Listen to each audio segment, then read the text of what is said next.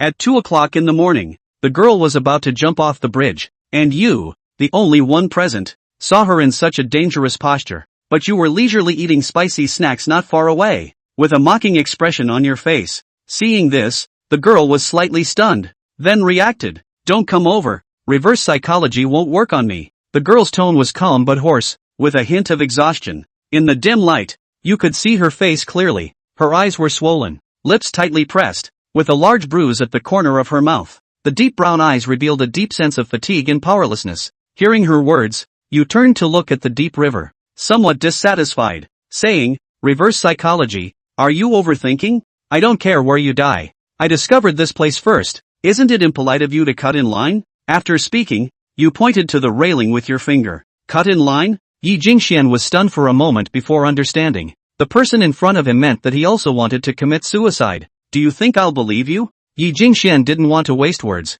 so he let go of the fair little hand he was holding on the railing. This posture was already very dangerous. A gust of wind could blow her off, but you casually glanced at her, still indifferent, looking towards the river. "Do you believe it or not? It's none of my business. If you jump down, I'll have to spend energy to find another bridge. It's so troublesome. I finally found this bridge with not much traffic and a big river. I was thinking I could disappear quietly without a trace, feed the fish, and not bother anyone to collect the body, but you messed it all up." After you finished speaking, you scratched your head irritably. Yi Jingxian was stunned. Why is this person's reason for choosing this place so similar to his own? Both wanting to quietly leave this world without causing any trouble to others. At this moment, she already somewhat believed the words of the man in front of her. He also came from killing. Otherwise, how could their thoughts be so similar? "Hurry up and go down. Go wherever you want to jump. Not here. This is where I jump." Suddenly you seemed to think of something, raised your head and stared directly at the girl in front of you, speaking in a somewhat domineering tone. After speaking, you climbed up the fence in place, imitating Yi Jingxuan's sitting posture on the fence, lazily stretching your hands and not grabbing the fence in a dangerous sitting position. Finally, you waved to the girl, signaling her to leave quickly. Yi Jingxian was a little confused and asked, "You jump yours, I jump mine. Am I bothering you?" Her tone started to get a little excited and a little aggrieved. She is usually more introverted, and communicating with strangers is always difficult for her. But at this moment, she was fluent in communication with the boy she met for the first time. She didn't know if it was out of anger. "I don't want to die with someone else." You glanced at her, a look of disdain on your handsome face. Yi Jingxian felt like she was going crazy. "Who is this person? I haven't even said I dislike you yet, but you're the one who dislikes me first." She glanced at her watch. It was already 2:31 in the morning, 29 minutes away from the 3 o'clock she wanted. Just endure a little longer. She tried to calm her emotions, persuading herself in her heart.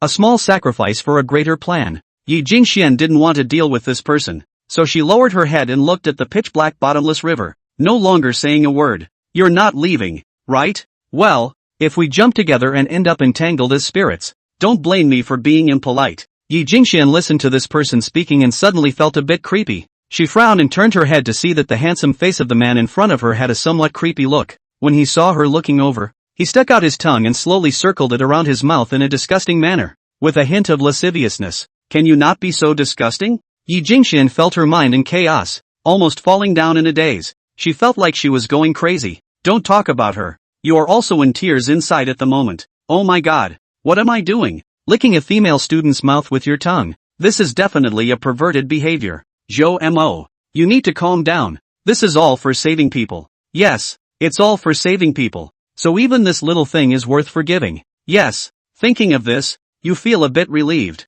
"Can you change places? I'm begging you." Zhou Mo, who was messing around with his thoughts, suddenly heard the girl's somewhat pleading voice. Zhou Mo sniffed and was secretly happy, knowing that her thoughts had been brought into the ditch by herself. As long as she was here, this girl should not dare to jump around. He craned his head to meet its gaze, and saw the girl's face staring at him with a complicated and wary look. Zhou Mo had a plan in his mind and said, "I spent all my money today and I don't have any money for the bus." After saying that, Zhou Mo shrugged his shoulders seemingly helplessly, looking at Yi Jingxian gnashing her teeth. "Money? Want money? Fine. I'll give it to you, as long as you promise to get out of here." Yi Jingxian of course does not like the guy in front of her, but at the moment or let him hurry up and go is the most important. The money is not money. For her, it is not important. Give it. Well, then let's WeChat add a friend, so that transferring money is still convenient. You sweep me or I sweep you. Jomo's face had a somewhat badass smile on it. I sweep you.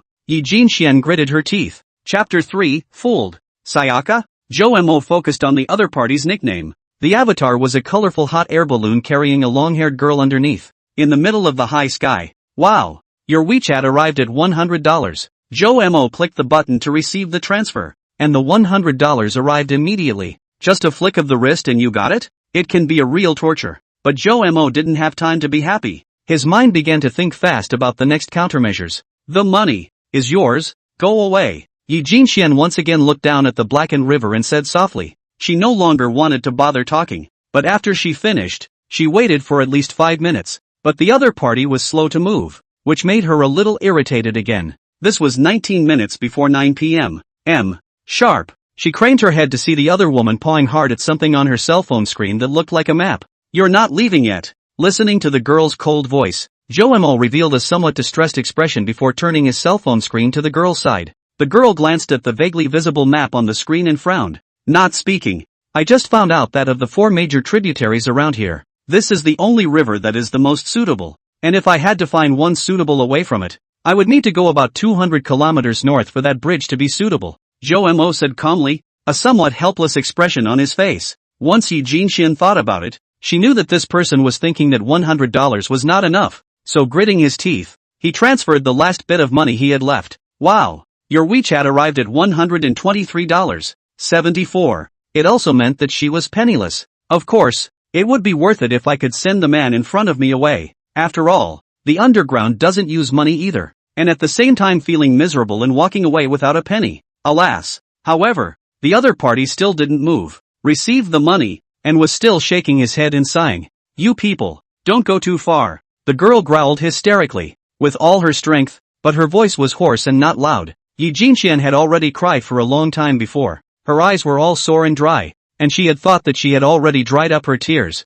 But now, a feeling of being very aggrieved and wrong surged up to her heart again, causing her eyes to fill up with crystals once again. She had no doubt that if she moved her head casually, tears would come to her eyes again. It's not a question of whether it's too much or not. We're being reasonable. It's just too far over there. This $223.74. It's not enough, believe it or not. Hearing the somewhat helpless voice coming from the boy next to her, Yi Jinxian turned her head and looked at the cell phone that the other party was reaching out for. But the tears had filled her eyes, and there was only a patch of shadows distorted into unimaginable images that she couldn't see. But even so, the glow from the phone was eye-catching enough in front of her eyes to allow her to recognize where the other person was. Suck it, Yi Jinxian huffed, blinking hard several times, and after several efforts, she finally vaguely saw the other party with a helpless face. As for being seen in this mess she was in, she didn't care anymore. It didn't matter. And Jomo looked at the big tearful eyes in front of him and somehow felt a sense of suffocation. What has she been through? After almost half a minute of trying, Yi Jinxian finally saw what was on the phone. It's a navigational route shown, and it does look like it goes from this side to the other bridge, a distance of 249 kilometers, with a minimum taxi cost of $443. Turns out this guy was telling the truth. Yi Jinxian froze for a moment, feeling like her brain had short-circuited a bit, caught in a thought loop.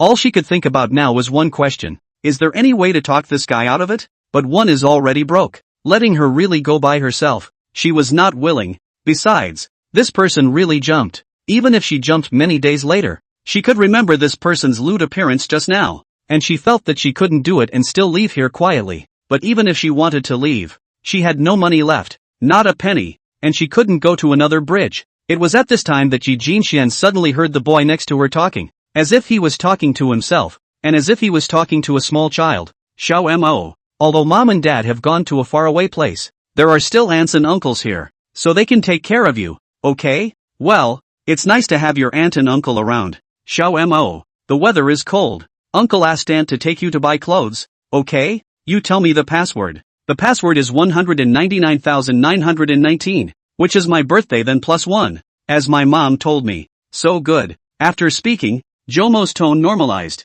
Then I realized that all the $90,000 or so on the card was gone. And all I got was a winter suit bought on the floor that cost me less than $100. And my cousin was wearing a fancy suit from the upper mall that cost him more than $3,000 before and after. That's all. And I was stupid enough to think they were really nice to me and happy for a long time. At that time, my grandfather, who was my guardian, was already sick in the hospital, and when he found out about this, he was very emotional and scolded my uncle, who said that I ate their food and wore their clothes, and was going to support me until I graduated from university. So what's wrong with taking some money? Grandpa was so emotional that he went within a few days. Then, as a result of an argument with my cousin, my uncle slapped me, and in a fit of rage, I ran away from home and stayed at a classmate's house, and never went back, nor did I spend a penny of their money, listening to the other party blah blah blah for half a day. Yi Jinxian stayed dumbfounded. Her heart was mixed, and her attitude towards Zhou Mo unconsciously softened by a few points.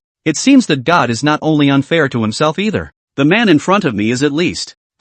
This bridge seems to work. It's $30 short. Why don't you borrow it? Seeing that he had said a bunch of words and finally caused the other party to empathize, Zhou Mo spoke with a hint of stealing in his tone, and he once again raised his cell phone, wanting to let Yi Jinxian take a look at it. Yi Jinxian felt a sourness in her heart as she listened to the other party's tone of voice. It wasn't like he didn't know what he was coming here for, so how could he still be happy? She peered over carefully, only to find that the other woman's cell phone glowed so dimly that she couldn't see it. Bad food. The cell phone is running low on battery, Zhou Mo said with some anxiety. Can't you borrow it yourself? I deleted all my contacts, whether it's my cell phone address book or my WeChat friends, and you're now my only friend, Zhou Mo said word for word. Seriously? At those words, Yi Jinxian was completely speechless. What kind of people are these? In that case, it's not like she can't borrow money. It's just that she's socially terrified and won't open her mouth until she has to. Seeing Yi Jinxian's hesitation on her small face, Zhou Mo continued to keep anxiety on his face, but in his heart, he was secretly happy. Why don't you come over and take a look? I wouldn't dare to lie to you, and when the real situation is confirmed, you'll also know what to do next. Yi Jinxian, who had been fooled, directly followed Zhou Mo's train of thought in thinking about the problem, but she was asked to approach boys on her own accord, something she hadn't done before, and for a moment she was guilty of hesitation. It's about to run out of power. If it does, I'm not leaving. The other party's words made Yi Jinxian clench her teeth and directly use both hands to grip the railing, slowly moving her little butt to lean over. It's now 7 minutes to 9 p.m.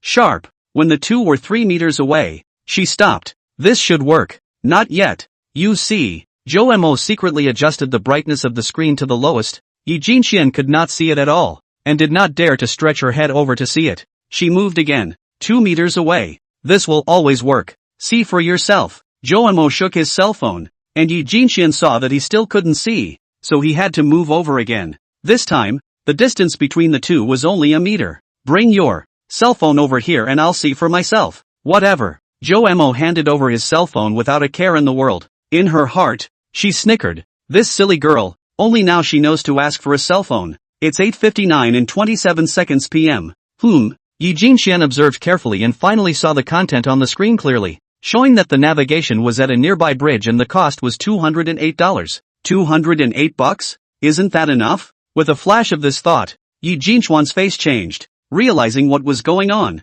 she hurriedly let go of her hand and leaned forward, ready to jump straight down.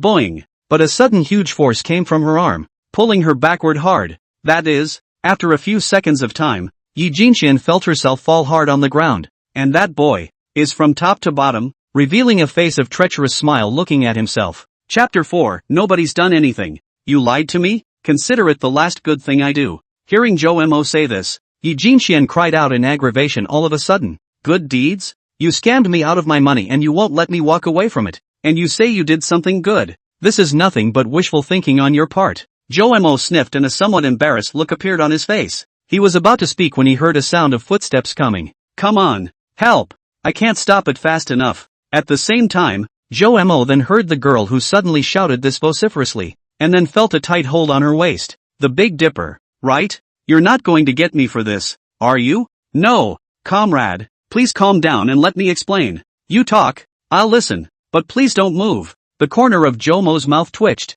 and as he was about to explain, he was grabbed tightly by the shoulder. Hearing someone chiding this cunning fellow, Yi Jinxian's mood, which was still stifled just now, suddenly got a few points better, and the corner of her mouth couldn't help but hang up a touch of arc. 3 hours later, Zhou Mo glanced at the clock that was already immediately 12 o'clock and skimmed at the svelte middle-aged man with gold-rimmed glasses in front of him. I said half a day. Zhou Mo is it? Can you understand? Live. Dr. Shay, I've said it many times. I didn't want to kill myself. She was the one who wanted to kill herself and I dragged her down. I understand. What do you understand? Is too perfunctory. No evidence, please don't talk nonsense. Joe sat down in a comfortable chair and scratched the back of his head in a forced manner to show that he was troubled. Xiatian sat on the opposite chair, his body slightly leaning forward, his eyes gazing at the two visitors in front of him. His expression was gentle and cordial, as if he was conveying the word understanding with his smile and eyes all the time. Based on his years of experience, the young man in front of him and the young girl sitting next to him who always kept her head down were both having light thoughts. As for why they didn't know each other at all yet happened to be in a place at the same time, Xiatian didn't feel very surprised. The places where lightweights choose to kill themselves follow a certain pattern, as does the timing. Evidence? I'm sorry, there is. It's a cab driver who reported it. Driver? Joe immediately thought of that driver master and instantly gave up his intention to defend himself, then told a rough story about his day, and finally said about Ji Jinxian who was next to him, but said it in a very detailed way, even adding a few points of oil and vinegar. After all, a dead friend of the road is not a dead friend of the road. Yi Jinxian had always kept her head down, with an appearance of refusing to communicate, but at this moment, when she heard Joe's words, she raised her head and glared at Joe. But in front of the psychiatrist, her fearful nature came out again and she never spoke. But no matter what, within the next 3 days, both Joe and Yi Jinxian were counseled countless times by the psychiatrist. Joe is afraid of the trouble is getting bigger and bigger, then simply said that he is impulsive, will not have this kind of idea again, and even took the initiative to analyze the harm of impulsive from all angles, but in turn is to listen to the Xiatian froze, holding back a load of his words. Although Yi Jinxian was reluctant to speak, she tried to cooperate as much as possible to leave early. When Joe left, Yi Jinxian remained inside. Yi Jinxian. Although the detailed psychological talks were conducted individually on a one-on-one basis, Joe still knew some basic information about the girl. Yi Jinxian, 18 years old this year, is a very ordinary local university engineering college student. Withdrawn nature does not like to talk, but academic performance is excellent. Speaking of this is also a coincidence. That engineering college, the original taught their own grade director and classroom teacher also went there to teach, due to outstanding performance, but also became a vice principal to come, can be described as a legend. As for the real reason that led to this girl not being able to think, this belonged to personal privacy. Joe was not too clear, but soon, Joe's mind moved and thought of something. This engineering college seemed to have some problems because of its management, so his own homeroom teacher transferring there couldn't be said to be inextricably linked to this. And another thing this school is famous for is that there are morning and evening study halls, and it's usually a semi-closed management state. And it's said that there are students who have been caught surfing the internet over the wall, and it's just outrageous that the university is just like a high school. Che, what does it have to do with myself? I can save her once, but I can still save her for the rest of her life? Joe rolled his eyes and opened his cell phone. 3 days passed, not a single phone call, only a cell phone text message, and it was sent by a landlord of worrisome character to urge the payment of rent. I just paid 3 months' rent and it's only been just a month and I'm being pushed again. He looked back at the doors of the hospital, and the assorted characters bustling around, a confused look in his eyes as he stood still for a long time without taking a step, realizing that he suddenly didn't know where he was supposed to go. The rhythm is all messed up by that stinky chick. As soon as he thought of this glance at the end life, Joe felt tedious as hell, casually flipping through his cell phone. Then again, the transfer record of the girl named Yi Jinxian looked at him for a moment, remembering the farce a few days ago. Then the corner of his mouth unconsciously curved up an arc. At that time, Joe even smelled the faint fragrance coming from her hair, and there was a handful of dull hair tickling his face. Looked at the balance of the card, and then directly to the other side transferred 374 yuan, and did not think to wait for the other side to speak, directly deleted the friend. This money, even after deleting a friend, is still claimable. Don't ask why you did it. It's just cool to ask. It makes sense to want to be cool in front of girls your own age, right? Joe is not afraid of her not to receive. She has been cheated out of a penny. Not to receive money, how to activities? It's hard enough to get a cab and a bowl of noodles. Looking at the less than $500 left in the card, it was just enough for himself to take a taxi to the bridge in the distance that Yi Jinxian had shown him earlier, the Manhwa bridge. So he decided to go and just go there. Pork noodles, huh? $10. Here's dried beans, sausage, lion's head, chili peppers and bean skins. What do you add? All plus and doubled. Oh yeah, and a Sprite. Make it a big one. Joe first found a random neighborhood noodle shop and spent $30 on a bowl of noodles. Ha! Joe used to consider it a luxury to eat a bowl of noodles with nothing added in order to save money. not to mention Sprite. So, he's eating now. A big bite of pasta, a bite of Sprite, a big bite of lion's head, a bite of Sprite. Never have I eaten noodles so openly and without fear. Never. Joe felt really good. There was even a vague feeling of inexplicable happiness welling up. Turns out, you can be so happy for $30. The thought popped into his head, and then the tears barred down silently. Not caring about the guests next to him and the strange gazes cast by the boss, Joe just immersed himself in his own world. It's only a short 13 minutes though. He didn't know why he was crying. Obviously he was fine the last time he ate a big meal, but he couldn't help himself when he thought of that stupid girl with tears streaming down her face. Damn. Women are trouble. He reached for the paper towels on the table, drew one over and carefully wiped the grease stains around his mouth before lifting his leg and leaving the noodle shop. At 3:19 p.m., Joe once again got into a cab. Master, go to the mountain and see world in the northern mountain city. This time Joe learned a good lesson. Did not directly let the cab directly sent by the bridge, but chose a large amusement park not far away. Used to cover the ears. Yo, it's still a big order. It's not close to here. It's almost 3 hours. This driver was a big brother in his 30s with a very chatty look. Seeing this, Joe squeezed out a smile and didn't say anything. Guy's kinda shy, huh? If you don't mind, I'll take a guess at what you're there for. Master glanced in the center rearview mirror and smiled. Joe smiled and nodded as he sniffed with a bit of interest to see what this man could say. You go on, big brother. Let me guess. At your age, you just started freshman year, right? It's the right time to fall in love. Are you in a hurry to go over and play with your little girlfriend? Chapter 5, you look back. You're in a hurry to go to the amusement park with your little girlfriend? I have to say, this big brother reasoning or have a nose and eyes. Change into the general boys. Joe think also really be his guess right. Taking a cab all the way to the fairgrounds in a big windy hurry alone. Headstrong student parties are indeed the most likely to do such things. How about that? Am I right, old buddy? The driver's master's voice came again. Joe leaned back in his seat, looked sideways out the window at the traffic-laden streets of Haicheng, and casually perfunctorily, you're a good judge of character, big brother. Ha ha, I told you. The master sniffed and laughed. The car quickly drove out of the downtown area of the city of Haiyang and slowly headed towards the mountain city in the north. But this place was originally adjacent to the beach. Plus the weather is also slowly turning hot. Rain is just the season. By the time they drove into a cross-river bridge that was an important hub connecting the mountain city with the sea city, the originally sunny weather had already clouded over the clouds and had a tendency to get more and more gloomy. This damn weather. In case it rains in a while, it will be troublesome. This side is not like the inland. A heavy rain, quasi-gusty wind. Listening to his master's somewhat worried words, Joe just raised his eyes to look at the sky and let out Rain was nothing. Even if the world ended in a while, Joe felt that he wouldn't lift his eyelids. At 6:10 p.m., a cab from Sea City slowly pulled up to the front entrance of the Shanghai World Amusement Park in Entei. Before he even got out of the car, Joe saw the amusement park gate from the car window, and under the huge archway, people were streaming in. On either side of the entrance, towering colorful flags fluttered in the wind. In the distance, the huge wheel on the Ferris wheel spun slowly. Joe opened the door of the car, and before he got off, he heard very noisy sounds, the voices of small children yelling, the shouts of vendors, the cheerful background music of the playground, and smelled a smell of barbecued sausages. Glancing over at several young couples walking intimately into the playground, hand in hand, he complexed his features a few more times. Luck is still with us. The sun is a bit poisonous right now. A cloudy day would be fun instead. By the grace of the master. After paying the money and waiting for the cab to leave, Joe looked for a direction to confirm where the bridge was, and just as he stepped away, he felt a slight coldness on his face.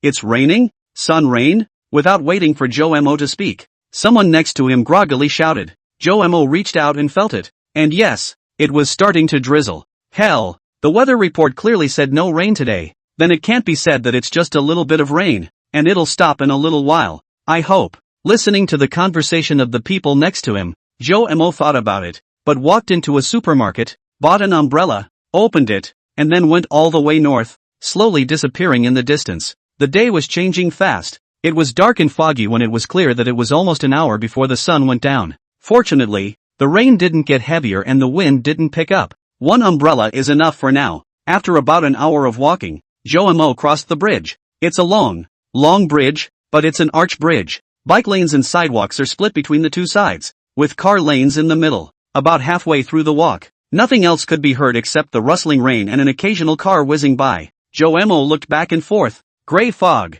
Although visibility is still possible, but cannot see the end of the bridge, only one after another street lamps barely illuminated a small piece of a small area. Compared to the other day when he went to the Sea Road Bridge, Joe Mo felt that his heart was much heavier at this time. Cloudy and rainy days already make people depressed, plus this cannot see the end of the road to and from the road. Joe Mo feel even more lonely. It's like stepping onto the path to the sky. Where did I come from? And where to go from there? Still, a view like this was rarely seen in normal times, and he pulled out his cell phone and cacked the shot, trying to get myself to look away. At 8:33 in the evening, Joe Mo finally reached the center of the bridge, and he didn't mind that the railing was stained with rainwater. Lazily lying on his back with his elbow clamped on the umbrella, looking down at the dimly lit river, Joe Mo looked at his watch and remembered that the stupid girl who was ready to jump into the river a few days ago seemed to be waiting for 9 o'clock sharp to jump. How much is a round number? I'm good for 9 o'clock too. Joe Mo spoke softly, his voice so small that it was barely audible.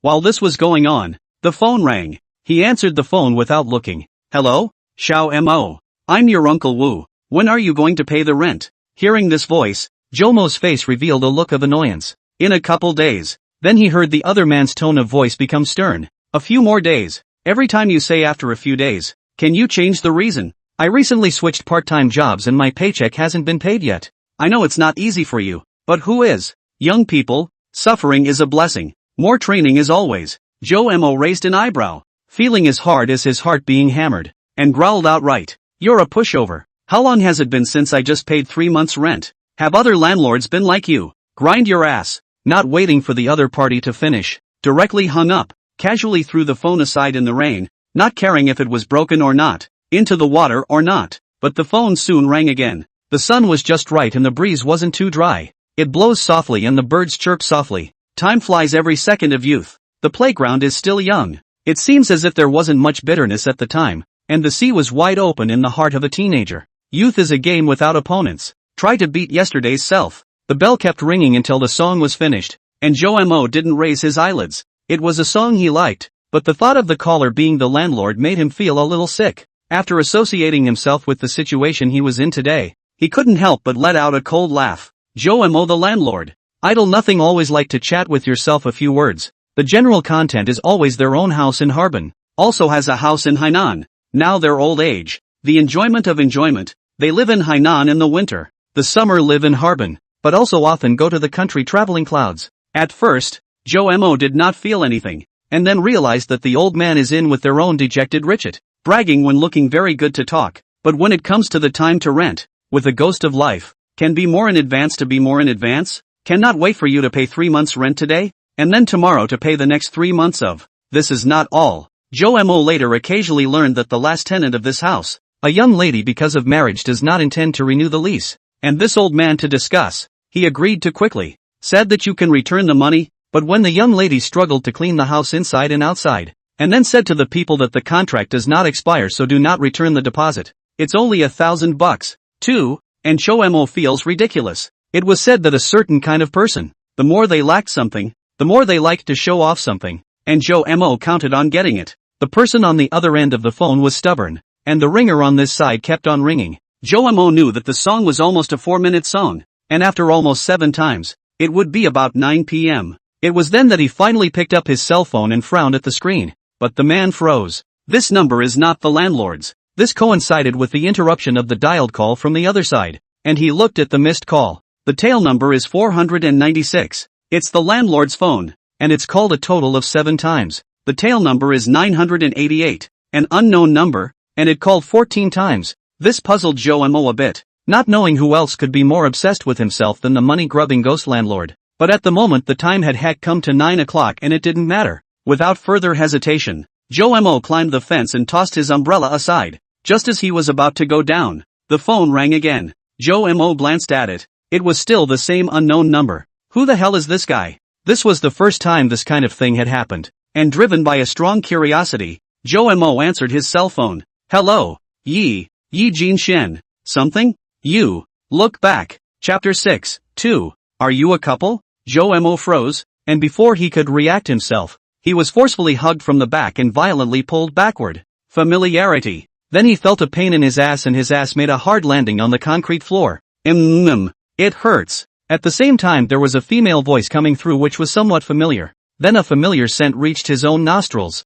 Jo-mo looked back and saw a pretty little face, especially those big eyes, which were very watery and at the moment revealed some aggression. There was also a large bruise on the corner of his mouth. That's right, it's that silly little girl, Yi Jinxian. Ah, when Yi Jinxian saw the other party looking over, the face-to-face distance was very close. Like a frightened deer, she hurriedly let go of her small hand, and with a somewhat flustered expression, she stepped backward and pulled away. Seeing this, Jo-mo was ready to stand up, and his butt had just left the ground when he saw the little girl behind him blush, clumsily and hurriedly move over again, once again controlling himself fiercely. This time, not only was the scent fresh to the nose, but you could also feel a softness on your back. At the moment, the two people's faces were very close to each other, and he was about to open his mouth to say something, but the girl met his eyes for a second, then averted her gaze in panic, and then directly lowered her head. Not daring to look at him, Jo-mo tried to stand up again, but found that he was locked firmly by the other party and could not exert any strength at all. This stupid girl was quite smart. Knowing that she was weak, she held her waist so that she couldn't make herself strong. That way, it's not good enough to break away from her and jump yourself. She was obviously so afraid of life, but she seemed more afraid of herself. A stranger, jumping in. What a strange girl, Jo-mo thought. You let go. No. Listening to the girl's stubborn voice, Jo-mo sighed. You're being nosy, you know that? If you won't let me jump, I won't let you jump. Jo-mo raised an eyebrow at his words. You let go. I'm not jumping. Really? Lying is for puppies. No talk? You're a puppy. Woof woof. Hey, this stupid girl, she's not easy to fool.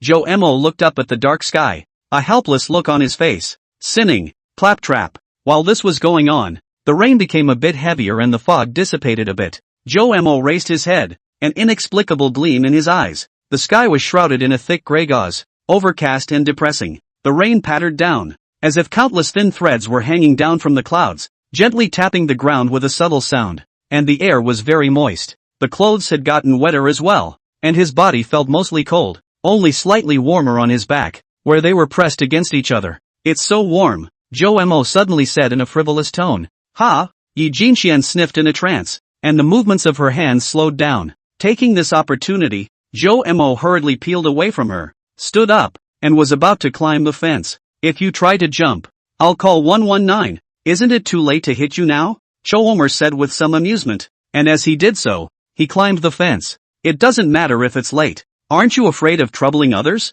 When the rescue team comes, see if they are busy. What a waste of manpower and resources. Even if you die, you'll bother to salvage the body, and then you'll show everyone how you've risen to a pig's head. Then someone else has to go through the trouble of pulling you away, forensically examining the body, disemboweling you, and then throwing you into a furnace to be cremated. Yi Jinxian said louder and louder, and finally began to gasp when she finished, and took out her cell phone in front of Jo-mo, looking like she was about to call 119. This speech disliked Jo-mo's speechlessness, and it did indeed hit on his 7 inches. Both of them chose this kind of place to end up, with more or less similar personalities, and it was basically all said by this little girl. Jo-mo did want to leave quietly, and right now it was obvious that he was no longer eligible, so he honestly climbed down the fence. Achoo! Yi Jinxian didn't bring an umbrella when she came. Her clothes were a little wet. She felt very cold and sneezed. Seeing this, Jo-mo hurriedly picked up the umbrella next to him and covered the 2 people in it. Then he took off his coat and handed it to the girl, but the other slapped his hand away as she refused to take it.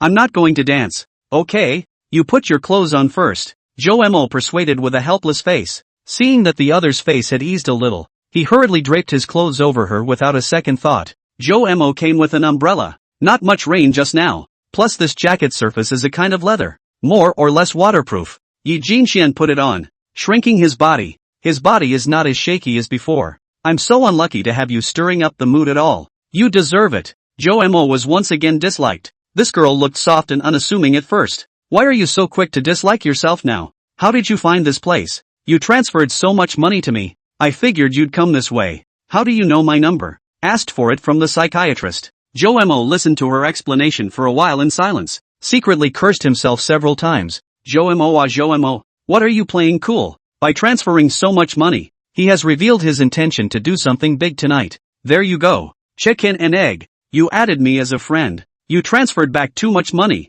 I'll pay you back. Yi Jinxian said, her big eyes looking straight at Jo-mo's face. It seemed to be afraid that he would suddenly jump. Joe Mo glanced at the other party's disheveled and wet hair because it was wet from the rain, opened his mouth, felt that he would still be disliked if he said he didn't need it, and finally picked up his cell phone. Little Leaf has applied to add you as a friend. Do you agree? Joe Mo clicked agree. Friends added. Seeing that the boy in front of her obeyed, Yi Jinchuan's small face was no longer so serious, and her wrinkled brows eased a bit. Well, I'll transfer the money to, right away. Before Yi Jinxian could finish her sentence, she saw that the boy in front of her was looking at her back with a shocked expression on his face. She looked back in surprise at the sight and took a closer look. Herself noticed a figure sitting on a distant fence in the foggy distance. The silhouette seemed to be facing this way, and seeing Joe Mo and Yi Jinxian looking towards him, he directly turned his head towards the water, and without any hesitation at all, he directly allowed himself to lean forward and leap down. This was followed by a muffled plop sound from below. Joe Mo and Yi Jinxian were both dumbfounded. Hello? Someone jumped into the river at. Joe Mo quickly reacted and immediately dialed for help. Clap clap clap. Not long after hanging up the phone, the rain was getting heavier, and the wind started blowing on the bridge, which also had a tendency to get stronger. Joe Mo and Yi Jinxian stood at the position where the man had just jumped into the river. Looking down, the darkness was not visible at all, like a bottomless abyss giving a strong sense of oppression. They looked at each other, both reading complexity in the other's eyes. 15 minutes later, Joe Mo finally saw the ambulance coming in the distance. With its blinking headlights cutting through the darkness of the night, it was very eye-catching. Who made the call? Where did the person jump from? An older man in a lifeguard suit jumped right out of the car and asked. When Yi Jinxian saw someone coming, she took a step back and silently hid behind Joe Mo. That's the location, but it's windy right now and I don't know if that person will drift elsewhere. Joe Mo explained to the uncle, who soon understood the current situation and used the pager to command the ship to approach this way. Thank you. Stay here to help us find the location in such heavy rain. Freezing, hurry up and get in the car to warm up. Someone has already gone over to rescue us under the bridge. Then without any further ado, he pulled Joe Mo and Yi Jinxian towards the car. Joe Mo felt his arm being gripped hard by the girl behind him. Joe Mo twisted his head and locked eyes with her. Then the two of them silently followed into the car. Inside the car and on the bridge were two worlds. Not only were they illuminated by the lights, after a few seconds, Yi Jinxian felt much warmer all over. Joe Mo and Yi Jinxian both wiped their hair with a towel and were in much better spirits. Thanks. Joe Mo wiped his head and returned the towel in his hand. This country-faced uncle smiled and nodded, looked up and down for a few moments at the man and woman in front of him, and said with a thoughtful smile, My name is Lu Day. You too, are you a couple? Chapter 7 We. Fizz. R. We. Hiss. R. Joe Mo was about to say no when he felt a pain on his backside, and with a grin at the corner of his mouth, he immediately changed the words he was about to say.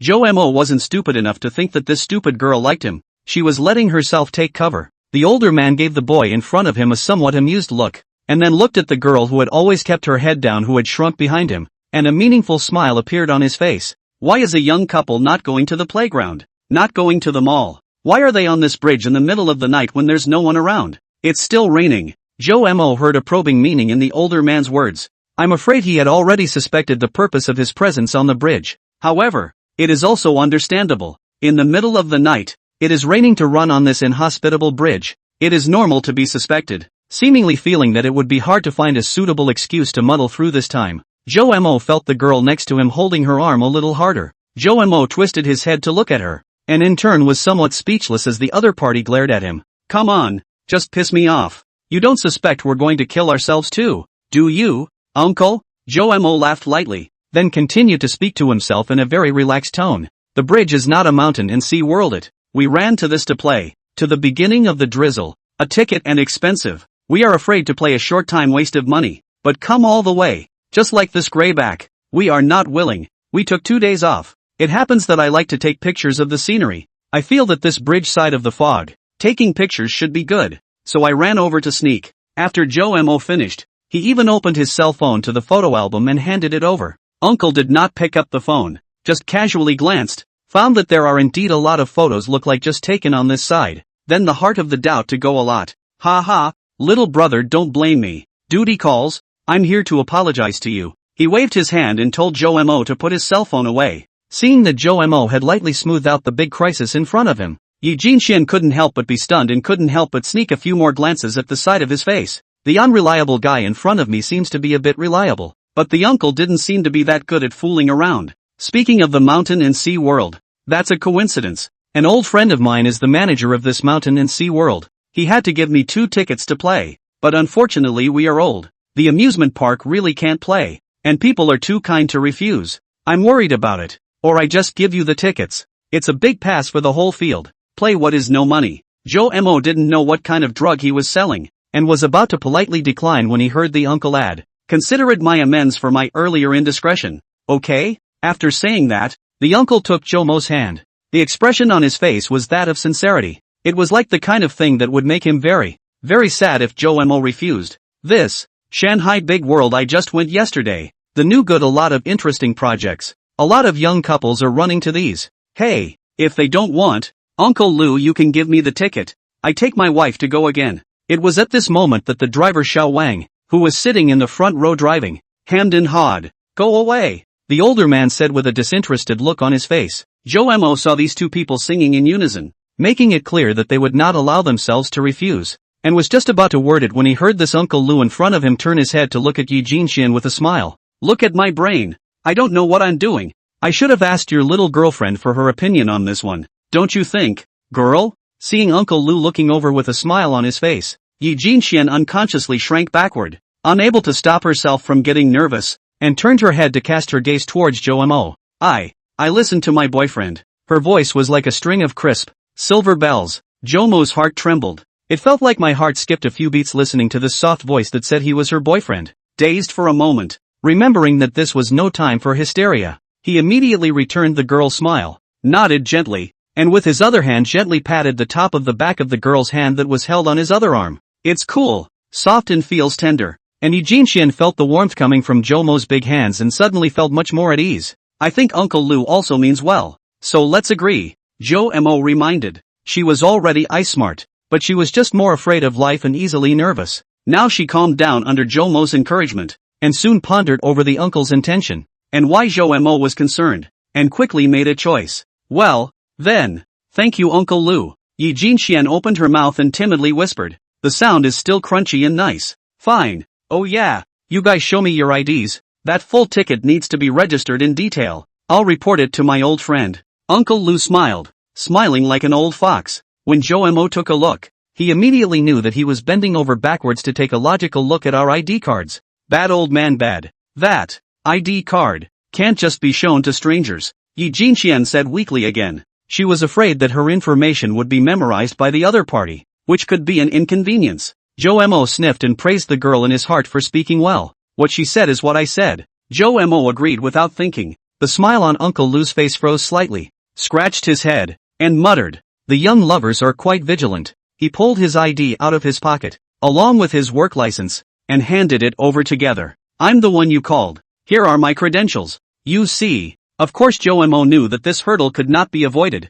It was just a matter of struggling. Keeping refusing would only make people suspicious, and after receiving a casual glance, he handed it to Yi Jinxian, who glanced at it and handed it back. "Jinxian, Uncle Lou is a good man. Let's give him our ID cards." Joe Mo twisted his head and smiled as he said in a double entendre to the girl next to him. Yi Jinxian's entire body was stunned when she heard Joe Mo say that. "He called me Jinxian? Jinxian? Frozen?" Seeing that Yi Jinxian had become dumbfounded again, and fearing that Uncle Lou would see something fishy in it, Joe Mo immediately raised his voice a bit and called the girl's name once more, and then also reached out through the hair on her forehead and touched her forehead, then muttered to himself, "Strange, it's not hot either." After giving such a long time to cover up, Yi Jinxian finally reacted. She felt her face burning. She looked up at Joe Mo and realized that the other party was looking at herself with a very gentle look, and even more so, she felt her face burning terribly. "All are at your disposal," she said weakly, then fumbled for a moment from her own small bag,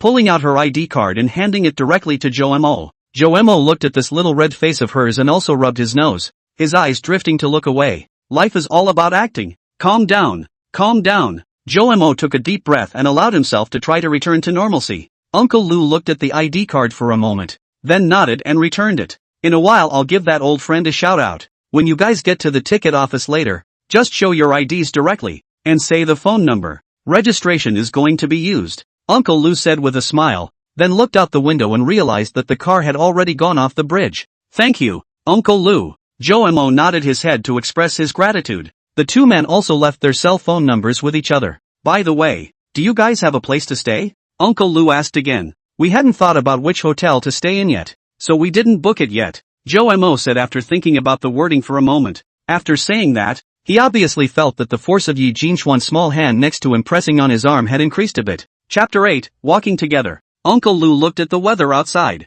It was surprising to realize that the rain had stopped at some point and the wind had died down a lot. This damn weather. It's so changeable, but it looks like it shouldn't be tomorrow. It's a hot day, and it just rained, so tomorrow is just the day to go play. He muttered to himself, then added, do you want to live near the entrance of the Shanghai World?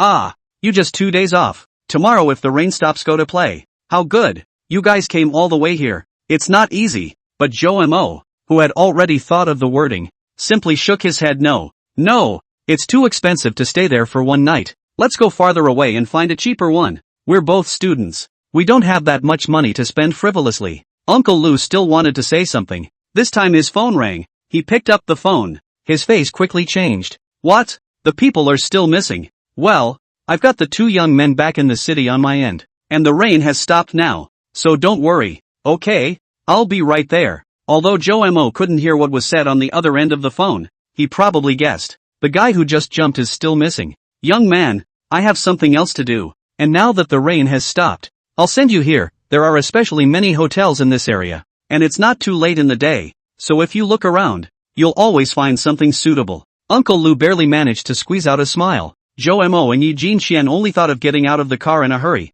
The farther away from this uncle, the better, and hurriedly answered a few sentences, then opened the door and got out of the car. Then I'll schedule your tickets for tomorrow. So if it's not raining, remember to go. Make sure you remember. The car had already driven away, and from afar came the voice of this talkative uncle repeatedly exhorting. Joe Mo and Yi Jinxian watched the car disappear, and then turned their heads to look at each other. Under the 4 eyes, they both hurriedly twisted their heads to avoid, and pulled away the distance of 2 bodies. Yi Jinxian felt her face a little hot again, and Joe Mo felt that his heartbeat was suddenly a few minutes faster just now. Ahem, the moon is so big. Joe Mo looked up at the large moon in order to ease the embarrassment and casually said, well, it's beautiful. Yi Jinxian also responded mechanically. All of a sudden the two fell back into a silence that was a bit awkward. After the rain, the air in the street is fresh and quiet, with a bit of wet earthy flavor. The trees on both sides of the street, the leaves are still hanging on the crystal water droplets, occasionally dripping,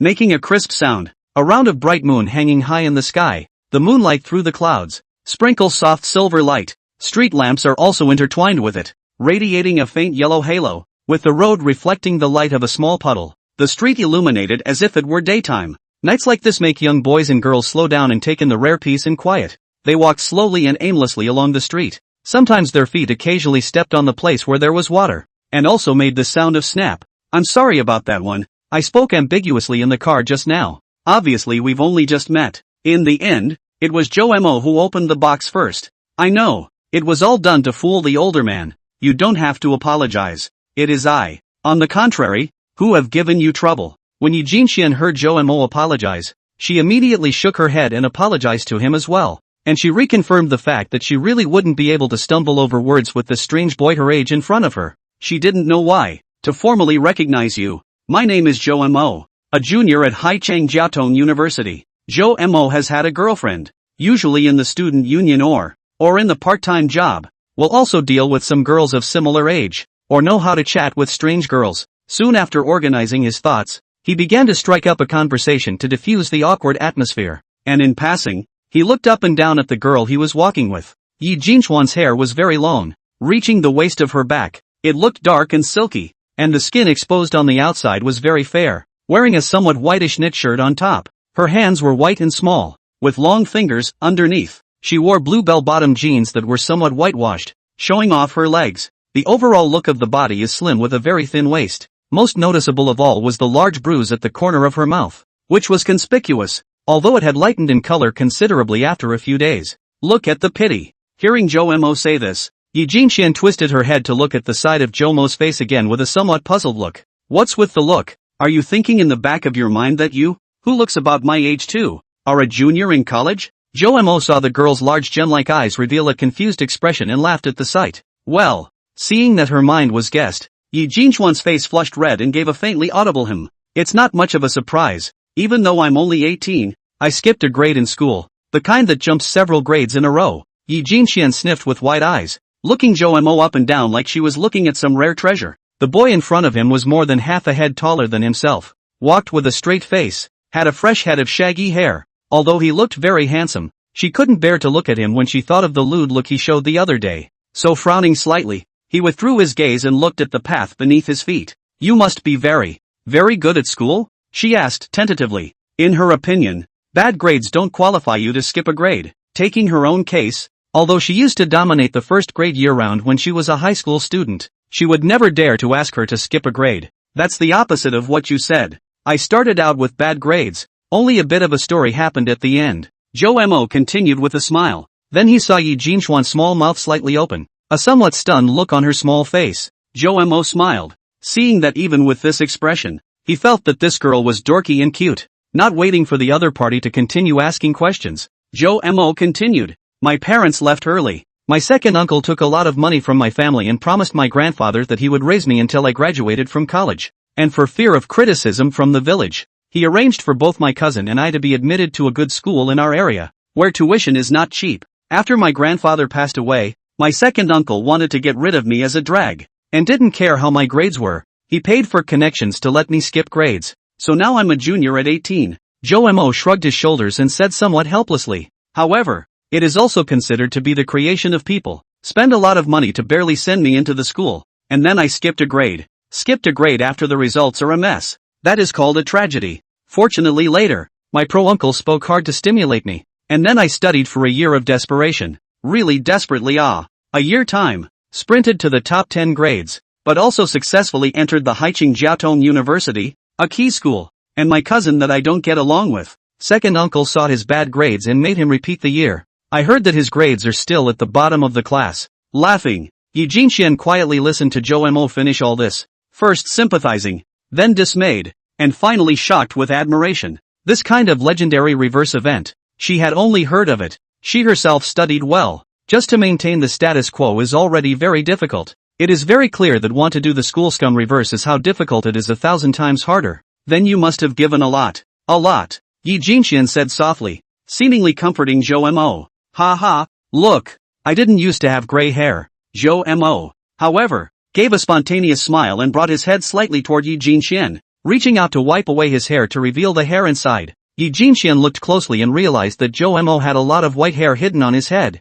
These are the proofs. Ha ha, in fact, it's okay, you are not seen. The old family neighbors in the face of the second uncle praise him in order to let me Shanghai City Jiaotong University. His own son is put up. At that time, that face. I want to think about it once and then I laughed once. Zhou Mo finished and laughed out loud. This mentality of his was also infected to Yi Jinxian. The little girl also accompanied to cover her mouth and laughed softly. The atmosphere between the two, without realizing it, was much more cordial. Chapter 9, Finding a Place to Live Together. The two people got rid of the awkwardness from earlier, and the atmosphere of chatting was relaxed and active. Yi Jinxian also rose a hint of curiosity towards the boy in front of her. He seems so cheerful and spontaneous, and he can laugh off the bad memories of the past. But why is he trying to end himself now? Yi Jinxian wanted to ask, but it was personal privacy, and in her place, she wouldn't want to casually reveal her scars. Afraid of spoiling the current atmosphere, she thought better of giving up the idea of prying around,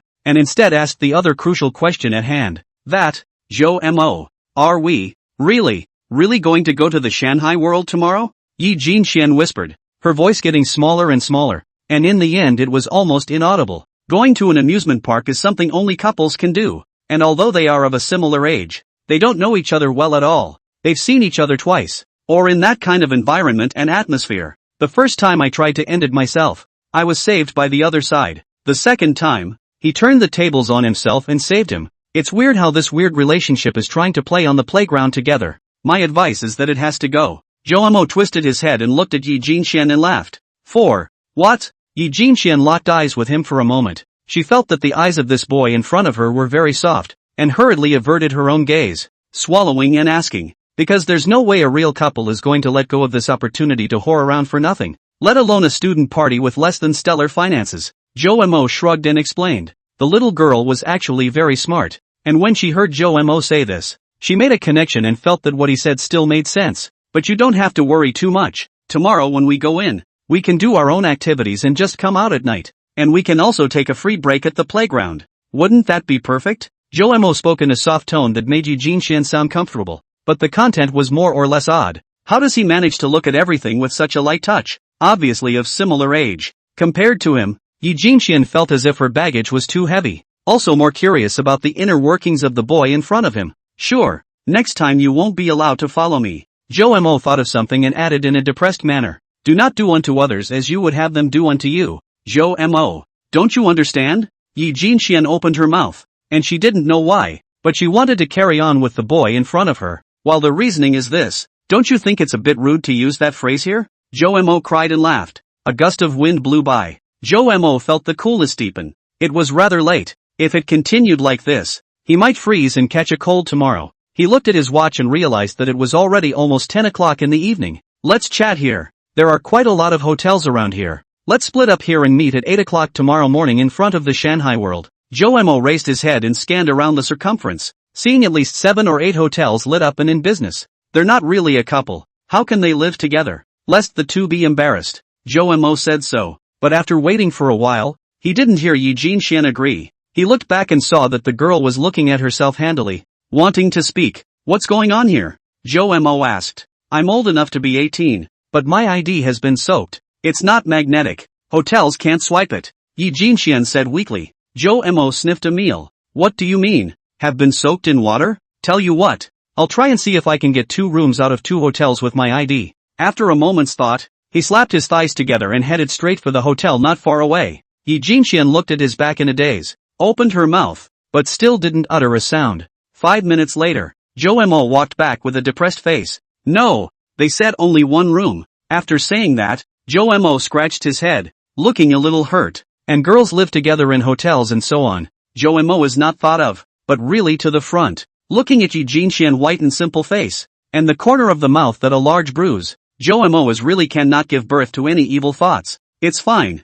I'll just rest on the couch by the front desk. When Yi Jinxian heard Jo-mo say this, she lowered her head, shook it, and forced a smile. Let's go over there first. Jo-mo did not answer directly and once again walked towards one of the hotels he had just visited. Looking at the back of the boy in front of her, Yi Jinxian hesitated for a moment, but still followed. Yi Jinxian usually has a strong sense of defense. If she were someone else, she would never dare to follow anyone into the hotel, but to Jo-mo, she had a unique feeling. The way Jo-mo looked at her was very different from the students in school. It was very soft, and with what happened before, Jo-mo didn't take the opportunity to do anything to herself. This made Yi Jinxian trust Jo-mo a little more. Can't I just add some money? Big brother, just be accommodating and open an extra room, okay? Yi Jinxian pushed open the glass door of the hotel and just as she approached the front desk, she heard Jo-mo standing at the front desk and said, It's okay, I'll just sit in the lobby and relax. Yi Jinxian hurriedly said to Jo-mo, but after she finished speaking,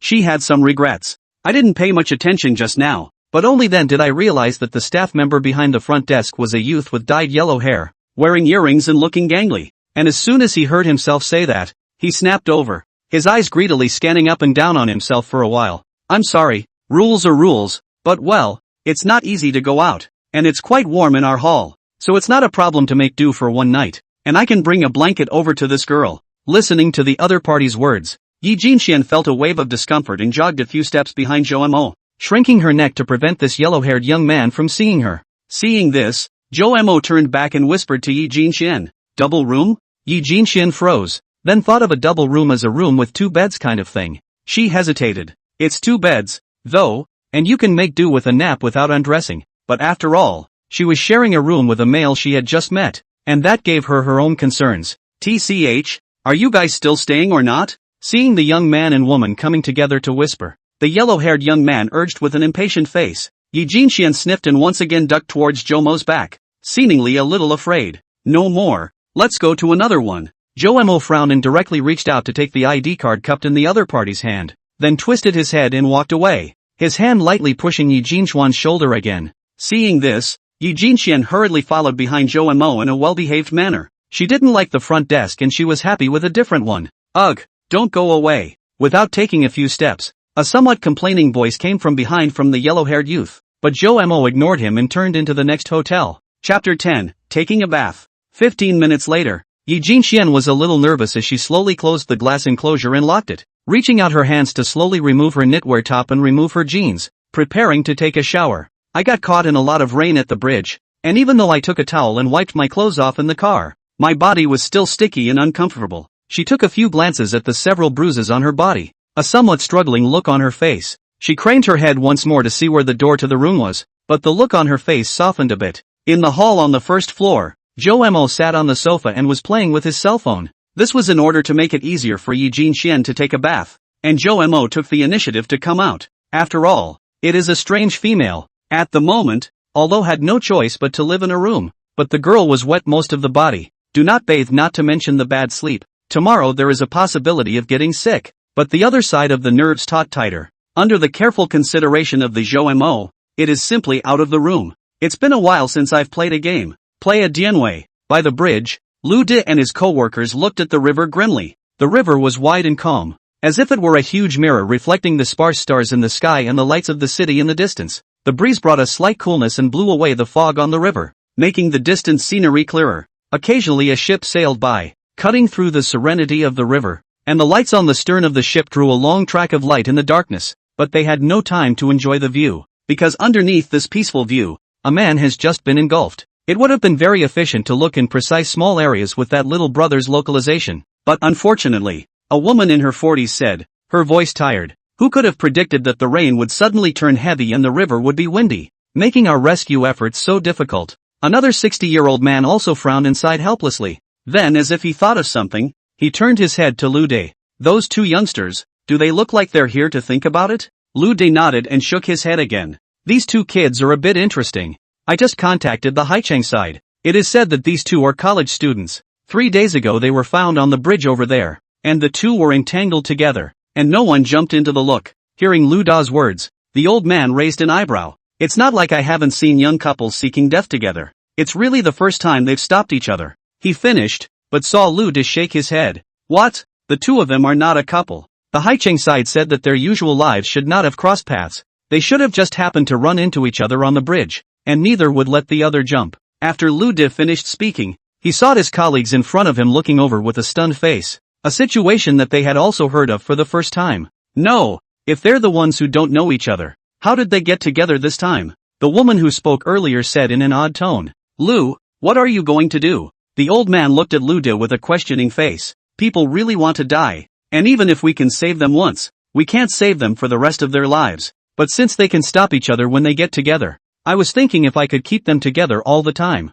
Ah, old Lu, you're going to pull the red thread? Just after Lu De finished speaking, the middle-aged woman responded with a dismayed face. Just try it, and it's up to God whether it works or not. Lu De laughed lightly and said his arrangement roughly, and the two beside him listened to it with thoughtful nods. Boom boom boom boom. 207 inside the room. Yi Jinxian coiled her long hair that was still a bit watery on top of her head, wrapped in a snow-white blanket. Her small feet were wearing disposable cotton slippers, exposing her bare heels, and she sat on the edge of the bed and was blowing her jeans back and forth with the blowing air on fire. She had just finished blowing her own top and had hitched it up. It's not very realistic to try to completely blow dry freshly washed clothes, but it's still not too stressful to blow dry them an eighth of the way and hitch them up to dry them overnight afterward. After a few minutes had passed, the girl, feeling about done blowing, stood up and walked to the other side of the room. With the pace, long white legs loomed out of the blanket seams. In addition to the innermost garment, she soon had 4 of her own clothes hitched to the end of the bed.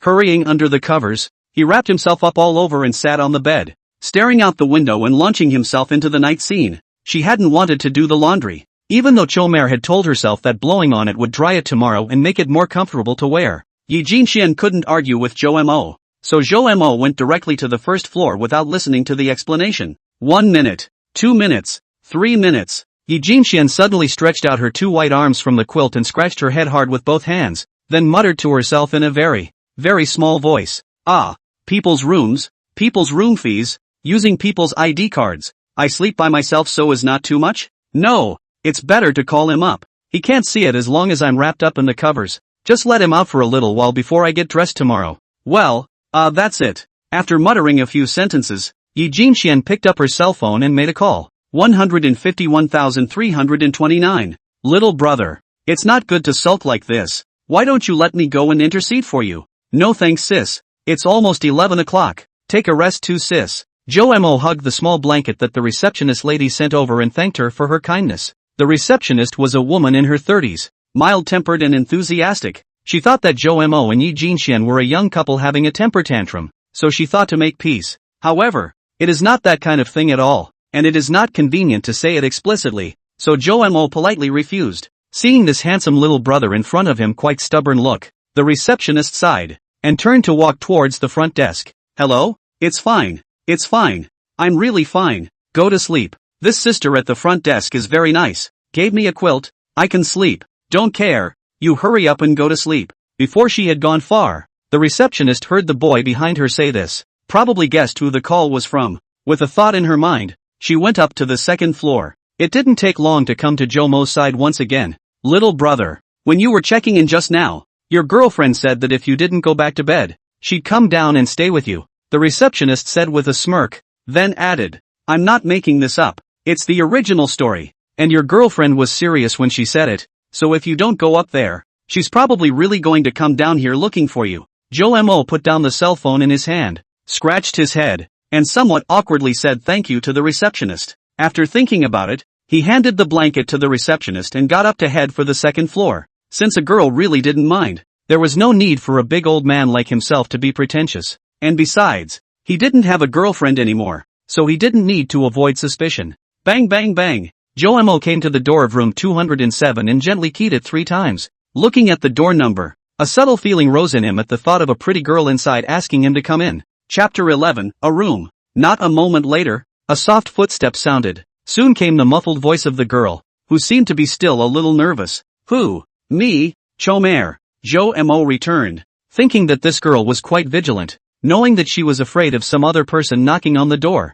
yet, allowing herself to be let in? Is this trusting? Chomer thought. So, I'll unlock the door. Wait 9 seconds, and then you push it in. The girl said nervously again, a bit of a muffled voice reaching Jo-mo's ears once more. Good. Jo-mo was a bit puzzled, but the request was simple, so he still agreed directly. Branch. The door to room 207 quickly rang with the sound of an unlocking and opened slightly a crack. Then a rush of footsteps was heard in the distance. At the same time, he also smelled a distinctive fragrance of shower gel. Like jasmine? This is just out of the shower, right? Jo-mo couldn't help but think a little, then shook his head and hurriedly removed the distractions. After counting to 9, Jo-mo reached out and gently pushed the door open. The first thing that came into view was the still somewhat wet footprints of shoes on the entrance floor, and then the stronger scent of shower gel came through. I'm coming in. Seeing that the lights were on, but not seeing the girl's figure, Jo-mo tried a word, but after waiting for a short while and no one responded to himself, he simply stepped away and walked in, then gently closed and locked the door. Looking at the door lock, Jo-mo didn't know why he was suddenly nervous. Teenage girls? Hotels? A locked room? Freshly showered? Just the two of us? These elements were born in Jo-mo's mind and quickly combined. It made Jo-mo's face also burn a little and his heart beat a few points faster. It even felt a little dry in the throat. Jo-mo, I see that you're really a bit hungry, so don't go and sober up. Jo-mo hurriedly pushed the door and went into the restroom first, directly opened the cool water and washed his face several times before he calmed down. Phew, it was then that he exited the restroom and headed into the foyer. And soon enough, he saw the bed on the inside by the window, and the man froze for a moment before he couldn't help but feel a little amused. On the white single bed, a peculiar creature that had wrapped the quilt into a ball only revealing its coiled hair appeared there, and half of the face below the eyes was also completely covered, only revealing a pair of big watery eyes that stared at Jo-mo with a blink. What are you laughing at? The girl said weakly as she saw the boy's look of forbearance and rolled her pretty big eyes.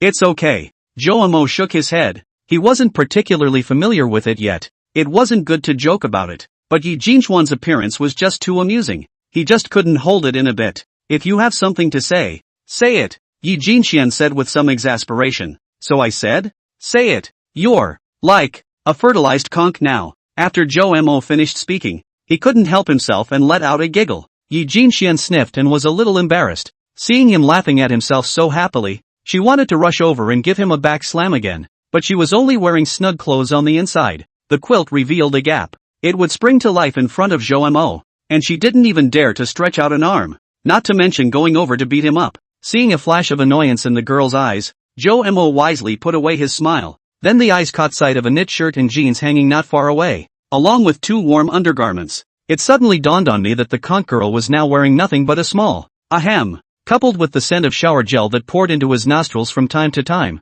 Joe Mo hurriedly twisted away, his body a little stiff as he began to pack up his single bed. Just test the cadres with this? Joe Mo couldn't help but think of this line in his mind. At the same time, in his heart, his impression of the girl in front of him became favorable. Yi Jinxian must have immediately run over to stop herself as soon as she left the hospital, not to mention a change of clothes. Even the umbrella did not have time to take, which is why they are wet like this. Now even with this face, he allowed himself to sleep in the same room with her. There were some things that didn't need to be said that Joe Mo understood. Yi Jinxian looked soft and fearful, but in reality, she had a strong character and was not willing to owe others favors. Compared to that woman who just knew how to PUA herself every day, Yi Jinxian was not only smaller and prettier than her. This character also won out too much. Joe Mo also didn't know why he was comparing Yi Jinxian, who he had just met, to his ex-girlfriend, and his mind was now in turmoil. When the bed was made, Joe Mo suddenly realized a problem. He's a light sleeper himself, and he can wake up at the slightest breeze.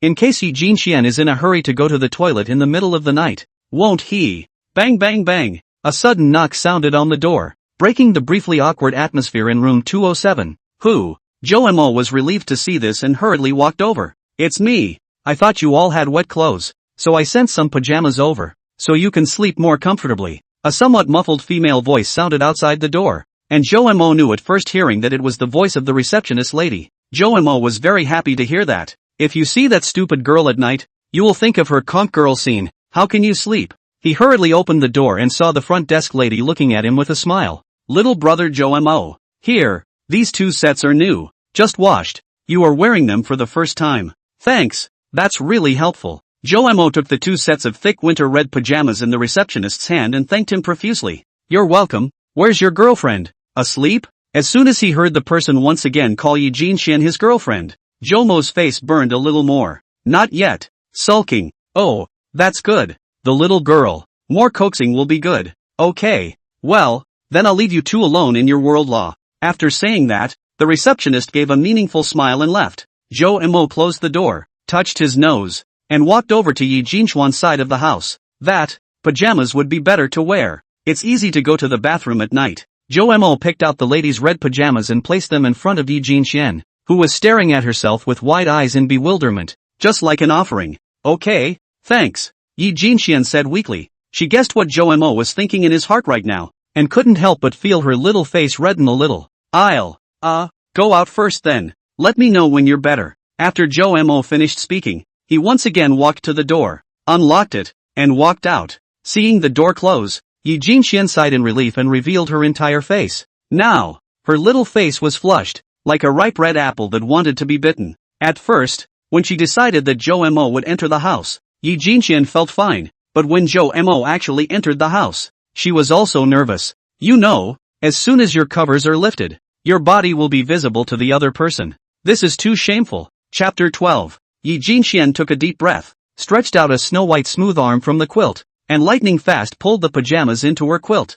Obviously the boy was out now and the door was locked, but as soon as Yi Jinxian thought that the boy was just standing in front of her looking at her, she couldn't do it by lifting the covers and graciously putting on her pajamas and pajama pants directly, so she chose to do it in this sneaky way. After a burst of chrysalis from the quilt, the girl lifted it straight up, covering all but the neck where a touch of snowy whiteness could still be faintly seen. Phew, much more comfortable. The pajamas and pajama bottoms were warm and brought a slight expression of pleasure to her little face. 15 minutes later, the 2 men were lying in their respective single beds, wrapped in their respective covers, both staring blankly at the ceiling. In the quiet of the room, they were all thinking about one thing. Didn't I want to end myself? How? Why are you now staying in a hotel with someone of the opposite sex your own age? What? Joe Mo felt like he was dreaming. It all feels like a sci-fi movie. Unrealistic. So he twisted his head mechanically and looked to the girl's side of the bed. It turned out that the silly girl on the single bed next door also looked over at the same time, and she saw herself looking over.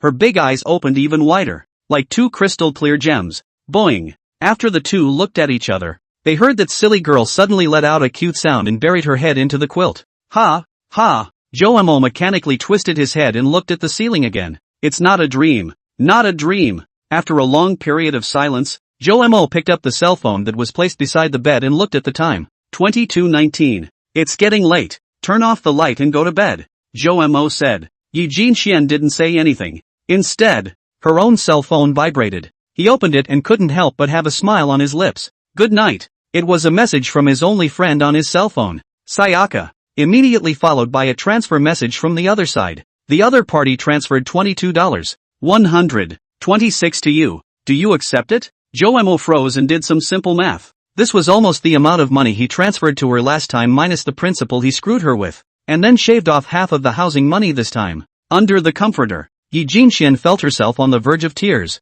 With no financial income of my own and only some meager scholarships, this $200 is the last of my family's money. So that's over 20,000, almost certainly the most money she's seen in her own wallet so far, and will keep her frugal for a long time. But she also understood that it wasn't her money, and even if the other party was planning to give it to her literally without asking for anything in return, it was still hard for her to accept it in her heart. She has hands and feet and doesn't like handouts, even though it's a huge amount of money. She doesn't want it. What's more, in today's situation, going back to school is no different from entering a nightmare. She doesn't have the heart to go back, or silently calculating where to end herself. What's the use of asking for money? Soon, Yi Jinxian felt that the lights outside had gone out, and after secretly revealing her head, she could still vaguely see the scene inside the room clearly by the moonlight outside. It was another relief to see the boy in the next bed still lying still. One couldn't help but feel a few more points of favor towards this Zhou Mo. But soon, Yi Jinxian realized that she was still rather sleepy just now when it was a bit cold on the street.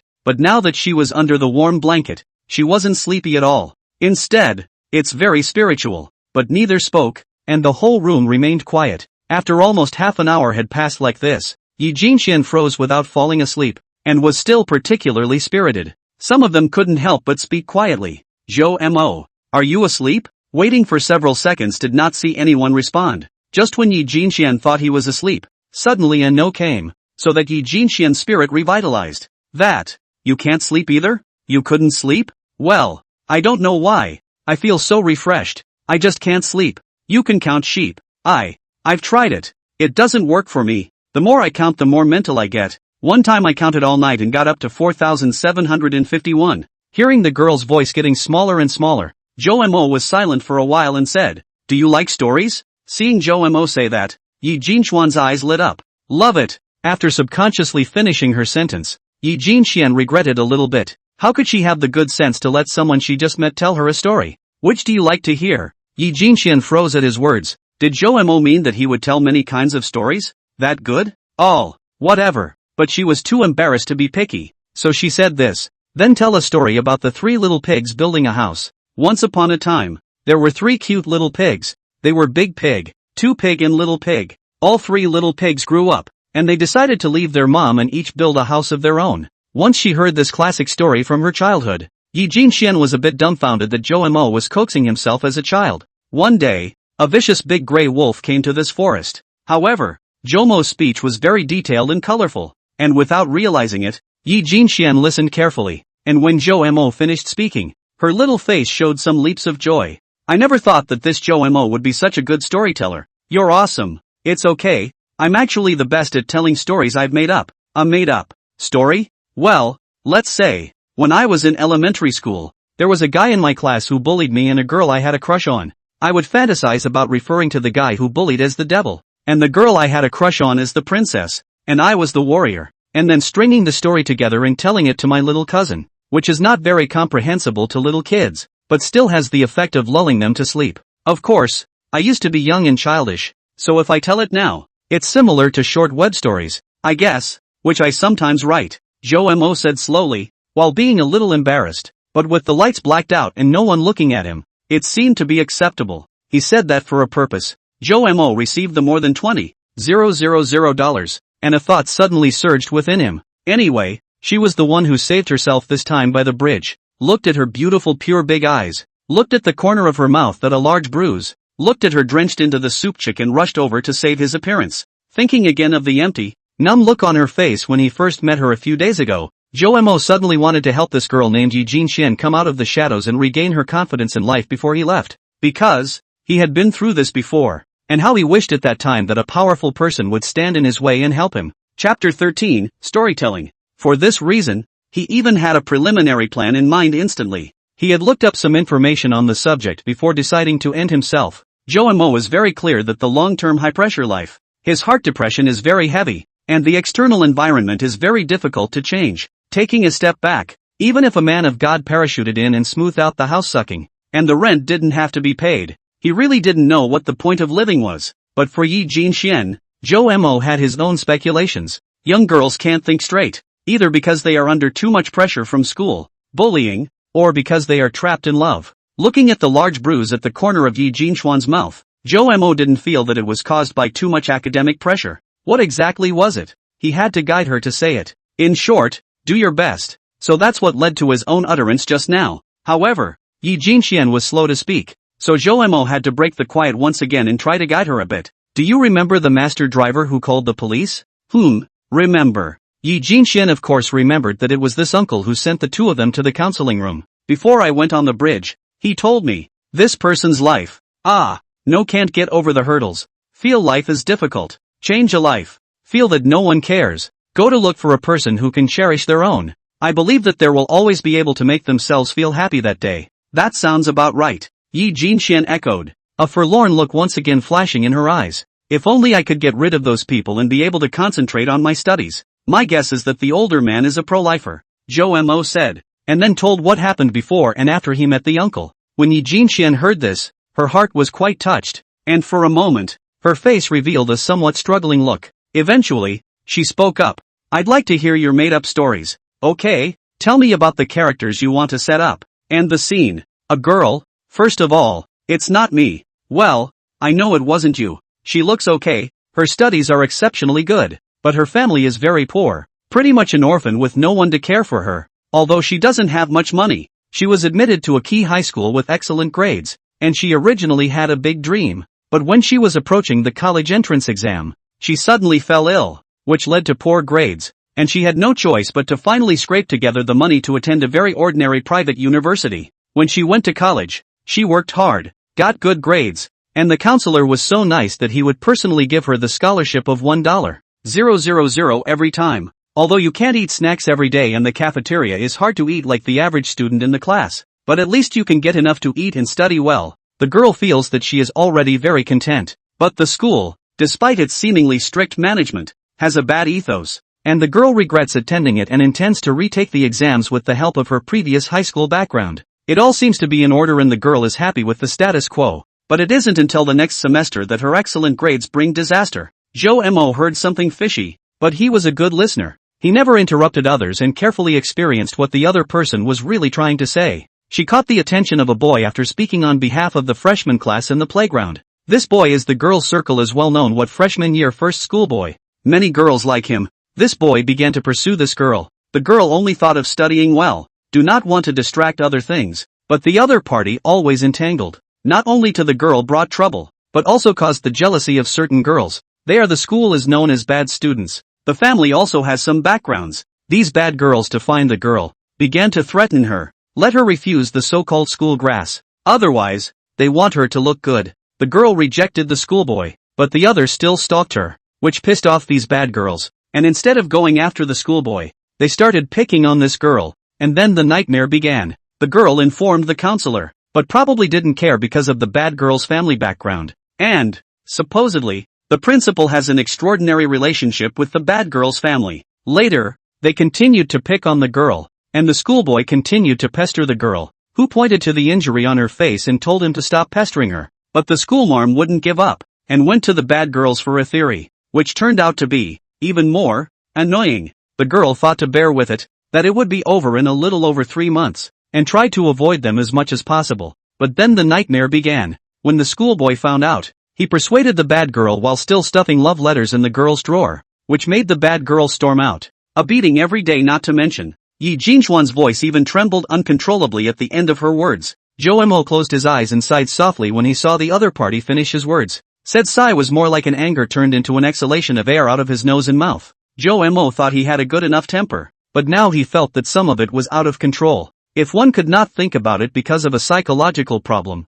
then Yi Jinxian, it should be the opposite. A problem forced by the external environment. I get the background. So what do you want the girl in the story to be like? As long as we can get rid of these men and women, so that she can study well and get through these years, it will be a very happy thing for her.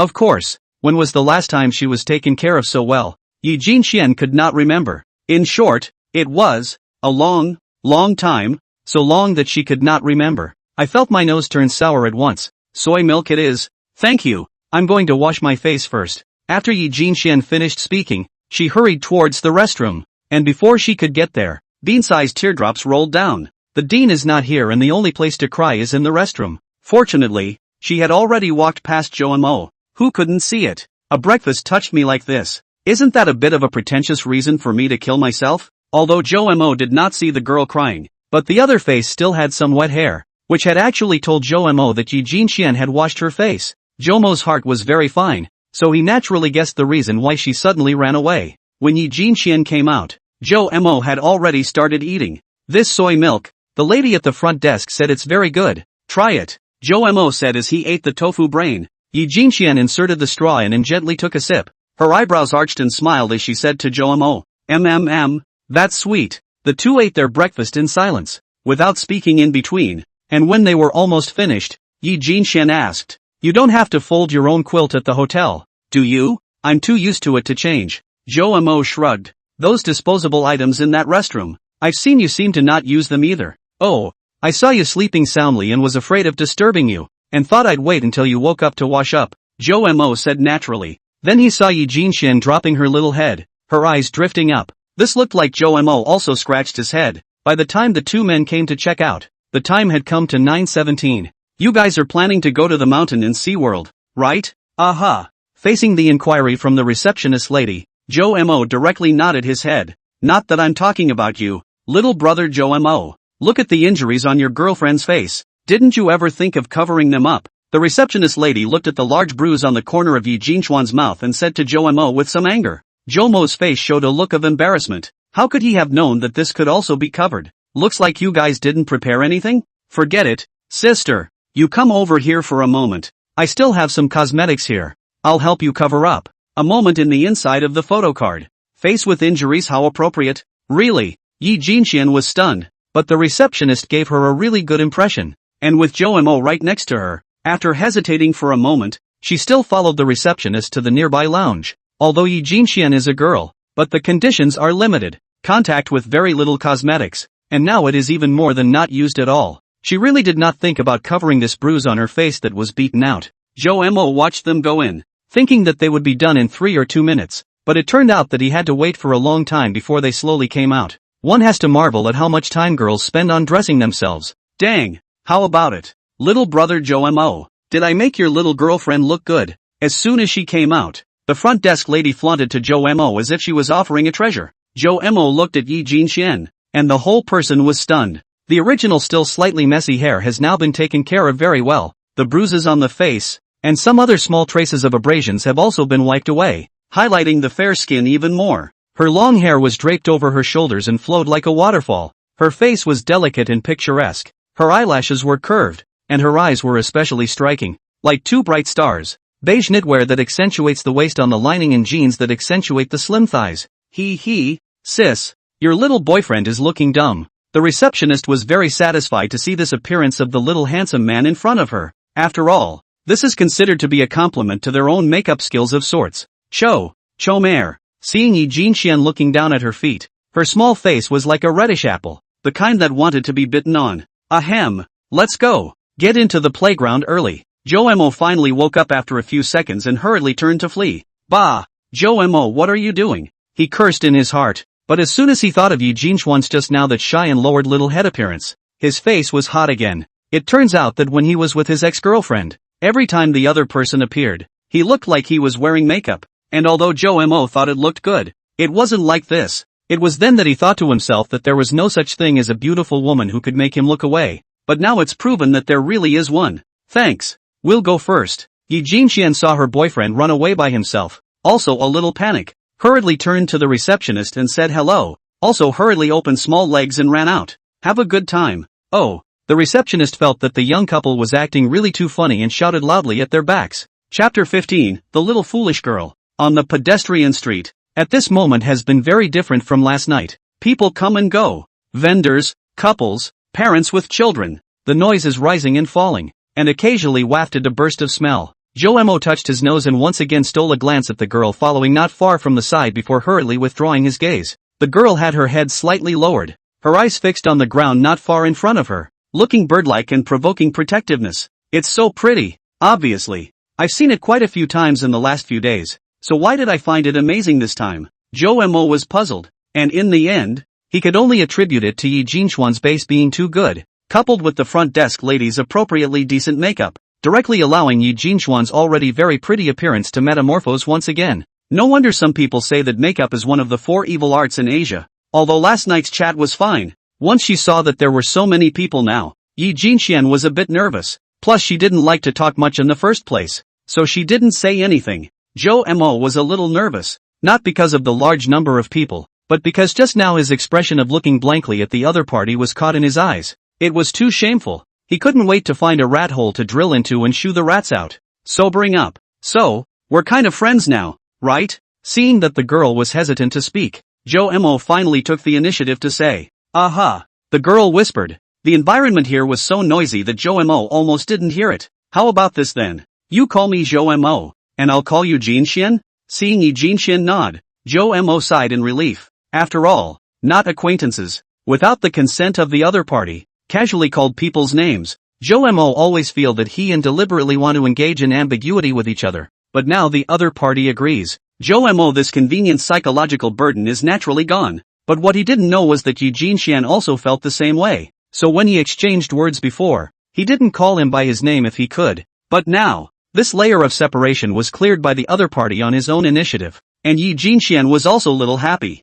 Although this street is not long, but the crowd is crowded. During the day to walk up fast, the two of them spent almost half an hour to walk to the entrance of the Mountain and Sea World. Then Jo was a bit dumbfounded, since there were already 2 long lines at the ticket counter, and a corner was turned. It looked like it would be a long wait if we really had to wait. General non-weekend time. The playground will not be too many people, but now the weather. The sun playing up more or less some suffering. Cloudy days have become prime time. If it were yesterday, Jo would probably have turned his head and left, and then excused himself to that uncle that the line was too long and that he would definitely do it next time. But now, he thought about helping Yi Jinxian to fix those rotten people and rotten things at school, so that her life would return to peace, and then let himself do what he needed to do. It's good for the future if you can get each other to relax through the playground. Definitely not thinking about trying to get a date with a pretty girl at the playground before I end myself. Jo thought darkly. There are too many people, or we don't go in. Yi Jinxian sighed as she looked at the queuing giants,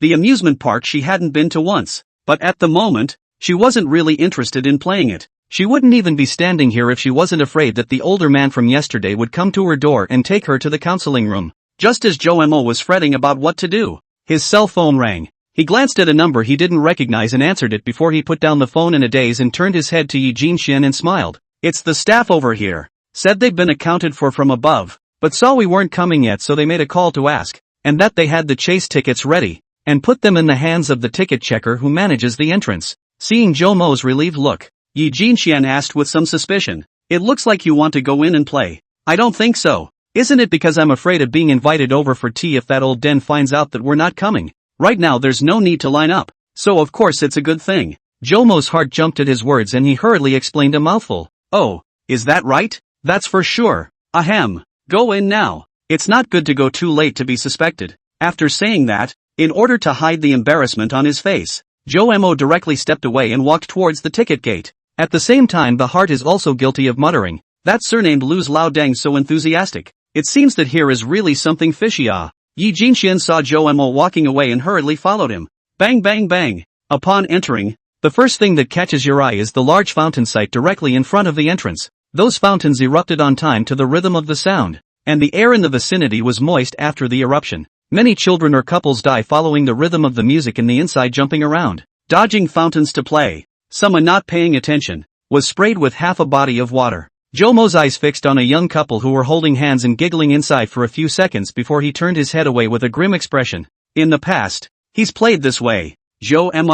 Then let's split up here and meet here when it's time to leave in the afternoon. How about it? Behind them came Yi Jinxuan's questioning voice. It was something she and herself had discussed yesterday. It wasn't a couple in the first place. There was no need to squeeze in hard to play together. Aha. Jo nodded at her and handed over a chase ticket in his hand. Yi Jinxian reluctantly smiled at Zhou Mo to avoid any physical touching and carefully took the ticket before heading to the left. Zhou Mo had already seen the map of the amusement park. It was roughly in the shape of a circle, and the main entrance was right below the circle. The road was still very easy to walk. Since the other girl chose the left, Zhou Mo chose the right. The left half is mostly thrill rides like roller coasters, spinning coffee, big swing, pirate ship, haunted house, jumper and so on, and the right side to the majority of ornamental projects, such as Parent-Child 360 degrees holographic mini theater, ice and snow world, cultural performances and so on, and at the junction of the two sides, there was a huge Ferris wheel towering, which was also one of the iconic buildings of the mountain and sea world.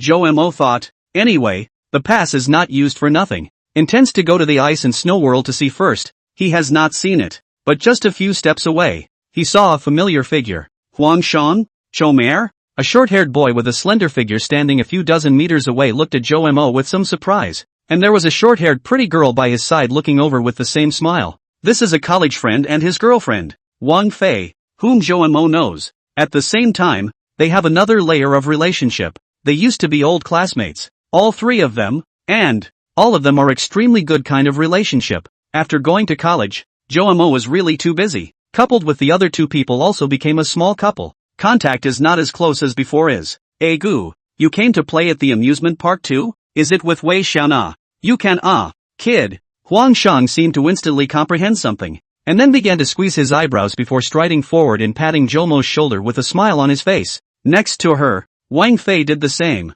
coming over to take a closer look at Zhou Mo before covering her mouth and laughing lightly. Zhou Mo suddenly felt a little embarrassed. He and Wei Xiaona both just broke up. Not many people knew about it. Right now, it was known that it was his two hairdressers who had gotten the wrong idea. Thinking of his ex-girlfriend, the back of his broken departure, Zhou Mo felt his heart ache, and the expression on his face was unnatural. It was his only hope for a future life, the last straw, but the other guy left him. He didn't blame the two youngsters in front of him. People don't know you broke up, and you happened to show up at the amusement park. Who wouldn't be thinking about it? Chomer, here, for you. Just when Zhou Mo was having some difficulty and didn't know how to explain to the two hairdressers, a pleasant female voice rang out, speaking softly. There was also some stammering, as if the speaker was nervous. Zhou Mo raised his head to follow the sound. A timid little face came into his eyes, and under the curved eyelashes, the big jewel-like eyes stared at himself. Zhou Mo even saw his own reflection reflected in the other's eyes.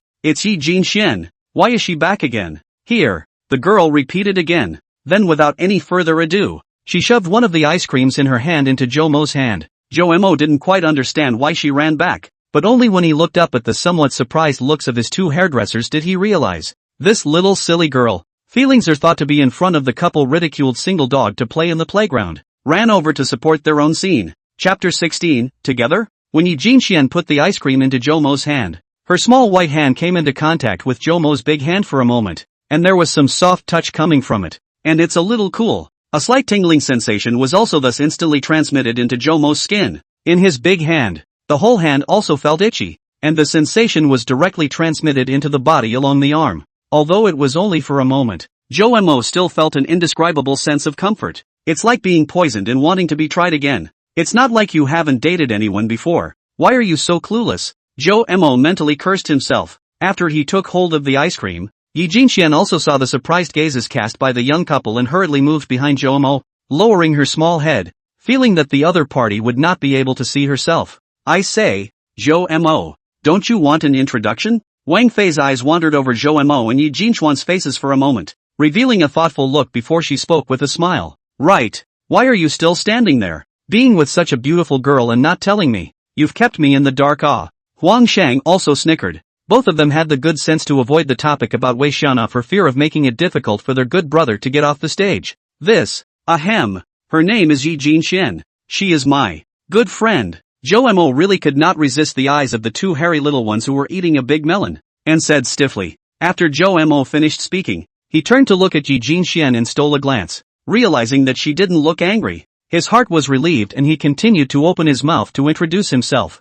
Jinxian. This is my former dead friend from a class, Huang Shang, Wang Fei, and now also a couple. After Zhou Mo finished, he saw Yi Jinxian dumbfounded and a little strange. Jinxian? Hello you, guys. I'm going to the restroom first. When Yi Jinxian heard Zhou Mo call herself again, she suddenly blushed to the root of her neck and directly stuffed her other ice cream into Zhou Mo's hand, turned around and sprinted 100 meters towards the restroom not far away, like a frightened deer. Turns out, these two are Chomer's best friends. Not what I thought. Woohoo! What a shame. Yi Jinxian, what do you think you're doing running over there to fool around? The more Yi Jinxian thought about it, the redder her face became, and it almost felt like steam was coming out of her head. Looking at the restroom door in the distance, Huang Shang and Wang Fei were directly dumbfounded. What happened? Zhou Mo. We both are being hated? Huang Shang scratched his head and asked with some embarrassment. You'll have to excuse her. She's a bit of a scaredy cat and easily shy. Zhou Mo was afraid that they would misunderstand and hurriedly explained. Is this, your girlfriend? Woofy asked. No, really just good friends. Zhou Mo hastily shook his head. Oh, and female best friend come to play at the amusement park together can you? This is a big pass. Still say you're not a couple. Huang Shang was flirting, and suddenly realized that Zhou Mo could not stuff the large pass in his pocket, and the person was directly numb. That's 1,000 apiece. Zhou Mo, you are really good. The two of them had been here several times, and he naturally recognized this chase ticket, which was after all quite a bit longer than a regular ticket. Then Wei Xiaona sighed. Hiss, Xiaofei, you stepped on my foot. You're the one who stepped on it. No eyes. Huang Shang wanted to gossip further before his own girlfriend gave him a hard stare and then stomped on his foot. Fei, I'm fine. It's nothing. A few days ago, Wei Xiaona and I got into some arguments and just broke up. I have nothing more to do with her. Huang Shang and Wang Fei looked at each other. They knew Zhou Mo very well. How much Zhou Mo liked Wei Xiaona, they knew it very well. They didn't believe that Zhou Mo would initiate a breakup. Looking again at Zhou Mo's hard look, it was self-evident who had initiated the breakup. At the same time, there was something strange in their hearts.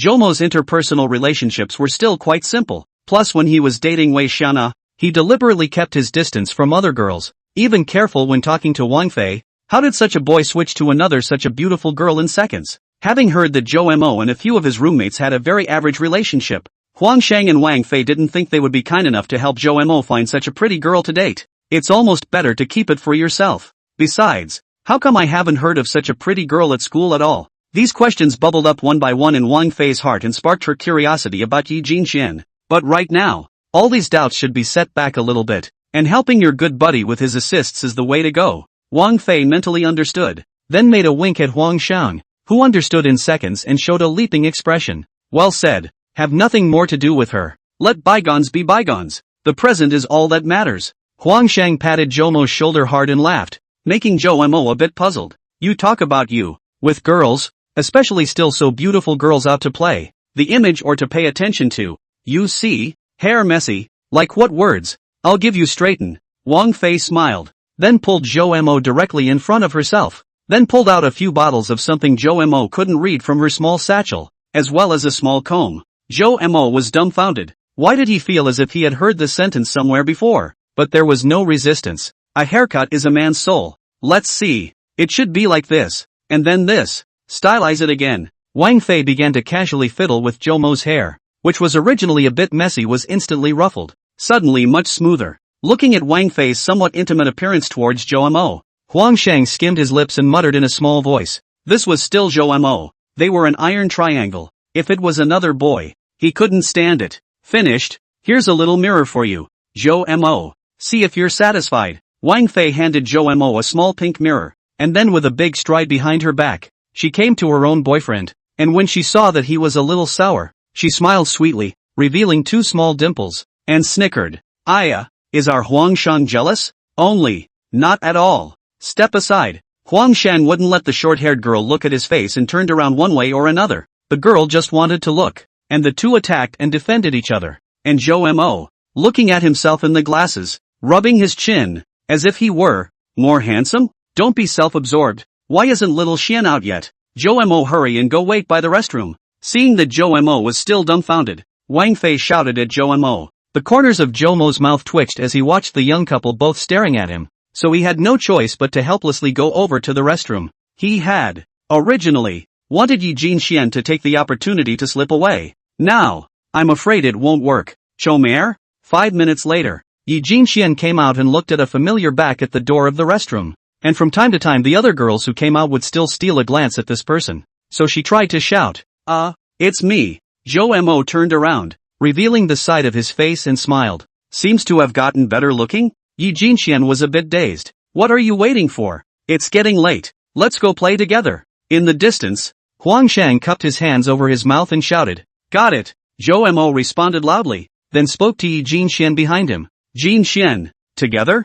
Chapter 17, Playfulness. Jinxian. Together? Jomo's voice rang out with a soft sound. The breeze carried some coolness and gently brushed Yi Jinxian's cheeks, bringing a hint of refreshment. She looked not far away, and over there, the profile of Jomo's side face looked especially soft in the overcast light. That smile, as if it was a ray of sunshine on this gloomy morning, warm and bright. Her inexplicable heartbeat suddenly sped up. She hurriedly averted her eyes to look at the young couple in the distance, who were also showing themselves a very amiable smile and were waving at her. Who doesn't want to be treated with tenderness? She pursed her lips, trying to hide the image deep in her memory as a little secret. Although, the sky was like a huge gray silk cloth, heavily covering the entire playground, and the depressing overcast sky generally made people's moods no better. Yi Jinxian was feeling somewhat happy at the moment. This feels like last night after hearing the story. So, having wanted to slip away alone, she agreed straight away. Together. Yi Jinxian tried to make herself laugh and replied to Joe Mo.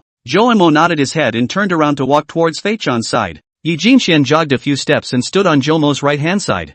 Thanks for the ice cream. This one's for you. Seeing that he was farther away from the restroom, Joe Mo handed an ice cream to Yi Jinxian, and the girl hurriedly took it. Why did you suddenly think to bring me ice cream? Joe Mo smiled and inquired, wanting to see if his guess was correct. Seeing that you didn't look too good when you stood in front of them just now, I just went over there. Seeing that Joe Mo's smile was somewhat meaningful, Yi Jinxian hurriedly explained. Last night's story was really good. And this ice cream, it's a thank you. Joe Mo sniffed and his heart was already clear. This silly girl, she's kinda cute. He took a bite of the ice cream. It felt cold, but the thought that it was from the girl next to him made it feel inexplicably sweet. Strange. Your ice cream was delicious. Thanks. That's good. By the way, these two are your schoolmates? Well, we used to go to high school together and college together. At those words, Yi Jinxian froze, feeling her brain spinning a bit. Also from college? Joe Mo went to Haicheng Jiaotong University, one of the top 10 schools in the country.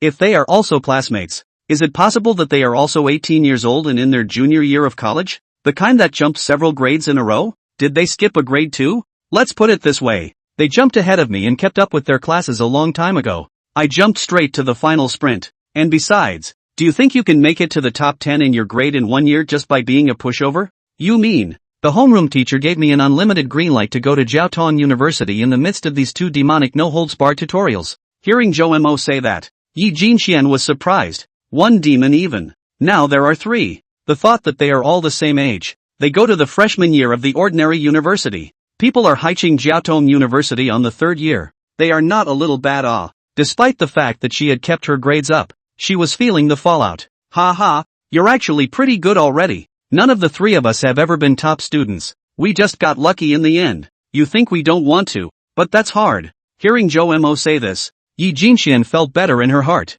Taking another sneak peek at Joe Mo's side face, she suddenly felt that the image of this boy in her mind was both distant and close. By the way, their names, one Huang Shang, one named Wang Fei? Ha ha, another one who asks that. Doesn't it feel coincidental and amusing? Kind of. In fact, that kid was not called Huang Shang in the beginning, called Huang Zi. After they were dating, he felt like a son with this name. He took the liberty of changing his name, but his father was angry. Yi Jinxian couldn't help but smile at his words. Seeing Joe Mo and Yi Jinxian walking over, Wang Fei elbowed her boyfriend next to her. What do you think would be the best thing for us to go play first? Given their current relationship?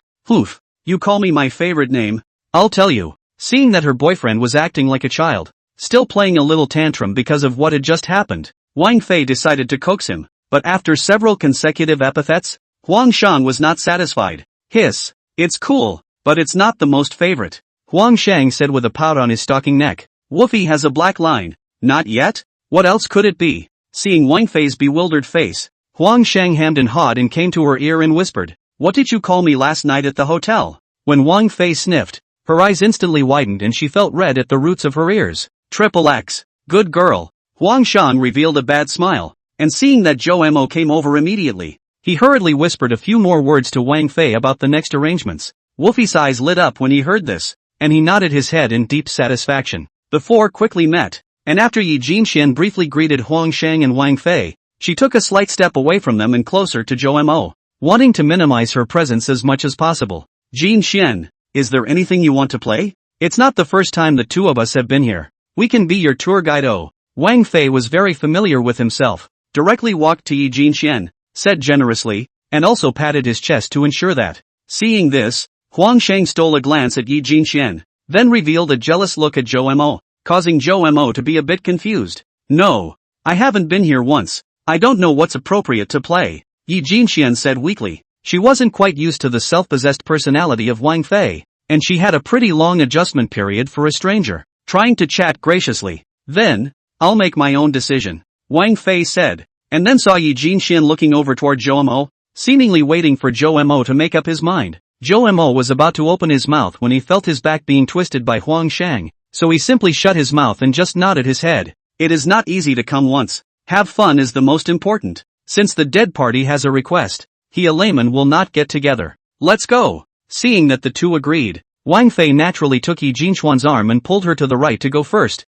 and also viciously twisted her head. Let's talk a little girly secret. You guys aren't allowed to get too close. Yi Jinxian was very uncomfortable. She hadn't had any friends for a long time. Thinking that this was Zhou Mo's good friend, coupled with Wang Fei's strong affinity, she acquiesced to her pulling herself along first. What's in your gourd? You too? Zhou Mo didn't look at Huang Shang in a good mood. Hey, don't follow. It's definitely fun. Huang Shang also did not answer positively and said mysteriously. On the right, Zhou Mo remembered that there were more ornamental items, so he didn't bother with brain cells to think about it more. How can these two heirs screw themselves over? Both come and go. Soon they came to a huge building, kind of like a half-eggshell kind of thing, with a few big words written on it in dragon-filled letters. The divine painting of the cowherd? Zhou Mo was dumbfounded. What's so fun about this? Chapter 18, Mythological Stories. What is this? An animated movie? A movie? Zhou Mo looked at the long queue, then asked Huang Shang.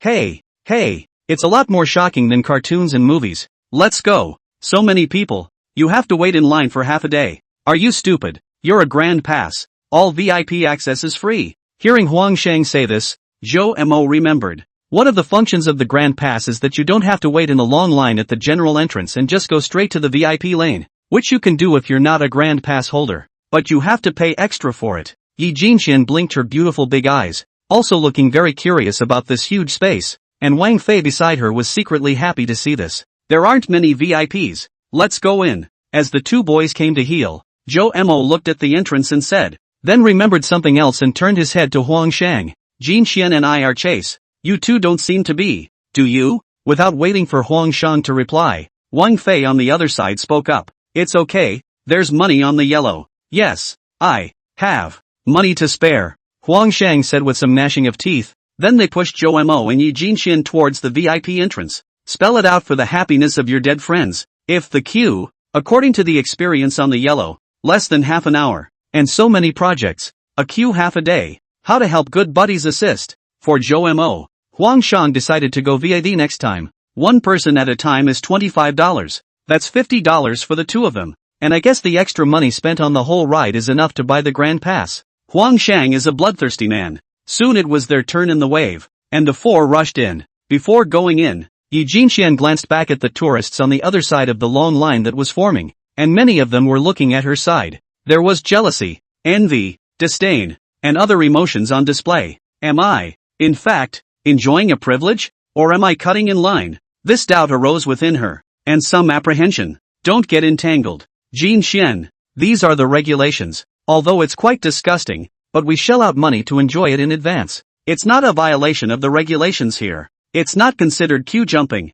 so don't have a mental burden. Seeing this, Wolfie pulls her along so she doesn't fall behind. Once inside, it was dark and crowded, lest we get separated. Yi Jinxian was also a bit nervous, but feeling Wang Fei firmly holding her arm next to her, and hearing the sound of Zhou Mo's conversations with the girls ringing out from time to time, she was instantly quite at ease. Soon she noticed that it was bright not far ahead, and there seemed to be the appearance of a hall. Then, when she walked in, she saw an extremely shocking scene. It was a huge rotunda, surrounded by super large curved screens, and by the looks of it, it was still circular, and the whole venue was huge, comparable to the school assembly hall, and even a bit bigger. with quite a few seats in the center area. The screens are all coherent, and the whole thing is in the style of Chinese animation, currently showing a large lush scene, like in the mountains in the summer, with trees, grass, streams, ponds, small animals and so on. There was also the sound of birds chirping, the wind and the creek running,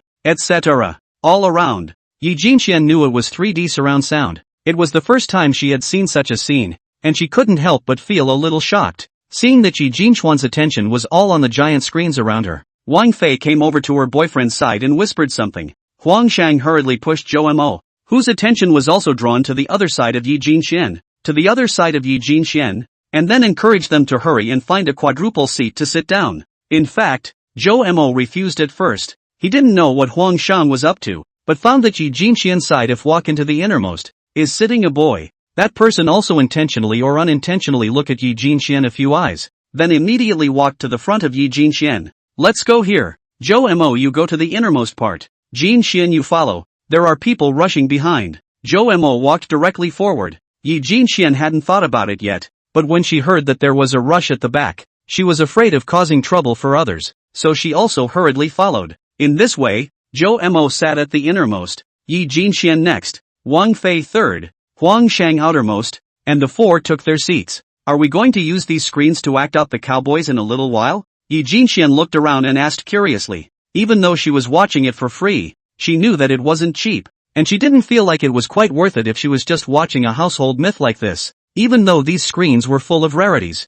Don't worry, in a moment, you'll see, Wang Fei mysteriously said to Yi Jinxian. Zhou Mo is also a little curious about this. The amusement park has been here, so high and mighty is really the first time. Snap! Suddenly all the lighting went out. Only the fluorescent screen around was on, startling Yi Jinxian, but she also quickly calmed down, knowing that movie theaters also turn off the lights when watching a movie for similar reasons. Then there was a cow call that came, pulling Yi Jinxuan's attention to the screen. I have to find a daughter-in-law for my cowboy. Yes, fairies are best. At first the cow was eating grass, then suddenly raised its head and spat out human words. After that, it even gave a they. With the feeling of a human learning to bellow like a cow, Yi Jinxian felt that this cow was a bit funny. Then a young man with a bun on his head was seen rushing and listening to the sound of a cow mooing, and Yi Jinxian noticed that although the background looked like an animation, the character was like a real person. The entire process Yi Jinxian watched with great interest. Later this bull took away the clothes of the weaver who was bathing and appeared not far from the cowherd.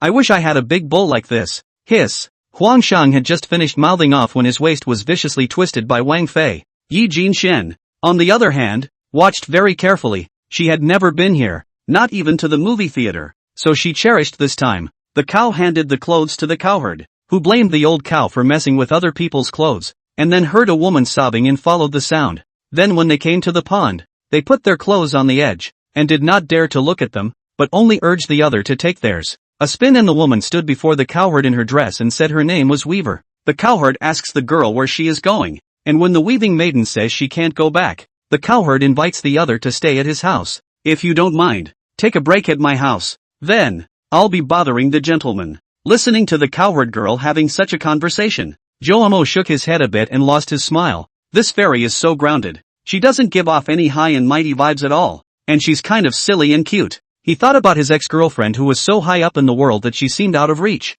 and now that he thought about it, it seemed like it wasn't a good feeling to be anything but nervous when he was with her, just afraid of which action would make the other person angry. Perhaps she's the right person to play the role of a lofty, unearthly fairy. And Yi Jinxian, who was sitting on the side, looked at this scene on the screen, and suddenly remembered. Last night, she only wore underwear, wrapped herself tightly with a quilt, and was seen by Zhou Mo. It feels weird. And right after that, the narrator came on, probably meaning that the cowherd and the weaver fell in love with each other over time, and then they became husband and wife, and had a son and a daughter, and were happy. Then one day it started to thunder in the sky, and their family of four was looking at the sky. Wang Fei twisted his head to see that Yi Jinxian was looking mesmerized and revealed a bad smile. Immediately afterward, the weaver says that it wasn't ordinary thunder, it was heavenly thunder, and the cowherd doesn't think so. It was at this point that the seats throughout the hall suddenly began to tilt backward, and then there was a rumble that came, like real thunder bursting through the perimeter. Yi Jinxian, who was watching in fascination, in this dark environment, felt the chair suddenly fall backward, and got nervous, and then a thunderclap scared her directly turn around and lie on Zhou Mo's chest. her hands grasping Jo Mo away from her side of the big hand. She seemed genuinely afraid of falling out of her chair. She was already timid and reacted a bit too much. After waiting a while, he was relieved to see that nothing had happened. It's okay, Jin Xian. Look, Jomo's soft voice rang in her ears, and she slowly raised her head, then was stunned, only to see that on the roof. Surprisingly, there was also a large screen. The area was almost as big as the entire roof, and she was surprised that she didn't realize it at first. At the moment, on this huge circular screen, it is the dark clouds rolling, amazing momentum, and thunder, and then from the center, the dark clouds set aside layer after layer. The sense of hierarchy, the 3D effect is extremely realistic. The sense of oppression. It is truly spectacular. Yi Jinxian couldn't help but open her small mouth slightly, but she was so focused on the screen that she didn't realize that she was still flung into Jomo's arms, and he was already red in the face. Her full attention is on the screen above her head and his is on her. Chapter 19. There's more to life than school.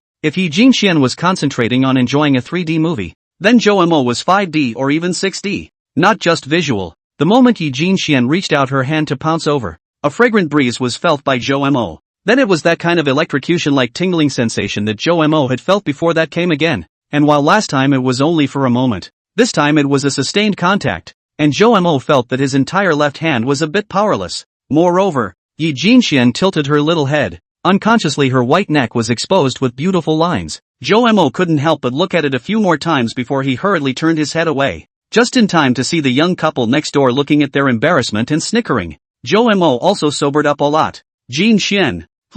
When Yi Jinxian heard Jo Mo call out to her, she looked down and immediately felt her face burning. Her eyes wandered, not daring to look at Jomo's face before quickly shrinking back. I'm sorry, I didn't mean it. She apologized repeatedly, but Jo Mo laughed lightly and shook his head, changing the subject. I was shocked just now too, not to mention you being a girl. The plot is in full swing. Hurry up and watch it. Yi Jinxian hummed and lay back in her seat, only to wake up to the fact that the seats automatically rotated to give the audience a better view of the big screen overhead. Soon she was drawn back into the plot, her little face changing with the encounter of the cowherd and the grandeur of the scene, her big eyes sparkling with excitement and curiosity. Yi Jinxian is the more grounded girl, pretty but not pretentious, just a little afraid of people. Rather, it fits the character of the weaver in the movie. Jo Mo glanced at her, thinking about the experiences of the past few days, and came to this conclusion. The plot moves quickly, the weaving maiden is soon captured, and the cowherd,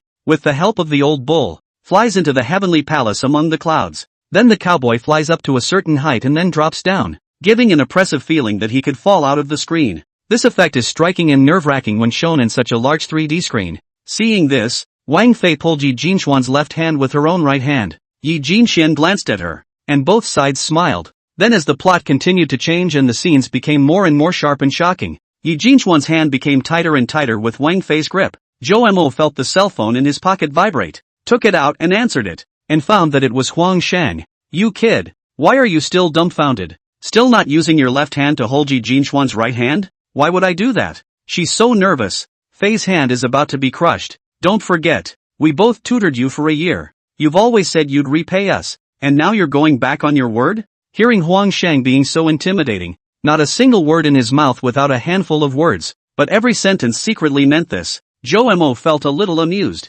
He had no intention of having a girlfriend. He was a big pit of lack of money, and whoever followed him was out of luck. He also hated love at first sight. He felt that it was just love at first sight, and although he had some good feelings for Yi Jinxian at the moment, it was not enough to fall in love. Hurry up, Jinxian, her hand is so strong. I can't hold on much longer, old me. Wolfie's voice came back over the phone, gritting his teeth. Jo Mo had no choice but to agree, but he just wanted to remind Yi Jinxian not to be too nervous. Jo Mo leaned his hand toward Yi Jinxian's right hand that was gripping the handrail tightly. His own finger had just touched Yi Jinxian's fingernail when it was swiftly grabbed by the other party, and then it was held tightly. Jo Mo stayed. Is this a magnet? He just wanted to nudge her wrist as a reminder. When a person was engrossed in something, any outside sound to wake them up might scare the other person. Jo Mo thought about this before reaching over. Seeing his hand being held tightly by the other party, that tingling sensation came again, and Jo Mo again felt that most of the strength in his left hand had been removed, and the tingling went right down the arm to the heart, and then up the line, attacking the brain. Then Jo Mo felt that he was about to be poisoned by Yi Jinxian, and he somewhat did not want to let go. Come, young man, I have an endless supply of gold and silver here. Wouldn't it be nice to take it back for a quickie? What's the use of more gold if you can't be with your mother?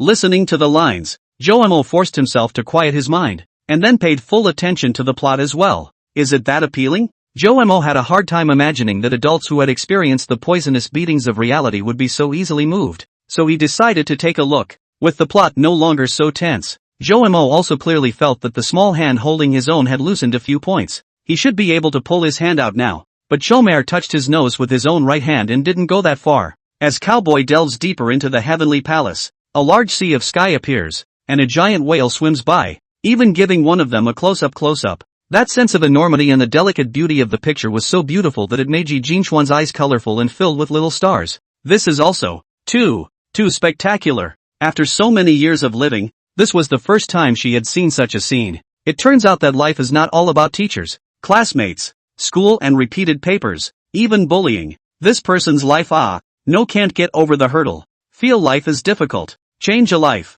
Feel that no one cares. Go to look for a person who can cherish their own. I believe that there will always be able to make oneself feel happy that day. She remembered the words Joemo had said. Turns out there really is a lot more good in the world outside of school. In the midst of her thoughts, she awoke from her immersive viewing, only to realize that she was holding both hands in the other. On the left is Fei Wang, while on the right is Joemo. Finding someone who values you? It's so dark now. That. I don't think anyone found out. Did they? She also felt a strange sensation coming over her, paired with the 3D classical love music created for the cowboys in this environment, and then looked at the big screen that looked too good to be true. She started praying in her heart. I've never begged anyone, but if there is a God, I'm begging you right now, to make time go by a little slower, just for a little while. Let the humble me luxuriate a little, please. Chapter 20, The Ice World. Unfortunately, there is no God in this world. 5 minutes later, the Queen Mother knocked the cowherd off his mortal coil and had to allow Tanabata to meet only once. Then a whole bunch of magpies appeared in the sky, each one coming to life in increasing numbers, and the audience began to gasp. Then they are seen carrying the cowherd and begin to meet. A poem is titled, and the whole program comes to an end. That, Jin Xian, can you let go of my hand now? It's getting sweaty. Wolfie's weak voice came from the side. Sorry. Yi Jinxian woke up and hurriedly loosened up, and was no longer embarrassed to similarly hold Jomo's hand, and both loosened up. Wolfie grinned, shaking his somewhat sore hand. Huang Sheng, rob me, okay, Fe. Yi Jinxian looked at the young couple, feeling that she had caused them trouble, and a look of shame appeared on her face. Fei, stop pretending. I'm getting sick of dog food. It was at this moment that a bright voice came from the side. Joemo, you're quite good at talking. Next time don't say it. Wang Fei glared at Joemo, then said to Yi Jinxian, just want to tease Huang Sheng. Jin Xian, don't mind it. I'm not having a problem with you. That's right. Fei is just staggering and not that mindful, and she just said she wanted to be BFFs with you. Why are you so full of? The two began to make a scene. Yi Jinxian was relieved to see this. She was the kind of girl who cared about other people's feelings. Jomo's joke helped her out, and she cast a grateful glance at him. The good thing is, he's in. The seats began to right themselves and the lights came on again. It was time to break up the show. Right now, Yi Jinxian felt that it was still full value for this program. When out of the venue, Yi Jinxian, who originally felt somewhat forced to pull over to play, at this time, instead, was full of anticipation for the other playground programs. Seeing this, Huang Shang and Wang Fei just struck the iron while it was hot, taking Joemo and Yi Jinxian to madly stroll through the other ornamental programs, using the VIP channel every time, only spending almost half a day strolling around. It also cost hundreds of dollars on the yellow, and people were crying. These programs are all related to China's human history stories. Yi Jinxian feel all very good, but not as shocking as the first time I saw the cowherd program, but the same look with taste. Any thoughts of finding a place to sit all day and research which bridge to go to next time have been temporarily eliminated. It's 11:24 now. VIP is just fierce. One more ice world to go, and the Ferris wheel right side is all done. Huang Shang exclaimed. I've come over before and the lines can take up half or more of the overall tour time. This time it was really cool and my wallet was really deflated. This is very good. Oh, Jin Xian, just in time. Play with this and let's go to lunch, Wolfie suggested. Yi Jinxian was also curious about this, so of course she didn't refuse, and Joemo also said that he would go and take a look. With that, Huang Shang spent another $50 and skipped the line by going VIP with Yi Jinxian and Joemo. The temperature inside is around -3 degrees Celsius. One down jacket for each of you. so wear them well and beware of freezing cold. The older woman handing out duvets at Ice World saw that it was two pairs of young men and women and reminded them with a smile. The crowd nodded as they donned their duvets. The Ice World was also a huge enclosed space. Joe walked in the first one, and as soon as he entered, he felt a cold chill attaching itself to his legs. While the down jacket protects the upper body, the lower body is not helped. After going in, Joe was surprised to find that this place was a huge field of ice. The ground was paved with huge white ice bricks. A small castle towered in front of it, and several children were playing on it while their parents watched. Looking around, there are quite a few semicircular ice castles up there, just like the kind you've seen on TV at the South Pole, and quite a few piles of girls or small couples taking pictures over there to mark the occasion. In the right front corner, there is also a huge U-shaped bar made of ice, and a staff member is looking after it nearby, because there are a lot of fruit platters on the bar, and many visitors are being guided by the staff to make smoothies with the tools, and then add fruits to make icy porridge to eat. Joe Look! Yi Jinxian walked over to Joe Mo's side, reached out and pulled the corner of his coat, pointing to the other side and said, exhaling mist from her mouth. Joe first looked at Yi Jinxian, feeling that this girl's face had more expressions than before, and the person was more lively. Then the corner of my mouth twitched. Good lord, why is there a line here too? Only seeing the corner that Yi Jinxian pointed to, about 24 numbers of people were lining up. Joe looked along the crowd, discovered that the place where they lined up was a staircase made of ice. There was a staff member beside the staircase. Looking down the staircase, Joe was surprised to find that it was 4 or 5 stories high. This staircase was attached to the ice wall on one side, and on the other side there was a metal grill, and so on climbing to the head. Then they saw an exceptionally long, I don't know where it extends to the huge ice and snow slide appeared. A pair of couples, with a man in the back, and a woman in the front, clustered together, and were about to slide it down. This piqued Joe's curiosity, and he took a few more steps forward, keeping his gaze on the couple. The couple let out a strange shriek of excitement and slid straight down in a single bound, and Joe's eyes wandered after them. Then it was the more you look, the more surprised you are, only to see that the silky couple actually began to slide around the entire space, but also through a few huge snowmen, as well as the center of the ice and snow castles several times. Joe did not know exactly how many laps around the circle, enough to glide for almost 5 minutes before landing peacefully. Honey, I can't stand up. The girl and the small couple barely stood up. Then a pair of long black silk legs shivered and squatted on her, but again, it's okay, honey, I'll help you up. The boy next to him blushed a little too, but gritted his teeth and hurriedly pulled his girlfriend to her feet. The two men looked at each other for a few moments, then both laughed out loud. So exciting, honey, I want more. Ahem. 2 exciting things can't be done continuously. The body will not be able to cope. Next time for sure. The young couple finished and stumbled over toward the doorway. Joe instantly became interested in this rare slide, and turned his head to see that his little friends had followed him. Yi Jinxian also saw the scene just now, revealing a somewhat expectant and apprehensive look. The slide is good, but the fish in the bear's paw can't have it both ways. Comrade, Huang Shang said in an old-fashioned manner like a half-immortal. Oh, how so? Joe raised an eyebrow. Didn't you see them all come right out after the slide? It's cold in here. Our legs aren't warmed up properly, and we're almost at our limit after 20 minutes inside, and the slide queue is almost 20 minutes long. Huang Shan laughed. Joe looked over at the slide a few more times and felt that Huang Shan was right. If everyone is next to each other, sliding down one after another like dumplings, the queue naturally does not have to be so long, but it's all ice and relatively smooth, and the staff requires that no more than 2 people slide down together at a time, for fear of slipping on the stairs or colliding with each other on the slide and bringing danger, which makes it naturally time-consuming. Without further ado, we're going straight to the line. Huang Shang hemmed and hawed and pulled Wang Fei next to him and left, leaving Joe and Yi Jinxian where they were. Jinxian, you heard it too. Slide or make ice porridge? Of course, it's not just ice porridge. There are other places to hit up at the ice castle. Yi Jinxian was torn. Such a long slide is really not even seen. Of course, tempting, but really want to play their own and dare not slide down alone. Some too exciting, but I've never had iced porridge either. It looks delicious. After thinking about it, she still decided to go to eat ice porridge. She didn't dare to sit on the slide.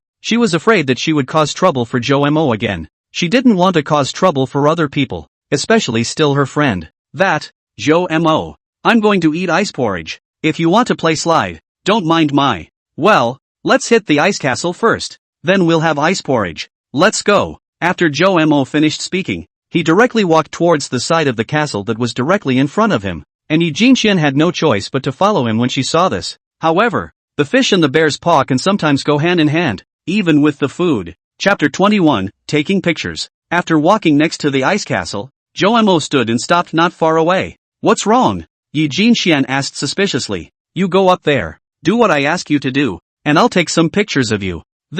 Go on, you can shoot for me later too. Okay then. Hearing Jomo say that, Yi Jinxian walked towards the inside of the castle, carefully stepping onto each step made of ice. She had never played before and was afraid of falling. There were many figures of small children frolicking and playing up there, and when Yi Jinxian walked up, she saw that Jomo was waving his hand in greeting, then pointed to the fence not far away, and dragged his chin with his hand. Yi Jinxian knew that this was Jomo trying to get her to lie down on the fence and leaned on her chin to look over. In addition to having taken small 2-inch photos at the print store near the school, this casual punch card photo experience was Yi Jinxian's first time. Seeing that Jomo kept posing with an affable smile on his face, patiently asking himself to swing his body according to his instructions, Yi Jinxian hesitated for a while, but still did as she was told. Can't be a bother to Chomer. Yes. Yes. That's it. Jinxian, don't move. The girl was leaning against the fence in the ice castle in her snow-white down jacket, her long hair cascading straight down behind her,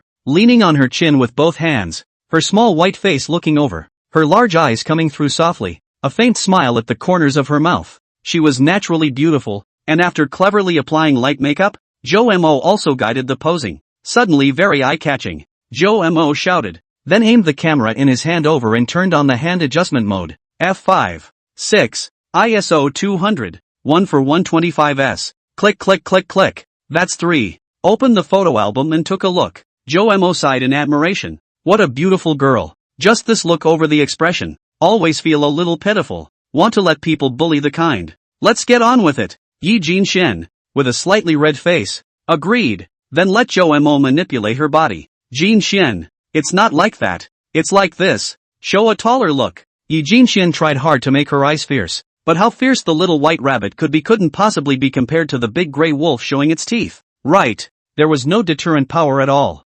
Jomo was helpless. Just now several modeling Yi Jinxian posed well, but this at the moment, not too good. No, my little princess. You high cold a face of weak affected look. Do not match How about this? You lift your chin up a little bit and look at me with, well, look at me like I'm garbage. Yeah, that's it. In Jomo's opinion, he has a talent for photography now and recognizes this skill in himself, and when he gets serious, he doesn't even know what he's talking about. Me? My little princess? Did Jomo just call me that? Yi Jinxian was a bit tempted and reddened her face, but it could also be the energy injected by these words. Yi Jinxian lifted her chin. The expression on her face became cold, and her eyes sharpened. It was really as if she was looking at garbage, as if her foot would step on the other person's face in the next second. Hold it. Jomo's eyes lit up, and he hurriedly clicked 3 more, looked at it, and was more satisfied. I want to be stomped on by her so bad, preferably barefoot. A male youth next to him said so,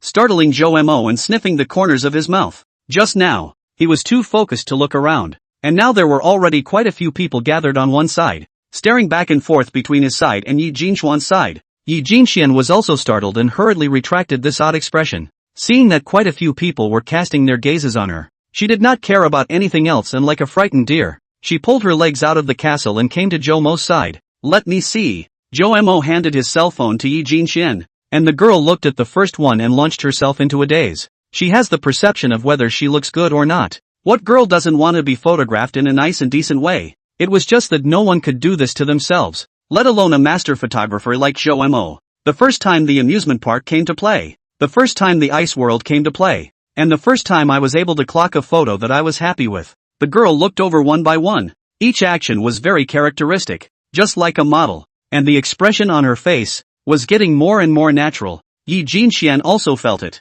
especially the last one. God, that condescension. Is that still me? Well, Jomo smiled confidently. It's all good. Thank you, Chomer. Yi Jinxian's nose was a bit sour, and she nodded her head to say thank you. Okay, I'll send it to you as soon as I fix it. Jomo was also happy to see that he was recognized by the person being photographed, which was a recognition for a mage. Wow, brother, you shoot well. Help us also shoot, okay? Next to suddenly rang a little girl's voice. Jomo turned his head, saw a 13 or 14-year-old melon-faced little girl, is full of little stars looking at their side. Her side also followed a shorter boy. Look at the appearance, should be siblings. Please do help us. I want to print out the pictures. The little girl handed her cell phone directly to Joe Mo. Joe Mo, I want to see how you take pictures. Yi Jinxian also said that she was really curious. Seeing this, Joe Mo didn't refuse, and spent a few minutes letting that pair of siblings leave joyfully. Next to him, Yi Jinxian also mentally marveled at his skills and had a vaguely heightened sense of inferiority. The more I understand Joe Mo, I feel that he is excellent. And myself, in addition to doing questions to get the first nothing, don't just stand there, go eat some ice porridge. Seeing her daze again, Joe Mo could probably guess that the silly girl was alone emo again because of some small matter, and pulled her sleeve a bit, heading towards the bar. Here's the blender, get the ice from here, and feel free to take the fruit over there, but no wasting. The staff went over the do's and don'ts, then instructed no waste and left it at that. I'll get the ice. Jinxian, you stir it. It should be pretty fun. Aha. Joe Mo picked up a large block of ice and put it into the bucket in front of Yi Jinxian. Yi Jinxian reached out and touched the ice. It was cold and hard. In her perception, ice should be pretty hard to destroy, so it felt like this smoothie making machine was pretty amazing. Well, Yi Jinxian used all her strength to start stirring. Jinxian, this doesn't need a lot of strength. It won't be much faster.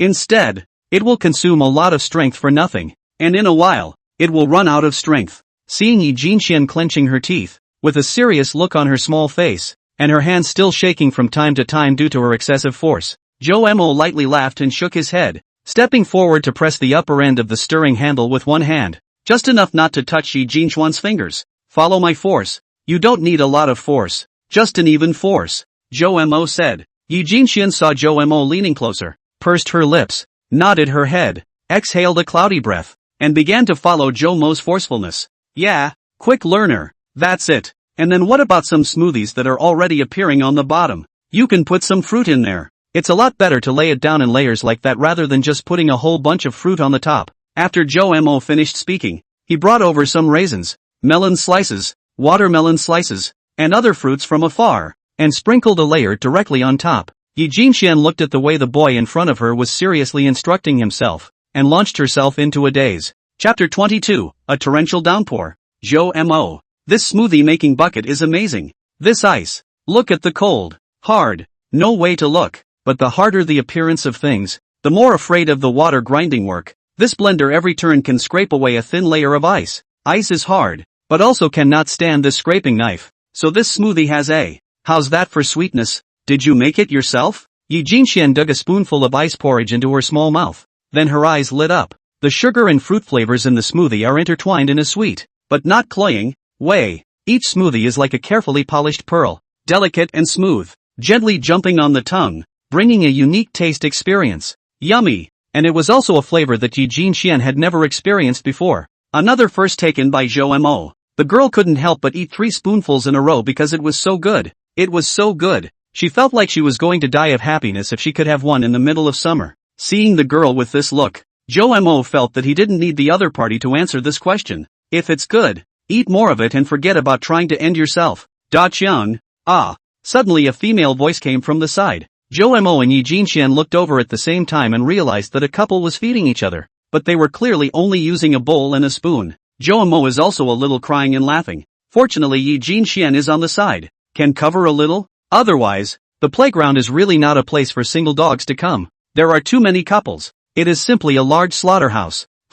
Joe Mo looked back and realized that Yi Jinxian once again scooped out a spoonful and held it up in midair. Her little face was cloudy and uncertain, as if she was making some kind of difficult decision. What a silly little girl, Chomer commented again. On the other hand, finally Huang Shang and Wang Fei finally ascended the ice ladder. Standing at the highest point, Huang Shan lamented. Finally, it's my turn again. I'm sick of waiting in line. They were originally thinking that Joe Mo would bring Yi Jinxian over here to play, but seeing that the other party didn't have this intention, they couldn't. However, Huang Shang and Wang Fei were aware of Joe Mo's photo-taking skills and thought it would be good to let them take pictures, so they didn't forcefully pull them over. Joe Mo. Jinxian. Look this way. Seeing Joe Mo and Yi Jinxian looking over, Wang Fei waved at them and then sat down. Huang Shang also hurriedly sat down and hugged Wang Fei from behind and even rubbed his face against her, which was pushed away by Wang Fei with a disgusted face. Begin. Our journey is to the stars. The two sing and slide down the line.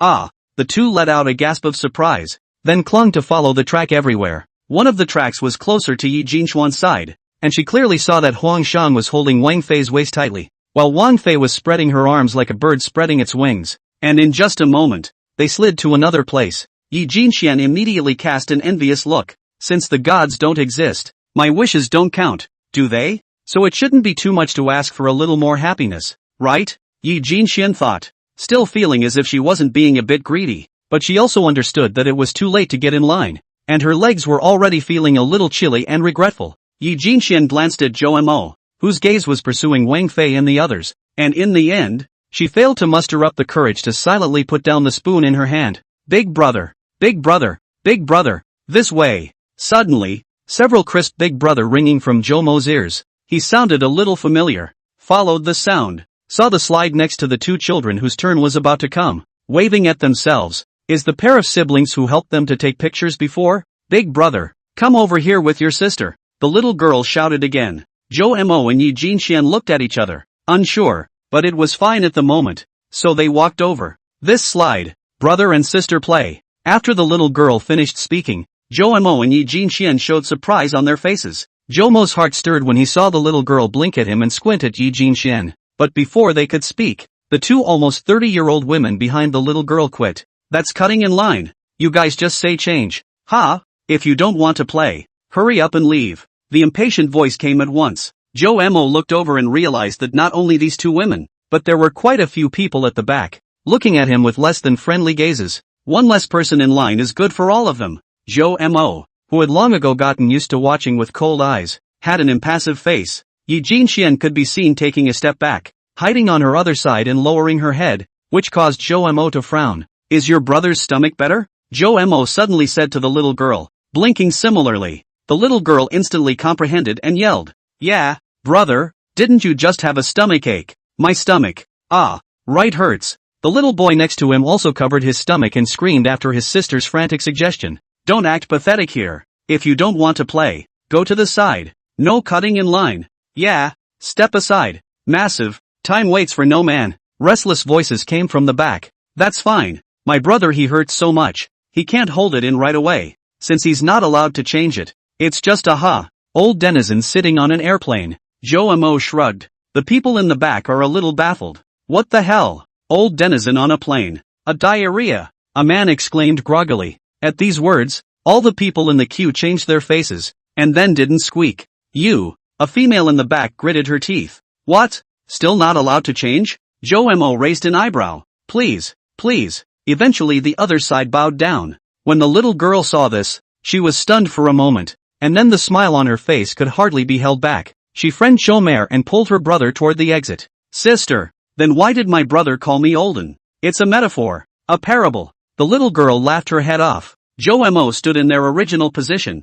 Yi Jinxian is not quite dare to come over the way, then reached out and directly pulled her wrist, a pull to their side, the next to their side. Brother, this is the payment for taking the picture just now. You're welcome. Receiving such a message on his cell phone, Zhou Mo's mouth revealed a smirk. Originally, he was some good not mean to replace over, but thanks to his second uncle, developed the character of eating soft but not hard, coupled with the fact that Yi Jinxian was now in a special state of mind and was terrified of being stimulated by bad words. Zhou Mo's temper came up all of a sudden. It wasn't supposed to be a cut in line, just a person for a person. Not letting my old man play? Alright. Then don't ing play. Would it be bad for us to do this? Zhou Mo stepped onto the first step and heard the girl's apprehensive voice from behind him. Seeing this, Zhou Mo turned his head and smiled at the girl. Would it make sense to you to put yourself in the shoes of someone in front of you who wants to change places? Chapter 23, Flying. Yi Jinxian felt as if she had grasped something, but couldn't say. Cutting in line would make them wait a little longer. Switching seats had no effect. They're just jealous that we can stand in front of them without having to wait in line, let alone get rid of us all and cut the line a little. So don't bother with them. Zhou Mo continued to walk upwards after he finished speaking, looking at the upright boy in front of her, taking one step at a time towards the towering ladder. Yi Jinxian suddenly came up with a strong thought.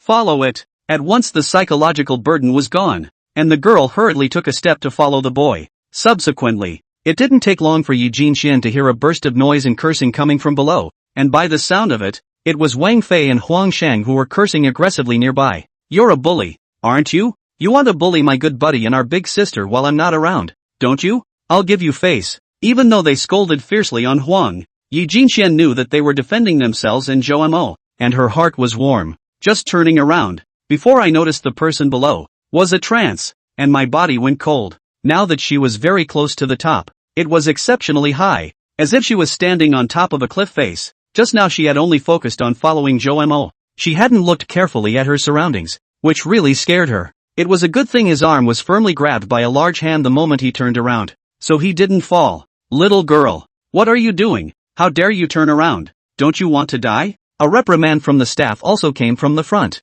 I'm sorry, I forgot to admonish her. I'm so sorry. Zhou Mo directly pulled Yi Jinxian to his side, scratching his head with the other hand to compensate for the smile, taking the blame. All right, get ready to go down. Time is of the essence, the staff uncle said in a nonchalant manner, waving his hand. When she was at the bottom, she still felt nothing, but now that she was really standing on the top, Yi Jinxian didn't dare to look down. It was really steep and high. Zhou Mo saw her face turn a little white and understood that she should be afraid of heights. Still dare to slide down? I want to try it, but I'm a little scared. Looking at the expression on the little girl's face, Zhou Mo thought of the fledgling eagle in the documentary who stood on the edge of the cliff and wanted to try her first flight. With a brave jump and a spreading of wings, he belongs in the blue, magnificent sky, no longer having to stay in a dark, damp nest, competing for rotten meat with the other fledgling eagles who haven't grown any feathers. If Yi Jinxian could break through this psychological defense, Zhou Mo felt it was extremely important. I'll teach you. Zhou Mo smiled at her before slowly pulling her to him and pressing down. If you're scared, just close your eyes for a moment and take a deep breath. It will calm you down. Yi Jinxian glanced at the long glide track below and hurriedly closed her eyes. Seeing that she was ready, Zhou Mo also hurriedly sat down, then came to her ear and said, I've got 2 ways here to keep you from being scared when you slide down. You say. The first one, you just, slide down it with your eyes closed. But unfortunately you can't see the view. I want to keep my eyes open. It's such a long slide. It's a shame not to watch the slide. Hearing the girl reply like this, Zhou Mo smiled slightly. Yeah, that's it. You can open your eyes, or even open your hands, but you'll be scared that way. But if I'm behind you holding your waist, it should reassure you quite a bit. Yi Jinxian instantly thought of how she had just seen Huang Shang and Wang Fei sitting, and suddenly her heart was a little hesitant. That's something only couples can do. This is a super long slide, yo. Anyway, it's the first time I've seen it in my age, and I guess it's the longest I've ever met in my life. If I don't open my eyes to see it, I'll regret it for the rest of my life anyway. Zhou Mo followed the good advice, but his main purpose was to help Yi Jinxian get rid of her low self-esteem and panic, find the courage to like this world again, and completely eliminate the idea of suicide. Yes, Yi Jinxian clenched her teeth and agreed. She didn't have to think long before she made her decision. Whoosh! No sooner had she finished speaking than a pair of hands firmly held her body and pushed it straight forward, sliding the whole thing down. Not yet psychologically prepared. Yi Jinxian was so startled that she even wanted to close her eyes. It's okay, I'm behind you. You can yell it out. It'll take away the fear. Feel free to look around. Feel free to wave your hands. Zhou Mo's voice once again came from behind him. Very calm. Feeling the feeling of being firmly fastened on her waist, Yi Jinxian had some courage and immediately took the initiative to shout out loud. She usually didn't speak very loudly. Even if she shouted out, she didn't have much volume, but indeed she wasn't that scared anymore. It was a wonderful feeling. She somewhat understood why people who rode roller coasters always screamed, so it really did alleviate fear. And it was also a stress reliever, since she wasn't that scared. Yi Jinxian stared wide-eyed and looked at the slide directly in front of her first. A block of ice rushed past her side, and even gave her the illusion of traveling through space. In short, the feeling was marvelous, exciting and enjoyable. Then she followed Woofie's example and opened her hands like a bird opening its wings. At once, she felt a renewed sense of hope in her heart for a world that had been so disappointing. She wanted so badly, to have a good look at the world outside of school. When the young boy and girl landed safely, Zhou Mo felt the slightly trembling body of the girl in his arms and gently patted her shoulder, standing up first himself before reaching out to pull her up as well.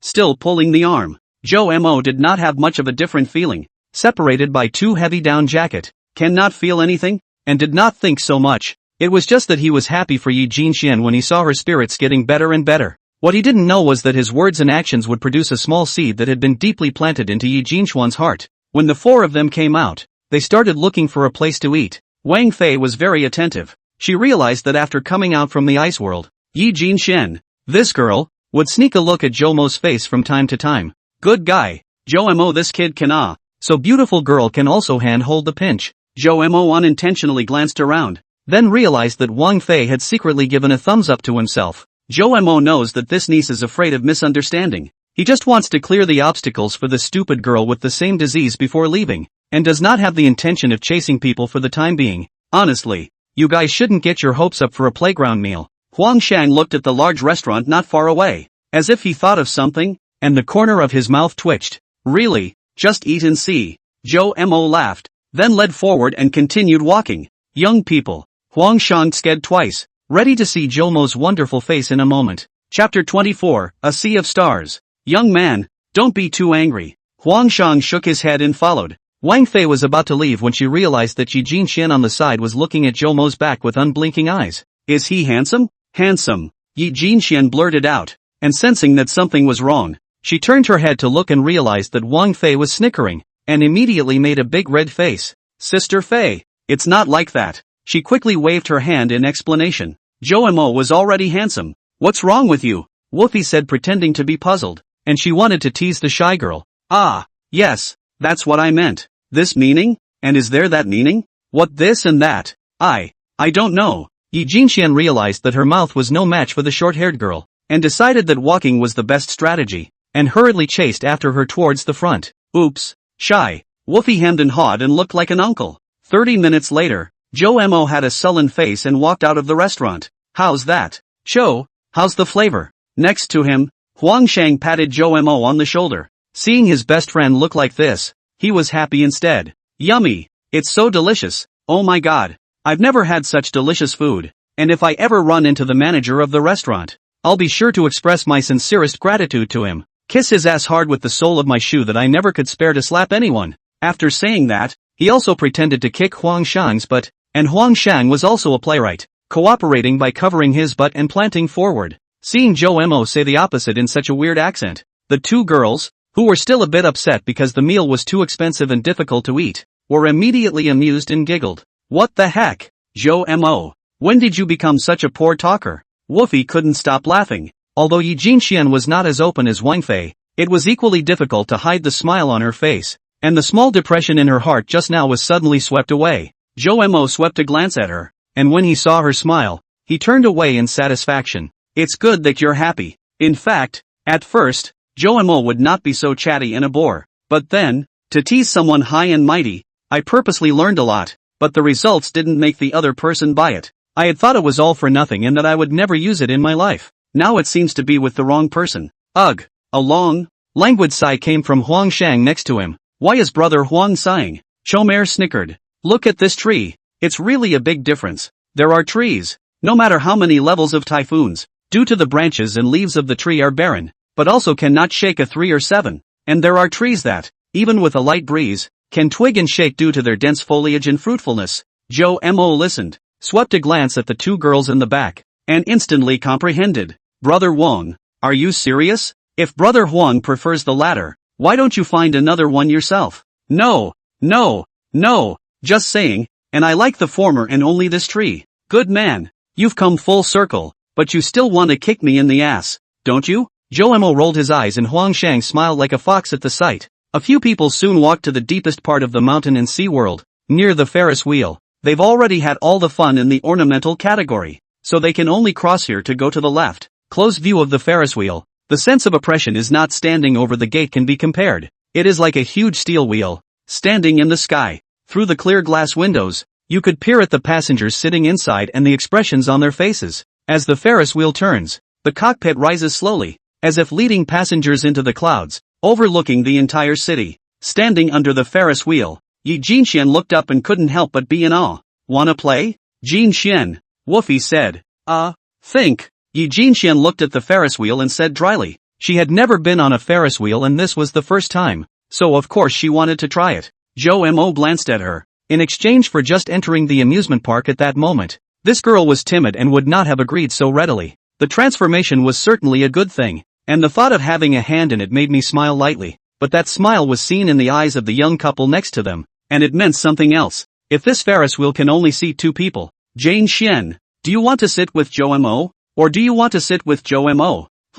I want to talk to Joe. Nasty. Sister Fei, you're making fun of me again. This time Yi Jinxian wasn't fooled into it and directly shook Wang Fei's shoulder with a small grumble. After experiencing that incident in the ice world, Yi Jinxian had already gotten acquainted with Huang Shang and Wang Fei, especially Wang Fei, who was also a woman of the same age and had a big personality. Well, not to tease you, we both rode the Ferris wheel too. It's a beautiful view at night. We can put it at the end of the day to come here and play. Woofy said. That's fine. The other side are all somewhat heart-challenging programs now. Except for the pirate ship and the carousel. Jin Xian. Let's go? I hear you. Seeing that the girl had weakened again, Zhou Mo was a bit puzzled. Forget it. Don't guess what's in a girl's mind. Wang Fei pulled Yi Jinxuan's hand and directly trotted towards the carousel vaguely visible in the distance. Seeing this, the two boys rushed to follow. Zhou Mo, I'm going to sit with Jin Xian for a group photo. You don't mind, do you? What do I mind? Zhou Mo rolled his eyes.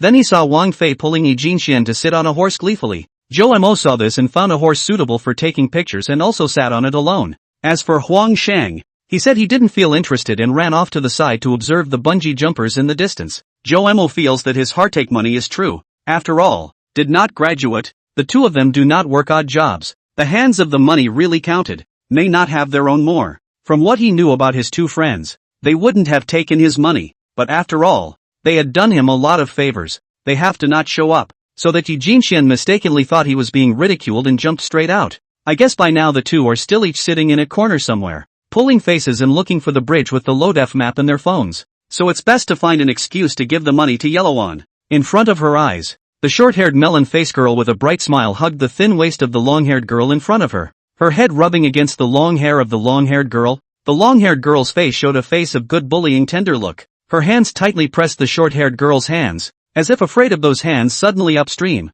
Pressed the rabbit seems to be, drawing a lot of people next to the side of the side eye. They are very beautiful girls. A piece of orange power is very good. Is the future long and distant beyond the starry sky? I flew over on the wind, the journey was to the stars and the sea. The merry-go-round began to turn slowly, up and down, and wonderful sounds began to play. Ka! A beautiful photograph is born, framing the moment for eternity. Zhou Mo looked at the photo and the corner of his mouth hung up in an arc. Chapter 25 I Will Fly Higher. After coming down from the top of the carousel, Yi Jinxuan's eyes lit up when she saw the bungee jump in the distance. Chomere, I want to play that, the girl said, pointing to the bungee in the distance. At those words, the corner of Zhou Mo's mouth twitched. Bungee jumping, good lord, he wouldn't dare to play it himself. And this ninny has the guts to say it. A lot of people go up before the cowhide blowing the sky. Really go up. Legs immediately soft. In the past, Zhou Mo and Huang Shang, two people, have been to a specialized bungee jumping site, threatening to jump 3 times a person. But the result is that they just went up and ran away in the dust. Because of this, there was no shortage of ridicule from Wang Fei. That, Jin Xian, you can't grasp it. You can play a simplified version. A simplified version? What's that? Chomere pointed to the distant jumper on the other side. That one. Was it exciting? Yi Jinxian cocked her head and looked over. From her viewpoint, wasn't it just a couple of guys one on top of the other? What's the fun in that? Seeing Yi Jinxuan's dumbfounded look, Wang Fei and Huang Shang both had a bitter smile on their faces. The jumper here has an alias, called Soul Separator. The two of them played once up on the regret, the strong sense of weightlessness, that Huang once felt that they are not guilty, need to repent. However, seeing Yi Jinxuan's openness, the two of them whispered a few words and did not intend to get in the way. Let the pair of them have free rein and then sneak along with snacks to watch the show and even observe additions like jumpers. God, this is so much more fun than going to stand in line. Ahem. You guys go ahead. Fei wants to go to the other side for the haunted house, so we'll split up for now and meet here at the Ferris wheel, Huang Shang said, and next to him, Wang Fei nodded her head straight. Okay, I'll see you later then. Bye Shang, bye Fei-san. Zhou Mo and Yi Jinxian had to say goodbye. Shang? It was the first time he had been called that, and Huang Shang felt a little bit cool. What on brother? Weird. Jinxian, you can just call him Big Yellow from now on. Zhou Mouing. Huang Shang sniffs and bursts into a rage, but is pulled away by Wang Fei. The two just walked away. Huang Shang felt his cell phone vibrate in his pants pocket. He opened it and saw that it was Zhou Mo's friend request. You kid, you dare to delete my friend? Ahem. Mistakenly deleted. Mistakenly deleted. It doesn't matter. By the way, thank you and Fei for your help. You've been a big help. Can't let you break the bank. On the other hand, Zhou Mo talked and talked, But Huang Xiang just didn't accept the money. Zhou Mo had to give up for the time being. Why aren't they with us anymore? Yi Jinxian had a great time this time, and even got a little high, when suddenly Huang Xiang and the others had to leave, making her a little lost. It's only natural that people's young couples come to the playground to have some alone time. What are you thinking? It has nothing to do with you, Zhou Mo explained, and made a gesture to flick the girl's forehead, but it felt a little ambiguous, and he retracted his hand halfway. Let me get this straight. Jumpers are a lot more exciting than slides. Are you sure you want to go? I wanted to challenge myself. Well, challenge yourself, huh? Zhou Mo didn't really want to play that one either, but it didn't look like it was going to work. She was so gutsy. Big men can't be embarrassed in front of girls either. Not to mention using this to continue opening Yi Jinxuan's heart, eliminating her timidity and arousing her courage. The two men quickly arrived near the jumper. Soul separator? Yi Jinxian looked at this introductory sign with some confusion. I will fly higher. At the same time a line of lyrics bubbled up, and then a series of screams were heard as a jumper not far away shot up into the sky. Looking at Zhou Mo grinned straight. He craned his head to survey the number of people in line. It was quite large and the line was going to be a long one. He looked at the chase ticket in his hand again and sighed. Standing in line is such a beautiful thing. Too bad I'm a VIP. This was the popular item in the first few rows, and there were too many people in line. And many people had the urge to hit Zhou Mo after seeing him following a pretty girl and looking this way with an envious look on his face. How about it's not too late to regret it? Zhou Mo followed the advice. And then he saw Yi Jinxian twist her head around, her eyes full of little stars. So pretty. This was Zhou Mo's first thought, and then suddenly felt an ominous premonition welling up inside. Go. Yi Jinxian just said one word and walked towards the VIP channel. Zhou Mo had to follow with a bitter face. Then Zhou Mo discovered something even more desperate. This jumper, heck, it's going to fly twice. Wow. Flying twice. The tickets are worth it. An older brother next to him said as he looked at the sky. Yeah, it's worth it. Zhou Mo was in tears. After 4 waves of screams, one up, one down, one up, one down, the last group of tourists finally landed. The two of them followed the group inside, putting their cell phones and anything else that could easily fall out in the key box. Jin Xian, you didn't bring a necklace, did you? This one. Yes, is it necessary to take this one down as well? Yi Jinxian reached out and pulled out what looked like a crescent moon charm from her neck. Green with white, like a jade. It's going to. Otherwise it might come out of your neck and hit you right in the face. And it's really painful. Zhou Mo thought of not so good memories and said, well, listen to you. The girl said sweetly, then took off the necklace and placed it carefully in the case. In the end, still sitting up, Zhou Mo touched the armrests on both sides and looked at the slowly rising feet. Zhou Mo, what's wrong with you? No RIP. Remember, always yell out when you feel weightlessness. Zhou Mo barked out an admonition. The sensation of stimulation brought to the body by shouting or not shouting was of 2 orders of magnitude. Don't ask Zhou Mo how he knew that.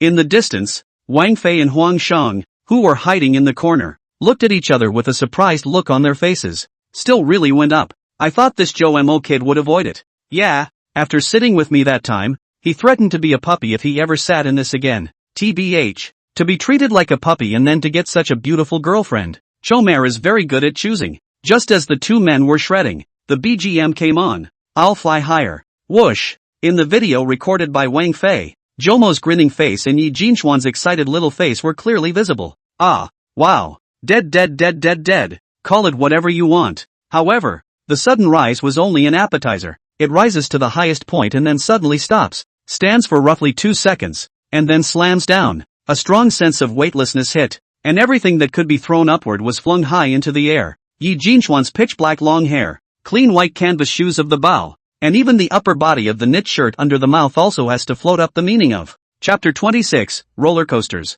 But fortunately, Zhou Mo let Yi Jinxian tie a knot in the bottom opening of the knit shirt when he was underneath. Yi Jinxuan's waist was very thin, and the lower opening of the knot was stuck directly on her waist, so she didn't get naked at all. The little girl cried out as hard as she could under the other screams. When she landed, she was flushed and all excited, her hands gripping the protective handles tightly. When she reached the highest altitude of the jumper just now, though for a short time, she had a bird's eye view of a large area to the east, unobstructed, all of it, half of the great world of mountain and sea, a large number of tall buildings in the distant mountain city, and that bridge that had just been there last night, and the great river below. The sight was as if he was flying in the air and seeing it himself, leaving a deep impression on Yi Jinxian. Then there was the weightlessness she had just experienced. The ominous illusion that seemed almost like death had sidled up to her, which irritated her just as deeply. Then the BGM played again. Jo Mo screamed in agony, while Yi Jinxian was very chuffed. By the way, just now Jo Mo said we must shout it out.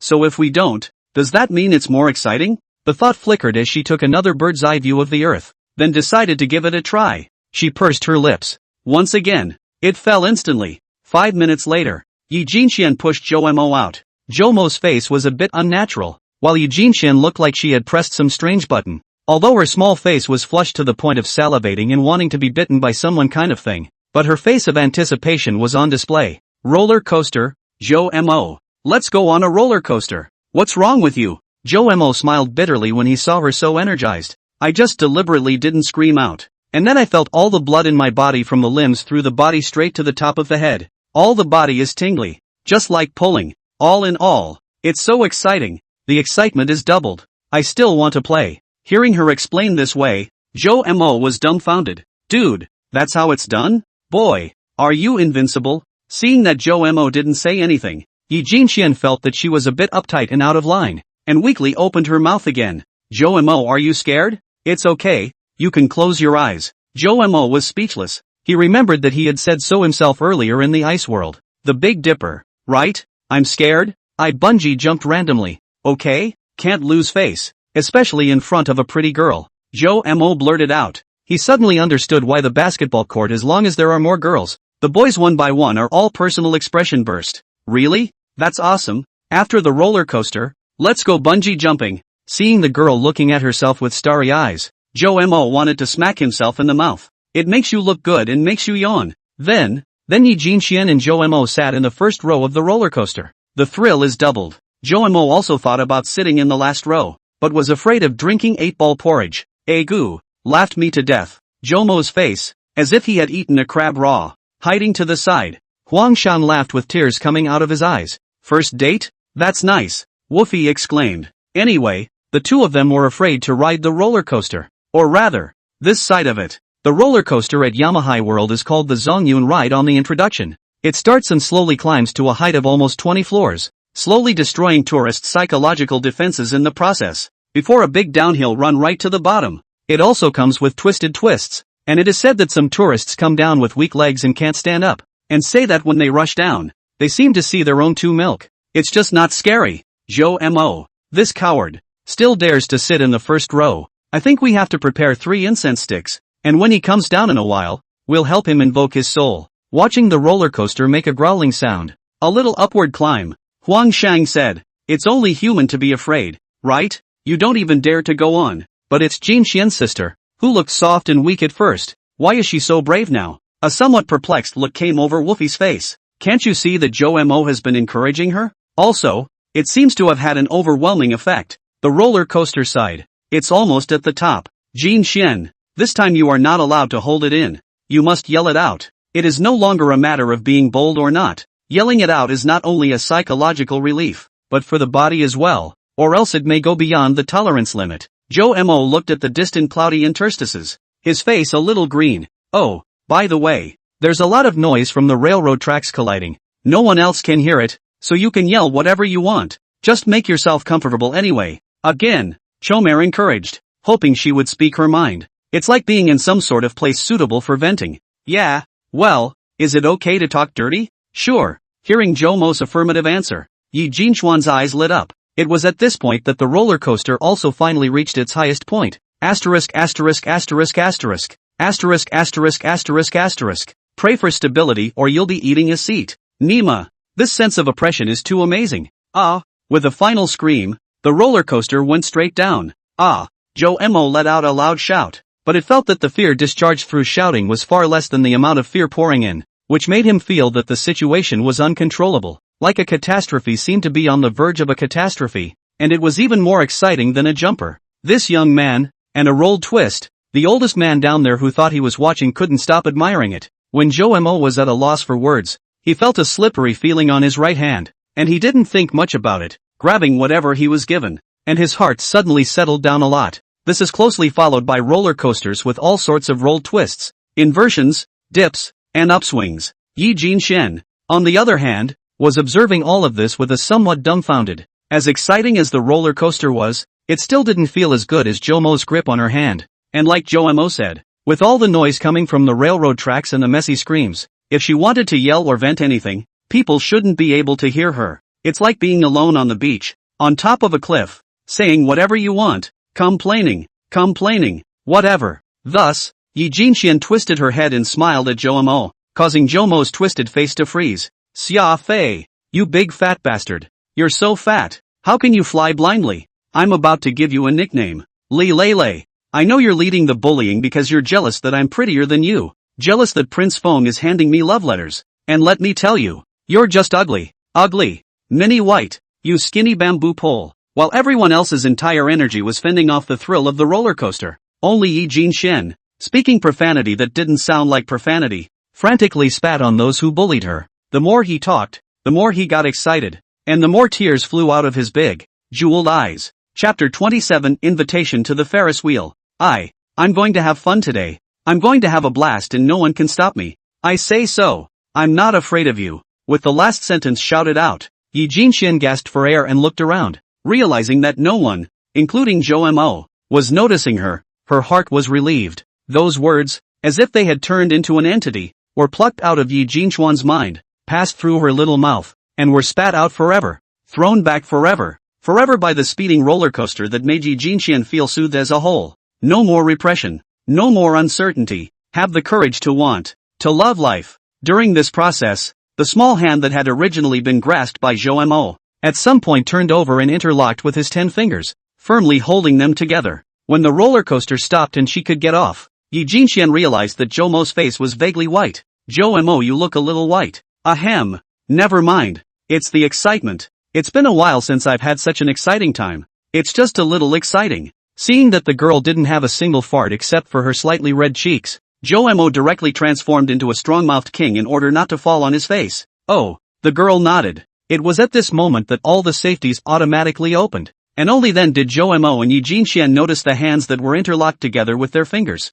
And then it was just as if they were hot, and they retracted their hands at the same time. Jomo was unconsciously holding the girl's hand because of roller coaster nerves, and felt a little bashful on his face. Yi Jinxian, on the other hand, saw Jomo's face twisted, fearing that he was afraid, and also saved the intention of using Jomo to give himself a boost. Before reaching over, step out of the car, please. The staff member felt like eating a mouthful of dog food and prodded straight away. Let's hurry up and get out of the way of other people's fun. Jomo was the first to speak and headed for the exit. Just now on the roller coaster, although he did not really hear it, he also heard some doorways, and had a further understanding of Yi Jinxian's situation at school. The harvest is still pretty big. So, even though he was a bit overwhelmed, Jomo decided to grit his teeth and take Yi Jinxian to the bungee jumping she was longing to see, trying to shatter the last shard of despair inside this girl with a single blow through this complete outburst. However, what made him a bit sorry and thankful at the same time was that Yi Jinxian was refused to bungee jump because her body was too skinny,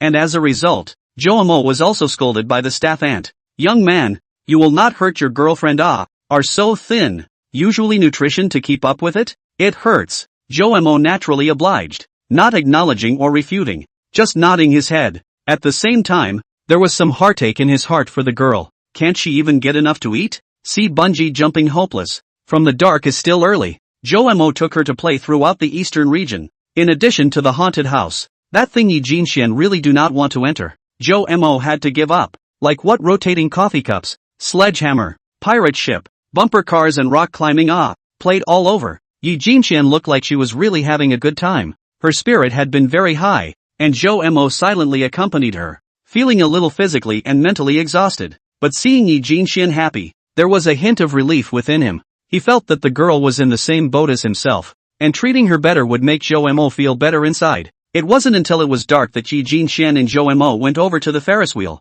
Just arriving nearby, looking at Huangshang Wangfei who was sitting on a lounge chair hugging and huffing together, Jomo and Yi Jinxian looked at each other in dismay. They'd been playing so intensely all afternoon, and they weren't even this tired. So what the hell had these two been up to? The real situation was that tracking was even more tiring, and Jomo and Yi Jinxian were so active that they couldn't follow them anymore, so they ran here to sleep. Jomo thought about it and called Huangshang once. The other waved his hand to let himself go to play, and then went on to sleep. Jomo had no choice but to bring Yi Jinxian closer to the entrance of the Ferris wheel. The Ferris wheel at night, illuminated by neon lights, looks more romantic and classy. Ferris wheels often represent a dating place for couples. Although Yi Jinxian had never been here, she knew this. Aside from the TV she happens to get to watch, occasionally she reads short stories. She was only 18, and like girls her age, she longed for a romantic love story. Surveying the past from afar, it wasn't hard to see that the members of the queue weren't as motley as they had been during the day, and it was almost exclusively full of pairs of men and women. Then wouldn't he and Jomo? Well, this is a date place. We're not a couple, so I'm not going up there. Just check out the night view. I'm told it's pretty good over here at night. Jomo's voice was slightly tired. After a day of being a flower protector and being irritated, he was really a bit tired. His eyelids were fighting. Unlike Yi Jinxian, who had gotten high and was still in high spirits, they weren't supposed to be a couple. And instead of waiting for the girl to embarrass herself by dwelling on it, they should have brought it up themselves first. That's what Jomo thought. Moreover, he had no intention of pursuing Yi Jinxian for the time being. Carrying a butt of debt, life with jumping tightrope like him, do not want to delay people, also do not want to give others trouble, or quietly walk away from the good. Yi Jinxian stared at Jomo. The two looked at each other. They could both see their own shadows from each other's eyes. After a short silence, Yi Jinxian finally spoke. A good friend stayed with me all day, and I would look down on myself if I ended up going to play alone because of something as inconsequential as this.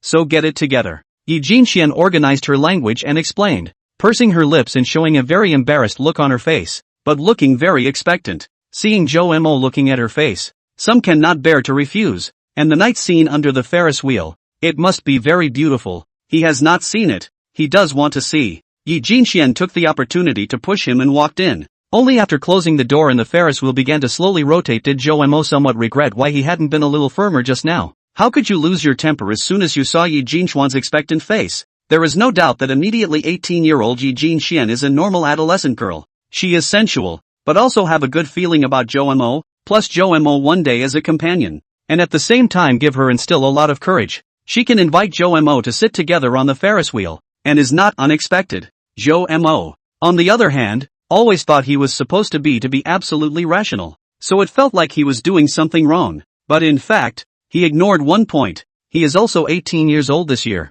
is also a precisely bloody boy, in the dream also has the infinite longing for the other half. Isn't it normal for an 18-year-old boy, faced with an expectant invitation from a pretty peer of the opposite sex, to say yes on impulse? It's not like you're a middle-aged adult who cares about the future. In fact, Jomo had always demanded himself as a qualified adult, which was also unrelated to the environment he grew up in. But, no matter how demanding, it's always a teenager after all. It also creates a character that is very different from most of his peers. He is alert, tough, open-minded, responsible, attentive, and caring like an adult, and sometimes like a teenager, eager for love, impulsive, bloodthirsty, and full of a desire to explore many things, but it just so happens that he is so unique that he is able to make a young girl who has broken down and is heading for the end of the road let down her guard, break through her despair, regain her courage, and once again love the world, and even have a favorite person. Chapter 28, The Supreme Point.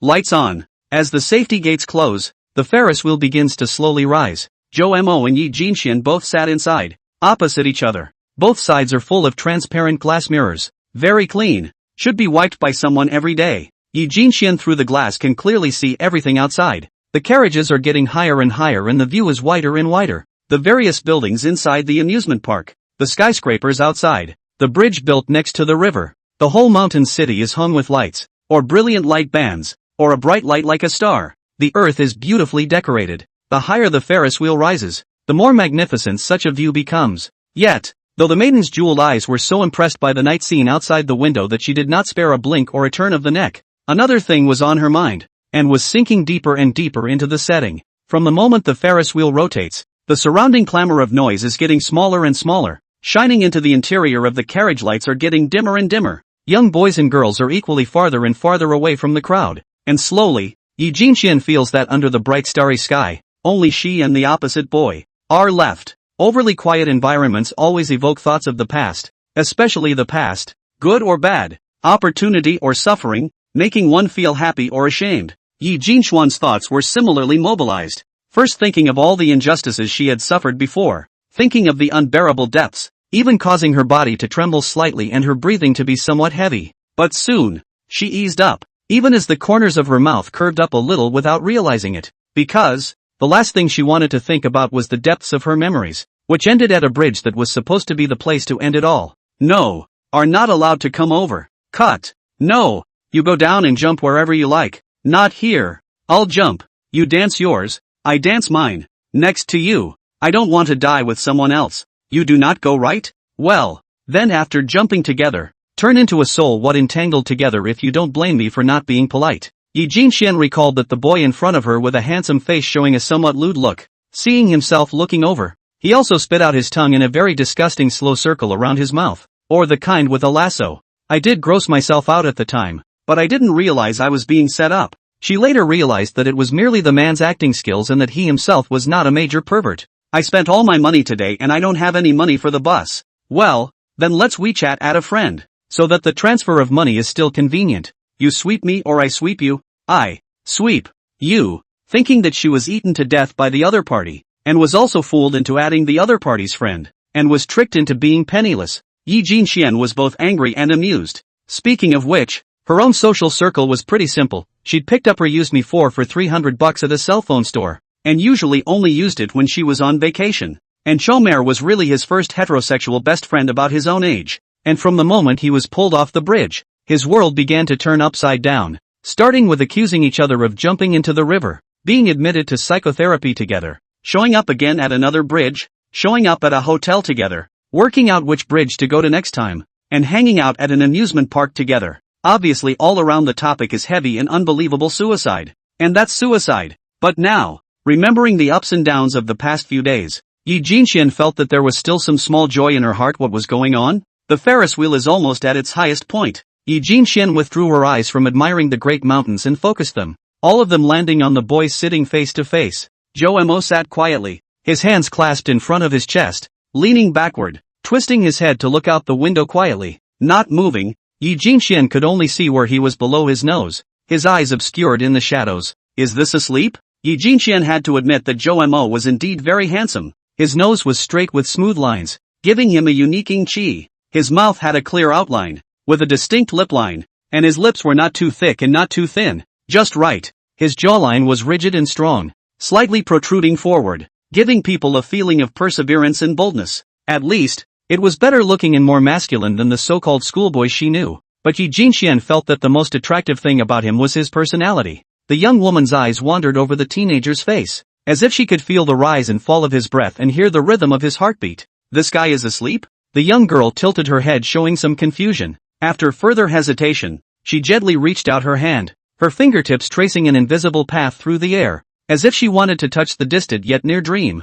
The Ferris wheel continued to rotate slowly, the lights inside the carriages swaying as it turned. An inexplicable emotion welled up in the young girl's heart. She didn't know what it was. She only felt it like the brightest star in the night sky, illuminating a corner of her heart. Zhou Mo, can I sit on your side? The young girl's voice became timid and weak again, but after waiting for a while, there was still no response. She looked around and realized that the world in this compartment was still silent, as if isolated from the rest of the world, and the dimness of the carriage gave her a bold idea. Now, even doing something daring is okay, right? Zhou Mo has fallen asleep. No one knows but himself. No one knows. Oh, and, after today, this fantastic day will come to an end, if it is not cherished. Yi Jinxian remembered a few faces that made her disgusted and nauseous. At that moment, there was no more hesitation, and with her heart in her mouth, the young girl finally sat down next to the teenager. Hey, wake up, don't dream. A choking sensation hit the boy and he suddenly woke up from his dream.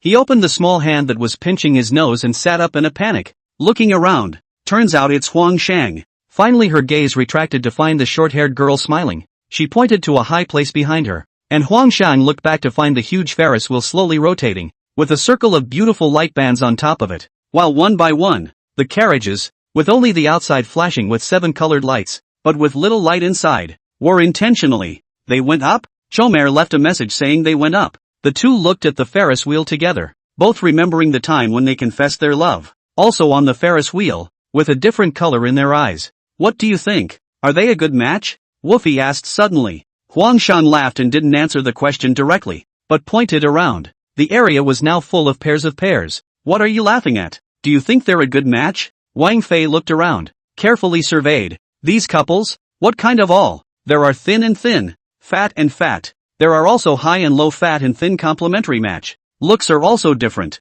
but there is no doubt that they all look very happy, are imploring to look at the other half. I see the green hills with much charm, and I expect the green hills to see me as they should. Just as Wang Fei finished speaking, Huang Shang applauded and then gave her a thumbs up, then rubbed his chin and said, "Good poem for a wife. Just not grounded enough. Then you take a line," Woofy said in a no-nonsense manner, only to see Huang Shang smiling evilly. His fingers slowly crossed all the couples around him and said, "Fish with fish, shrimp with shrimp, and turtles with kingfish." Finally the finger traced over his side and ended up pointing at Woofy. "Bah! You can't spit ivory out of a dog's mouth. You're the asshole." Huang Shang hurriedly scurries away as Woofy leaves after him, and at this moment, on the Ferris wheel, the lights on one of the carriages, gradually turning from white to pink, reached the highest place. Chapter 29, Watch me help you light up your hopes. Zhou Mo. Asleep? Yi Jinxian once again asked a question. She carefully measured the other party, close enough to see Zhou Mo's face.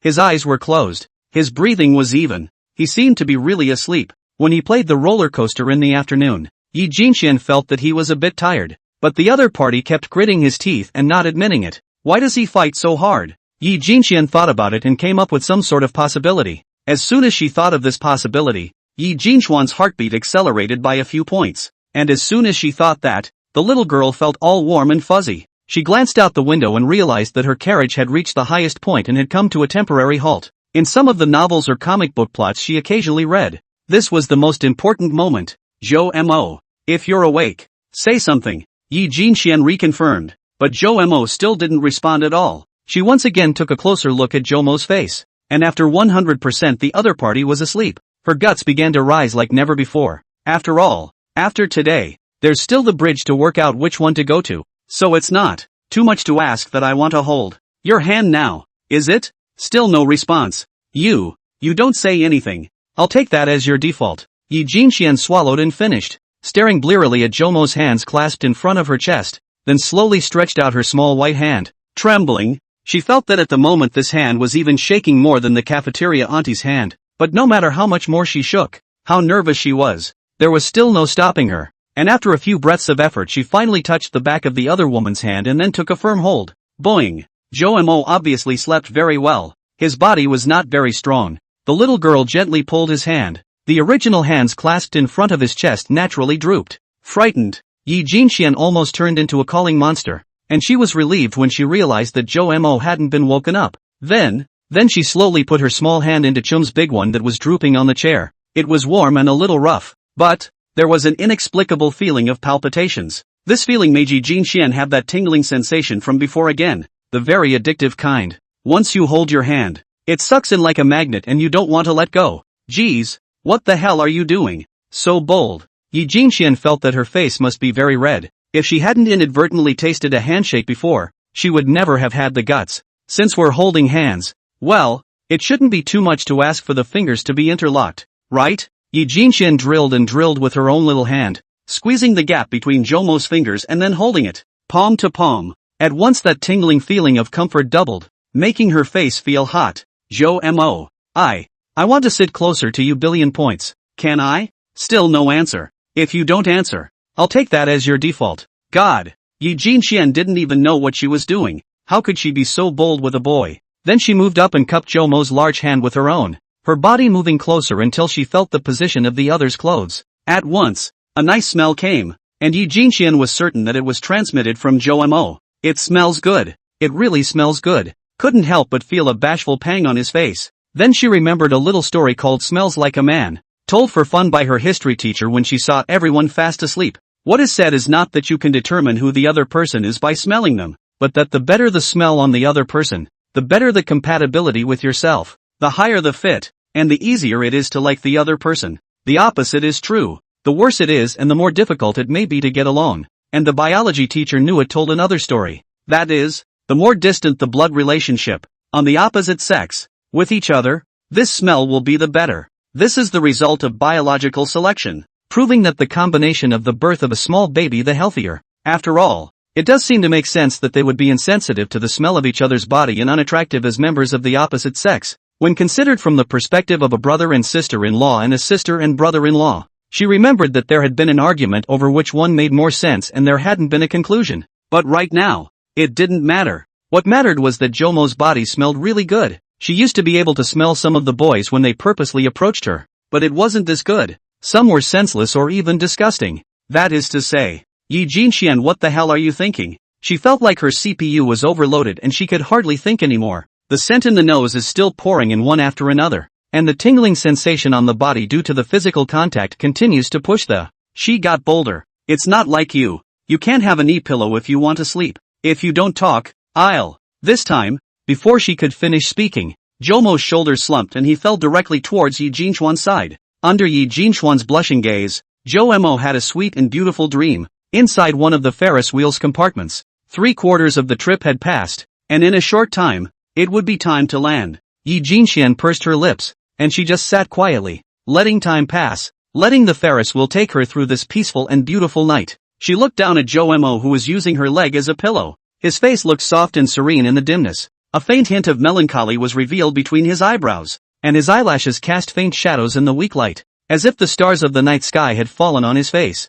Yi Jinxian stared earnestly at the details of his face again and again, wanting to fix this moment in her softest memories forever. After all, after tonight, one's life is again. Look at me. Yi Jinxian seemed to have heard the boy on the knee pillow say something in his sleep, so she slightly lowered her head sideways to listen. Watch me. Help you step on. After hearing it clearly, Yi Jinxian froze, and then remembered the story he heard from this boy's mouth last night, that there was a transfer student who fell from the sky, and helped himself to all the unfair things in one day, stirring up the sky and the earth. Could such a thing really happen? Yi Jinxian wished it was true, but after all, it was just a story. But even if it was a story, she was now coaxed into happiness. Thank you, Chum. For this day, I am happy. Yi Jinxian gently stroked this boy's hair. It was very soft, not at all tangled. It was very comfortable to touch, just like him as a person. The Ferris wheel is not far from landing, which also means the end of the dream, but also to face that cruel reality. Yi Jinxuan's tears barred down,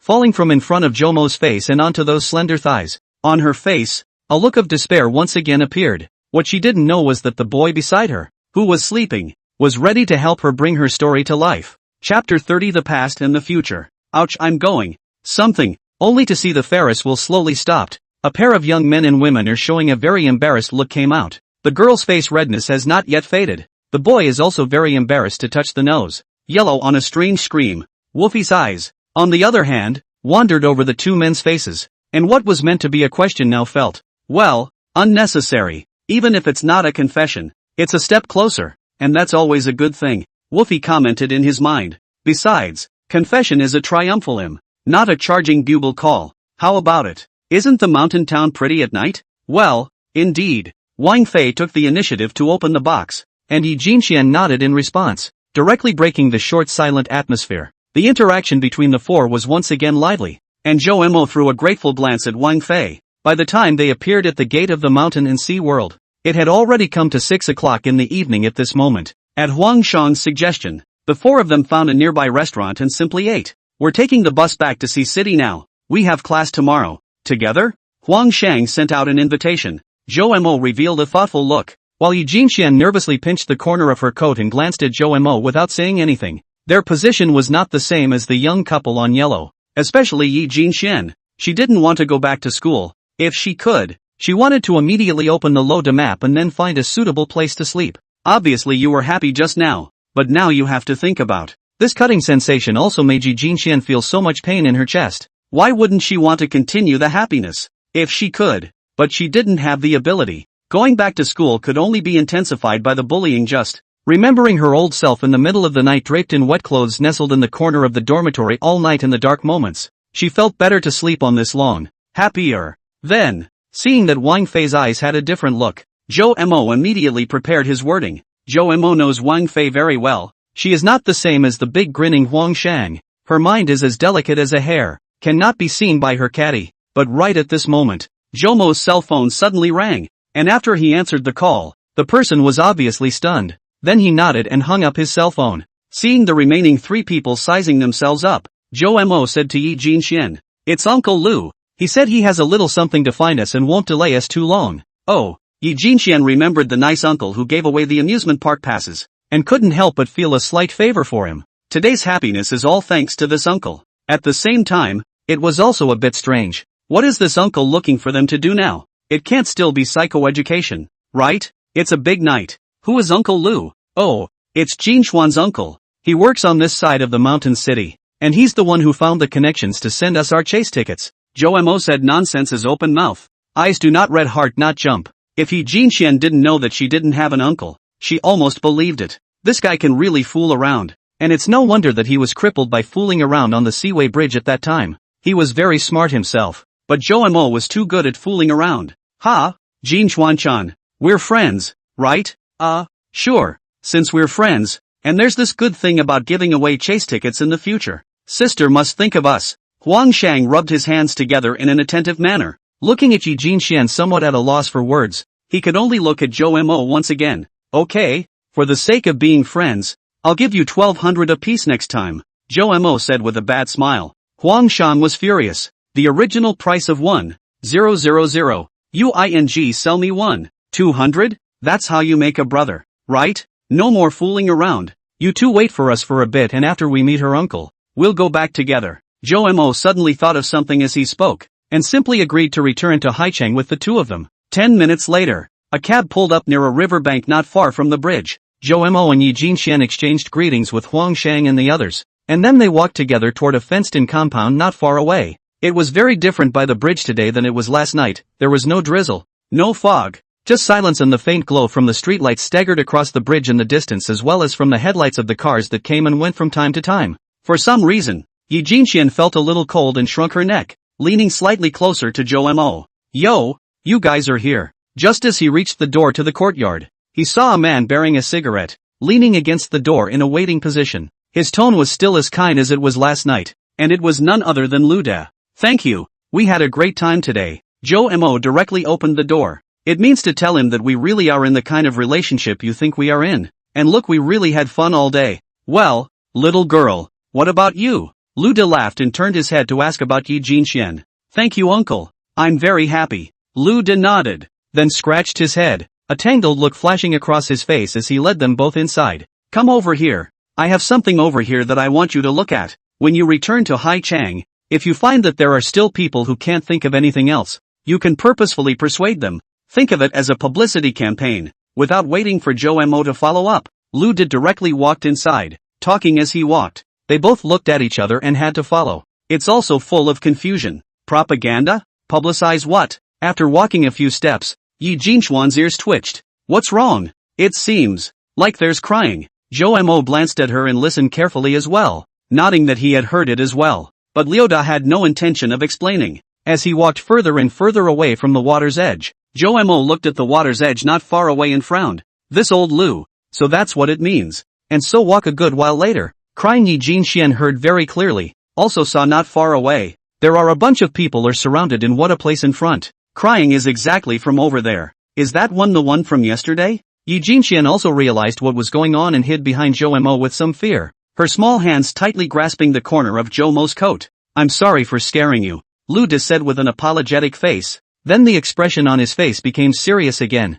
If you were only rescued in your area last night, I believe there is still a good chance that this person is still alive. But unfortunately, the wind and rain suddenly intensified last night, giving the rescue team a lot of resistance. Combined with the fact that the rescue target was also off near the drop point due to wind and waves, we didn't find it until about an hour ago. It means that the person has been dead for a day. What exactly are you trying to say? Zhou Mo was silent for a long time as he sniffed and pursued the question. I thought you two liked to wander the bridge at night, and I figured there was a pretty good chance you'd run into someone you couldn't live with. Just thought I'd bring you guys over to see how tragic the aftermath was, so you can have a good talk about each other in the future in case you run into something like this again, Lu De said. Since this kid wants to pretend, let him pretend, and don't bother to break it down. Like to wander the bridge at night? The corner of Zhou Mo's mouth twitched, knowing that this old Lu was coming to persuade him and Jin Xian in a different way. Our rescue teams can save once, but not every time, and the thought of avoiding tragedy has to go back to the roots. You feel like you're walking away and it's easy, but how much pain does it cause to those around you? And does the person who commits suicide ever think about that? Lu sighed as he looked at the woman lying on the white cloth in the distance. What about an orphan? One who has no family and is not expected by anyone? Zhou Mo asked. This question made Lu froze. He was not a psychiatrist, His mouth was not that capable of talking, but after taking a closer look at Jomo, and the girls hiding behind him, he felt that he still had an answer. Then go and look for it, for boys, a wife, and for girls, a worthy husband, and there you have it. Luda patted Jomo's shoulder and said in a somewhat relaxed tone. Seeing this uncle's intention, Jomo was a bit saddened by the tears and laughter. You're in the rescue squad and you're moonlighting as a matchmaker? By the way, my friend thought you little couple and I had something to do with it. So he sent me some of the pictures that the machine automatically takes when you guys play. I'll let you guys take a look at them, huh? Luda remembered something, took out his cell phone, opened a photo, and let the two Jomo look at it, only to see, on the roller coaster, the boy's face twisted, his left hand clutching the safety handrail, and his right hand clutching the left hand of the girl on the right, who, waving her right hand, was laughing openly. There was a huge contrast between the two people's appearances,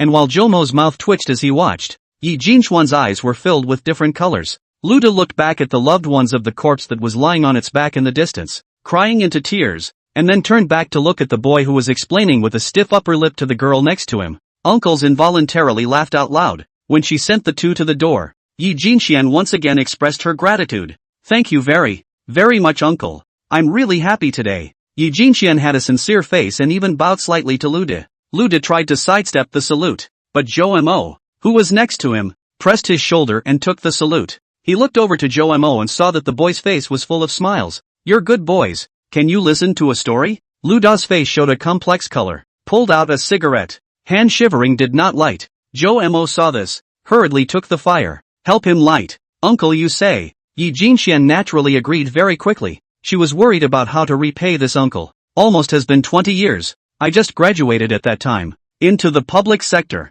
But also in school on dating girlfriend married. She has a good temperament. Care for the family. I also buy the leadership appreciation. At that time, many classmates are envious of me. Halfway through his speech, Luda took a sharp drag on his cigarette and exhaled slowly, making a sound that sounded like a sigh. Then my wife got pregnant with twins, and we were all thrilled. But because of the pregnancy, her body reacted more, and she became a bit irritable over time. And it just so happened that at that time, one of her cousin from her mother's family came running over to me, wanting me to give him some benefits at work. And when I said that I would think about it, I was really just politely refusing. But after a few days, a meal at the table, the leadership do not know why I know this. I was a criticism. After returning home, because of this, I took the strength of alcohol and wife had a big fight. Xiaowan he, originally because of pregnancy need to take care of the emotions, all blame me, then confiscated the temper, said a few words should not be said. She was furious, ran away from home, just from this bridge, jumped, through the vicissitudes of life of more than 50 years old man, said here also cannot help but weep. Yi Jinxian see the situation took out a small packet of paper towels to hand over, but the old Lu waved his hand, alone twisted his head, do not wipe the tears, but also do not let the two of them to see, waiting for me to realize that something is wrong. Find her, also after a day and a night, she was soaked face, and even many places on the body and do not know what kind of fish and shrimp bite. A hole. I fainted on the spot. Then I was like a psychopath. Beat up the leader. Quit my job. Blamed someone else for a while. Blamed myself for a while. And blamed the heavens for being unfair. At one time, I also wanted to go over to accompany her. But there are still 4 old people to take care of. I still endured. And finally chose to enter the rescue team in this mountain city. While it is regarded as a rescue to atone for their sins, while supporting the elderly, intends to live out the rest of his life in this way. Whenever I succeed in saving someone, I feel a few moments of relief in my body, and whenever someone dies in front of me, I get sad and think about that day. When Lu De finished, he calmed down and turned around to see this teenage girl in front of him staring at himself with a complicated face. Jomo still remembers it. Last night this uncle also said how they're old couple, and now, his heart was pretty bad too. Sorry for making you guys listen to me ramble on for half a day. No, there isn't. Seeing Lu De mocking himself, Yi Jinxian wanted to comfort him so badly, but she didn't know what to say, so she could only look at Jomo for help. Jomo couldn't stand the look in her eyes and sighed, squeezing out a smile to Lu De. Uncle Lu, I think with Auntie's temperament, she forgave you a long time ago. She would be heartbroken to see you like this. You shouldn't face each day with the mentality of atonement. She should prefer you to be happy again and live each day well. Jomo finished. Lu De pondered for a moment. According to Xiaowan, that usually kind and gentle nature, it is really possible to think that way, and immediately felt his heart loose,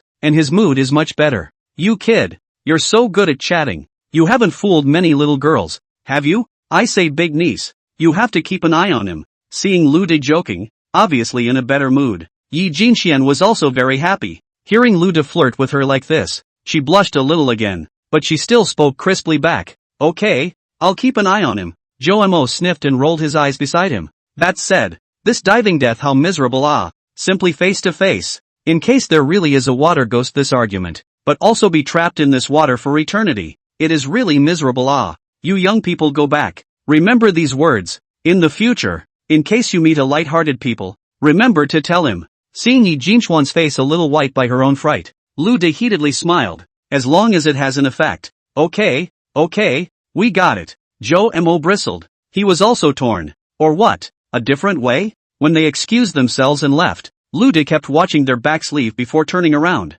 He just had a paragraph that he didn't say. That is, back then, his wife's autopsy report showed that she was pregnant with a dragon and phoenix child. If the child can be born, it is also about the same age as the man and woman in front of me. Hey, wife, if our kids were still around, with both of our faces, we'd probably be about the same as this pair of handsome little guys, don't you think? Lu De suddenly felt that those 2 chase tickets were the rightest thing he had ever done in his entire career. Bar none. Chapter 31, Room 211. Sangu. After bidding farewell to Lu De, Zhou Mo and Yi Jinxian met up with Huang Shang and they carpooled back to Haicheng together. Sitting in the car, Yi Jinxian glanced at Zhou Mo on the other side, wanting to speak. According to the original plan, she and Zhou Mo should have stayed in Mountain City and continued to look for a suitable bridge. All the bridges in Haicheng were no longer suitable, so they shouldn't have gone back by rights. But what Lu De had just said was so scary that it made her torn again. Girls, they care about their looks. Let's go back first. However,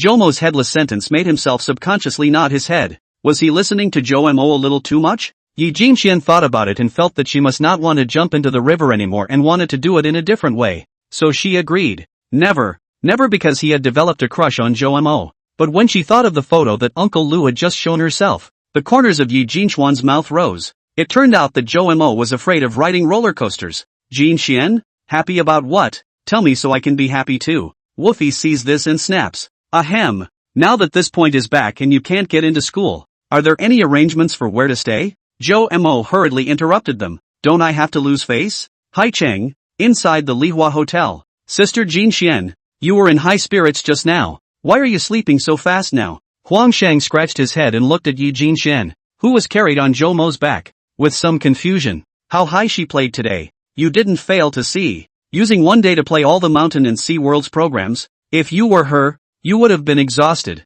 Woofy rolled his eyes and explained. Huang Shang thought also. Usually other people have to use at least 2 to 3 days to play all the programs. This one little girl is already very impressive. Now it's that rush that's over and the body naturally can't carry it. That's not right. Zhou Mo. Why are you okay? Aren't you sleepy? Oh, I got on the Ferris wheel and fell asleep. Upon hearing this, Wang Fei and Huang Shang exchanged glances and looked at him with an expression that gave you a chance and you're not good at it. Zhou Mo didn't pay any attention to them and directly walked towards the front desk of the former hotel. Under Zhou Mo's strong request, the 4 of them ended up opening 3 rooms, one for the young couple and a separate one for Zhou Mo and Yi Jinxian. Little Fei, you help Jinxian take off her clothes. Let's go out first. Just walked out of Yi Jinxuan's room. Zhou Mo couldn't see Huang Shang's figure. He walked over to take a look. Good guy. Took a bath. This speed can be really fast. It's nice to have a girlfriend. Zhou Mo sighed in admiration, then thought of the sleepy Yi Jinxian with a pitiful look and hurriedly shook his head to remove the distractions. He himself, a guy in debt, doesn't deserve to go hobnobbing on people's girls. Fei, I remember you had a spray. Do you still have it? You mean this? Wang Fei, who had just walked out of the door of the room, heard Zhou Mo say this and pulled out a small bottle from his fart pocket. Give this to Jinxian for school tomorrow for self-defense. Okay. Wang Fei readily agreed. She now had Huang Shang accompanying her whenever she went out, and she didn't really need this anymore. When Wang Fei helped Yi Jinxian remove her makeup just now, she saw a bruise at the corner of her mouth, and also found different degrees of bruises on some parts of her body that were covered by her clothes, a green piece and a purple piece. Looking at it made her shocked. What has she, in fact, been through? I remember your homemade spray. It's not too strong. It's not bad. Mixed with a little fine sand, a little shake, charming the eyes is still possible. On the contrary, you guys, shouldn't you give this little girl some perspective? It's just that she's being bullied and using your baby for defense. Alright. Woofy shrugged and didn't pursue the matter carefully. She knew Jomo's temper well. There was no way he would let this matter go.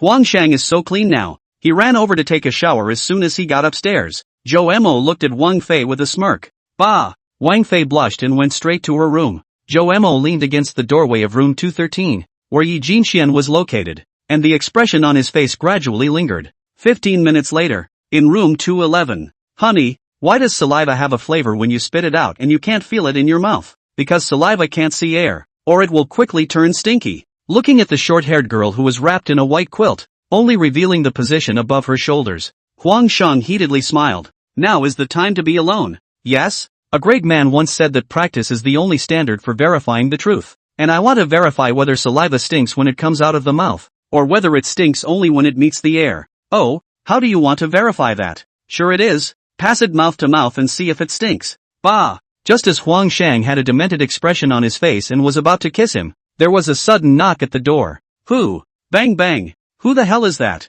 Me, Chomer. Huang Shang looked at the snickering Wang Fei and walked to the door with a displeased face. Opened the door, only to see Joemo standing there. Iron. If you have something to say it quickly. I'm in a hurry. It's okay. These 2 bottles of water are for you to moisturize your mouths. I thank you. Anything else? Nope. Taking the water. Huang Shang rolled his eyes and simply closed and locked the door. Afe. Go on ha. Huang Shang brought his face up again, which was playfully opened by Woofy, who then blindfolded himself under the covers. Seeing this, Huang Shang pulled a slit straight open and got in. After a bit of jostling, he pinned Woofy to the bed. Afe. It's time to go to bed. Bang bang. There was another knock on the door, and Huang Shang blushed, intending to ignore it. Bang bang. Bang bang. Bang bang. But the person knocking on the door seemed persistent, and with a look of indignation on his face, Huang Shang went straight to the door in his big pants. Opening the door, I found that it was the boy Joemo again.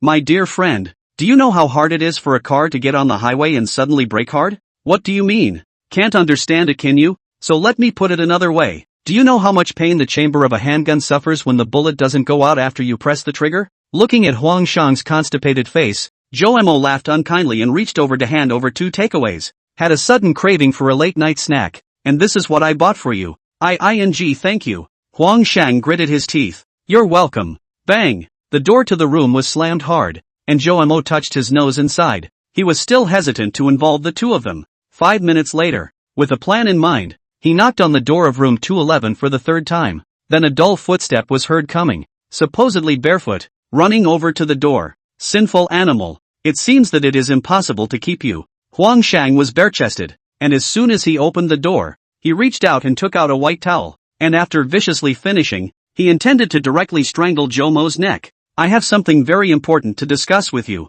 Huang Shang looked at Jomo's serious expression and froze in place. Chapter 32, no crying for now. We're good. Come on in. Muffled voices came out from the door. Joemo directly pushed the door and walked in, seeing Wang Fei and Huang Shang both wearing pajamas, sitting on the edge of the bed, then glanced at the cell phone. It's only been 2 minutes. Joemo looked at Huang Shang with a complicated look, causing the other party to be a bit puzzled. Well, what's up with Chomer? Wang Fei snickered and asked, guessing it should be related to Yi Jinxian. Do you guys remember our old homeroom teacher? Well, of course, Li Yugua. He has also dragged the 3 of us lucky. From the 2nd high school jumped to the College of Engineering teaching, and now I heard that it also became the vice president to come. Powerful it. Huang Shang said, but also some emotion. Their 3 people can have the present achievements. In addition to their own efforts, the classroom teacher is also contributing. Yeah, it's the engineering school that Lee Yogurt is in. I want to level the place. Pushing flat out it's time to thank. Flat push? Huang Shang was dumbfounded as to what Joemo had just said. You heard right. Chomer said flat out pushed it. Woofy emphasized. Huang Shang instantly felt his brain spinning a bit. I don't need you guys to come with me. I've already got an idea and I want you guys to counsel me on any mistakes. Joemo said with a serious face. Not like he was joking at all. Is it for Yi Jinxian? She's a student at the College of Engineering? Well, to be precise, it's for Yi Jinxian to stop being bullied. Afterward, Joemo said about Yi Jinxuan's matter roughly, and listening to Huang Shang and Wang Fei, their faces also changed. I can't believe this kind of nasty stuff still happens in college. What are you going to do? To trip up those bad girls? The parents behind them and certain leaders who wear the same pants as them must all be uprooted as well. How can the three of us be that powerful? You've forgotten that our homeroom teacher has a lot of affection for the three of us. He's the vice principal of the engineering college. And you guys still don't understand old Lee's temper? I can go to him and ask for help. I'm sure he'd be happy to get rid of the subword. Not only do we need to get them out of here, but this is going to come out. The three men discussed the matter for a long time. And soon the time passed 11 o'clock at night. As I said, I just want you guys to counsel me. You don't have to be involved in this. I'll just go by myself tomorrow. We're the Iron Triangle. Don't you kid try to sneak away. Besides, something this exciting is one of the ultimate dreams of many students. Don't try to get rid of the laborers. Don't you guys have class tomorrow? Warped. Huang Shang had a ho-hum face. It was like this until 12 o'clock when they gave up. And only then did Joe Mo walk out of room 211. Lying on his own bed, Joe Mo looked out of the window sideways and couldn't stop the corners of his mouth from rising when he thought of the crazy thing he would be doing tomorrow. But it could also be because of this reason that he was sleepy. So he picked up his cell phone and carefully looked up the details of the engineering college. The next day, the first rays of the morning sun, as gentle as fine silk, passed through the gaps in the curtains and gently poured down on the young girl's face. Her skin looked so delicate in the golden sunlight, as if it was gilded with a light halo, and her eyelashes fluttered slightly, as if she had felt the warm sunlight in her dream, and then slowly opened. She sat up and rubbed her large eyes that were still a bit dazed, and her long hair fell over her shoulders like a waterfall, fluttering gently as she moved, shimmering with a soft sheen, and her toes touched the ground gently, as light as a kitten's. Jin Xian, you're awake. It's now 7:47. There's still time until 8:15 for the morning study at the College of Engineering. Hurry up and wash your face and come over to eat some. A gentle female voice rang out, and Jin Xian followed the sound and tried to focus her gaze on the other party. The girl had short, clean and simple hair, a melon face full of sweet smiles, and was wearing a simple blue casual outfit. Sister Fei, did you just say, go to class? Jin Xian, after slowly turning on the machine, finally woke up, and her big eyes were full of surprise. Of course, I'll accompany you to the lecture today. As soon as she heard this, Jin Xian instantly lost a bit of heart, and her face showed a struggling color, as if she was holding back something. Seeing this, Wang Fei thought about the wording and opened his mouth. Do you know Li Wuguk? Is Sister Fei talking about the vice principal? Jin Xian tried to calm down her emotions before answering the question. He used to be the one who brought the three of us. He's very nice. And recently he heard that there was a vicious bullying incident in the engineering school, which also had the school leader covering for it, and the impact was very bad, so he commissioned me to sneak into the school to take a look. Hearing Wang Fei say this, Jin Xuan's heart stirred. She raised her head and looked at Wang Fei with an eager face, just like she had grabbed a life-saving straw. This kind of emotion, which had more ups and downs than a roller coaster ride, Jin Xian felt that she couldn't express it well. Is it the darkness before the dawn? Or, is there no way out of the mountain? Or is there another village in the darkness? Jin Xian wasn't a crybaby girl. She never cried because of her tough situation. Except for the time she jumped off the bridge. She would only shed tears because she was cared for. And she had been moved several times over the past few days. Right now, she wanted to cry too. But Joe Mo wasn't here. Really? Of course, old Li is not to be messed with. And whoever commits the offense will have to suffer. Seeing Jin Xian in a better mood, Wang Fei's heart was slightly relieved. Those words just now were both true and false. They had contacted this one last night, but the other party had doubts about the authenticity of the matter and was cautious and would not force their hand for the time being. But the good thing is that the three of them gave the impression that this vice principal is really too good. And even he can be promoted, also more or less dipped in the three of them exams to compete for the blessing. So did not say that a little bit of help, at the request of the three people, or to give a chance to play into the school. However, he could not be truthful to Jin Xian. Last night Joe Mo repeatedly explained that ensuring Jin Xuan's security tomorrow was the main thing. Joe Mo was afraid that this stupid girl would strongly reject going to school and secretly do something self-injurious. Wang Fei now felt that Joe Mo was right. Hurry up and eat, or you'll be late later and it won't be good. Well, where's Chomer? He, went to school first with Huang Shang. So, will I ever see Chomer again? Of course. This niece, she can't get away from Joe Mo in 3 words. Wolfie laughed in his mind. Jin Xian put on her own color-washed and faded clothes, and took a few minutes to wind up drinking soybean milk and eating donuts, and the two of them headed towards the school. Not long after, Wang Fei and Jin Xian stood together walking on the road close to the school entrance. The two girls' beautiful faces attracted the attention of many boys on the road. Inside the 227 girls' dormitory in Building B, swish, this was followed by a sneer, and the hostess at the door, who happened to be passing by, just frowned at it, sighed, and left in silence. Chapter 33, Return to School. Sisterly, Yi. This has not come to school for several days. I heard that the counselor cannot be contacted. Could something have happened to her? A somewhat slightly chubby girl saw Li Lele, who was holding a basin, blaring at herself, and immediately changed her name to Yi Jinxian and said weakly, "Afraid of what? She is a without parents to raise. Cannot make any waves?" A tall, skinny girl on the other side sneered, "Humph, if she's capable, she can just go ahead and kill herself. My dad invited the principal to dinner last night. Don't worry, even if she disappears forever, this won't set off a single small splash." Li Lele, who wore an earring in one ear, said breezily, her tone relaxed as if she was chatting about something to eat and drink. This was followed by a menacing look on his face.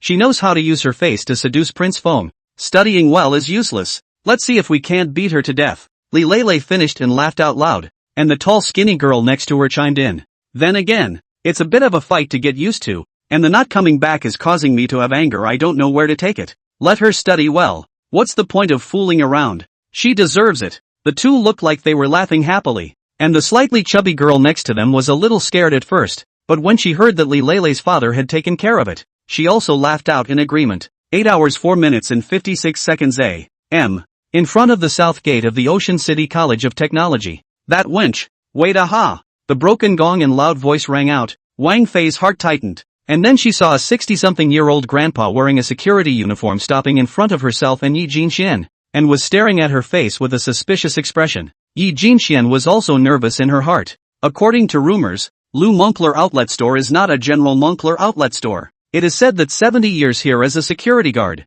decades down the line, practiced a pair of stove-powered eyes, usually do not casually stop students, but as long as the shot was stopped, that person in all likelihood, there is something fishy, and this old man has a thieving memory. Get caught once, and you'll remember until you graduate. What's wrong, Moncler? Yi Jinxian calmed down and tried to say in a calm tone, I know, study very good, well, but this girl. The grandfather smiled and nodded at Yi Jinxian and continued to survey Wang Fei. Moncler Outlet Store. Many of the college students around them also surveyed one after another, somewhat attracting attention. Ahem, Grandpa, do you recognize me? Woofy asked, pointing to himself. I don't recognize it, but something doesn't feel right. The old man rubbed his chin, thinking hard. Master, do you remember all the students? Can't remember. Too old to remember. So you don't recognize me. But is it normal for me to be a student here? As if. Normal? So am I free to go? Classes will be starting soon. Like there's nothing wrong with it? Not waiting for the grandpa to react, Wang Fei pulled Yi Jinxuan's hand, hurriedly flashed to the side, trotted toward the inside, and disappeared in a puff of smoke. Nope. I'm being fooled by this little girl. Lu Moncler Outlet Online reacted and looked around, but there was no one in sight. Next to the staircase on the first floor of Building C's teaching building, Wang Fei pulled Yi Jinxuan's hand and was climbing up the stairs. Sister Fei, Master Lu will use cameras when he arrests people, so I'm afraid you'll be in trouble when you leave. Little things. Woofy waved his hand. It was all a small matter compared to what was to be done in front of him. I've heard that there's a girl in your class named Li who flaunts her family name. How do you know? Of course the vice principal said that, so I'm going to go to your class and meet this guy. Looking at Yi Jinxuan's nervous speechlessness, pursed lips, and clenched fists, Wang Fei knew that she had developed a great psychological shadow over those female hooligans who had bullied her. Wang Fei learned from Zhou Mo's side that Yi Jinxian was a self-respecting and independent girl, so she never opened the door to ask how those 3 girls bullied Yi Jinxian, and only said that they bullied the girls, which was to avoid embarrassing the other party. Putting herself in her shoes, she wouldn't want her difficult past to be known by her best friend. And information about these bullies and what they do isn't exactly a secret at school, as Woofy had already inquired about a lot of useful information last night through his extensive circle of friends. Otherwise, the 3 of them couldn't discuss how the rest of the plan would work. I can't imagine that Zhou Mo also has moments when he thinks so carefully for girls. It's really rare. Woofy's heart sank. From time to time, there were students around them sizing up the 2 of them. Wang Fei was calm and even responded with a smile, while Yi Jinxian appeared to be more rushed. She was afraid of being recognized, and even more afraid of being found by certain people she didn't want to see. Accounting class 2, right? Yes, Sister Fei. The 2 had a conversation. Soon the 2 were walking to the door of class 2. Yi Jinxian took Wang Fei's hand and nervously surveyed the class. Seeing that she didn't see Li Lele, she let out a sigh of relief. Sister Fei, you'd better go elsewhere first. That person is too fierce. It's better not to touch them head on. In Yi Jinxuan's eyes, Lilele is a very scary existence, just like a nightmare.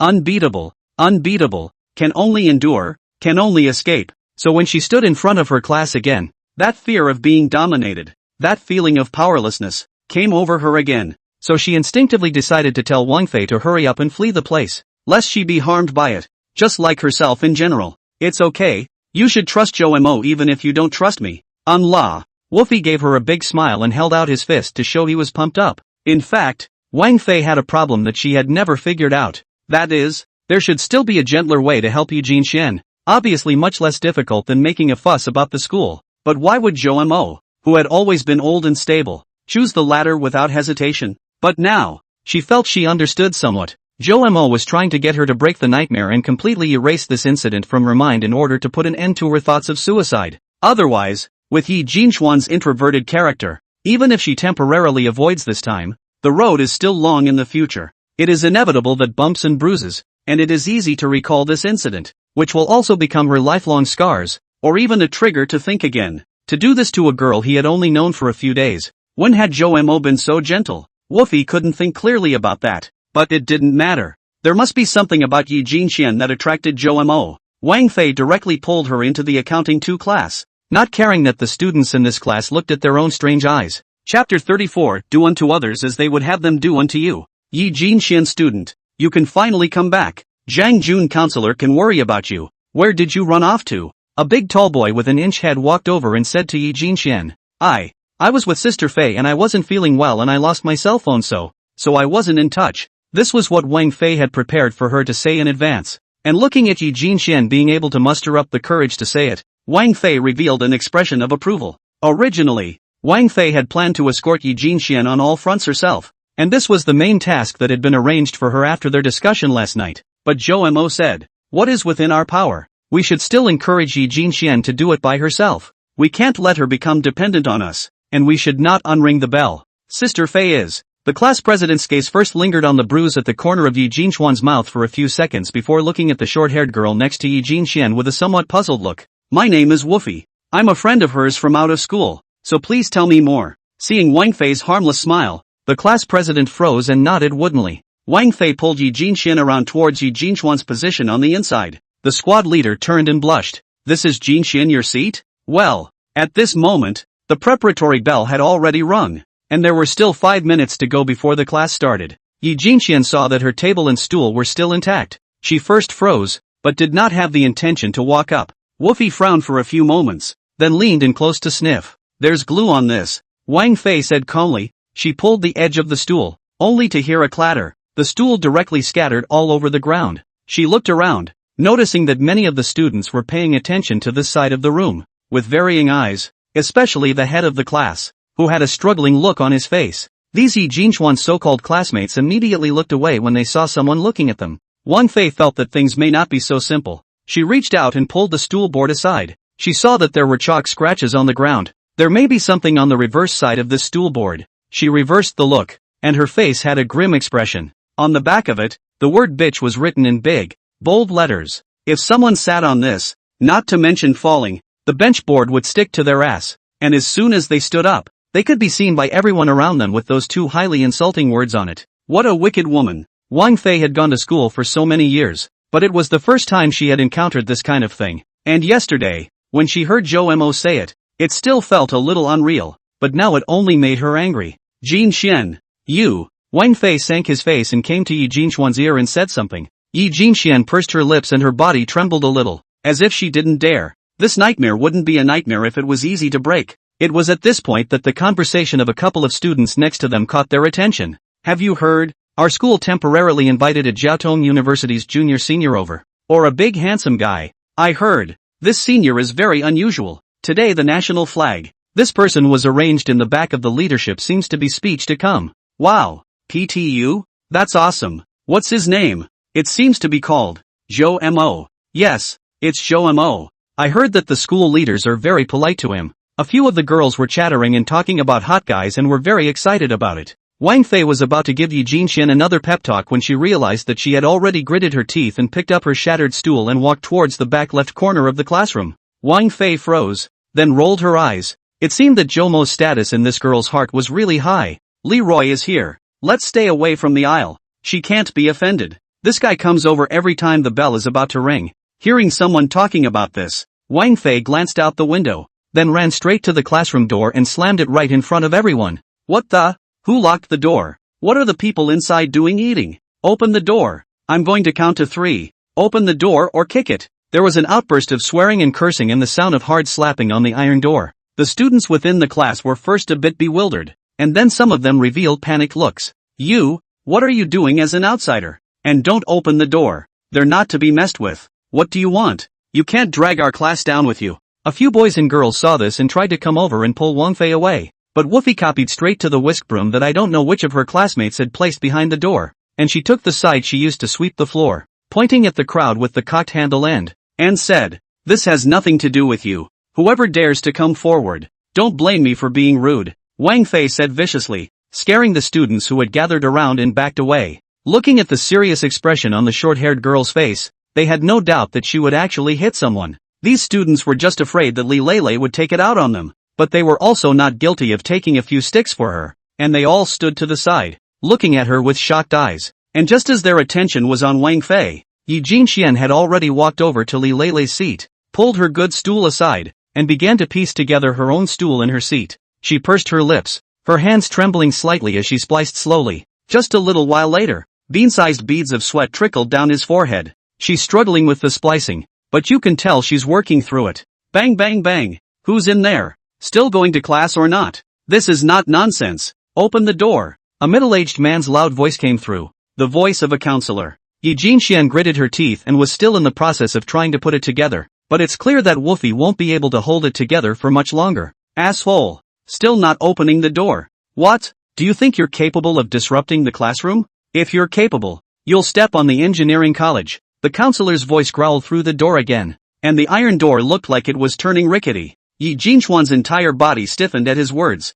Watch me, help you step on. She remembered the big boy murmuring in her arms on the Ferris wheel. Hurry up and eat, or you'll be late later and it won't be good. Well, where's Chomer? He, went to school first with Huang Shang, and then a link to all the things that happened today. Yi Jinxian suddenly understood everything. If you're scared, just close your eyes for a moment and take a deep breath. It will calm you down. She remembered what Chomer had said to comfort her when she rode the super long slide. She closed her eyes and exhaled, then took a deep breath, then exhaled all the cloudy air, and opened her eyes again, her gaze already unwavering. After 10 seconds or so, the stool was put together by her nimble hands and feet. Picking up Li Lei's original good stool, Yi Jinxian returned to her seat. Li Lei's tablemate was Bai Minmin, and the front seat was Xia Fei, both of whom were turned away by Wang Fei, and most of the others were attracted to Wang Fei, with only a few male students at the very back seeing the scene. But they looked at Yi Jinxuan's originally soft and weak little face,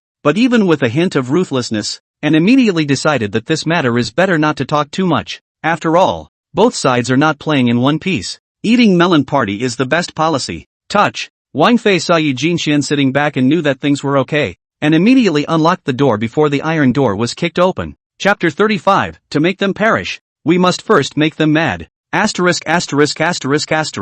Li Lei was about to have a fit, when she felt Xia Fei next to her pull her. She remembered that the counselor was beside her, and he was also a friend of her father. Fei still had to be given, so she held back from swearing. She looked viciously to find a short-haired girl she hadn't seen before looking at her with a harmless expression. What major in class are you in? The counselor, Zhang Jun, stared at her and sized her up, and said in a stern tone, I'm from the mechanical college, automation major 1. Woofy said dryly, mechanical college? What are you trying to do by blocking the door to our place instead of going to your academy's classes? Injustice. I just saw 3 green bean flies outside the door. I was scared, so I closed the door and locked it. Who knows that the lock is so difficult to use? It took so long to open.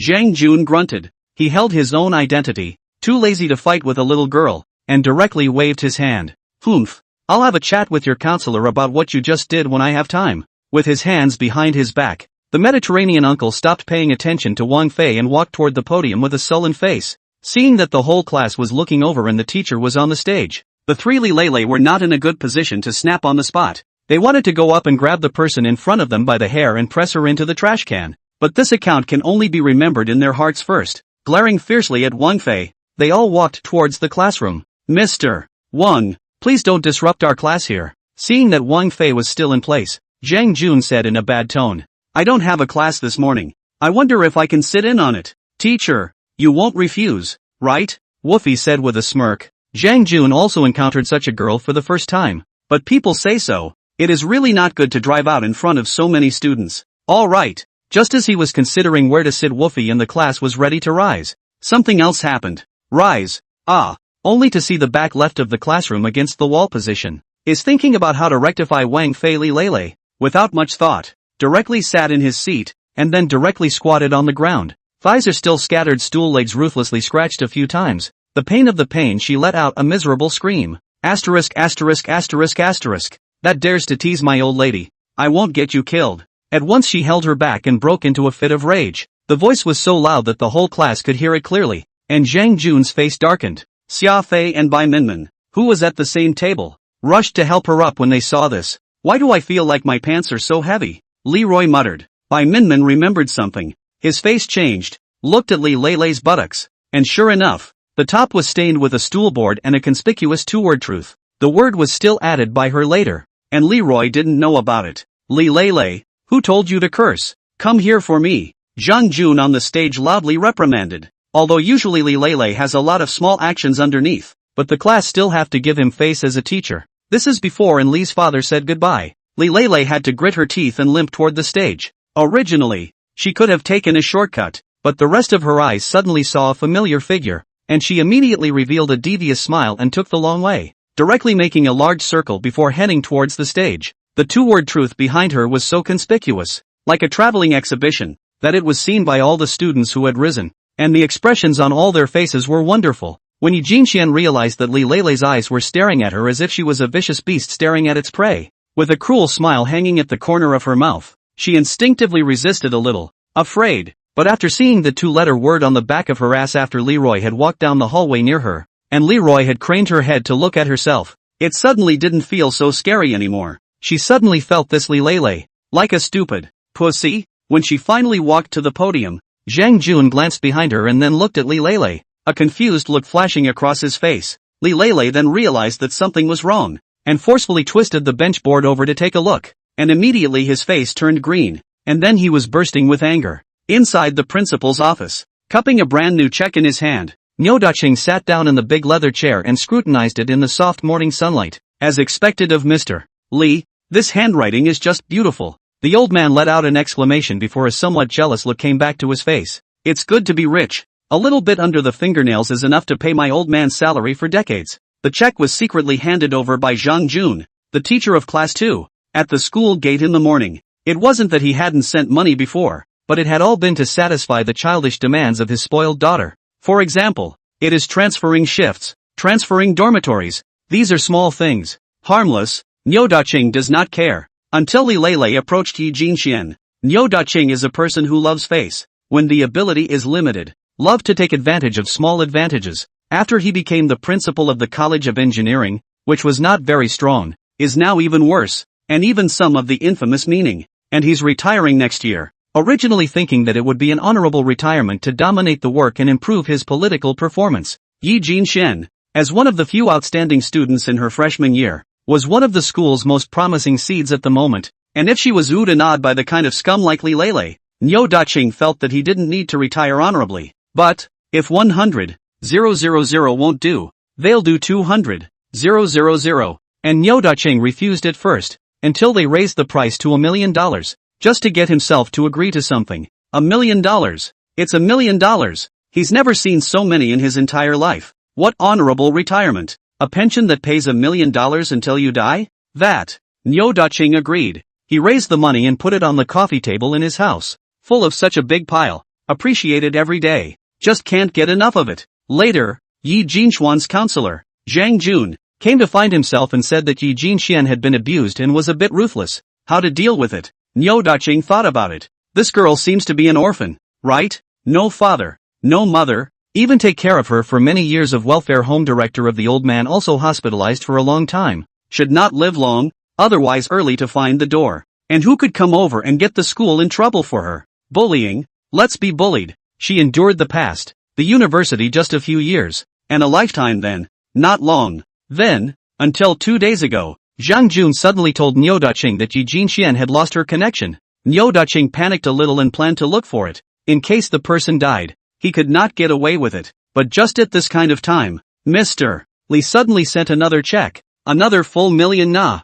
He was very torn. Zhang Jun saw, then advised him to put the money away. He said, Yi Jinxian if really dead, find a way to find a cover. Even if this led to resignation, this life is also fishing enough. He thought about it, felt no problem, and decided to take this money out as well and set it on his coffee table at home. Bang bang! A knock on the door woke Niu Daqing up and he scrambled to hide the check. Come in, headmaster. It's not good. There's a student in accounting 2 class making a scene. It's very serious. You should go over and take a look. As soon as a male student entered the door, he said to Niu Daqing, who was sitting in the boss chair, and the principal, who had a strong haircut, didn't react for a moment. What do you mean? I said there's a ruckus in accounting too. There's going to be blood. Go check it out. Hearing the boy emphasize so much, Niu Daqing's old face changed. He will be retired next year. Cannot go wrong. He decided to go and take a look. After waiting for Niu Daqing to walk away and turn the corner from the corridor, Huang Shang breathed a sigh of relief, saw that no one was around, and slipped into the principal's office. It's exciting. Huang Shang straightened up and made a phone call as he rummaged for any papers that might be there. The three of them discussed last night and felt that of the school leaders, Principal Niu Daqing, and Counselor Zhang Jun definitely had a problem because they obviously knew about Yi Jinxian's bullying, but did nothing about it. Last night, Huang Shang was assigned this task of secretly searching for evidence, which he had volunteered for. Since we're going for excitement, let's follow it through to the end. This is the original words that Huang Shang said last night. Moreover, he does not think he has the ability to fight the whole school head-on hard. Such a domineering thing is still the commander-in-chief Zhou Mo on the good, and he is good to engage in a bit of exciting infiltration work. What's wrong? The phone finally picked up on the other end, and it was Zhou Mo's voice. If I can't find any evidence for a while, I'll give an account when the old bull comes back. Huang Shang said hurriedly. It's okay. I told Fei that the old bull will call you when he leaves accounting too. You don't have to answer. Just quit. It's hard to trip up this old den when you can't find evidence of bribery, isn't it? After first period, isn't the flag raised? I'll be there to slow them down. You'll have plenty of time to search, Zhou Mo said stoically, and Huang Shang thought about it and didn't think it was a problem. Xiao Fei sent a message. Niu Daqing has already arrived at accounting 2 class. The scene is now making a lot of noise, and all the teachers in the neighborhood have been attracted out. Once he heard Zhou Mo say this, Huang Shang revealed a somewhat worried look. Fei, can she carry it? Have you forgotten why she carries a bottle of spray around with her all the time, have you? There was flirtation in Zhou Mo's words. Huang Shang sniffed and directly slapped his thigh. Wang Fei's dad is a daughter slave, day and night afraid of daughter bullying. In small Fei small time, this future old man taught her to make several kinds of defense-concealed weapons. This spray is one of them, and asked her to always carry. On top of that, her old man even made her go to a martial arts class for a while. One-on-one. Huang Shang felt that he was enough of a match for Wang Fei. When you think about it, those little girls only know how to do some dirty tricks. They are just little vegetables. And then Huang Shang wasn't worried at all. If you want to make them perish, you must first make them crazy. Wait and watch the good show. Zhou Mo's cold, hard words came from the cell phone. Chapter 36 Nightmare-Shattering Omen. Oh, I know. It must be you who was with the surname Yi. Li Lei stormed out and reached out to grab at Wang Fei's hair, but was sidestepped and tripped over her feet. The boards on her pants were glued on so securely that she didn't even take them off before striking out, and as a result, she slumped to the ground with an unsteady center of gravity. Bitch face up. I can't spare you. Have you made enough of a scene? Student Li Lei, what are you doing? Just as she climbed up and was about to continue her attack, the principal, Niu Daqing, arrived and sternly scolded. Seeing this, Zhang Jun immediately stepped forward and whispered what had just happened. This student, why did you do such a vicious thing? Not only did you put glue on your classmate's stool and dismantle it, but you also wrote such insulting words. Wang Fei originally did not think that these two old den can stand on justice to speak, but I did not expect the appearance as not pretending. Niu Daqing directly pushed the dirty water to his head. They are aware of Li Lei's frequent bullying of Yi Jinxian. Wang Fei doesn't think they can't see what's going on. There's a saying that the person who wronged you is more wrong than anyone knows you are. But Woofy wasn't afraid and fired right back. Do any of you have proof? Have any of you seen me move her stool? Principal, you're so quick to judge. Do you know something? Looking at Wang Fei's words as if they had a deep meaning, Niu Daqing's eyelids jumped, and he was not sure how to return the favor. when Zhang Jun next to him saw an opportunity to perform and immediately said, "This student? Then why did you hold the door open before? Was there something else in mind?" Just as Wang Fei wanted to say something, Li Leilei's sneer rang out from the side. "Evidence? Isn't this handwriting?" Once she heard the woman say what she wanted to say, Wolfie was also a little confused. The handwriting was obviously made by Li Leilei. How come it looked like she had no knowledge of it? Afraid to talk? Isn't it? It just so happens that the squad leader is here. So come over and compare whose handwriting this is. Wolfie rolled his eyes, not wanting to bother with this brainiac. The squad leader didn't want to touch this, but being named by Li Leilei, he could only walk up. "Well, is it Yi Jinchuan's?" Looking at Li Leilei in this state, the class president had a complicated face and wanted to say something. "You tell the truth. I don't blame you," Leroy encouraged. Seeing the other man say that, the class president turned his head to the principal. "This one, it looks like it belongs to Minmin Bai's classmates." When this statement came out, there was a commotion in the class, from those who were eating, to those who were gloating, and Wolfie snorted and laughed. "What are you laughing at? Which one is Bai Minmin? Give me out." "A demerit." The principal, unsure, frowned and shouted. Li Leilei froze and didn't understand why it was the same table. Bai Minmin's. Seeing the principal's anger, the tall and thin Bai Minmin was scared out of her mind and walked over with her head down and an apprehensive face. "Say, why did you use such tactics to catch student Li Leilei?" The principal scolded loudly, staring the other party straight, tears streaming out of his eyes. The entire class, including Zhang Jun, was aware that Xia Fei and Bai Minmin were the little followers beside Li Leilei, but the principal couldn't possibly know. He still thought that this girl had a good personal relationship with Yi Jinxian and had the audacity to help her out. That's why he directly pressed Minnie White. After a short while of silence, Li Leilei had just figured out the key to it, and was about to speak for her piggy teammate, when the principal next to her was already impatient. "Don't say anything, okay, Bai Minmin. Our school can't tolerate such a bad thing to happen. You've been given a demerit. Go home and reflect. Come back when you've reflected enough," Niu Daqing said. In his thought, his face cannot be provoked, and since this girl has offended the Li familyness, might as well sell Li Leilei's father a favor. When the time comes, he can get some more benefits. However, I did not expect that once Bai Minmin heard that the principal had struck so hard, she completely panicked and directly knelt down to hold Li Leilei's thighs and cried out, "Sister, I only thought of disgusting Yi Jinxian. I didn't realize that this stool was switched to your position. I really didn't do it on purpose. Sis, we're both on the best of terms. Help me out. Sis, it's not easy enough for my family to support me in school. I'm begging you." This statement was so informative that it dazzled everyone present, especially Wang Fei. She considered encountering a variety of situations, but also prepared a lot of reasons, but the other side of this wave of killing each other really make her look happy. Sometimes it's like that, goals that seem out of reach become within reach once you act on them. Like, crush and confession, escape and redemption. Enough. One review for each of you. This is not over. All of you go back to class. Or the principal reacted quickly,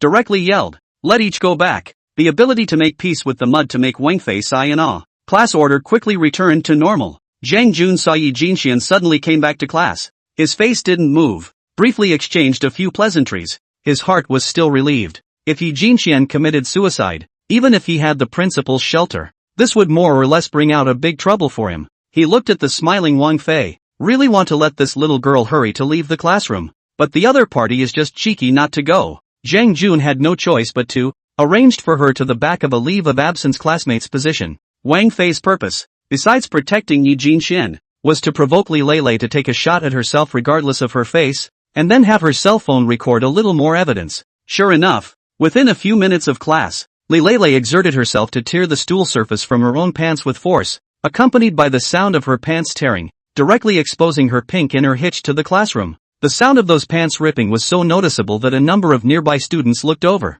and one male student even peeked over several times and gulped, thinking about the fact that he dragged this thing on stage before. The whole class saw it, and now he was being looked at and laughed at. Li Leilei, who had never let anyone else suffer, had already entered a state of mobbing. She directly had someone send a paper ball over to Yi Jinxian. Yi Jinxian opened it and looked at it for a few moments. Her heart was a little nervous. But when she thought of Li Leilei's comical appearance when she made a big fool out of herself just now, she wasn't so scared all of a sudden. Bring that's blocking the door to the back of the equipment room building after class, or you know the consequences. Yi Jinxian didn't know how to answer this question, and after thinking about it, she sent a message to Zhou Mo. Soon that side replied, Seeing the content, Yi Jinchuan's heart but warmed and calmed down. Although Li Lei was scary, Jomo's sentence directly made her feel safe. Don't be afraid. I'll wait for you over there. These words made Yi Jinxian feel all warm and fuzzy, feeling that there was nothing to be afraid of. Then she looked in Li Lei's direction, just in time to meet its 4 eyes.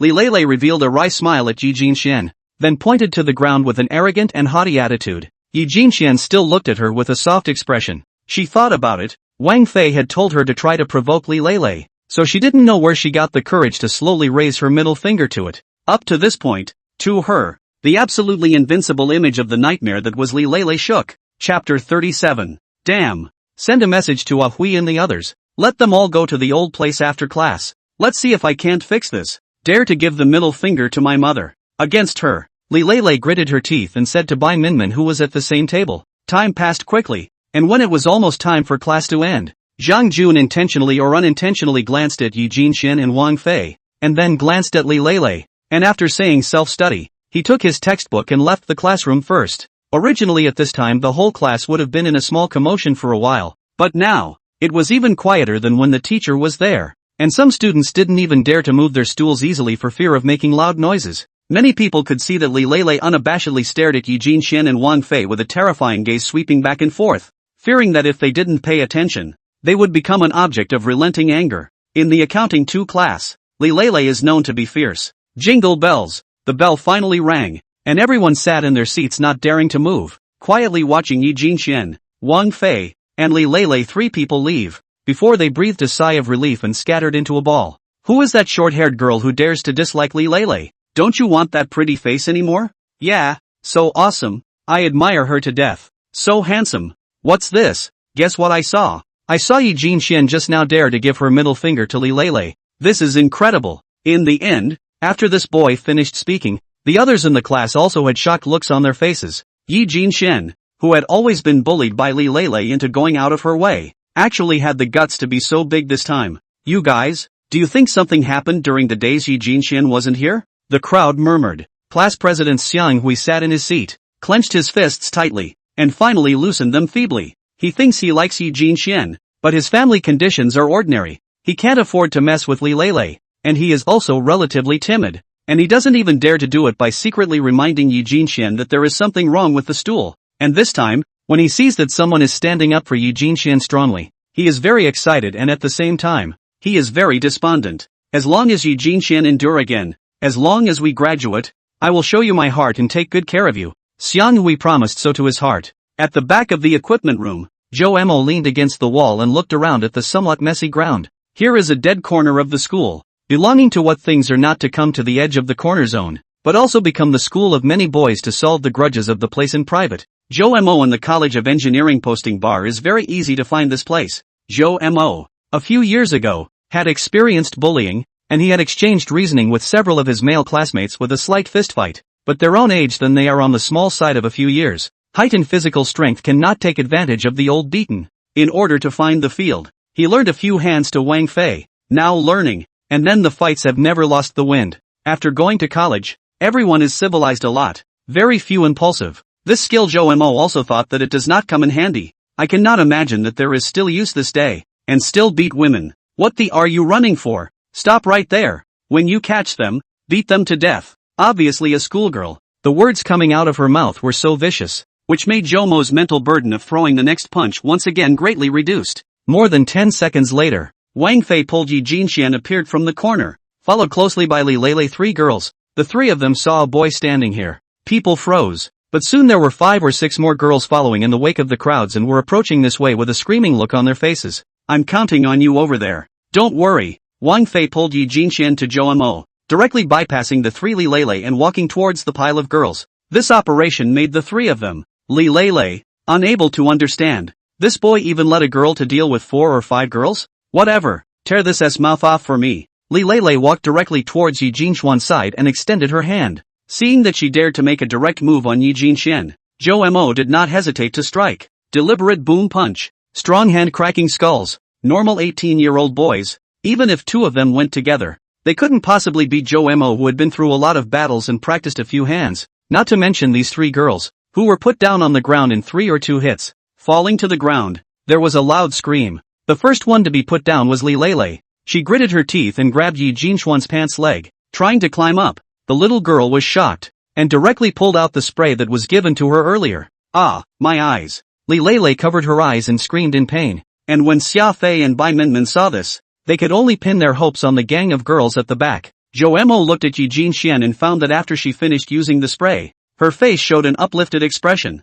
So he directly squatted down and started the teaching mode. Jinxian, I'm going to rehearse in the field now. How to protect yourself when you meet a bad person. You watch. This is a rare opportunity. You have to thank these 3 female classmates who provided the opportunity. Aha! Yi Jinxian said in a well-behaved manner. The 3 people lying on the ground were almost furious all of a sudden. Especially Li Lele, who was shivering with anger. You wait for me. My father is Li X. The principal and my family is also very familiar with. I must beat you all disabled. And then let the school expel you. You all give my mother to wait. Leroy roared hysterically. Seeing this, Zhou Mo was not angry but pleased. That's a good quote, and it's quite appropriate to use it as evidence. Ouch. I can't hold it. Wang Fei slipped those girls for a few moments, but she really couldn't stand up to these people and ran over to Zhou Mo for help. Don't run. They quickly rushed up, and Zhou Mo didn't hold back, going up and punching one and kicking the other. In a moment, they were down and wailing.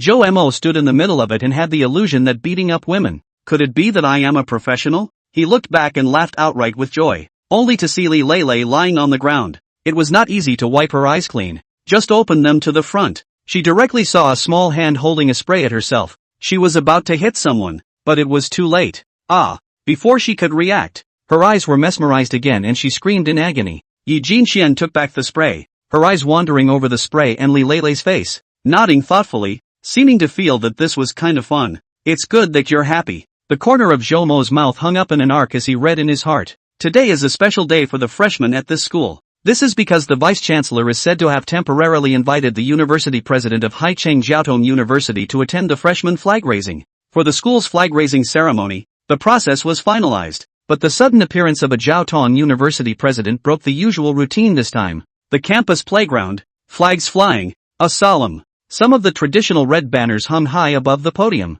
their black lettering glowing in the sunlight. On the playground, more than 1,000 students are neatly lined up, dressed in colorful clothes, and student leaders wear badges on their chests that they don't normally use. On the podium, the principal and teachers stood at attention. It wasn't long before the principal walked up to the stage and began to speak. Have you heard? This time I heard that a very powerful senior from Jiaotong University is going to speak on the stage. So I don't have to listen to those so-called student representatives memorizing scripts. One student said quietly to the classmate next to him. Of course, I've also heard. This senior is very remarkable. A few years ago or the second middle school out. That is a key high school. This person is still skipping a grade to get into the Jiaotong University. Quite remarkable. Asterisk asterisk asterisk asterisk so powerful? Hey, isn't our vice principal Lee specially parachuted in to run our messy Thai school? People have moved all their good students here, so there's a good show to watch. The surrounding students were also surprised and agitated. After the principal on the stage finished his speech,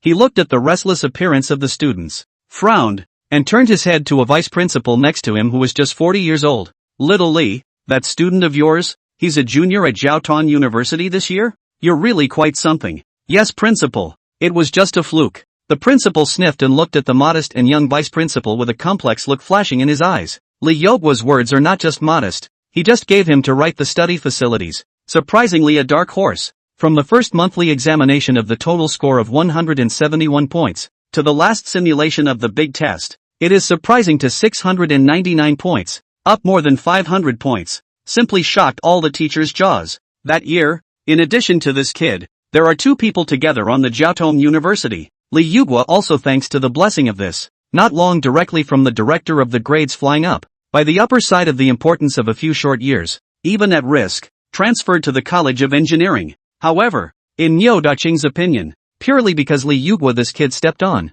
By the way, where is that student of yours, Principal Li? Another teacher was concerned. Li Yugwa also looked around, but also did not find Zhou Mo's shadow, and could not help but thump in his heart. This brat, he wouldn't have gone somewhere else, would he? Chapter 38, Beginning of the Flag-Raising Ceremony. Ahem, that kid's been having a bad stomach and has diarrhea again. Don't mind him, I'll go first. Li Yugwa coughed lightly, sort of covering for Zhou Mo. followed by the sight of a commotion at the side of the playground, where a whole bunch of people carrying cameras and microphones appeared. This is, TV reporter? A teacher was surprised. This is, who called a reporter? Don't we never call reporters at our school? I called it. The principal acknowledged it outright. The legendary old seniors from PTU are coming over, and I'm looking to help promote our school as well. Nyo Daching seeks to also dip into the light of Li Yugwa, this kid, so that before he retires, he can also shine a little light. Li, you go ahead and speak for a little while longer until your students come over. Li Yugwa nodded and began his long speech.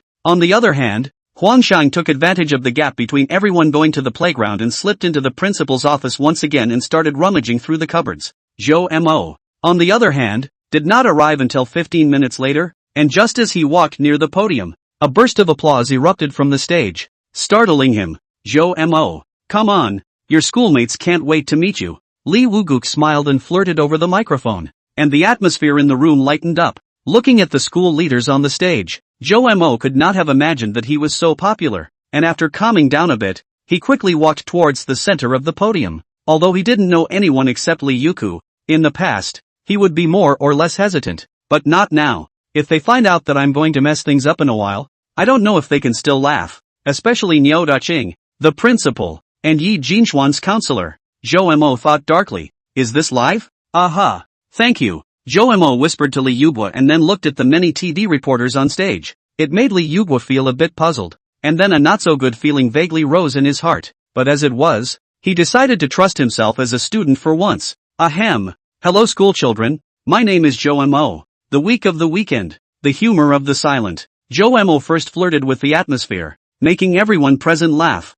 It was also a way to stall for a bit of time. He figured it would be a long time on Huangshang's side. The cell phone has been put on vibrate mode, so as long as Yellow is on the phone, he can feel it, and then this side can zoom in. It was a breathtaking experience for all the students. Then Zhou Mo began to draft a big speech. Many students under the stage looked at him with admiration. In the past, Zhou Mo would never dare to play like this, but the thought that they do not have a few days to live, he was what psychological burden all swept away, and even some of the meaning of the fire, not to mention the students under the stage. Even the school leaders also listened to a stunned, ahem. I believe that everyone has learned a little bit of news about me. I'm here to declare in advance the reason why I was able to achieve high scores without my teacher Li Yugui for reasonable management. It is unlikely. I would like to say that a school ethos is dispersed from top to bottom by the school leadership. Slowly let all the people in the school feel the. I have long heard of the great name of Principal Nyo of the College of Engineering. He is a man of great talent,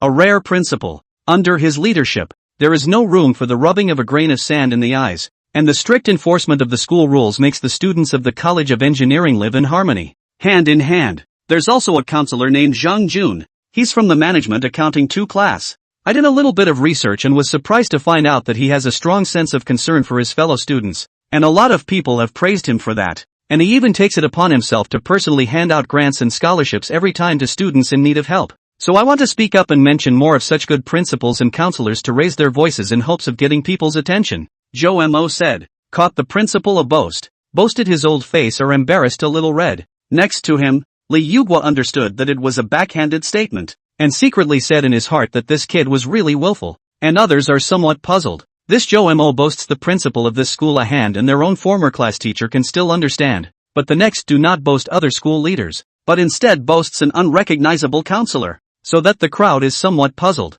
This kid, a few meanings? Accounting 2 class counselor, Mr. Zhang Jun, as the one being praised, but at this moment, fine beads of sweat began to appear on his forehead. He didn't understand at first, but it wasn't until this Zhou Mo mentioned something about himself personally handing out scholarships that he understood. Wasn't the only student whose scholarship he had personally granted a scholarship, Yi Jinxian, the little orphan who only knew how to study? Zhang Jun see Yi Jinxian simple-minded, and no adults behind the scenes. They moved to share away her scholarship crooked mind. The 20,000 bonus given each year only gave her 1,000. He began to think hard about where the problem was perceived. Could it be that Yi Jinxian had taken the initiative to tell Zhou Mo? In fact, it's true. Zhou Mo also received a scholarship that year. The university is not compared to high school, but it's not as bad as just $1,000, right? When Zhou Mo knew that Yi Jinxuan's scholarship was only so small, he knew that there was definitely something wrong with this teacher.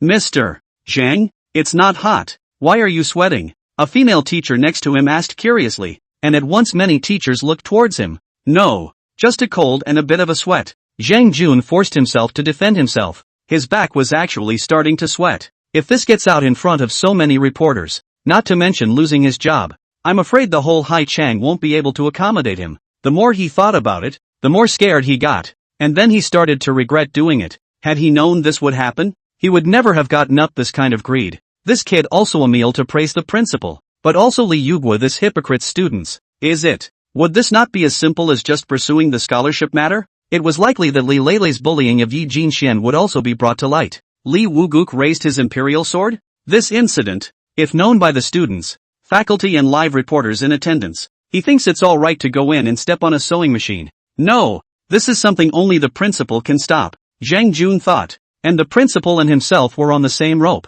There was no way he would not care about himself. He was about to head towards the principal when he felt his shoulder being pressed hard. Teacher Zhang, don't resist, cooperate a little bit in a while, and you might be able to reduce your sentence a little bit. Vice Principal Li Yogua's calm voice rang in his ears, smiling and looking at him like a smiling tiger, making him directly give up resistance. Zhang Jun looked at Li Yugua with a stiff face. The heart of that regret. These broken things are estimated to be hidden cannot be hidden. In that case, it's a dead end. Don't blame me, headmaster. At this moment, it happened that the principal, Niu Daqing, looked over and saw that Mr. Zhang Jun was looking at him with a forced smile, and he even nodded his head slightly. Seeing the corners of Zhang Jun's mouth twitch. Chapter 39, everyone here is a genius. In this way, Zhou Mo unexpectedly off script, gushing speech for more than half an hour. The surrounding school leaders also more and more appreciate this senior. Think he will be able to set a good example for the school. But what they didn't know was that Zhou Mo was frantically spitting on this slowpoke on Huang in his heart.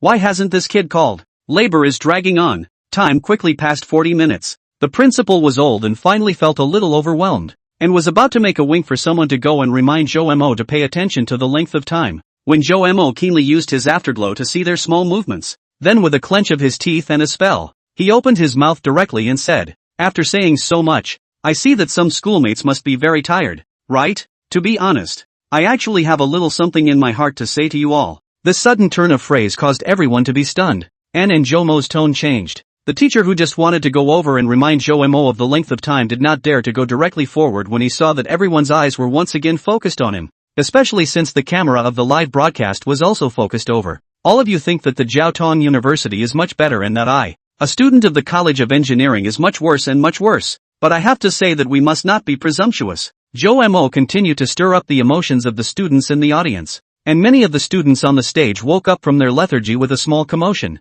The senior of PTU is praising us. Hey, seeing the effect, Zhou Mo decided to continue to add fire. So, with all due respect, it's not me saying that everyone is actually exceptionally good. I'm sure we've all thought about it this way, and it's perfectly possible to get excellent grades if I work hard enough. You never, ever doubt your laziness, but never your talent. Whether there was any sense or not was secondary. Being able to stir up emotions and continue to stall for time was Zhou Mo's aim.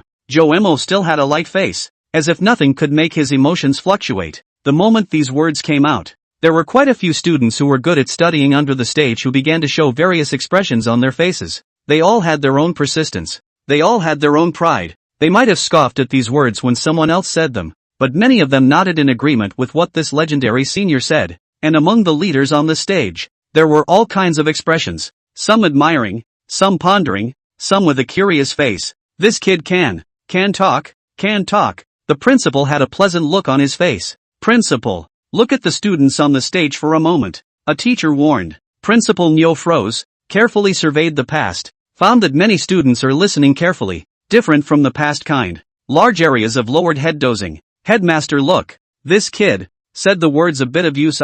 After all, is an age group of people? Identity. The effect seems to pull out of the crowd. I estimate that the effect of the live broadcast should be very good. A male teacher next to him held up his gold-rimmed glasses and explained himself. When Niu Daqing saw this, he felt that it made sense, and maybe he could even use this live broadcast to let our school suppress the flames of the foreign school. So he stopped stopping it. This scene was watched by Zhang Jun, and his heart was broken. Any underclassmen want to say something? Say anything. I'm all ears, Zhou Mo said indifferently, then reached out his hand and compared it to a pleased gesture. There was a commotion on the stage, and when the teachers didn't object, A boy who was eager to try stepped out of the line and stood right in front of all the students. And then someone handed over a microphone. Senior, I'm Leon Yongpeng from accounting class 7. I have something to say. I agree with the senior's opinion. It's gold. It will shine anywhere, but only if we try hard and go for it. Joe Mo listened to these words that he gave himself a pep talk, and every now and then he deliberately encouraged 2 more words to lengthen the time.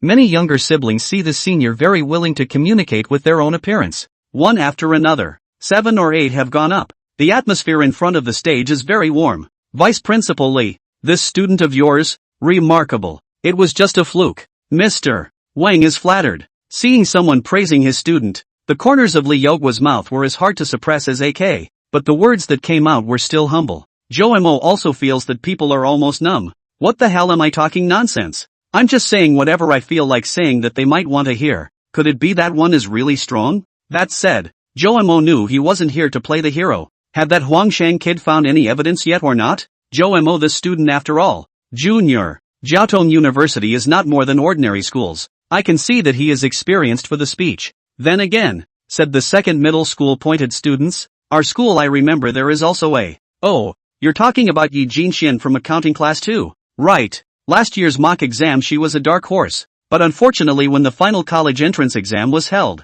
she happened to be sick, and only then did she get into our school. This is something that quite a lot of people knew about when they were enrolled. Ahem. Mr. Zhang, please be careful with your words. There's nothing wrong with our school. Isn't Yi Jinxian a very good freshman student now? Our school has cultivated her quite well. After one very old female teacher finished her comment, several teachers began to talk. No one else is coming to share? If not, I'd like to invite a student to share with me. There was a commotion among the students, and the teachers waited in silence for what exactly he wanted to say. Who is it? Such a big face that this senior named the exchange. Don't build it. Joe Mo looked around for a week. Then his gaze fell to that direction of accounting class 2, and Zhang Jun gulped at the sight of it. Grandma, you little Yan Wang really came for me. The entire student body couldn't help but look in the direction of the accounting 2 class as well. She's also my former high school sister, and to be honest, I haven't even gotten to the top of my grade yet, but she dominated the charts for 3 years in her time. The crowd couldn't help but be more curious.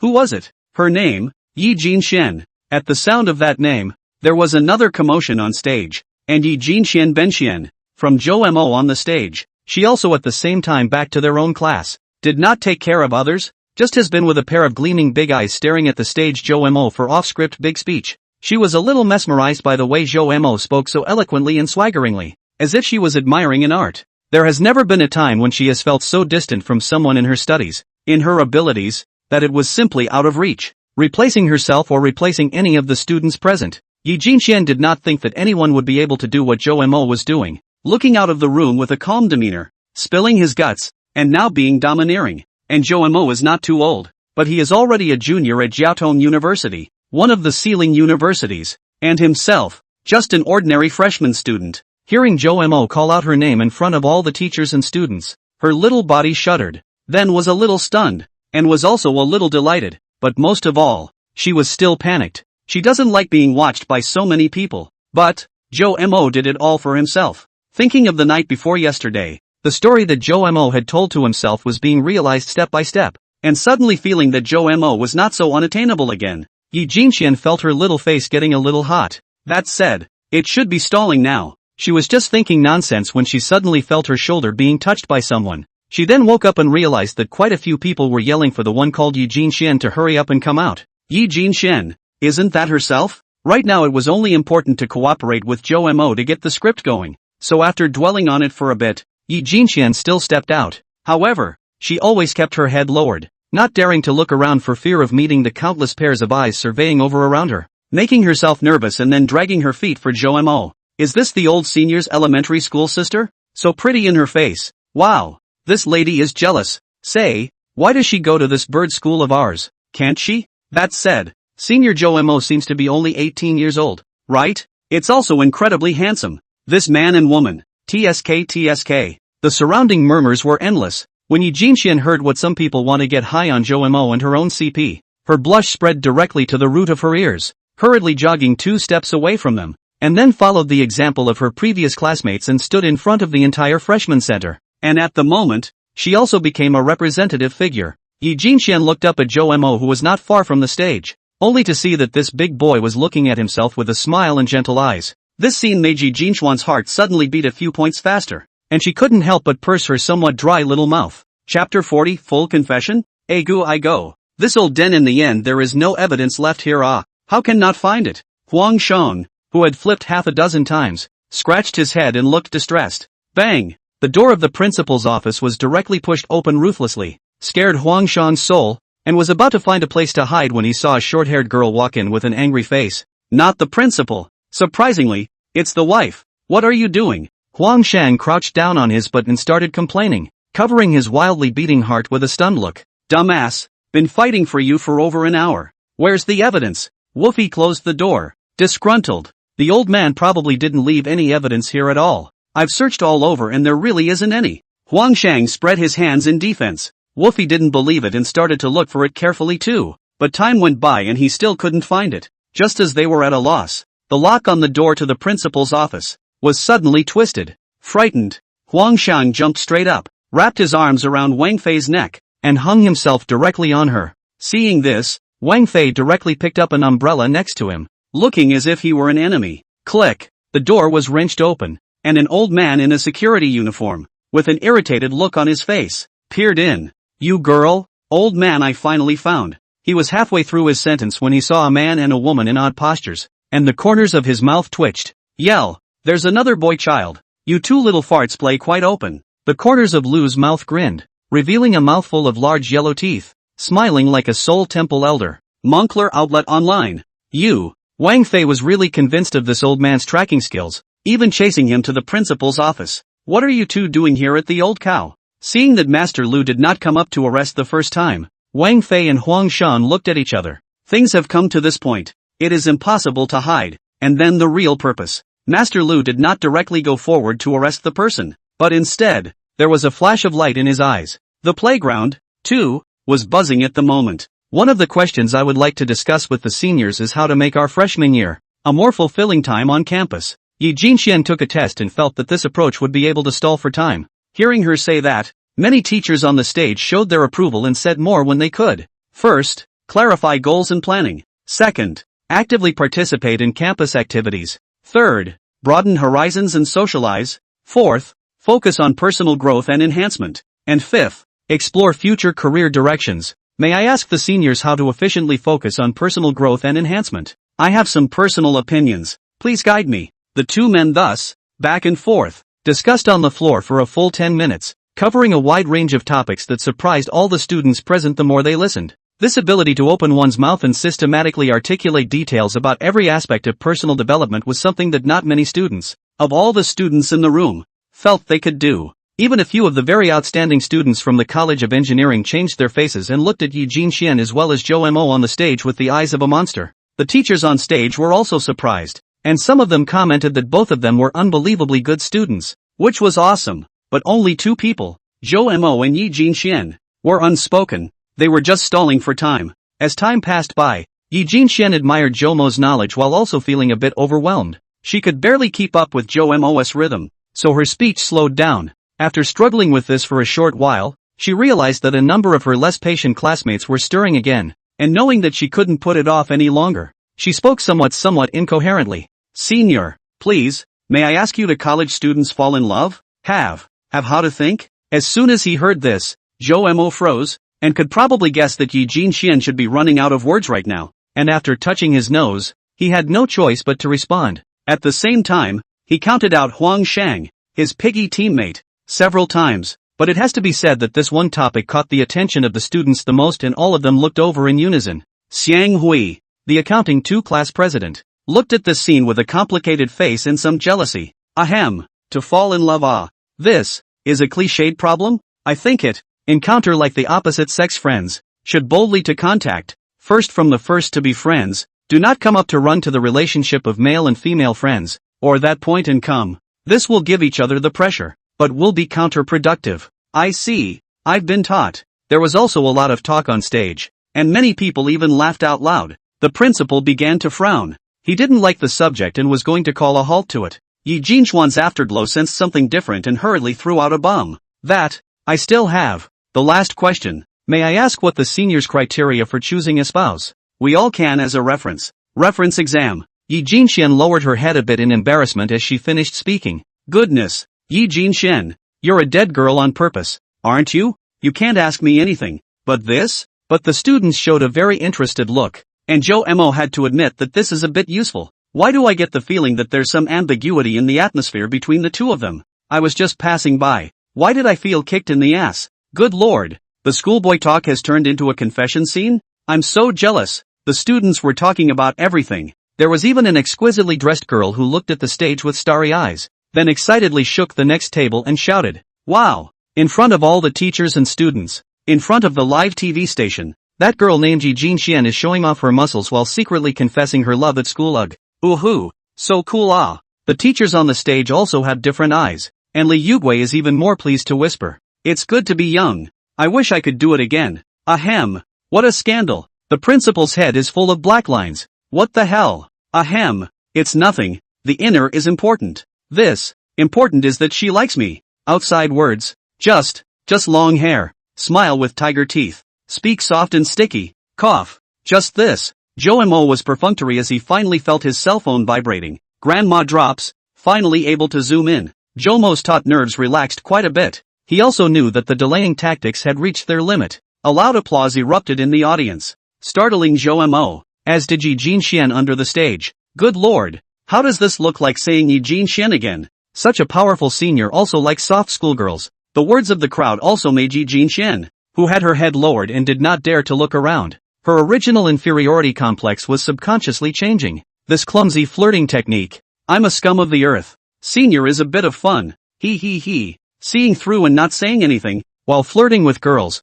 can also help us drum up energy? The old senior this IQ intelligence. No say. Hi. Really high. Joe Mo is completely unaware of how much this performance has affected him in the future. And now, all he can think about is starting to zoom in. Chapter 41, because the principal has changed. Ahem. What do you all think? What is the reason why schoolmate Yi Jinxian is so outstanding? Joe Mo began to hurry to continue burying minds. Next to the Zhang Jun guessed his intentions. This kid is really bad. His legs were soft, almost planted. Next to Li Yugua, the vice principal of the school is eyeing himself. He still expects people to be lenient with himself, so he does not dare to move easily. Quite a few students spoke up, and after a while, Joe Mo felt that the brewing was almost done. So he stated a standard answer. I think there's a lot of dedication from the counselor. Mr. Chapter June. I'm sure. Many of the students on stage rolled their eyes, not wanting to comment on the answer. The leaders and teachers on the stage, however, were satisfied that this Joe Mo expressiveness can be.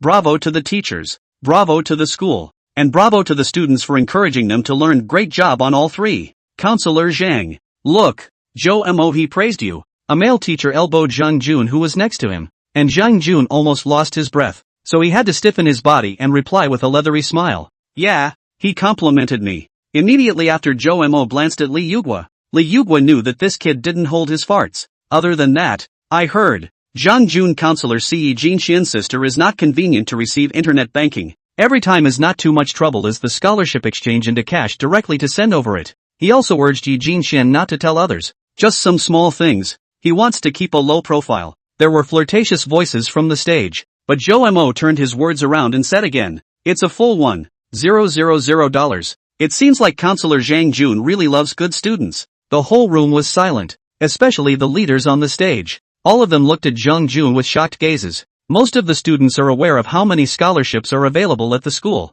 except for a few students who don't care much about their studies outside of not knowing much about it. And as for the teachers, not to mention the teachers,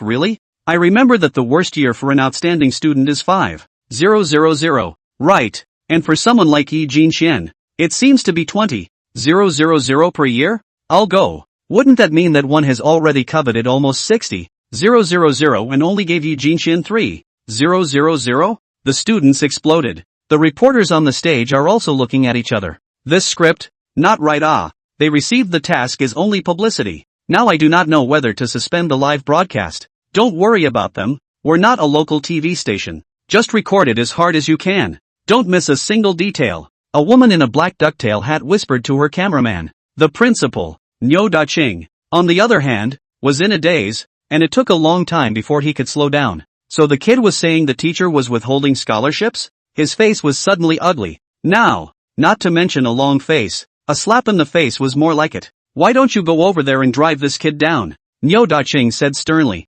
Slow down, principal. Joe Mo didn't explicitly say that chapter counseling was embezzling scholarships. If we go up to the pole like this and throw someone out, aren't we sitting on this matter? It's not likely that you, the principal, will also be placed on the label of harboring someone. Not waiting for the teachers to respond, Vice Principal Lee Yugwa said. He's not wrong about that. Most of the teachers hadn't meant to move, and the few who wanted to flatter the principal hesitated, because there was nothing wrong with what Lee Yugwa said. If you really want to drive someone down, wouldn't you be a thief? Nyo Daching blackened his face, glared at Joe Mo, and turned to urge on, but he had a not-so-good feeling in his heart. Then let him hurry up and finish his speech. It's been an hour, don't the students go to class? But naturally Joe Mo wouldn't take any notice of him. This was just an appetizer. He finished counting down Zhang Jun and continued to talk, and spoke at a faster pace, and his eyes were scanning some area next to the playground, counting the hours. Certain people are almost there. I've done a survey. 3 years ago, the atmosphere of the College of Engineering was actually okay, but now it's declining year by year, and we even have to use early morning and late night study to restrain the students. Do you know why? The students had no idea. School leaders are starting to turn on each other. The principal was about to open his mouth when he was blocked by Li Wuguk with a glass of water. Actually, the real reason is that the principal has changed. Officially disliked. Joe Mo saw Wang Fei and Huang Shang, who were trotting over to this side in the distance, and knew that he couldn't delay. When these words came out, everyone stared at him with shocked looks, all of them full of unbelief, or doubt, or admiration. What are you waiting for? Nyo Daching roared. He regretted that he didn't make a move to kick people out just now. He would never have thought that Joe Mo was coming at him. A few male teachers started running towards Joe Mo's side. Here comes the main character. You guys look over there. Next, let me tell you. Joe Mo pointed in a certain direction, and before he could finish his sentence, a group of teachers grabbed the microphone and the person was held down.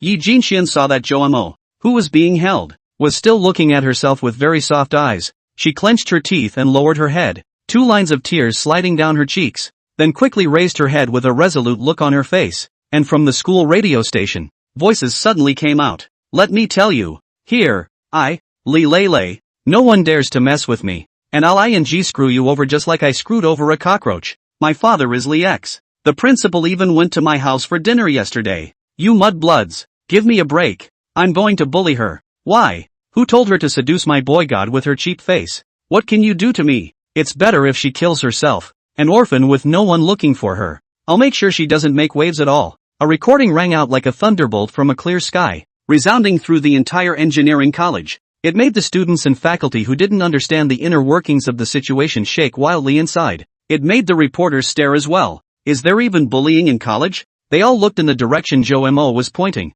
only to see 3 girls sneaking around, trying to leave, and the camera focused over. Ahem. Quick, get to the radio room. Tell him to shut the up. Nyo Daching coughed out violently in his excitement. However, the teachers at the scene were hesitant, and the faces of the few teachers who had originally grabbed Joe Mo also showed a cloudy expression. They were shocked at the fact that they had only wanted to flatter the principal, but now they had directly extinguished that thought. It would take a brainiac to help the principal out at this point. This is Leroy himself. These two are her best buddies. Huang Shang and Wang Fei stopped in front of Li Lei and the others, and after such a delay, a large number of reporters surrounded them. Li Lei is a bullying. Look up to the family's little girl, where she has seen this kind of battle. Under the panic, on the spot cried. Chapter 42. It suddenly occurred to Nyo Daching that the broadcast studio had always been assigned to Li Yugwa. Li, you, cough, you. Nyo Daching pointed at Li Yugwa and was too angry to speak. Take it easy, principal, and take care of your health, or I'm afraid you won't be able to step on the sewing machine. Li Yugwa laughed, making Nyo Daching so angry that he almost fell down. Li Yugwa looked over to the reporter's side and sighed. Originally this was under control, but this old man invited the reporter over. Isn't that pushing yourself to death? What a self-inflicted disaster. The reporter's side is also a mess. The original Catch One Fei Moncler outlet online surprisingly know the location of the principal to hide things, not only to help take out a check for 1 million, but also once outside the school recordedly Lele bullying classmates when the voice. He is also a cynical nature, but know that their own strength is not good, and has been waiting for the opportunity, this time finally waited for it. Woofy, meanwhile, stood next to a reporter answering all sorts of questions about bullying. Down with Nyoda-ching. Save the old schoolmaster. I do not know who yelled in the pile of students. The students were dumbfounded. And many male students who usually love everything but studying showed a look of interest. Comrades, can we sit back and watch this despicable behavior happen in our school?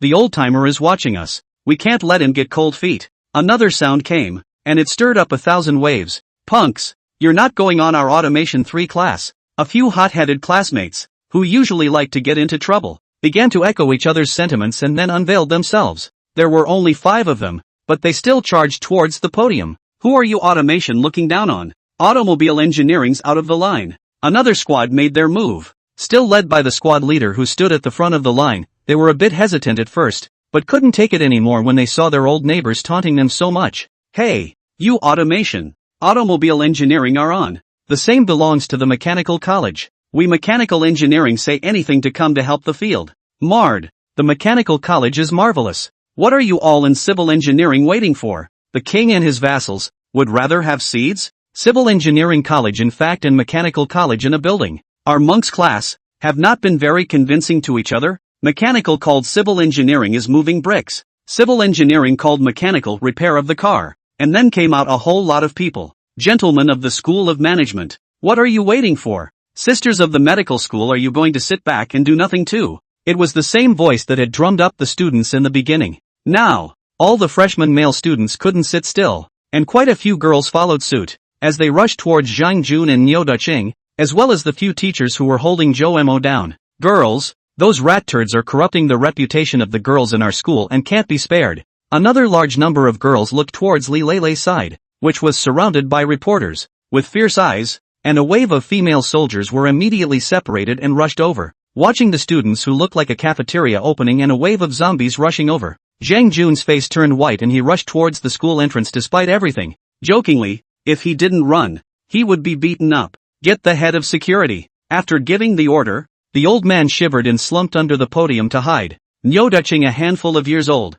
know that they cannot run away from the students, directly roared to let one of their own cronies to find the security guards to come over. The security chief is their own people, not afraid of not caring about their own. OMG, I'm so excited. Zhang Jun, that dog thief. I'll just have a smoke. I'll train the old man. Kick the principal later. One for each, not more. In addition to this side of the podium, Li Leilei's side was also surrounded by a bunch of girls, and the pile of reporters from before were scared and hid far away. Gu, if it isn't first sister Li Leilei student, don't we have to settle our score? Why is your face so white? Xia Fei. Don't worry, I won't do anything to you. If it isn't by Minmin, come, have a good chat with your sister. On the other hand, the second in command, Li Yugua, shook his head at the teachers, and they didn't dare to move around in this situation now. Li Yugua is afraid of being other teachers by students mistakenly injured, or wait for the police to come over to maintain order is the best policy. The entire northwest side of the playground was a mess. Yi Jinxian looked up to Jo Mo, who was still standing on the stage not far away. At the moment the teacher who was pressing him had long since taken care of himself. She wanted so badly to walk over and say thank you to him, but she knew she couldn't. It would be easy to assume that the target of the bullying was herself, and the cover that Cho Ulmer had put up would be all for naught. Yi Jinxian looked around the storming students. Zhang Jun is being 7 or 8 tall male students pressed back. Nyoda-ching hiding at the podium that table. A whole lot of bad boys suddenly lifted up the red cloth to scare a little hiding under the Nyoda-ching. A moment to lift up a bit. The old man scared screaming. They are not stupid. The old man is not forbidden to fight. Scare more appropriate. On the other hand, occasionally you can still see drowned in the girls, terrified desperately cover the face of Li Leilei, and crying into tears 2 little followers. Yi Jinxian suddenly felt his world, finally peaceful. It was like a dream, but wasn't it a little too realistic? She suddenly wanted to pinch herself to see if it hurt, and reached out her hand, a struggling look on her face,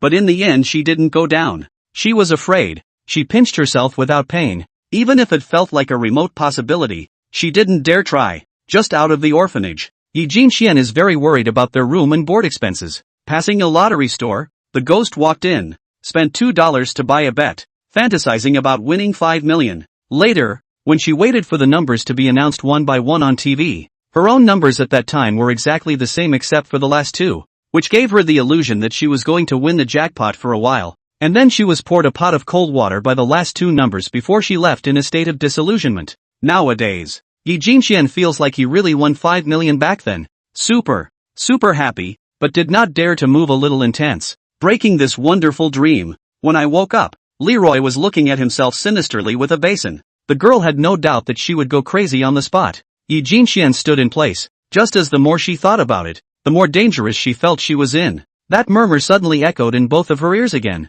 and while it was clear that the surrounding area was very noisy, she could hear it extremely clearly. Watch me help you step on. Instantly, the sense of security returned. So, it's not a story or a dreamline. Yi Jinxian suddenly felt sweet and gorgeous in her heart, as if she had eaten a delicious freshly baked tiger cake. Even though she hadn't actually eaten it, she had always wanted to eat it. She lifted her head and looked at the sky above the school, only to realize that it was a cloudy day coming up. The sun was temporarily obscured by stray clouds and was not blinding, but she was sure that before long the streaming clouds would be carried away by the wind, and the dazzling light would once again shine on the earth here at the school. This damn weather. It's time to end it. Jinxian big sister, quietly tell you a secret. Last night Jomo for now, studied your school's posting bar for a night. At some point, Huang Shang had already stood on Yi Jinxuan's left side, his hands resting on the back of his head, with a very happy expression on his face. He was the black hand behind the students who had just instigated them to strike. Yi Jinxian looked over in surprise, and before she could respond, another voice rang out from the other side. For most people, the process of meeting, getting to know each other, confessing, and finally being together tends to happen naturally, without much drama or sensationalism. Like Huang Shang and me. Wang Fei's figure appeared on Yi Jinxuan's right side, looking at Yi Jinxian with a smile on her face. However, there are also a small number of people who have some special experiences or backgrounds and thus go through some extraordinary emotional journeys, which are destined to be full of ups and downs and twists and turns, and may even have some dramatic and sensational elements. They will also appreciate each other more after major setbacks and difficulties, making their emotional journey deeper and more memorable. Like, Wang Fei said here and stopped, and Huang Shang together to measure Yi Jinxuan's face, found that the girl lowered her head, full of red, the top of her head as if there is still a trace of steam coming out, her hands placed in front of her body, rubbing her hands hand vigorously. Do not dare to raise her head to look at the appearance. The young couple again looked towards Zhou Mo on the stage, who was talking to Vice Principal Li Yugua, and seeing his nemesis looking over, he leaned over and gave them an evil smile, and also reached out to cross his index and middle fingers from beside his ears, pretending to be a man. A little envious, to be honest. Aha! Huang Shang said somewhat sourly, and Wang Fei chimed in. Chapter 43, the fight is on you. The time came to 11:30 p.m. In the office of Vice Chancellor Li Yugua. I've brought out some amazing students. Li Yugua had a bitter smile on his face as he looked at the three students in front of him. It's not because you taught me well. Huang Shan was straight up patting himself on the back. Hey, you brat! Li Yugua laughed and cursed, then sighed. As the vice principal of the College of Engineering, I didn't even know about this matter at all. And the responsibility is there. I will apologize to fellow student Yi Jinxian on behalf of the school's leadership, and actively strive for her forgiveness. Li Yugua looked guilty. In this matter, since the evidence is overwhelming, I will definitely give you a reasonable explanation. There will be no less compensation or punishment. Seeing Li Yugua say this, the three people present all let out a sigh of relief. Teacher, regarding student Yi Jinxuan's matter, I also ask you to tell everyone who knows about it to shut up and protect her privacy. Well, I would have done it even if you hadn't said so. Li Yugua looked at Zhou Mingjin and replied with the same seriousness. Zhou Mo didn't expect the guys in class 2 to shut up completely.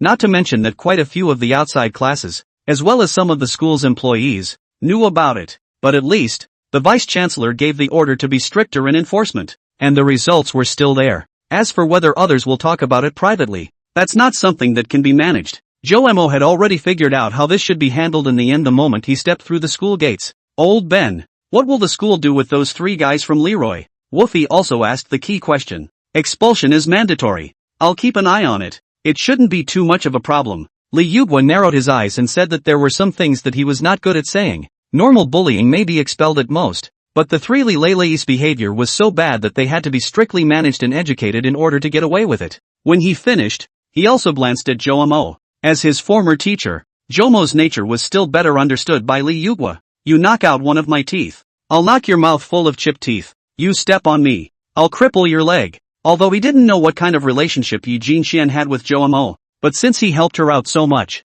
Li Yugua didn't think that this matter would be forgotten by Zhou Mo by this point. But this kid will not be too out of the ordinary, and Li Yugui is too lazy to talk about him, and besides, it is useless to talk about it. Did they just show their faces live? Joe Mo asked another crucial question. Showing up for a little while is hard enough to hide. Hearing this, Joe Mo nodded with satisfaction. Then they inquired about a few more details. Old Ben, get together tonight? Brat, aren't you looking for a fallout? Let's talk about it later. We have to avoid suspicion now. Hearing Li Yuguo's polite refusal, Huang Sheng shrugged. Li Yuguo was curious about Joe Mo and Yi Jinchuan's relationship, but asked directly, knowing that he would definitely not say anything. So he chatted about one thing in the west and one thing in the east, and when he saw that Joe Mo was slowly absent-minded, as if he was thinking about something, the essence in his eyes flickered, and he unleashed the skill sounding east, striking west. By the way, I see that Joe Mo, your kid is quite attached to Yi Jinshen. You guys know each other?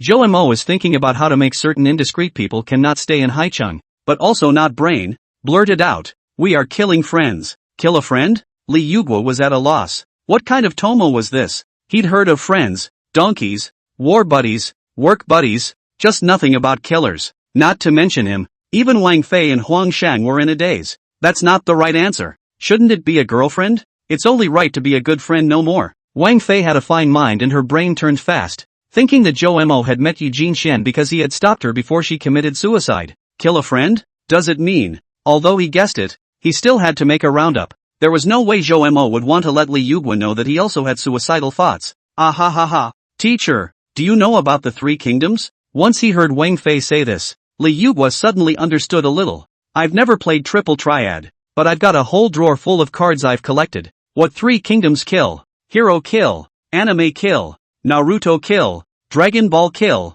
Immortal Sword kill. Oh, I know, but doesn't this thing only play face to face? It's online. Yes, it's online. And this kind of game can be played online. Wang Fei a flurry of nonsense, which involves Li Yuguo's intellectual blind spot, and did not pursue the matter much. When the group left the office, they began to walk toward the campus. By the way, where is big sister Jinshen? Huang Shang looked around without seeing anyone and wondered. Oh, she said she had one last little mental hurdle she hadn't gotten over yet, and told us not to worry about her. Just go wait for her at the school gates. Wang Fei spread his hands and said that he didn't know what Yi Jinshen had done either. Nowadays, Yi Jinshuan's whole person has become much more cheerful than up, and the three Li Lele people have been taken away. So the three of them are not worried about what will happen, and they are about to continue to go downstairs, and then they are called to stop. Senior Joe Mo, please wait. A soft-spoken boy stopped in front of Joe Mo, with very white skin and a somewhat feminine look. Who are you? Huang Shang was the first to speak, looking the boy up and down. Looking closely, he was quite handsome, just a bit of a pussy, he secretly commented. I'm here to see Senior Joe Mo. The boy's eyes were dead set on Joe Mo, not wanting to talk to Huang Shang. You boy. Seeing that he was ignored, Huang Shang was a bit upset and was about to have a fit when he was stopped by Joe Mo. Joe Mo also sized up the boy and vaguely guessed something. Why don't you guys go to the front of the school and I'll talk to this one? Seeing that Joe Mo had said so, Wang Fei pulled an upset Huang Shang away. What do you want to say? Long story short, Joe Mo spoke calmly, but the depths of his eyes revealed an overriding gaze. Good day, senior. Then I'll be blunt. My name is Prince Feng. I've liked Jin Xian for a long time. I hope senior can stay away from her in the future. You're not from the same world. Oh, so you're from the same world then? Joe Mo looked at him with a smirk. How long has senior known Jin Xian? 5 days. Prince Feng was flabbergasted and continued to speak. I'm in accounting class 3, very close to Jin Xuan's class 2, and I've liked her for almost a year now. We are so close to each other. Senior, you are different. There are a lot of things going on at the University of Transportation. It's too far away from here. Besides, you've only known each other for 5 days. So, I'll take care of her next. Prince Feng finally said, giving Joe Mo a cold laugh. You can take care of her? Can. What about taking care of Leroy when those scummy girls bullied her? I've always been persuasive. I told Li Lele that we're not suitable at all, and that I'll always like Yi Jinshin. Bang! Prince Feng had just finished speaking when he felt punched, and with a sharp pain in his face, his entire body fell to the ground. Why did you? You hit me? I'm hitting you. You oddball brainiac. Chapter 44, Goodbye, my past. It was fine if he didn't speak, but as soon as he did, he felt like he was kicked hard again, and his whole body flew straight out. Ah, hit someone, hit someone. When Prince Feng slowed down again, he took a look at Joe Mo's horrible appearance of wanting to kill people was stepping towards him. so scared that his face turned white and he rolled and crawled towards the distance, but he shivered and couldn't go fast enough. You'll always like Jin Xian? No. You're thinking it's only right that she won't last more than a few days before she collapses. Joemo slowly opened his mouth, one word at a time, and chased after him and punched Prince Fang's cheek again, directly hitting the corner of his mouth and bleeding, wailing. In the story Yi Jinxian told that night in the hotel, in addition to the abuser and conniver, there was another character that made his blood pressure soar. It was the one who would make Yi Jinxian incur even more cruel mistreatment with every self-righteous confession. That what's his name schoolmarm. It was because of his adding fuel to the fire that the three Li Lei talents intensified their bullying of Yi Jinxian. So much so that this girl with a tough character, who couldn't stand it anymore, chose to lighten her life at the end. She's trying hard enough, but it was because of this person's stupid behavior that Yi Jinxian almost fell into a long sleep in the cold river water. Is that, like, this guy's forever favorite? It's true that there are all kinds of birds in the forest. According to Jomo's usual character, he wouldn't be so impulsive to beat up someone at school openly. It would cause trouble. But now, Mud, I'm going to die. What do I care about this trouble? You said you were close to her and could take care of her? May I ask, when Jin Xian was being caught and humiliated, where were you? The schoolmarm who has liked her for a year. I am persuading Li Lei. I persuade her to stop. Let her die this heart. I will always like Yi. Before he could finish, he was kicked again, and his stomach turned so hard he almost threw up. I get angry when you say that. I can't beat you. Joemo raised an eyebrow and directly took off a shoe. Then, on the school building, many students were dumbfounded at the scene in front of them. Like, I'll ing make you like it. And forever like. I call you ing forever like. A clear travel shoe print appeared on the left side of the nose and face of Prince Feng. The school grass. Was Joemo cleaned up miserable? All parts of the body have hanging colors, but also stained with dust and dirt. It was called a miserable. I told you to like it. Still ing like it? No, I don't like it anymore. Please senpai spare me. Although Prince Feng height 178, but more thin, not much strength, usually just drumming a hairstyle. Think of a few words to please the girls. What? By the girls are accustomed to holding. The boys also because of this do not dare to easily offend him. Where has suffered from this kind of beatings? It hurts too much. He began to beg for mercy, and thought in his heart that Han Xin had also suffered crotch humiliation back then, and this is nothing for himself. Hey, you don't like it when I say you don't like it? What's a big man like that for? Like, forever? I'm so pissed off. I did not expect Joemo heard. Even more angry. Bang bang bang and a few shoe prints. Feeling aggrieved, Wang Zithing barely ran up and started playing Qin Wang around the pillar next to a large 2-meter thick pillar. Seeing that Joemo would be kite by himself for a while, he got some energy again and yelled, "Are you going to make me like it? Or not? Is it up to me to decide if I like it or not?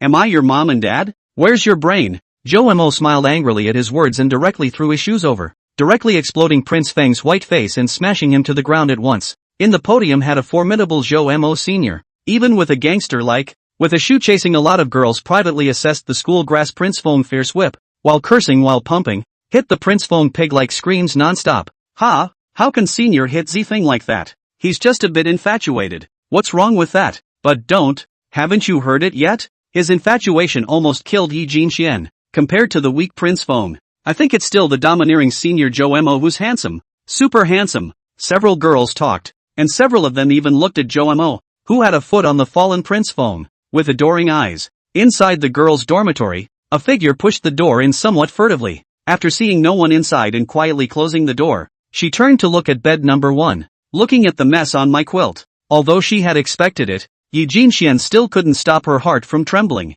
This is the bedding that has accompanied her for 6 years, because she does not want to change it. The top edge is still patched. All the cute little animal-like patches. These are all carefully selected by her one needle and thread sewing on. Yi Jinxian clenched her fists and clenched her teeth. Tears were swirling in her eyes non-stop, but they were just being held back from falling. Let me repay you well. After a long time, after calming down emotionally and taking a deep breath, she walked to the toilet and directly picked up the sewage that hadn't yet been dumped from mopping the floor. Dark and still mopping the toilet. Smelling awful. Generally, the dirty water bucket for mopping the floor was Yi Jinxuan's responsibility to pour it. And it was unexpected that she didn't come in the past few days, and those 3 people from Li Lei even left it for her. Yi Jinxian felt that the 3 of them were too polite and had been thinking of themselves, so it was better to hurry up and pour out the dirty water in return. Swish, swish, swish. After 3 sounds, the remaining 3 beds were as black as if they had been dyed with ink. instantly dark and unforgiving. It was at this moment that the door to the dormitory suddenly opened a crack from the outside,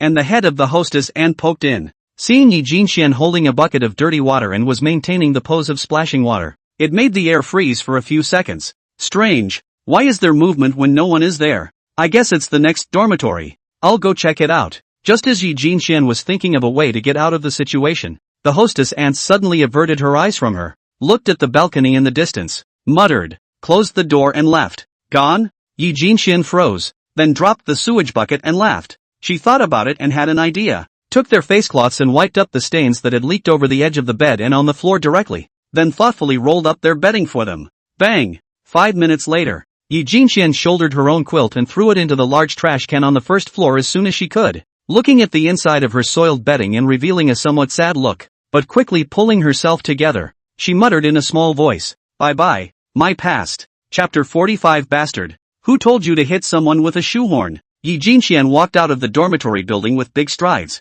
while the hostel manager sitting in the office watched the scene with an odd look on his face, but didn't stop it and just quietly watched her leave. After exiting the dorm, she headed for the school entrance. She raised her head and found that the sky was like a brightly colored painting. The blue was deep and pure, a few white clouds leisurely floating among them, as if they were the embellishments of the sky, adding a bit of vividness to this serene sky. Looking around again, the trees in the campus look extraordinarily green under the sunlight. The leaves sway gently in the breeze, and the flowers are also blooming under the sunlight, emitting a charming aroma that makes people feel happy. Walking down a path lined with lawns on both sides, you could smell the freshness in the air, mixed with the scent of flowers and the fragrance of the earth, making you take a deep breath. At this moment, the campus seems to have turned into a fairy tale world, and everything looks so beautiful and cozy. This is Yi Jinxian had never felt before. Before she met Li Lei them, she only knew to study, desperately study. At that time she seemed to be walking was a waste of time. She could not wait for an instantaneous movement from the classroom to the cafeteria, a bite to eat the meal, and once again, instantaneous movement back, so the scenery on the roadside, even better, she has not slowed down her footsteps, to appreciate it. After meeting Li Lei, it is even more needless to say, not only to study, but also, in short, it feels that the whole school is gloomy for her. Even in the bright morning, the sun shines on her, she still feels bone-chilling cold, because her heart is gradually cold. But now, it's all reversed. If I had to describe the feeling in one sentence, the whole world is sunny after today. Besides, she's going to say goodbye to this place soon and never come back. Just walked to the school near the entrance. Yi Jinxian saw Huang Shang and Wang Fei is chatting with the security guard, Master Lu Hot. Aside, Zhou Mo relied on the wall of the security room. His hands clasped his chest, hanging his head. I do not know whether it is asleep again. This guy can be a real sleeper. Jinxian? This way. This way. Wang Fei suddenly saw Yi Jinxian standing under a tree not far away from the school, and immediately waved her hand hard to greet Yi Jinxian. Huang Shang and Grandmaster Lu also looked over, both with a smile on their faces. Yi Jinxian similarly smiled and gestured at them, striding over, then looking straight at Zhou Mo, who was dozing off. With her eyes, Zhou Mo's head nodded, then raised his head with a slight frown, seemingly dissatisfied with the way they were shouting. He quickly noticed Yi Jinxian's gaze, and met his eyes with it, his gaze still so soft. Yi Jinxian felt her heart suddenly beating a few points faster, and her heart was sweet and happy. The breeze blew across her face, pushing the hair around her ears, and she suddenly remembered a phrase. The wind was sweet on the way to meet you. Just as she was striding over, a bellowing cry from the side startled everyone. Zhou Mo, bastard! Who told you to hit someone with a shoehorn? Stop right there! Only to see the vice principal Li Yugua with the director of teaching and several physical education teachers, appeared not far from the entrance of the administration building, is running over with a murderous spirit. Jinxian, quick! Zhou Mo shivered at the sight of this and instantly lost his sleepiness, shouting loudly at Yi Jinxian. You guys get out of here, I'll stop them. Lu Moncler outlet store is still very satisfied with the behavior of these youngsters. He is also a bold temperament, and immediately intends to assist them to run away. Hurry, Jinxian, bastard, isn't it enough for you to spill your guts? Still want to bring down student Yi Jinxian? Yi Jinxian didn't know what was happening, but it felt very exciting, and with a leaping expression on her small face, she immediately ran over and ran with the other three. The four men converged and immediately took advantage of a green light to run across the main street. Agu, my manhwarecap ah, agu, my tailbone ah, agu. You can't do this, Moncler outlet. Yi Jinxian glanced back and was just happy. I saw Lu lying at Li Yogua's feet, one hand grasping Li Yogua's pant leg, the other hand grasping the teaching director's pant leg. Li Yuguo looked at him with a helpless face. Just so delayed. Huang Shang stopped a cab. They rushed to get on the car. Yi Jinxian sat in the middle of the back row. She looked through the car window at the school entrance, which was still in a commotion, and turned to look at the concrete highway directly in front of. A glance cannot see the head. The road is so flat. The white lines are so neat. Yi Jinxian stared blankly ahead with an out-of-body look. At almost 5 p.m., 3 figures walked out of Li Yuguo's office in a state of disorientation. It was none other than Li Lele, Bai Minmin and Xia Fei. Li Lele had a face of unwillingness, while the remaining 2 had a face of remorse and red eyes from crying. Just now, Li Yuguo made it clear that there was no wiggle room and that the girls had been fired. Accident in the morning, dismissal in the afternoon. That's how fast. And things are not so simple. Li Lele's father has been taken away to investigate the bribery of the principal Niu Duqing. Accounting Class 2 counselor Zhang Jun is an accessory, also suspected of embezzlement of student scholarships, also in the same inescapable. In addition, there are also some female students who assisted Li Lele in bullying others, and they will be duly punished, because the number of people is a little bit too large, and Li Yuguo is investigating the matter meticulously. Li Lele was very upset. She felt that if it wasn't for where she had messed with this bogeyman Zhou, her little life should have continued, which made her regret it. As for her father, Leroy didn't think anything would happen. At most, it is just a little more money, up and down a little more. It is fine. My family has plenty of money. As for Bai Minmin and Xia Fei, one of their families is a street vendor and the other one works in the city. Both of them spend a lot of money to be able to supply their daughters to study and live in Haicheng at the same time. And the conditions are usually more difficult. Parents expect a lot from them and now this has happened. Hateful people have sadness. Being expelled is one thing. Disappointing their parents and getting beaten is what worries them the most. Sis, my dad, he's gonna beat me to death. The somewhat slightly chubby Xia Fei prayed to Li Lele. What are you afraid of? Why don't you follow me and change schools? Look at you. You're no good. Li Lele looked at her with contempt. And the 3 people entered the girls' dormitory one after another, not even looking at the hostel manager, and went directly to their own dormitory. The hostess aunt sighed and shook her head when she saw how cocky they still looked even after the east window. Sinning. It wasn't long before an angry roar came from upstairs, like an erupting volcano. It was followed by the sound of someone walking quickly, getting louder and louder. Our dormitory there. Who did this? Li Lele led the 2 of them back to the first floor again, dirty and with a foul odor. She said angrily to the hostess aunt. Chapter 46, Coming to Myself. What are you talking about? I don't know. The hostess auntie showed a confused face, then looked at them with a disgusted face. Why did they smell like urine? Sis, this seems to be Yi Jinxuan's quilt? Bai Minmin let out a strange cry and pointed to the dirty bedding in the nearby dumpster. They walked over and saw that it was true. This futon is being teased with targets, so naturally I remember it well. It must be this little Yi Jinxian. It really pisses me off. Li Lele huffed and puffed and gasped for air, her chest rising and falling violently, obviously furious. The 3 of them smelled a foul odor as soon as they entered the dormitory just now,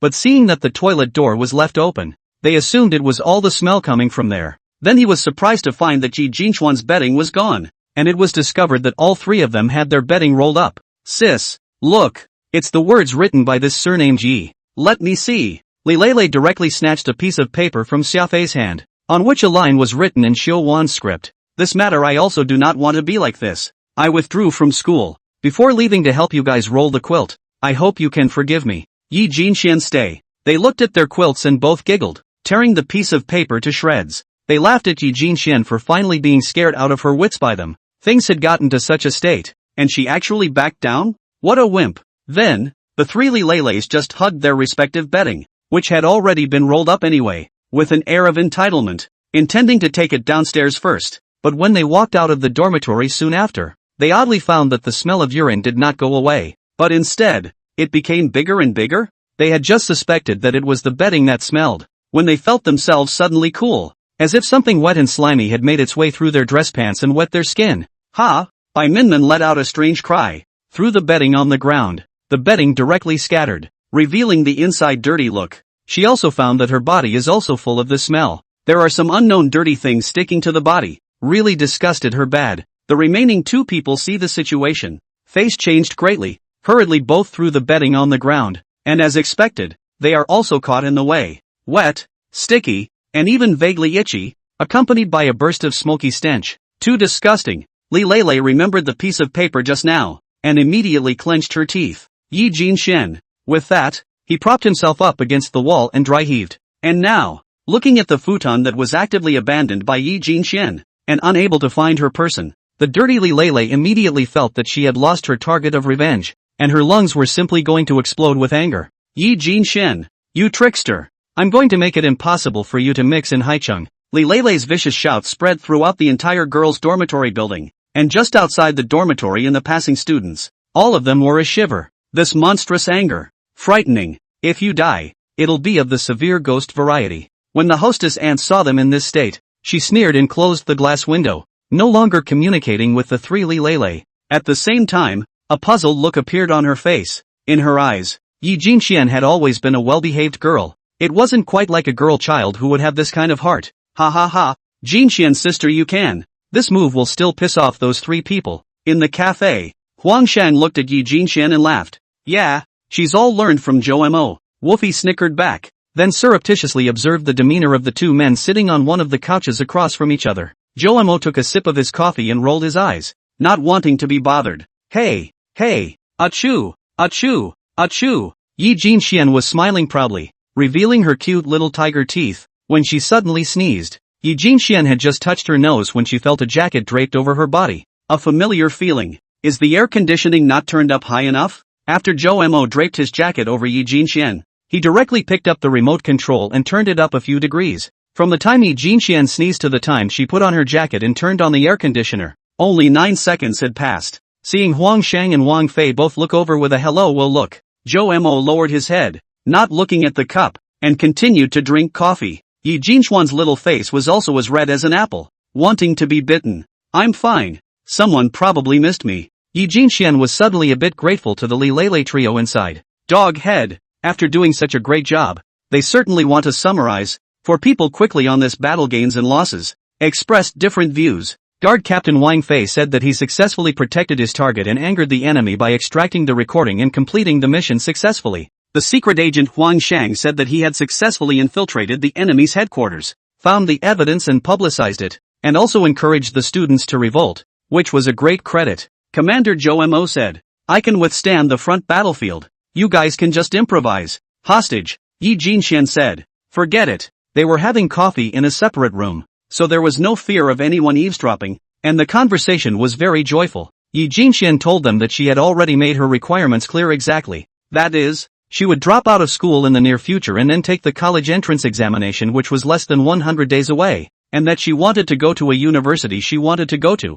not an engineering college. After all, Yi Jinxian had been preparing for this for half a year. Li Yuguo was originally a teacher who came out of the second school. For this once the top students in the second school, is very understanding, without much hesitation agreed, now is to give her a long vacation. Let her rectify the mentality, and so on the time is right. She will give her for the withdrawal formalities. Li Yuguo is not money-minded Niuda-Ching. He was originally parachuted into the College of Engineering, is entrusted by the upper side of the rectification here, just before the means are more moderate. Just now Zhou Mo accelerated this progress. I see that Li Lei is a very poisonous person. Her family still has some strength in Haicheng. Will she find trouble with Jinxian? Wolfie said in a somewhat worried tone. It's fine. There's no need to wait until she finds Jinxian in trouble. Her family won't be able to mix in Haicheng. Zhou Mo stroked his chin and spoke calmly. I've already sent her video to some warm-hearted well-wishers. Even if they can suppress it on the reporter's side, the masses will always be unable to suppress it.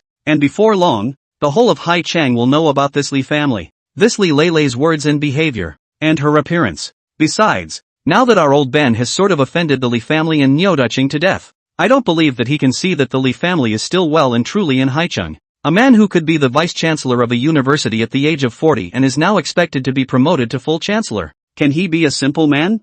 Huang Shan nodded thoughtfully. This kid really wilted. Things are almost over. Jinxian, what are your next plans? Wang Fei gazed at Yi Jinxian. Yi Jinxian was her usual self, twisting her head to look at Zhou Mo, as if she still had to take his meaning as the main focus. But what surprised the others this time was that Zhou Mo had no intention of answering for Yi Jinxian this time. He just looked out the window at the traffic outside with a very empty look. Chomer, what's on your mind? Huang Shang reached out and waved his hand in front of his eyes.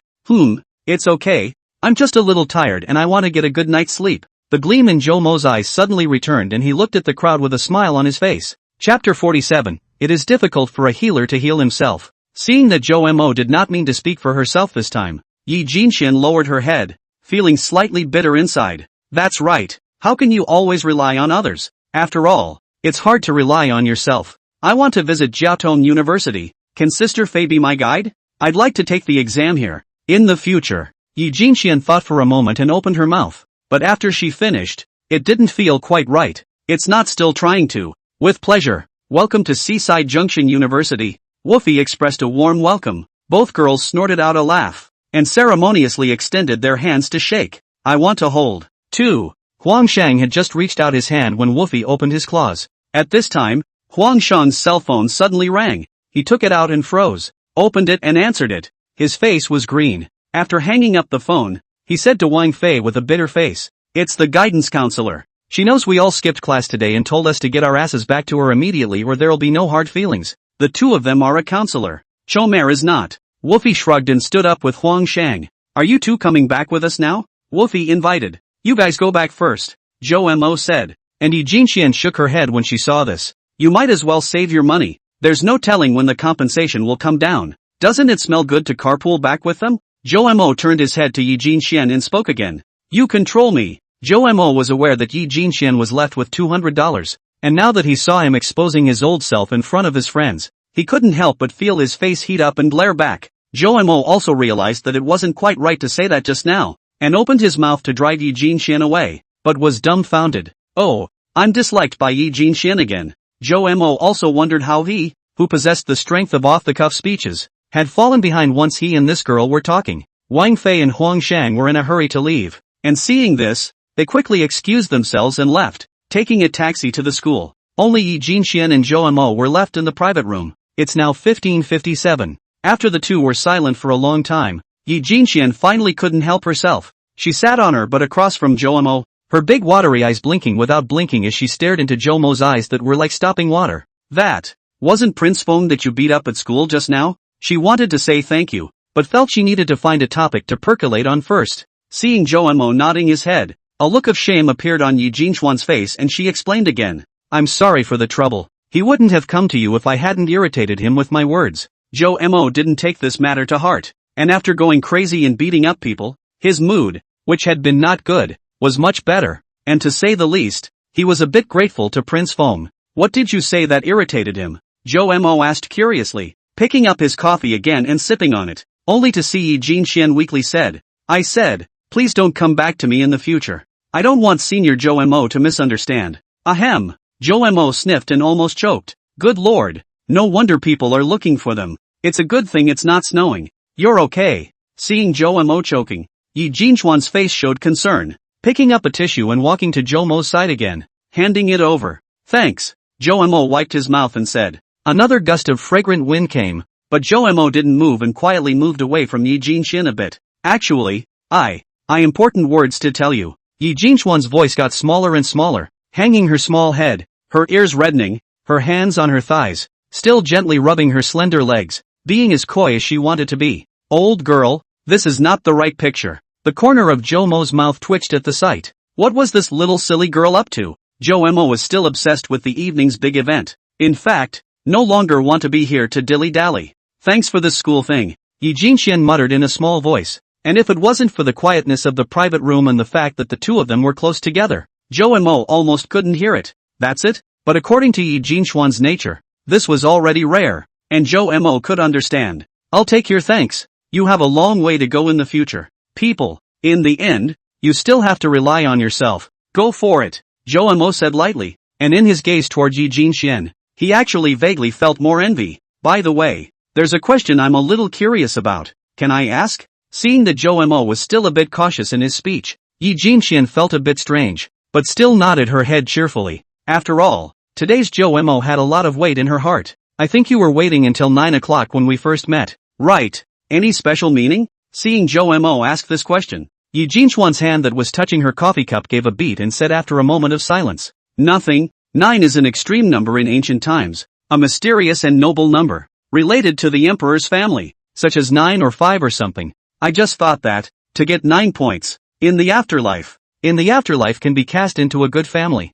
"That's right. I thought it was just walking to the bridge already after 8 o'clock to make up a whole number." I didn't realize that there was another meaning. It seems that you are more professional than me. Blah blah blah. Crow's mouth. It's all in the past. No talking about it. It's bad luck. After asking the question, seeing Yi Jinxian reveal a somewhat forlorn expression, Zhou Mo suddenly joked with this. Seeing the girl dislike his angrily, only to stretch her brows a few points, he was relieved that this silly girl could truly let go. It's getting late. Let me get you a cab and drive you over to Woofy's. What about you? I've got a few things to do over here, and I'm sleepy now, so I'll just find a hotel and make do, and I'll go back after I wake up and finish my business. Zhou Mo felt that he was getting more and more capable of lying. His face did not turn red and his heart did not beat. However, Yi Jinxuan's reply was out of his expectation. No, I'm going to sleep in a hotel with you. Zhou Mo stiffened. Had he just heard wrong? She said to go with me to. You don't mess with your mind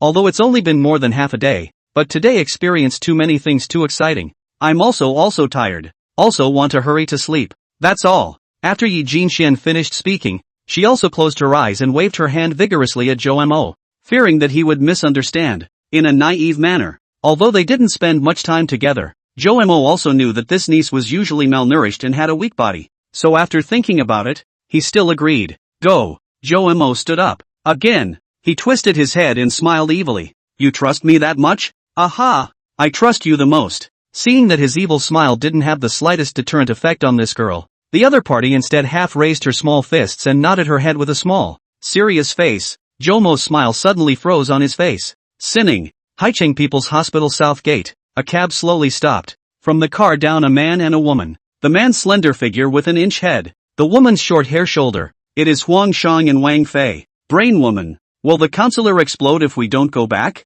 Yes, but can you not care about Chomer? Pipe. Huang Sheng sighed and followed Wang Fei towards the outpatient building. Originally, Wang Fei Zhou Mo then this off the top of his head kill friends. Still not at ease. To consult a professional. The phone to the People's Hospital psychological counseling experts. And then shocked off the jaw. Zhou Mo was surprisingly sent over here with Yi Jinxian for the first few days to receive 3 days of mandatory psychotherapy. As soon as she talked to Huang Sheng about it, the two of them immediately decided to let the counselor off the hook one more time. Not for the first time anyway, and come over first to see what kind of situation Zhou Mo was in. The People's Hospital was huge, the largest hospital in Haicheng, and the two of them searched for a long time before they arrived at the entrance of the psychological counseling room.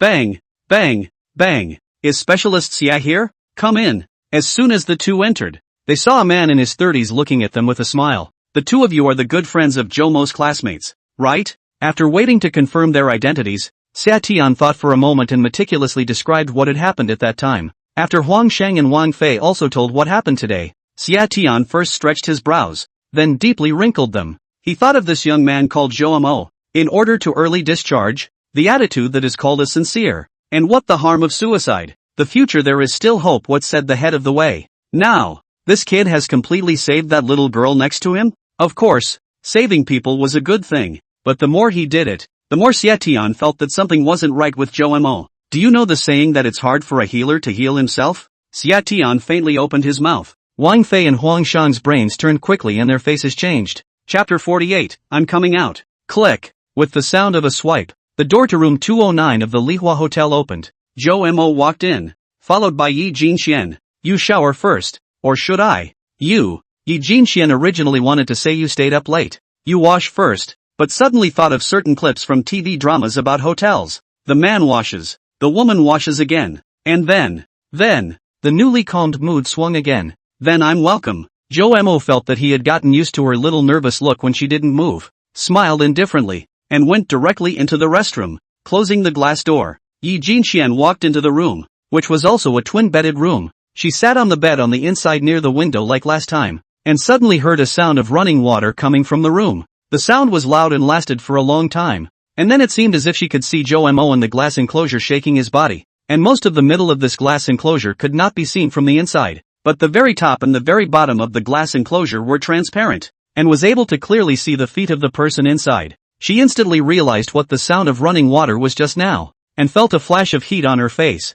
Why is he shushing so loudly? And you can also tell by the movement of Zhou Mo's feet that he's sharp. Yi Jinxian suddenly remembered the shocked look of the whole class when it happened during the first class of biology at the beginning of the school year. At that time, some boys saw the biology teacher was a 30-something very beautiful female teacher. So they opened the yellow paragraph. Specifically asked some human sexual organ structure and so on. The biology teacher saw that the boys were very interested in this. So he raised his eyebrows, and directly smiled and drew a simple male and female mating diagram on the blackboard, and then talked about the process. Directly the whole class of men and women shocked. The girls are shy red face, buried in the book. The young boys are also embarrassed. Molesting the teacher failed, but was molested. If you have time to molest a teacher, why don't you next time check to see if the water flows when you put it on yourself when you unscrew the faucet? If the flow is large and continuous, and if it stops when you close the faucet with a little shake, or if not, go work out your body first. This sentence, Yi Jinxian still remembers to this day,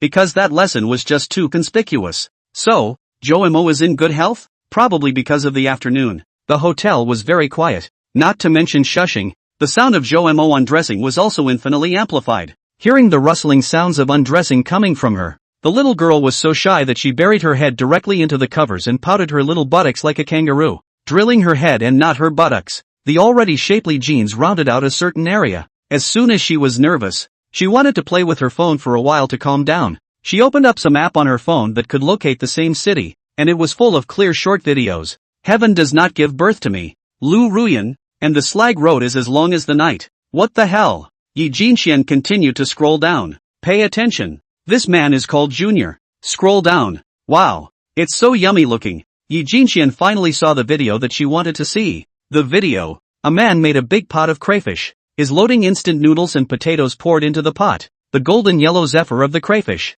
was poured full of pots. There are a lot of fall on the side. Look at her straight to gulp. But the video was only 15 seconds long, and it was quickly watched, and she watched it several times before crossing it away, followed by a human freeze. The next video is a scene from the school's uprising, which is less than half a day old, and has already been edited and posted on the internet with a dub of "The Sun Also Rises." Capture the headmaster alive. Save the old schoolmaster. Down with the bird teacher of accounting class 2. Seek justice for classmate Yi Jinxian. Catch Li Lele. Make them pay in blood. I have to say, the person who edited this video is very good at it. Even Yi Jinxian such a fearful nature. A good girl or instantly hot blood. She looked at the title. It's really called Treading Haicheng Engineering College. The whole video is not long. Only a mere 30 seconds. But again, Yi Jinxuan's eyes reddened. And she found that the video's likes, comments, favorites, and retweets are all rubbing up wildly. And soon the likes broke through 1 million times. And the comments broke through 100,000 times.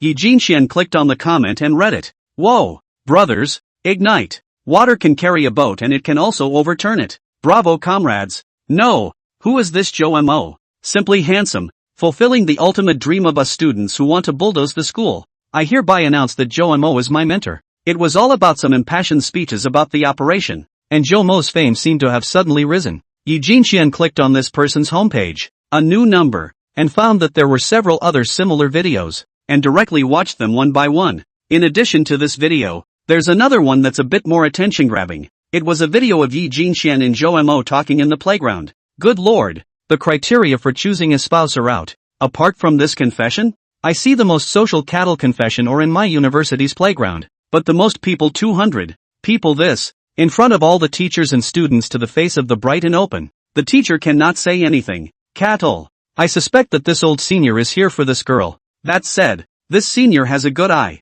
This girl is really good looking. If I had such a handsome senior, I would have confessed right away before someone took advantage of me. Yi Jinxian had mixed feelings, and the video was so mesmerizing that she forgot about the time. When Joemo finished his bath and came out wrapped in a towel, he glanced toward Yi Jinxuan's side and his entire body was dumbfounded, only to see Yi Jinxian still burrowing her head into the quilt, bucking her little buttocks still wriggling around. Nice round bulb. Joemo awkwardly moved away from the line of sight, suddenly felt a little hot. Walking are not natural up. Do not dare to look down. Hurriedly drilled into their own bed quilt. Ahem. Jinxian? Joemo scratched his head and shouted, but the girl didn't respond. Joemo had no choice but to send her a message, as he didn't want to go directly to lift her quilt. I'm out. Yi Jinxuan's cell phone suddenly received a pop-up message reminder before she woke up, and all of a sudden, she lifted the quilt and directly ducked to sit on her bed. She may be smothered in the quilt for a somewhat long time, may also be aware of their own just now that look was Joemo looked at a positive. Small face red, hair slightly messy, eyes always look down. Fluttering, a pair of hands 2 forefingers stretched out, poking each other to poke. This is too cute. Zhou Mo glanced at it and also lowered his eyes, but then remembered something and raised his eyelids, looking at them carefully, as if he wanted to carefully record this look of Yi Jinxian in his mind. It's not too much to ask to see some pretty girls before you go, right? You saw all that. Aha. Zhou Mo admitted it greatly, with a bad smile at the corner of his mouth. Ah. Yi Jinxian directly let out a cute shriek, jumped up, and flew into the restroom. It wasn't long before Zhou Mo, who was lying on his side, saw a pair of small feet appear in the transparent glass below. The girl's feet were as white as jade, and the skin on the back of her feet was delicate and smooth, like delicate porcelain, transmitting a faint luster, white with red. Zhou Mo didn't shy away from it either, and looked at it quietly like he was admiring a work of art. I don't know how long it took. Zhou Mo fell into a deep sleep. Last night, after a night of all night and half a day of tossing and turning, he was really too tired. Waiting for almost an hour later, Yi Jinxian opened the door, tiptoeing out from the inside, body wrapped in a bath towel, head coiled hair, first secretly poked out the small head to look at Zhou Mo's side, and found that the person fell asleep. First relieved, the whole person then walked into the room. The bath towel was covering from the chest down to the girl's white and pink knees. Her shoulders, arms, calves and feet were exposed. Her skin was white as jade, with these delicate features and a pair of big soulful eyes. I believe that the vast majority of the boys would be touched by the heart, but alas, the one in front of me was already asleep, and looked like it was still asleep. Yi Jinxian stood by the bedside, and for some reason, seeing Zhou Mo asleep, she felt relieved and at the same time a little lost. Chapter 49. Both feel unworthy. The two cuties. Is it hard for a healer to heal himself? Yes. The more thoughtful, the more aware of their situation, the more serious the situation is once the idea of trying to finish themselves off has sprung up. Do you mean to say that Zhou Mo is in a bad situation now? Hearing Xie Tian say this, a somewhat worried look appeared on Huang Shang and Wang Fei's faces. The human heart is a very complex thing that can't be fully observed. And your friend named Zhou Mo, since he was able to stonewall another patient and seemingly solve the problem thoroughly, it speaks volumes about his ability. And he must have a very good understanding of his current state of affairs, both in terms of his external environment and mentally. That girl's problems are really out of her external environment. And as long as the physical problems are addressed, it does theoretically restore her to a normal life. But this Zhou Mo, shame. At that time, although this kid and I talked also a lot, but it was almost like two psychiatrists in the line. He did not reveal any useful information about himself. Hearing Xie Tian say this, Wang Fei and Huang Shan looked at each other. They knew something about Zhou Mo's current situation, although the two hospital districts were quite far away from each other. And after they went to university, Zhou Mo was busy studying hard and working multiple part-time jobs. Even later talked about a high-cool Wei Xiana as a girlfriend. It is even more self-concerned. The three people contact naturally much less. But when she was at the playground, Wang Fei knew that Wei Xiana and Zhou Mo had broken up, so she quietly asked her know-it-all best sister to inquire about the situation. And she also got a general idea of what was going on. Zhou Mo's usual pace of life is very tense. He and his roommate, because of Wei Xiana's thing, fell out, then directly rented a room.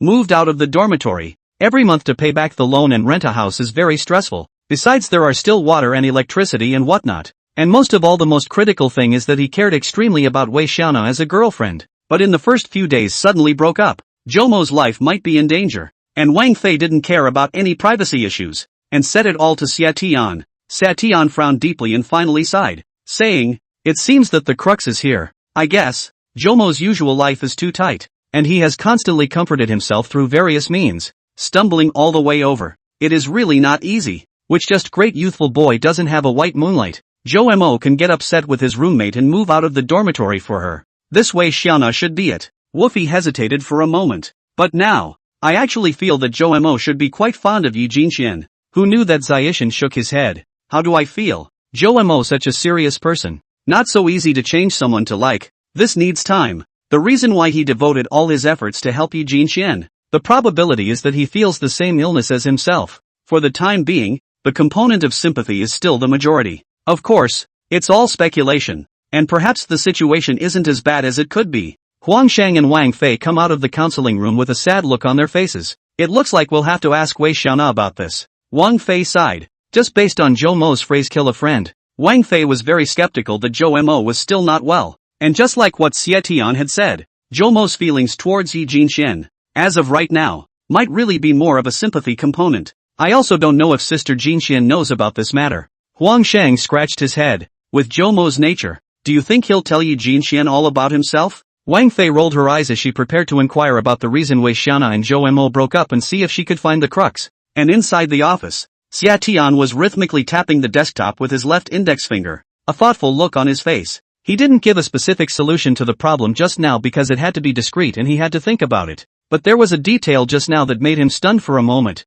because the neighborhood where Zhou Mo bought his house to rot was the same as his own. Recently, Xia Tian has also been busy about how to handle this. But unlike Zhou Mo, Xia Tian's family is well off, and he himself has been working for many years with a decent income, so naturally the financial pressure is not as horrible as that of a current college student. Alas, it is estimated that in the end, after pondering and pondering, this matter still has to fall on this girl Yi Jinxian. Zhou Mo, your brat is really uneducated. How dare you treat an old man like this to me? Don't blame me if you don't answer your phone these days. I've thrown everything in your house out the door and into the corner of the hallway. I've changed the locks. So get lost, don't let me see you again. Listening to the piercing sound coming from the cell phone, Zhou Mo frowned slightly and held the phone away from him. Immediately afterward the old landlord hung up angrily. Zhou Mo pressed his other hand to his forehead and jerked his hair back a bit, soothing his chi and blood rushing through his scalp, but it was only a bit of comfort. He quietly walked back to his room, afraid of disturbing Yi Jinxian who was sleeping.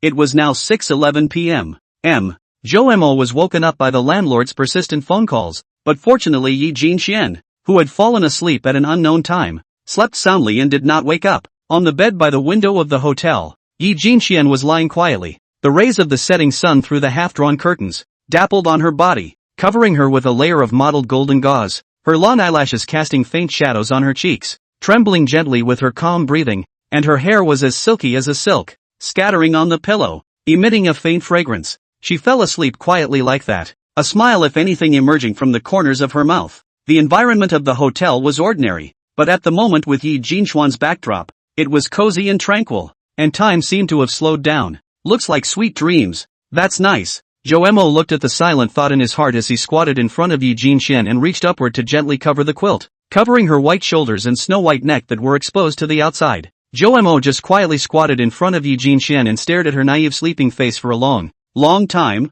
And the gust of fragrance coming from the young girl's body made Zhou Mo's eyes soften. Yi Jinxian is really pretty, but alas, now that it's done, isn't it time to have closure on your own? There is no greater sorrow than the death of the heart. Just like what Xia Tian said, Zhou Mo couldn't know more about himself. The reason why he chose to end himself. His ex-girlfriend Wei Xiaona's ruthless departure was certainly the last straw that choked off his lingering attachment to this world, but there was a major premise to it. After going to college, Zhou Mo in order to money. Life is like walking a tightrope, has been very extreme, but also to ensure that the academic will not fall. For this reason, because of work and rest time is not as lazy as some of the roommates. The conflict, coupled with the fact that he never went to the gathering, and slowly was vaguely isolated. This has long been subjected to relatives' cold eyes and deception of Zhou Mo. In fact, is nothing, but the longer the time, the more tired of living. Zhou Mo's mind slowly arose a question. What am I living like this? Bitter and tired. 4. He was already a strong character,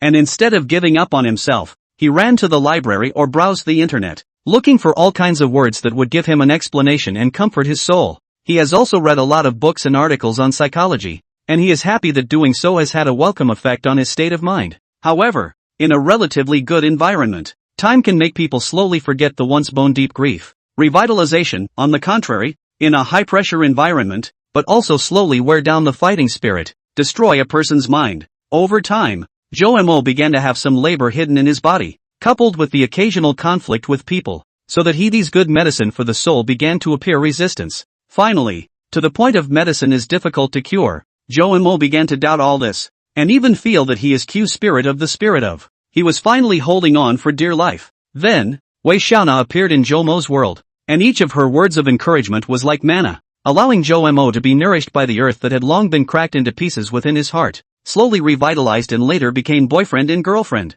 But it's more like an addiction than manna. One of the roommates also likes Wei Xiaona, because of which Zhou Mo had a heated confrontation with him and ended up moving directly out of the dormitory. Chomer considers her his Garden of Eden. Zhou Mo began to take great care of Wei Xiaona's emotions. Her knitted brows and smile could make Zhou Mo happy for a whole day, and vice versa. It could make Zhou Mo lose his mind for a long time. However, as the feeling of happiness persists, people may become accustomed to it and become numb, no longer feeling as precious and excited as they did when they first experienced it. Wei Xiaona tired. She began to be dissatisfied. She is strong to step forward. Zhou Mo will be one step back. One step back cannot solve the problem. It will only make the capricious people feel tasteless, until there is no way back, and then it is a breakup. His world, the sky is falling. After the breakup, he never drunk.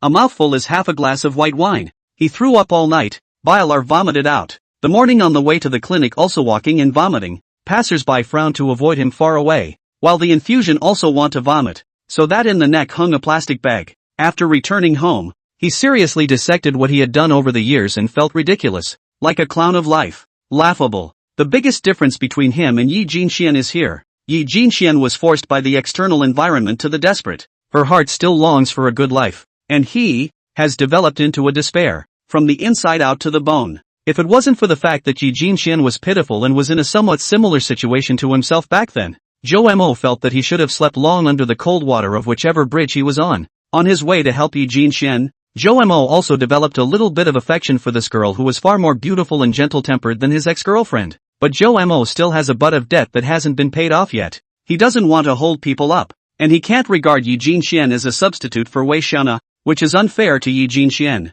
He doesn't deserve it. Zhou Mo felt like a drowning man. Yi Jinxian stood at the river's edge and stretched out her hand to herself, but reaching over, she could only pull a weak little girl down to sink into the abyss together. You can still expect a weak little girl to pull herself out of the river as soon as she reaches out? And the most crucial thing is that Zhou Mo has completely despaired of this world. He can't figure out why he came to this world. He doesn't want to go ashore. Why did God take away the most loving parents and let the ugly-mouthed uncle's family screw them over? Jesus Christ. Are you a? If you've had a tiring day, get some sleep. The sun may have poured in through the window the next day to give you a fresh, bright start. If you're tired in this life, sleep for the rest of your life and hopefully be happier in the next. Zhou Mo felt that Yi Jinxian was the former and he was the latter. Zhou Mo picked up Yi Jinxian's cell phone that was placed beside the bed, and the person froze. This girl even used the MI4. Zhou Mo's own is MI6. Good guy. More meta than himself. He opened her cell phone with a casual skim, transferred his family's money, then deleted the transfer record,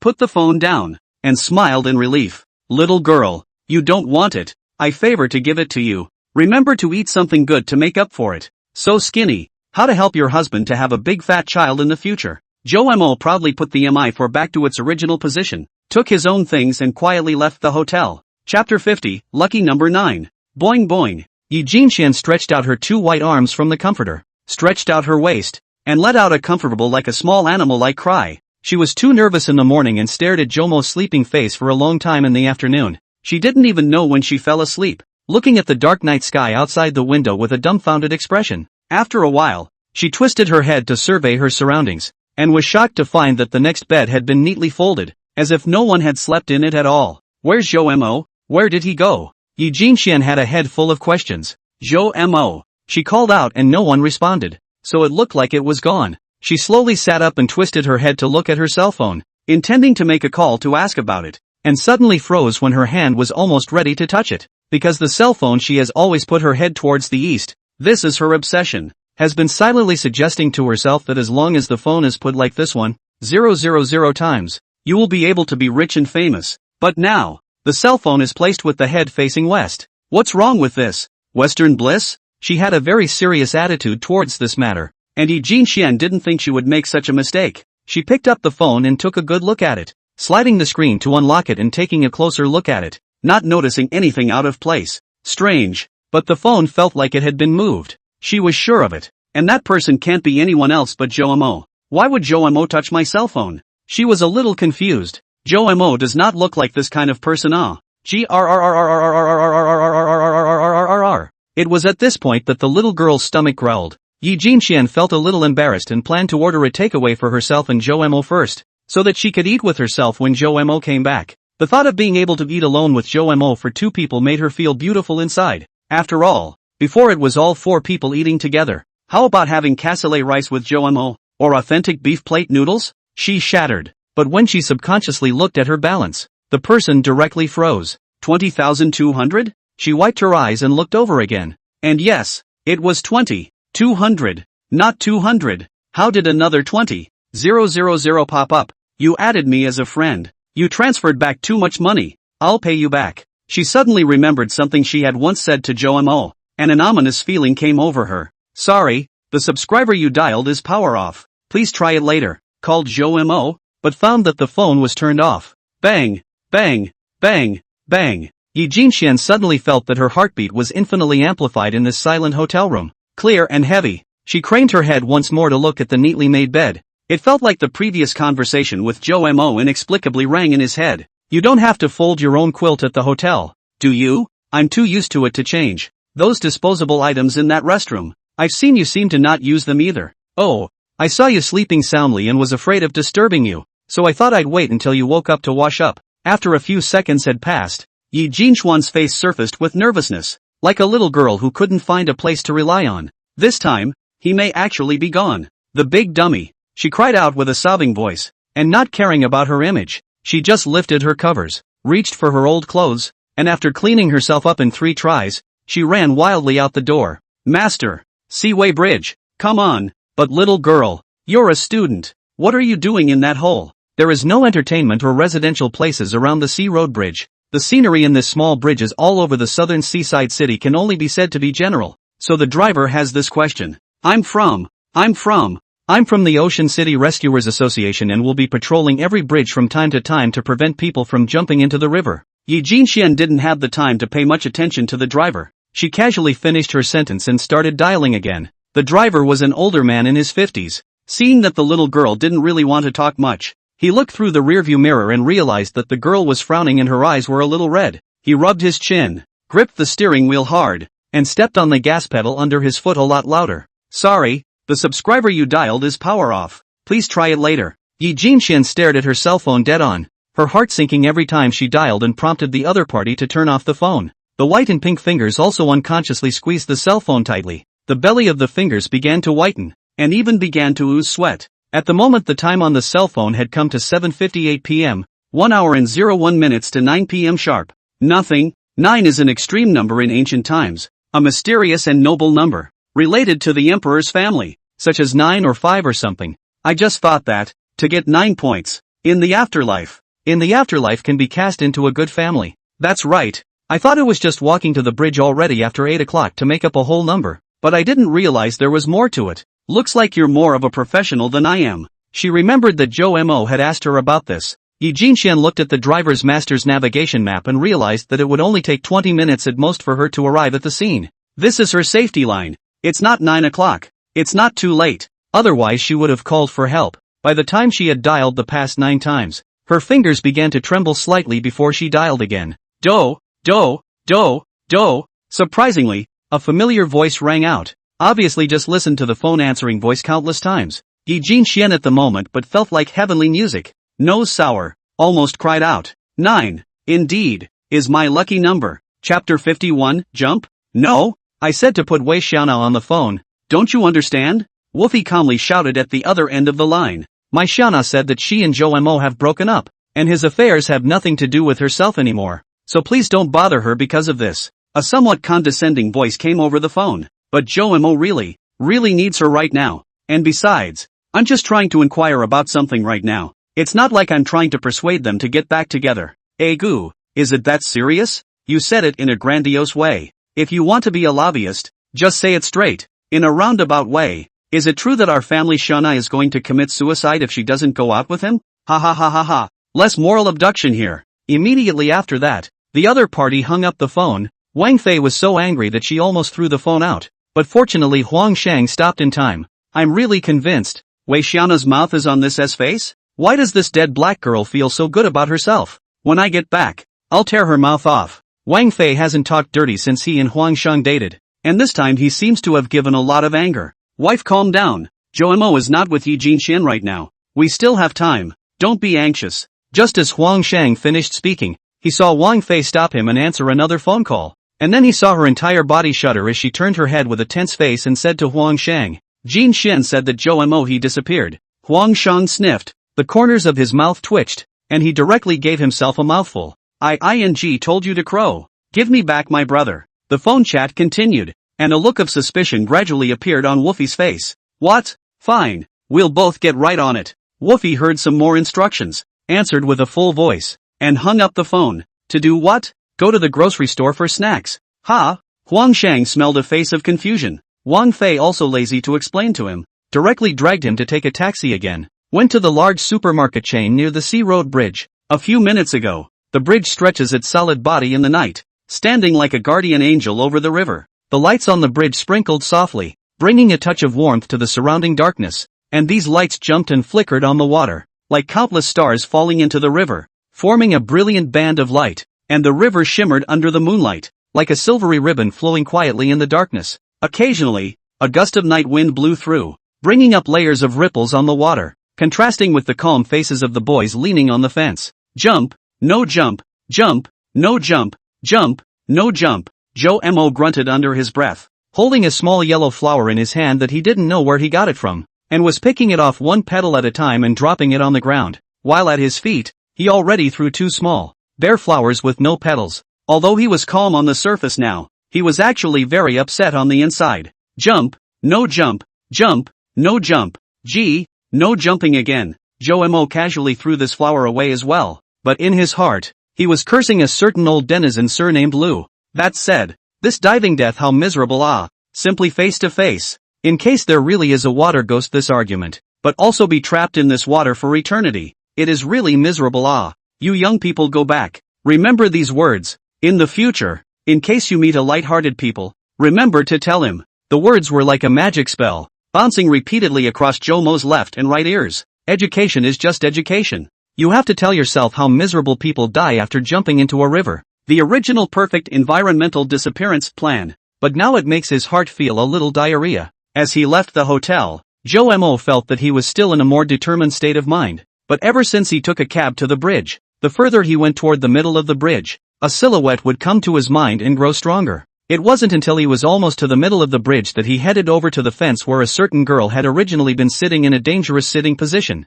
Same night, same place, but it was empty. For some reason, Joe Mo watched for a while, suddenly feeling a sense of loss and some relief inside. What's wrong with me? Joe Mo inwardly asked himself rhetorically. He also remembered 9 o'clock this from Yi Jinxian, that stupid girl, to beg over the lucky number. Naturally, decided to act at 9 o'clock. What if it works? Wouldn't it smell good to be a nobleman back in ancient times? Let's forget about the emperor. He's too tired and cold-blooded. If you become a king, you'll go to the Ming dynasty? Anyway, if it's not the emperor of international students, it's, when the determined mind is pried into action, it is like a gyroscope that begins to spin, spinning faster and faster with time. It was not even 9 o'clock yet. Joe Mo's state of mind had changed a bit compared to when he first came out of the hotel. And he thought again about how miserable the drowned people were as described by the rescue team's Uncle Ludi. Then his face changed. Wasn't that a bit too tragic? Regardless of beauty or ugliness, no one cared about their looks. Not to mention that Joe Mo had been tartly thinking that he was still the more handsome type.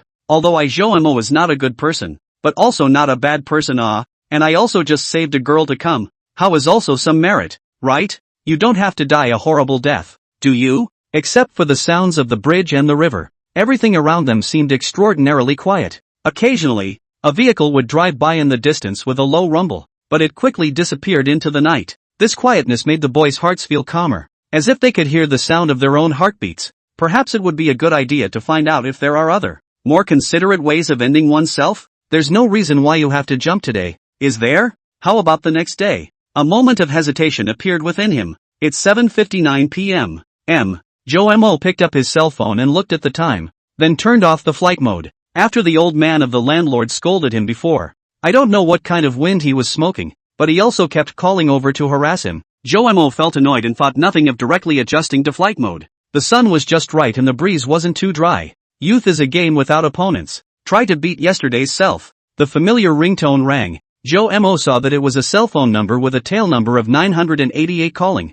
Froze, tangled for a moment, or sighed and answered. Joe Mo. A very loud voice came out, with a sobbing tone. Joe Mo was startled and immediately moved his cell phone away from his ear a bit. Are you at the Seaway Bridge? Seeing that Joe Mo did not answer, the one in the cell phone once again sounded. What Seaway Bridge? It's where we first met. No playing dumb. Woo. Joe Mo was helpless, and his speaking voice was 3 times weaker. Listening to Yi Jinxuan's voice was on the verge of crying out. Well, don't cry. I'm fine. I just came here for a ride. It's not what you think. I'm not crying. Creamy. Yeah, you didn't cry. You didn't cry. As he spoke, Joe unconsciously coaxed. He smiled bitterly and squatted on the ground, rummaging through the bag of snacks he had placed on the ground. But surprisingly all of them had been eaten, as well as the bottle of beer. There was only an empty bottle left lying on the side. He bought these when he arrived and didn't want to eat dinner, so he bought some snacks and brought them with him. Looking around, all that was left was a $20 box of cigarettes that I hadn't asked for yet. I'll be right there. Don't you move, Yi Jinxian said in a somewhat milky and fierce tone of command. That, Jinxian, when you come over, can you bring food with you? I want to eat something. Joe didn't know why, but he suddenly wanted to rely on the girl on the other end of the phone. The other party was silent for a short while, and Joe's heart lifted, as if he was afraid and terrified that the girl would say no. Well, you wait, tube. After hanging up the phone, Joe involuntarily laughed out a pig squeal. Like a little cutie. Just like that. Not a bad feeling to be cared for by a girl. He clumsily opened his cigarettes and lit one for himself, coughing violently just as he took a drag. Ahem. What the hell is this? It's hard to smoke. Chapter 52. In the cab, the driver uncle saw Yi Jinxian hanging up the phone in a huff, her eyes still a little red. He couldn't help but talk more. Little girl, having trouble with your boyfriend? Oof. This uncle may have to say a word. My homa niece and you about the same age. Her boyfriend to her can baby tight. Never want to let her cry. Little girl, you are more beautiful. According to reason, more should be coaxed only right. Not uncle said. Your boyfriend is also too much. This driver uncle is also a chatterbox. Blah blah blah. Going along with his guesses, he glanced in the rearview mirror every now and then, and when he saw that the girl child was not angry, but instead puffed out her cheeks and was still exasperated, he felt that he had guessed correctly, and felt a great sense of satisfaction. Master, do you think he owes a beating? After Yi Jinxian finished speaking, she even viciously waved her small pink fist. Beat up? What a beating! The master echoed, and a smile crossed his mind. Year-round driving is very boring and dull, and can talk to passengers for a while, more or less a pleasure, especially some gossip. Then you say, how I should punish him? The driver uncle touched his chin full of scruff, fiercely remembered his own mother-in-law's whip and hemp rope, his old face red. Cannot teach children, so he casually said, then just punish him. A day is not allowed to hold your hand. No holding hands for a day? Yi Jinxian looked down at her left hand that she had shaken hands with Joe more than once in the mountain in SeaWorld, a hesitant look on her face. She remembered the marvelous and incomparable feeling of interlocking her fingers with Joe on the Ferris wheel. This punishment, is it punishing me or him? She pondered, suddenly feeling out of place. Wait a minute, it's not enough to hold hands, right? All of a sudden the little face was red again. 8:51 and 57 seconds a.m. M.A.A.S.A.P. Joe glanced at his cell phone and coldly shivered and sneezed a good deal. He looked at the direction he came from. It was still pitch black, but Joe's eyes remained calm. He trusted Yi Jinxian. Since this girl said she was coming, she would definitely consider her feelings and arrive here before 9 o'clock, though they had known each other for only a few days. But there's just an inexplicable sense of trust. So even with less than 10 minutes left to 9 o'clock, he wasn't panicked or disappointed at all. Suddenly the phone vibrated. It was receiving a message. Joe was curious about who sent it, so he picked up the phone. Joe, I told you, we're broken up. Got it? Seeing this message, Joe stiffened, and his entire breathing became a few points rougher. Surprisingly, it was her. Every boy who passes from the ignorant adolescence has a white moonlight in his heart, and so does Joe. After a breakup, the active party may be mentally prepared and able to cut off the emotion in one fell swoop. But what about the passive breakup party? Joe is a very emotional person, not to mention the object of the relationship or his white moonlight. Then it is not just a couple of words can be said to break the break, but Joe will not die begging and crying and begging the other party not to break up. He cannot do, or that. In Joe's perception, crying and begging will not solve the problem. He had actually had the intention of avoiding Wei Xiana when he left the school and wandered around these days. Out of sight, out of mind. He loved, he hated. Reason told him, want to completely put down. You have to let this relationship sink to the bottom of the lake inside. Never floating, do not love, do not hate. The only inner as the water waves of the lake. Still as a mirror in order to be considered completely turn over the page. But, the white moonlight in the hearts of many people represents a pure emotion and beautiful aspirations. Is a beautiful symbol. How can you say over? Joe looked at the words sent by the other party. His body stiffened and felt his body getting colder and colder. From the inside out, from the limbs to the heart, cold into the bone marrow. He felt like his entire body was freezing, and his hands and feet began to tremble slightly without listening. Lulu. At that moment, a sound of wheels pressing over hard concrete suddenly came from far and near, continuously and getting louder and louder. This sudden sound seemed to have some kind of magic power, hardening Jomo's sanity that was caught up in the text of the cell phone screen and dragging it out. He turned his somewhat stiff neck slowly, like a wooden man, and followed the source of the sound with extreme eyes. It was coming from the direction he had come from, and the sound grew louder and louder, and finally a blurry shadow appeared. Under the hazy and dim light of the street lamp, he made an effort to stare fixedly, and finally saw the vague and indistinct figure that emerged from the endless darkness. In a flash, his eyes widened in disbelief. Is this the shopping cart? The most exaggerated is not the shopping cart itself. In this shopping cart is simply a treasure trove full of all kinds of food, a wide variety of snacks, piled up, and even formed a small mountain. And at the back of the shopping cart, a petite, cute girl in casual clothes was pushing it forward with difficulty, despite the seemingly strenuous effort. The girl was still walking slowly in her direction. As the distance gradually drew closer, her face became more and more visible. Long hair as silky smooth as silk fell over her shoulders, without the slightest embellishment of makeup, but already displaying a face of natural beauty. Without a doubt, it was Yi Jinxian, but her eyes were red, her cheeks puffed out, and it was written all over her face. I'm not happy. Mo looked at her straining, and suddenly remembered that this sea-road bridge was a bridge with two slightly arched sides. That is to say, Yi Jinxian, this small body from the bridge, has been pushing the car over. This is a few kilometers off. It's a pedestrian vehicle bridge, and the center fence is pretty high. Mo forgot about the cold words on the cell phone screen for a moment and just stared at Yi Jinxian with his mouth slightly open without speaking. He said, "Take some food when you come over." And then the girl came pushing a snack mountain shopping cart. Well, you wait, tube. So that's what managing food means. This silly little girl, did she have to go so far? She walked over step by step like this,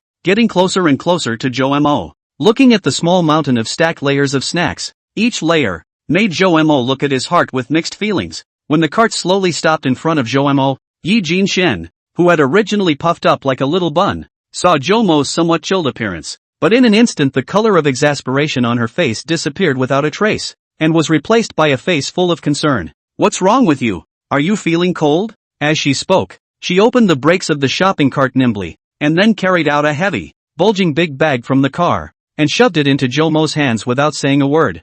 Mo fixed his eyes to see. The original bag is loaded with all kinds of spicy noodles. The colorful packaging dazzled people, and there was also a vague aroma coming from the smell. Just smell people's mouths straight up acidic water. Chili fries make you sweat. Eat some, she said, looking at this understanding and beautiful girl in front of her. As well as this special gift, she handed over a bag full of spicy fries. Mo's heart cannot help but surge a warm current. At this moment, Mo only felt that Yi Jinxian was a blazing little sun, radiating light and warmth, and this warmth caressed his body like a spring breeze. With the passage of time, the layer of cold that had originally shrouded Mo's body gradually dissipated without a trace. His originally stiff limbs slowly began to recover, his blood flowed again, and his body slowly returned to normal, not to mention that it was even warm. Thus, Mo first lowered his head and replied on his cell phone. Then he pulled the blackout on the number that sent this cold text message and casually threw the phone aside. It was only then that he glanced at the chili bar, then at the hot coffee hanging from the cart, and suddenly shook his head softly and laughed out loud. What are you laughing at? Yi Jinxian's small face sank when she saw him laughing at herself. Obviously there's self-heating coffee, but all this stupid girl knows is chorizo. Are you going to eat it or not? Eat, eat. Jinxian handed it over. Definitely eat. Mo forcibly put away his smile, tore open the large bag containing the chili fries, took out a small packet from the inside, opened it and poured it directly into his mouth. Chewing vigorously, his face looked very enjoyable, as if he was eating some kind of mountainous delicacies. Delicious, he responded loudly, as if he was saying it to Yi Jinxian, and as if he was saying it to himself. Seeing that Mo wasn't doing anything, her hanging heart dropped. At this moment, the time came to exactly 9 p.m. Yi Jinxian looked at the watch and wiped a handful of fine beads of sweat on her forehead, and then she breathed a sigh of relief. Finally, arrived. Chapter 53, Snacks Rain. Ahem. Mo, who originally had a grandiose face and was gulping down the spicy noodles, suddenly coughed violently. Seeing this, Yi Jinxian hurriedly said with concern, "Eat slowly, and no one will grab it with you." After saying that, she took out another bottle of mineral water from the shopping cart and gently handed it to Mo. Mo forced a smile, and after receiving the water, he unscrewed the cap with exaggerated movements and threw his head back to slam down a large mouthful. Perhaps drinking too quickly. He choked on the water again and couldn't help but cough again. Ahem. Yi Jinxian had never seen Zhou Mo with this look before, and her big eyes were filled with worry.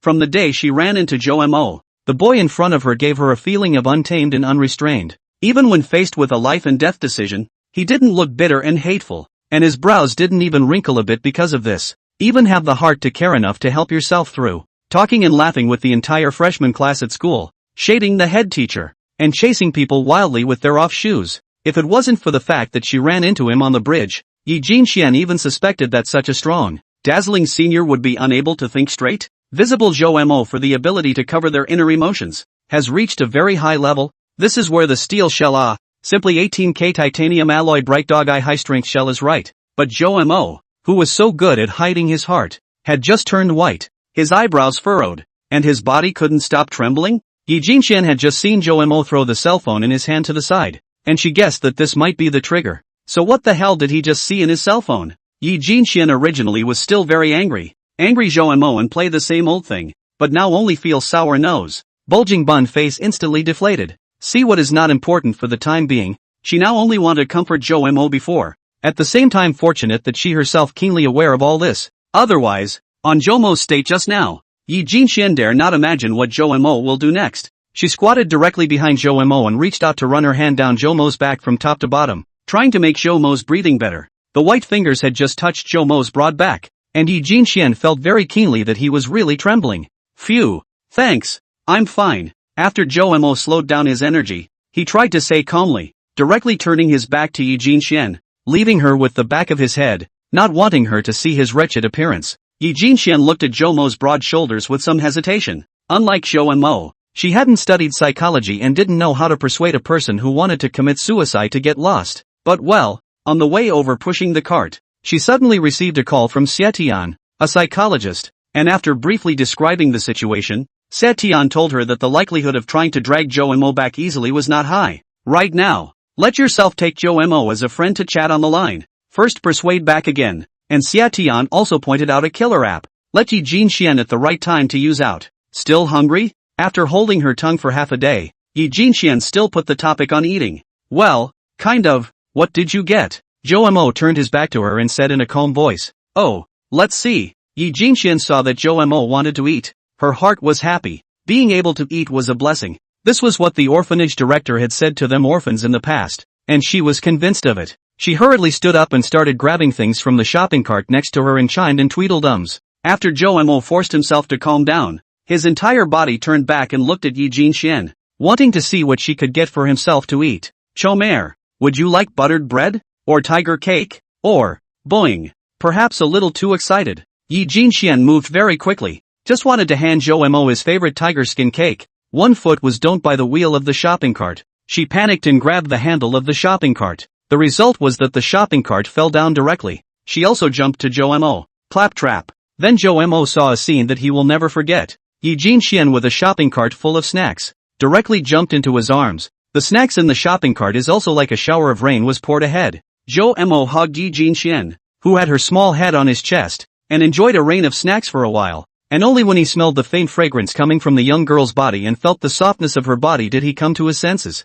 After a while, Zhou Mo finally came back to his senses, looked down, but found that those original piles of snacks have long been scattered all over the place, around them, forming a strange circle, as if they are isolated from the outside world, creating a small world belonging to the two. Yi Jinxian raised her head nervously, and Zhou Mo face to face. The distance is only 5 centimeters, 4 eyes relative to each other for a split second. Both sides panic don't go to the head. Yi Jinxian then with only a frightened deer seems to be, directly jumped out of the Zhou Mo's embrace. The face of the naked eye can be seen to become red up. Put. Ha ha ha ha ha ha. Zhou Mo suddenly laughed out loud and looked at Yi Jinxian who was at a loss for words. He patted his thighs while shaking his head. Tears were about to come out of his eyes. That look, as if he was about to gasp for breath from laughter in the next second. Even the tears were swirling in his eyes, and he looked like he was almost on the verge of suffocating his internal injuries. This little silly girl, she's so funny. That last cold and icy feeling in his heart also gradually dissipated along with this burst of bright laughter, and was replaced by endless relaxation. Jinxian, what did you just say? Let me eat. Zhou Mo stared at Yi Jinxian's small face and joked. You're annoying, get out of my way. Yi Jinxian exasperated directly pick up the ground loaded with snacks vacuum packaging, one by one thrown at Zhou Mo's head. The result is that Zhou Mo not only does not hide, was smashed but also a face of enjoyment. I'm talking about this. I make sandwiches from readily available ingredients. After she explained, she directly picked up a sandwich that had just been smashed and somewhat rotted away and pointed it out to Zhou Mo. Seeing that the sandwich she made was smashed to pieces, Yi Jinxian was a bit distressed. This was the first time she made it and it took a lot of effort. How did you know I wanted a sandwich? Suddenly, a big hand directly reached over and took the sandwich. Yi Jinxian looked up and saw Zhou Mo open the plastic wrap and ate the sandwich into his stomach in a few bites. Is it good? Yi Jinxian asked carefully, gauging Zhou Mo's expression. It's delicious. Of course it is. Zhou Mo revealed a very satisfied look on the surface, but deep inside he was wailing. What the is this? Not only is it ugly, but it's salty. Why did that stupid little girl put so much salt in her sandwich? Did you never eat salt in your last life? After eating, Zhou Mo hurriedly picked up the mineral water on the side and pounded several mouthfuls before spitting out a breath. That's what slowed down the energy. Did you not eat either? Well, as soon as I woke up, I thought I'd come find you. Join us for some? Zhou Mo launched an invitation to Yi Jinxian. I bought it, and of course I'm going to eat it. Yi Jinxian muttered, then joined Zhou Mo with her back against the fence of the Hailu Bridge. Sitting on the ground, the two of them no more than 1 meter away, chatting and eating. Yi Jinxian did not deliberately ask Zhou Mo why you came here. Zhou Mo also did not explain too much what. As with the two people were originally to this side to enjoy the night scenery seems like. Why do you know the unlock code to my cell phone? For your weak and introverted character, is it hard to guess when you directly 7896321145 draw a circle and protect yourself in the innermost part? Yi Jinxian was speechless. It seemed like what Xie Tian had said. Zhou Mo had studied psychology and knew her better. The two of them were just like that, eating and making small talk at the same time. No one is yelling about jumping off, nor is there a lot of bitter reasoning. The breeze was blowing, and all the snacks that were arching them together were blowing with a slight sasha sound, as if in response to them. Chapter 54 Mental Gaming in Tug of War. Do you have a grudge against your $20,000? No. Why do you keep transferring it to me if you don't have it? I just thought. I can. Use it anyway. The friends list only you can send. Why don't I let you spend it to eat fatter? Although girls like to be thin, but you are a little too thin. Zhou Mo breezily said, his eyes staring at the sparkling water under the bright moonlight, and said without lifting his head, which was an answer that he didn't even have to go through his head. Yi Jinxian twisted her head to look at the side of Zhou Mo's face, trying to read something from his face, but alas, the expression on Zhou Mo's face was calm. Then why are you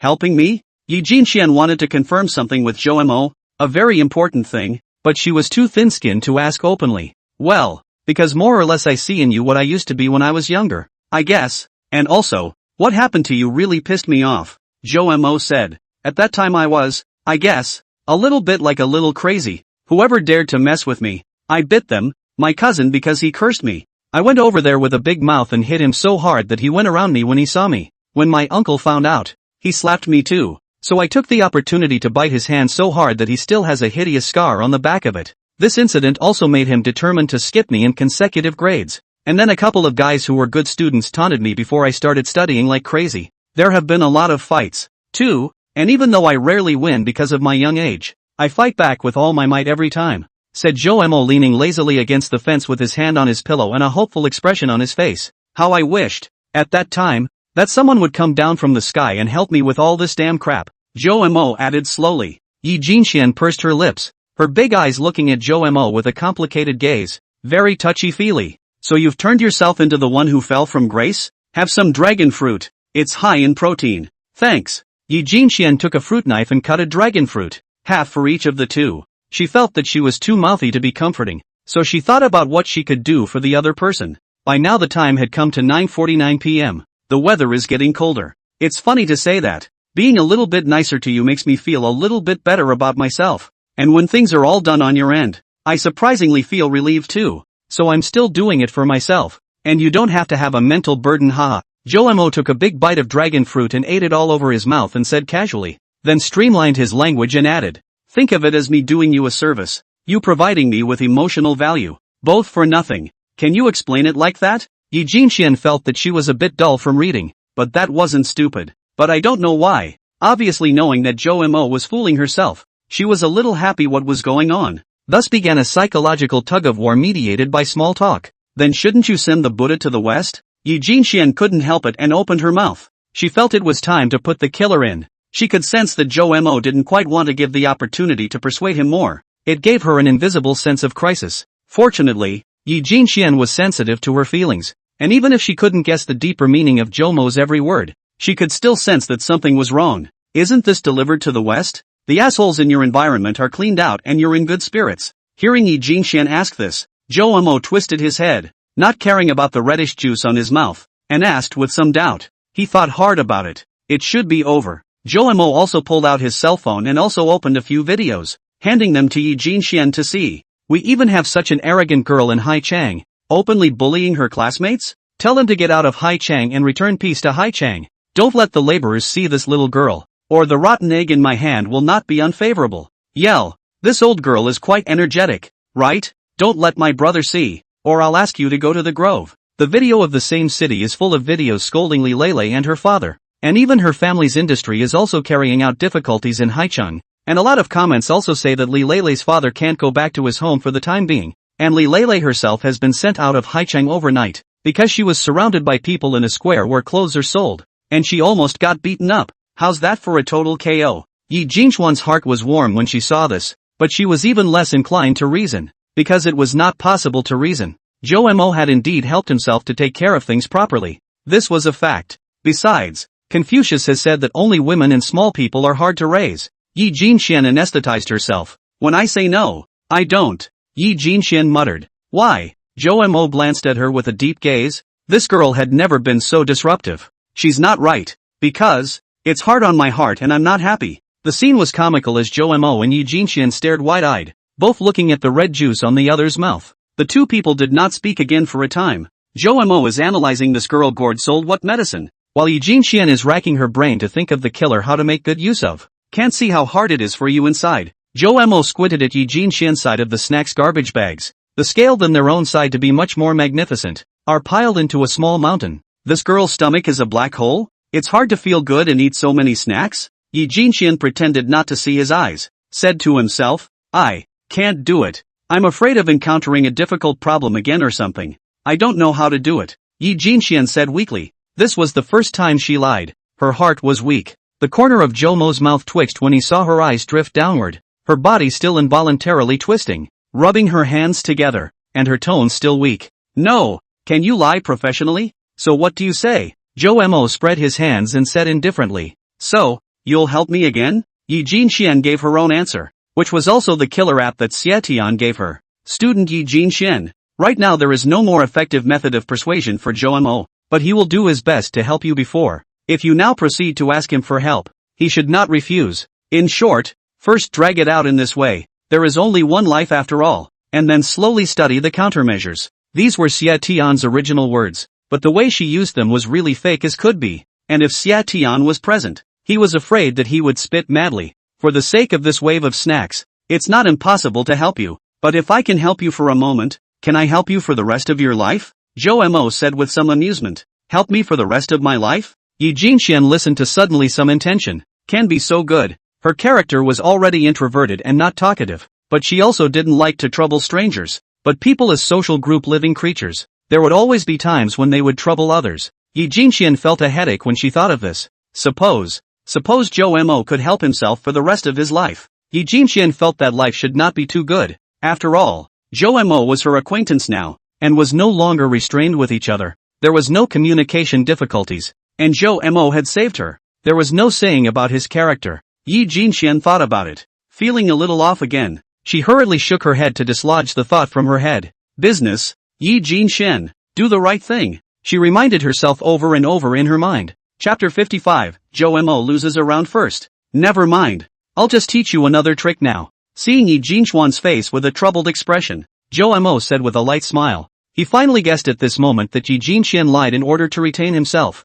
but Zhou Mo would not just fall for it. This issue had to be handled carefully, and then carefully again, and he could not involve Yi Jinxian halfway because of his own rotten business, because this link could be half a lifetime. But the problem of Yi Jinxuan's fear of life did exist. One size does not fit all. While there was some time now, Zhou Mo simply decided to help her once more. Do you remember when you were at the amusement park? When you sat on the roller coaster and let your emotions out? Well, Remember, Joe Mo, you had a face that time. Ahem. To get down to business. In fact, shouting out loud not only reduces stress, it's also a form of self-expression. Being able to express one's own feelings and needs more directly, which helps to enhance one's sense of self-identity, and one's mood will also become better. Repeated more often can also form a psychological implication. Over time, is able to increase your socialization of the bottom, and even become outgoing and talkative. Such examples in reality is not uncommon. Seeing Yi Jinxian almost talk about her own black history, Joe Mo hurriedly interrupted and spoke out his own theory. Really? Hearing that there was such a way, Yi Jinxuan's eyes lit up. Of course, I used to, when I was sad, like to yell at the playground when no one was around, and the fight came right back. Joe Mo took a bite of dry noodles and said, at the time, he was just doing it to vent and wasn't sure how it worked, and then he didn't know about this theory until he went to college and read more books. Ahem. Why don't we try it now? Even if the words that come out are a bit shameful, it's okay. No one can hear us on this bridge, except us. Anyway, Joe Mo thought about some of the mottos he had written at the time that were so middle-aged that shouting them out was indeed rather shameful, and he couldn't help but touch his nose. Good. Yi Jinxian wanted to see what Joe Mo was up to and nodded in agreement. She was still looking forward to it, because Joe Mo could always break the seemingly unbreakable status quo and bring her surprises. I'm telling you, don't mess with me or I won't spare you. Joe Mo dwelled on it for a while, forming a trumpet shape with his hand around his mouth and shouting at the clear night sky and the sparkling water, startling Yi Jinxian. It's that direct, the words are that awkward, but in Joe Mo's experience, it's the awkwardness that makes it so effective. Of course, remember not to be overheard. Don't just stand there, shout, Joe Mo urged. Since he was suffering from embarrassing cancer, the little silly girl didn't want to run away either. I'm telling you, don't mess with me, or, wow, won't be able to spare you. Yi Jinxuan's voice is not big. Shouting out also aggrieved Baba. Joe Mo felt that after hearing it, he wanted to bully her even more. How can you do this? A little louder, a little stronger. We don't steal, we don't rob, we don't have a guilty conscience. What are you afraid of? Although Joe Mo loves to hear it, he was still very dissatisfied with the reprimand, and when he saw that Yi Jinxian was still eating snacks, he took the rest to his side. My little raccoon, konjac cooler, custard pie. Yi Jinxian protested in dissatisfaction. You yell, and as soon as the sound is almost as loud as mine, I'll give you your snack back. Joe Mo didn't care about Yi Jinxuan's protests, he just urged her to keep talking. I'm telling you, don't mess with me or I won't spare you. I'm telling you, don't mess with me or I won't spare you. I'm telling you, don't mess with me or I won't spare you. Yi Jinxian unwillingly glanced at her snacks and had to shout accordingly. It has been proven that foodies can burst with great potential for the sake of eating. After shouting a dozen times, Joe Mo then nodded his head in satisfaction and pushed the snacks to her side once again. How does it feel? It's like there's an inexplicable urge. Weird. I call this breaking the barrier. As they say, rivers and mountains are easy to change, but nature can't be changed. It's also a matter of watering down. So practice more, and you'll slowly get better. Joe Mo is very natural to comment. He is a person who has been there and knows the doorway very well. In the past, during the last few days of the college entrance exam, many students liked to go to the playground after the evening study to run to relieve stress. Joe Mo also tried, but it felt not as convenient as yelling a few voices, but also more soothing. Yi Jinxian joyfully tore open a packet of custard pie and took a big bite of it beautifully.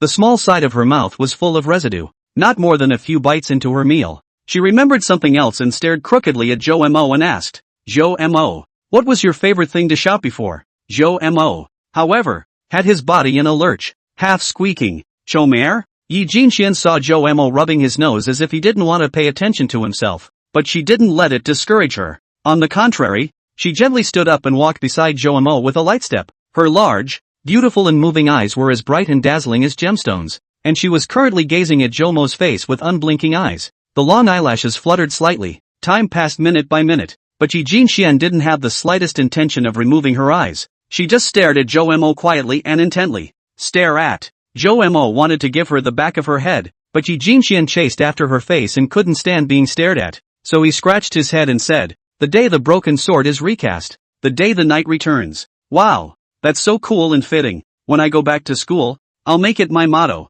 and when people ask, I'll say you said it. Looking at Yi Jinxuan's fluttering appearance, Joe Mo almost fell down the river through the gap in the fence. Did you do it by accident or on purpose? But just think about it. How could a girl like Yi Jinxian have ever played an online game? Seeing that Yi Jinxian still wanted to carefully dissect the topic, Joe Mo hurriedly interrupted her. Ahem. Go on. I'll say a line and you read it. Oh, you mess with me. You're kind of a kick in the ass. Yi Jinxian was thinking of honestly following Joe Mo to learn, but suddenly thought of her purpose. She was here to persuade Joe Mo to leave this place. She couldn't just keep going along with what he said, so she just talked with her mouth full. You mess with me. You're kind of a cake in the cotton. Joe Mo was dumbfounded and turned his head to stare at Yi Jinxian oddly with a pair of large and small eyes. What's this girl up to? Don't touch my bottom line, or else I'll make you look good. Joe Mo shouted again. Don't touch my bottom line, or I'll lower my bottom line. Yi Jinxian tilted her head back to look at the sky at 45 degrees, pouting her lower lip and blowing on her bangs, ignoring Joe Mo's eyes and looking like a dead pig. Well, play it that way, right? Joe Mo's face revealed an expression of crying and laughing as he stretched out his hand, making a gesture to directly wring Yi Jinxian's two small white cheeks as a warning. He spoke again. Fate wants to bite me. I'll chipped its mouth full of teeth. Fate tried to bite me, only to find that I'm soft and cutastic and melt in your mouth. Seeing that she ignored her warning, Joe Mo didn't hesitate and directly went up and cupped her two little cheeks, rubbing them hard. I call you soft and Q-tip. I call you melt in your mouth. Joe Mo pretended to be angry, rubbing her round face into strange shapes, inexplicably feel good, smooth, soft, really soft Q-bullet. As for whether it will melt in your mouth, ahem. Oh, don't pinch me. I know I'm wrong. Yi Jinxian reached out and grabbed Joe Mo's two wrists, but she was too weak to stop Joe Mo from violating her, so she could only mouth a slurred plea for mercy. So how dare you next time? Dare. Yi Jinxian couldn't help but be a bit balked in her heart, but she still gritted her teeth and responded with a stiff upper lip, mainlining a rebel. Joe Mo raised his eyebrows and was about to increase his force when he heard someone shout from under the bridge. What a way to die. Come out in the middle of the night to catch a fish. What are you shouting for? Really, Mom sold a lot of. A fish did not catch. Dog food is eaten full. Bad luck. The two people on the bridge were immediately embarrassed, so that the words they just shouted out, the words that were so embarrassing that they could have keyed out a neighborhood, were heard by the other party. Even though Joe Mo was thick-skinned enough, he couldn't help but blush with old age. Yi Jinxian, needless to say, is red to the roots of the ears. Immediately afterward, the other man was heard cursing and saying that he was going to row his boat and go fishing elsewhere. It's also true that the Air Force is everywhere as long as there's water. Joe Mo let go of his face, which was almost being kneaded into dough, and sighed helplessly. Forget it, I've taught you the way. It's up to you whether you learn it or not. Although the feel is good, but has been rubbing really seems to be two people is a little too intimate. Joe Mo was afraid that he really liked this silly girl. His mind is now making up its mind that it's time to get rid of this stupid girl. Can't let her keep making a scene. Although Joe Mo very much like and Yi Jinxian spend time together, but their own day-to-day's life without any attachment still owes a butt of debt of the guy, is not to be able to hua people little girl, not to mention that Yi Jinxian only just have the courage to live on. What an asshole. Joe Mo, can't you grow up? Always so childish. Joe Mo once again inwardly cursed himself. I should have known that I should not let Yi Jinxian over. He is very blame himself at that time a little bit want her. Plus Yi Jinxian with a crying voice, under the soft heart to call the person over. Now think about it rationally still decided today must do an end after, but also have to spend more effort to drive her away. Again, clearly an 18-year-old, but always thinking in terms of dozens of emotionally stable adults and ignoring this emotional age he should be at. Joe Mo is not a fictional hero. The emperor, the savior, at a young age has extremely terrible self-control, stoicism. He is just a very ordinary but also very hardworking big boy, can get into Jiaotong University, can make a fuss once the school, can pay back for several years. He has been very remarkable. Not to mention, are adults always emotionally stable these days? Seeing Joe Mo a little frustrated, Yi Jinxian's eyebrows flowed, not wanting to see him disappointed in himself, digging in and thinking for a while, her heart moved. Actually, I've learned a little bit. Seeing Joe Mo's lack of interest and disbelief, Yi Jinxian stretched out her own hand to him and beckoned, saying, give me your cell phone and I'll demonstrate. Joe Mo lazily pulled out his own cell phone and directly unlocked it, then handed it over. Only Yi Jinxian opened the settings and pressed a bunch of times before returning the phone. What did you set up? Shoo. Yi Jinxian pretended to be mysterious, then took out her own cell phone and pressed the dialing button. The fortune teller said that I, splashing with riches, would come clattering. Shameless peach blossoms will bloom one by one. No matter how much you eat every day and how much food you love, you have a body that others envy. A DJ version of an upbeat melody rang out from his own cell phone, causing Joe Mo to freeze when he heard it.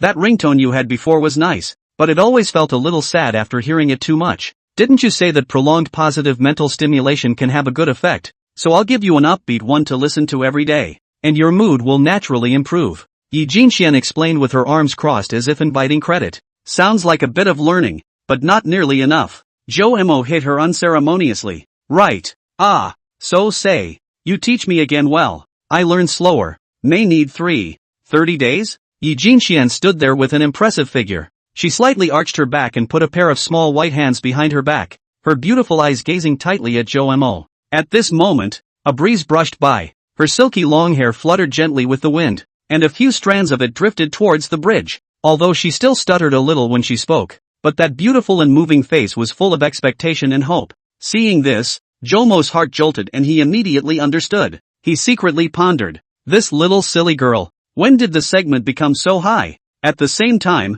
he couldn't help but marvel at the fact that the map of this yin country offered to him by this niece was so damn long. Since teaching her, she herself has been disturbed and led by the nose. They say everything is an endeavor, but I actually don't love it. A boring life needs spice. If this is a dream, can we not wake up? The ringtone is still continuing. The music rhythm is cheerful and relaxed. At first glance very happy, but carefully taste the lyrics, and there is a kind of unspeakable helplessness and resignation to reality. Just as this bridge is four eyes opposite men and women in general. One wants relief. One wants redemption. Chapter 56. Jo Mo loses another round. Jo Mo had always been unable to support himself against Yi Jinxian's eye attack in the past, but this time, he didn't give Yi Jinxian the answer she wanted. Although completely put down Wei Xiaona, but he is still very confused. Just like a flatboat in the sea cannot find the lighthouse, but also to encounter a succession of violent winds and waves. Even if the struggle, there is a meaning? Working hard at a part-time job? Trying to go to class?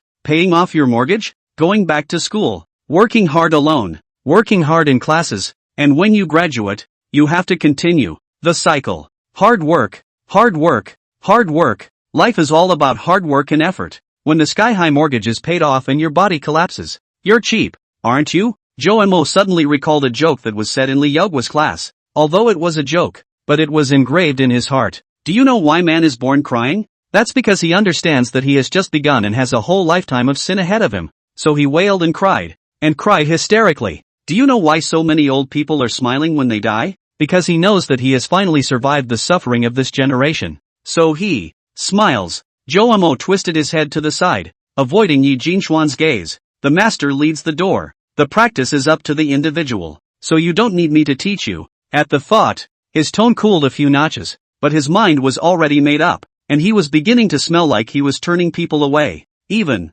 already thinking about how to reject it harshly as a last resort. Thank you, Jinxian, for bringing me joy in these last days of my life. Although Yi Jinxian is sometimes slow, but right now she also felt the change in Jomo's attitude. She trembled in her heart, knowing that this topic cannot be pulled again and again. Otherwise, just like this, both sides were silent for about 3 minutes, and the originally weak wind also became a bit louder at some point, and the sound of Yi Jinxian's walking could almost be completely covered up. She walked over to the shopping cart that had collapsed on the floor and silently grabbed the fruit knife from inside, then turned around and stared at Jo Mo, looking at Jo Mo furtively. It's not going to be annoyed and black out, is it? Jo Mo couldn't help but gulp. Fortunately, Yi Jinxian quickly averted her gaze and took out another fire dragon fruit from behind her. Whoosh! It was a straight cut, red juice soaking the ground, and the blade. Whoosh! Another slash, and the dragon fruit became a neat 4. Jo Mo, who had just breathed a sigh of relief, felt his heart lift again.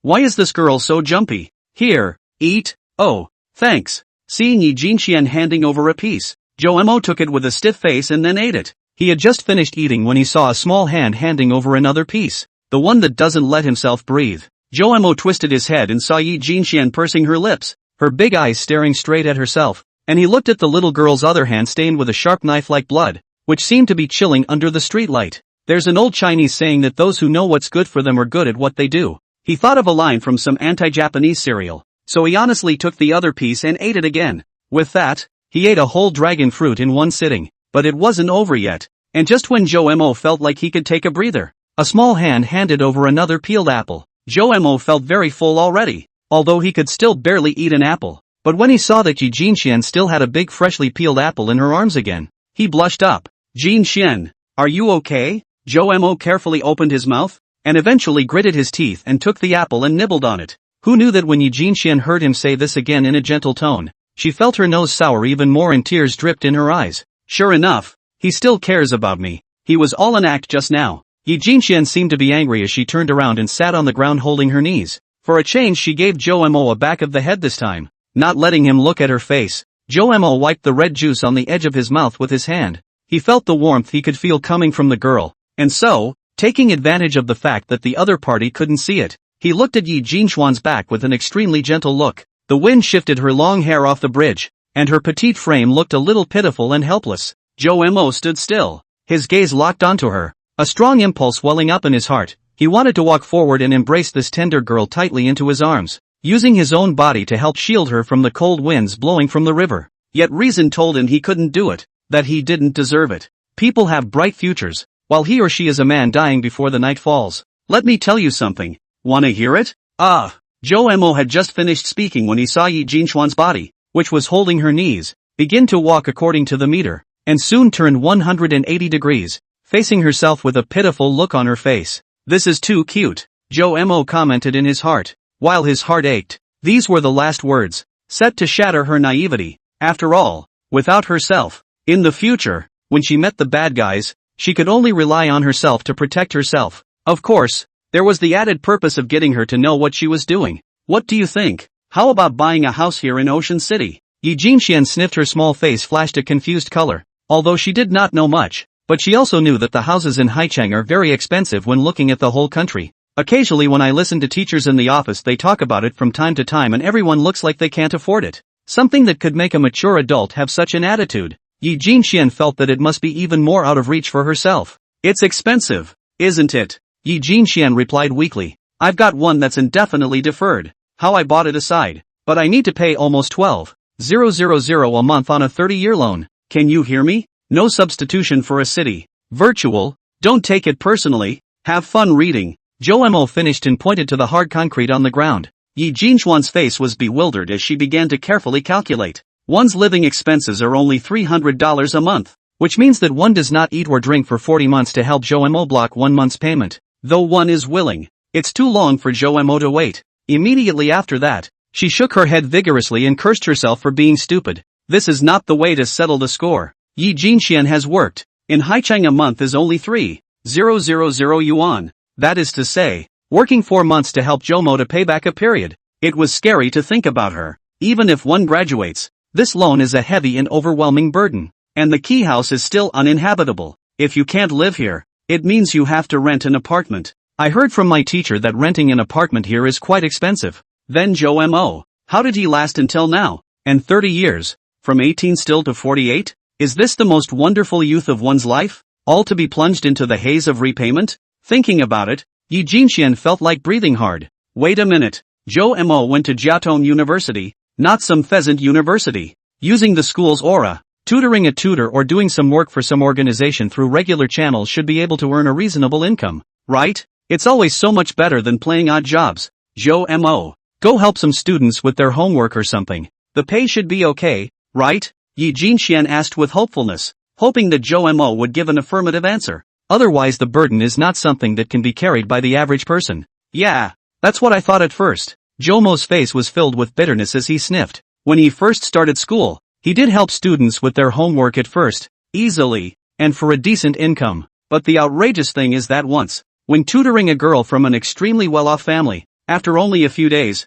the other party actually said she liked her. This instantly screwed up Zhou Mo. How had he ever had any experience in dealing with this kind of thing? When a mishandling of the situation was detected by the other parent, people's parents were so furious that they directly interrupted the tuition and cut off Zhou Mo's contact with their daughter. But the dog blood is that the girl later even sneaked into the school to find Zhou Mo. But also clumsy, the front foot left, the back foot was found. Now, Zhou Mo, who was already generally popular, became infamous at school. Although the school quickly found out the truth and cleared Zhou Mo's name, but since then no one has asked him to tutor him, and along with that, he can't get any other jobs that could use the school's aura. You can only honestly go out and do odd jobs outside, doing the most basic manual labor. Jin Xian, am I wronged? Chomer laughed to himself. I don't think, is wrong. Yi Jinxian, however, spoke in a very small voice, and Zhou Mo didn't even hear the last few words. A schoolgirl? You like it in a few days? Isn't this a case in point?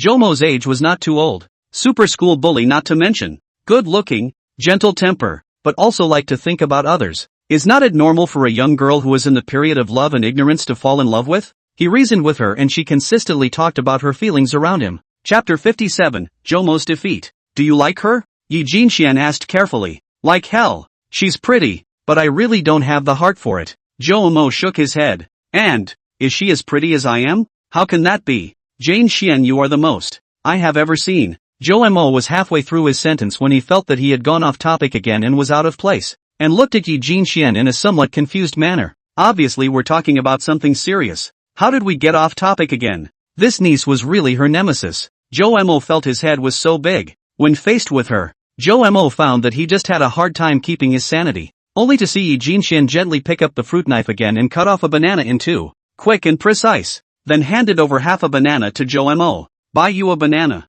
But I don't think you're done. Jinxian, you are the most beautiful girl I have ever seen. Jomo took the banana. The main hitter from the heart. Honestly finished the sentence just now. Yi Jinxian saw that he was being led by his nose. A smirk appeared at the corner of her mouth. Just so you can't be serious. I'll see how you can chuck me out. Humph. I can't do anything at all against other people. But against Jomo, I'm a professional. Just like that, two people seem to be chatting. But in fact it is a mental game. Yi Jinxian doesn't understand psychology, but as a girl who is naturally sensitive to emotions, she has a premonition that she absolutely can't let Jomo take the topic seriously, or the consequences will be serious. Jomo, how much do you think the school will pay me in the end? Yi Jinxian didn't want to give Jomo time to think and followed up with a question. Well, it's hard to say. At least that 57,000 scholarship has to be given to you, and then counting the school's initiative to compensate you, and the Li family lawsuit to pay out. According to the old Li's temper, how to add up to a small 200,000. Right. Jomo stroked his chin and thought, if it's $200,000, how many shares of 12,000 can it be divided into? It breaks down into 16 more, right? How about in terms of years? 1 year. 0. Jomo was about to answer when he raised an eyebrow and asked rhetorically, what? You still want to help me pay it back? Can't I? I can't. That money is your own, and you'll have a lot of use for it in the future. Jomo shook his head, a serious expression on his face. But, if you hadn't helped me, I'd probably be a waterlogged, bloated floating corpse, right? Not to mention any $200,000. So here's all this money for you, and I don't care, even if I still have to. What more do you want? And I have to work part-time to help you pay it off piece by piece, as I should. Looking at the girl's sincere and incomparable eyes, Jomo, a person who never believes easily, actually really believed in this dreamy statement she made. Jomo had no doubt that as long as he nodded his head, Yi Jinxian would become his own exclusive laborer in the future. Come to think of it, there is a beautiful female student who helps herself to work to support herself. It is still quite exciting. Oh, no, it is quite criminal. What a mess of ideas are really starting to pop up. Jomo felt that he really underestimated the strength of Yi Jinxian to guide his own thoughts. She looked dull and cute. In fact, she would be too. No way. Absolutely not. Can't be led by her nose anymore. Drag it on. Jomo was afraid that he will really soften down, and then pull Yi Jinxian down. Let her accompany their own chaff. Liven the old broken small rental house. Buy a snack cannot afford to buy a snack. In this popularity of the flourishing extravagance into the style of Haichang, every day to look up to other people's lives. Becoming an underling. 30 years, a full 30 years, and her youth was ruined. And then still only for a set of bull reinforced concrete box spaces that can't be delivered at all. Even if Yi Jinxian was willing, he couldn't endure it. Obviously just pulled this girl out of the abyss. And not even a day after he played it cool, he's asking people to fall into another abyss with him again? This is still the second. Fundamentally, one originally did not want to live. Heart is dead, their world is gray. Then why even drag others? This person is still the only, most trusting person in the world today. Jomo, I tell you, if you dare to do this, I will despise you for the rest of my life. Thinking of this, Jomo suddenly realized that perhaps from the time he answered Yi Jinxian's phone call, she had already begun to interfere with himself by way of sidestepping his emotions. Yi Jinxian is really good to Jomo it. Jomo began to clench his teeth, restraining the raging emotions overflowing in his heart. He began to give himself an ultimatum. You're only going to hurt her more and more if you don't get rid of her now. If you don't be ruthless and dishearten her. He began to admonish himself over and over again like this. What decency! To hell with it, keep dragging it on. Every day of delay, this incorrigible person himself, will only make it harder for Yi Jinxian when he leaves. So, choose the day. I'll admit to having half of my face eaten by a fish. In short, I can't let the grief of this girl who trusts me the most spread. Couldn't greedily continue chatting with Yi Jinxian here anymore, although it was really comfortable and cozy. In an instant, Zhou Mo, who had made up his mind, felt that all the colors in his world faded into a gray space. At this moment, Yi Jinxian suddenly felt that Zhou Mo was back to the scene when she first met him while pushing the cart, and he was trembling. The wind is picking up and the night is late, so go away, Zhou Mo suddenly said, his tone cold and hard as iron. The sharp girl sensed that Zhou Mo's mind was undergoing a very unpleasant transformation, and it seemed that the temperature around her was dropping dramatically, but she would only be able to use the same kind of seesaw approach just now, and that was still based on Zhou Mo caring about her. Once Zhou Mo's attitude hardened, there was nothing to be done about it. Yi Jinxian felt like she was going to cry out. She was so anxious, so anxious. Zhou Mo, how can I save you? Zhou Mo, it's okay, it's really okay. I can really help you pay back the money. Yi Jinxian was nervous to the extreme. Her body even trembled slightly, and an incomparable look of heartache spread across her face. She took a deep breath and tried to calm herself down, then slowly reached out her left hand, wanting to gently stroke Zhou Mo's head, because the dean had told her once before that this way could help people relieve their restlessness. However, fate always seems to like to play tricks on people, and accidents often come unexpectedly, and sometimes exceptionally cruel and unforgiving. Pop! Just at the moment Yi Jinxian's fingers were about to touch Zhou Mo's hair. With a sound, she felt a fiery pain in her hand. Her hand was opened mercilessly, and it was still being ruthlessly. In front of him, Zhou Mo lowered his head, his face sullen, and his right hand still held the position he had just swung at. No doubt he had hit him. Time seemed to freeze at this moment, and everything around them became extraordinarily quiet, with only the sound of their breathing on each other clearly audible. It seemed to be sudden, but it had been brewing for a long time. And from the moment Zhou Mo woke up to the fact that he had to drive Yi Jinxian away, he had already been building up his emotions. Then you say, how I should punish him? Then just punish him for not holding your hand for a day. No holding hands for a day? This punishment, is it punishing me or him? His right hand and his own left hand were pulled on the Bullwinkle Theater, held on a roller coaster, on a Ferris wheel, and interlocked with his fingers. Holding hands like that, in the night when the lights came on, he had made a promise to himself in a dream. His right hand and his own left hand were tied to Yi Jinxian. However, at the moment, his own left hand was ruthlessly opened by his right hand. He really hit without mercy. It 10 fingers, even more pain in the heart, really hurt so much. 2 lines of clear tears unreservedly slid down Yi Jinxian's cheeks, landing on the ground and breaking into flowers. Her small mouth was slightly open, full of incredulity. After knowing Zhou Mo for so long, it was the first time he had treated himself with such an attitude. She'd always felt that she wasn't a crybaby, and even after hundreds of days of being bullied, she'd managed to hold back her tears. But now, there is no way to control it, because this person who hit her was Zhou Mo. It was nothing compared to the bullying slap, but it really hurt. Payback? I think it's better to forget about it. Zhou Mo opened his mouth, his tone cold and icy, like winter snow, blowing into Yi Jinxian's heart. He slowly lowered his right hand and put it behind his back, cackling in his shaking, clenched fist. Damn, why? Yi Jinxian's voice became hoarse, as if asking again why he didn't let her return the money and why he hit her. Because, I hate your money stinks. Stinky orphan money, I don't want to use it. Disgusting. Zhou Mo finished his sentence, then his teeth clenched as he felt his heart dripping blood, but without using this vicious words. He was afraid that it would be hard to drive Yi Jinxian away. Yi Jinxian's gaming strength, he had already seen it. If we drag this out any longer, we'll only get deeper and deeper into the hole, and we must take drastic medicine.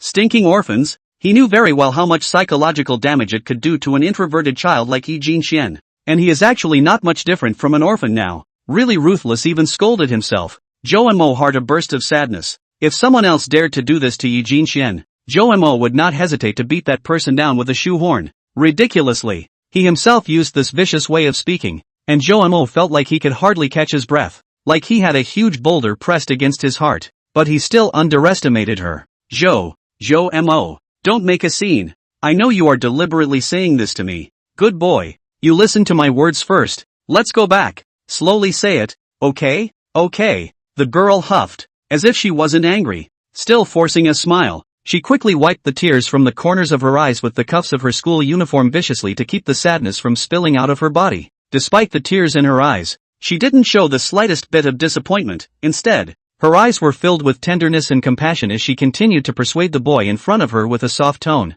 Her large hazel eyes, crystallized under the tears, seemed to be full of stars, making people look at them. When Jo-mo saw the scene, his heart couldn't help but tremble. Damn, why did you let me meet her now? Damn, why couldn't you have done it earlier? Jo-mo felt like his forcibly chilled heart was about to lose its grip once again. Looks like a little more ruthlessness is in order. He laughed miserably in his mind. Little silly girl, don't you want to know why I saved you? Jo-mo lifted his head, revealing an evil look on his face as he stretched his hand over and directly rubbed Yi Jinchuan's chin. If it is not to see that you look okay, the body is good. You sink down lousy, also lazy to care. Accompany you to play, you still take it seriously. Jo-mo hooked Yi Jinchuan's chin like this, and the girl obediently let him do whatever he wanted, letting him pet his chin frivolously. Seeing this, Jo-mo's hand began to move down, slowly tracing across his neck and beginning to approach his chest. Jo-mo could feel the trembling coming from Yi Jinchuan's smooth and tender skin, but she just let him lay his hands on her,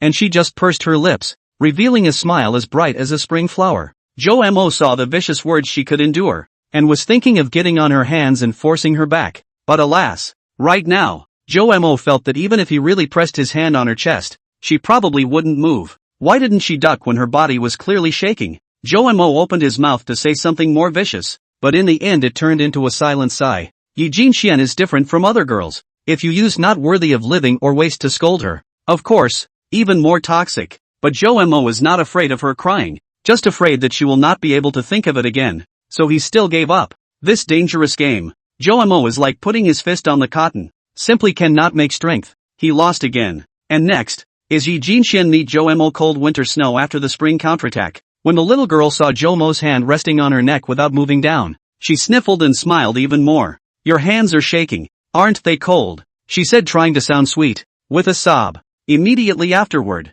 she clearly felt Jo-mo's hand that was pressing on her body visibly trembled for a moment, and then withdrew her hand. At the moment, two people were sitting face to face, two people very close together. He really does care about me in his heart. At the thought, her weeping red eyes once again rained indisputable tears. She opened her mouth again, wanting very much to find a way to be able to help Jo-mo get out of her predicament. But no, really no. He was just a stupid student himself, an orphan with no money and no connections. Take the head to help? Going to make myself beg the damn gods again? But it was Jo-mo who saved himself from the abyss. There is no god in this world, and if there is, to Yi Jinxian, the god is Jo-mo. But this thief god, but let himself save is Jo-mo, this guardian god. I'll peel another apple for you to eat, okay? Yi Jinxian finally said this with a sobbing voice, 1,000 words, but in the end, it turned into a simple inquiry. She had always felt stupid, unable to do anything but cry and only do small, insignificant things,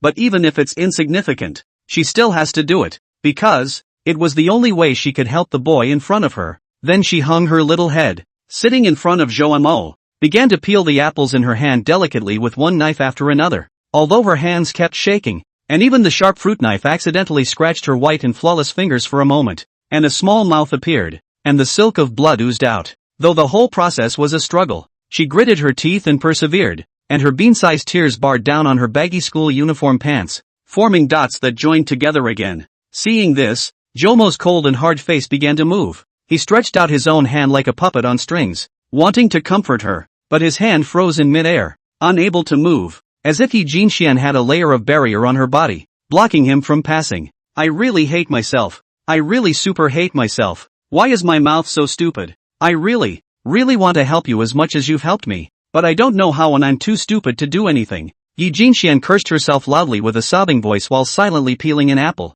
Every sentence also cursed into Jo-mo's heart, making him strangled pain. When she finished peeling the apple, she casually set the bloodstained knife aside and wiped her eyes vigorously with the sleeve of her white school uniform before she looked up and squeezed out another smile that was worse than a cry. Since I can't persuade you, I can only feed you and do this little thing for you. Just please don't be angry, okay? Just see her two hands holding a peeled apple, as if holding a carefully prepared for many days of the birthday gift generally handed over, obviously crying, tears fall, but also as if in a smile, her brow curved. The small mouth is also like a crescent moon, maybe the number of forced smile a little too much, crying and laughing, two kinds of appearance, each other fusion, actually become a little harmonious, with this beautiful face, absolutely can let people look at the moving. Choo-Choo's tone was sobbing and soft. No one who saw it could bear to be angry with her. Jo-Mo looked at her face, and waves suddenly rose in his eyes, but they were quickly forced down by him. Do I deserve a girl like this to do this for me?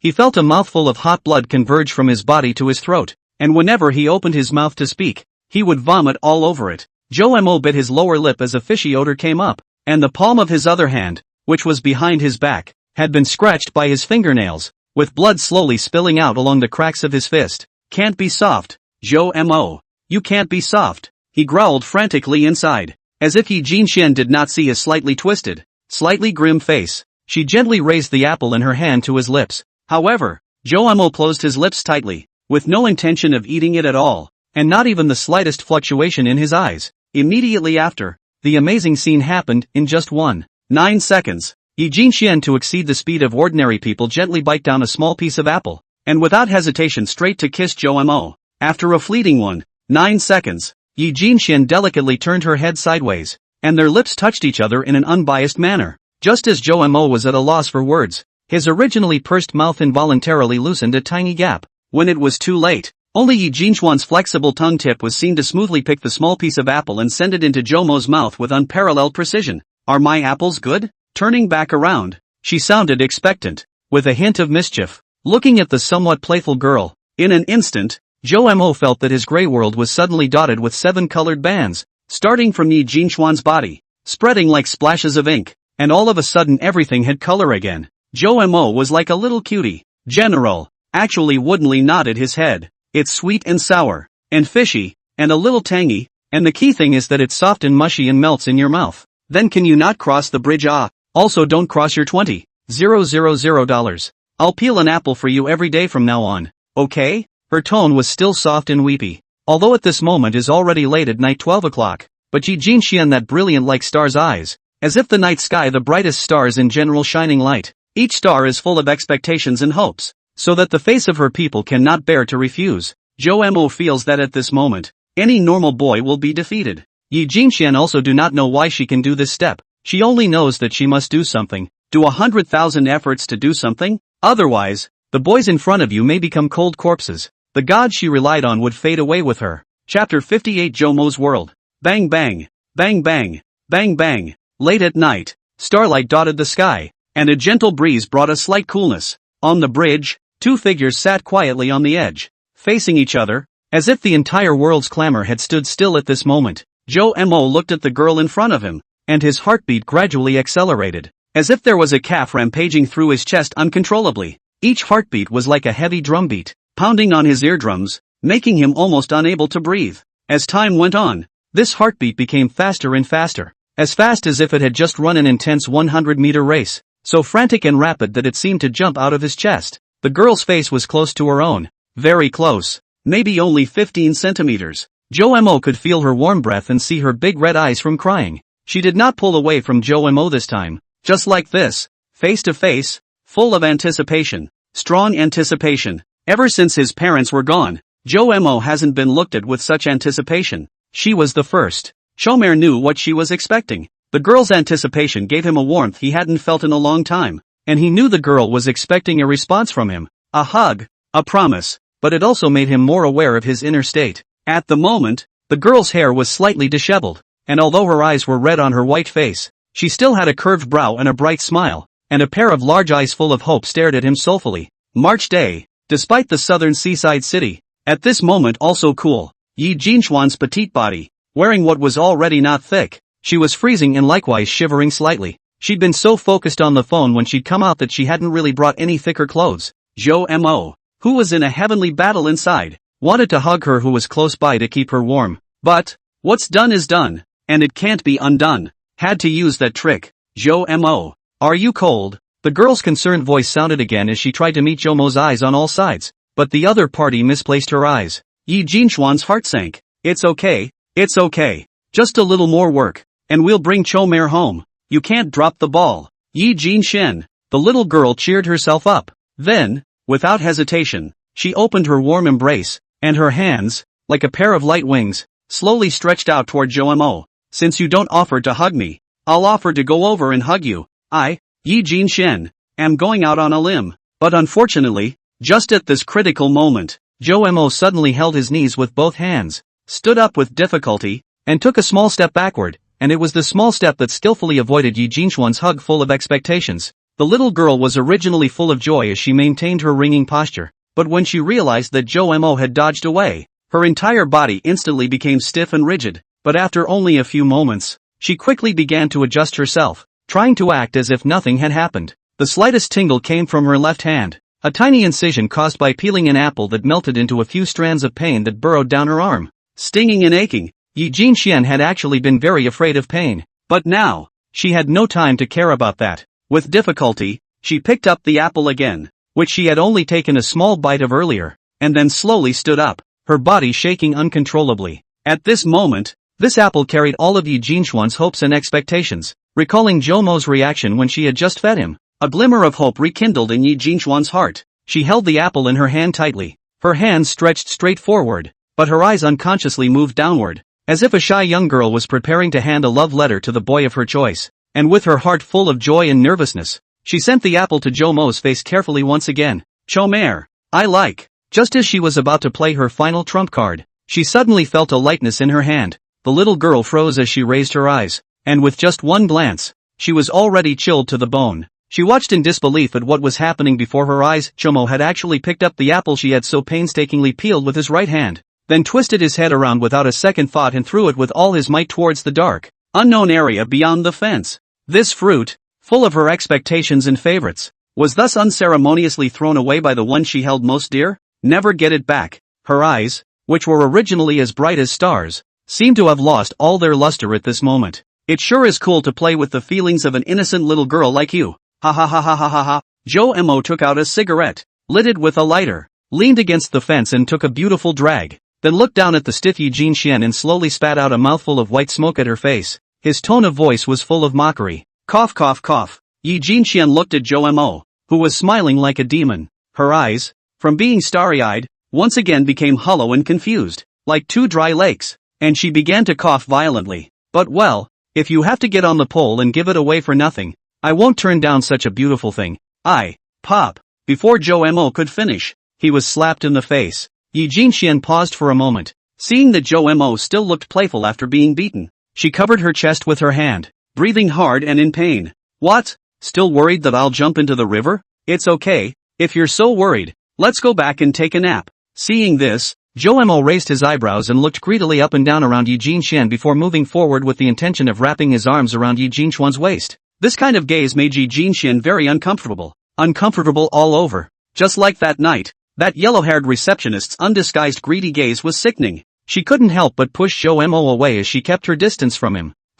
Don't be so shameless. It's your honor to serve this young man. I don't even see the need to qualify them. Just as Joe Mo finished arrogantly and was about to continue to come forward, Yi Jinshen suddenly picked up the fruit knife from the ground and waved it around a few times, frightening Joe Mo into retreating to the side. She looked at the boy in front of her with an extremely complicated look. There was not the slightest bit of anger in her eyes. There was only endless sadness and despair. Yi Jinshuan's body trembled slightly. Her steps seemed so heavy, as if every step required great effort. Lost in thought, she began to move her feet in the direction she had come from. Her legs felt as if they were filled with lead, so heavy that she could barely move forward. Just a few steps in, she suddenly felt a heavenly spin and her body lost its balance. With a plop, she fell heavily to the ground. Her hands helplessly propped up on the ground as she tried to get back on her feet, but her body wouldn't listen to her. At this moment Yi Jinshen, she didn't know what else she could do. She only felt so tired and exhausted. It seemed that all her strength had been exhausted.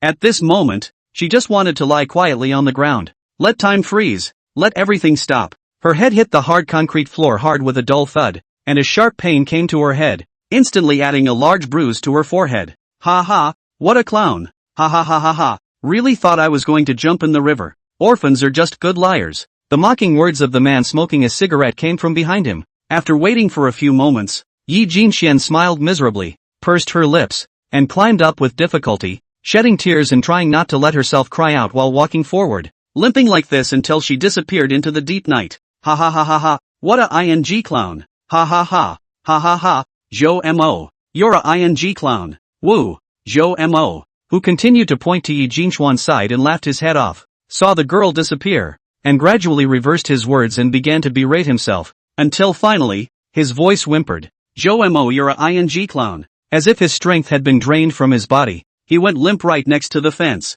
and the cigarette slipped casually from his mouth, lighting a hole in his shirt before bouncing off to the side of the pavement. Without caring, like a drunkard, he stretched out his right hand, and immediately, out of the cuff, rolled a peeled apple, with a tiny nick in the top, which he turned his head mechanically, and looked at tenderly, knowing that it was the mark of a certain girl who had bitten it, he who had fortified his shell with extreme hardness, but looked at an apple and tears burst from his eyes. Men don't shed tears, they just don't get to the sad part. At this moment, although he did not cry out, tears were pouring out of his eyes in a steady stream like a flood that had broken the dike. His body trembled slightly, as if he could no longer bear this great grief. Yet, despite this, he still forced himself not to cry out, for he knew that if he made a sound, he would break down completely.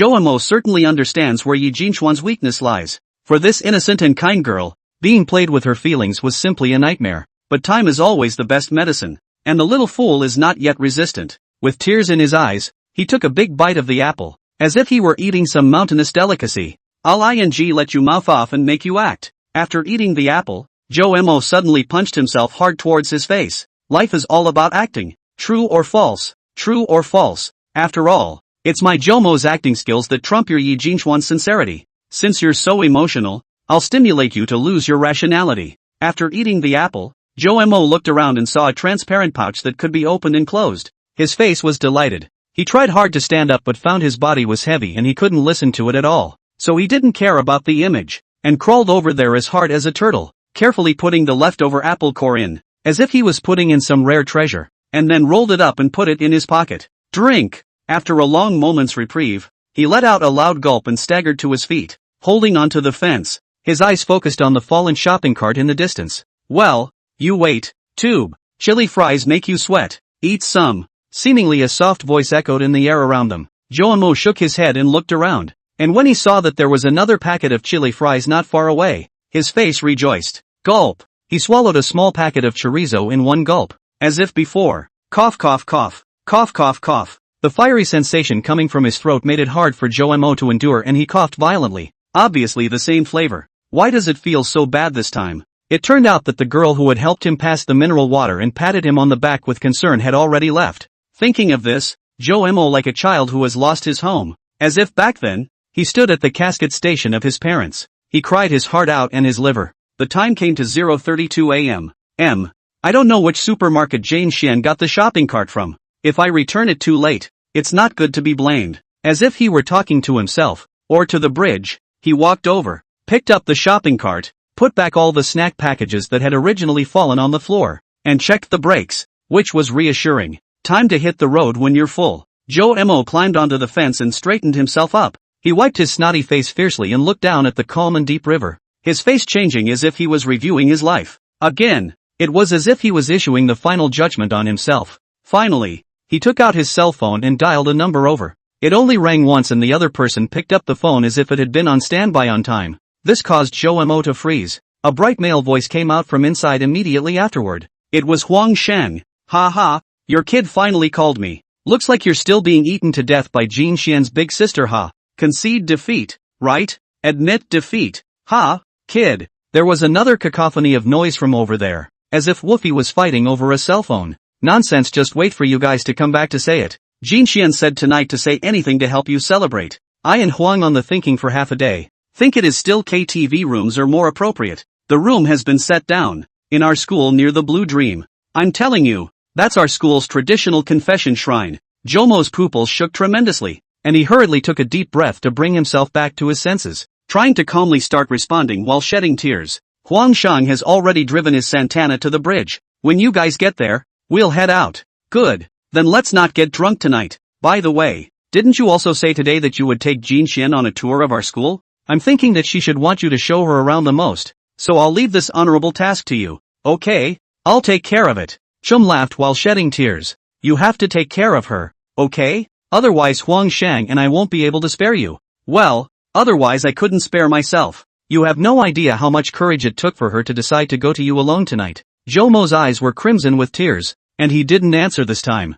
Control of the cell phone was once again snatched back by Huang Shang. I'll just say the last sentence. Jin Xian's sister is so thin-skinned. She also went out on a limb. She said, "You're there. She can only feel affection." Well, I know. Jin Xian will have to ask you guys to take care of her in the future. She's too shy and ran off to look for you guys first, so ask her where she's gone. Zhou Mo stated his ultimate purpose, his tone calm and easygoing. After saying that, the cell phone was thrown on the bridge directly by him casually. Issued a "ka-hia" sound. The original broken screen broken again. There are these two guys care about Yi Jinxian. He is still very relieved. Just a little bit sorry for both of them. But now he cannot care so much. These two goods are a pair of living treasure. Strong. At most only a few days of sadness thing. As for Yi Jinxian, she might have to grieve for a long time. But it was better than being dragged down by herself for half her life. The wind is picking up. Zhou Mo smiled miserably and took something out of his pocket and held it in his hand. Then opened his arms like a bird's wings.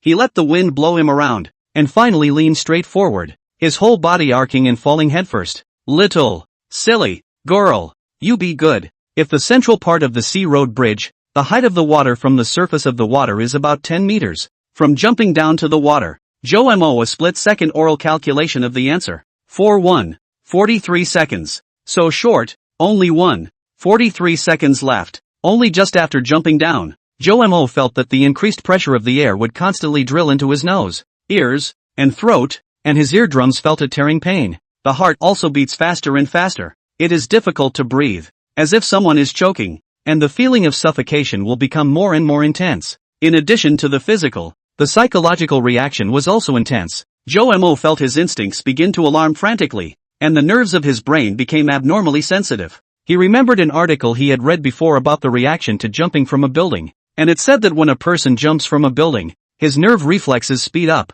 and his brain's computing power reaches a new level, and your visual processing speed changes from 25 frames per second to several hundred. And at the moment, the world in front of you looks like it is slowing down by a factor of 10. At the same time it will secrete adrenaline like crazy, stretching your fear of death to infinity. Zhou Mo believed it at the moment. Time passed incomparably slow up in his eyes, which made himself feel the pain for a long time. But at this moment, he also knew that there was no way back, and could only continue to fall along with endless despair and sorrow. During the continued descent, Zhou Mo felt that his brain and eyes began to continuously fill with blood, and the already dark water in front of him became even more blurred. "You're not allowed to come over. If you won't let me jump, I won't let you jump. I listened to my boyfriend. Zhou, Mare, give. To you. Roller coaster, Chomare. I'm going on a roller coaster. Zhou Mo. Are you scared? It's okay, you can close your eyes. Zhou Mo. I want to sit closer to you. Billion points.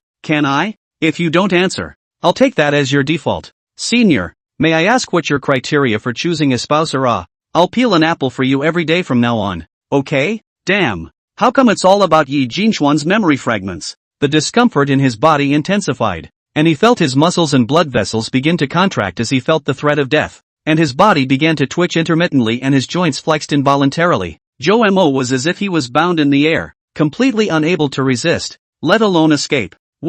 43 by 10 seconds later. Finally. Put. Face hurts. This was the first sensation upon entering the water, followed by the endless icy cold that wrapped around the entire body and flooded through. Zhou Mo felt so cold, his mouth and ears and eyes all fell in the bone-chilling cold. One cannot breathe in the water, but the carbon dioxide that accumulates more and more in the body increasingly stimulates the respiratory center to demand breathing, and this time it is very painful. This pain was initially borne by Zhou Mo of his own accord. He was still conscious now, knowing that he was in the water and could not breathe, but before long, when he really could not hold it in, he felt that the body's instinct to demand breathing was still far greater than the control of the individual's conscious mind, and so the body would involuntarily take a breath. So the mouth and nose sucked so much water into the respiratory tract that it was impossible to breathe.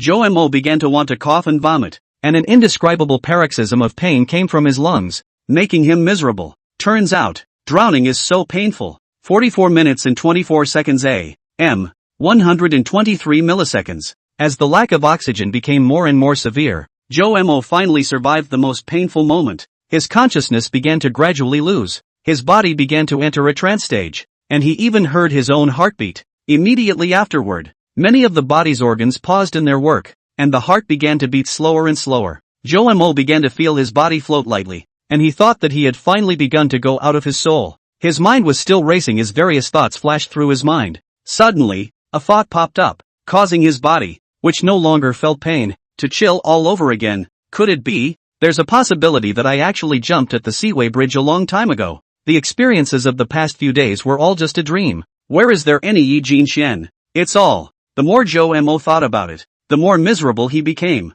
And then there was endless fear and despair. The girl's knitted brows, mischievous sadness, all in Zhou Mo's mind. Finally framed in a colorful moment only to see Yi Jinxian, two hands holding a peeled apple, as if holding a carefully prepared love letter for many days to hand over the apple, obviously crying, tears bearing down, but also as if she was smiling, her eyebrows curved, and her small mouth curved into a crescent moon. Chomer, I like. No, it's not fake. It's not. It's true. It must be true. His insides roared madly, but how to confirm that she really existed? Zhou Mo was in a trance, but soon rejoiced again, like a boy who had found a treasure that was uniquely his. Despite the fact that he couldn't move a single muscle at the moment and his arms and legs were stiff, the little touch coming from his right hand told him so. There are girls named Yi Jinxian who have really existed in your world, oh? Zhou Mo. Well, 44 minutes and 24 seconds AM 520 milliseconds. Zhou Mo can't swim, and just now he was choking and couldn't open his eyes.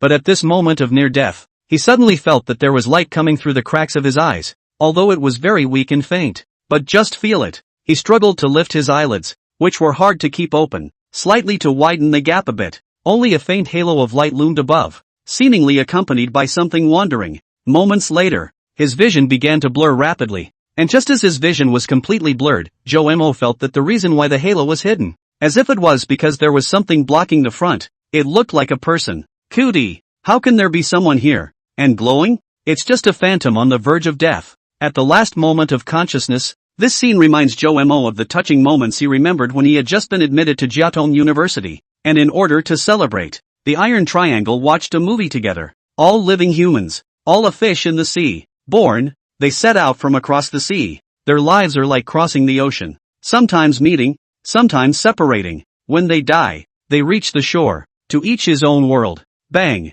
bang, bang, bang, bang, bang, bang, bang, bang, bang, bang. Chapter 59, The Upside Down Dream. It's 17 minutes past 20, late at night. On the bridge, the boy was sitting on the fence of the bridge and was about to commit suicide. I'm sorry to interrupt, but I had my eye on this place first. A soft voice that rang out from behind himself. He looked back and realized it was a short-haired girl standing timidly. Her eyes were red and swollen, her lips were pursed tightly, and there was a large bruise at the corner of her mouth. A deep exhaustion and powerlessness could be seen on her face, but the only thing that remained was those dark brown eyes, which clearly looked sad, but were still bright as new and brilliant as stars. The boy felt as if her gaze had pierced through this world and cast itself into another distant time and place, and as if it hadn't, but was staring right back at him. Who is she? Also up here? Countless thoughts and judgments instantly flashed through Zhou Mo's mind once again, but it didn't matter. The boys were too lazy to bother with her and were about to jump when she told them that under this bridge, volunteers would be sent over from time to time in small boats to patrol the river to prevent people from jumping. And today, it was the day of the patrol. The boys, however, scoffed and told her that it was obvious that you looked like you wanted to jump, so why didn't they see you afraid of the volunteers on patrol? Instead, she said she was just afraid she'd dirty the place, and she didn't want to die in a place with a man. The boys were so angry. Just when the boy was relieved by this, the short-haired girl came straight forward, wrapped her arms around his neck in a single bound, and pulled him straight down from the fence. The boys were angry, but suddenly they heard the sound of a number of people running to get next to them, and it was the rescuers coming. So he purposely hugged the short-haired girl and shouted, "This girl wants to jump into the river. You guys act fast." The girl was stunned for a moment and told her rescuer that he was backtracking. No one can prove that they indeed do not have a motive to commit suicide. All were sent to the city hospital psychological counseling room forced to drink tea. And just like that, by the time the boy came out, it was 3 days later,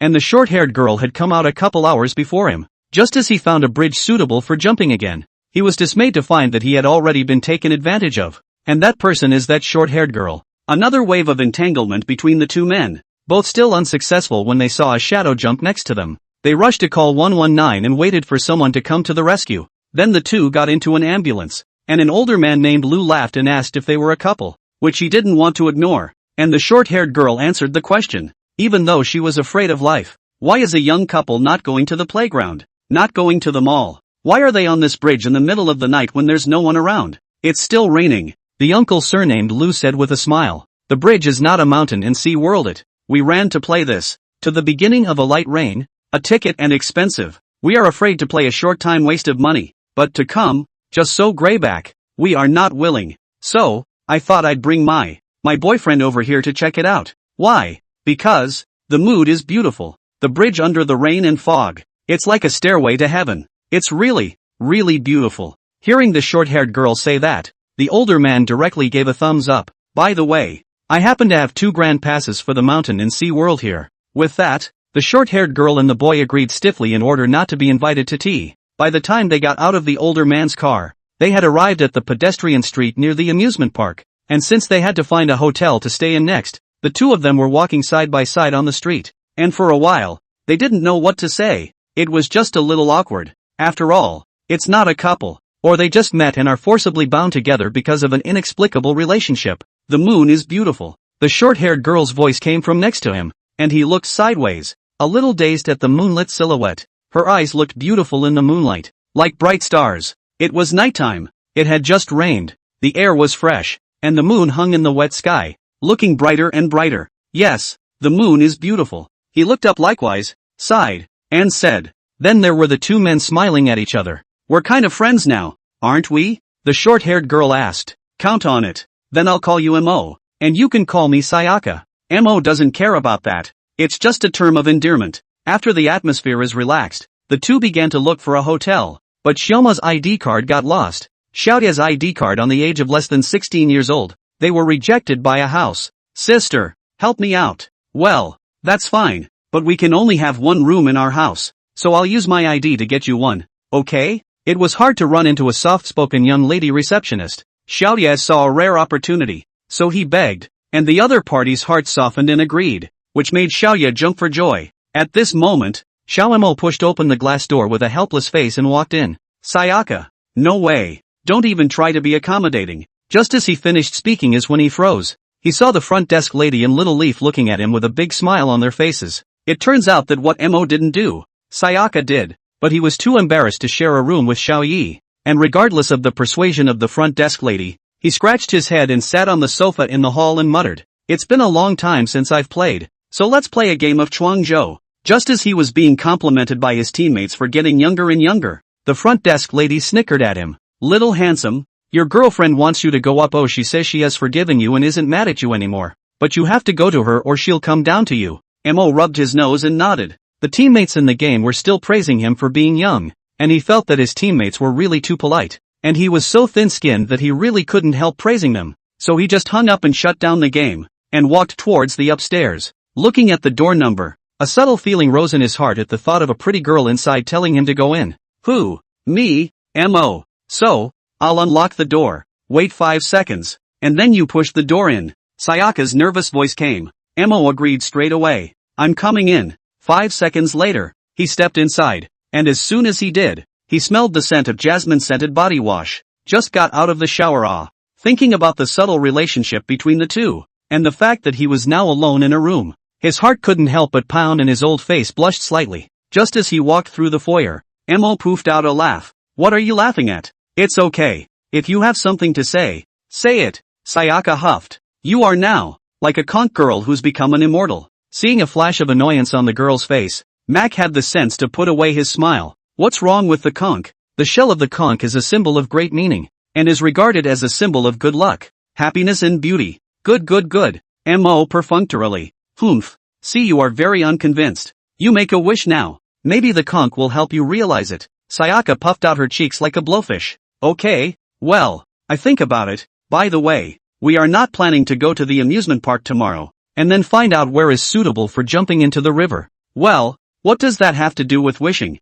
Yes, then I'll make a wish that when I jump off the river and get my life back, someone who loves me will show up. Put. Ha. Hearing Xiao Mo say that, Xiao Yi laughed and trembled, and a touch of snowy white could be vaguely seen through the cracks of the quilt. You're so childish. You talk like a child. And love. I'm only 18. What's wrong with speaking childishly? How tiring it is to act like an adult all day long. Seeing that Xiao Mo laughed at him, he was also arrogant and directly lay on the bed. rolled up the quilt, and gave her the back of his head. Well, I'll convey your wishes to the magical conch. Seeing that this big boy a little older than himself was guilty of childishness, Sayaka stopped laughing so loudly and just covered her mouth and laughed softly before coaxing, only to see Xiao Mo humph arrogantly. Just when Sayaka was a bit pissed and didn't know how to go to the toilet, the door of the room knocked. Mo walked over and returned in no time with 2 sets of pajamas in his hands. The lady at the front desk was too kind. She was afraid that we wouldn't be able to sleep comfortably and brought over 2 sets of new pajamas. After he finished speaking, he placed the smaller set in front of Little Leaf. And then he suddenly thought of something, smiled cheaply, put his hands together and began to worship. Oh marvelous conch, I offer you a new set of pajamas, and don't forget to grant me my wish. Seeing this, Little Leaf rolled her eyes, wanting to reach out and slap him, but fearing that her spring light would be exposed, she simply ignored the brat. Seeing Sayaka's hopeless look, Mo playfully turned around and stepped out of the 6-parent pace, muttering as he was almost at the door. Can't even do the little thing of carrying clothes? This conch isn't much of a. Halfway through the sentence, Xiao Mo hurriedly lowered his head, as a pillow flew over. With a strange cry, he hurriedly slipped out and waited for Sayaka to get changed. When the door closed, Sayaka shook her head gently, then smiled in relief. Then you'll see. Big dummy. Chapter 60, The World That Only Belongs to Xiao Mo and Xiao Yishir. After a night without words, the next day Xiao Mo and Xiao Yi went to the mountain and sea world. Although there were a lot of people, but with the relationship that Uncle Lu had made, the two of them didn't queue up, and directly took 2 big passes from the ticket gate and walked in, looking at the people around them in disbelief. Wow, that fountain looks like so much fun. Well, as soon as he entered the gate, he saw Xiao Mo looking at the musical fountain not far away. His face was complicated. Xiao Yili glanced at him and directly pulled his cuffs and walked over. Bang, bang, bang. As a regular melody plays, the fountain begins to change its spout rhythmically. Humph humph humph. This way, 123. It's time to go this way. Watch out. Shut up. I know. The cricket fountain can't do anything to me yet. Seeing Xiao Mo so dejected, such a big person still has a bit of a middle-aged disease. Xiao Yili felt very interesting. The two just ducked and dodged. The musical fountains would all stop for a short while at intervals, while the two men argued. Mare, you guessed wrong. That mouth of yours will squirt next time. Bull asterisk asterisk asterisk asterisk. I'll see you that one before I do.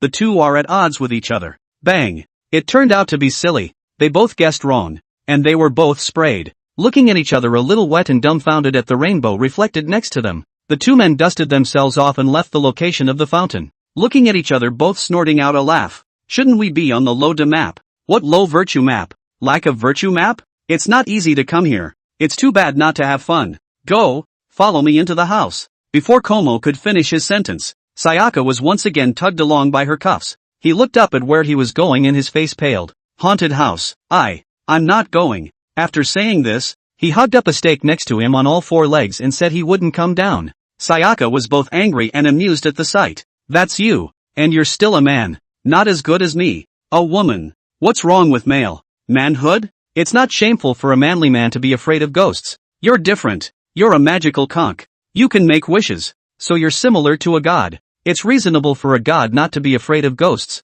right? Mo said with extremely thick skin. Just after he said this, he teased Sayaka, holding her waist and laughing. Where the hell did you come up with this living treasure? Trying to kill me with laughter? Seeing that the unusual agitation couldn't get Xiao Mo down, Xiao Yili was a bit helpless, but when she saw the fruit stand not far from the side, her eyes lit up. She came over to Xiao Mo and whispered something to him. Xiao Mo first smelled a fragrant breeze and blushed slightly, but after hearing Xiao Leaf's words, her eyes lit up with a very curious expression. Really? Really? You're a puppy for lying. No, lie to me and you're a little silly girl. Well, it's a little silly girl to lie to you. Only then did Mo get down from the pillar and walked with Sayaka to the fruit stand. Yo, little brother, buying apples? Buy. But you sound weird. Uncle. It didn't take long for the two to leave the fruit stand and arrive at the door of the haunted house. Nah, just eat and watch the show later. Sayaka handed the freshly peeled apple in her hand to Mo. Good. Then I'll just eat my apple while watching the show.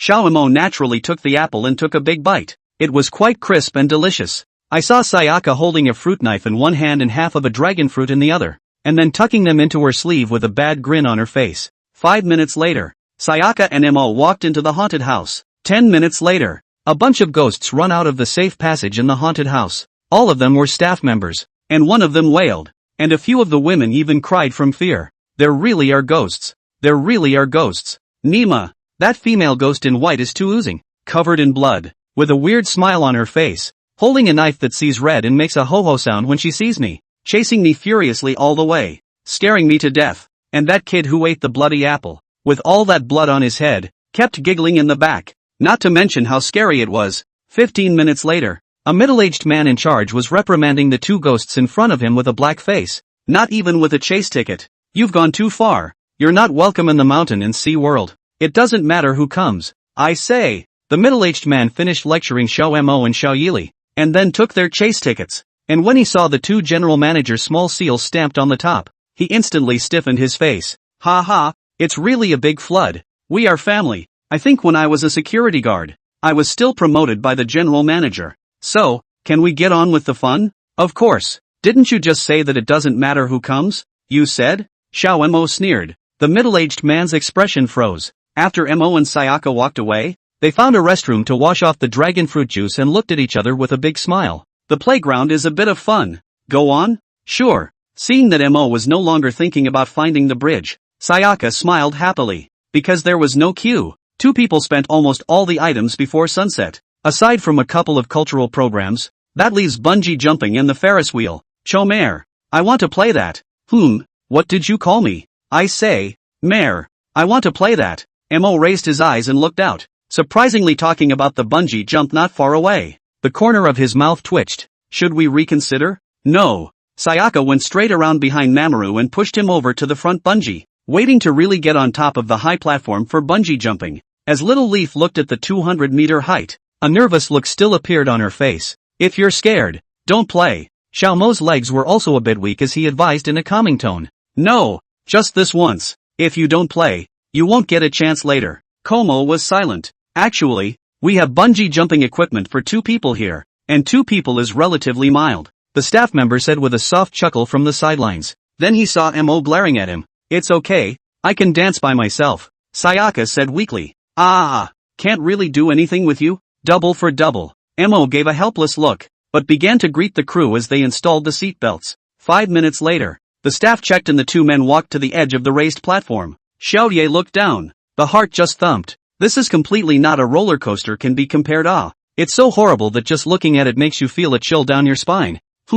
Just bungee jumping. I just don't care to jump. If you're scared, you can hold on to me. Mo grunted. Seeing the boy in front of her with a scary white face and such a hard mouth, Sayaka smiled sweetly. Aha! Then she went straight up and gently hugged Mo, grasping Mo's small arms with both hands and shaking them slightly harder. Please prepare. Mo was about to say something when he was interrupted by the staff member, who opened his mouth and didn't say anything. Spell it out. Shama Heart is actually afraid of not. Simply also embraced the past, hands around her waist, but do not dare to force. The two were pressed so close together, their heads leaning in the wrong place, that Mo could feel the feel of the girl's hair tickling over her ear. At the same time there was a scent that poured into Mo's nostrils, making him a bit apoplectic. 3, 2, 1. The staff saw that they were ready and started the countdown. Ready. With that sound, Mime and Sayaka hugged each other tightly at the same time before being pushed sideways. Xiao Mo screamed hysterically the whole way, and Xiaoye's voice was completely silenced by one of his boys.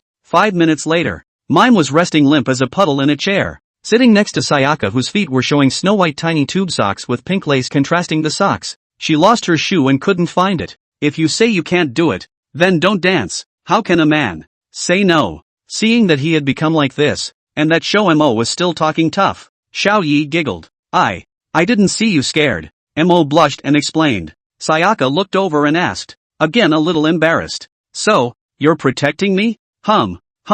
If I don't protect you, who will? Chapter 61, Breaking the Cocoon. Hey, you're shy. Let me see. Seeing that Mo's face reddened, Sayaka purposely came forward to snicker. Mo looked down at Sayaka's little pink lacy white-socked feet to keep Sayaka from looking. Then he saw that as he kept obstructing Sayaka from looking at his face, her little feet were stomping around on the ground in a very animated and lively manner. A thought suddenly sprang up in his mind. These little feet are so cute. I just don't know how it feels to touch them. Seeing Xiaoma's tight defense, Xiaoyili had no choice but to stop her hand movements and noticed Xiaoma's gaze resting on her feet. What do you want? I want to touch. Cough.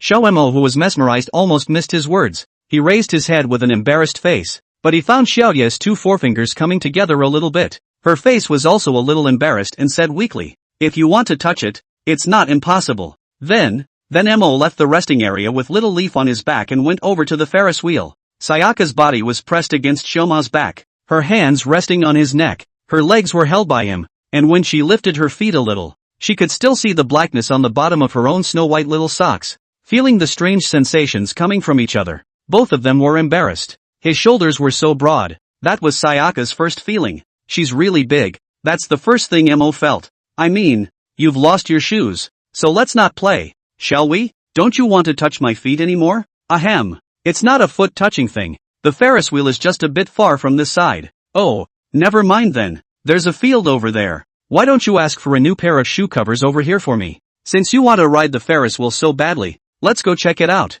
I've never been on one either. Seeing that not only did Mo not move aside, but also shook himself a bit and lifted himself upwards, Sayaka laughed heartily. Lights on. Due to the small doorway of the compartment, under the strange gazes of all the couples, Shoemo reddened his face and carried Little Leaf and a Princess Carrie. The two men sat face to face in the Ferris wheel car. Little Leaf. Me. Before Mo could finish, he saw that Sayaka kept nodding her head, and she seemed to have fallen asleep. He scratched his head, a bit overwhelmed. I haven't touched my feet yet. The carriage began to rise higher and higher, and Mo looked out the window, a little melancholy. Boing boing. Suddenly hearing a soft moan coming from Sayaka, Matt called his eyes back from the window and focused them once again on the girl seated in front of him. She sat quietly in the chair, in deep slumber, her short, somewhat unkempt hair softly plastered to her cheeks. Sayaka's features were undoubtedly very beautiful, with delicate features and fine skin, like a work of art that had been carefully sculpted by the moonlight. It was only a pity that the large bruise on the side of her mouth was exceptionally conspicuous,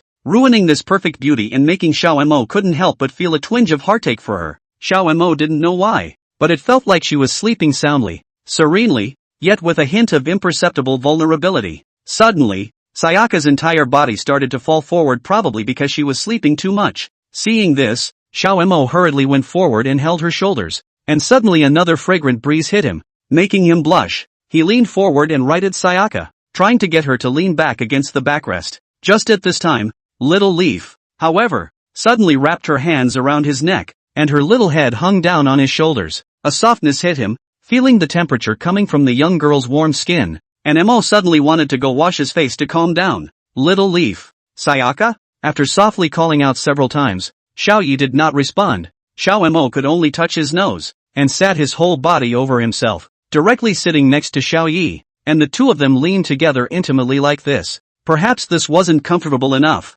Little Leaf suddenly rested her legs on Shoma's thighs, and then once again came closer to him, like a kitten, and pressed tightly against Shomo, even rubbing her bare forehead against his chin. I go to. The first time Shomo was hugged so intimately by a girl, he immediately blushed. His hands had nowhere to rest, and he didn't dare to hug Xiao Leaf's thin waist. He just rubbed his hands together. Is a conch girl, not a girl? A girl's murmur came from her arms. Her voice was light, broken and soft, but Mo still heard it clearly. Mo froze. Cold. So cold. Again came the girl's voice. Matt gritted his teeth and still wrapped his arms around the girl, tightly, right in the center of this star-filled, neon-filled sky, on top of a colorful Ferris wheel lined by the darkness of the night. What's the point of being so tied up when you're about to die? She doesn't care about you. Do you even need to care if she is angry or not? She is no longer your girlfriend. Thinking of his former Garden of Eden, Mo burst into tears, clenched his teeth, and clung to the Little Leaf in front of him,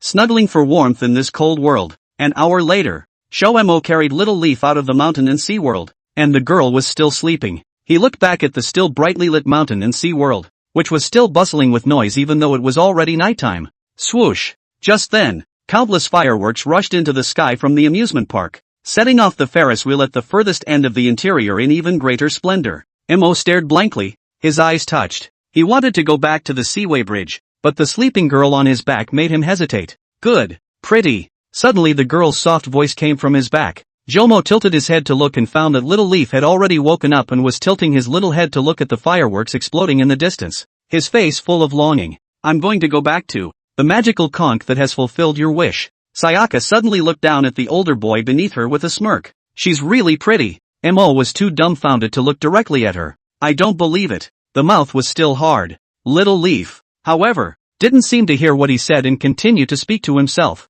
Okay, Mo, you can put me down. Now go to the front door of the school. There's someone waiting for you over there. Como froze, but his hands had no intention of letting the girl down. You don't have shoes and your white socks will get dirty. He didn't know why he said it, but it was just said. Well, look at that. Sayaka let out a silvery laugh as she prompted. Xiao Mo fixed his eyes and found that at some point, Xia Wiley's pair of small feet had already put on a pair of canvas shoes that were washed and somewhat whitened, and only a section of white socks with pink lace could still be seen at the ankle. Xiao Mo looked at this pair of cute little feet. The whole person's silly. There is this kind of operation? Look so closely then. Seeing this, Sayaka giggled and brought her 2 feet together and kicked in front of Mo, and the canvas shoes fell to the ground. Then these little feet, clad only in white socks, lifted their soles slightly to reveal their dark undersides, and moved their thumbs again, playful as hell. What are you doing? If you don't touch it, you won't be able to. I'm that kind of person.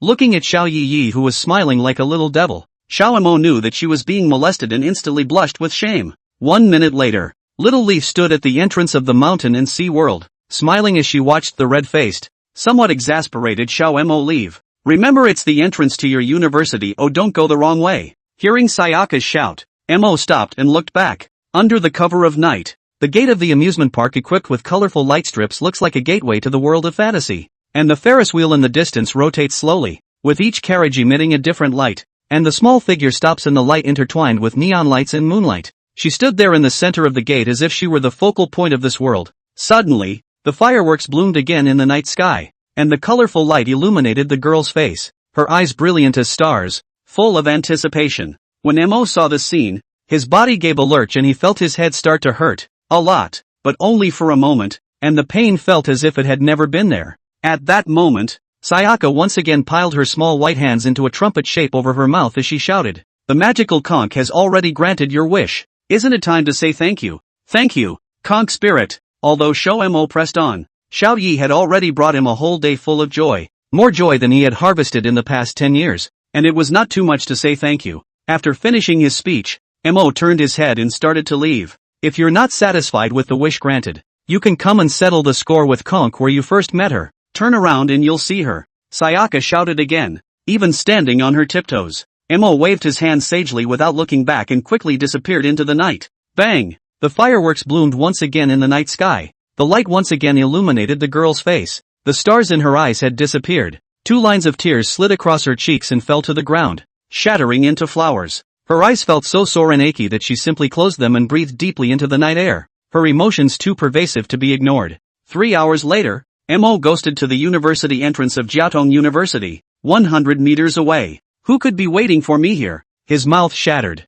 He didn't know why he believed Sayaka's bull *****, but he was willing to believe her anyway. By the time he actually reached the south gate of the school, his entire body began to tremble, because a high ponytailed back appeared in his field of vision, vaguely cool side face. Surprisingly, it's her. Humph. See, you are very unconvinced. You make a wish now. Maybe the conch will help you realize it. Yes, then I'll make a wish that when I jump off the river and get my life back, someone who loves me will show up. Turns out, she heard me. He suddenly thought of the conversation between Sayaka and himself, and the whole person didn't know why a sense of sadness began to well up in his heart, surging more and more, almost unstoppable. Humph. You still know to come back, ah? I haven't eaten dinner yet, so hurry up and go buy it for me, and I can grudgingly forgive you. The high ponytailed girl noticed Xiao Mo who was standing frozen. She turned around and clasped her hands in front of her chest and said in a somewhat cool tone, she was beautiful, always beautiful, and was the girlfriend of her own white moon. After the breakup, Xiaoma has been longing for this moment all the time, but now that it's really here, he feels that he can't be happy at all, and his heart hurts. What are you waiting for? Go get the food. The high ponytailed girl, seeing that Mo didn't move, walked up a bit angrily and pulled his arm a bit. That's my white moon? That's ridiculous. Xiao Mo's heart went cold. Get out! Xiao Mo yelled out and directly shook off her hand, and Bai Yueguan was unsteady and directly sat on the ground. In a fit of madness, he ran out into the road and ran far, far away in one breath. Sayaka, silly girl, where are you? He looked around but was clueless. Phew! Bang! Suddenly, a huge firework exploded high in the sky in the distance, and as Xiao Mo fixed his eyes on it, a glimmer of realization flashed in his eyes. If you're not satisfied with the wish granted, you can come and settle the score with Konk where you first met her. Turn around and you'll see her. The soft voice resounded once again. Your grandmother's white moon. At that moment it happened that a cab drove up in the distance, and with a hysterical yell, Mo left the neighborhood of the school and rushed toward the cab. The C Road Bridge was in C City, not too far from his college, and Mo arrived there quickly. After forcing himself out of the car in the middle of the bridge despite the driver's dumbfounded face, he went over the high fence to where he first saw Sayaka. The driver cursed a sick man and just walked away. Little leaf. Little silly girl. Mo ran back and forth across the bridge, shouting as he ran. He looked around but couldn't see the petite figure. If you're not satisfied with the wish granted, you can come and settle the score with Konk where you first met her. Turn around and you'll see her. Mo was certain that this was the right place, but let alone turning around. He looked around and saw no one. An anxious look came over his face, strong as he was, and once again he wept. Damn! Xiao Mo helplessly knelt on the ground, his hands propped up on the ground, tears raining down on him. The first time I saw her. The first time I saw her. The first time I saw her. Chewing on the phrase over and over again, he staggered to his feet, then sat on his butt on the fence as he had done when he first met his face. The river was rushing, but it couldn't make him look at it more than once. Turn around and you'll see her. Xiaoma silently recited in his heart, keeping his posture still and twisting his head to look directly back. His pupils plummeted. So that's what it means. A look of ecstasy appeared on Xiaoma's face. He directly rolled down the fence, and directly began to cross the bridge. The tall fence that separates people and cars couldn't stop him at all, and he gently leapt over it. And at the other end of the bridge, a silhouette was sitting on the fence there, still looking at herself with anticipation. Her eyes, bright as new at the sight of Mamoru finding herself. The two soon stood face to face. Big dummy, I hinted at the obvious. Why did you just realize? Sayaka said with a sobbing voice, her eyes glistening with tears. Wouldn't it have been better if you'd made it clear in the first place? She's your white moon. Asterisk asterisk asterisk asterisk the white moon. No swearing. So, hello my white moonlight, can you go now? Thanks. I'm going too. Mare. Little Leaf's tone was soft and sticky, and her entire person began to become hidden. Mo blushed and hugged up, but it went through his body. I'll see you again. Do you want to see me? Her voice began to sound distant. Xiao Mo could see that Xiaoyu was clearly crying, tears bearing down her eyes, but it was like she was smiling. Her eyebrows arched and her little mouth curved into a crescent moon. Sure, I want to. Mo gritted his teeth and looked at the girl's face in front of him with heartache. It was already almost so unreal that he couldn't see. Mo, I miss you. I miss you. Sayaka's voice came with a sobbing tone, and he was struck by lightning. Click click click click. Bang. The whole world was like a mirror. First numerous cracks appeared, then a loud ringing sound exploded into pieces. Drip, drip, drip. A rhythmic instrumental sound came from the distant void and grew louder and louder and louder. He lifted his eyelids up a slit with difficulty, and his melon-like narrow field of vision was so blurred that he couldn't really see anything, only vaguely making out a milky white thing. Over time, the eyes finally began to slowly focus, first clearing for a moment, then blurring, then beginning to clear again. It was only visible for a split second, but he could still determine that it should be an overhead light. Chapter 62. When his gaze was completely clear, he also finally raised all of his eyelids, and a clean ceiling presented itself to him, with a dome lamp glowing with a milky white halo blowing right above it. A strong sense of weakness came. Mo felt as if his body was falling apart, and his chest was very uncomfortable and suffocating. But even so, he slowly raised his right hand. His eyes focused on the upper side. The index finger center position of the slender scar is clearly visible. This is a child out to play accidentally fell on the glass slide cut. I'm alive? Drip, drip, drip. A rhythmic instrumental sound reached his ears clearly, launching him into a daze. Suddenly, an image snapped into place in his mind. A pretty face with two contradictory combinations of crying and laughing appeared. Are my apples good? Her tone was full of expectation, with a hint of mischief. Two lines of tears began to overflow from Jomo's temples and flowed down his temples onto the white pillow. Under the cover of night, the gate of the amusement park equipped with colorful light strips looks like a gateway to the world of fantasy. And the Ferris wheel in the distance rotates slowly, with each carriage emitting a different light, and the small figure stops in the light intertwined with neon lights and moonlight. Another image appeared. She was standing there in the middle of the gate. Behind her was the brightly lit gate, and the colorful Ferris wheel. Fireworks once again bloomed in the night sky. The colorful light illuminated the girl's face, her eyes brilliant as stars, full of anticipation. Jomo's body began to tremble slightly as he tried to speak, but realized that his breathing mask was blocking him. As soon as he ripped off his breathing mask, he gritted his teeth, propped himself up on the bed with both hands, and sat up with immense difficulty. A whiff of disinfectant also flooded his nostrils. Eyes scanned around but couldn't see a single person, only to widen when his eyes finally swept over the small table next to him. There lay a small, sealed, clear plastic bag, and although the contents had been crushed into tiny pieces, he still remembered it. Joe reached out and took this bag, using both hands to place it on his lap as if he were holding a supreme treasure. He bent his back and hung his head, a very pained expression on his face. Suddenly, Little Leaf's increasingly illusory figure reappeared on the bridge with a frown and a smile, and with a crying voice. "Do you want to see me, Joe?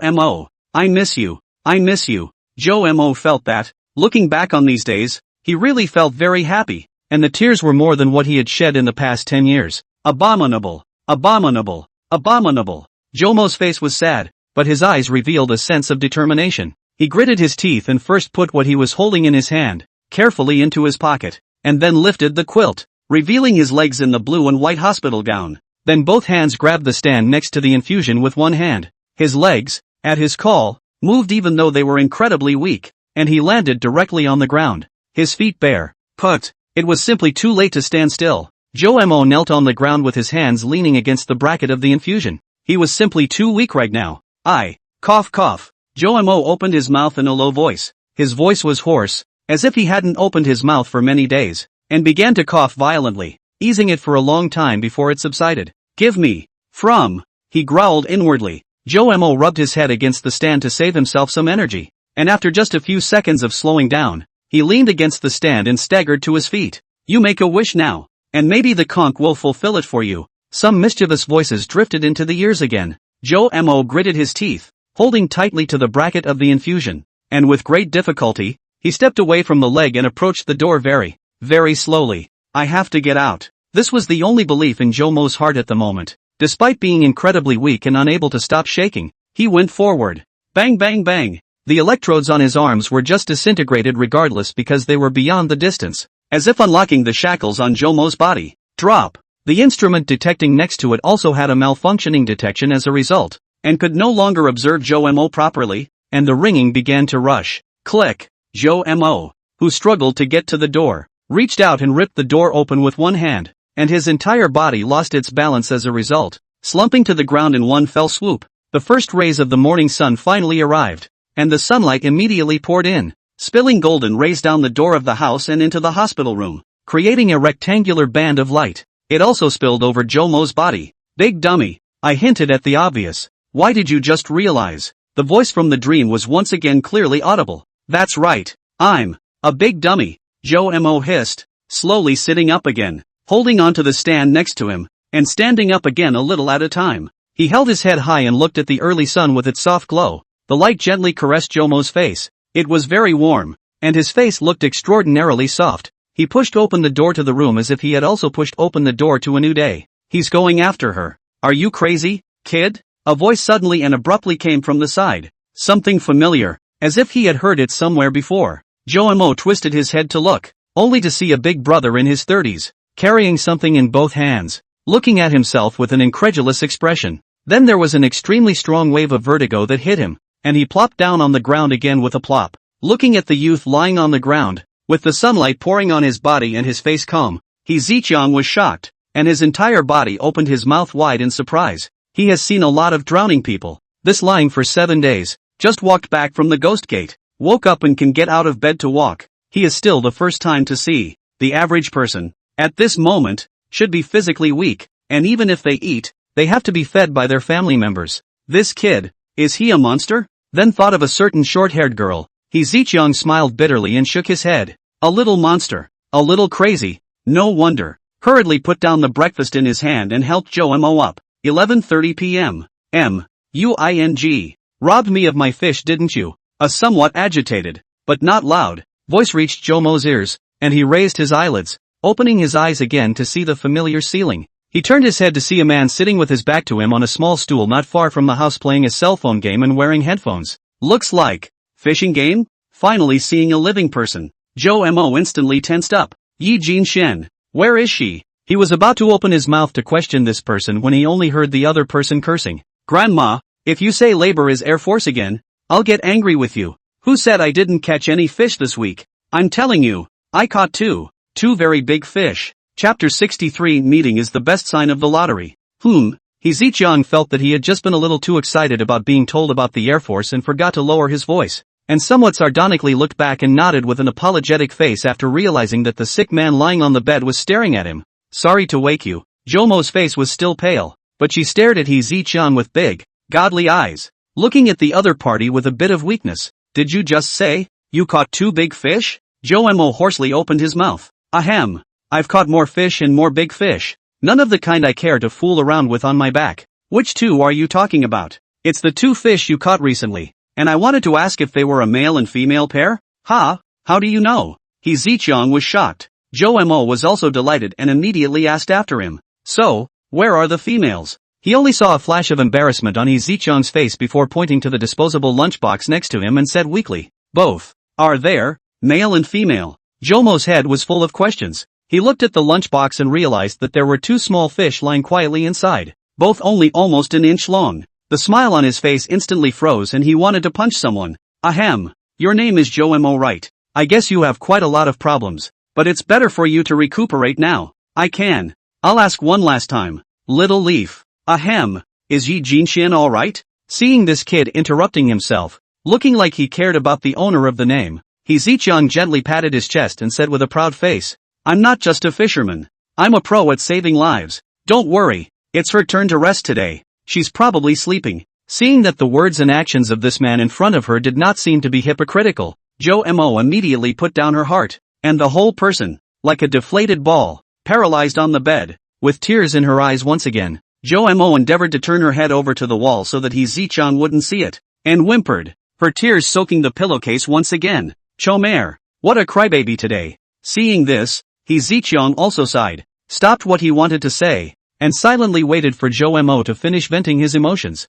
and his face also revealed a look of remembrance, and he could not help but laugh to himself. You say, I solo fishing thousands of years see someone. These years not much fish not to say, but people have saved a lot of. Counting these two, they must be the 17th and 18th customers. Obviously all life and death. But these two, to his feelings are the most engraved. Only when Jomo gradually stopped crying did He Ziqiang give a rough account of what had happened during this time. As it turns out, it was indeed Yi Jinxian who jumped into the river to save herself, and He Ziqiang fished them both out. He was in a somewhat serious situation, and after emergency treatment, he was sent to the hospital and remained in the intensive care unit, and after 7 days, the crisis was lifted before he was transferred to a general ward, and then he woke up. During this period, Huang Sheng, Wang Fei, Yi Jinxian, and He Ziqiang took turns coming to the hospital to watch over them. Currently, it's He Ziqiang's turn to babysit, and yesterday it was none other than Yi Jinxian. Brother, he is a warm-hearted.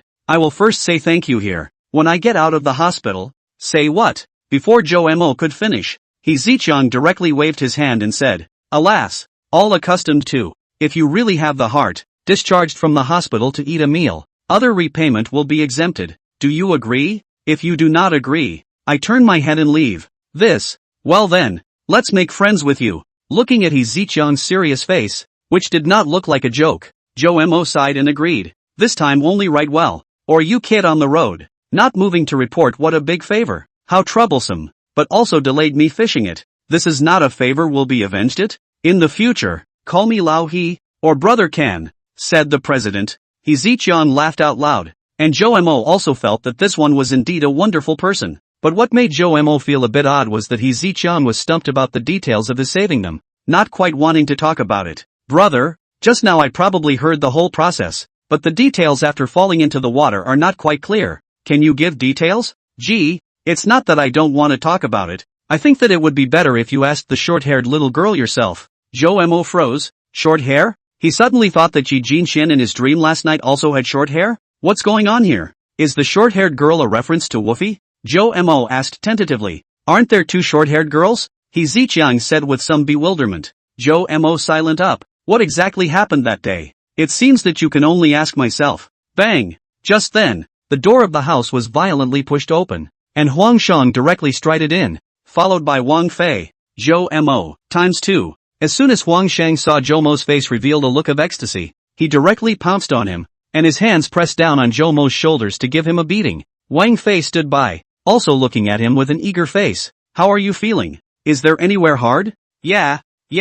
Anything uncomfortable? Seeing their look of eagerness, Jomo suddenly felt a bit sorry for them. Wasn't he a little too selfish that day? Well, don't worry. I'm fine. Although Jomo's face was pale, it was a lot better than when he had just awakened. He saw that these two diehards were so concerned about him and said with some guilt, well, after he woke up, I asked the doctor to come over and look at him, and said that he's recovering well, and there's no aftereffects from this period of observation. So in a day or two, he should be able to be discharged from the hospital. He Ziqiang chimed in with a smile. Hearing the doctors both say it was fine, Huang Shang and Wang Fei were visibly relieved. That, Kung, I have a box of Huazi here. Do you want to? Seeing Huang Shan's somewhat speechless expression, he Ziqiang glanced at him and nodded at Jomo. Directly taking the unspoken Huazi from Huang Shang's hand, he twisted his head and walked towards the outside. TSK, Huazi, it's been a long time since I've smoked. I'm addicted to cigarettes. I can't smoke here. I'll go out first. See you later. When he Ziqiang left, Huang Shang and Wang Fei looked at each other, then looked at Jomo in unison with horrible eyes. Jomo, have you eaten yet? Huang Shang asked with a leathery smile. Didn't eat, don't need to for a while. Jomo seemed to anticipate what would happen next and replied with a bitter smile. Didn't eat? Well, then eat my punch. Huang Shang took a direct step forward and slammed his fist into Jomo's face. Chapter 64, The All-Fighting Iron Triangle. It didn't hurt at all. Jomo felt it. Huang Shan withdrew his strength. He was just angry. You're damn good, Jomo. Have you ever considered my feelings and phase? Huang Shan's red eyes, gasping for air, looked at Jomo with a hateful look, and after saying that, he pounded his chest with his fist again. His tone was very agitated. After Xiaofei and I became boyfriend and girlfriend, you deliberately distanced yourself from us a bit. Do you think I don't know that? I know you're afraid I'll get jealous if I see you and Fei messing around, but you know what? I won't at all. At that time, we said we would go to Jiaotong University together. 2 upper middle level. 1 scum. How many people in the class laughed at us? But what about us? Studying day and night, and even begged the teacher to give us the green light to stay in class in the middle of the night. At that time the class thought we were crazy, because the school has not produced a Jiaotong University student for 3 years. But what about us? But we did not get in, and all of them got in. And then even the corner of the playground where we used to memorize words has now become a famous recitation mecca. And a lot of underclassmen run over to learn from us. You know, after going to college, I know you are very busy, and moreover, I know that it is not easy for you to work part-time and lack of money. Fei and I originally wanted to give you the money to give you a reprieve from your urgent needs, but we know that you are very strong, and you won't ask for it, and we didn't go, for fear of upsetting you. Just when we had been helping you find the right part-time job, you got a girlfriend, you liked her a lot, and we were really happy for you when we saw that the anxiety was gone from your face and you were smiling a lot more. Thought you wouldn't be that hard anymore. Yes, anyway, we were estranged after college, but what was the first thing we thought of when we saw you at the playground? To help you set you up with someone. And what about you? You kid deleted all my in-phase contacts. But, we don't care. It's not just a contact. Don't we just take the initiative to find you and add you back? You let us help you to make a fuss in the engineering college. We do not still have to go. Just like before. We cooperate with each other. Sent away Zhang Jun. Let the bullies get out. Sent away the principal. You see, no matter when, the 3 of us as long as we are together, there is nothing that cannot be done. That's it. You kids still mess things up for me. You still want to kill yourself. Ass. Break up. I can find you a girlfriend. No money to pay the mortgage. I give you to put together. You open your mouth asshole. Still lying to us on the bridge. Can you stand us? When it was known that you jumped off. Do you know how hard it was for me? Huang Shang said much more. Sprayed Jomo with spittle, and tears flowed out of the corners of his eyes. Jomo lowered his head with a pained expression. You get out of the way. Wang Fei suddenly said in a harsh tone. Huang Shang let go of Jomo, and Wang Fei stepped forward. Jomo, she shouted, then slapped him across the face. Pop, it's very crisp. Ha, Fei, you really fight? You're not? I'm not using my strength. Neither did I. Then why is the slap so loud? Check it out. Did it hurt him? Seeing both Huang Shang and Wang Fei lying on their sides, they scrutinized their faces. Crybaby Jomo couldn't help but let out another wow cry. I'm sorry. I'm really sorry. Oh, Grandma, make labor want to cry too. Me too. Calling. The 3 of them were hugging each other and crying. He Ziqiang, who stood not far from the entrance, sighed as he listened to the sounds of ghosts crying inside and looked at the door of the room. Dare to love, dare to hate, dare to rush, always believe that people will win. This is you thaw. So good. He picked up the wazoo and was about to have one when it suddenly occurred to him that he couldn't smoke in the hospital corridors. So he snapped and put it back. When the crying inside stopped, before Joe Mo could speak, Huangshang once again patted his chest and opened his mouth. I'm going to help you with this. No refusal allowed. Joe Mo, have you forgotten our slogan? Woofy also asked a question. Joe Mo wiped her tears clean and looked at them. Huangshang's spirit was also shaken at his words. We're the invincible iron triangle. ×3. The three men spoke in unison. The whole ward was a lot more cheerful. He Ziqiang came back again and brought a sumptuous lunch, and all four of them ate very well. Joe Mo also felt like he had a much better appetite, ate a lot,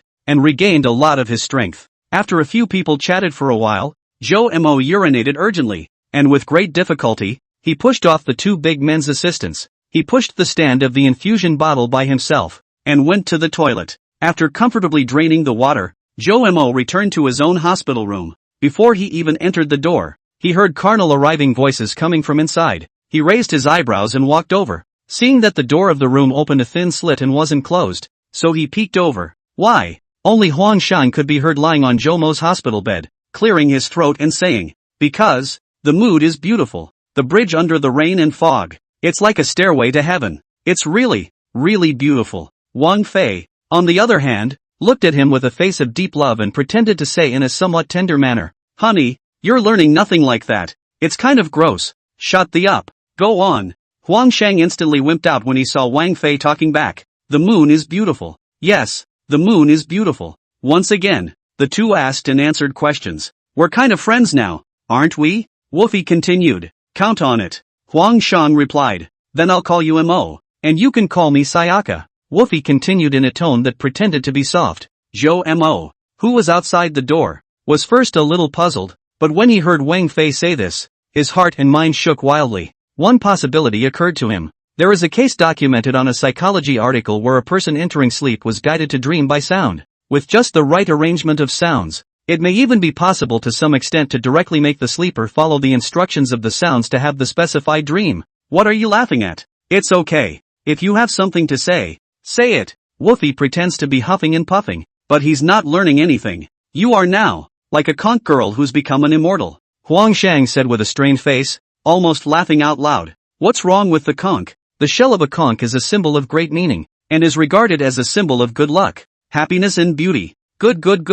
Humph. See, you are very unconvinced. You make a wish now. Maybe the conch will help you realize it. Listening to their conversation, Joe Mo stayed dumbfounded. He remembered a sentence He Ziqiang said. He is today's wake up, and Yi Jinxian is yesterday to take care of himself. And Wang Fei, with his big nature, can't imitate Xiaoye's voice at all. Chapter 65 Yi Jinxian. Joe Mo gently closed the door behind him, leaned his back against the door, tilted his head back to look at the sky, closed his eyes tightly and gritted his teeth. After Images perceived Joe Mo closing the door, Huangshang and Wang Fei both breathed a sigh of relief. Dude, we can only help you so far. The two made a scene again. Huangshang, I miss you so much. Fe. Me too. Yellow on. Kisses. Fe. Your mouth stinks. Ah. I'm dead. Watch me save lives with my fist. Huang rolled his eyes exaggeratedly, grinned, and lay down on the hospital bed. Wang Fei punched Huangshang in the stomach and Huangshang screamed in agony straight away, sitting up and resurrecting himself in place. By the time it was almost mealtime in the afternoon, the iron triangle sitting in the hospital room all began to look at the door. It's about time. Jinxian's sister, why hasn't she come yet? Huangshang scratched his head, somewhat perplexed. As soon as Joe Mo woke up this morning, He Ziqiang told the three of them, Huangshang, Wang Fei and Yi Jinxian, the news. After Huangshang and Wang Fei took care of the school, they rushed over, but Yi Jinxian was late. Seeing Joe Mo blearily looking at the open door of the ward, every time he passes by a person, Joe Mo is a slight change of expression on his face, and then somewhat silent after realizing that it is not the person he wants to wait for. Wang Fei sighed when he saw this. Joe Mo. Jinxian, she should be really angry this time. Think about it. Before she could finish, she received a phone call and her face lit up before she nodded and hung up. Jinxian is here. Let's go back first. There are still a lot of things to do at school. Wang Fei gave a wink to Huangshang, who immediately understood, and the two of them greeted Joe Mo and were ready to get up and return to the school. When Zhou Mo heard Wang Fei say that Yi Jinxian was really angry, he first had a complicated face, and then he was happy to hear that Yi Jinxian had arrived. When Wang Fei walked to the door of her room, Zhou Mo looked at her back and suddenly thought of something, so he opened his mouth to ask, "Little Fei, Yi Jinxian, did she cut her hair?" Wolfie whipped his head around, a look of dismay on his face. "I don't think you've seen her as she is now. How do you know?" Before she finished speaking, Wang Fei looked at the other end of the corridor. It seemed that someone was coming. She shut up and did not say anything, just gestured at Zhou Mo. Wang Fei slashed at the end of her short hair, looked deeply at Zhou Mo, and went straight away, and carefully took the door with her. Zhou Mo looked at this scene with a complicated face. What did Xiao Fei mean by this? Chopped off your hair? But soon he won't have to think about it either.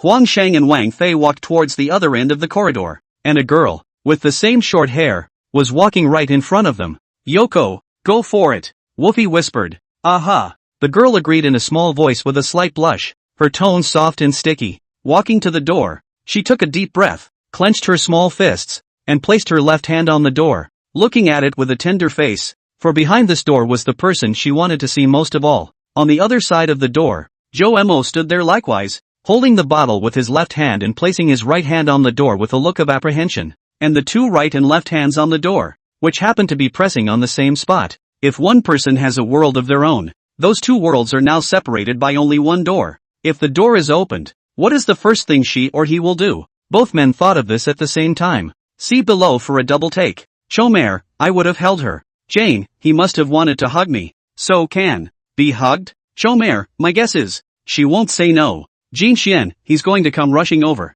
Just as the young girl gave a soft look and was about to touch the doorknob, she thought of something that had happened the other day, causing her hand to move. I'm sorry. I'm really sorry. I have a patient over there who is just too tricky. I can't get away. I can't imagine that I almost caused a big disaster. 3 days ago, after Jomo's situation basically stabilized, psychiatrist Xie Tian took the initiative to find Yi Jinxian, Huang Shang and Wang Fei. He took it upon himself to bow and apologize to the three men in front of the hospital bed with a guilty look on his face. But Chomer is well and truly fine, which in itself can't be harsh on the doctor. Yi Jinxian just looked at Zhou Mo, who was using a breathing mask on the bed and didn't want to speak. Huang Shang looked at him with a displeased face and grunted. Only Wang Fei's attitude remained amiable, and he repeatedly comforted Dr. Xia. Even though Zhou Mo walked on a life and death situation, he was too sick at heart. No one can guarantee that he is cured now. I have an example of a case cure here that I stole from my mentor. I hope it can help you. Dr. Xia handed a copy of the report to Wang Fei,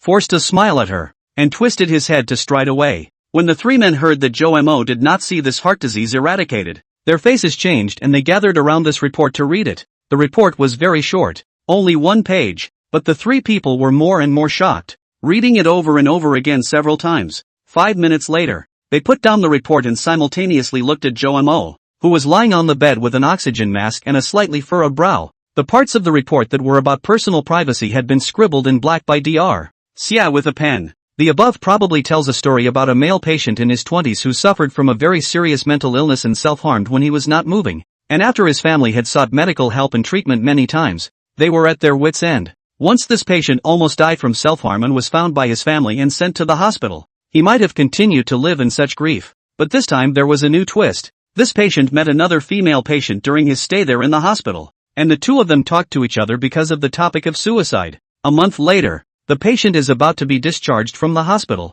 During this period, his family surprised to find that the patient this month, honestly, are not abusive. The whole body was originally a piece of blue and purple. Never good, but now it is healed as 7 or 8. When the patient was discharged, he refused to be discharged and cried to see another female patient. The family was stunned. It was the first time that their child cared so much about others. So the 4 directions to inquire. And finally, to see the 2 children so good. Both parents hit it off. The 2 people so inexplicably married. After the marriage, the son's disease never committed. When the mother knows that the son simply cannot control the self-abuse is right. It is very curious about how the daughter-in-law to control the son. But she dared not ask. Until one day, by chance, the mother went home. Happened to sneak a peek at the son to cut his own wrist. She was shocked to stop, and then was shocked to find that the son suddenly put down the knife in his hand. Tearful looking at the other side of the mother curiously followed the son's eyes to measure the past, and found that the daughter-in-law is actually using the knife against his own wrists,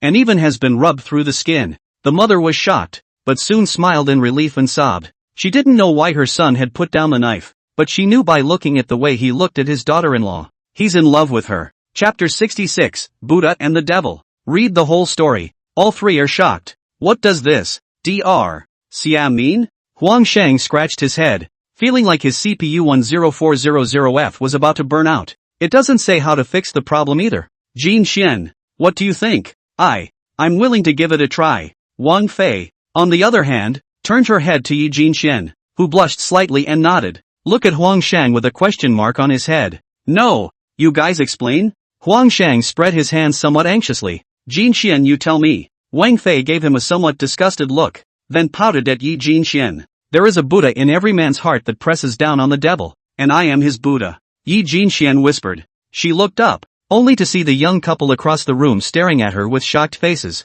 Sir, great talent. Huang Shang directly bowed his head and made a bow, with a solemn expression on his face. Jin Xian, I feel like I've read quite a few books, and I can't come up with this one. You're so spot on. Oh, I'm jealous of you. Hurry up and let me rub it in. Wang Fei, on the other hand, came over with some jealousy and hugged Yi Jinxian and rubbed her face. No, not La. It's something brother, he said on the boat. I just memorized it. Yi Jinxian forcefully plucked Wang Fei away from her face and explained in embarrassment. Wang Fei and Huang Shan looked at each other in disbelief. Just that Air Force? Is he that cultured? True to form. The Air Force can do everything but fish. Huang Shan lamented. Ahem. This is not important. What is important is. Wolfie was about to say something when he saw Huang Shan coming over and just shoot him away. We girls have private things to say. Stay where you are and get out. Huang Shang took a deep breath and said in a slightly louder voice. Get out. Just, get out. Then straight away he strutted out of the ward,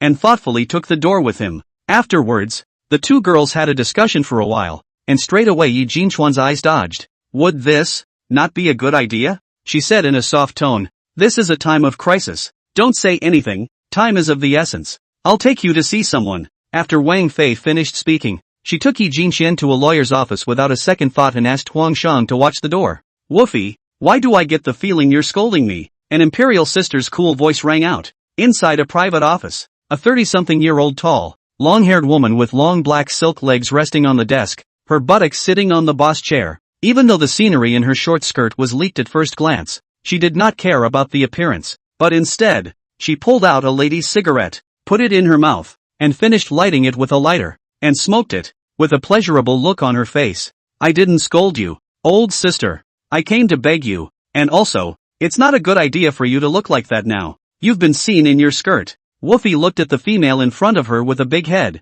This was her cousin, better known as her own sister. Woofy Shadow, what's the big deal? We're all girls. After Wang Ying finished, she even laughed softly and opened her long black silk legs a crack on purpose. Even if they were the same girls, Wang Fei and Yi Jinxian twisted their heads away with red faces. God, that's a sexy outfit too. Seeing the two of them in a state of embarrassment, Wang Ying giggled. Then her face went cold. Little sister, what do you mean by asking me to teach this nymphette some green tea tactics, and saying that it's not scolding me? No, cousin, let me explain. Wang Fei was also under pressure to face the sister and hurriedly explained the cause and effect. Only then did Wang Ying's face clear up a little. So, you're asking how to make a man fall madly in love with himself? Yi Jinchuan's face instantly turned as red as an apple as she nodded her head, her eyes staring dead at the ground. She wanted so badly to find a rat hole to go into and shoo the rat out to calm down. She would never have come here if it wasn't a necessary condition for her to become a Buddha in some guy's mind. Woofy, what do you take your sister for? Wang Ying turned his head and stared at Wang Fei,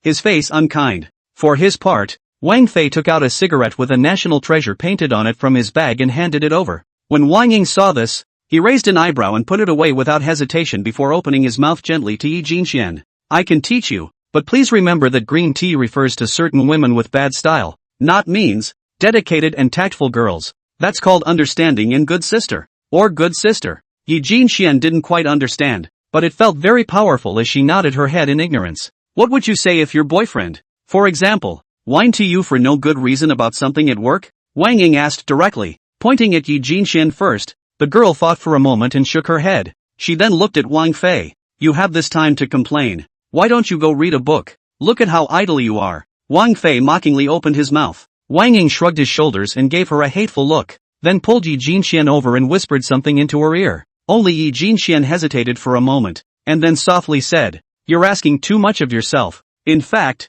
you're already very good." After saying this, Wang Fei looked at Yi Jinxian with wide eyes, suddenly feeling that if Yi Jinxian used to be in the platinum segment, she was now directly a master. Even Wang Ying's eyes lit up as he looked Yi Jinxian up and down as if he was looking at a rare treasure. It's not as simple as just reading the right lines, the tone of voice, the speed of speech, the expression on your face. Take Fei Wang. Wang Ying thinks, that's all she is. Her character can't imitate the essence at all. And Yi Jinxian, this playful appearance, combined with her background, Wang Ying even feel that, as long as a little bit of coaching, this is absolutely a natural understanding of the good sister Ah. So good that it made Wang Ying a little jealous of the kid named Zhou. Wang Ying then asked the two of them to do a comparison test, handing over a bottle of mineral water. I can't unscrew it. Here. Wang Fei casually twisted it and found it really hard to unscrew it, raised his eyebrows, gritted his teeth and twisted it for a while, handed it to Wang Ying with a face of displeasure. And the bottle almost poked Wang Ying's nose, who shook his head and gave it a straight 20 points.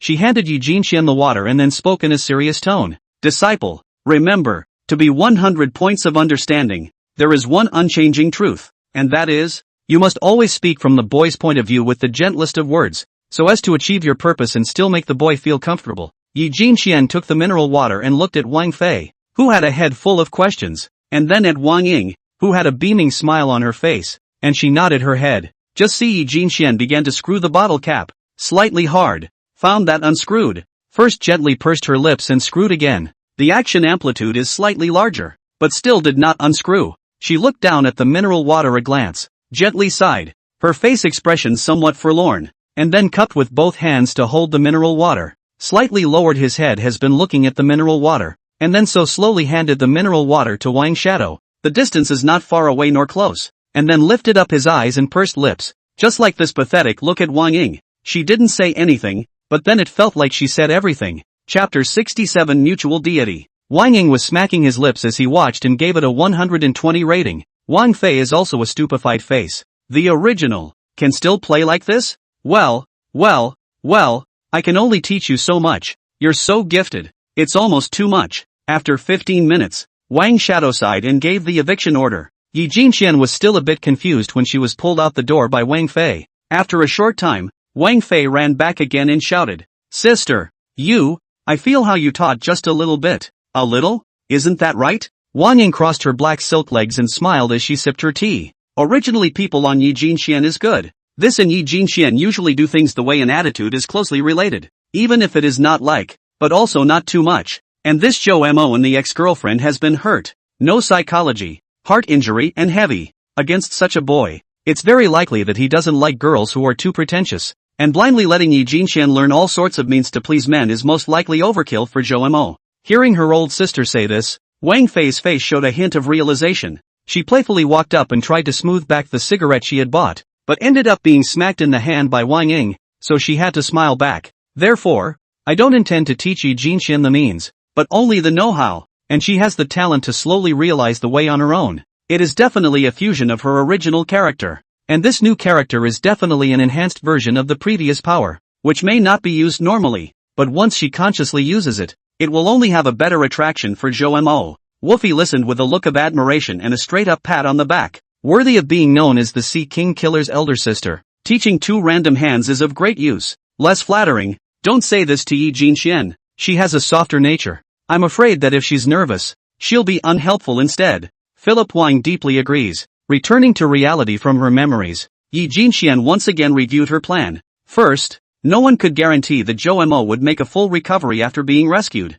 Secondly, one should like Zhou Mo. Although the last time he confessed his love was rejected and he didn't manage to express his inner thoughts properly. Third, does Zhou Mo like himself? Thinking of all the past, Yi Jinxian was a bit despondent. If he liked it, would he really jump? But, he definitely cared about himself after all the help he'd done, and was afraid he'd see him kill himself. Besides, he almost took his own life to save him, so now he has to feel a little guilty about himself anyways, right? Thinking of this, Yi Jinxian gained some confidence again. Fourthly, the cases provided by Dr. Xie are real cases and are definitely informative. Fifth, to summarize, so this plan to make Zhou Mo like himself, definitely has the value of implementation, smoothing out the relationship, Yi Jinxian felt that she had much more confidence in facing Zhou Mo, and she knocked on the door. Yi Jinxian, come on, cheer up, plus cheer, Chomer, I'm coming in. There was no movement coming from inside. Yi Jinxian hesitated for a moment, but still opened the door directly. Then there was an older boy in a hospital gown, his face a little unhealthily white, his hair matted, his mouth slightly open, his eyes red, staring at himself in bewilderment. He seemed like he wanted to say something, but then he gulped and stopped, then pursed his lips tightly and just stared at himself blearily. It's like he's asking for his forgiveness. This was Yi Jinxuan's first thought when she saw the expression on Zhoumo's face, instantly stealing a bit of joy. But soon, seeing him in this miserable state, the little silly girl's own eyes reddened. She was heartbroken. Heartbroken. What freshly learned tactics she had forgotten. Now it is the first time to meet with Zhou Mo after awakening. Yi Jinxian thought of when Zhou Mo helped herself to deal with the school after that time. That time desperate feeling. In other words, does this count as the first meeting between the reborn Zhou Mo and his equally reborn self? Of course. She's sure. She suddenly wanted so badly to try and see if Zhou Mo could match her code words. First time meeting, my name is Sayaka. The young girl said sweetly with her hands behind her back and her body bent forward slightly, her big eyes shining brightly as she looked over. In the afterglow of the setting sun, on the corridor, between the interplay of light and shadow, Yi Jinxuan's short hair was gently fluttering in the breeze. Each strand of hair seemed to be gilded with a layer of golden luster by the setting sun, and her eyes were glittering with tears, and she was looking at Zhou Mo with a tender face. That dreamy girl finally showed up. Zhou Mo shuddered at his words and choked on his words. First time I've met you. My name is Mo. Zhou Mo, that dream is indeed real. Yi Jinxian, I really woke him up. Those 7 days of effort, not in vain. Yi Jinxian pursed her lips and opened her arms, just like that on some night when she was so sad that she opened her wings to the same person. He'd hurt her, but she didn't care. With a hint of a sob she softly said, welcome back. Zhou Mo couldn't hold back any longer and wanted to walk over directly, but probably because his body hadn't recovered yet, coupled with his overexcited emotions, he had just taken a step forward, but he directly stumbled and fell backward. Wow! As a result, a sparse sound could be heard, and Zhou Mo, who was wearing a hospital gown, squatted on his butt on the ground, with a pained expression on his face, and the bracket for the infusion next to him had already tipped over, and the bottle of the infusion was shattered all over the place. Zhou Mo falls down. Are you okay? Did it hurt anywhere? If it hurts, I'll rush to call a doctor. Yi Jinxian hurriedly ran over and squatted directly beside Zhou Mo, looking east and west, asking questions and checking at the same time, wanting to know if Zhou Mo was injured. Zhou Mo stared blankly at the short-haired girl who was so nervous about herself, and the emotions of guilt and self-blame instantly surged through his heart. It was obvious that she had hurt her deeply, and she still cared so much the first time she saw her. Zhou Mo, what are you capable of? I'm fine. Can you do that arm? That again like you did earlier.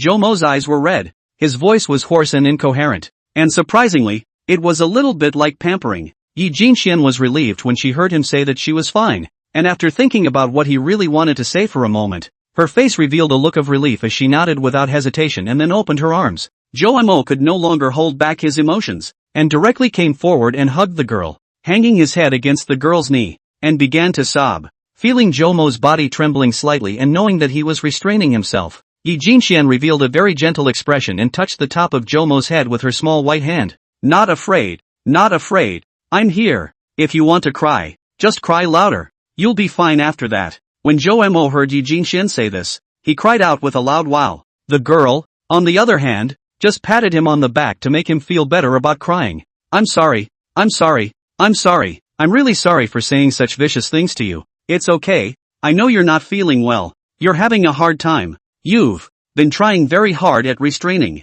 It's okay. Yi Jinxian also choked up, but she just pursed her lips and died to keep her emotions from erupting as she opened up to the boy in her arms like a sick little child. Just as that night in the hotel, Zhou Mo told himself a fairy tale, telling a story made up by himself, coaxing himself to shed a tear. A doctor and a nurse quickly walked in next to her, and the nurse was about to speak up when the doctor reached out and stopped her, shaking his head gently, just silent as he helped to gather up the bottle that had fallen to the floor, and let the nurse hang a new one up, push it to the bed, and leave in silence. And the pair on the ground were oblivious to it. What means of pleasing boys? Yi Jinxian had already temporarily failed to remember. She just pursed her lips tightly and stopped talking, tears welling up in her eyes but not letting them fall. That day, that night, in that cold water, she had made a vow with her long hair. My gods, I will be the guardian of. So I can't cry. Crying won't solve the problem. Chapter 68, Guardianship. At this moment the sun is already going down. The soft light from the large red haze outside the western window shines through the windows in the ward, shining on the teenage girls crouched in the doorway embracing each other, pulling their shadows long and stretching them directly into the world outside the door. The two shadows on the ground are like a fusion, so quietly with the surrounding more and more dim red light, slowly dissipate and disappear, as if life and death will never be separated. General. During this time, many people walked by one after another in the corridor where the door of the room was wide open. There were paramedics, patients, families, children, and a dog. But no matter how many people walked by, how many surprised and curious glances were thrown their way, they never moved, as if they were plunged deep into a world of only two people. Mama, why are the older siblings hugging each other? A little girl who looked to be only 6 years old passed by holding her mother's hand, blinking her big, curious eyes as she stared at Jo-mo and Yi Jinxian endlessly before looking up with an inquisitive face and asking about her almighty mother. Because they meet again, just like our family's dad every August 15th, will absolutely come home on time. The shawl-haired woman in her 30s glanced at the young boy and girl on the floor, a softness and anticipation emerging in her eyes as she thought about the wording and bowed her head in explanation to her daughter. Oh, but why cry? The girl nodded first and then a new question popped up. Because the longer the distance and the longer the time, the more tears will accumulate. Mom said gently. The man and woman on the ground only moved when it was completely dark. Yi Jinxian planted her head and almost fell. She woke up with a confused look on her face. Turns out both had fallen asleep. Seeing the sleeping face of the big boy in front of her after he was tired of crying, she stayed for a moment. Then the corner of her mouth hung up an arc, slowly stretching out her own white fingers, intending to touch the side of Jo-mo's face. But the band-aid attached at the tip of her finger had not been taken off yet, and she laughed softly, turning her hand to the back, and gently touching Jo-mo's face with the back of her hand. Warm and soft. Then he reached up and pinched his face again. It hurts. It's real. It's not a dream. It's wonderful. Yi Jinxian pursed her lips and almost cried out again. Jo-mo was unconscious for those 7 days. She called out to him every day in front of the bed, drank water when she was thirsty, slept on the bed when she was tired, and when she slept, she would dream of Jo-mo awakening, but would soon be awakened, and after realizing that it was a dream, she would sob silently. Now, at last, he was awake, not dreaming. Originally Yi Jinxian also thought about Jo-mo woke up, what way to face him by herself. She thought about it, and all the 9 villains in her brain were in agreement. He is so bad. To make himself angry and cry, and also beat his own hand, he cannot give him a good face, and he must be ruthlessly angry with him and beat him up. But when it really came down to it, she couldn't let go after all, messing up all the squares. Hiss. Yi Jinxian wanted to stand up, but realized that her legs were so numb that she couldn't help Jo-mo stand up. So she could only helplessly wave at a nurse who had just passed by next to her. Sister, help me. It was still a soft and sticky tone, and hearing it made it hard for the nurse lady to refuse. The nurse saw this and walked back with a soft smile covering her mouth. Sister, have you had enough of hugging your boyfriend?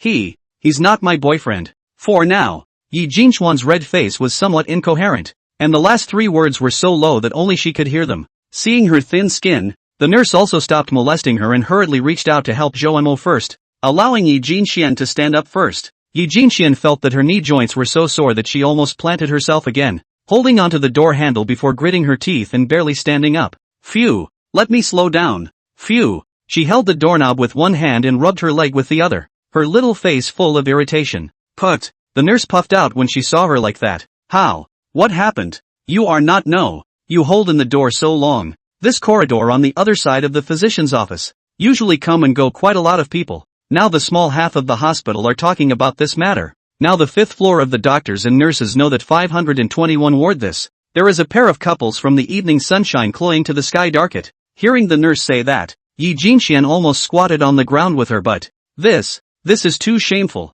We are not a couple. Bang! The door to ward 521 was slammed heavily from the inside, and the nurse who had just come out froze, looked back at the number plate on the door and laughed softly, and left. Yi Jinxian was sticking to the door in the ward, waiting for a long time, and only after realizing that there was no movement outside, did she sneakily open a slit, furtively glanced towards the corridor, and found that there was not a single person before she breathed a sigh of relief, and then took a big stride and walked over to the corridor side of the window, and pulled the curtains closed with one hand. Seeing that no one could see everything in the ward, Yi Jinxian then patted her chest, really scared the baby. This side of the heaven and earth now only belongs to her and the sleeping Jomo. Yi Jinxian quickly and cheerfully, all the way to Jomo's bedside jogging, gently jumped a little. Small buttocks steadily landed on the bedside. Then she climbed on Jomo's chest like a kitten without any weight, not daring to exert herself too hard, blinking her big eyes and surveying Jomo's sleeping face, sometimes shaking her head, sometimes letting out he sounds of delight. It's worthy of being Zhou Xiaoma. The more you look at him, the more handsome he becomes. After looking at it for a while, Yi Jinxian gave her own evaluation, and then stretched out an index finger to gently poke her upper lip. Her big eyes turned, and she had another idea. Yi Jinxian couldn't resist not only the food, but also the sleeping face of a certain boy. He's asleep. I saved his life, ugh. So, it's not too much to ask to sneak in a little hand holding, right? The little girl thought very self-consciously, and then carried out the action. She lifted the quilt a crack, and gently took out Jomo's right hand, and once again, with her own left hand, held it. Well, the familiar temperature, the familiar touch, the familiar electric sensation, is so comfortable. Originally, he was thinking of doing the same as last time, wringing his fingers together, but this time Yi Jinxian ghostly turned his hand over. Then with his other hand, he let Jomo's right hand hold his left hand in the palm of his hand. The girl carefully looked at the boy's sleeping face and confirmed that Jomo was 100% asleep before she coyly mumbled in a low voice, "Zhou Xiaoma, since you're so proactive, then I'll just very reluctantly let you hold it for a bit." If Xiaomo was awake, Xiao Yi would never dare, but if Xiaomo was asleep, Xiao Ye's guts were inexplicably big. It seemed that Yi Jinxian seemed to have gone through a lot during Jomo's slumber, and she wasn't as restrained in front of Jomo. Chapter 69, like a child rebellious against life. Bang bang, it's time for the patient to change his medication. Just as Yi Jinxian was staring at the big boy on the hospital bed, giggling and bubbling pink bubbles, a voice rang out from outside, sounding like a male doctor. Yi Jinxian's face changed drastically, and like a child who had done something wrong, she intended to draw back and leave Jomo's side. Boing? As a result, Yi Jinxian realized that her small hand that was being grasped didn't know when it was firmly clutched in Jomo's big hand, with a vice in general, and couldn't break free at all. "Patient's family, I'm coming in," the male doctor said again. The little girl was so flustered that she couldn't care less. She just stood up and stomped on the bed with her feet, like pulling a carrot, pulling her own hand, but alas it still doesn't help. Branch. The door was pushed open. Yi Jinxian heard the voice, scared and hurriedly sat back on her butt, blocking the hands held together behind herself to avoid being seen by the visitor. "Doctor, the patient in room 512 should be able to be discharged, right? Well, it's prudent to check again in a few minutes, and when there's nothing wrong you can give official notice of discharge." A nurse followed a middle-aged male doctor in, chatting about work as they walked. Yi Jinxuan's heart was in her throat when she saw that there was more than one person, and her heart began to poof wildly. Her small face forced composure. She was now super afraid of people catching her in the act. At the same time, he was viciously stinking up Jomo in his heart. 521 is. "Ha, sister, we meet again." When the nurse lady saw Yi Jinxian, she was first stunned and then said with a smile. She was the same nurse who helped Yi Jinxian help Jomo back to the hospital bed. Yi Jinxuan's heart was even more in her throat when she saw this. Not daring to squeak, the male doctor didn't think much of it, first glancing at the pulse chart on the electronic instrument, and then looking at how much liquid was left in the hanging bottle before walking over to Yi Jinxian. "Little girl, move over, I'll check on the patient," the male doctor said. Yi Jinxian instantly blushed, and just when she was at a loss for words, she suddenly felt that the big hand behind her that was holding her hand was much less forceful. She was as if she had been pardoned. Immediately pulling her small hand out of Jomo's large hand and exhaling before she got up to get out of the way, the doctor gave her a somewhat confused look, not understanding why the little girl looked so nervous. The doctor just thought for a moment and then ignored it. After checking Jomo's physical condition, the serious look on his face slowed down and he said to Yi Jinxian in a deep voice, "The patient is recovering well. It won't take more than a few days before he can be discharged." Yi Jinxian was delighted at his words. "Thank you, doctor." Then it occurred to him that he had just been caught in the act, and the look of joy on his face froze again. The nurse next to her saw it but hid her mouth in a soft smile, which the doctor glared at her before putting it away. Soon the door was closed again. A conversation between the doctor and the nurse came from outside. "Strange. Do I look scary? Why is that little girl so nervous?" "Uncle Sam, you don't understand. It's a girl's privacy." "I don't get it. Just you do. And how many times do I have to tell you? This is a hospital, not a home. Be serious. You're a nurse. I'm a doctor. Call it a job title when you're working. Oh. Listening to the conversations of the doctors and nurses outside, Yi Jinxian scratched her head with both hands with an embarrassed face. When they were far away, Yi Jinxian huffed and puffed and said to Zhou Mo, who was lying on the bed asleep, and pretending to be asleep. Zhou Mo didn't move. Yi Jinxian saw this and directly went over to tug Zhou Mo's ear, pulling slightly harder. Ouch ouch ouch. What are you doing? Zhou Mo grimaced and opened his eyes, looking at Yi Jinxian with a stunned expression, as if he had just been woken up by her. Still pretending. What am I pretending? Zhou Mo looked innocent. Stare. Yi Jinxian stared at him for half a day, and it didn't look like he was faking. She was still confident in her eyes. Was it really not intentional? The little girl wondered. I'm sleeping. Aren't you going a little overboard? Zhou Mo said in an aggrieved tone that he had never had before. Ha! This. When Yi Jinxian saw this look on his face, she felt that she had really misunderstood and revealed a look of being at a loss for words. If you let me eat an apple, the matter just now is considered to be over. Zhou Mo asked somewhat cautiously, his eyes staring at the look on Yi Jinxian's face. Ha! That's fine. It is. Yi Jinxian softly agreed, then took the apple and the fruit plate on the small table, and used a small knife to delicately, slowly, scrape up the skin. Zhou Mo sniffed with an unmoving face and a happy heart, resting his hands behind his head, his eyes unblinking as he watched the girl's concentration as she peeled the apple. Little leaf is really getting prettier and prettier. Yi Jinxian was very serious, and in a short while of work, the apple skin was all spiraled and peeled off without a single cut, as if showing off her treasure. The little girl pinched the spiral apple skin with one hand and waved it in front of Zhou Mo's eyes before dropping it. Zhou Mo's eyes, on the other hand, visibly twitched. Am I good? Wow. Super awesome. Zhou Mo exaggeratedly opened his mouth in praise, and even clapped his hands perfunctorily, just like coaxing a child. Oh, not sincere at all. Yi Jinxian muttered in dissatisfaction, beaming her little face as if to say, no. Hi, Xing. She grunted, handed the apple to Zhou Mo, and went straight out the door to use the restroom. When Yi Jinxian left, Zhou Mo was left alone in the room. He pinched the top and bottom of the peeled apple between his thumb and forefinger, squinting one eye in the milky light as if he were looking at some treasure. After looking at it for a while, his face darkened. He remembered the apple that he had eaten while crying. Then cupping the apple in his own hands, he placed it in the small of his back, bent his head down, closed his eyes, and didn't move for a long time, as if time had stood still. By the time Yi Jinxian came back, Zhou Mo had already finished eating the apple. Well, are the apples good? She asked with concern.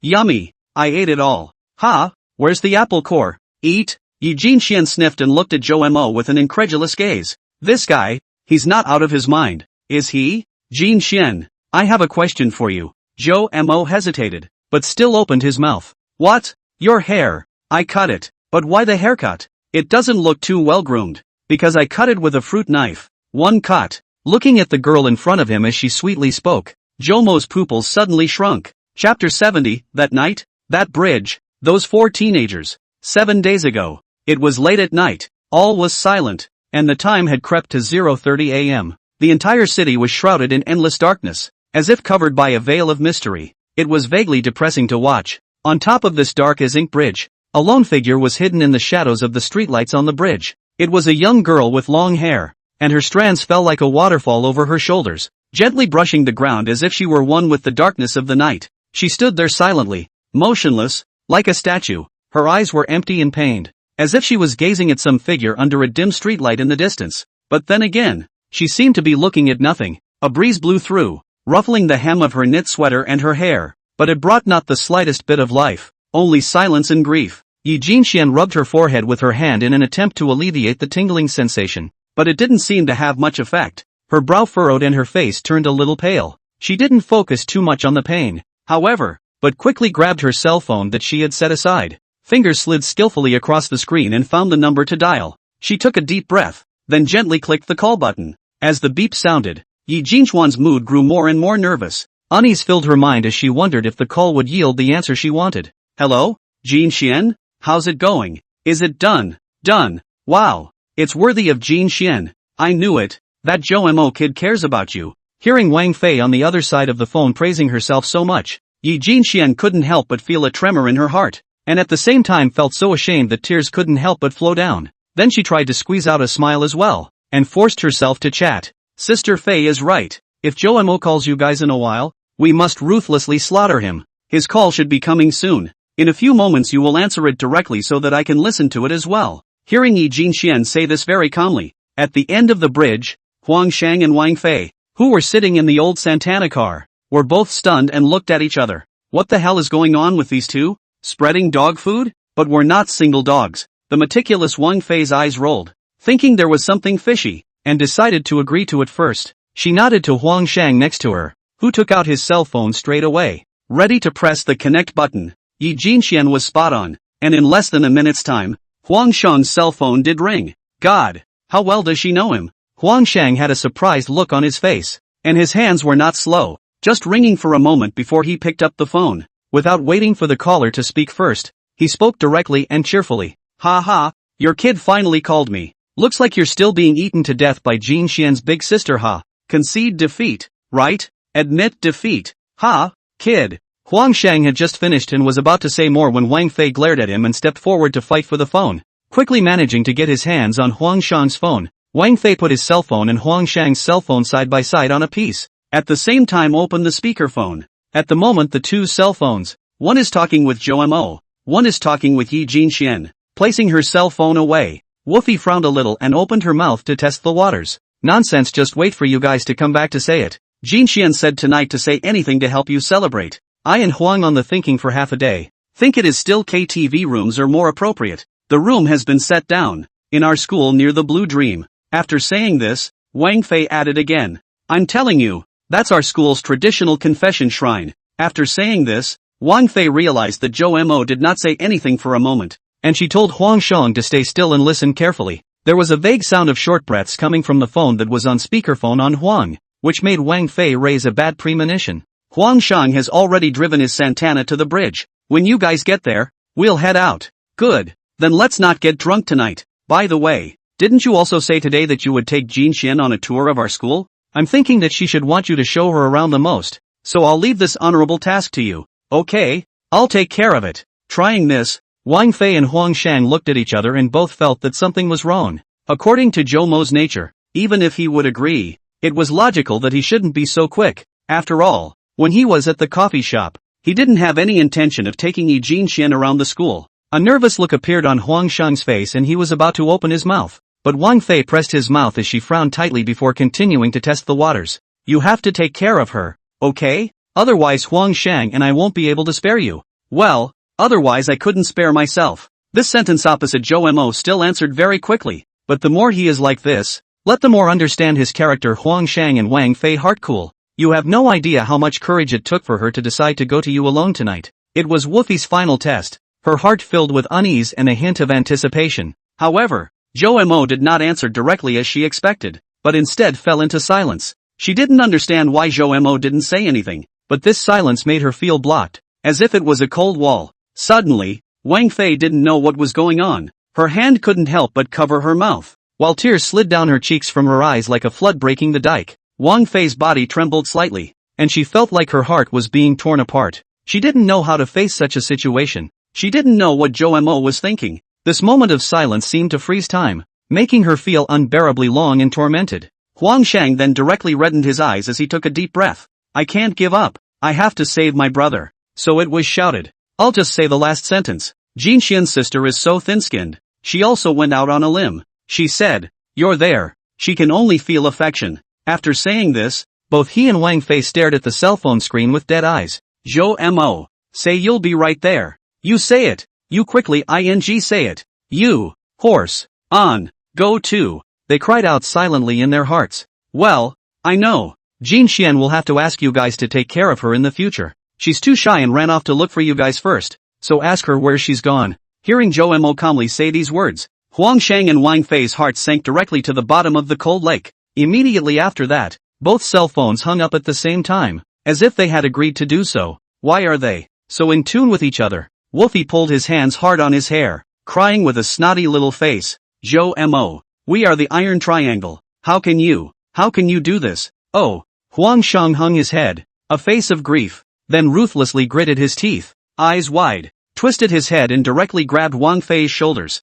Honey, this is not the time to cry. We can't give up. Call 119. I'll drive. Hearing Huang Shang say this, Wang Fei also calmed down a bit, gritted her teeth, and trembled as she picked up her cell phone. Boom boom. Huang Shang directly started the car, shifting gears and stepping on the clutch in one fell swoop. Frantically hitting the steering wheel, the Santana's tires emitted an unpleasant screech, and soon turned around, speeding toward the middle of the dark bridge. The scenery outside the window swept backward at a very high speed, as if the entire world had been left behind. Calm down.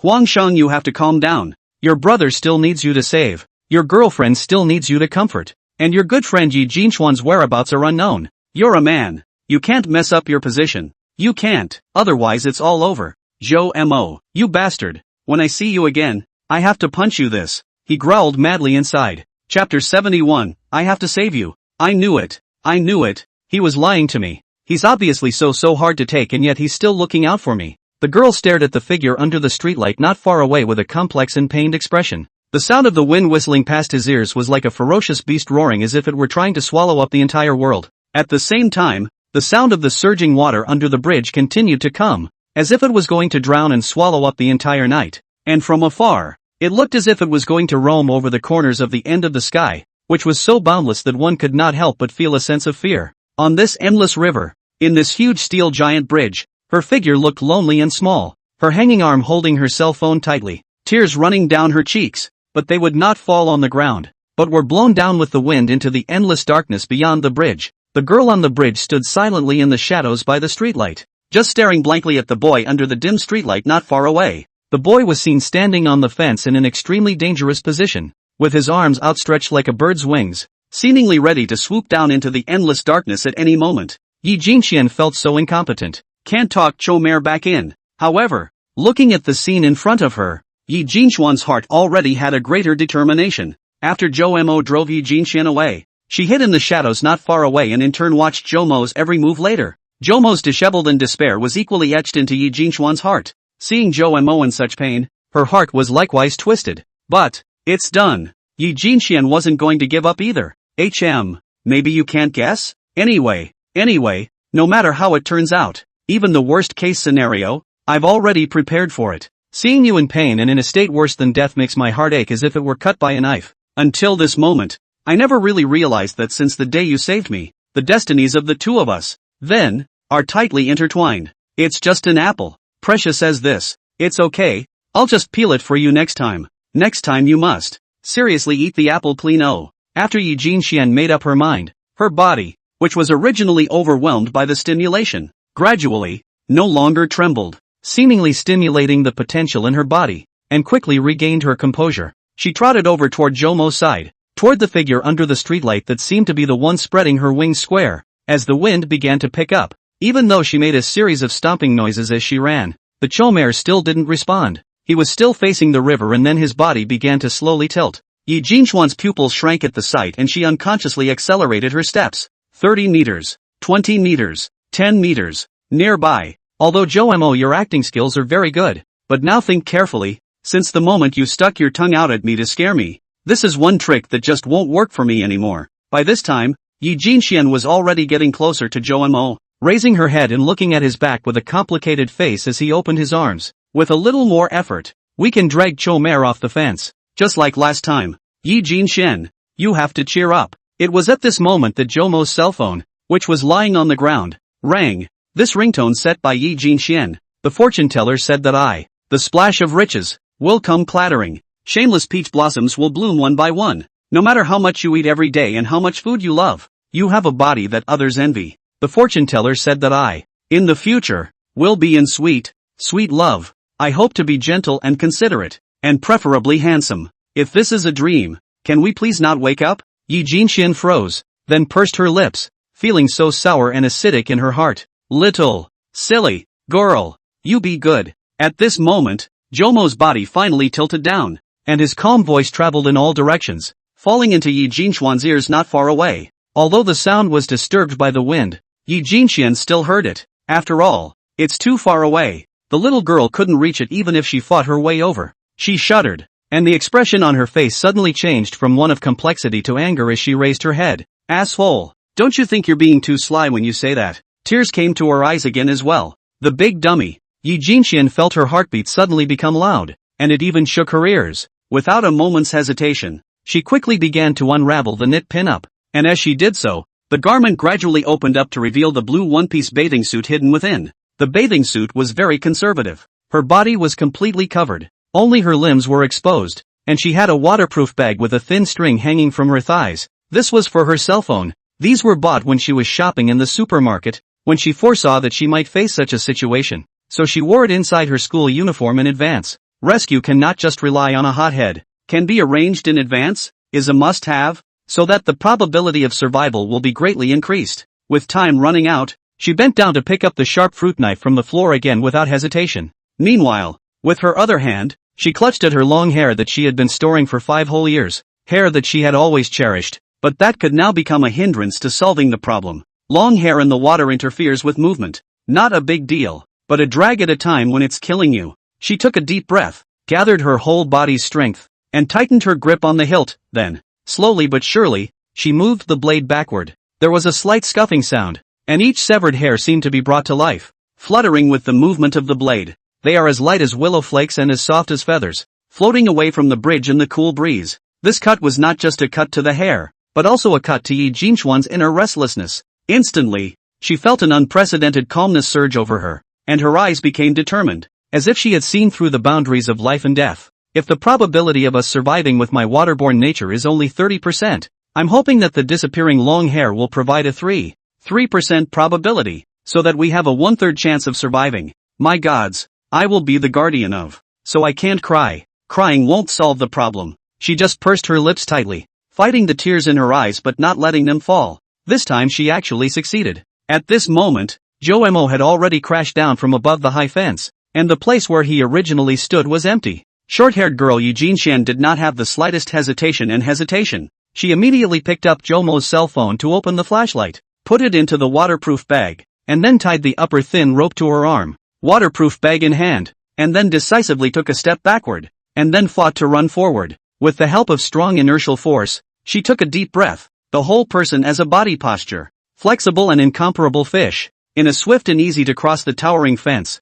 together with the integration into the endless darkness of the night. Is this the weightlessness of falling? Yi Jinxian felt in a trance as if her body was being grabbed by a big invisible hand, and she kept falling downward. The scene in front of him became blurry, and the sound of the wind whistling in his ears seemed to tear his ears apart. The feeling was truly amazing, as if one had suddenly lost the bondage of gravity and was free to fly. However, this freedom did not bring the slightest joy, but rather an overwhelming sense of fear and despair. But, it's like I can hold my breath. She just deceived herself and comforted herself. She knew in her heart that she couldn't be afraid. Otherwise she might not be able to save the people, not to mention that she would also get herself involved. Hey, it's like playing bungee jumping games with Chomer? Heck, last time I wanted to bungee jump, I was actually told I was too skinny to do it. This time, I'm not making up for it. This time, except for the haunted house and restrooms, all the other items have been punched through the mountain and sea world, the big pass,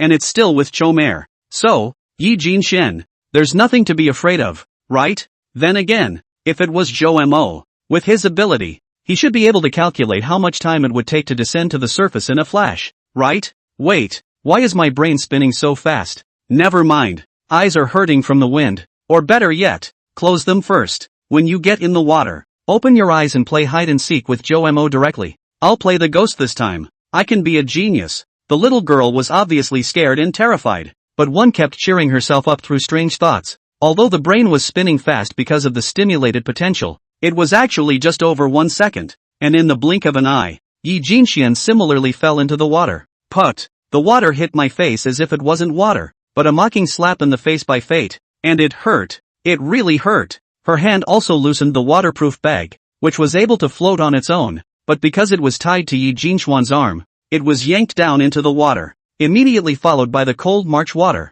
which quickly wrapped around her body, chilling her as if she had fallen into an ice hole in an instant. A girl's body is not as warm as a boy's, so she is a little more afraid of the cold. Yi Jinxian is very thin and has a low body fat percentage, so she is even more afraid of the cold. But Yi Jinxian, who knew about water, actually cared more about whether she would get cramps in her heart, although she had already let her limbs bare on the bridge just now, with the cool wind blowing, and adapted to the low temperature of the outside world in advance. But the water was significantly cooler. For those who know their way around the water, It is well known that tension can also lead to cramping. In the event of an accidental fall into the water, it is important to remain as calm as possible. It was a good indication of what the little girl had just been able to suggest to her inner self about the usefulness of many of the words she had been able to say to herself. So she was really calm now. Yi Jinshen. Superb. She slowly swam her body around on all fours first to regain control of the body that had fallen into the water. Like warming up a gasoline car in the middle of winter. Moving slowly at first so that when the tank was hot, she could slowly increase her speed. This also prevents cramping in the water. The big fool didn't even know that Yi Jinshen had actually already made a lot of efforts, both materially and spiritually, for the worst. So everything is ready for action. Yi Jinshen hinted to herself. 3, 2, 1. Open your eyes. The first thing she saw was the glowing waterproof bag above her head that she was trying so hard to float up. And with a relieved, reassuring glow, she slowly lowered her head again, her eyes looking down towards the bottom. The first thing that caught her eye was the pitch blackness, as if it were an endless abyss of darkness, and it was frightening. The underwater world at night was mysterious and terrifying, like a realm full of unknown dangers. The light emitted from the tiny waterproof bag she was carrying was insignificant in these waters, as small and powerless as a lone boat in the ocean. The weak light could only illuminate a very small area around her, unable to penetrate the thick darkness. This made the little girl who was extremely afraid of the dark couldn't help but feel a tightening in her heart, and a strong sense of fear surged to her heart like a tidal wave. A myriad of fears came at her from all sides like a thin thread of silk, tightening around her body and mind. She realized that she had previously underestimated the threat of this oppressive feeling, and her heart beat involuntarily faster. In fact, such a situation is not rare. Even professional rescuers, in the face of such a harsh environment, it is inevitable that they will be afraid and even despair. What's more, this little girl is just 18 years old, and especially timid and afraid of the dark. At the moment, she felt isolated and filled with anxiety and fear. But she knew that the only way to find a way out of this horrible situation was to gather her courage. So she tried to calm herself down and tried to find other possible ways or clues. Despite the difficulties, she is convinced that, no, it is necessary to overcome the fear and get out of the situation. It was then that she remembered a scene on the bridge not too long ago. I'm telling you, don't mess with me or I won't spare you. How does it feel? It's like there's an inexplicable urge. Weird. I call this breaking the barrier. As they say, rivers and mountains are easy to change, but nature can't be changed. It's also a matter of watering down. So practice more, and you'll slowly get better. Thinking of the means of venting that Zhou Mo had taught her, she closed her eyes and silently repeated those words in her mind. She knew that although this method was a bit strange, it was very effective. She needed to allow her emotions to be released, otherwise they would keep accumulating in the bottom of her heart and eventually become an unbearable burden. Zhou Mo, hide and seek, is going to start. I'm going to find you la. Zhou Mo, hide and seek. Cat is going to start. I'm going to find you. Chomer, peekaboo is going to start. I'm going to find you. She began to hint to herself in her heart that these words might be a bit childish, but they were just right for Yi Jinshen, the naive little silly girl. With each cue, she felt her body gradually relax. She chanted it over and over again, letting the words echo in her mind. With each recitation, she could feel the pressure inside her lessen a little. The feeling was like a fresh breeze blowing away the dark clouds in the heart, making the mind relaxed. When she opened her eyes, she realized how much lighter she had become. The darkness no longer frightened or disturbed her, but became a protection and a comfort. She knew that it was because she had managed to release the negative emotions within her, allowing herself to find peace and tranquility again. The first thing she noticed was an opaque black mass in the lower left, faint but just visible. Inwardly ecstatic, she hurriedly swam that way. It's worthy of Zhou Mo. He is really good and awesome. I'm going to need him to teach me so many lessons later on when I get ashore. At this moment, she had been in the water for more than 15 seconds. If she didn't surface within 3 minutes, not to mention Zhou Mo, even her own life was in danger, slowly drowning in the pitch-black cold of this screaming,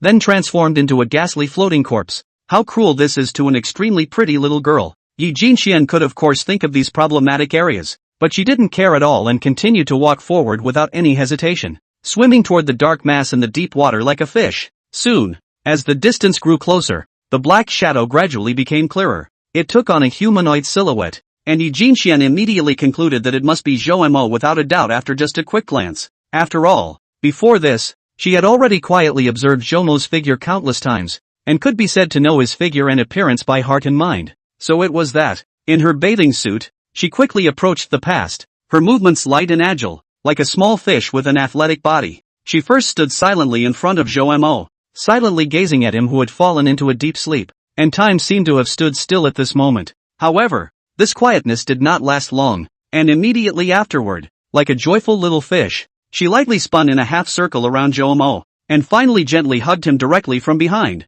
Bang, bang, bang, bang, bang, bang, bang, bang, bang, bang, bang. Right at the moment when the two people's bodies fit together, Jomo's heartbeat, which had already gradually slowed down, was unexpectedly replaced by another sound. At this moment it was Yi Jinchuan's heartbeat that was getting faster and faster. I found you. Oh, it's just a shame that the big dummy knows nothing about it. Chapter 72, Give Me Your Eyes. Late night, the great river under the bridge rolled with black water, as if there was a huge man-eating beast lurking in it, waiting for its prey to approach. The river rushed on, emitting a roaring sound that sent chills down the spine. Standing on the bridge, Huang Shang and Wang Fei looked downward, with a grave expression on their faces, seeming to create an illusion, as if they were on the edge of an unknown world, which could be swallowed by darkness at any time. Honey, that light just now seems to have sunk, Wang Fei said with some apprehension, and she nervously shook Huang Shang's hand hard. Don't be afraid, wife. Jin Xian's sister looks soft and weak, but she is actually very strong inside.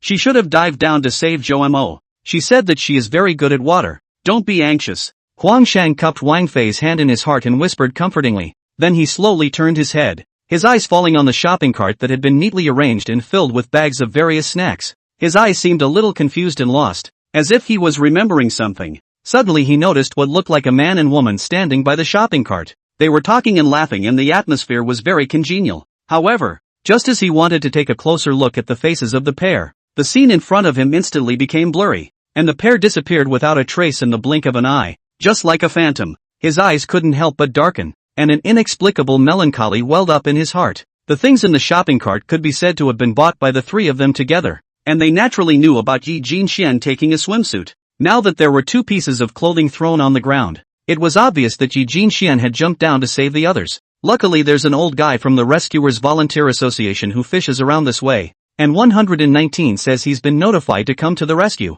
Huang Shang continued to comfort Wang Fei. Yes, right. Quickly use your cell phone to turn on the flash. And hubby, you also turn on your car lights to make it easier to guide your big brother who is fishing to come near here. Calm down. Wang Fei recovered the usual delicate, hand-pinching the Mi-4 cell phone taken from the pocket of Yi Jinchuan's clothes. The fingertips are vaguely white because of the force. She immediately shouted. Huang Shang thought deeply, and hurriedly ran over to the car across the road, the front end of the car to the outside, headlights on, and a double flash. See, road bridge during the day traffic is not much, late at night is not even a car, plus now is in the rescue, can not care what. After turning on the lights, Wanman ran back and held hands with Woofy as they waved their cell phones outward with the searchlights on. However, within a few minutes, a cab unexpectedly passed by and backed up. An older man in his 50s rolled down his window and poked his head out. Hey, what are you doing? Uncle inquired. Huang Shang twisted his head and briefly recounted the story, and the older man rubbed his scruffy chin,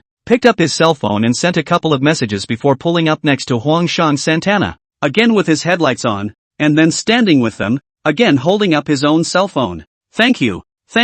When Wang Fei and Huang Shang saw that they were cared for by passers-by, they instantly burst into hot tears, feeling that they suddenly felt a trace of the temperature of the metropolis of Haicheng. And just a minute ago, that calm as a mirror below the surface of the water, despite the river cold and biting, but at this moment tightly holding Jomo's Yi Jinxian, but from the top of his body that has become cold, felt a warm breath. No matter when, no matter where, no matter how you are right now, as long as you're there, I'm all warm and fuzzy. At the moment 1 minute and 2 seconds had passed since she had gotten in the water, and she felt like she had gone half the time holding her breath. According to a round-trip calculation, Yi Jinxian dragging Jomo, whose body was much stronger than hers, to the surface of the water, was going to take more time, but Yi Jinxian didn't know how long she could hold her breath. Although she had been familiar with water since she was a child, she hadn't been in the water for a long time, and she was addicted to her studies every day, and she had less physical exercise. Then with so much physical effort, she felt like she didn't have quite enough time to try to change her breath.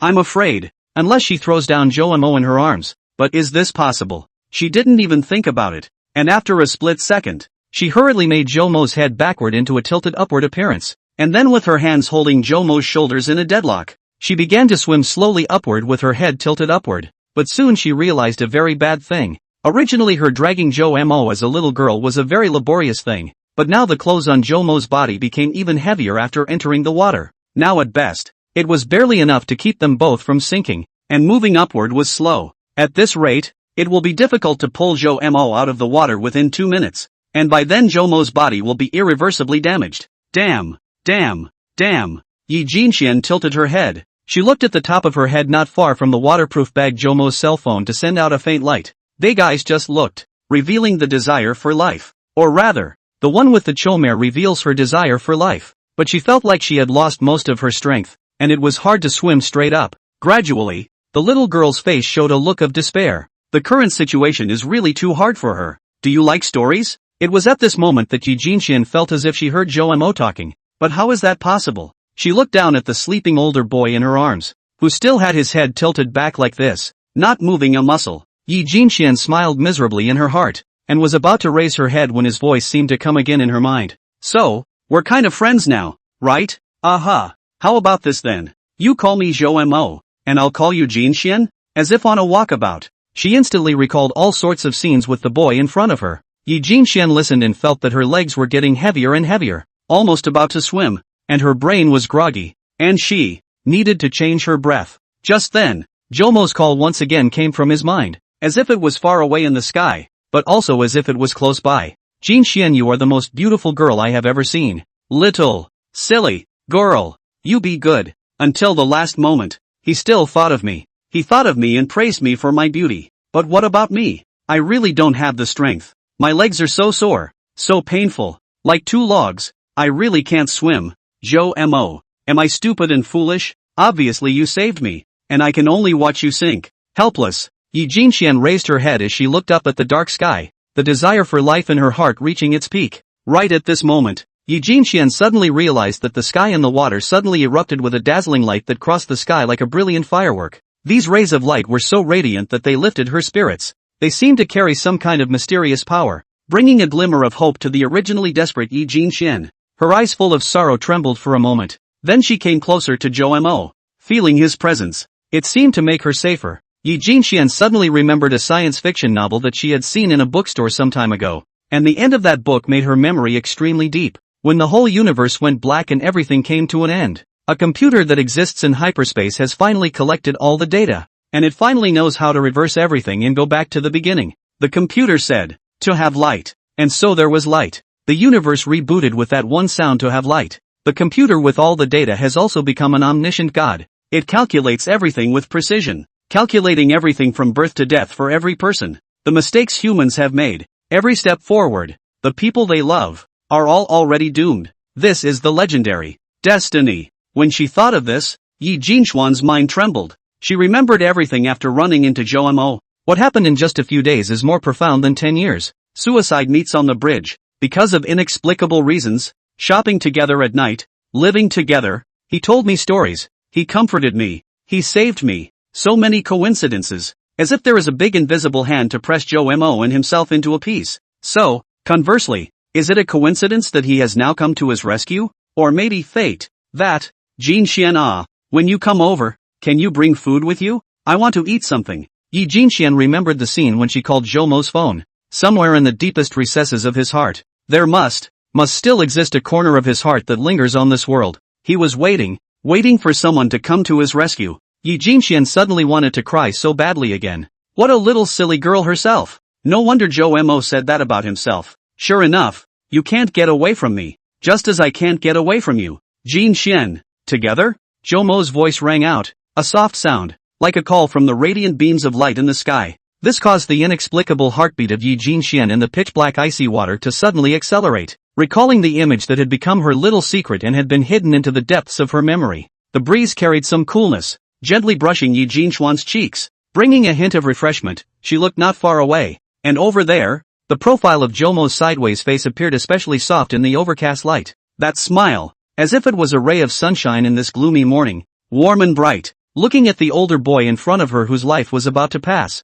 she closed her large, grief-filled eyes once more for but a moment, and then broke them open once more, their eyes already filled with the reflection of a beam of light above. The body, already overdrawn, restarted. Yi Jinxian felt a warmth spread throughout her body. Her exhaustion gradually dissipated and her legs were no longer as sore and weak as before. It was as if she had regained her strength. Yi Jinxian stared wide-eyed, staring intently at those rays of light, as if they were sending some sort of message to her, guiding her forward. Her legs fought their way downward, clenching her teeth, holding Zhou Mo from behind and swimming toward the light above her. Give me, from, like a call across time and space. Yi Jinxian hissed in her heart and led Zhou Mo straight out of the pitch-black water. Wow, waiting to really come out. Yi Jinxian realized that, originally, in fact, they have not much far from the water, but the sky is too dark to see the distance. It is despair that makes Yi Jinxian feel that the time has passed a long time, just rushed out of the water. Yi Jinxian felt a small rain shower on her head,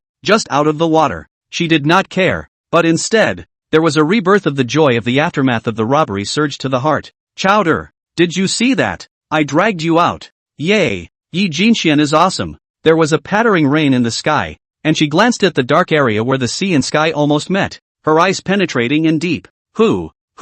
She exchanged her breath in a big gulp and glanced upwards along the way, realizing that the beams of light seemed to be shooting horizontally from the bridge to this side of the big river. And since Yi Jinxian's position was in the nearby waters just vertically underneath the bridge, she couldn't see what was going on the bridge, but she couldn't be bothered to think about that right now. She could feel her stamina draining away rapidly, the burst of potential she had just experienced squeezing her body and only lasting for a short while. Now she has to find something to float on that she can climb on, or else she'll have to sink, and then sink again, and it's all over. In this stormy night, just as Zhou Mo and Yi Jinxian watched with their own eyes the black shadow that jumped, she chilled inwardly at the thought of the scenes she would later watch. She made sure that the chomer's head was tilted back, which reversed the breaststroke to find it. But how could there be anything floating up underwater in the middle of this great river? Just as she thought this, her eyes suddenly saw that something had suddenly fallen from the beams of light in the sky. Put! After a sound, something dark floated up not far away. Yi Jinxian didn't even think about it,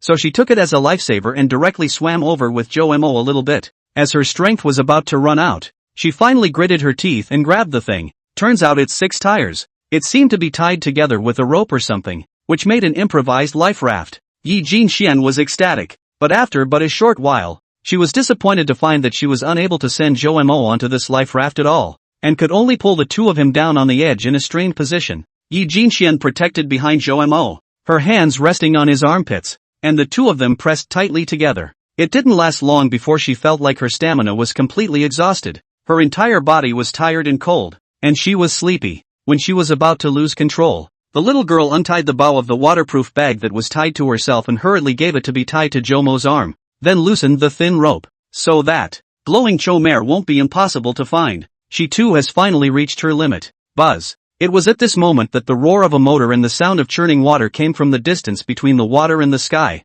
Yi Jinxian, in a trance of consciousness, strained to look over and found that a white light was breaking through the water, and the surface of the water, just like scratched paper, rolled to the sides, and was hurrying towards his side, closer and closer and closer in this stormy night, slowly getting a full view. It was a small boat, and on it stood a figure clad in a cloak raised by the wind, with a cocked hat on its head, stooping with one foot on the bridge, and one hand on its knee, looking this way. Finally, is here. Yi Jinxian wanted to cry, but it was impossible for her to shed tears now. Wow! In this pale and turbulent current, she finally lost all her strength, and held Zhou Mo's hand the moment before she sank, encircling him, and the two of them sank together, watching the sky with a brilliant beam of light, once again farther and farther away from himself. Assholes! These two big fish belong to me. Mr. I'll see who dares to move. The man in that small boat, seeing the dim bright light in front of him sinking again, his face went cold, and he cursed overbearingly, as if he were cursing someone, or as if he were cursing some kind of nothingness. At this moment, his boat also arrived nearby. He pulled up the brake, then casually threw his cloak and hat on the boat, and without hesitation leaped, with skillful movements, into the choppy, muddy water. Chapter 73, The Temperature of the World. Bang bang, bang bang, bang bang. Yi Jinxian felt that her eyelids were as heavy as 1,000 pounds, as if they were tightly pressed by an invisible force, and no matter how hard she tried, it was difficult to open them. Her entire body was aching unbearably, and every muscle and bone felt as if it had been disassembled and reorganized. At the same time, a rapid heartbeat sounded in her ears, as deafening as a beating drum. She felt as if she was in an extremely cold environment, with the cold wind blowing against her body, bringing a piercing chill. This kind of cold was not ordinary cold, but a kind of icy cold that penetrated deep into the marrow of the bones, causing one to shiver. Not only that, but there were also spots of rain constantly slapping on the body, and these raindrops were like ice picks that could penetrate the body, bringing a burst of stinging pain and coldness. In addition to the coldness and pain, Yi Jinxian also felt a sense of shaking. It was as if her body was placed on a rocking car, bumping and undulating ceaselessly with the shaking. Along with the rocking, the intermittent sound of waves reached her ears, as if there were rough waves rolling and roaring right around her. Yi Jinxian tried to struggle to get up, but her body was completely disobedient. She could only endure this silently, praying that this unbearable situation would end as soon as possible. At the same time the brain starts to run. Am I being saved? What about him?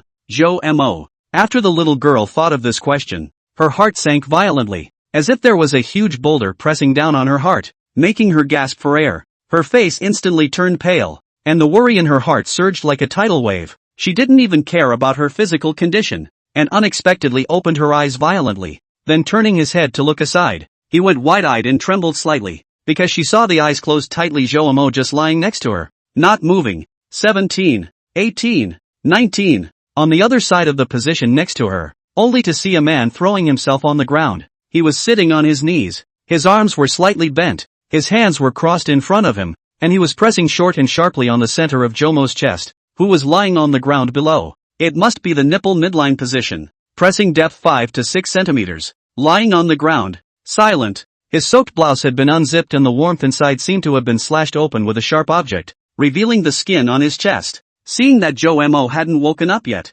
Yi Jinxian was very anxious and wanted to speak, but probably because her throat had just been choked by the river water, coupled with the fact that her body didn't have any strength at all, she opened her mouth slightly but could only emit a slight whimper and couldn't speak. She is good at water. Naturally, she also understands emergency rescue, and seeing this strange big brother CPR done so standardized, her heart is slightly relaxed. 28, 29, 30. Although the noisy voices beside her were constantly being heard, Yi Jinxian still heard this big brother's counting voice under her careful listening. After counting to 30, Yi Jinxian saw that he hurriedly reached out to probe Zhou Mo's pulse at the neck, as well as the nostrils to see if there was any breathing, and then with a calm face, he used the method of tilting the forehead and lifting the chin. That is, one hand is placed on the patient's forehead and pushed downward so that the head is tilted back, and the other hand holds the patient's chin and lifts it upward so that the line between the tip of the jaw and the earlobe is perpendicular to the ground, thus opening the airway, followed by a nose pinch and blow.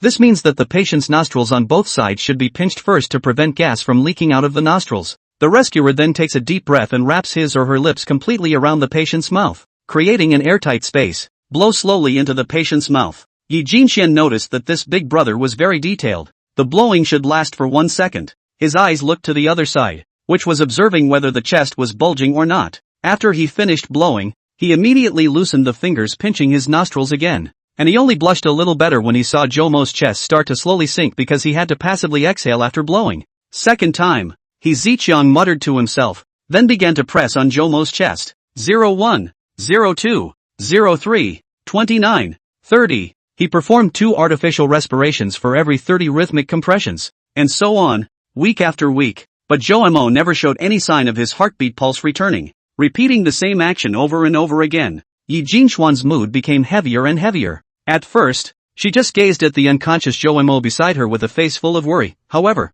as the number of times increased, she felt her wildly beating heart beating faster and faster. When this action was repeated for the 3rd time, Yi Jinxian, who should have been glad to have escaped from death, found that, despite the fact that the experience of life and death had made her more resilient, in the face of Zhou Mo's side face, which was always in deep sleep, her psychological defenses gradually loosened, and it was difficult for her to support herself any longer. After the 4th time, Yi Jinxian finally broke down. Noticing that her strength had recovered slightly, she clenched her teeth and moved her left hand with difficulty, eventually touching Zhou Mo's right hand that was clenched into a fist. Now that she had experienced quite a lot, she was actually fearless, and the only thing in her heart was the worry about Zhou Mo's safety. Right at this moment, by the distant sky, a bright meteor quietly crossed, coincidentally being witnessed by Yi Jinxian, who was lying on the ground, and couldn't help but stare in disbelief at the scene. The appearance of a shooting star is as brief as a flash in the pan. However, when it breaks through the night sky, it can blossom into an extremely brilliant light, and then quickly fade away without a trace. How I wished, at that time, that someone would come down from the sky and help me with all this damn crap.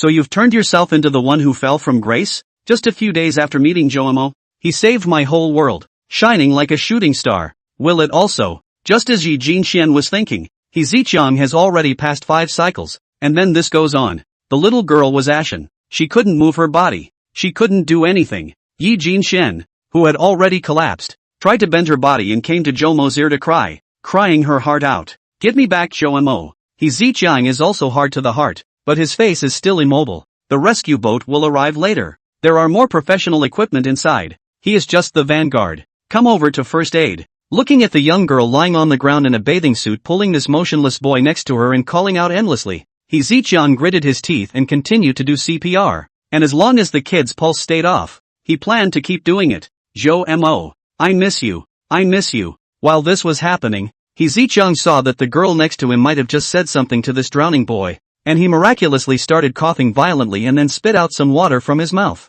Ahem. Cough cough cough. Cough cough cough. He Ziqiang was first dumbfounded, then delighted, and immediately continued to administer the aid. Yi Jinxian also has an ecstatic look on her face. It seems like he really responded to me. After another minute, He Ziqiang reached out and carefully probed Zhoumo's pulse. His face lifted up in spirit, then hurriedly used his hand to peel open his eyes, and found that the dilated pupils began to narrow, looked at his lips, and then hurriedly pulled over his hand to carefully survey the nail caps, and found that they all began to become red. Then he breathed a sigh of relief, and sat down on his butt on the ground, gasping for breath. Grandma, Grandma, I told you that. The fish that I want can't be taken by anyone. When he finished, he calmed his breathing, took a water bottle from the side, and opened it with a few gulps. Ha ha ha ha, pain in the ass. Yi Jinxian watched this scene with a slightly relaxed expression on her face, letting her forehead dip down slightly, gently coming up to Zhoumo's shoulder, just like a dependent bird. Yi Jinxian couldn't stop her tears.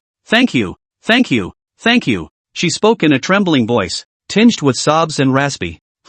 Bad. Forgot about you. Look at my memory. He Ziqiang heard Yi Jinxian's voice, then reacted, and apologized. Now the day is so cold, and it is still drizzling. It will not be good if the two of them freeze in a while. Just now focusing on rescuing the people, and forgot about it. With great skill, he pulled a few towels and blankets and a couple ponchos from the deck of the small boat, intending to help keep them both warm. Having saved lives so often, he had become skilled to the core. It's okay, even if the world keeps you from feeling warm, I can still hold you in my arms, and together, we can keep each other warm. Yi Jinxian touched the right hand holding Joemo and said, Big sister, that's not right. He Ziqiang first froze at his words and laughed outright, opening his mouth to retort, and finished covering them with blankets. Yi Jinxian looked up at this big brother who was smiling, his big eyes full of sadness, more than a little confused. Look, it's cold on the floor, so I'll help you up and then I'll tell you. Yi Jinxian unknown, but still nodded. He Ziqiang wrapped the blanket Yi Jinxian gently help up. Joemo now cannot move. Although the floor is cold cannot be helped. Help him to sit up. Insufficient blood supply to the head will be trouble. This side is a viewpoint blind spot. You can't see anything. And it just so happens that the rescue boat will be coming down the South River in a few minutes. So we don't have to go up along the bridge right now. So let's just look away from it. After saying that, He Ziqiang began to turn on the motor of the boat. The motor emitted a burst of black smoke. His face was a little embarrassed. Just now when he rushed over too violently. A little overloaded. Burned. Hesitantly he copped an oar and started paddling. The boat slowly began traveling over toward the river south of the bridge, getting farther and farther away from the bridge directly below. Yi Jinxian didn't care about this. Her eyes only had Joemo in front of her. She made an effort to straighten up the blankets, so that Joemo and herself were covered. Now that the rain was a bit lighter, only intermittent drizzle remained. Yi Jinxian didn't bother to move the rain poncho. Here's a cup of hot water for my wife and I. You guys warm up first. Thank you, big brother. Yi Jinxian whispered her thanks as she put one water cup into her arms and the other into Joemo's blanket. The cup of water was hot and soon warmed up a lot, and Yi Jinxian's mood naturally improved a lot. Well, look back. He Ziqiang's voice came again as he donned his poncho and bucket hat again and gave a thumbs up high in the air to his rear. Excited. Before shouting, 17th, walleye number 18 has been successfully landed. Yi Jinxian didn't know why. She just felt that there was a lot of light scattered on his body, and she could even make out He Ziqiang smiling in happy mouth. By the way, those lights you see in the sky when you're in the water. So she craned her head to see, as if the whole person was cast a spell, completely dumbfounded on the spot. A pair of originally dynamic eyes are now staring round, which are full of shock and touched. Her small mouth was slightly open and her face had an exaggerated expression, one that she had never shown before. When he looked up, he saw countless lights intertwined above the wide sea road bridge, illuminating this side as bright as day. Looking closely, one can faintly see a dozen or so cars parked neatly under the streetlights, all of them with their front ends facing the direction they are in and their headlights wide open, as if they are welcoming the arrival of some important person. And the most moving thing is that in front of these vehicles, shadowed by a group of people, each of them holding glowing tools in their hands, are constantly waving them in their direction, especially the two young men and women standing in the very center of the position. They hold hands, the same holding bright lights to wave to themselves. The girl with short hair seems to be from time to time with the hand in the mouth cupped into the shape of a trumpet, seems to be shouting something. The expression on Yi Jinxuan's face softened in an instant. It was at this moment that two lines of clear tears slipped uncontrollably from the corners of her eyes. She had already told herself to stop crying and to be strong in the face of life's frustrations and pains, but now, when feeling the concern from this group of strangers, the deepest part of her heart was touched like a tidal wave, making it impossible for her to stop the flow of tears. "Old Chang, you can do this spare tire tying rope trick on the bridge," an older man said to another. "Not bad. Also just help a little bit. If not for this rescue nymph at smart, know to bring glowing things. We lose things do not know where to lose." The other older man smoked a cigarette and spoke faintly. He was the first cabbie to come to the bridge, when he sent a couple messages to start shaking people down before getting out of the car. Despite the fact that it was already late in the night past 12 o'clock, drivers running night buses in the neighborhood rushed over without any hesitation, even before the passengers were delivered to their destinations. As soon as these passengers heard that they were going to help save the lives of the people, they all followed and came over to add their voices. That's why there are so many people standing next to Huang Shang and Wang Fei now. Huang Shang and Wang Fei were also moved to tears and kept wiping their tears. "Don't cry. Call and ask your friends if they're okay. You can't really see it from this side. When I see you kids, I think of my son, who is your age, and I." "Alright, old Wei. If you keep talking like that, these two youngsters are going to cry and cry again." Feeling the warmth coming from all around him, Huang Shang hurriedly nodded his head and gave a sound, wiping away a handful of tears and taking out his cell phone. "Zhou Mo. Look, everyone has come to help us. Are you happy?" Yi Jinxian's big eyes are full of not far from the reflection of the lights, also like full of the future yearning. "Ha, by the way, sis, just now I saw that this kid seemed to be holding something in his hand. Did you see it?" Yi Jinxian sniffed. That would be Jomo's right hand couldn't break it open at all. Now she tried again. This time it opened easily. She reached over her small hand to touch something in Zhou Mo's hand. "Which is? A plastic bag?" She took it out and reached out from the blanket and looked at it. And this thing seemed to have been pinched by Zhou Mo into a mess. And Yi Jinxian didn't see what it was for a moment. He Ziqiang also curiously came over to take a look. "Ha, I think there are apple seeds in here, right? It looks like it." He Ziqiang said this. Yi Jinxian heart-shocked. She that time vaguely saw Zhou Mo ate the apple, but did not expect that he even left the apple core, but also in a plastic bag. Pinch in the hand. He was trying to. "Zhou Mo, you bad man. Bad man. My eyes hurt, but I still want to cry. What to do? I can't help myself. The fortune teller said that in the future, will be in sweet love. I hope to be gentle and considerate, and preferably handsome." At this time, placed aside Zhoumo's cell phone rang a familiar ringtone. Yi Jinxian pulled out the cell phone from the waterproof bag, pursed her lips and answered the call. Hey, is that Jinxian? How are you and Zhou Mo doing?" A familiar female voice came from inside. It was urgent. It was woofy. Yi Jinxian pursed her lips, trying to control her crying before speaking. "I said Jinxian, big sister. You fell to speak anxious death. Agu. You hit me, why?" Hearing the sound of Wang Fei beating up Huang Shang as he grabbed his words, Yi Jinxian laughed with a tearful pft. Humans are rather peculiar creatures and their facial expressions are simply varied and intricate. Take the Yi Jinxian in front of her. Although she was still crying and laughing at the same time at the moment, she was already very different compared to the desperate look she had when she stood on the bridge facing Zhou Mo before. At this moment,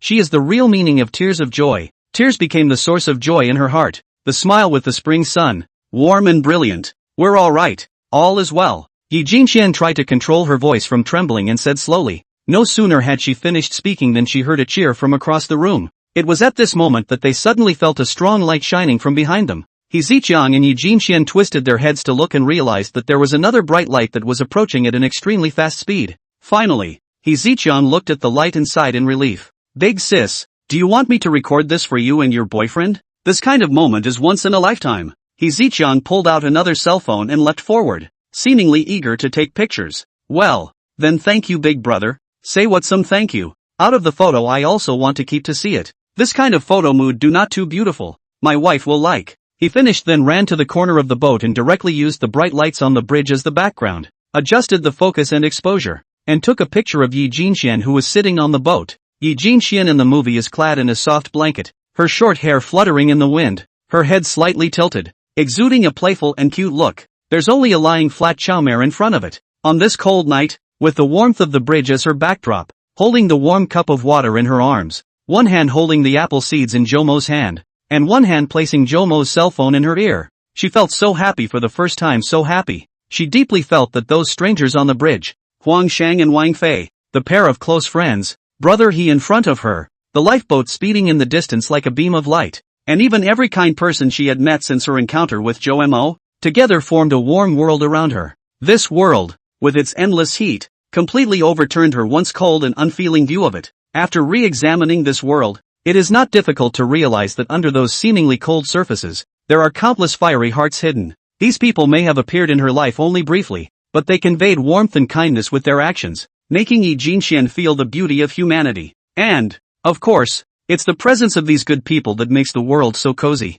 After the picture was taken, she looked down and surveyed the sleeping face of the boy in front of her with a tender gaze. Zhou Mo, do you know? In addition to I will stroll with you in the playground, can bicker, can peel apples, can swim, in fact, will also sing oh, I will sing to you later, okay, especially the mountain song. The dean praised me to sing can be very good. If you don't say anything, I'll take that as your default. The soft, sticky voice rings out again. What is happiness? To the little silly girl now, happiness is the joy of being reborn after the robbery. Happiness is the outlook of the future life with the person you like. Yi Jinxian, super happy. May you too be treated gently by the world. This is the end of the first volume of Redemption. The second volume begins. The official start of the cohabitation chapter. The beginning is super sweet, I'll tell you. I hope that throughout the 2024, Xiaoye and Xiaoma can grow up with you, witnessing the bits and pieces. Chapter 74 I love you. Chomere?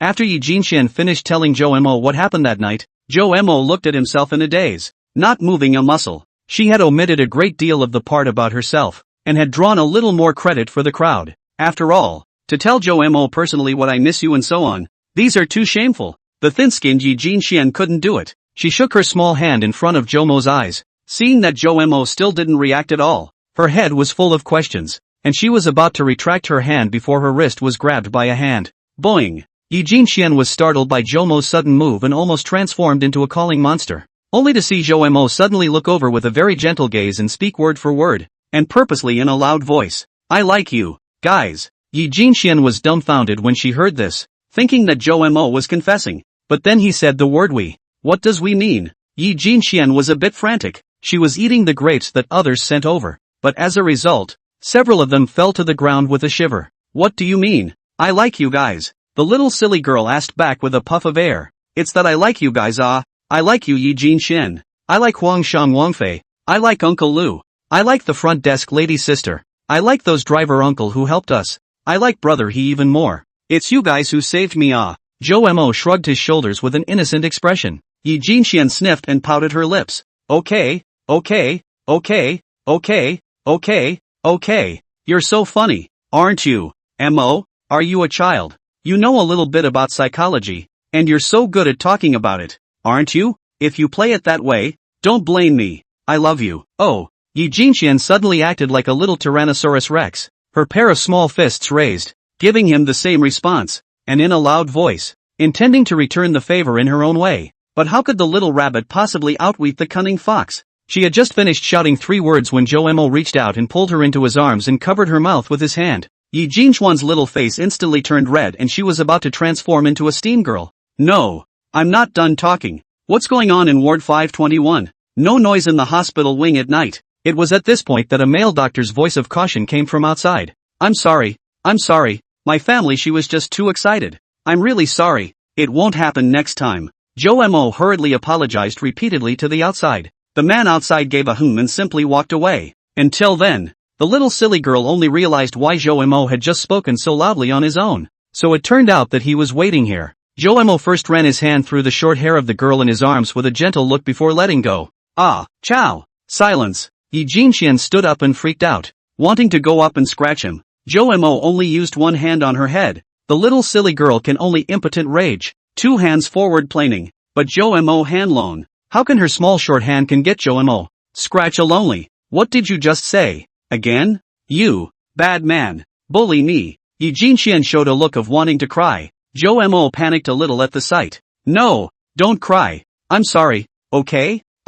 Jo-mo immediately loosened the hand that was controlling Yi Jinxuan's little head. Yi Jinxuan's appearance that originally looked like she wanted to cry suddenly became a bit wry when she saw this. Super headbutt. Yi Jinxian directly rushed over and headbutted Jo-mo's chest, directly toppling him onto the bed. And Jo-mo looked at her with a confused expression. Oof. Let's see who's good. Yi Jinxian crossed her arms, grunted, and once again walked toward the door. Jinxian, where are you going? Me. Go. Scatter. Walk. After Yi Jinxian finished speaking in one word, she closed the door and disappeared. Jo-mo posed as a big word lying on the bed.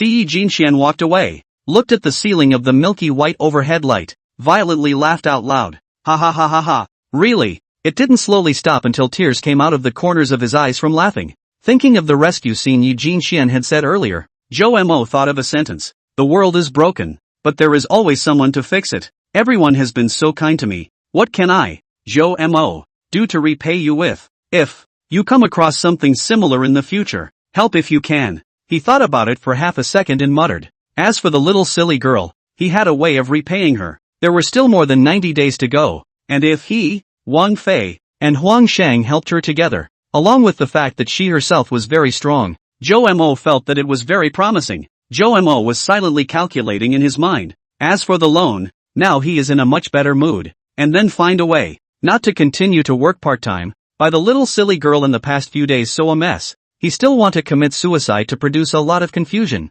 For the time being do not think about this. The ship will be straightened out at the end of the bridge. Jo-mo's mind was spinning upstairs while Yi Jinxian circled around the hospital. In less than an hour, she's already done 3 laps, and his mouth kept chanting, I love you. What the hell is that? It's so humiliating. Badass Jo-mo. Damn it. Only when the wind picked up and blew across her small face, cooling her, did Yi Jinxian completely calm down and prepare to go upstairs. She's the one who's staying with the bed tonight, so she can't leave. She didn't want to go either. As she was doing so, her cell phone rang and she answered it. Sister Faye? Good. I know. Just do as planned. Right. We'll just go ahead and do it. See what he can do with me. Humph. Yi Jinxuan's big beautiful eyes turned around, stretched out her index finger and touched her lips, hemmed and hawed and laughed a few times, and went upstairs. And the ward Jo-mo. Suddenly cell phone addiction. Trying to find where his cell phone went, but rummage around how can not find. No. Where's my cell phone? Jo-mo stroked his forehead and thought about it, as if the bottom drawer of the bedside cabinet hadn't been properly rummaged through, and the inside had just been given a cursory glance, realizing that it was his own clothes, so he didn't look at it much, so he climbed out of bed, pulled the drawer right out, and ended up looking at it piece by piece. Looking at it, he was a little dumbfounded. Jo-mo reached out and cupped something blue and lifted it up. It turned out to be a modest-looking lady's one-piece swimsuit. Could this be Jo-mo? Yi Jinxian happened to open the door at this time and walked in, and saw that Jo-mo was squatting beside the bed, carrying his bathing suit in one hand and scrutinizing it under the lamp. No, Jinxian, listen to my explanation. Chapter 75 Yi Jinxuan's change. Jinxian, I'm really not a pervert. Jo-mo covered his hand that had just been opened and looked helplessly at the huffing and puffing young girl in front of him. If you're not a pervert, why are you staring so hard? Yi Jinxian questioned. Wasn't I passed out at the time? I was so curious about the way you looked in your bathing suit. I thought it must look great. Well, yeah, that's it. Jo-mo opened his mouth somewhat sheepishly, and his tone suddenly became certain as he spoke. Falsehoods suddenly become true. If so, then I'll just show you next time. Yi Jinxian suddenly squirmed a bit when she saw Jo-mo praising her good looks. Jo-mo, on the other hand, sniffed with a black line. Next time? Meaning the next time I go to the Seaway Bridge? Seeing that Jo-mo's expression was a bit odd, Yi Jinxian realized that she should have said the wrong thing just now and hurriedly waved her hand. No, don't get me wrong, Jo-mo. I mean, next time we go swimming together if we go, well, to a swimming pool kind of thing. Jo-mo saw the situation happy. Just want to agree. Yi Jinxuan's pocket cell phone rang at an inopportune time. The little silly girl is also looking forward to Jomo just promised to come down together to make an appointment to go to the swimming pool. Her face suddenly also showed an unhappy look. Listening to the familiar music, Jomo froze, and then saw the little girl pull out a broken screen MI6 cell phone. Ready to answer. Isn't that my cell phone? Jomo asked in dismay. What? I broke my cell phone. Can't I use it? You. Take your time, ha. Seeing that she was still angry, Jomo smiled bitterly and hurriedly coaxed. People save their lives. Using a cell phone is of course a small thing. It's reasonable to give it to her. Ha? I haven't seen this number before. Let's see. Seeing that Yi Jinxian was a bit stunned to see the caller ID, Jomo curiously looked at it for a bit, and then raised his eyebrows as some sort of nameless anger arose in his heart. I can't believe it's the old landlord. He's pretty persistent. What's up, Chomer? Who's this? Seeing Jomo's somewhat sullen appearance, Yi Jinxian asked curiously. Landlord. Jomo didn't want to answer the phone. His body hadn't recuperated yet. He didn't want to fight with this kind of person. Besides, Yi Jinxian was still on the sidelines. There was no need. Jinxian, hang up the phone or pull the plug on him. I forgot that pulling the plug on him was a real mistake. Jomo laughed bitterly, then explained the details of the original story. At the moment the bell has rung through the third round. Yi Jinxian waited for Jomo to finish his explanation and was also angry. Looking at the not-so-healthy white color that still surfaced on Jomo's face, she was really heartbroken. Mo, I'll protect it. Saying yes, Yi Jinxian directly answered the phone. And then, suddenly thinking that hospitals can't be noisy at night, he dove under the covers at once and smothered the phone. Jomo was dumbfounded at the sight. Hey, Chomer? I'm his family? Well, you keep your voice down, haha. Don't scare the patient. No kidding. Don't believe you old can come to the hospital to see. What I said is true. You really want to come over? That's good. If you're not coming over, I'll take Jomo over to the rented house. What am I going to do? Ha ha. Die inside, of course. It's all you made. It's all you made. Any more nonsense and I'll tell you.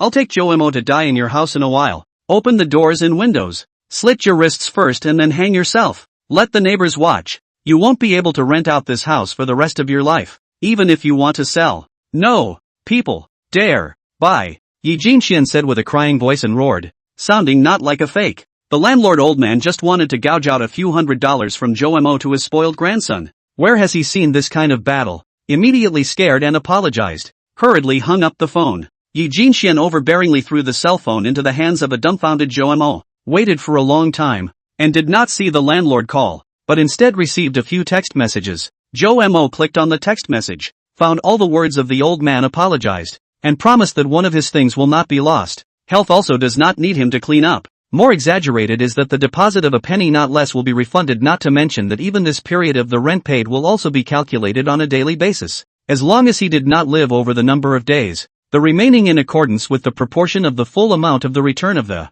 Finally, the old man expressed his hope that Jomo would move out earlier and wished him a happy life next. There's a saying that when dealing with unreasonable people, you have to use unreasonable methods. Jomo looked at Yi Jinxian and froze for half a day, and finally swallowed hard and gave his own thumbs up with a look of admiration. I am impressed. Hi, really hi. She seems to have really changed. Seeing Jomo praising himself so much, the little silly girl crossed her arms and held her little head high with a dejected face. The dragon has reverse scales, and if you touch it, you will die. Xiaoya has Shoumo. Whoever dares to mess with Shoumo, she dares to spray him with spittle. By the way, speaking of moving, let's wait for this matter first. When you are discharged from the hospital, I will take you to the Palace of Prosperity. Let's ask for a sign to go, and get rid of the recent bad luck and bad luck. He fumed a little at the sight of the little silly girl's poorly acted interruption, and then laughed softly. Not only did he not poke at it, but he was quite expectant up and vaguely happy. But soon he still had a stern expression on his face,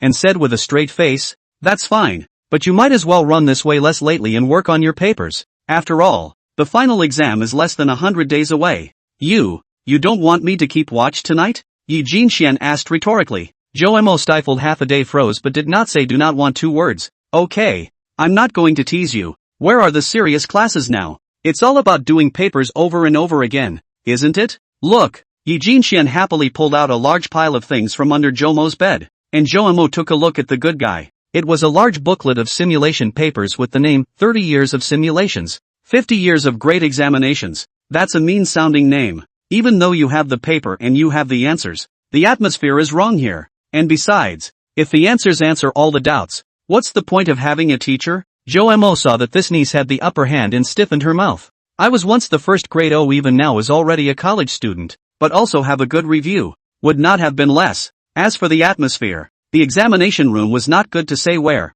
Inevitably will be nervous, as the hospital is the examination room to adapt to a little bit of it. As for the teacher, well, you're not just it. Yi Jinxian was really prepared, followed by pulling out a wooden table board from under the bed and placing it at the end of Jomo's bed, and then pulling out a small matza, and after sitting on it with one butt, she shrugged her shoulders at Jo. Learn from him with style. Jo froze. He really felt this time. These days, Yi Jinxuan's character really some slight changes, especially when it comes to fighting with myself. It's become so much more active. Jo was getting more and more curious about the details of what happened that night, but there was no way the little silly girl was going to say anything. By the way, isn't they're still empty. Ahem. He big brother. Next time to find him to ask. Jo thought darkly in his heart. Chapter 76, Spoiling. After 12 p.m., looking at Yi Jinxian who fell asleep on her roll, Jo lightly smiled and shook his head. He really couldn't sleep and was about to continue playing with his phone for a while when he suddenly realized a problem.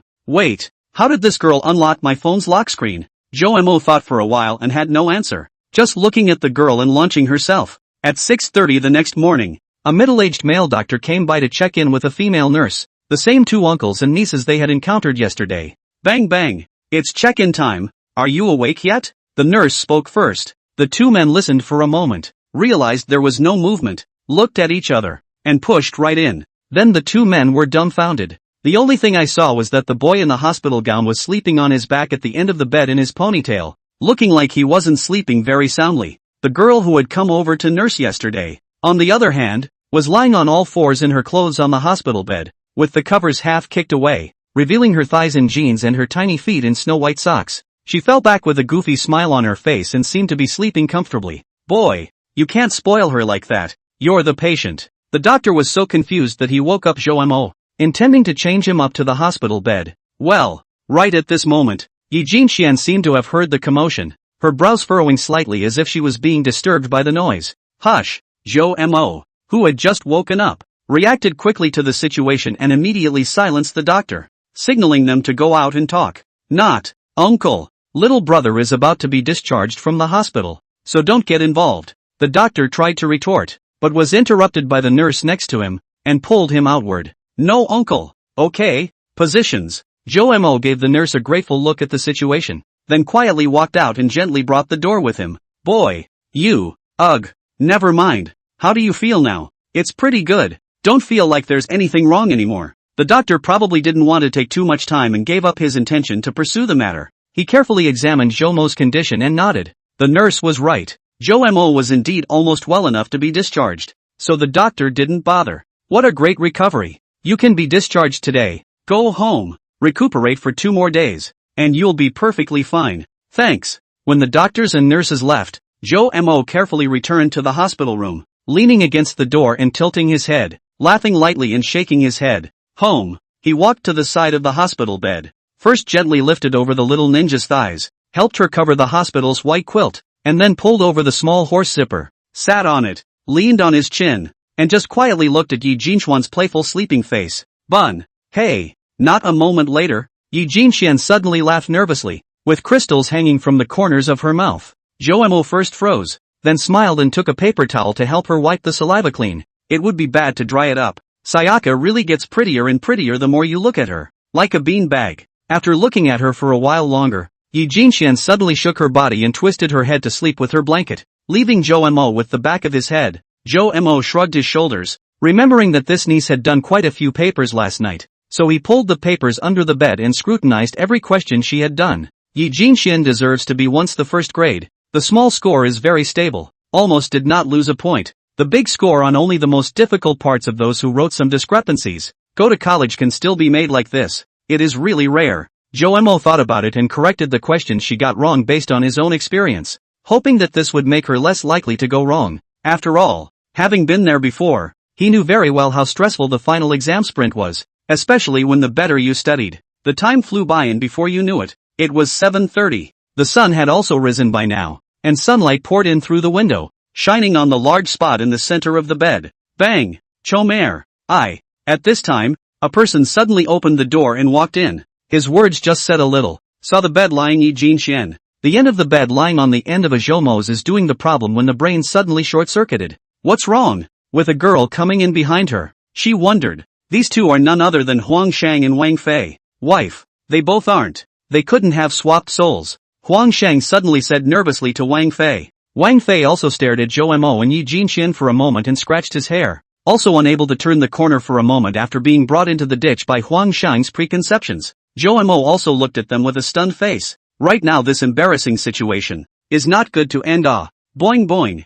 At this time, Yi Jinxian may have reached the time to wake up, only to see her nimbly rolled over, and comfortably lay down into a big word. Immediately afterward, she first stomped her 4 legs hard and stretched them out straight, and that little foot wearing snow-white socks even poked directly at Jomo's hand holding the pen. Afterward, she sat up all of a sudden, and under the soft and warm sunlight of the early morning, her face revealed a droll and dumbfounded look, and her originally neat and short hair became slightly messy, while she slowly wiped her eyes with her little hands. Her little head was still bobbing around. That look was really adorable. Ha! Oh! Ha! Meow! There was also an unintelligible, but all in all just adorable sound coming out of his mouth. The two boys were instantly taken aback by how cute Sayaka looked. On second thought, woofy, change your ing soul? All pulled down by Old Yellow. This kind of delicate and naive appearance, is it not something that Joamo, that dark-hearted guy, can do? Egu, you guys can finally come. Yesterday, in the middle of the night, Yi Jinxian climbed into bed and kicked me down. Joamo suddenly held up his old waist and forcefully explained in a very awkward tone before pointing his finger at Yi Jinxian's small face. Yi Jinxian hadn't completely woken up yet and was still being cute. Seeing Joamo pointing at himself, he kinda happily laughed nervously. Ahem. Since you guys are here, take a break. I'll go get breakfast. Joamo now cannot want to stay here at all. Too shameful. Straight away, he copied his own cell phone and squeezed out under the wide-eyed gaze of Huang Shang and Wang Fei. Not. You are sick, big brother. I go on the line. Huang Shang looked at his back and reacted by shouting. I am discharged from the hospital today. The old rules. Lao Huang you sweet soybean milk fritters. Xiao Fei you wontons right. Yi Jinxian eat buns. Well, see you later. Joamo waved his hand and ran out of sight in a puff of smoke. It's fast and seems to be really recovering well. Huang Shang and Wang Fei's hearts warmed. Joamo remembered what they each liked to eat for breakfast. Hey, buns. Yi Jinxian's petulant voice sounded again, and Wang Fei looked back with some amusement, walking over and first wiping her drool with a paper towel, then shaking it up. Wake up, Jinxian. Chapter 77. Buns? Joamo. How do you know I want to eat buns? Yi Jinxian looked at the bun in front of her, her small mouth slightly open, her eyes shining with stars. I don't know. Just bought it randomly. Joamo touched his nose and said. Wang Fei and Huang Shan looked at each other and both snickered, then silently ate Joamo's loving breakfast. Ha! Are these two little fish from Big Brother he? Huang Shang ate his meal and suddenly looked at the two small fish in front of him with some surprise. Well, he's the one who brought it over yesterday. Joamo nodded. Small fish, small fish, small fish, small fish. Yi Jinxian seemed to have been triggered by some keyword and cocked her little head in thought. The crowd also looked at her. After about half a minute of thinking, Yi Jinxian suddenly tapped her head and said to Joamo with some embarrassment. I remembered. Big Brother he gave me said. These two fish for me and Joamo is a bit special. He also explained that Joamo and I one person. Eat clean. This may be good for us. Joamo sniffed. A little puzzled. Then suddenly flashed a flash of realization. He remembered the conversation he had with He Ziqiang when he first awakened. It's the two fish you caught recently. And I wanted to ask if they were a male and female pair? Ha! How do you know? So, where are the females? Both. Are there, male and female? Joamo stroked his chin and looked at everyone who was all confused, then directly picked up the disposable lunchbox and used his chopsticks to directly hold one of the strips, then stuffed it into his mouth, chewed it, tasted the flavor, and his eyes lit up. Not bad. It melts in your mouth. The meat is tender and delicate, and every bite seems to be enjoying a silky smooth texture. Really delicious. Then Joamo handed the lunchbox to Yi Jinxian's side and said solemnly, this one is yours. It's quite tasty. You eat it. Seeing Joamo's expression a bit serious, Yi Jinxian was a bit puzzled. She looked at Wang Fei and Huang Shan who was a bit tempted to eat the fish, and felt that since it was delicious, it should be shared by everyone. I have oil all over my hands. Why don't I let brother Huang Shang eat it? She said glumly. Joamo and Huang Shang exchanged a glance. Huang Shang just looked at Zhou Mo. He estimated that the flavor should be good and said with a smile, "Old mare, I want to eat fish. Why don't you let me have this one?" Zhou Mo, however, shook his head and said, "I think there might be a bit of a story here. Let Jane Shin eat first. When we get out of the hospital, let's go have a big meal. My treat. Fish to fill up, okay?" Seeing Zhou Mo say this, Huang Shang naturally nodded his head in agreement. His brother was not such a petty person. There should be a reason. Wang Fei's eyes flashed thoughtfully instead. "I literally have oil all over my hands," Yi Jinxian said weakly, holding up a nibbled bun in one hand and a donut in the other. "Ahem. Really can't help you." Zhou Mo let out a light laugh and used his own chopsticks to pick up the small fish and bring it to her mouth. At this time, whether it was Zhou Mo, Yi Jinxian or Wang Fei, they all tacitly didn't raise the question that they couldn't hold chopsticks if there was oil on their hands. This doubt. Only Huang Shan was about to speak when he was seen by Wang Fei with a raised eyebrow, chucking wontons and handing them straight over. Honey, I don't want ravioli." "No, I know you want it." Wang Fei looked at him with a murderous look on his face. Huang Shan looked aggrieved and honestly ate the ravioli. On the other hand, this was the first time Zhou Mo had fed Yi Jinxian food. He was very careful, holding the fish in his right hand, with his left hand still holding it in midair underneath, as if he was afraid it would fall to the ground. Yi Jinxian didn't expect him to come for real, and looked somewhat dumbfounded at Zhou Mo's actions, and then squinted at Wang Fei and Huang Shang, whose attention was not on this side. The little face suddenly red to the root of the neck. Some koi swayed down, muttered, "Big brother, he is a lifesaver." This little request, since, naturally to agree. Seeing Yi Jinxuan's beautiful and touching face lifting up, slightly opening her cherry-like mouth towards herself, and even vaguely seeing the neatly arranged, white as snow small teeth and pink and cute little tongue, Zhou Mo suddenly felt his body getting a little hot, and his heartbeat started to accelerate. With shivering hands, he hurriedly stuffed the fish in his hands into Yi Jinxuan's mouth. Afterwards, both of them quickly turned their heads away almost simultaneously, not daring to look directly at each other again. Yi Jinxian, on the other hand, gently chewed on the fish, completely forgetting to taste the true flavor of this fish. At the moment, there was only an unspeakable feeling of shyness in her heart that prevented her from calming down, and Zhou Mo did the same. He tried to calm his agitated mood, but the scene just now lingered in his mind. The whole scene became unusually awkward and subtle, as if time had frozen. "Is it good?" Delicious. Achievement reached, first food drop. The time is 10 a.m. "What? You're saying you'll let me out of the hospital tomorrow?" Zhou Mo looked at Huang Shang with a puzzled expression. "Yeah, I paid 50 to have a master read your fortune, and he said you'll be out of the hospital tomorrow with good luck on your side," Huang Shang said with a certainty on his face. "Do you believe in this stuff?" Zhou Mo rolled his eyes. "Alas, words can't be said like that. You just had to let Jinxian's sister carefully eat the fish. What are you afraid of?" Huang Shang sniffed and disliked with a wicked smile on his face. Zhou Mo choked, pointing at Huang Shang for a moment, and finally popped out a word that left Huang Shang speechless. "Ha ha ha, of course I believe in my brother's words. Just now I was just kidding. As the saying goes, I'd rather believe in something than nothing. Then I'll be discharged tomorrow." Two girls with short hair were picking out clothes in a shopping mall near the People's Hospital in Haicheng. "You have to pay attention to your image. A girl has to dress up beautifully. Come on, try this dress," Wang Fei said bitterly, then handed Yi Jinxian a dark brown halter denim skirt. "Is this kind of dress going to be cool to wear underneath?" Yi Jinxian held it carefully and said weakly after looking at it for a few moments.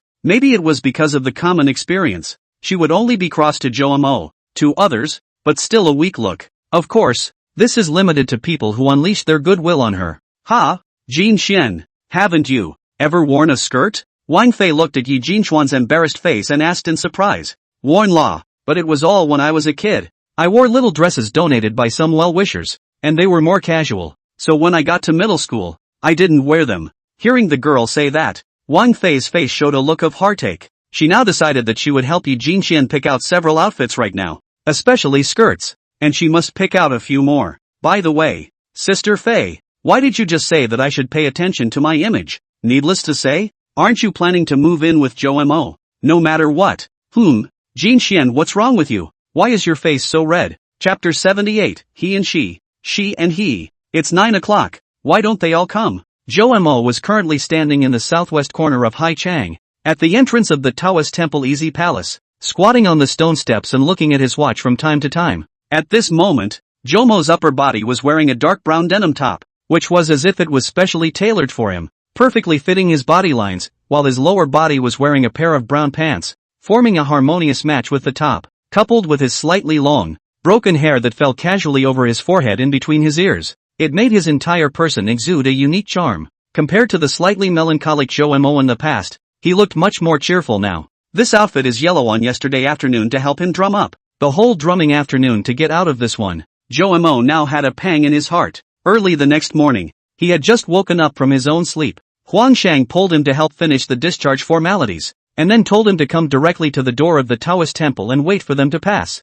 But the cell phone has not yet had time to change to a new one. The old cell phone is temporarily in Yi Jinchuan's hands again, and now this watch is still used on the yellow. He usually does not bring a watch, and at present, he does not have the ability to contact others. I was told to get cleaned up and come over, but you guys are taking your time? While he was depressed, he suddenly felt a finger gently poking his shoulder, tickling it. He turned his head in some confusion and froze as his eyes met the visitor. He looked the other person up and down carefully, then unconsciously touched his nose. Standing in front of him was a short-haired girl, who was currently bent over, pursing her lips, those big eyes blinking and staring at him. She was wearing a dark brown halter denim skirt, with a cream-colored long-sleeved t-shirt underneath her upper body, and through the hem of the skirt, one could see that she was still wearing a black thermal liner on her slender calves. On her feet, she was wearing a pair of delicate shoes with a pair of black bows tied extremely symmetrically on both sides, adding a bit of playfulness and cuteness to the whole person. The morning sunlight poured down on her, and the breeze gently brushed by,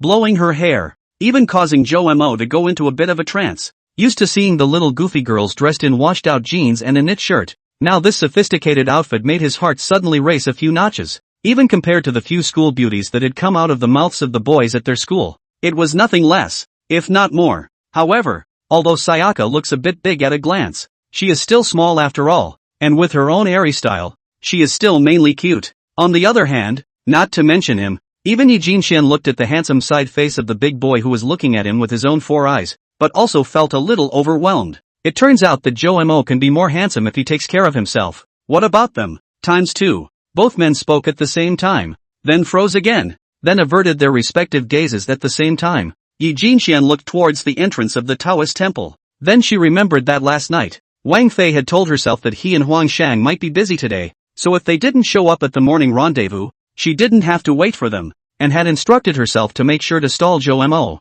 You can't drag it out, but you have to drag it out hard. That, Jo Mo. Sister Fei said that if they don't come on time, we should leave them alone for now. Let's go and seek for a sign first, and see about meeting up again at lunchtime. Thinking about what might happen tonight, Yi Jinchuan's tone suddenly weakened a few points. Jo Mo was about to reply when suddenly his ears twitched and he heard a few young ladies talking next to him. Wow, that boy is so handsome. Don't be a nymphomaniac. His girlfriend is standing next to him, and that girl is so cute. You know people are boyfriend and girlfriend.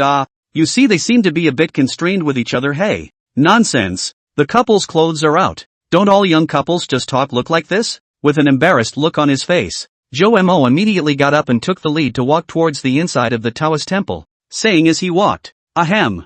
Well then, let's not delay. Let's go and seek a sign early. Well, you wait for me. Seeing Jo Mo get up and leave, Yi Jinxian looked around the endless stream of tourists. Her small face flashed with panic, hurriedly opened her small legs and ran 2 steps to keep up, lowered her head, and stretched out her small hand to pull the corner of Jo Mo's denim shirt at the back. Jo Mo saw her like this. It was very rare. The last time she went to the amusement park also did not see her like this. Some strange asked, Are you afraid of life? No la. It's just that I haven't been to a crowded place dressed like this. I don't want people staring at me. What about me? You're Jo Mo. Can that be the same? Seeing Jo Mo looking over with a flattered expression, Yi Jinxian hurriedly let go of Jo Mo's coat again and took a step backward, lowering her head, waving her hand and shaking her head again. No.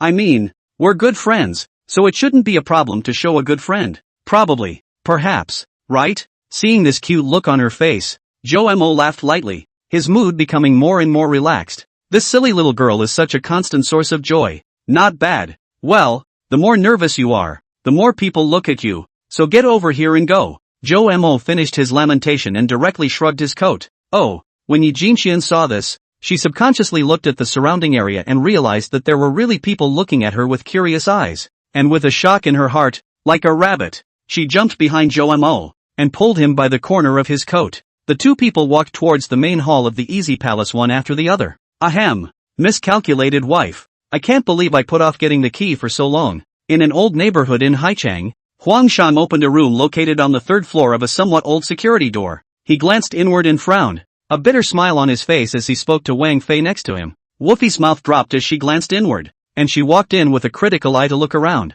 focusing on the wall outlets, the toilet as well as the sink, and the overall siding. No wonder the agent said $3,000 a month was so cheap. It's true that it's too shabby, but cleaned and furnished properly, it's still good value for money in Ocean City. Wolfie commented. Cleaning? Humph. Just a hobby. Huang Shang didn't hesitate, put on his bandana, mask, and wore an old suit, carrying a bucket of water and walked in. Okay, the tools should be bought, and the master in charge of maintenance is expected to arrive in a while. It's going to be a big job. Seeing this, Wolfie followed his example and walked in. Throughout the 301 interior, as far as the eye can see, some of the lights don't work. Being full of dust is only a minor problem. The walls are full of holes, big or small, and the wooden door frames in the master bedroom and the second bedroom have collapsed at the joints with the doors, and the doors won't fit into the frames anymore. The toilet in the restroom is full of signs of age. The lid is yellowed, not to mention cracked. The flush button has lost its paint,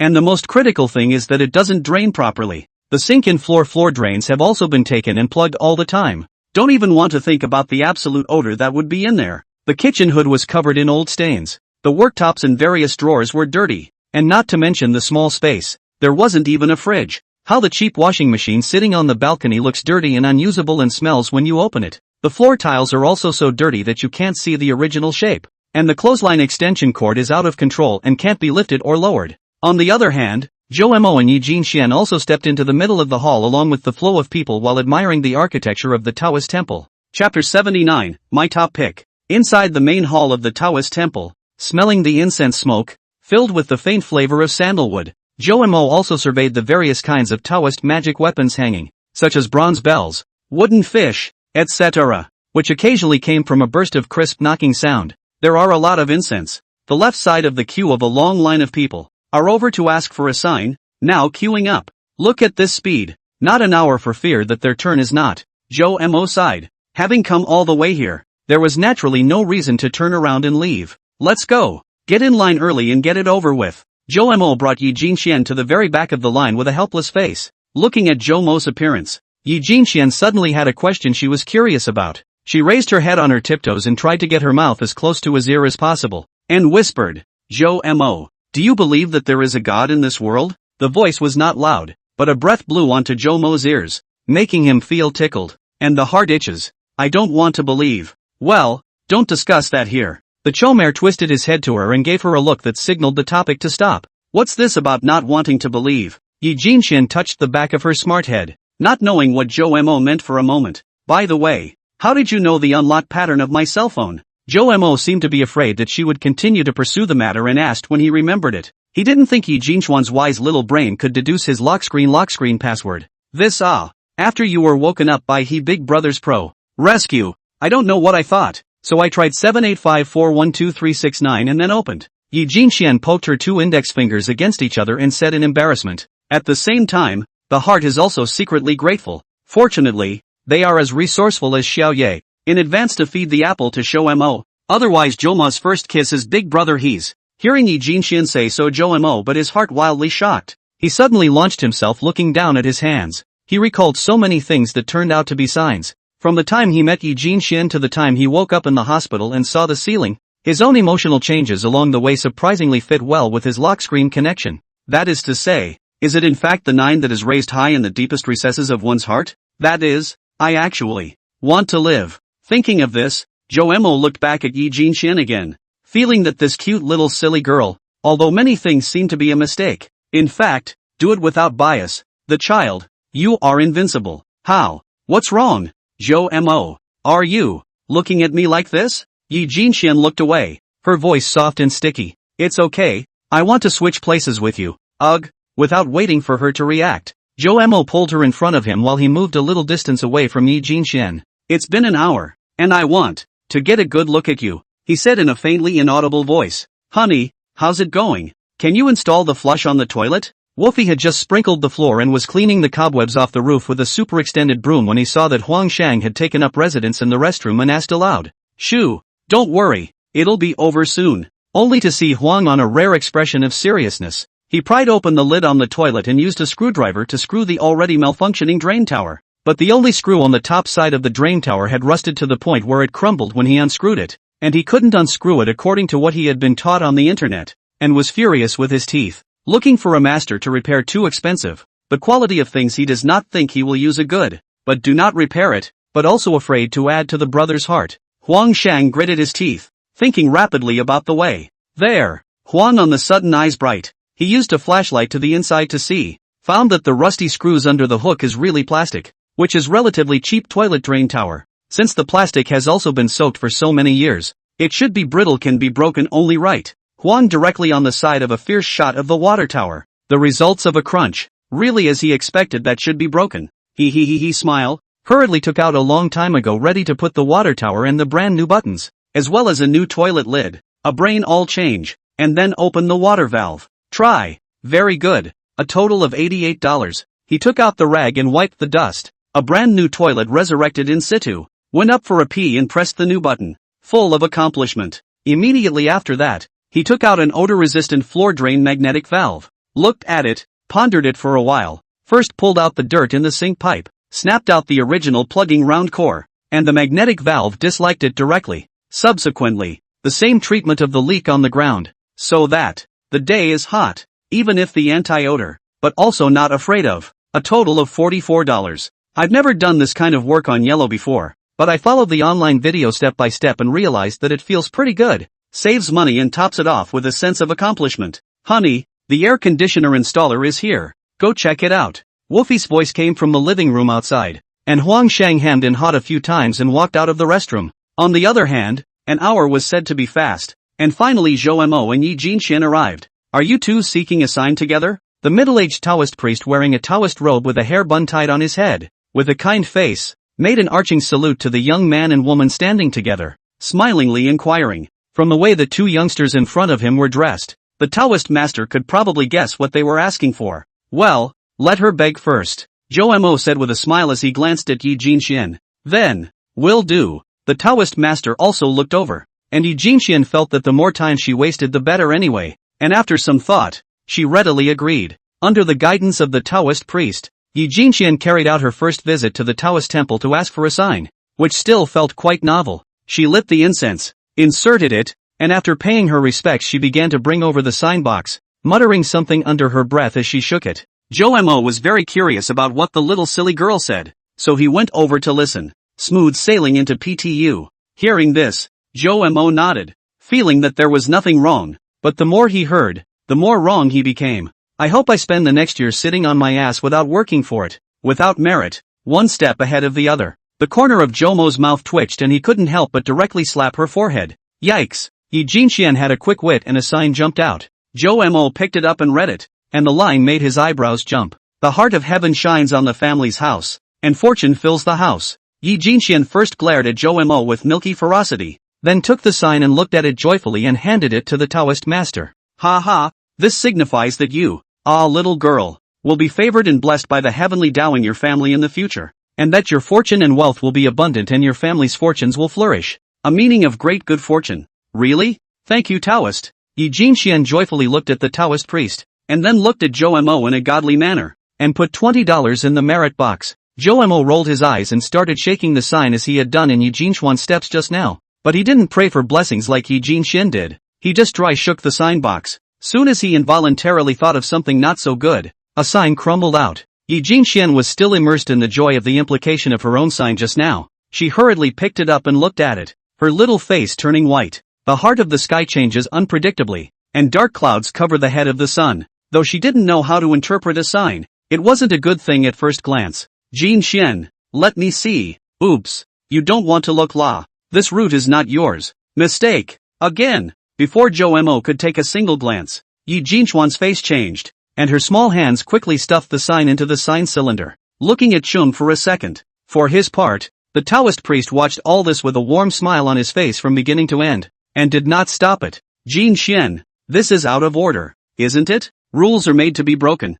Shake it. Before Jomo could react, Yi Jinxian directly pressed Jomo's hands and shook them hard. Bang! Another signet landed on the ground. Yi Jinxian crouched down and looked at it, and there was a sudden mist in her eyes. Misfortunes are in the way, and bad omens are in the way. Taking advantage of the fact that Jomo was still in a daze, she again put the sign into the sign cylinder in Jomo's hand with her small hands flying, once again cupping his hands, holding them tightly, and once again shaking them vigorously. Jane, Jomo, did you not make a wish? Did not make a wish is not spiritual. Listen to me, while drawing lots while closing your eyes to make a wish. Okay. Jomo guessed that he was afraid that his signatures were not good words both times, and was about to comfort Yi Jinxian. But seeing that the little girl was so nervous about herself, he could only nod his head with a soft gaze while making a silent wish in his heart. I, Jomo, don't want wealth and riches. I don't want high office. If I can, I just want a home. The man waiting in the back to ask for an autograph was dismayed and tried to interrupt with some impatience, but the Taoist master made a silencing gesture directly at the man, who had no choice but to stop. Bang! As the sign fell to the ground, Yi Jinxian was again the first to crouch on the ground and hurriedly surveyed it. Follow the natural path and be blessed naturally. It's done. It's done. I told you. It's an auspicious sign. Taoist priest, you give a look. Yi Jinxian pursed her lips, collected her tears, stood up, touched her sore nose, and proudly let Jomo take a look at it before handing it to the Taoist master. This sign says to follow nature, which means to respect the laws of nature and live in harmony with nature. In your life and work, little brother, you should keep a normal heart, not be arrogant, not be impatient, and do everything down to earth, and wait quietly, and then blessings and fortunes will naturally come to you. It's an auspicious sign. Congratulations. The Taoist master looked at Jomo and said warmly. Seeing this, Jomo also smiled and nodded, and took out $200 bills from his own wallet, which he had just taken out yesterday, and prepared to release them. But the Taoist priest stopped him, shaking his head gently. Let's go. Let's go. Thank you, Taoist master. Seeing this, Yi Jinxian immediately helped Jomo put in the same $20 and pushed him out of the hall. Taoist master. There, like, begging for a sign that doesn't count, right? The middle-aged man at the back of the row asked with some hesitation. The Taoist master looked at the older boy who was being pushed and shoved away, somewhat helpless with the little girl behind him, and said in a calm tone as always, there is a destiny in the underworld, and that little girl is his destiny. Chapter 80, Going down the mountain like a gust of wind. No, master. Washing a washing machine is so expensive. 200? Cheaper, okay? How is it expensive? It's always the same price now, okay? Standing on the balcony, Huang Shang is in the middle of bargaining with the woodpecker master. He went to college. These 3 years' pressure did not consciously save money. Wang Fei is the same. The two only focus on the dog food spread all over the sea city. At present, the cash is not much. If you can do it yourself, you should do it yourself. If you really need to hire a master, you have to kill the price. Otherwise the wallet cannot carry. Master, you just a little bit cheaper. Suddenly, Wang Fei ran over to some petulance said. The master and yellow on the body are trembling a little. Well, 180. Can't go lower than that. Ahem. Now please leave me alone. The master suddenly agreed and then started frantically dismantling the washing machine. Huang Shang is dragged into the middle of the living room by a smug woofie. She felt that she had succeeded in learning Yi Jinxuan's tone of voice. How is it? A word from my old lady. And the master can't bear to reject me. Really? Why do I get the feeling that uncle is a little scared? Put. Huang Shang had just finished speaking when he felt like eating an inchworm punch from Wang Fei. May I ask if the refrigerator was reserved for this house? It was at this time. Outside the doorway, a big brother standing in a blue work uniform asked. Ah yes. Thank you. Please help move it in. Huang Shang showed his teeth and walked towards the door. The heart of heaven shines in the house, and fortune fills the family? Right. One moment. Yi Jinxian and Jomo were standing in front of a stall not far from the main hall when a young Taoist priest called out to them. It turns out that after asking for a sign, you can receive a corresponding small gift here for free. Soon the young Taoist priest brought over a red rope. He told Yi Jinxian that this red rope was for his family, and that bringing it on him could drive away evil and ward off bad disasters. Ha! Just one. Can't we have more? Yi Jinxian muttered with some dissatisfaction. The young Taoist priest said with some embarrassment. Yes you can. You have to add money. How much for 3? With that, Jomo took out his wallet and spent $15 on 3 more of these red ropes. And Jomo signed. There is no gift. Che, I just realized. Looks like it's for free, but in fact it's still inducing us to pay money. Just after walking out of the Taoist temple, Yi Jinxian muttered in dissatisfaction. Yeah. Zhou Mo smiled in response. He knew it,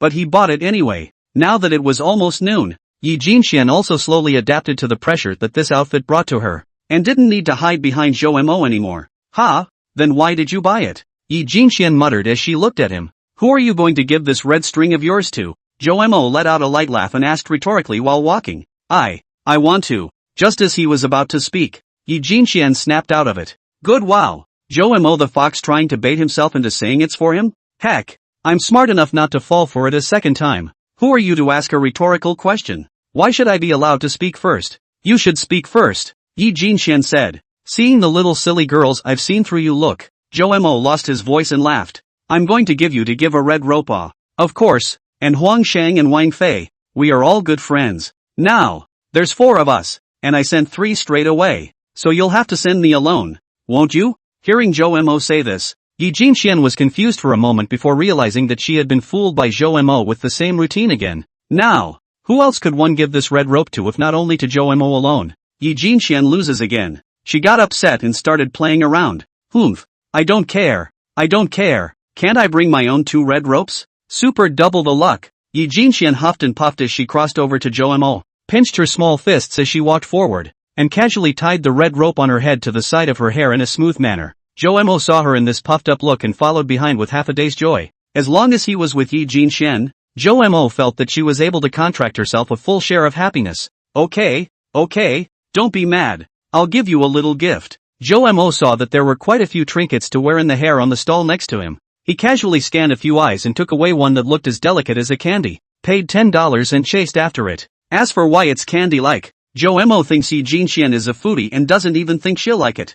Oof. For the sake of this candy, I'll be a grown-up and leave you alone. Also sure enough, Yi Jinxian's eyes lit up when she saw the candy hair card Zhou Mo sent over and took it over to wear it directly on the left side of her hair. Yi Jinxian lightly spun around the dark brown denim skirt she was wearing. As she turned, the hem of her skirt lifted up with the wind like a dancing butterfly. On her head, she wore a cute candy barrette that fluttered together with her short, playful hair. Her little face was overflowing with pleasure, delicate and moving, and her large, bright, star-like eyes looked towards Zhou Mo, opening her mouth to ask with anticipation. Well, how's it going? Of course, Little Leaf is the most beautiful, under 18 years old, beat all the invincible. Seeing Zhou Mo directly open his mouth to compliment her on her beauty, before she had time to blush on her face, she heard the second half of the sentence and she froze. Hurrah! You stinking little mofo! Calling me a little kid are you? Always being molested. Yi Jinxian was annoyed, staring at the big eyes to look over, but found that Zhou Mo had already trotted down the mountain a long way.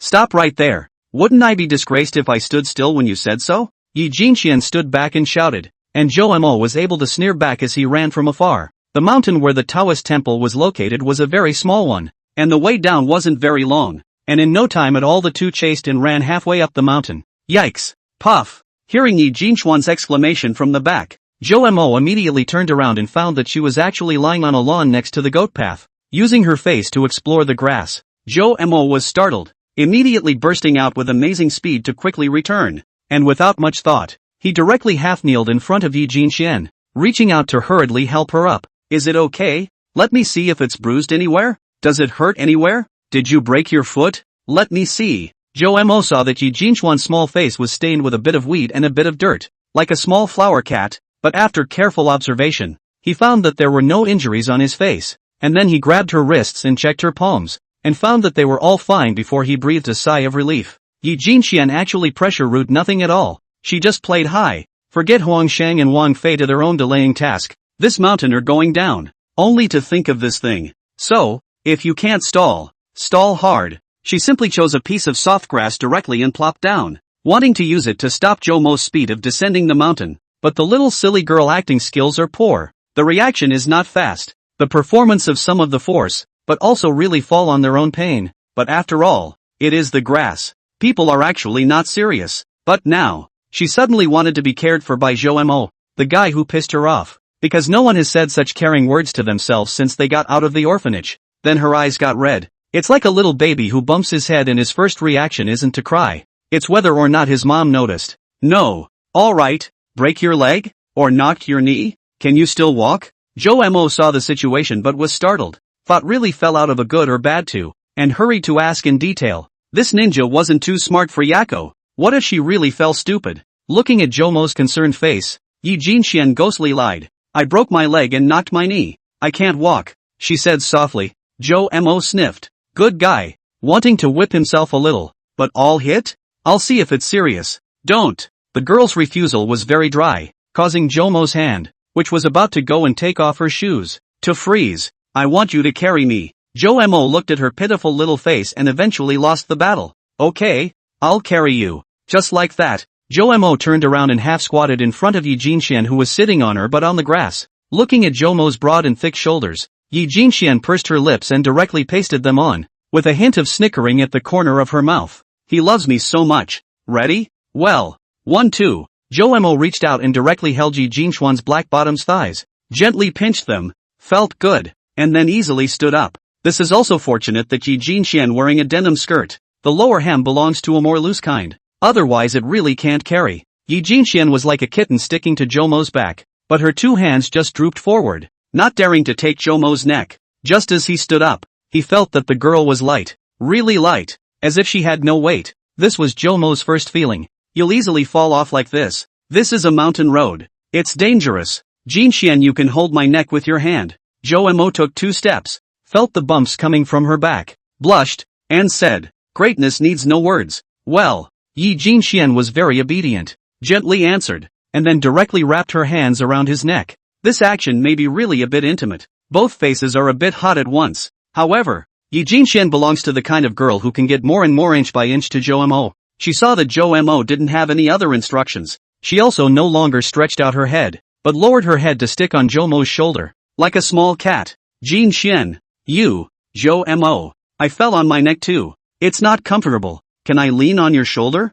Anyway, Jomo cannot see her face. Rounded up, equal to Jomo asleep. Jomo asleep and then rounded up, equal to Yi Jinxian can do whatever she wants. She's a real wit. Jomo was inwardly speechless. Your neck was fine just now, and I've never heard of taking a fall and breaking your neck. But he wasn't a straight man of steel, so naturally he wouldn't say anything. Yes, lean in. I'll carry you down the hill. Jomo responded to her. Well, the girl pressed herself against him, once again making soft, sticky noises. He really spoils me. So happy. Yi Jinxian. Had ha. How about, when we eat later, I purposely use my hand to get high on the table and say that my hand hurts and I can't eat by myself, so he can feed me? The more Yi Jinxian thought about it, the bolder she became, and even rubbed her head against Jomo's cheek. Jomo can't stand it anymore. After all, which cadre can withstand such a test? Yi Jinxian was emitting a very wonderful fragrance. Not only did she smell very good,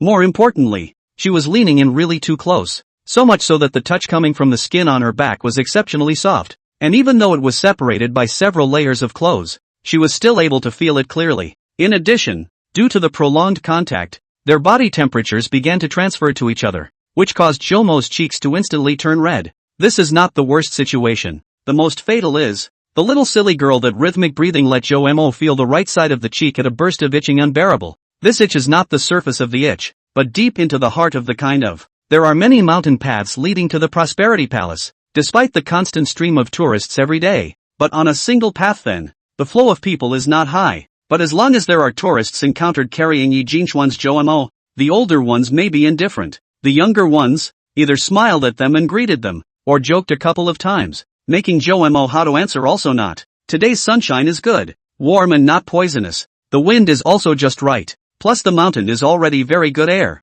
Birds and flowers. Yi Jinxian just stick to Jomo's shoulder. Head cannot turn a little bit, lazily looking at the right side of the scenery. The small face is full of satisfaction. Almost at 11:30 at noon, Xiaomo finally appeared at the foot of the mountain with little leaves on his back. Jinxian, are you really not hungry? If you're hungry I can buy you something to eat on the side of the road first. Jomo had already asked several times on the way, but Yi Jinxian kept saying that she wasn't too hungry. No.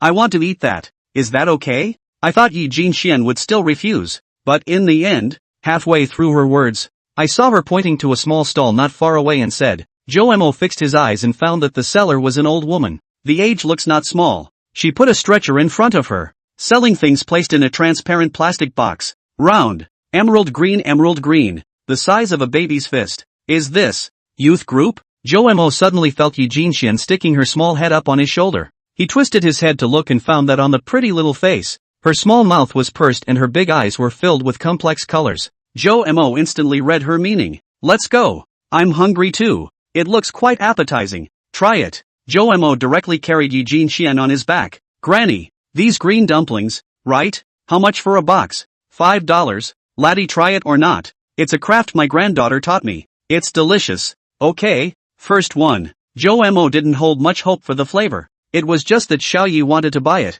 so he bought it. I have stools here. You guys sit down and eat? The old woman was very eager, and smiled as she drew two small stools from her bench with a trembling hand. Joe Mo froze and fixed his eyes on it. So it turned out that the stool the old woman was sitting on was several stacked on top of each other. No wonder. Joe Mo and Yi Jinxian said thank you, and Joe Mo began to put down Yi Jinxian with difficulty. A little to the left, a little to the right, ugh, over, a little more to the left, ah. After repeated corrections, Joe Mo's back to the stool finally carefully docked Yi Jinxian's small buttocks with the small stool successfully. Chapter 81 Zhuang Xiaodai. Ha ha. Looking at the young couple in cowboy clothes in front of the blindfolded, the old woman's face showed a reminiscent color. Cannot help but laugh out loud. Granny, what are you laughing at? Yi Jinxian sat on the small bench, at first perceived that she was being watched by the old woman. Joe Mo carried herself for such a long time, and was still a little embarrassed, but seeing that the old man's smile had been very gentle, she was not so nervous. Alright, see you ah. I remembered my granddaughter and son-in-law. They are almost like your age. No. My granddaughter's son-in-law, his temper is also very good. Always tolerate my granddaughter a little capricious. The old woman smiled and explained. Joe Mo just sat next to him and opened the box with the green balls. He took the disposable chopsticks next to him and picked one up, pinching the soft green ball a little flat and sent it directly to Yi Jinxian's mouth. Yi Jinxian looked at the gnocchi around her mouth in surprise, thinking that Joe Mo had gotten the hang of it this time and knew to take the initiative to feed me. Ah, woo. She first brought her little nose over and sniffed. There was a very unique fragrance coming from her. Her eyes lit up, and with a face of enjoyment, she opened her little mouth and bit forward with her eyes closed. I was just about to chew a few bites when I felt something was wrong. I think I ate an air? She opened her eyes and realized that Joe Mo was still placing the green dumplings at her mouth, looking at her with a smiling face. Was that a hallucination? Yi Jinxian was confused, but it didn't matter. One more bite wouldn't do? She opened her little mouth again and bit through, not closing her eyes this time. Ah, woo. The result found that again did not bite. Stinking Joe Mo even in their own bite down the moment chopsticks forward. Wait for their own bite finished and then move the chopsticks to their mouths. Yi Jinxian unconvinced continuously bit several bites, but still a bite did not eat. Then I saw Joe Mo put his chopsticks back, and the green dumplings directly ate by themselves. Looking at Joe Mo's smug face, Yi Jinxian was furious and directly smashed her upper fist on Joe Mo's shoulder. You hate it. Continuously several sets of small punches hit the past. Joe Mo not only will not hurt, but also feel quite comfortable, like a massage, just a little less force. That said, when it comes to boys, some girls are all about the inch elbow, while others are all about the little punches. There, it's all yours. Couldn't really make Yi Jinxian angry. After making a scene for a while, Joe Mo shoved the box containing the green dumplings directly into her arms. He can just eat one. Yi Jinxian can eat 5. Humbug. Yi Jinxian saw that the food had arrived, and no longer paid attention to Joe Mo. She directly clamped one up and put it into her mouth, chewing it. Just after taking a bite, her eyes lit up. The outer skin of the green dumplings has a light scent of mugwort, and the texture is glutinous and soft, with an oily green color like jade. A few more bites, a little salty. The overall texture is light, smooth and sticky, fat but not fat, a flavor not experienced before. Yummy, so hurry up and eat another one. Joe Mo looked at her with a small greedy cat like, some funny, but also not afraid of her. Eat more. Yi Jinxian's stomach, he has seen, even if she green dumplings are eaten, will not affect the lunch. He was now pondering where it would be more appropriate to take the little silly girl to eat at noon. Suddenly the cell phone installed in Yi Jinxian's pocket rang. Yi Jinxian took chopsticks in one hand and green dough in the other, and looked at the position of her stomach where there was a pocket with a somewhat flustered look. I don't have hands that can hold a cell phone anymore. You just take it. Yi Jinxian turned around a bit and faced Joe Mo. Joe Mo propped up his forehead, and thought, bad thing. The little silly girl really just gave a fall. Stupid. Things are caused by themselves, so is not it have to take full responsibility? Ah, line. Joe Mo directly reached into Yi Jinxian's arms and took out his cell phone from his pocket. By the time Joe Mo hung up the phone, Yi Jinxian had also finished the last of the green dumplings. Who? Wang Fei. She said let us eat by ourselves at noon. She and Huang Shang have something to do. And said the coupon is on your side. Wife, we're really not going. This coupon is something I've worked hard for a month to draw. Huang Shang said accusingly to Wang Fei, who was drumming in the living room, while violently scrubbing the dirty stains in the restroom with a brush. Okay, you think I don't want to go to Bun de Leoa? The service there is so good. It's not because of you. Let you rush a little to give the key, you don't rush. Just got the key last night. Today can get the place cleaned up, during dinner will burn high incense. Still want to go out to eat? Takeout will be here soon. Hearing the same complaint from Wang Fei, Huang Shang had no choice but to turn his grief and anger into strength and frantically rub the tiles. In fact, it's also good. Jin Xian is still too afraid of life. In the future, if she wants to go to college, go to work, and enter the society. This is the short board. The basin bottom salvage service is so good. Joemo is still watching from the side. Maybe it's just the right time to wear down this kind of nature of her. Wolfie said while putting the black cat and cat sticker in his hand extremely carefully on a big hole in the wall. At this moment, the two of them have been cleaning for almost 4 hours. Not to mention usually some stinky Huang Shang, even Wang Fei, a girl who loves cleanliness, is also covered in dirty. In the meantime, several masters have been called to clean the washing machine, clean the hood, remove the door and redrive nails on the doorframe to fix it so that the door can be used properly. A few days ago, I also forced the agent to let the landlord purchase an air conditioner and refrigerator, and now they have been delivered one after another. Except for a 55-inch ultra-thin TV has not yet been delivered. There was originally a TV here, but Huang Shang thought that this TV may be older than his own age. Simply cannot be used, so he put directly on the master bedroom cabinets. In advance to contact the family to and used a slim TV shipped to this side. This two-room overall slender. Not much space. There is a big TV to see. Not too depressing. Now Jomo's mood must be guaranteed. At least Huang Shang is so feel. Granny, I've come to see you. Just as Joemo and Yi Jinxian were planning to get up and head to the Pond Bottom Fish Hot Pot in downtown Haicheng City, a milky-voiced little girl ran over from the side. About 6 years old or so, she wore cute double ponytail pigtails. Her little face was powdered and sculpted, and there was a peach blossom flower sticking out of her sideburns. Joemo and Yi Jinxian were unconsciously attracted to this little child at the same time because this little girl was just too beautiful. Hey, it's our Xiao Xiao. Where's your mom and dad? The old woman tried to pick up the little girl, but she was too old to hold her, so she squatted in front of the little girl and hugged her, making her giggle. Joemo and Yi Jinxian glanced at each other and saw a look of relief in each other's eyes. Originally, I felt some pity for this old woman, so I came over to buy green dumplings, but now that they saw the old man's face was full of wrinkles but overflowing with happy smiles, the two of them felt that they had overthought it. Mommy and Daddy are over there. Over there? Daddy is annoyed with a phone call half the day, the little girl said, pointing to the far side of the dirt road on the other side, her little face slightly disgruntled. Joemo looked over in the direction she was pointing and found a very large SUV parked there. The overall shape was very square, and there were a few people standing next to it. Joemo was a little surprised. Older boys could be ignorant of cars, but Cullinan looked so special that it was still easy to tell. A middle-aged man who looked like a bodyguard stood quietly next to the driver's seat, and when he saw Joemo looking at himself, he even politely smiled and nodded his head in greeting. Wow, Joemo, look at these two people. They look like they have an unusual aura, but they seem to be so young. They should only be 30 years old at most, right? Yi Jinxian pulled the corner of Joemo's coat for a moment. Joemo also put his attention on the young men and women standing at the back, although their appearance was not too clear because they were far away, but they looked like they all had a high face value. Thank you for buying our family's green dumplings. Suddenly, the milky little girl stood next to Joemo and Yi Jinxian at some point and said sweetly. Behind her, the old woman stood with a kind smile on her face. You're welcome. Little sister is so good. Tell sister your name, okay? Yi Jinxuan's attention was instantly pulled back. She used to help the director take care of quite a few younger siblings when she was still in the orphanage, and she was very experienced in dealing with small children. Joemo also turned back around and stared at the two big little girls' conversation with interest, not interrupting. My name is Zhuang Xiaodai, the girl replied proudly. Yi Jinxian wanted to laugh at her look and continue to ask, does your name have any special meaning? You seem to like it a lot, little sister. Well, let's see. By the way, this name was made by the old granny. The old granny said, Zhuang refers to my father, Xiao refers to me, my nickname is also called Xiao Xiao, and Butterfly refers to my mom. Am I right, Granny? The little girl whipped her head around to look at the old woman, who nodded and gave her a thumbs up. It was at this point that the three men in the distance came along. Xiao Xiao, what are you talking to your brother and sister about? A clear female voice rang out, and Yi Jinxian and Zhou Mo looked up. An extremely pretty-looking girl was standing not far away smiling and looking this way. She had a googly-eyed face, almond eyes, an asymmetrical twisted braid over her left shoulder, fair skin, and wore a sky-blue dress with canvas shoes on her feet. The man standing next to him was dressed in a black casual suit, about 30 years old and equally handsome. I'm explaining the meaning of my name to my siblings. Mom, then did you explain it properly?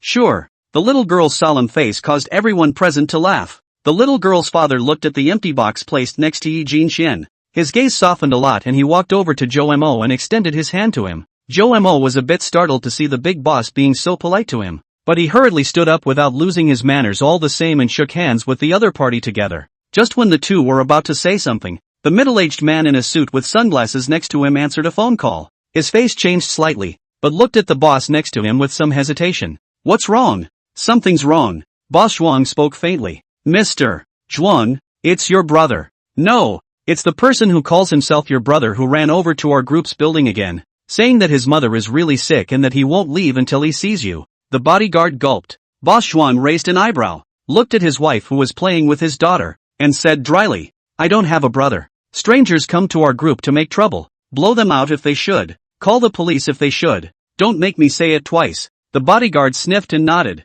stepping aside to begin returning the call. Zhou Mo and Yi Jinxian glanced at each other and felt that it was time to take their leave. Boy, I see something different in your eyes. Boss Zhuang suddenly smiled and said to Zhou Mo. Zhou Mo was shaken and looked at the young boss with some confusion. Would you like to hear the last word? Mr. Zhuang looked at Zhou Mo with a peaceful smile. The family of three in front of him gave Zhou Mo an excellent impression. Zhou Mo, although vigilance is still there, but after hesitation, feeling that people also have nothing to figure their own, he nodded his head to agree. The mountain is only one step higher, so cherish the people in front of you. Bidding farewell to Mr. Zhuang and his party, Zhou Mo and Yi Jinxian walked but a few dozen steps, and then saw Zhuang Xiaodai windy and fiery ran over again, and she signaled Yi Jinxian to attach her ear to listen, and after mysteriously saying a paragraph, she ran back again. Yi Jinxian sneaked a glance at Zhou Mo, but unfortunately he didn't notice. Zhou Mo glanced back at Zhuang Xiaodai, who had flung herself into her mother's arms, and the young Mr. Zhuang, who was squatting on the side and tenderly stroking his daughter's hair, with a thoughtful look in his eyes. Then he turned back to see Yi Jinxian sizing himself up curiously. At that moment, he suddenly realized a problem. Didn't the little silly girl break her leg and can't walk? Jinxian, is your leg better? Zhou Mo asked suspiciously. When Yi Jinxian saw this, her face showed a look of weakness. She wanted to immediately crouch down on the ground and scream in pain, but her feet were bordered by rocks and she was afraid of choking her but, In the end, Yi Jinxian couldn't hold Zhou Mo's eye attack, scratched her head, sold a cute, and hurriedly ran forward. Stop right there you little silly girl. Big dummy, you come after me. Looking at the teenage girls fighting and leaving in the distance, Mr. Zhuang and his wife smiled at each other. It's like seeing myself once, so young and etched in stone too. Waiting for the time to reach more than 12 noon, Zhou Mo brought Yi Jinxian into the Haichang Bundaleo hot pot restaurant, and after experiencing a queue that was about half an hour long, the two of them were finally called for a number and sat down at the table. It's just a hot pot. Why do we have to wait in line so long to eat here? You'll see in a moment. Looking at Yi Jinxian, who was sitting across the table, Zhou Mo said mysteriously. Zhou Mo is looking forward to Yi Jinxian's next performance. By the way, what does that Mr. Chong mean by what he said to you? I haven't heard that proverb before. Hearing Yi Jinxian's inquiry, Zhou Mo thought for a moment and shook his head with a light smile. In my case, to put it in layman's terms, it should be don't think too much. How hard it is ahead is also a matter for later. Focusing on how to walk well in this step at the moment is the most important. And don't forget to cherish the people in front of you, lest it be too late to catch up with them. The last few words Zhou Mo spoke in a much lower voice, but Yi Jinxian still heard it, and her heart was like eating candy. This green dumpling, not in vain. Chapter 82 Tenderness without words. Actually, in fact, Yi Jinxian had never really eaten hot pot. She had only seen it in certain storylines in books, or on television. She suggested earlier that we should eat somewhere else because she was afraid that she would be embarrassed next. An 18-year-old college girl who has never had hot pot? No way. No way. Yi Jinxian shivered just thinking about it. Jinxian, why don't you choose? Zhou Mo took the menu handed over by the waiter, scanned it, and intended to hand it to Yi Jinxian. Just pick. Right. Just pick the package. Yi Jinxian didn't want to choose, but didn't want Zhou Mo to see it, and after spending thousands of brain cells, she finally came up with a decent choice. Choose the package if you have trouble choosing. Let's go with this set meal for 2 then. Just go with the tomato pot and the spicy pot for the pot base, and just clear water for the other 2 compartments, please. Zhou Mo smiled and said to the young lady waitress. One moment, please. The waitress lady in the black and red uniform smiled and nodded. We also have free hand massages and manicures here, please. After placing her order, the waitress gave the short-haired girl sitting on the opposite side of the table a purposeful glance and smiled. Set her up. Ha! In Yi Jinxuan's somewhat confused eyes, Zhou Mo made the decision for her. She intentionally scanned the fingernails of the women at several of the neighboring dining tables and noticed that they were all in a flowery mess. Yi Jinxian has not done nail art, and does not like to do it, feeling that the work is more cumbersome, but also spend money. But it should be nice to try this experience once in a while, right? It's a girl's instinctive reaction. Besides, the girls who come here look like they've done it. She was a little torn. May I ask what kind of drink is needed? There's sour plum soup, mango juice, Coke, Sprite. I'll just go with the sour plum soup. How about you, Jinxian? Then I want sour plum soup too, Yi Jinxian hurriedly said. It was always right to have an example to follow, she thought, without revealing herself. But soon, Yi Jinxian felt out of place. This service is not a little too good? Just sat here. There is a waiter handed over a hot towel to wipe her hands. She saw Zhou Mo wiped casually, so she hardened her heart and also used. It was a relief to find out that there was no extra charge for this. But the waiters here are very different from those in other restaurants. After placing an order, people don't go away, but keep standing nearby, looking as if they are specialized in their table and the one across the street. Yi Jinxian picked up the drink that had just been poured by the waiter, and first tasted it in small bites. It was sweet and sour, quite good, so she took a big gulp of it, and then put the cup on the table. Then a scene happened that surprised her. The waiter actually picked up the big cup with the drink again and directly filled up his own small cup that he had just taken a sip from. No, I just took a sip. Why did you fill it up again? She felt a little awkward. Yi Jinxian looked up at the waiter in a daze, but the person just smiled and nodded. Zhoumer sat on the opposite side of the room watching the scene and wanted to laugh. Seeing Zhou Mo laughing at himself again, Yi Jinxian puffed out her cheeks and grunted. The food is served quickly here, and in no time at all. Many of the dishes are being served one after another, and the bottom of the pot is starting to boil. Yi Jinxian saw the waiter go to the opposite table to serve, and while she wasn't there, she hurriedly drank several large mouthfuls of the drink, fearing that it would seem to be refilled. Only then did he comfortably set down the cup in his hand. Zhou Mo then began to be very careful to put ingredients into the pot. Not long after, a plate of lamb rolls all down the pot, and some of the vegetables, fish tofu. Let's eat, Zhou Mo said to her. Yi Jinxian nodded her head, then went straight to clip the fish tofu, which was blocked by Zhou Mo's chopsticks. This one isn't familiar. Then you still let me eat? Zhou Mo and Yi Jinxian looked at each other in all directions. When the waiter walked back again and looked at the scene with some surprise, Yi Jinxian looked at Zhou Mo's eyes and thought, bad. Am I revealing myself? Just when she was a bit nervous, she suddenly saw Zhou Mo smiling gently. I clip. You eat. After Zhou Mo finished speaking, he began to clip up the already scalded mutton rolls and put them into Yi Jinxuan's small plate one after another. Look at my memory. I forgot to match the material dish. This is my fault. Jinxian, you eat first. Zhou Mo looked chagrined as he patted his head and stood up to head over to the table where the small ingredients were placed. Yi Jinxian looked at Zhou Mo's actions. Yi Jinxian suddenly felt her nose sour and pursed her lips. Or did he find out? Stinky Mo. I can't stand it when you're so sweet. The little handsome man is so gentle. Little sister, is he your boyfriend? There was a murmur of admiration from the waitress lady. Aha. Anyway, Zhou Mo wasn't there and there wasn't a single acquaintance over here. So Yi Jinxian directly answered cheekily. When Zhou Mo came back, Yi Jinxian had an additional sesame sauce dish in front of her, as well as a chili oil dish. This, Zhou Mo, can I really eat it? Taking advantage of the waiter's absence, Yi Jinxian said, as she seemed a bit incredulous, only to see that the table was filled with all sorts of dishes,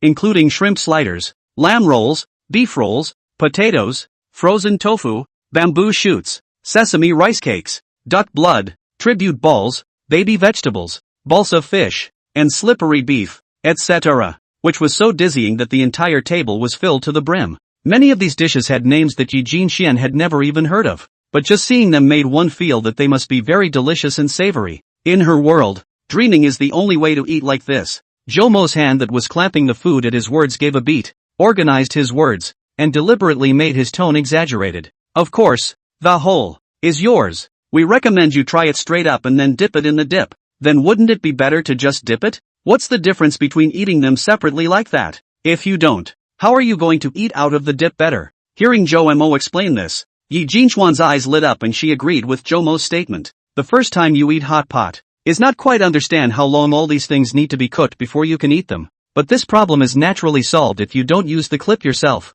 What could be happier than not having to put food on the plate and just dipping it into the little ingredients while eating hot pot? Not to mention that it's the better served Pon's bottom hot pot. Yi Jinxian is a veritable snacker. Looking at the ever-increasing number of meat rolls, tripe, fish tofu, and all kinds of green vegetables on her plate, her eyes were bubbling with little stars, and tears of happiness were overflowing from the corners of her mouth. Today for lunch, eat your heart out. When she came back to her senses, she realized that all the plates containing the ingredients were surprisingly all empty. Only the last of the hand-pulled ramen left in the pot is cooking, and the handsome guy sitting across from himself was holding the last slice of tripe with a serious face and was putting it in the pot to cook, taking the maw out of the water 1 minute and putting it back in the next. After waiting for roughly 15 seconds, he only saw a soft smile appear on Jomo's face, and directly used the male chopsticks to clip it onto Yi Jinchuan's plate. This is how Little Leaf can eat the best tripe. Returning to his senses, Jomo saw Yi Jinxian staring blankly at himself, his eyes a little red again, and he suddenly laughed. Chapter 83, Come on, let's go home. Yi Jinxian wanted to do a manicure, but when it really came time to do it, she was torn for half a day, but she still refused and just did a hand massage. Jomo was a bit puzzled, and after thinking about it, he thought it was because the little silly girl was afraid of affecting her sprint life in these 100 days at school, so she didn't do it. The meal took a long time for the two of them, and it was 3:30 in the afternoon before they walked out of the mall. Where are those two guys? Not a single call after so long? Jinxian, you say? Jomo turned back and looked at Yi Jinxian, who was about to speak when he realized that the girl was napping. The eyelids drooped straight down, as if they were low on power. Is this sleepy? Ha! I'm fine. Jomo, what did you just say? Yi Jinxian stood up straight with a wince and forced a smile. It's fine. Is there anywhere else you'd like to go? Seaside Crossing University? Yi Jinxian subconsciously replied. Well, let's go then. Jomo stepped forward and took her wrist before the confused girl gave it away. They soon arrived at a nearby bus stop sign location. Bus 9 will be arriving soon. Please stand firmly and pay attention to traveling safety. Chomer started waving at the bus. Please watch the steps when getting on and off the bus to prevent falls. Jomo carefully helped Yi Jinxian into the car. Passengers with children, please hold their hands. Jomo pulled Yi Jinchuan's hand and sat on the two seats next to the back door. Jomo sat on the outside and Yi Jinxian sat on the inside. Within 5 minutes, Yi Jinxian fell asleep against Jomo's shoulder. Porridge grinds the tender and beautiful part of the worm swelling. What the hell? Listening to the girl's ravings, Jomo was somewhat amused, but soon he thought of how Yi Jinxian looked like this when she slept in the hospital recently. Although Yi Jinchuan's sleep talking was cute, Jomo looked at Yi Jinchuan's sleeping face and thought of another possibility and association. Dream talk is frequent, and this is most likely due to mental overstimulation as well as stress during the day. In addition, there is a hard and fast condition for sleep talking, which is that it usually only occurs when people go into a deep sleep. Thinking about it further, when people go into deep sleep, they generally perceive their own surroundings as being very safe. So thinking about it the other way around, does this mean that for the past 2 days, the little silly girl felt very safe when she stayed by my side? Jomo glanced at the short-haired girl who was leaning on his shoulder, and a fresh scent instantly filled his nostrils, causing his mind to flutter, and he couldn't help but sniff a little. Startled, he hurriedly looked at the electronic watch in the front position of the bus, which read 15:57. It wasn't a weekend or a commute point. There weren't many people in the car, and he was only a little relieved to see that no one had noticed it. Seems like knowing too much sometimes isn't always a good thing. Even the whims are so well reasoned. Jomo laughed bitterly and inwardly deceived himself. Also made a decision to be less curly from now on and have nothing to read less. Right at this moment, in Yi Jinchuan's pocket of that dress, a slight message tone suddenly came. When Jomo heard the voice, he naturally reached into the small pocket on the front of her abdomen and pulled out his cell phone. This seemingly casual gesture is now extraordinarily ambiguous.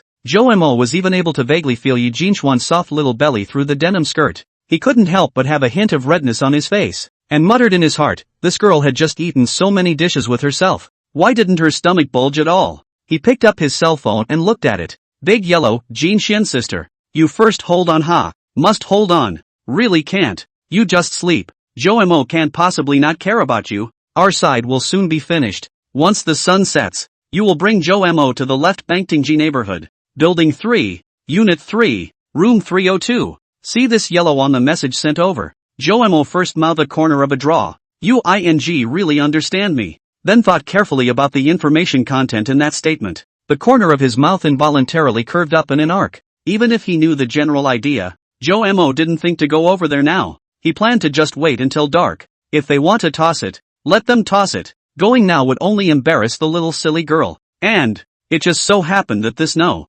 9 bus was passing nearby right now. Jomo decided not to get off the bus and let Yi Jinxian fall asleep. Sleeping until dark would be best. He opened the map to look at the exact location of this neighborhood in Haicheng. And then some confusion ensued. There are a lot of old neighborhoods Haicheng. Even near Jiaotong University, you can find nice ones if you go a little farther. This left Bangtingji neighborhood is far from Jiaotong University. Not to mention that the location is close to the busy area, but also very old. Even if the price pressure cannot be pressed too low, right? Why here? Jomo looked at the map carefully. And other than realizing that it was a little closer to a few schools, there was nothing special about it. Can't figure it out. Never mind. We'll find out when the time comes. Jomo looked out the window. His thoughts likewise flew out. The next stop is Haicheng Jiaotong University. Any passengers getting off the bus please get ready in advance. Soon this 9 bus arrived near Jomo's university, but Yi Jinxian slept very well. This niece was really tired. Visiting the school later was not without opportunity.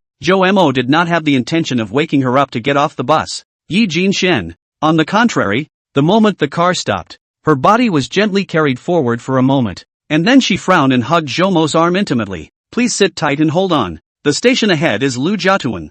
Soon the passengers finished getting on and off the bus. Jomo's eyes have been staring out the window at the school entrance. First a little sad, but soon calm as water. Don't count the past. Don't think about the future. Just look at the present. This is Joe Machine summed up the way to get rid of the trouble.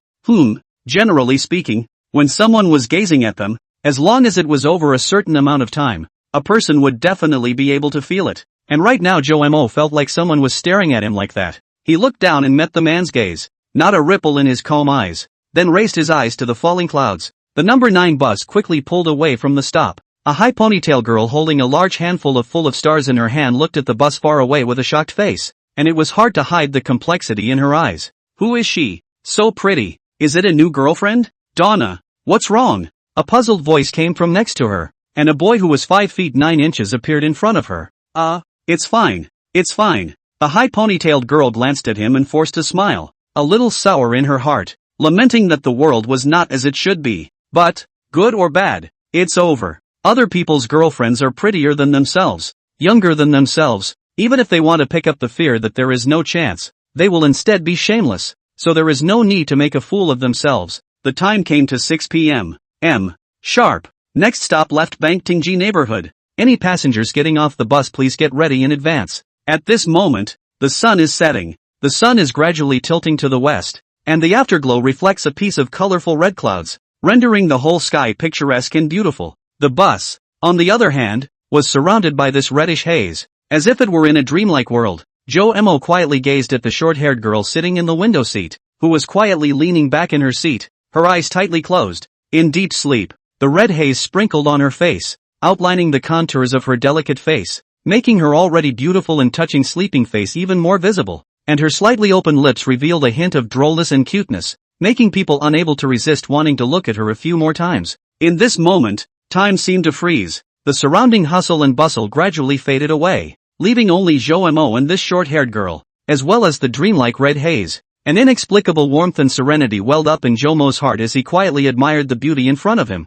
Enjoying this rare peace and beauty, Jomo looked out the window at the gorgeous red sunset. After a while, his eyes filled with softness. Once upon a time, Jomo had a deep aversion to the setting sun, and whenever he saw the sun that was gradually sinking in the west, an inexplicable uneasiness would well up in his heart. The afterglow of the setting sun reminds him of the depressing words of withering, death and end, making him feel the impermanence and fragility of life. But now, his face is full of anticipation. The left Bangtingji neighborhood has arrived. Passengers who need to get off, please line up at the back door to get off. Chapter 84, The Red Ribbon. Meow.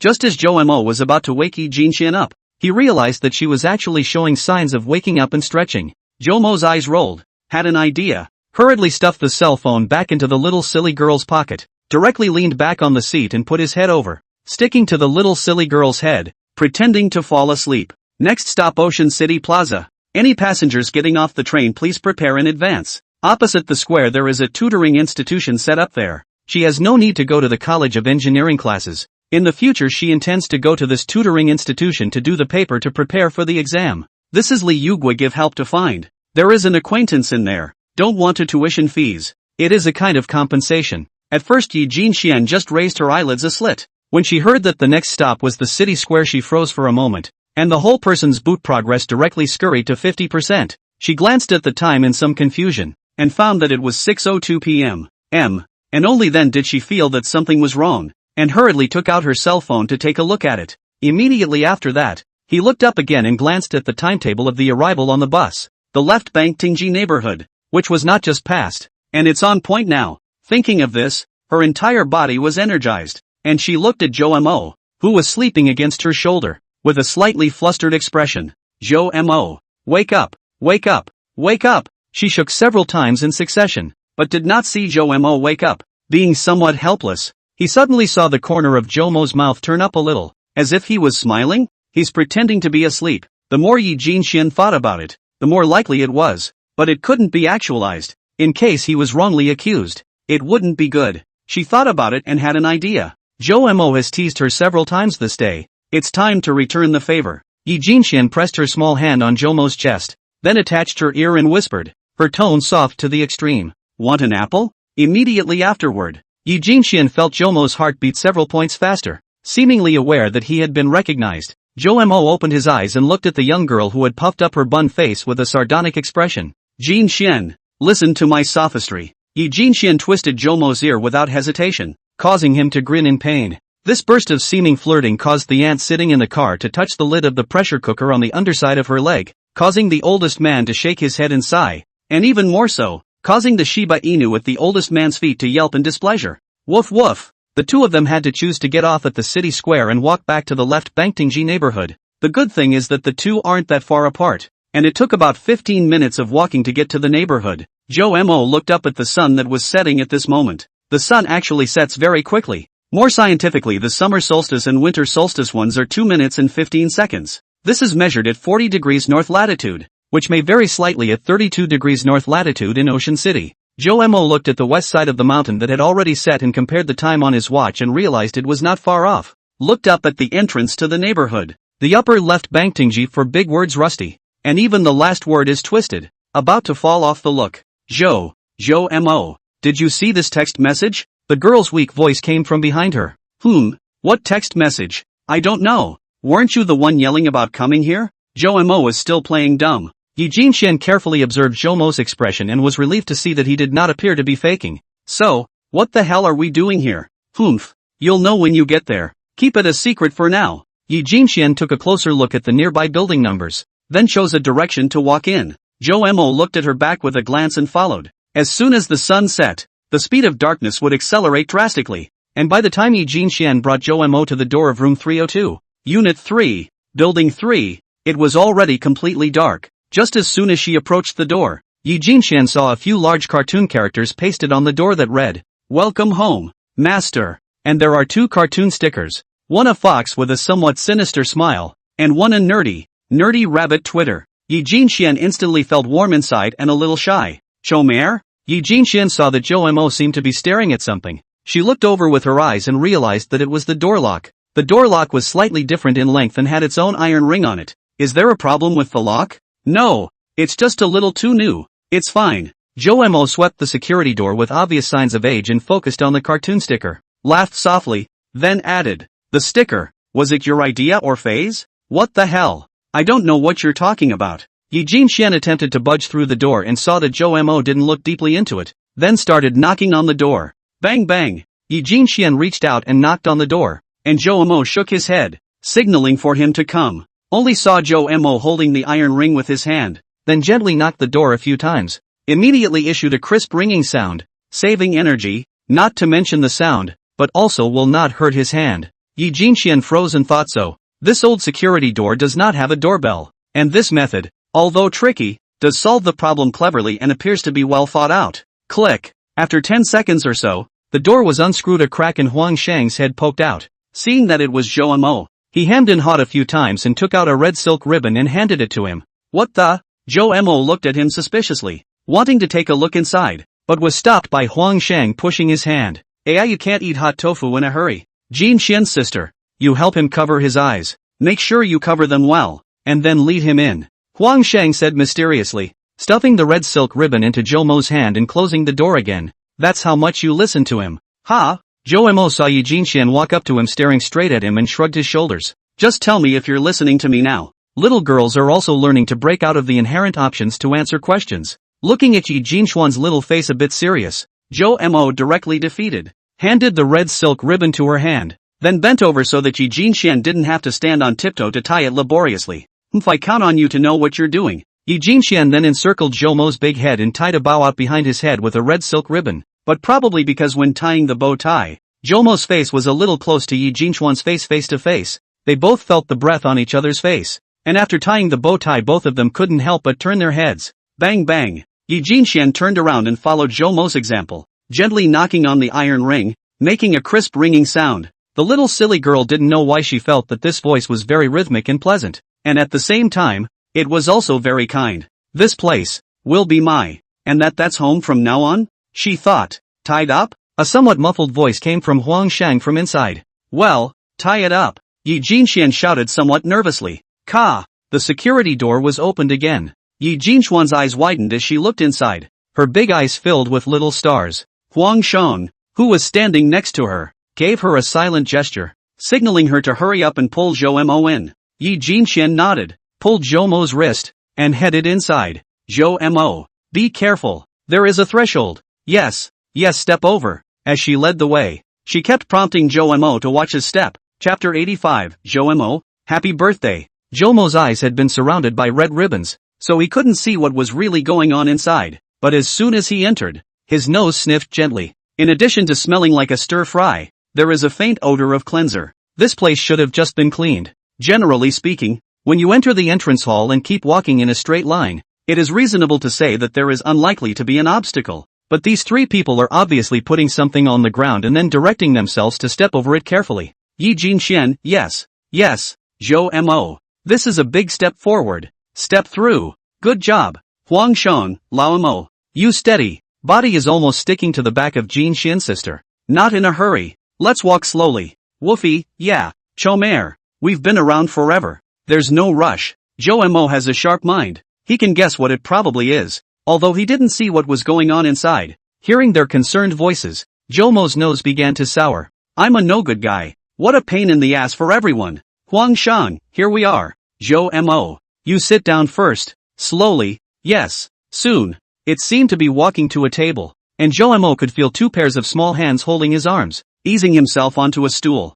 I'm not disabled. Are you guys? Zhou Mo said with some tears and laughter. Hey. Surprise. Always need a little mystery.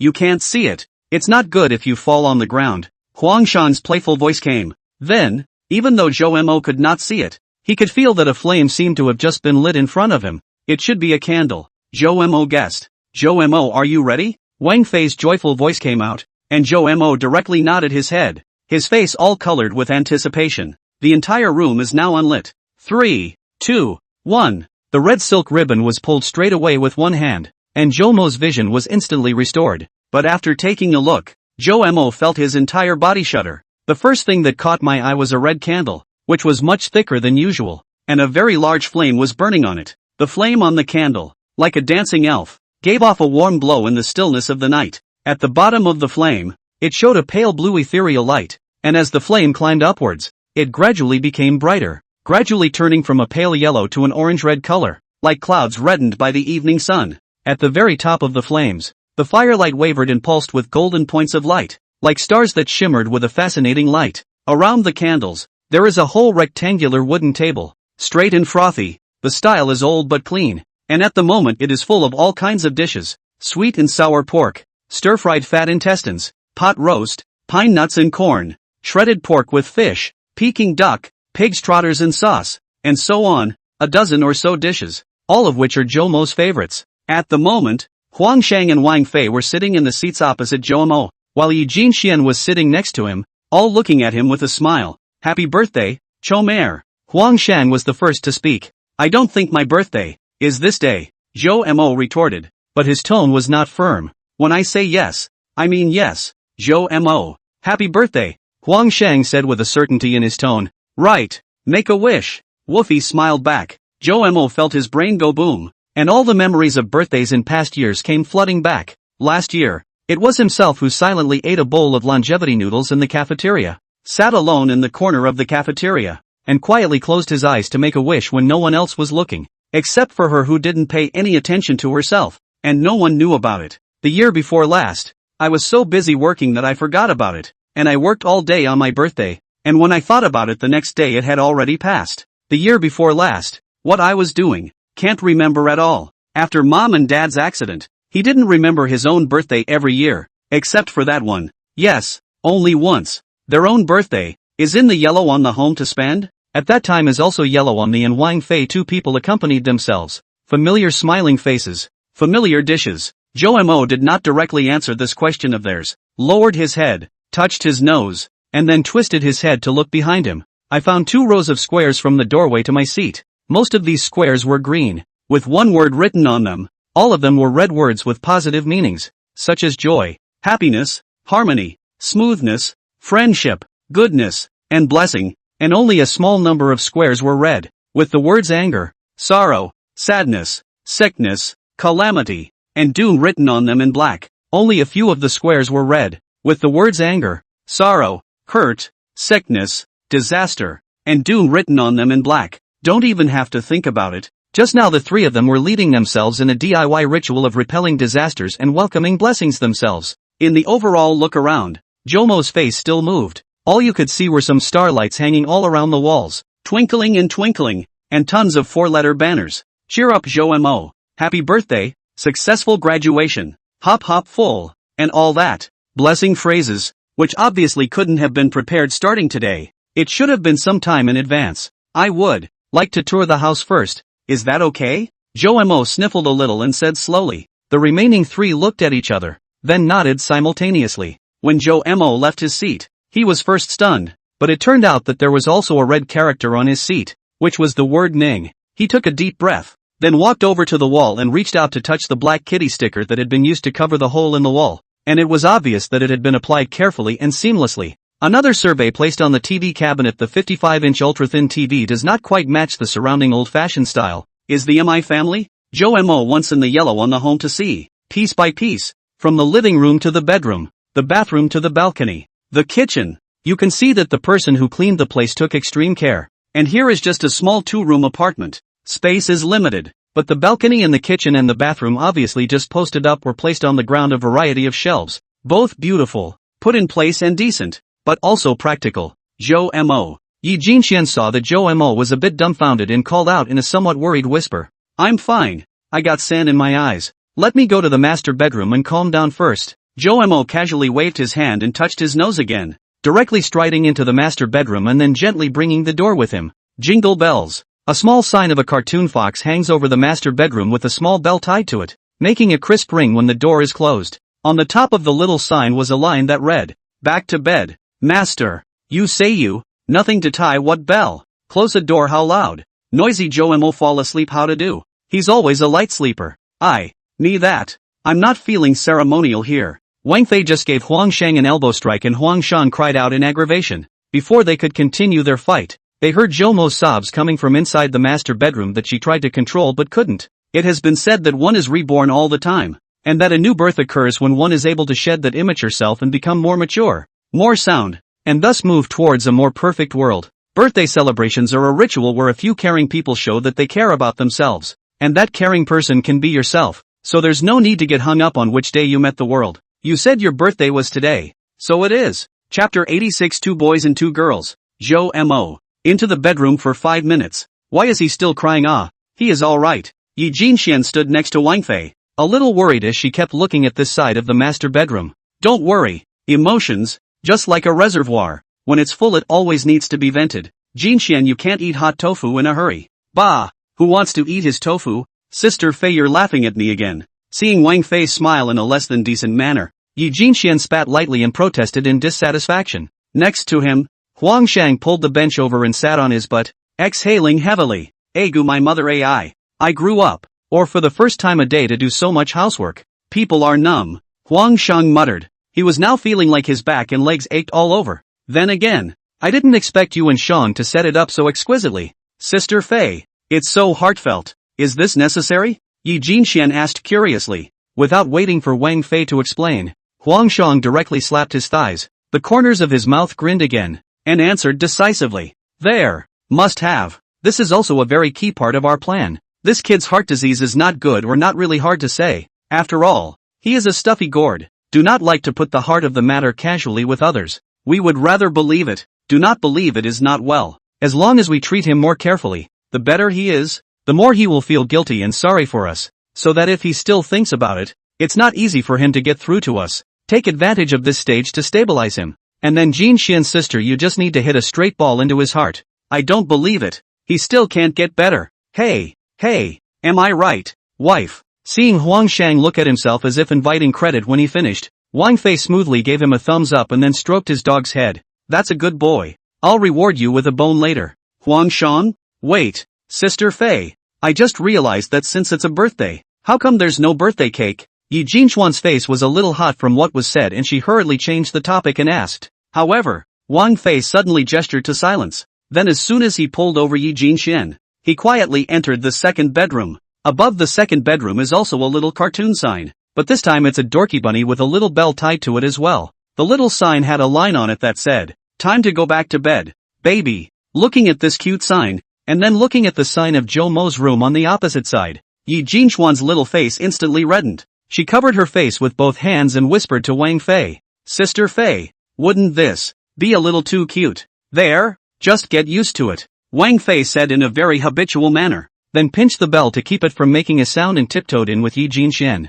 3 minutes later, the two short-haired girls crept back out. Hey, how's my birthday present for Zhou Mo? Is it pretty? It's pretty. It's whether it will scare him. What do you know? The upper army attacks the heart. The city is the lower. Understand? Yi Jinxian red face. A budding look of looking at Wang Fei. How do you want me to understand? Just as the two were about to speak, Huang Shang perked up his ears and interrupted them, signaling them to hurry back. Jingle bells. The door to the master bedroom, which was hung with a cartoon fox, opened, and Zhou Mo walked out from inside. I don't know what kind of magic he used. Obviously he cried so hard just now, but now there was no trace of crying at all. Not even a hint of sadness to be seen. He really is too good at disguising himself. When Xiao Yi saw him greet everyone with a smile like he was nothing, her heart ached even more. Ahem. This table food cannot be wasted. Let's hurry up to eat. Eat? I take you to KTV singing to go. Tonight, high until the fun until.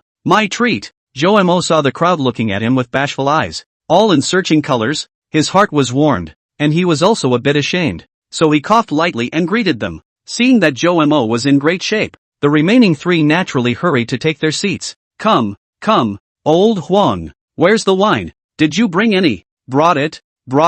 I've got a bunch of you 8 beers ready. Old mare will have a drink tonight. Jin Xian, you're not forbidden to eat all kinds of food. Eat openly. Zhou Mo. I feel as if you're being rude by saying that. Little Fei, all these ideas in the room are your idea. Right, and this dish. I see most of them are also made by you. Look at this ability is not ordinary. Lao Wang married you in the future. It is his 3 lifetimes of good fortune. Eat together.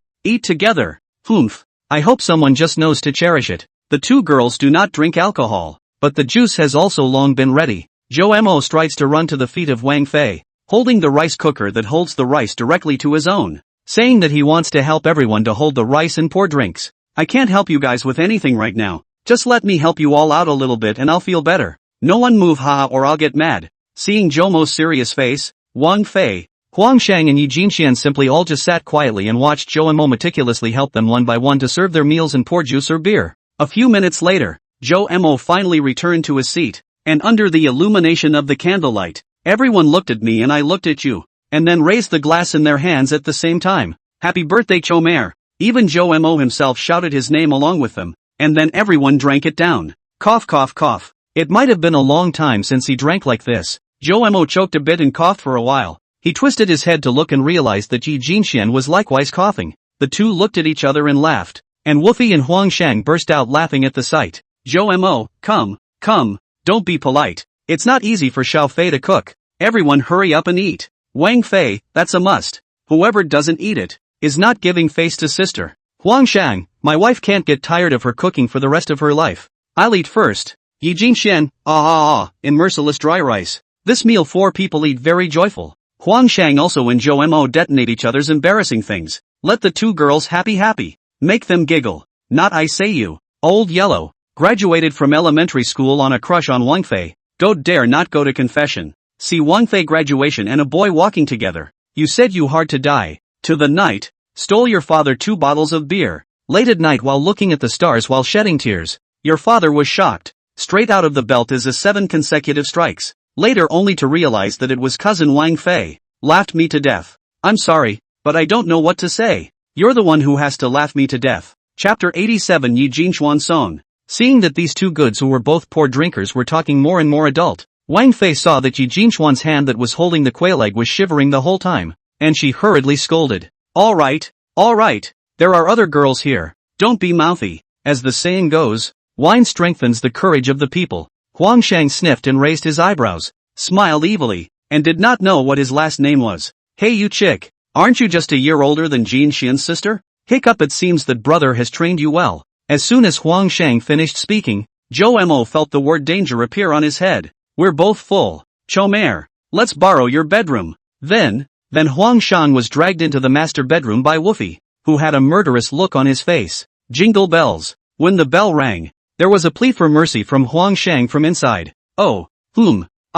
sis, you are my own sister. I'm wrong, not okay. It's you who has trained me to be nice.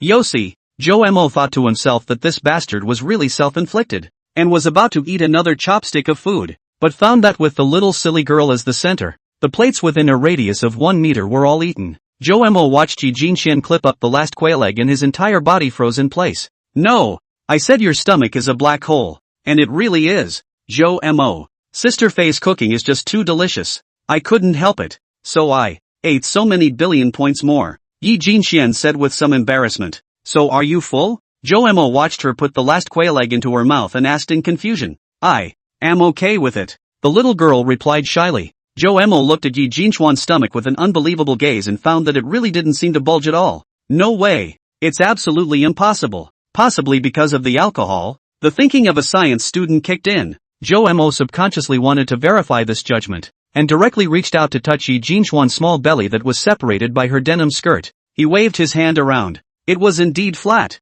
This is not scientific. So he pinched again and the girl's stomach was soft. Very soft. Zhou Mo feels incredible. Put on the kind of walking away from the far science to be able to shoot a dozen episodes. He raised his head and realized that Yi Jinxian was looking at himself with an incredulous gaze. Bang! Zhou Mo then felt like he ate a punch. Although it didn't hurt, he was a little embarrassed to see Yi Jinxian purposely sitting farther away from himself. Jingle bells. It was at that moment that the door to the master bedroom room opened and Huang Shan walked out covering his face in frustration. When he and Zhou Mo looked at each other, they both began to laugh at each other. Your eyes. Get hit. You deserve it. ×2. The two froze, both crowded to the dresser mirror not far away to see, and found that Huang Shang is the left eye circle a little dark. Zhou Mo is the right eye circle. Then, suddenly, they all burst out laughing and squealing like pigs. Have been fooling around until 9 o'clock. The four talents downstairs to take a taxi to the KTV. Maybe because of some obsession sake, they all decided to go to the Jiaotong University near the Blue Dream KTV.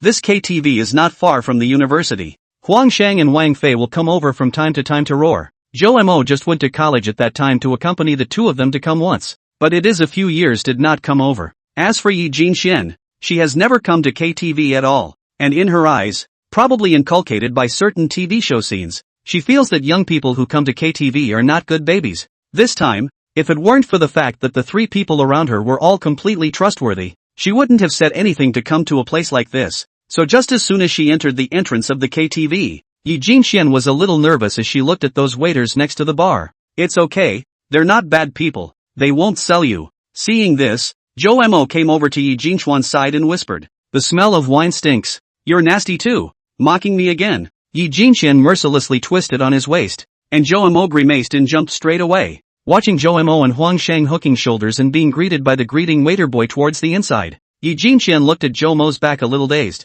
Doesn't it feel like Zhou Mo is a different person after drinking? Wang Fei took Yi Jinchuan's arm and similarly led her inside, smiling as she walked. Well, is not quite the same as usual. Yi Jinqian subconsciously nodded her head. But I think this is actually what Chomer was supposed to be, Woofy explained with a smile. Seeing Yi Jinqian reveal a thoughtful look and then a somewhat sullen look, Wang Fei directly saw through her little mind and covered her mouth and scoffed. Ouch, ouch. Feeling like you don't know him as well as the other girls, getting mad at yourself here? Where did I? After all, you have only known each other for a few days. It's not normal that you can't get to know each other very well, and you'll have a lot of time to spend with him in the future. So what are you afraid of? To say it is really ridiculous. Counting the time last week silently lying flat in the hospital. You two know at most only half a month, but together have happened one thing after another big thing, but also cohabitation on, away from a big spectrum. Who is going to live with him? Sister Fei, you are also talking too much. Just like the plot in a novel. Yi Jinqian finished reading in pieces. Who knew that Wang Fei's next sentence surprised her beyond measure, making herself feel that there was not a small gap in perception with this old schoolmate. The plot of the novel? Oh, in reality a lot of times, the things that happen to be more bizarre than in the novel's absurd and grotesque. Novels also pay attention to a rise and fall. Karma. In reality, people say no on no, and account are not. At this moment, the two boys who hooked up in front of them had already walked into the small private room No. 666, and the two girls hurriedly followed. Since they had eaten a full dinner and were simply coming over to sing, they didn't order anything but water. Wait for the male waiter to smile and walk away. After the door was closed, the entire world was quite quiet. Yi Jinchuan's nervousness only got much better as she scanned the environment of the private room. There's just a big U-shaped couch, a big TV on the opposite wall, two microphones plugged into a stage next to it, and a coffee table in the center with mineral water bags of snacks and stuff, which looks like the kind you'd have to pay extra for if you ate or drank. On top was a gorgeous multicolored light that kept spinning. Woofy glanced at the two boys sitting on the couch with their heads hanging down while they gesticulated and chatted animatedly. She just didn't understand how guys talk so much when they drank. Faye, sis, isn't this expensive? It's okay, I got a card. Membership is cheap. Don't talk about that. You go first, I go first? Wang Fei directly brought over two microphones and handed one to Yi Jinqian and asked.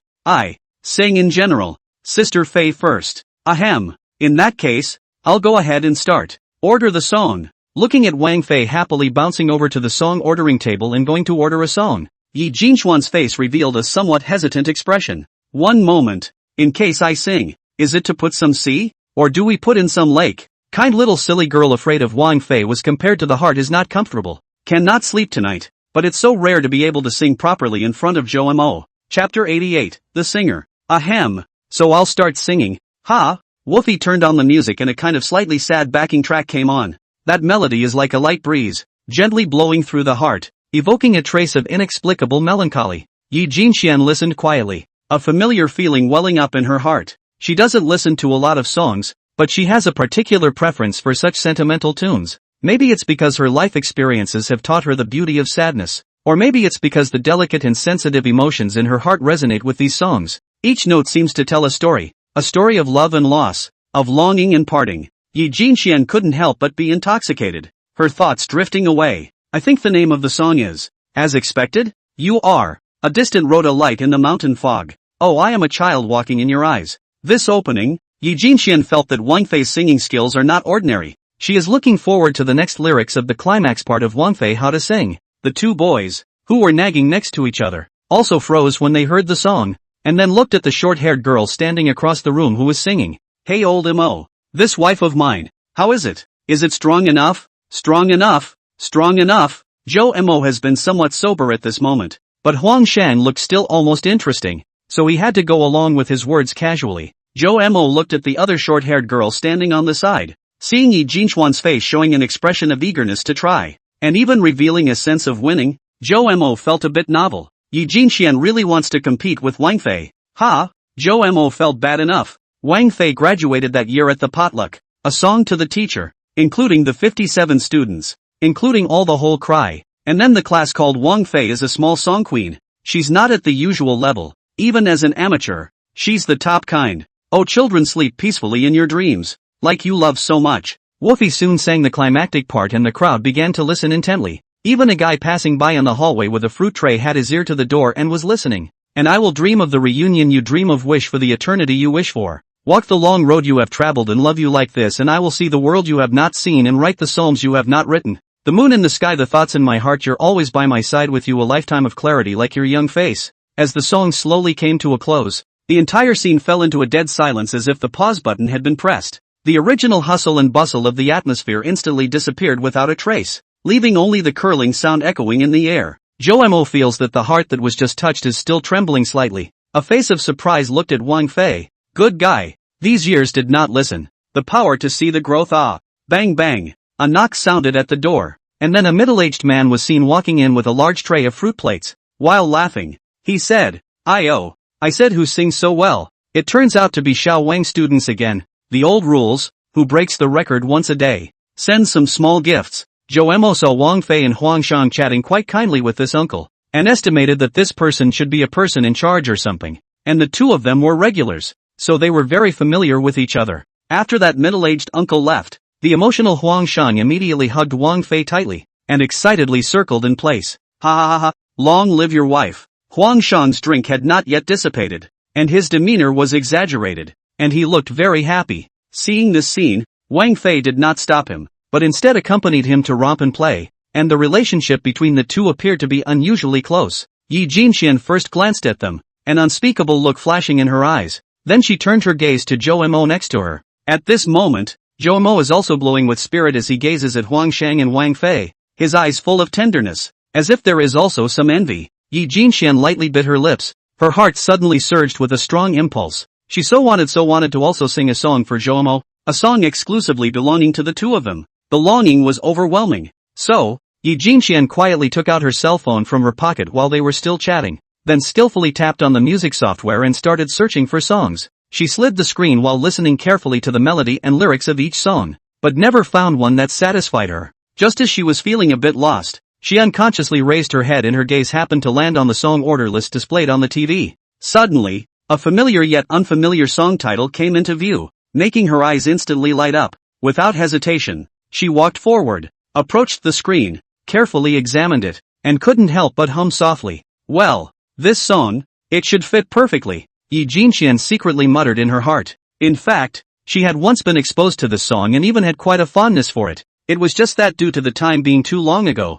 she hadn't sung it for a long time. Now that she saw the title of the song again, those familiar melodies and lyrics came flooding back to her mind. However, after all, it had been a long time since she had sung, and Yi Jinxian knew that her voice might need a bit of time to get used to it, so she cleared her throat gently and tried to hum a few words in a low voice. Although she still feels a little rusty, with continued practice, she believes that she will soon be able to get back to that feeling she had when she first sang. After a bit of a ruckus over at the Iron Triangle, Huang Shang put down Wang Fei while holding his waist. He saw Yi Jinxian walk next to the singing stage and Jinxian's sister. Hiccup, not old brother, I say. You are prettier than my wife Hiccup. But, she is nothing compared to you, except for singing well. Hiccup, so you can't do it. You can't sing with her. Wang Fei put down the microphone in his hand, so that he wanted to let Huang Shang taste his iron fist again. Have you complimented people like this? Just now the performance went up some points and now it's negative. Jo-mo, on the other hand, appealed to both sides to exercise restraint, not to escalate conflicts, and to be friendly and harmonious. Anyway, let's hear Yi Jinxian sing first. Ahem, that. Little Fei's sister, and Shang brother. Jo-mo, I'm going to start. Yi Jinxian looked at the trio with a nervous expression, her eyes revealing a hint of uneasiness and apprehension, and after she took a deep breath, she carefully opened her mouth, her voice slightly trembling. After all, Woofy sings so well. Immediately afterward, as if she was afraid of disappointing the other party with her poor performance, she hastily added, if I don't sing well, please bear with me. Hearing Yi Jinxian's words, Wang Fei hurriedly stretched out her right fist, smiled and encouraged. It's okay la, Jinxian. You must have confidence in yourself cheer. However, at this moment, Wang Fei would never have imagined that what happened next would make her entire body freeze. In the face of Wang Fei's enthusiastic encouragement, Yi Jinxian relaxed slightly as she nodded her head, similarly stretching out her tiny fists in response and said softly, okay, I'll try my best to give it a try. At the moment, her mind secretly cheered for herself, hoping to perform at her best. Yi Jinxian, go for it. Then Yi Jinxian gently pressed the play button, and the somewhat sad accompanying music slowly flowed out like a gurgling stream, accompanied by that melodious and slightly sad melody. It was as if one could still hear the sound of waves lapping against the shore. Yi Jinxian slowly closed her large, beautiful eyes. The expression on her face initially appeared somewhat serious, but it was quickly replaced by a faint touch of sadness. After a while, Yi Jinxian reopened her eyes, the original eyes that were as clear and bright as water spirits. At this time, even added a trace of sadness, and there were still tears faintly flickering. When Wang Fei, who was on the side, saw this scene, he couldn't help but be slightly stunned. So emotional? Looks like Jin Xian does have a bit of something. Immediately after, only to see Yi Jinxian lightly opened her lips, closed her eyes again, and began to sing softly along with the rhythm of the music. Her singing voice was clear and pleasant to the ears,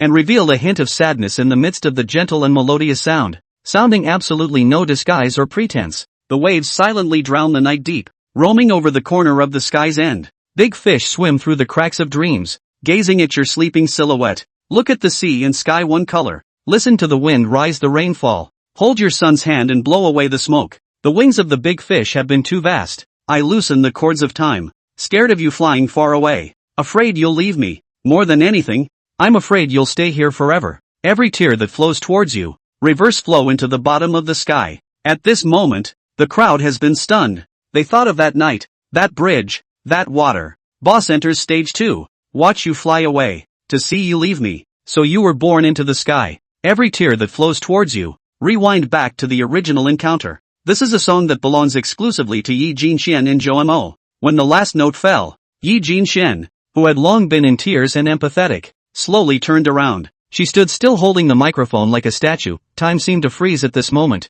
and the whole world became unusually quiet. Everything around them seemed to have lost its color, leaving only Yi Jinxian's lonely and determined figure. It's like she's telling a buried secret through a song. Chapter 89, Little Leaf's strongest killing move. Everyone else in the entire room froze. Huang Shang held the watermelon in his hand, his movements frozen in mid-air, while Wang Fei felt a wave of sourness welling up in her heart, her eyes gradually moistening. At the same time, a complicated look appeared on Zhou face as his gaze was firmly fixed on the slightly thin figure not far away. That girl was wearing a halter jean skirt and her back looked a little thin, especially when his eyes fell on her not-so-uniform short hair. A wave of inexplicable emotion surged in his heart. Your hair. I cut it. But why the haircut? It doesn't look too well groomed. Because I cut it with a fruit knife. Jomo's mind instantly conjured up the scene when the girl was in the hospital. At that time, she was sitting on the hospital bed, peeling an apple while smiling as if nothing had happened and saying the answer. At that moment, Jomo's heart felt like it had been hit by something so hard that the pain was unbearable. Although Jomo was not clear about what exactly happened after he jumped off at that time. And the little silly girl for the rescue process related to themselves in those episodes is also flickering, incoherent, but Jomo's mind is flexible. After a little thought and speculation, basically also be able to come to a roughly the same conclusion. It was unimaginable to realize just how difficult it would be to fish herself out of the water with the strength of this petite and delicate girl. Just when he was about to open his mouth to say something, Yi Jinxian made a move once again, only to see her as a lively and lovely bunny general, jumping and running back to the point of the singing platform there. And then with that as white and delicate as lamb's white jade delicate hand gently press. Originally slightly sad melody suddenly became cheerful and lively up. Everyone present couldn't help but be slightly stunned. Immediately after that, they saw Yi Jinxian suddenly leap in place. Her entire body instantly rotated 180 degrees. And then with a playful face, she revealed a sweet smile to them. And even though there were still a few tears shining in those beautiful and touching eyes, they were obviously dissipating quickly. Afterwards, her clear, pleasant, soft and melodious singing voice resounded once again, while her body was deliberately swaying left and right as she slowly walked towards their side. Woofy quickly heard that the name of the song was Love a Little, and her face instantly showed a look of watching the show. The wind blows the windows and the leaves sound. Dreams are wandering, going further afield. The moon in the sky, showing half a horn. Just at this moment, Little Leaf had lightly arrived in front of Wang Fei. As for Wang Fei, he shook his head up like Little Leaf, and that look was simply adorable. However, just when the two of them were having fun, Little Leaf suddenly turned her head and looked straight in the direction where Jomo was, and then, without even the slightest pause, she continued to sing this cheerful song. Look, there's a man on the floor, and he can't sleep. A word that made Jomo's face red and flustered as he asked for his cell phone from Huang Shang's side. What are you doing? Quickly let me put the canonical. Jomo feels something very bad is going to happen next. He has to prevent it. Huang Shang looked confused, but unlocked his own phone, then opened the game and handed it to him. Upon seeing this, Little Leaf narrowed her eyes slightly and the corners of her mouth rose, revealing a very bright smile. She turned her head and once again locked eyes with Wang Fei, and the two seemed to have a heart-to-heart as they continued to hum together. Their voices were clear and pleasant, intertwined like heavenly music, with the ebb and flow of the melody. Both girls' faces were full of satisfaction. They smiled at each other with a sense of tacit understanding. Clouds cover the light, cover the night longer. The wind gently passes through your hair. Night, close your eyes and don't talk. Boss enters stage 2. It was at this moment that Yi Jinxian suddenly jumped next to Zhou Mo in a small jumping step like a cheerful deer. Her movements were light and flexible, as if she was dancing in the air. Then, she deliberately bent down and came close to Zhou Mo's face, making the distance between the two of them unusually intimate. Her eyes twinkled mischievously, and a hint of a smile, if any, hung at the corners of her mouth. Only Yi Jinxian held the microphone in one hand, while the other hand was gently pressed on her chest, as if she wanted to convey her inner emotions to Zhou Mo through her singing voice. Her voice was crisp and pleasant, like heavenly music, full of infectiousness and penetrating power.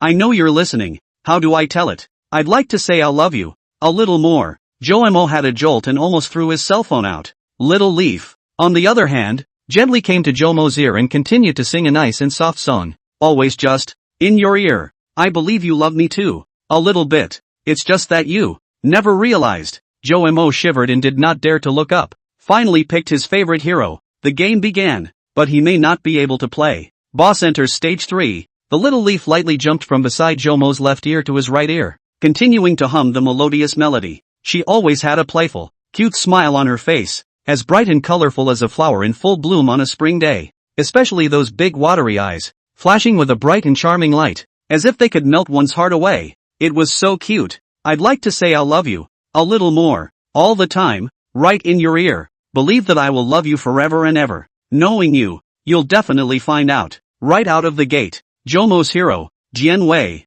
gave away several heads. 0 bars, 5 bars, 0 bars, and his teammates were cursing. He scrambled to explain. I can't be blamed. There are women singing love songs next to me all the time. It's already not easy for me to operate the heroes normally. Teammate A, guys, I'll go first. Teammate B, douche up. Teammate C, I live set trade-off. Teammate D, somebody. Fork him out. Fork him out. Looked at Zhou Mo was molested by his own red face. Little Leaf heart pleased bad. The emotion of wanting to cry just now because of the first song has shifted, and my mood has improved. Heck, I can't beat you in a fight, but I have my strengths. Master is right. You have to be good at using your strengths to overcome the enemy, so that you can win 100 battles. Huang Shang and Wang Fei for the first time to see Zhou Mo was molested into this kind of bird, and have to use the game to cover up. They burst into tears of laughter. When Yi Jinxian finished her song, the door to the room opened again. Agu, Xiao Wang students, this student strength is not bad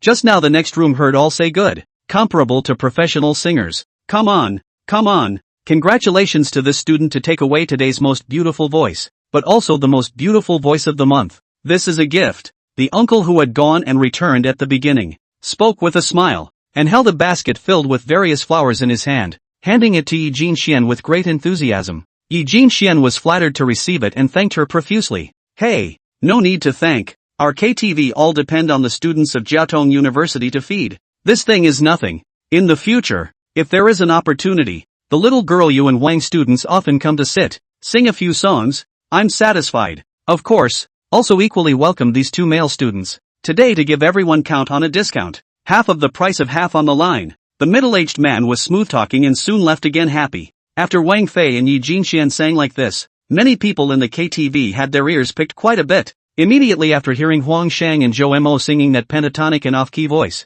even the dog on the lead shook its head, all too disinterested to bother eavesdropping on room 666 anymore. They sang until 11 p.m. and then left the Blue Dream KTV. You guys go ahead. I'll send Jinxian back to school first. Wang Fei said to Zhou Mo and Huang Shang as soon as they went out the door, then glared at Yi Jinxian. Yi Jinxian's small face was flushed. She didn't know whether she had just gotten too high from the high song or thought of something. She hurriedly jogged to Wang Fei's side and let her pull herself away. Jane, Zhou Mo saw Yi Jinxian say go and leave. Give himself a greeting or not. Suddenly heart a little lost. Chapter 90, I'll take her to the Ferris wheel again. Just now you were saying love me a little bit in karaoke. Now what? What's the point of not marrying? Joe Mo was startled and hurriedly shook his head to get rid of this distraction. Hey, it's been a while since we've talked like this as brothers. Let's go. Huang Shang hemmed and hawed, taking Joe Mo's shoulder and blindly chattering as he walked. It was late at night. The moon was hazy. A crescent moon hung high in the sky, and there were very few stars. However, the streetlights gave off a bright light, illuminating the silent street. On this street, there are two boys walking side by side, and they're just talking to each other as they go along. Joe Mo, do you remember the first time the two of us decided to sneak back into class at night to study? Of course I remember. The dormitory door time immediately. The two of us just out of the dormitory door, walked not far, and ran into a bunch of teachers led by Lao Li over to check the bed. The luck is really bad. Hearing Huang Shang talk about the past, Joe Mo smiled bitterly. Then we fooled old Li, said the word booklet forgotten in the class. Intend to read it before going to bed tonight. Old Li then let us go. We both thought that we fooled the past. Who knows that old Li ran back, has been squatting outside the class staring at us. Yes, have to be lucky that the old class is old Li. See us really study, understand my situation, help us cover, gave the green light, and bring night snacks for us to eat. Another time, when it was snowing hard in the winter and cold, and you didn't want to go to the bathroom at night, you took a Coke bottle and peed on it, and Faye didn't know what you were doing, so she stuck her head over to see. Don't mention it. If I hadn't been quick to collect the gun and almost zipper clamped it, I would have died of embarrassment right then and there. Two people chatting about things that happened in the past, chatting to the happy things to laugh, chatting to the embarrassing things to laugh at each other, chatting to the hated people, unanimously, cursing. That is hard to hear. It is indeed a blessing to have a friend who can confide in each other without fear. As a little bit of time passes, and I don't know how long I've been walking, it's impossible to talk more and more, and finally silence falls. That, Huang Shang, I've caused trouble this time. Hey, don't say that. A friend needs help. Isn't it normal to lend a hand? Huang Shang saw Joe Mo begin to apologize and started waving his hands back and forth. I'm fine. There's no need for you guys to make a big deal out of it. Do you know the favorite mantra of patients in mental hospitals, especially the very sick ones? Joe Mo was dumbfounded by Huang Shang's dislike for a while and finally sighed. Okay, so let's not talk about that. The money for the hospitalization and the rent. Oi. Stop. Little Faye and I are just in charge of getting our hands dirty, haha. The hospitalization fees and purchases as well as the money that your old landlord returned. All these incoming and outgoing accounts are on Jinchuan's sister's side. Hearing Huang Shang say this, Joe Mo froze, somewhat in disbelief, then relieved. His cell phone was also on that little silly girl's side, and he had $20,000 anyhow, which should barely be enough to spend. I don't think there are many daiko left though, and the mortgage should be about to be paid next month. The thought of this Joe Mo a little brain ache, but first regardless, he intends to go home and sleep first before. Alright, I'll contact Jane Xian on her side, but my cell phone she's using. Joe Mo thought about this and then cried a little. By the way, that day on the bridge, it was an older man who drove a cab who helped string up the tires with a rope to use as a life raft, and before he left, he had a message for me to deliver to the lightweight, which was, to be blunt, you. Why does that sound so familiar? What did he say? Joe Mo raised his eyebrows lightly. This person's life no can't get over the hurdle. Feel life is difficult. Change a life. Feel that no one cares. Go to look for a person who can cherish their own. I believe that there will always be able to make oneself feel happy that day. Huang Shang said slowly, and Joe Mo trembled as he listened. He remembered. At the beginning when he blocked Yi Jinxian from jumping into the river, it was the uncle who said this who gave 119. You could say that uncle saved them both twice. Do you have his contact information? Joe Mo asked with some urgency. This was when I was moved with Xiaofei. Driving a cab driver master was too much. Are comforting both of us, and so we came back to God. All gone. A phone did not stay. Huang Shang scratched his head and said with some embarrassment. Ha. Hearing Huang Shang say this, Joe Mo first froze, then laughed, a relieved expression on his face as he shook his head. Since it was so fateful, he was sure he would see this uncle again, and he would say thank you to him then. By the way, I have one last question, and I hope you'll answer it seriously. Huang Shang seemed to have thought of something, and suddenly his tone became serious. You asked, in your eyes, what kind of role does Yi Jinxian really play? Do you like her? Now the little cutie. All can see that she has feelings for you. Joe Mo looked deeply at him, then touched his nose somewhat awkwardly. Is this really what I have to say? Yes. I can only answer you rigorously. I feel especially sorry for her now. Very guilty, and very attached to her. After all I've been through, I have the intention of liking her. Attachment? Isn't that what liking is? Have you been reading your psychology books a little too much? Do you need to pick your emotions to such a fine point? Huang Shang was puzzled. None of that is the point. The point is, do you think now, at this juncture, at this time, is the time to confess? Hearing Zhou Mo ask such a rhetorical question, Huang Shang hesitated. When he gave Wang Fei confession before, took into account the Wang Fei although delicate mind, but in fact encountered a big event easy to nervous nature, afraid that she is too much to see the big exams play out of order, so she cannot afford, after all, study hard into a small crazy. That's why Huang Shang had been patiently waiting for the results of the big exam to come out and realized that the two of them had similar scores before confessing right away. Throughout the years, Wang Fei would also always rely on him for something big, which always made Huang Shang feel like he was doing the right thing about the delayed confession back in the day. Jin Xian's sister's character is not quite the same as Xiao Fei. Xiao Fei is looking strong. In fact, her heart is more dependent, while Jin Xian's sister, I think it's just the opposite. She was able to fish you out of the water at that time to illustrate this. She looks soft and weak. In fact, her heart is very strong. Huang Shang thought for half a day and said, if it goes well we'll still be in school together for a year. If it doesn't, Zhou Mo smiled bitterly. Huang Shang was silent. Indeed, if he missed the opportunity to go to college with his favorite person, needless to say others, it was hard for him to think about it. Zhou Mo had actually already made a decision, and he tapped Huang Shang on the shoulder to voice out his plan. Now is really not the time. I can't afford to gamble. So when the summer vacation is over, I'm going to take her to go to the Ferris wheel of the Shanghai world once again to see the sparkling night scenery of the mountain city. And then, give her a promise. Chapter 91, Tiny is cute too. So, what about in case she doesn't get into PTU? Does this have anything to do with the plan I was talking about? Zhou Mo and Huang Shang looked at each other and laughed out at the same time. You kid, don't tell Xiao Fei about this. She's so close to Jin Xian now. She'll definitely turn her head. Don't worry.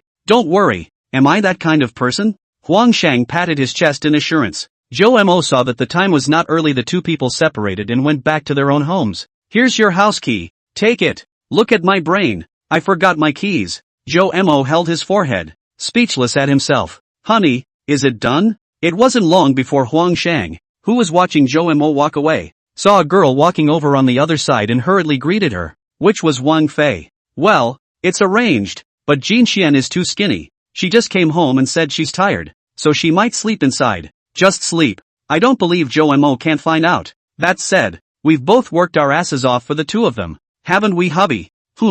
They have to come when we get married, and they have to be the best man and maid of honor. After Huang Shang finished speaking viciously, he saw that Wang Fei was a bit silent next to him, and he looked at his own wife's little face in some confusion. What is it? Wolfie shook his head in silence. Seeing that his wife's honor was not open, Huang Shang looked around, and while no one was there, he directly picked her up by the waist. What are you doing? Put me down. Wolfie lightly slams his fist into Huang Shang's chest. No release. Just no release. I won't release until you tell me why you're upset. Huang Shang said cheekily. You say, I am not all around can't compare to Jin Xian. The original she is long hair. I am short hair. The feeling is not so obvious. Since her hair cut short, I feel more and more. I long is not as beautiful as her. The body is not as good as her. And now even the singing, is also compared to down. Hearing Wang Fei say this, Huang Shang froze, then was laughing. What are you laughing at? Another punch. Silly girl. Aesthetics is originally a very subjective thing. Have you seen anyone rank the face value of female celebrities in 3, 6, 9 classes? We can only say that turnip greens and vegetables each have their own favorites. In my eyes, you're just the prettiest. And besides, I'm super fond of my wife's personality. Huang Shang was straight up with a flurry of explanations that made Woofy a lot happier. Moreover, the things they experienced, the general public really can't learn. That song is indeed a bit profound, but I think it is actually more or less heavy. I think, like us, meet in an ordinary way, occasionally have a small passion, and then be able to keep a life in an ordinary way. It's also very good. That's a good point. So tell me what you like best about me. Say the right thing and my old lady will put you to bed at night. Huang Shang's eyes lit up, dug in his head and thought for half a day, and finally said with uncertainty, Tiny is cute too? The smile on Wolfie's face instantly froze. Why isn't Stinky Xiao Mo back yet? It's stuffy in here. At this moment, Yi Jinxian was crouching in a dark place with her knees hugged, playing with her cell phone with her head down, her face depressed. Just as she was sputtering, she received a message on her cell phone. She shuddered with excitement and almost screamed. Wait, I'll search the difference between attachment and liking first. Attachment is generally defined as the formation of a long-lasting emotional connection between an individual and a specific object. It usually stems from a special emotional relationship between a young child and his or her caregiver, e.g., a parent, and manifests itself as a strong emotional connection and bond. Liking is a broader and more universal expression of emotion, usually referring to having a good feeling or interest in someone or something. Liking can be an appreciation of things or a favorable impression of people, and it is more often expressed as a pleasant, happy emotional experience. Seeing this, Yi Jinxian was speechless, but immediately afterward, what followed made her eyes light up again. Attachment, emotionally manifested as a strong dependence on and cherishing of a specific object, which is not limited to the material level, but focuses more on the spiritual level. Attachment will show attention, care and protection to the object of attachment, but also feel pain and anxiety because of the departure or loss of the object of attachment. Once formed, it is not easy to change. Liking, it is more often expressed as appreciation and good feelings for things or people, and it may stem from the beauty and interest of things or the character and quality of people. The emotional expression of liking is relatively easier and more pleasant, not as strong and deep as attachment, and it may change with time and environment. It's not easy to change. Yi Jinxian's heart has a trace of theft. That way no one can take Zhou Mo away from me. But it's a real head-scratcher how to bring the generation down a bit. Yi Jinxian stroked her smart little head and didn't have an answer for a while. Yi Jinxian was not too nervous, because the message on the phone said that no matter what the result of his final exam, he would give himself a promise after the exam.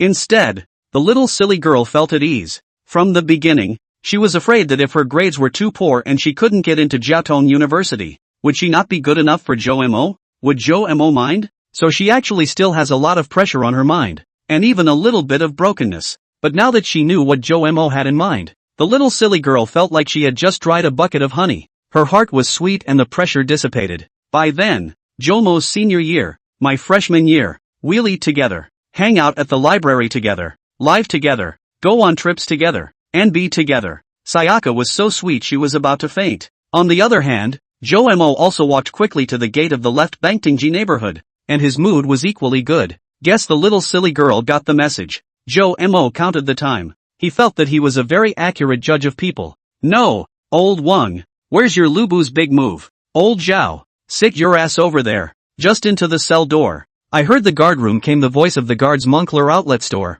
Zhou Mo swept a glance. All this time, Moncler outlet store also do not sleep. But even in the game, Zhou Mo just wanted to go in. Suddenly thought of a fun thing. He is now in a really good mood, and would like to find someone to cooperate with him to play pranks. So he looked for Moncler outlet online. Master, you're going to lose this one. If you believe me, let me do it. Moncler outlet store, seeing that it was a young man watching himself play the game, at first didn't bother. Seeing him say so, some puzzled look at him. But he can't win this one. 5 old men are too good. Solely beating a dead horse. He directly handed the cell phone to Zhou Mo. Then saw Zhou Mo greeted the remaining 4 old men to defend the middle plateau, taking advantage of the opponent's attack mistakes. Zhou Mo's Lubu a big move over to jump in 5. A move to end the opposite side. Back from the dead to flip the plate. Looked Moncler outlet store straight stare. Zhou Mo also he smile. When he was so powerful, he took a look at the segment. Bronze? Instantly speechless. Nice fight, young man. Are you new to moving in? Haven't seen you around. Moncler outlet store, he patted him on the shoulder and laughed. Grand Master, I have something that I would like to ask of your old man. Zhou Mo took advantage of the Moncler outlet store good mood and hurried to make a request. Chapter 92, That's My Home. Late at night at 12 o'clock, the old and dilapidated neighborhood gate seems to be a corner forgotten by time. Lonely and silent. Moonlight through the sparse clouds. Mottled sprinkled on the rusty iron door. The paint on the iron door has long been peeled off, revealing the mottled background color, as if telling the vicissitudes of the years. The street lamps on either side of the doorway emitted a dim glow, barely illuminating a dimly lit area. The air seemed to freeze under the lights, with only the occasional breeze drifting by bringing a hint of coolness. The walls were crawling with vines and moss, which appeared darker green in the night, as if showing the world their tenacity. Corner of the garbage cans, scattered with some of the wind blown away by the garbage, to this quiet night added a few points of chaos. Even so, here is still a lot of people in the city outside the hustle and bustle of a piece of pure land. Is people tired after a day to seek peace of mind harbor? Hiccup. At that moment, a young man staggered over with a bottle of wine, as if he was drunk, and sat on his butt next to the still fluorescent lit janitor's room, looking at the crescent moon in the sky and letting out a ho-hum chuckle as he fumed. Hey, I know you. You're the owner of that building 3, Unit 3, 302. Right. What are you doing sitting here if you don't go back to your own house? A house? No, I don't have a house. So building 3, Unit 3, Unit 302 is. That's my home, yeah. Joe Mo and the oldest man stared at each other wide-eyed, then both burst out in joy, especially Joe Mo, who laughed his head off. It's your home. Don't go back. Moncler outlet store, laughing and cursing. Yes, I'll go at once. And this bottle of wine is for your lordship. Joe Mo handed the Jung de Bai in his hand to the Moncler outlet store, and then entered the neighborhood with a healthy stride. You're on the wrong side of the street, kid. Not on the right. Your house is on the left. Oh, thank you, Grandpa. Joe Mo scratched his head and smiled as he reversed his direction and left. Looks like this kid rented a house with someone very important to him. Moncler outlet store sigh. Then returned to the security room and turned on another game. Joe Mo walked briskly and soon arrived at the place where Eugene Xian had led him to last time. The front door of room 302, Unit 3, Building 3. Joe Mo glanced at the fox and rabbit posted on the front door, and the slogan "Welcome home, Master," and his heart warmed. At least, I have a few good friends. Bang bang. Joe Mo gently snapped the iron ring, then ceremoniously shouted, "I'm back." A pat on the back followed, which led to pulling out the brand new key and unscrewing the door. After 12 o'clock, Joe Mo's hometown custom, before entering the door need to shoot a body. Legend has it that this is to prevent with unclean things into the house. Click. Bang. As soon as Joe Mo entered the door, he first turned on the light in the entrance hall before gently closing the door. He picked up the key that had just opened the door and carefully examined it, noticing that there was a little bit of black powder on it. Joe Mo knows that this is pencil powder, which is used to lubricate the lockmouth. Full of details. Although Huang Shang said that he had helped himself to a good vacation in the past few days and could rest for a period of time before going to class, Joe Mo was the kind of person who couldn't be idle. He had a very mixed mind and was most afraid of lying on his bed motionless and staring at the ceiling, because he was able to think about the origin of species to the history of China, in connection to himself, and finally to the Big Bang. It was easy to become skeptical about the very existence of one's own being, so Joe Mo preferred to keep himself busy sooner rather than later. Glancing at the new slippers under his feet, Joe Mo smiled faintly before taking off his shoes and changing into them. Heading inside, completely not noticing that there was also a pair of ladies' delicate little leather shoes hidden under the shoe rack, he walked over to the refrigerator, opened it and looked inside at the Sprite, Coke, Fanta, Daiki and orange juice, hesitated, and took out a small can of Fanta. He then returned to the couch, turned on the large 55-inch TV, and watched it with great interest, watching and laughing at the same time, for a full hour before he had his fill, turned off the TV, and prepared to go back to the master bedroom to go to sleep. As for the rest of the house, Joe Mo planned to slowly visit and study it after he woke up from his sleep. Just before opening the door to the master bedroom and preparing to enter, he scanned the door to the second bedroom across the room, a look of surprise on his face, because the door to the second bedroom actually had a cartoon rabbit. Joe Mo looked back at the fox on his bedroom door again, a thoughtful look on his face. Strange. Why would those two guys decorate the doorway like that? It's not like the second bedroom is occupied, Joe Mo murmured, then walked over and gently pushed open the door to the second bedroom. Jingle bells. The bell made a crisp ringing sound. Joe Mo turned on the light and took a closer look, and his entire body froze. The bed had pink sheets and comforter and a large bunny doll sitting on it. Even the walls around it were covered in pink wallpaper with stars. On the wall of the room hangs a beautifully hand-painted rabbit mural, which is surrounded by tiny rabbit stickers dotted around, which are either standing or lying down in various forms, adding a bit of playfulness and vividness. The room's beds are soft pink rabbit ear shapes, and the pillows and comforter are printed with adorable bunny prints. On the carpet beside the bed were several fluffy bunny dolls, sitting or lying or snuggling together as if they were little guardians of the room. In one corner of the room, there was a delicate bookshelf with some books and picture books about rabbits neatly arranged. There was also a string of small wind chimes hanging on the bookshelf. On the other side of the room, there is a small desk with a desk lamp in the shape of a cute rabbit that gives off a soft and cozy glow. Some stationery and drawing tools are placed on the desk. The windows of the room were hung with pale pink curtains that were beautifully embroidered with rabbit designs. The whole room is filled with elements about bunnies. It's not just a room. It's more like a girl's pied terra. What made Joe Mo even more suspicious was still in the back, because he saw that here in the corner of the side wall, there was a huge gift box, which could have been used for a washing machine. Joe Mo did not open the box first. His eyes swept back and forth between the gift box and the girlish environment, and then thought of a possibility that made his heart thumping. It was then that Joe Mo gulped and approached the huge gift box, gently pulling open the huge bow tied at the top.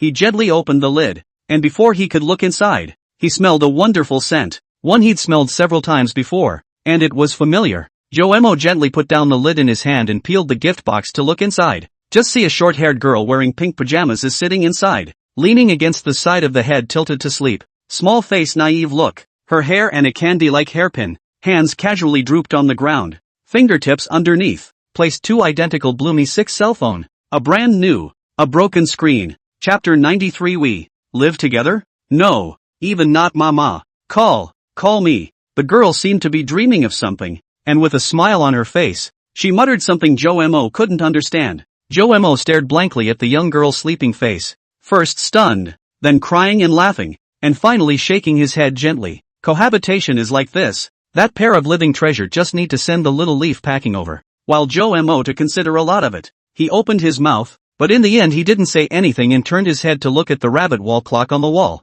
It was already past 1 o'clock late at night. Considering that the little silly girl had to go to class tomorrow, Joemo didn't wake her up. This huge gift box resembled a miniature castle, foursquare yet exquisite. The top of the box was inlaid with golden door locks and handles, while there was a small door right in the center, obviously designed for people to enter and exit. He took a deep breath, gently gripped the doorknob, and slowly pushed open the mysterious little door. Then, Joemo carefully stepped in, as if he was afraid of waking up some precious treasure. Upon entering the interior of the box, Joemo looked to see Yi Jinchuan's petite and cute figure once again. She was quietly lying there with a naive smile on her face. He walked over quickly, crouched down, stretched out his arms, and carefully picked up a princess hug. Just then, an even stronger aroma than before filled his nose like a whirlwind, causing him to become somewhat intoxicated. The soft touch coming from the young girl's body and the warmth that passed through the clothing to his body caused Joemo to not help but have his heartbeat accelerate and blush. Joemo tried to restrain his inner urges and twisted his head away, not daring to gaze down at the face of the girl in his arms. So, he quickly opened his long legs and took a few steps forward. After arriving at the bedside, he bent down and moved as gently as if he was holding up a feather, gently placing Yi Jinxian on that pink girly bed and letting her sleep next to the huge white rabbit pillow. Throughout the process, Joemo's mood was both nervous and excited. And, cough, boing boing, as her body gently fell, she let out an unspeakably lovely sound. Joemo, who was originally ready to get up and leave, was instantly hugged tightly around the neck and violently pulled downward by a powerful force. In the blink of an eye, Joemo lost his balance and fell heavily onto the large, incredibly soft bed. Well, Joemo groaned in a low voice, but fortunately he reacted quickly and agilely, hastily stretching out his hands to support both sides of his body, avoiding completely pressing on top of Yi Jinchuan's delicate body. Nonetheless, his head was still buried deep into the soft pillow. When he raised his head with difficulty, his entire face had already turned red,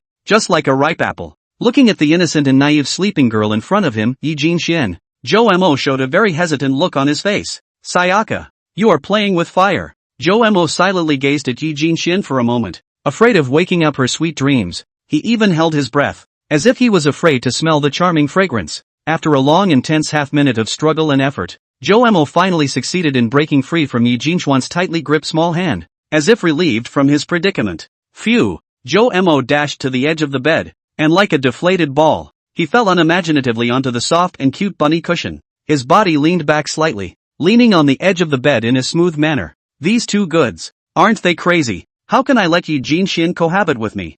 She's still young. I'm a big bloody lad. Joemo growled inwardly. Almost all of the boys in adolescence will be on their own mind ideal half full of all kinds of reverie and longing. Joemo naturally cannot be exempted. For example, he imagined himself as a hero in a martial arts drama to save the beauty of the hero, or in the library to meet a beautiful girl to ask her questions, and use this opportunity to draw closer to each other, or else on a rainy day he happened to have an umbrella, and the beautiful woman next to him did not, and then the two of them logically share an umbrella to walk in the rain. He had fantasized about all these romantic scenarios. Of course, as he grew older and became a college student, things like living with a beautiful classmate that blushed like this, Joemo would occasionally secretly fantasize about in his mind. However, when this thing really happened, and the other party is still that just no not long, look silly girl, Joemo cannot help but feel overwhelmed. It wasn't that Yi Jinxian wasn't pretty enough or not good enough. On the contrary, to Joemo, she was simply a perfect cohabitation partner. However, and yet, but now doesn't seem to be the right time. Joemo shook his head, trying to clear his head a bit, then once again stood up and scrutinized the little leaf in front of him. For some reason, looking at her quiet and slumbering appearance, Joe suddenly felt a strange impulse welling up in his body, which made him a little flustered. He hastily stretched out his hand and quickly took off the pair of cute cartoon rabbit slippers on Yi Jinchuan's feet, only to see a pair of white as snow, like jade carving small feet displayed in front of his eyes, while the toes were also coated with light nail polish, which appeared to be particularly attractive. Joe just looked at it. He couldn't help but swallow a mouthful of saliva, and then, as if he was scalded, he hurriedly lifted the quilt to gently cover her. Then, he bent down to pick up the 2 cell phones that fell on the floor and hurriedly left Yi Jinchuan's room as if fleeing from a tiger's mouth. Bang! Jingle bells. Joe leaned against the door of the second bedroom and smiled bitterly. You guys are really giving me a great gift. Joe returned to his bedroom and planted himself directly on his own bed.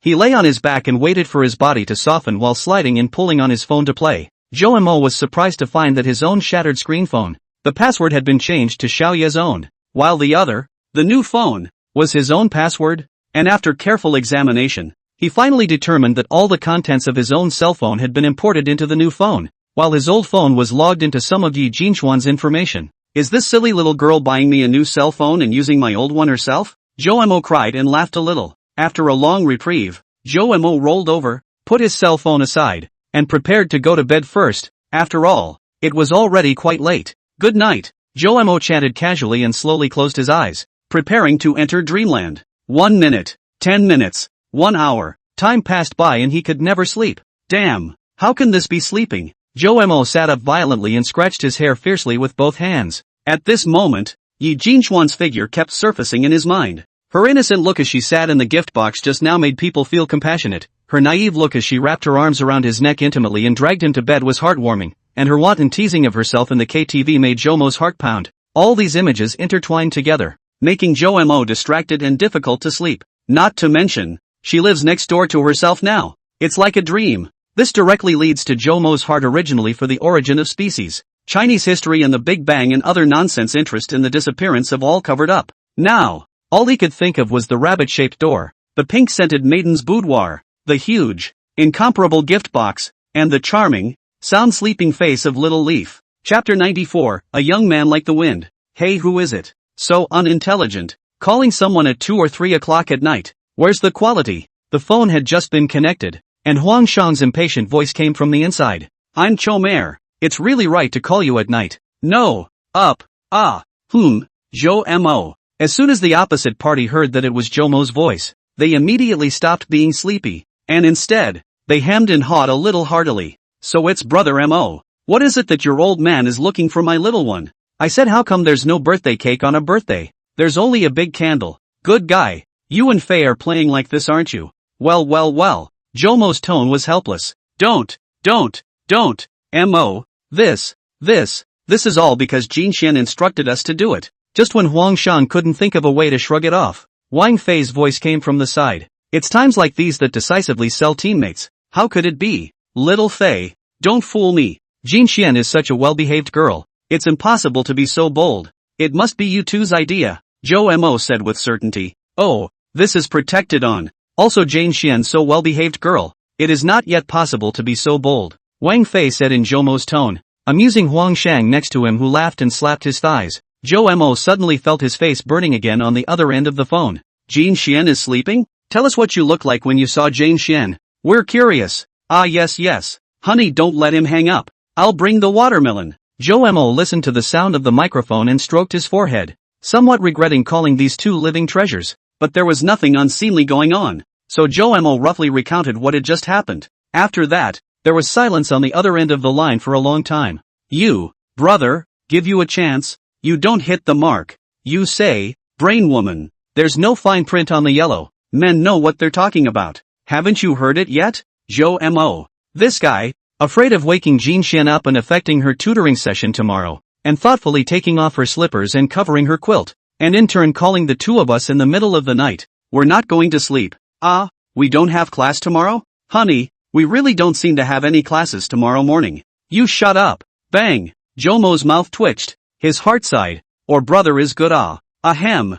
I won't bother you then. Old Huang. I wish you a long time. Hang up. Looks like a virgin. Just no long time. You should wish me 4 kidneys. Joe's face darkened and he directly hung up the phone. What happened to the virgin? I can ward off the evil spirits with a bubble of child's urine. Can you? The chances of success will be greatly increased if you cultivate from chi refining to foundation establishment. Can you? How about I try counting too? Joe Mo sighed and laid down on the bed again, looking at the ceiling and started counting rabbits. A rabbit, 2 rabbits, 9 rabbits. Just as Joe Mo counted to 9, he heard a shout from the next room, probably a young girl having a nightmare. Within seconds after that, a gust of wind blew, quilts floated up, slippers flew up, and both doors opened at the same time. Click, jingle bells, click, jingle bells. Inside the pink room of the young girl next door, a handsome 5 feet 8 inches man stood next to the short-haired girl's bed and was looking at her with a concerned expression on his face. Yi Jinxian leaned on the large rabbit doll,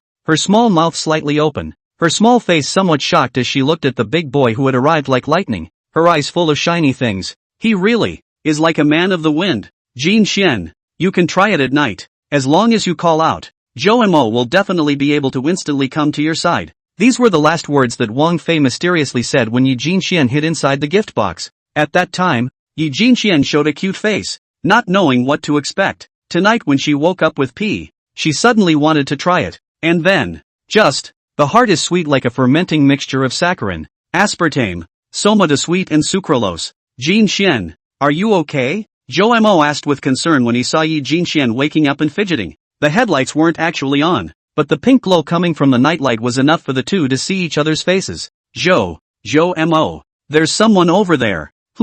Joe Mo frowned slightly and turned his head to look at the side of the window that Yi Jinxian was pointing at, but there was nothing there. Just when he was a little confused, he was alerted to the fact that the little silly girl was rapidly approaching him. Joe Mo directly reached out and pressed her head. What are you doing? I'm afraid of the dark. The young girl attempted to cross the blockade of Joe Mo's large hands while she was sophomoric, but to no avail. What are you afraid of the dark when the nightlight light is so bright? Cut! A disgruntled sound came from the mouth of the little leaf player. What a piece of wood. Phew. If you're fine, hurry up and go to sleep. Tomorrow when you wake up, you still have to go to class. How can you do that if you don't have a good night's sleep? Joe Mo deliberately made a stern face and reprimanded. Aren't you going to ask me why I'm here? Yi Jinxian said with a somewhat coyly lowered head. She wouldn't be afraid of Joe Mo. I'm afraid if I talk about it, I won't sleep tonight, and I'll wait until morning to talk about anything. Hearing Joe Mo say this, Yi Jinxian gave a listless got out of bed and kicked her small slippers, walking towards the door. Where are you going? Joe Mo's slightly flustered voice came from behind her. Yi Jinxian, who was planning to go to the toilet, froze for a moment, then a sneering expression appeared on her face, but she didn't pay any attention to Joe Mo, and instead, pretended to be a bit angry as she drastically opened the door. Jingle bells. The bell also made a louder sound than usual. Then Yi Jinxian walked out with her head down. The expression on Joe Mo's face collapsed and he hurriedly chased after him. Jinxian, it's cold outside. It's not safe for a girl to go out in the middle of the night. Joe Mo had just stepped out of the second bedroom when his entire body froze as he realized that Yi Jinxian was in the restroom, poking her head out and snickering. What's the matter? Does Chomer want me to go? Yi Jinxian pretended to be puzzled. Ugh. Joe Mo I half a day. Froze do not know how to answer this question. Sinning. He did feel that it was not appropriate for Yi Jinxian and himself to currently cohabitate, but if he really wanted to drive the little ninny away in front of him, of course Joe Mo would not be able to bear it. Joe Mo, what's wrong with you? Is this wanting to go to the bathroom? Sleepy. The corner of Joe Mo's mouth twitched, and he hurriedly opened the door to his fox's bedroom, molested and grayed out. Today, Chomer loses again. Chapter 95, Another Sleepless Night. As she watched Joe Mo fleeing, Yi Jinxian giggled, not realizing in the slightest that she was playing with fire. Joe Mo's mind the little girl actually knew very well. He let himself sleep first. Naturally he really did it for his own good. Yi Jinxian finished going to the toilet. Originally did not intend to disturb Joe Mo, but suddenly remembered that the cell phones seemed to have all been taken away by Joe Mo. She hesitated for a moment, but still walked to the door next to the fox's room, and gently knocked. Joe Mo, are you asleep? Sleep. Yi Jinxian couldn't imagine that Joe Mo was also angry like a little kid. Listening to the sound of some capriciousness, she thought about it and pushed the door to the room straight open.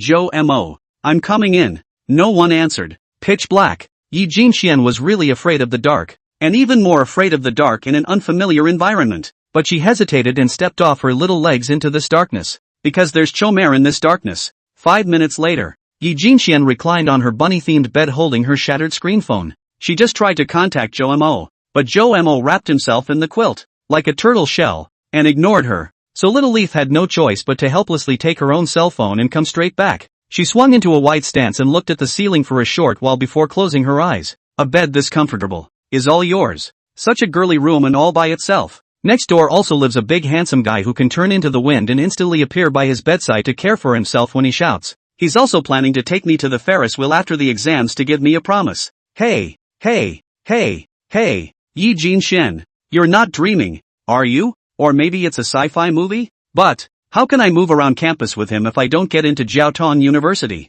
No, Yi Jin Shen. You should go to bed. If you don't sleep tomorrow, you'll be late for school. A dike of 1,000 miles is destroyed by an ant-hole. Don't be careless, Yi Jin Shen. Sleep. Yi Jinshan forced shutdown in. An hour later, Yi Jinshuan's forced shutdown fails. Yi Jinshan sat up, scratching her hair with both hands in distress. Can't sleep at all. All I can think about is someone's handsome figure. Forget it. Yi Jinshan, with dark circles under her eyes, tilted her head with a swinging face as she gave up on the treatment. By the way, I don't think I've synchronized my ringtone with Joe Mo yet, so let's get it now. The cell phone had been reset. Yi Jinshan only helped Joe Mo set the ringtone for his 90% new cell phone, but he forgot about his old one. Yi Jinshan tiptoed out of bed, walked over to the desk counter, pulled open the drawer, and there was indeed a black headset inside. All these things were bought with the help of Wang Fei, who told Yi Jinshan that Joe Mo was a light sleeper, easy to wake up, and wouldn't be disturbed when he wore an earphone to study English. Yi Jinshan tried, put on the earphone, felt quite suitable. This is the first time she wore this. It is quite fresh. Feel cool. The little girl nodded and went back to her bed, turned on her cell phone and started setting the ringtone. And when it was set, listened to it again. The fortune teller said that the splash of riches, will come clattering. Shameless peach blossoms will bloom one by one. No matter how much you eat every day and how much food you love, you have a body that others envy. The fortune teller said that in the future, will be in sweet love. I hope to be gentle and considerate, and preferably handsome. If this is a dream, can you not wake up? Yi Jinshan listened. It felt like she was talking about herself. The smile showed his little tiger teeth. Splash of riches, Principal Li said. Almost 200,000 will be here soon. Shameless peach blossoms? Ahem. If you are in shape, it's true that you can eat a lot without gaining weight. Skip the rest. Finally she pinched herself and it hurt. This was not a dream. It was now 4 a.m. Yi Jinshan felt that her brain was still running at a high speed of 60,000 revolutions per minute. Hyperactive. And simply lay there and opened her cell phone. As for sleeping, let it be. She can't really control this brain. When she opened the dialogue box with Joe Mo, her face was delighted. The other party is in the middle of typing. Those big words made her sweet. And she waited, wanting to see what Joe Mo would send. Then this wait until the rooster crows. Not only her, Joe Mo's side is the same. Staring at the chat interface in the cell phone, looking at the words the other party is in the process of inputting, a few hours dumbfounded. The two didn't drift off to sleep until it was 6 o'clock. Joe Mo set the alarm for 7 o'clock, and an hour later, the alarm went off on time. Jingle bells. Joe Mo looked like a fraud. Instantly sat up, lifted the quilt in one go, put on his clothes in 3, lifted up his shoes, picked up his cell phone and ran toward the outside, his movements skilled to the extreme. The moment he opened the gate, only 3 minutes had passed. Looking at the very different scene outside the door, a look of dismay appeared on Joe Mo's face.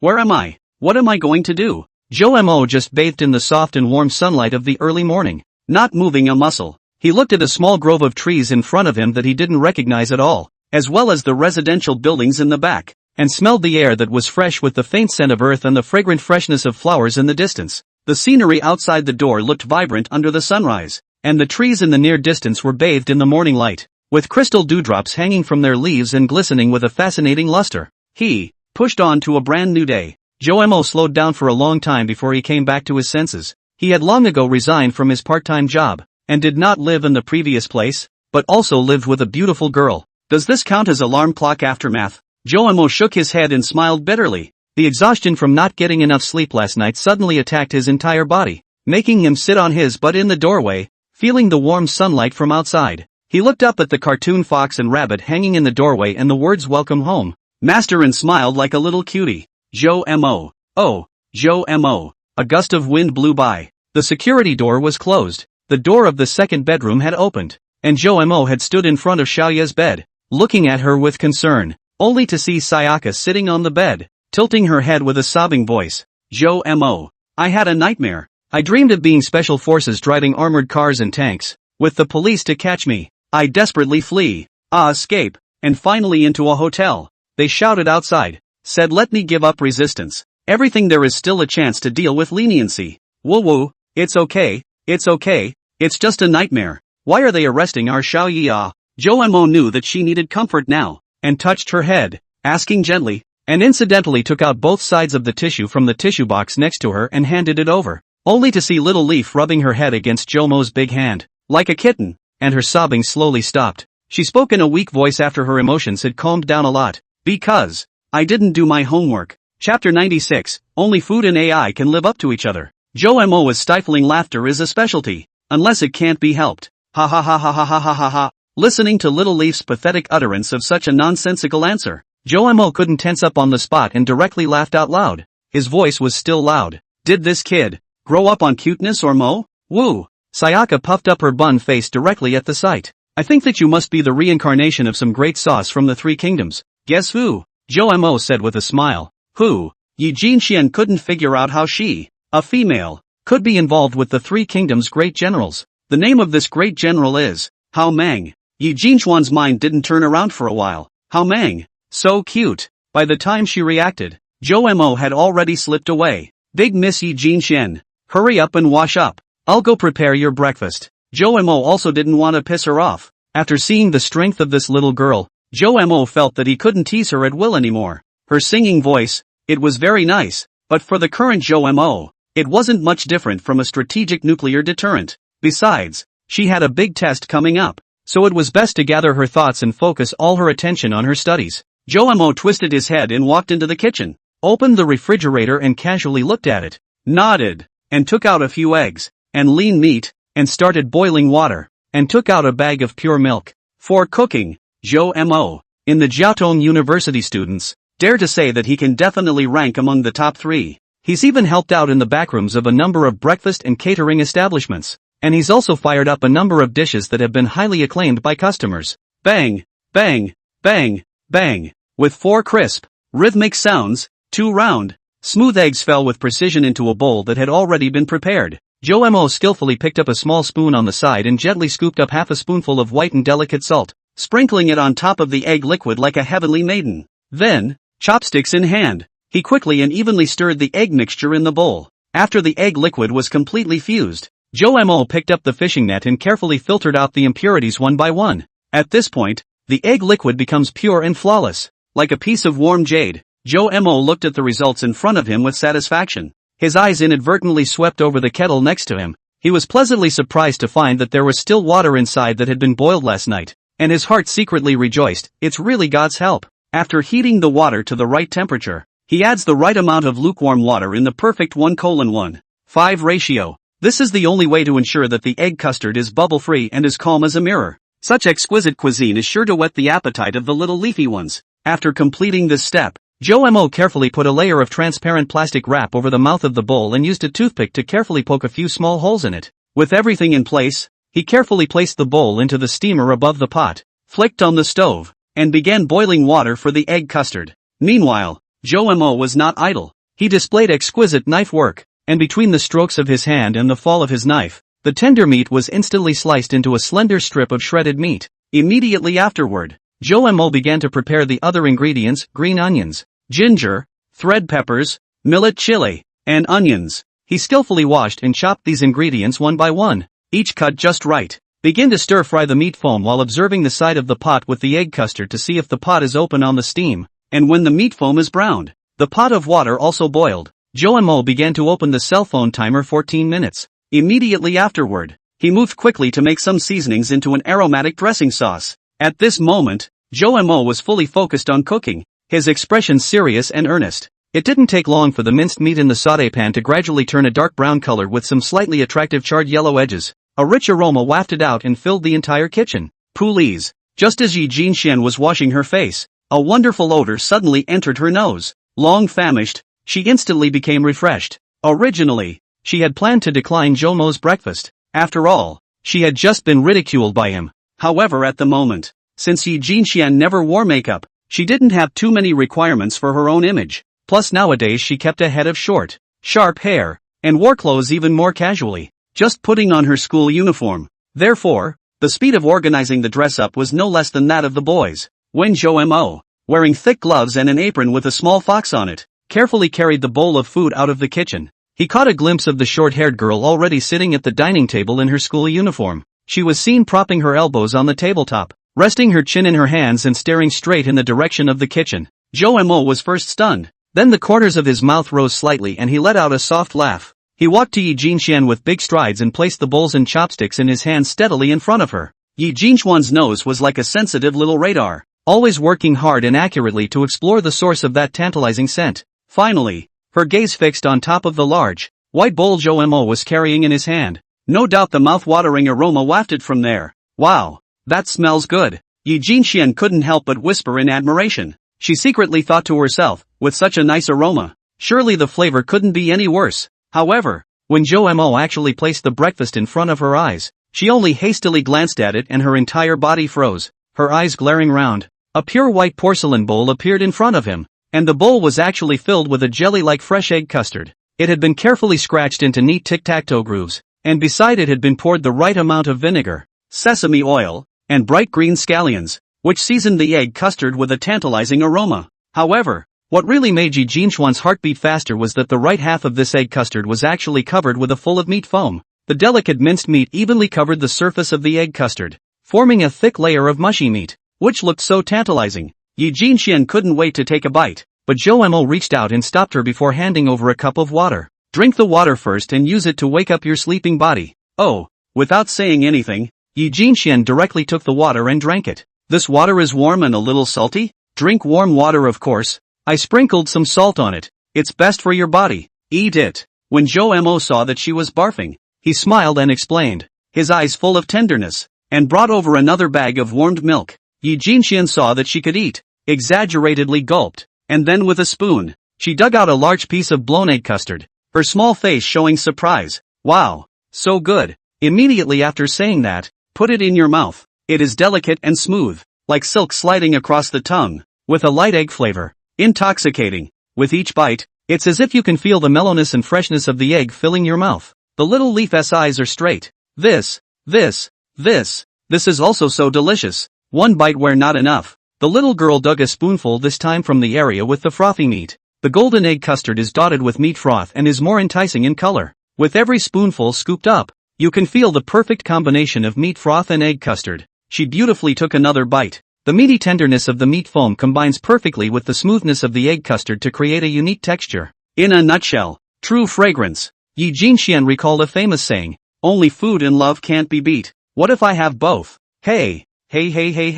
Chapter 97, Wholeheartedness. What are you giggling about here if you're not eating properly? Zhou Mo was somewhat speechless as he looked at Yi Jinxian, who was eating an egg custard while looking at himself with a silly smile. I can't eat. Why are you looking at me? Poof. How can a swan know the aspirations of a swallow bird? Yi Jinxian grunted, then lowered her head and fiercely dried her rice. Zhou Mo was about to take off his little fox apron when he sniffed. How does that sound familiar but just awkward? Slow down.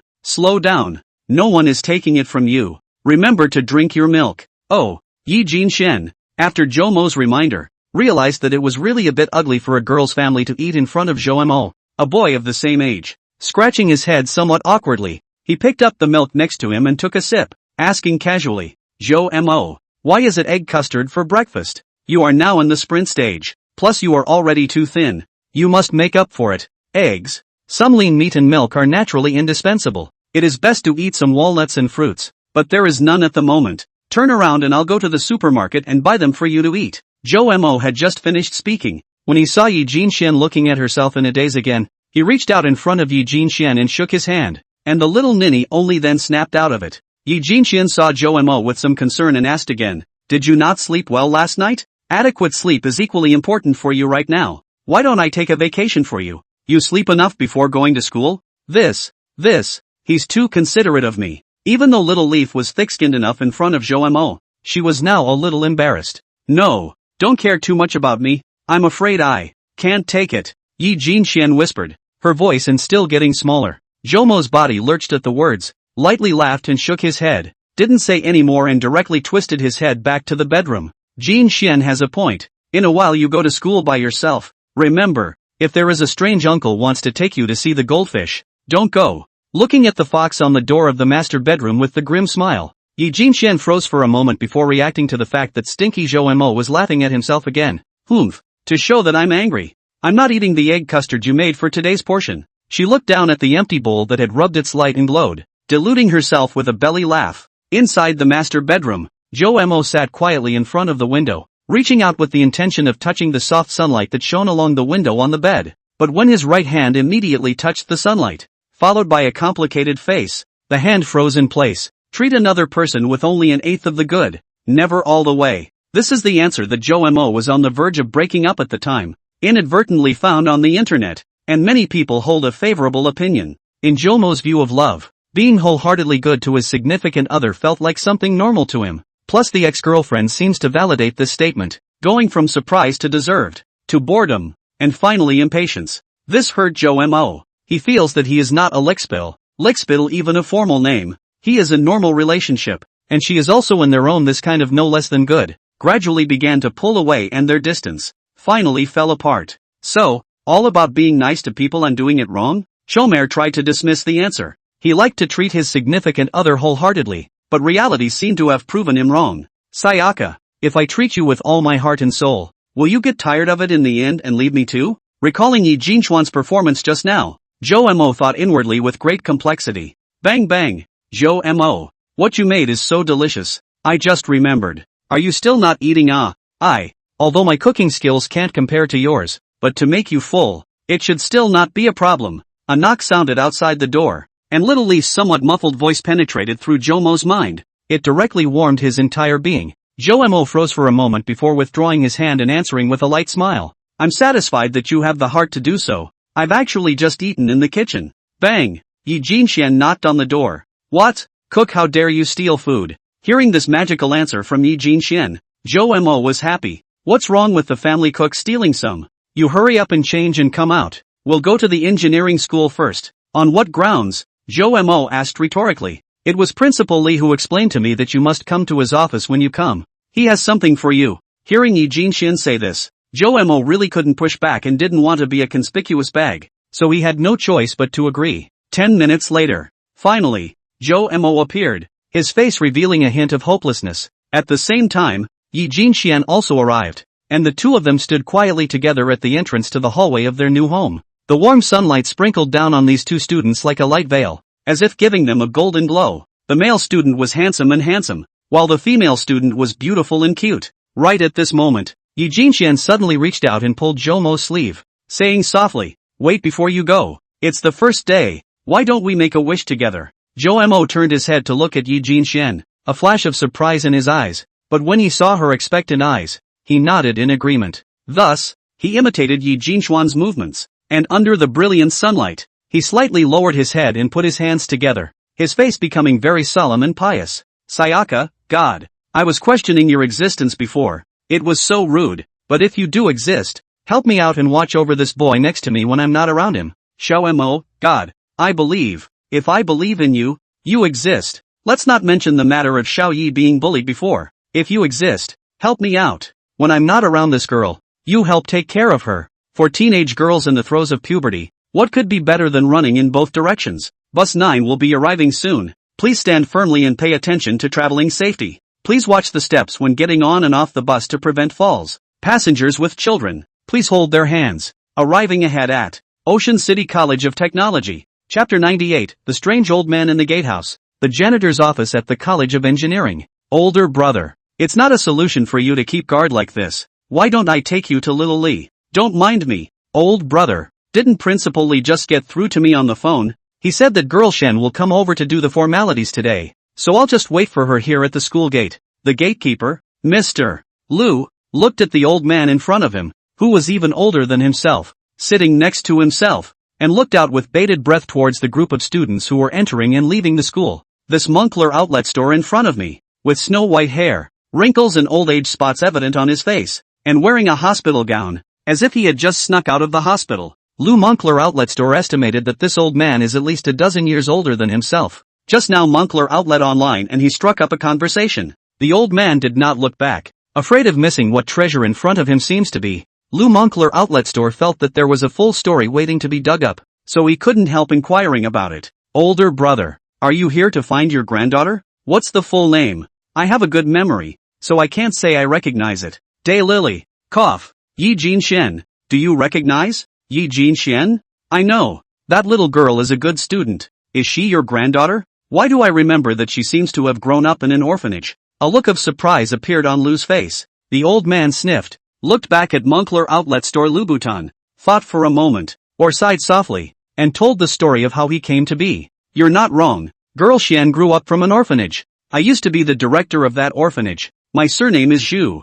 My name is Guiqi. The orphanage is my own founding. In the shelter of the suffering children is not much. Xian girl is one of the few able-bodied children, but also counted her big. Since childhood, she has been strong learning ability, but also very well behaved. The orphanage later benefit is very poor. All rely on the old capital to struggle to hold on to the number of caregivers is very small. She was very young when she began to help me take care of the other children. Lou Moncler Outlet Online listened carefully, and when he saw Dean Zhu pause for a moment, he hurriedly handed over a cigarette, but the old man struggled for half a day, or waved his hand and refused, and continued to talk. It can be said that this child is the child I watched grow up. Then she lived in the school. It has been let me rarely worry. I was afraid that she was bullied, but also from time to go over to see her, and found that she was living a happy life, and I was relieved, and we agreed that the fastest 1 month, the slowest half a year to contact once, so that she could report to me safe. All this time, I thought she was having a good time. We even talked on the phone a little 6 months ago. She said she was having a good time and didn't need me to worry about her. Until yesterday, I didn't realize that I had been lied to. Master Lu looked at the old man in front of him with a glum look on his face. And then when he thought of the mess Yi Jin Xian had made with the Zhou Mo trio earlier, he smacked his lips and felt that he completely understood what was going on. Half a year ago, the orphanage is closed down. This old man is also hospitalized. But Xian girl should not hide from me. You know when I saw from someone's cell phone that she was actually bullied and cheated old more money. I have how hard it is. If not inadvertently see, I am now all still in the darket. Look at Zhu Guiqi more and more excited. Lou Moncler Outlet Online afraid of what happened, and hurried to speak out to persuade. Old brother, it's all fine. Isn't that Yi Jin Xian girl fine now? She has met several good friends. All of them are reliable. Especially that Zhou Mo. This kid has a belly full of bad water. For your granddaughter. He almost turned this place upside down. Zhu Guiqi was first relieved when he heard this, followed by a raised eyebrow. His attention was still mainly in the passing students outside the gate post, when he slanted a glance toward the opposite side of the highway, blushed, and leaned directly back in the chair given him by Moncler Louboutin Outlet Online, squinting his eyes as if he were lazily on the verge of sleep. Lou Moncler Outlet Online was stunned. What is this play again? He looked outward, only to see a male and a female student walking towards the side from the outside sidewalk.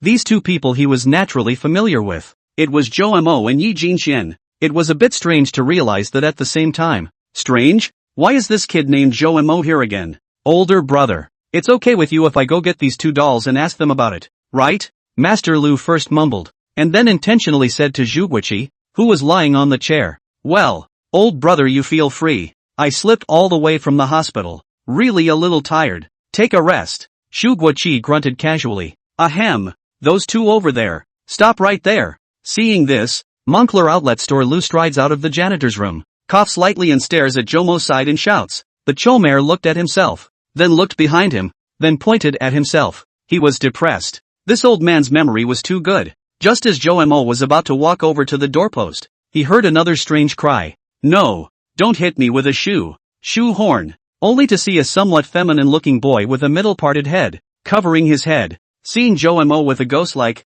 covering his head and lowered his head to run wildly towards the school. In a blink of an eye there is only a black spot left. Looks like the schoolboy. Zhou Mo that called a face of confusion. Next to a lot of passing students are using strange eyes to measure themselves. Obviously said that not to be conspicuous bag. How is still being noticed? Jin Xian, you said. Zhou Mo turned around and choked on his words. Seeing this, Yi Jin Xian, who was next to him, had long since taken a few steps back, hiding her mouth and snickering, and when she saw Zhou Mo looking over, she even blinked her big, innocent eyes and said weakly, something wrong, classmate? Well, well, well, well, well, well, well, well, well, well, well, well, well, well. The corner of Jomo's mouth twitched, and he took a step directly to the entrance of the janitor's room. Master Lu, Principal Lee wants to see me for something. Hey, still trying to hold little Lee over me. You kids come in first.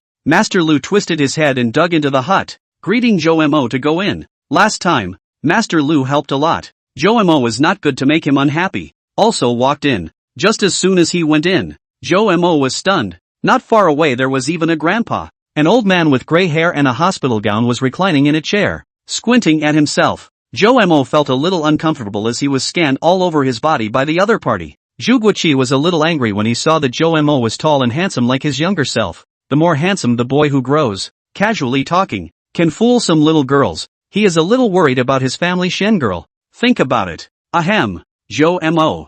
I'll wait for you outside. It was at this moment that the girl's soft voice came from outside. Jomo has not yet reacted, only to see lying in the chair this Moncler outlet store but all of a sudden sat up. Very excited look. But he soon also noticed his own demeanor, and hurriedly coughed lightly, adjusting the attitude. But the eyes are still a look of bated breath to look out. Jomo took it all in, and a thoughtful look appeared on his face. You kid, call Xian Yao in, Zhu Guoqi said, with a hint of nervousness in his tone. Jomo was not much different from a hedgehog when facing outsiders, and although there were signs that the old man might know Yi Jinxian, he was still a bit uneasy. He brought his body over and whispered to Zhu Guoqi, Grandpa, if you want to touch the porcelain, just look for me. I have plenty of money, almost more than $4 million.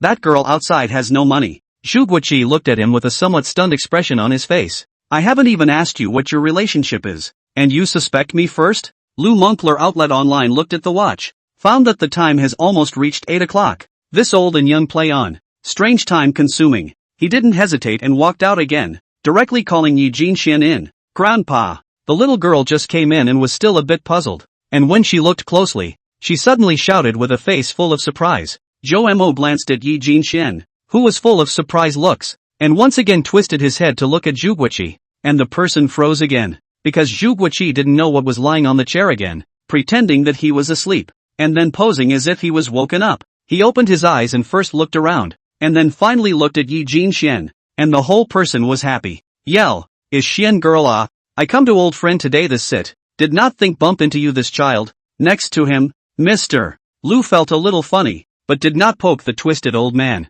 Zhu Guoqi sat up again, and greeted Yi Jinxian as she went over. Yi Jinxian was very happy, her eyes were red, walked up and directly pulled Zhu Guoqi's hand, said with a crying voice, You're alive. I thought you were dead. Grand Master Lu, Jomo. And Elder Zhu's body lurched at the words. Chapter 99, The Grandpa Who Keeps Up with the Trends. Bang! Hey, you stinky girl, curse me. Zhu Guoqi reached out and gently slapped Yi Jinxian's head, saying with dissatisfaction, I'm sorry, but I heard that the orphanage closed down and you were gashed into the hospital, but I couldn't get through to you, and it was hard to find my eldest uncle's phone, but he never would tell me where you were. I thought. Yi Jinxian held the calloused hands of the old man in front of her tightly with both hands, her tears fighting to stop. Ever since she was a child, she had been constantly admonishing herself that the only places where she could cry were the old man in front of her and the restroom, and it wasn't until recently that there had been an additional Jomo. Originally she thought she had lost Grandpa Zhu forever, but she never thought she would see him again today.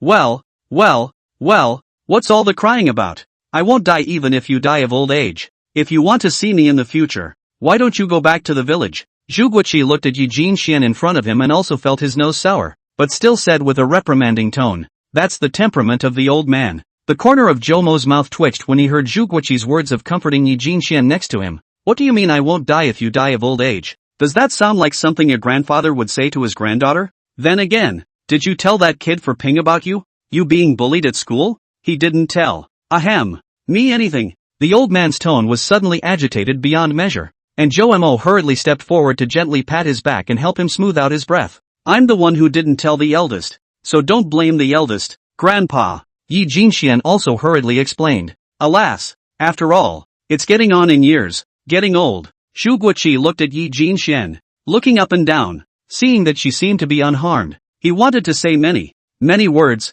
but in the end, they turned into a sigh. Zhu Guoqi wanted to give Yi Jinxian a phone number of his own, but his old cell phone had been broken a long time ago, and the new cell phone was intended to be bought after he was discharged from the hospital. But he was not discharged yet. They find over here is very fast. Xian girl, your eldest uncle they come over. You go out and talk to them first. I will say a few words to this boy. And you're afraid I'll eat him? When Zhu Guoqi saw that there was a middle-aged man and a few young lads outside who were asking around, his face changed and he let Yi Jinxian go out to mop up first. Yi Jinxian glanced at Zhou Mo. Some hesitation. Although this old man is a knife mouth and tofu heart, but the speech is usually a bit punchy. Zhou Mo is also a soft and hard master. After all, just met. She is afraid of what friction they start. After hearing Zhu Guoqi urging himself again, Yi Jinxian glanced at Zhou Mo and realized that Zhou Mo smiled and nodded his head before his face expression loosened and he walked out. But this scene just happened to be watched by Zhu Guoqi, who felt his heart broken.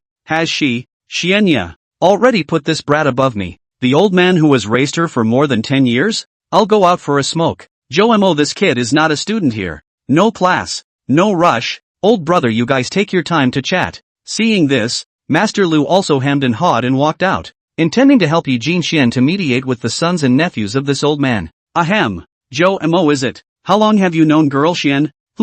15 days? Zhou Mo uttered a less than certain answer. Zhu Guoqi once again felt like he had been hit by a storm. Just 15 days? What? My granddaughter, whom I've raised for more than 10 years, has been abducted? Zhou Mo looked at this old man's somewhat constipated expression and knew that he was thinking the wrong way. He understood very well that the little silly girl had just looked at herself, obviously inquiring if she could properly communicate with this strange old man, and not about anyone's high or low status or anything. After all, the old man has had this temper for many years, and he can't change it with anyone. And Zhou Mo, who knew a little bit about psychology, could act, so as long as he was willing to chat in a certain way that the old man would like, then nothing awkward would happen. Alas, forget it, what qualification do I have to preach? At the time when Xian Yao needed help the most, I was blissfully unaware of it. Zhu Guoqi suddenly showed a look of great remorse. Zhou Mo saw this and hurried to comfort. Don't you think nonsense? Things have been satisfactorily passed. Jin Xian, she's fine.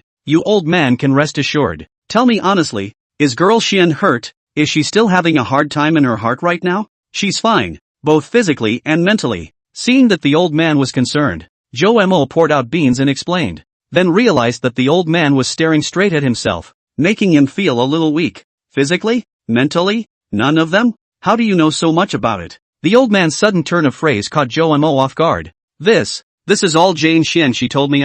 No problem, right? Zhou Mo touched his nose and said. Of course Yi Jinxian hadn't told him. These were all inferred by him. He also did not dare to say more. It looks like this old man for Yi Jinxian is better than his own grandfather. If let him know that his granddaughter, in order to save him, late at night from the bridge and cut her hair, jumped off the bridge, but also almost lost her life. Zhou Mo is really afraid that this strange old man will be furious. No problem, you kid talk so wimpy? Tell me honestly, did you take Xian girl to the hotel? The old man suddenly continued his poor pursuit and said. The corner of Zhou Mo's mouth is pumped. Come on, afraid of what to come, and really slept in a hotel, or twice, but if he told him he hadn't done anything bad, the ghost probably wouldn't believe him. Not to mention living together now. LOL. When the old man saw Zhou Mo fall silent, his eyes glared and he directly got up and pulled Zhou Mo's neck with his withered tree branch-like arm like he was hugging his buddies, yanking him in front of him with a ferocious glint in his eyes. Is there something you boys want to say to me? What's the word? His neck aching from the old man's arm, Zhou Mo forced a smile in response. Dang, is it safe to park my ghost fire downstairs? Grandpa, you are quite hip. You know all the segments on the internet. Humph, don't look at me like I'm old. I know everything. I'm so damp I'm coming out. The old man said with a disdainful face. He looked outside and realized that Yi Jinxian could no longer stop him, and once again hurriedly said to Zhou Mo, remember, Xian girl is very sensitive to emotional matters. If I know you bullied her. Humph, okay, I get it.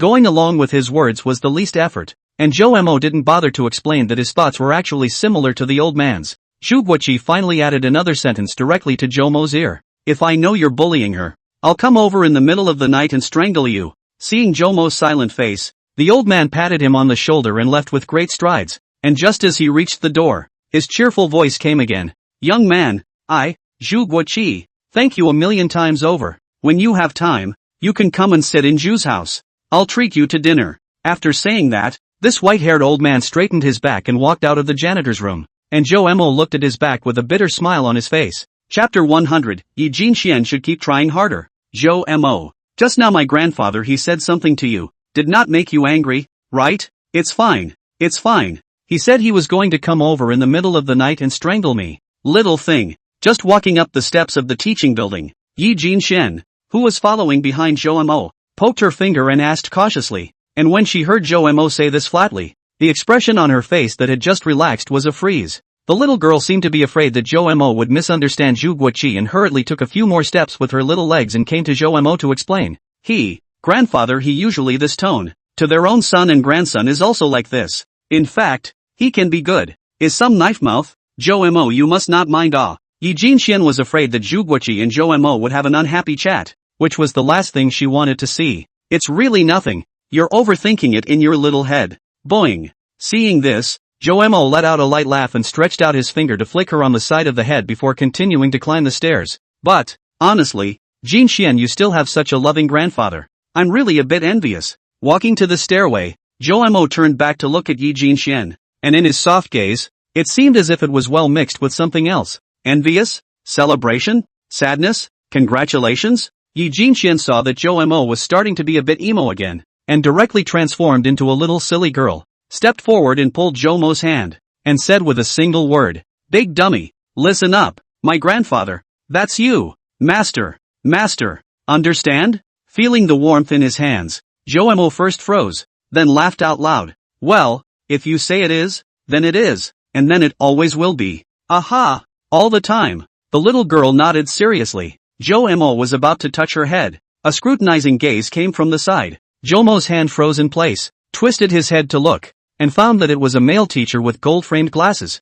looking young, well-mannered, and bookish. Zhou Mo has an impression of him. The last time he made a scene at the flag raising of the College of Engineering, this teacher also intentionally or unintentionally reminded Niu Daqing, and more or less did himself a little favor. Only, his eyes were not friendly now. The male teacher's gaze moved down and looked at Zhou Mo and Yi Jinxian's hands that were holding together. Although this is a university, but the management is strict, for the attitude of falling in love is not to advocate, nor opposed, but explicitly does not allow men and women to make intimate gestures. Zhou Mo realized what was going on and hurriedly let go of Yi Jinxian's small hand with an embarrassed look on his face. Students Zhou Mo and Yi Jinxian, right? I know you guys, the College of Engineering isn't like other universities, so be careful next time. The male teacher held up his glasses, and when he saw that these two didn't say anything for a while, the expression on his face slowed down. Of course, don't say otherwise if you can't see it. Yi Jinxian glanced at him in surprise at his words. This teacher didn't seem too old-fashioned?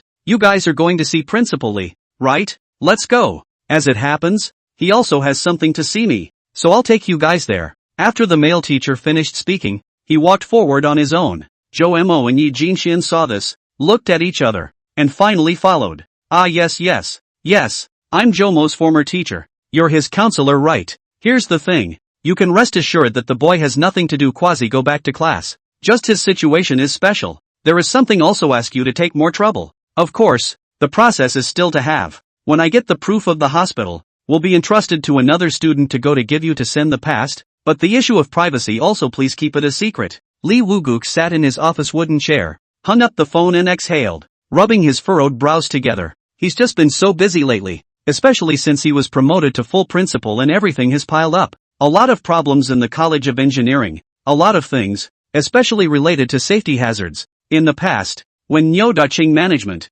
all sloppy, and even a lot of greed from it. These in the view of Li Yugua, are endangering the safety of students. Fatal problem, his eyes cannot tolerate sand. A piece, a pile, carefully viewed, seriously dealt with. In the evening, he also had to entertain many old friends who congratulated him on his promotion, which was physically and mentally exhausting. But even so, when Yi Jinxian ran over to find him in the first few days, told Zhou Mo has been hospitalized due to illness. Li Yugua still took the time to go to the hospital to see him once, but at that time Zhou Mo people in a coma. Naturally there is no way to know. Moreover, he also from Yi Jinxian as well as Huang Shang and Wang Fei, three people's mouths got some about Zhou Mo's heart problems on some details, and also took the initiative to contact the Haicheng People's Hospital Psychological Counseling Room of Dr. Xia.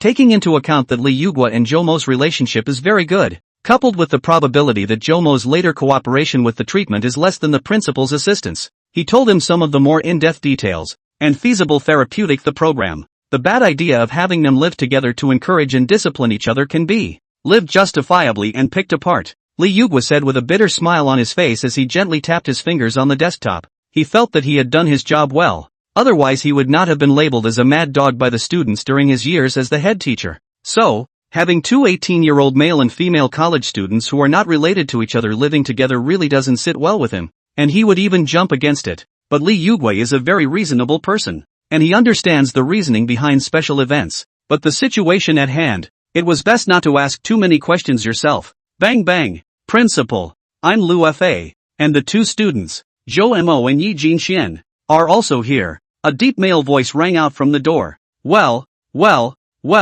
good timing. Seeing that the people he wanted to see came together, Lee Yugwa's spirit was shaken. Striding around his desk, personally going to open the door, and welcoming in the three people standing outside. Hello principal. Hello principal. Zhou Mo and Yi Jinxian greeted each other at the same time. Hey, Zhou Mo, you'd better call me old class or teacher. It sounds good to my ears. I'll just call you old Ben then. That's what a few of us call it in private anyway. Hearing Zhou Mo say this in a half-joking manner, Lee Yugwa nodded his head deeply. That's good. It seems closer. Polite words will not say. Yi Jinxian students, this is Liu Fa teacher. Your things I have arranged. You go with him a trip, he will put some to account for things to say to you. And there is also a certificate. You take it. You can go to the square opposite that tutoring adult college entrance examination institution to go to class. All to give you a good deal. But you don't mind if you keep your engineering school status for a while, do you? Hearing the principal say that, Yi Jinxian looked at Mr. Wang Jun with a surprised face, while the other party nodded his head with a smile and spoke a domineering sentence in a svelte manner. Yi Jinxian pursed her lips, not wanting to speak, and directly nodded her head vigorously, then shook her head again. Finally getting out of here. Great. Zhou Mo stroked his chin, then turned his head to Lee Yugwa. What about the accounting 2 class? I'm afraid no one wants to be their counselor at this juncture. Lee Yugwa looked Zhou Mo up and down, laughed and patted his shoulder a few times. Ha ha, yeah, no one wants to clean up this mess. So, I'm filling in for a while until we find a new counselor. Chapter 101, Tutoring Classes. Well, since everyone is fine with it, student Yi Jinxian will go get the formalities with Mr. Liu Fa first. Zhou Mo, don't go. Let's nag. Yi Jinxian sniffed and looked at Zhou Mo with a small expression on her face that looked hesitant. She didn't want to leave Zhou Mo. What? Can't spare me? Zhou Mo playfully said. Blah blah blah. Who cares? Yi Jinxian huffed and puffed and walked out. Liu Fa saw this and nodded to the principal and also walked out. Bang. When the door to the principal's office closed, Zhou Mo looked at the doorway and the playful look on his face instantly disappeared, sighing instead. It's been a few years. Why are you still such a twisted kid? Lee Yugwa's laughter that came from behind him. Zhou Mo turned around and found that he had already sat back in his office chair. Zhou Mo did not talk about any rules, walked across to the principal with a big grin, casually pulled out a chair and sat down, and then brought a cup of tea that the principal had just poured himself, and took a mouthful of it. Zhou Mo barred his lips and shook his head, completely ignoring Lee Yugwa's dismayed expression. Old Ben, this tea of yours is too light. Next time I'll bring something else. After saying that, Zhou Mo got up and took the teapot from Lee Yugwa's hand, took out another teacup, filled it up for him, and poured himself another cup. Hey, you kid, do you know that after I became the main principal, even the other several vice principals are much more polite to me, and some of the director's classmates that I didn't have much contact with in the past have all come to my door to congratulate me. You kid is really no big deal. Right. You're a full principal now. How come your office is still the same as before? Old man Yo's office is much more luxurious than yours. It's just too luxurious for me. It's better to use your own stuff. Zhou Mo directly gave a thumbs up at his words and even patted his ass. Worthy of being my teacher. At your age, if you get another promotion and become a secretary or something, I don't see much pressure. Alright, cut the ass kissing. Lee Yugwa laughed and cursed, then got down to business. Yi Jinxian's put her life on the line to save you. You kids should take care of her. Zhou Mo smiled bitterly at his words. Every night when I go to bed, the thought that there's a good-looking girl in pajamas next door, too, is a good way to sleep. Your kid coma that period of time. Yi Jinxian ran over to find me many times. The purpose of 2. 1 is their own compensation when to come down. She said she was in a hurry to use the money. Very urgent. The second is that she has been saying that she has a disease. She wants to take tutorials to prepare for the exams at the same time while you are with you and you can't get away from her. But also took out a professional psychiatrist to open out the certificate. Hearing Lee Yugwa's words, Zhou Mo's old face flushed and he twisted his head. Who? Who can't stay away from her? It's obviously her who can't stay away from me. Li Yugwa waved his hand. This is not important. The important thing is that this niece saw that I did not immediately agree with her, but also threatened me, saying that if she does not let her move out early, she will put her own bullying things on the internet too. You have not seen. This little niece looks soft and weak. Really say harsh words. That look, that tone of voice, on the even I am a little afraid. Li Yugwa cried and laughed and said. His tone was quite helpless. I'm sorry, I'm here to apologize. She really didn't mean it. Jomo's face changed and he suddenly stood up and bowed to apologize to Li Yugwa. When it was time to apologize, there was no room for ambiguity. Not to mention that Jomo had always respected this elder in his heart. I don't know her, but I don't know you any better. And I don't mean to knock you, kid. It's just, do you two mean that to each other? Li Yugwa said with a smile, reaching out to right Jomo. Jomo looked at him a little confused. How? Does it seem like everyone is concerned about their relationship problems with their little silly girl? Just tell me, Yi Jinchuan's less than 100 days. Her food, clothing, shelter, and psychological treatment. Can you guarantee it? Right? Can. Good. Cool. That's my kind of student. Li Yugwa patted Jomo's shoulder and laughed. Jomo suddenly felt that he owed too much to the people who had helped him in the past few days, especially Principal Li in front of him. Jomo actually understands in his heart. Without the secret assistance of Lao Li, he wanted to easily make such a big mess that day. Just the three of them is impossible. Old Li, is there anything I can do for you? I want to do something. It's still true. Jomo froze, and when Li Yugwa saw him froze, he pointed at him and said, You kid, you're not just saying that, are you? No, no, no, I mean it. What is the matter you say? Jomo quickly waved his hand, indicating that he hadn't thought much about it. Let's talk about it as we go. Come on, just as things are almost done over here, I'll take you back to the second grade. Li Yugwa pushed open the door and left in big strides. Jomo saw this and hurriedly followed. On the other hand, Yi Jinxian was also very fast, taking the certificate out of the school and directly taking the bus to the tutoring organization near the city square. Inside the fifth classroom, Yi Jinxian was led by a counselor teacher as she passed through the corridor. She began to survey the inside. The students were all looking at their papers with their heads down. Even if there was the occasional person who exchanged words, they were all those who borrowed things. And inside, by the looks of it, the students were not too old, about the same age as themselves. A big difference from the classrooms that they had just passed by, and it seemed that they were purposely differentiated. In fact, with her own strength at home to review and do the paper on the line, but she carefully accessed the information, or feel too much pressure behind closed doors. And Jomo, although strong, but after all, so long do not brush the paper. It is difficult to say that can completely competent teacher of their own, and thinking about the freedom of the point, so that is why they chose to enroll in a tutoring institution to learn. This tutor was the head of this class, called Wang Jun, a very gentle male teacher who taught math. Student Yi Jinxian, wait at the entrance. I'll go in first and give them a word. Okay, Mr. Wang. You can learn from them, you don't have to be so stereotypical. This isn't school, Wang Jun said mildly, then pushed the door and walked in. While Yi Jinxian nodded her head uncertainly, a lot of eyes were quickly cast. There was no standing up, no teacher was nice, and it was really casual. Much looser than high school. Ahem. Students, today, our class will come over an excellent student,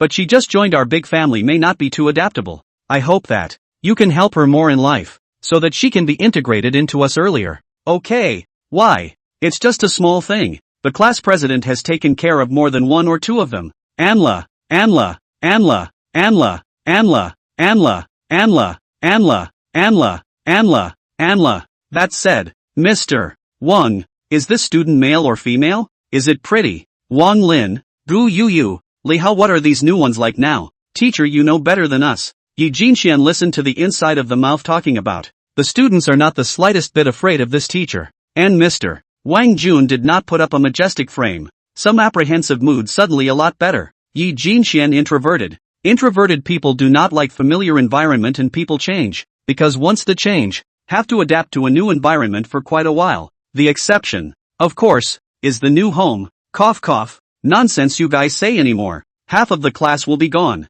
Student Yi Jinxian, you come in. Wang Jun suddenly stopped the chatter of the class and spoke Yi Jinchuan's name. Then the whole classroom suddenly became silent. Yi Jinxian was a bit puzzled. She didn't think much before pushing the door and walking in. As soon as she entered, she found 40 to 50 gazes staring at her side in unison, causing her small face to turn slightly white. On this kind of occasion, with Joe Mo not around, she didn't think she could handle it. Yi Jinxian walked stiffly to the podium, faced the stage, and said weakly, I am Yi Jinxian. In the future, please take care of me. The sound was small, but in the classroom where a needle could be heard, the students still heard it clearly, and burst into loud cheers. It seems like it's really Yi Jinxian. Ugh. Wow. When did you get a short haircut? So pretty as always. Yi student, do you know that you're very famous online now? Especially in our circle. I can still remember it. The big thing that happened after senior sister Yi Jinxian and senior Joe Mo raised the national flag at the College of Engineering. Yes.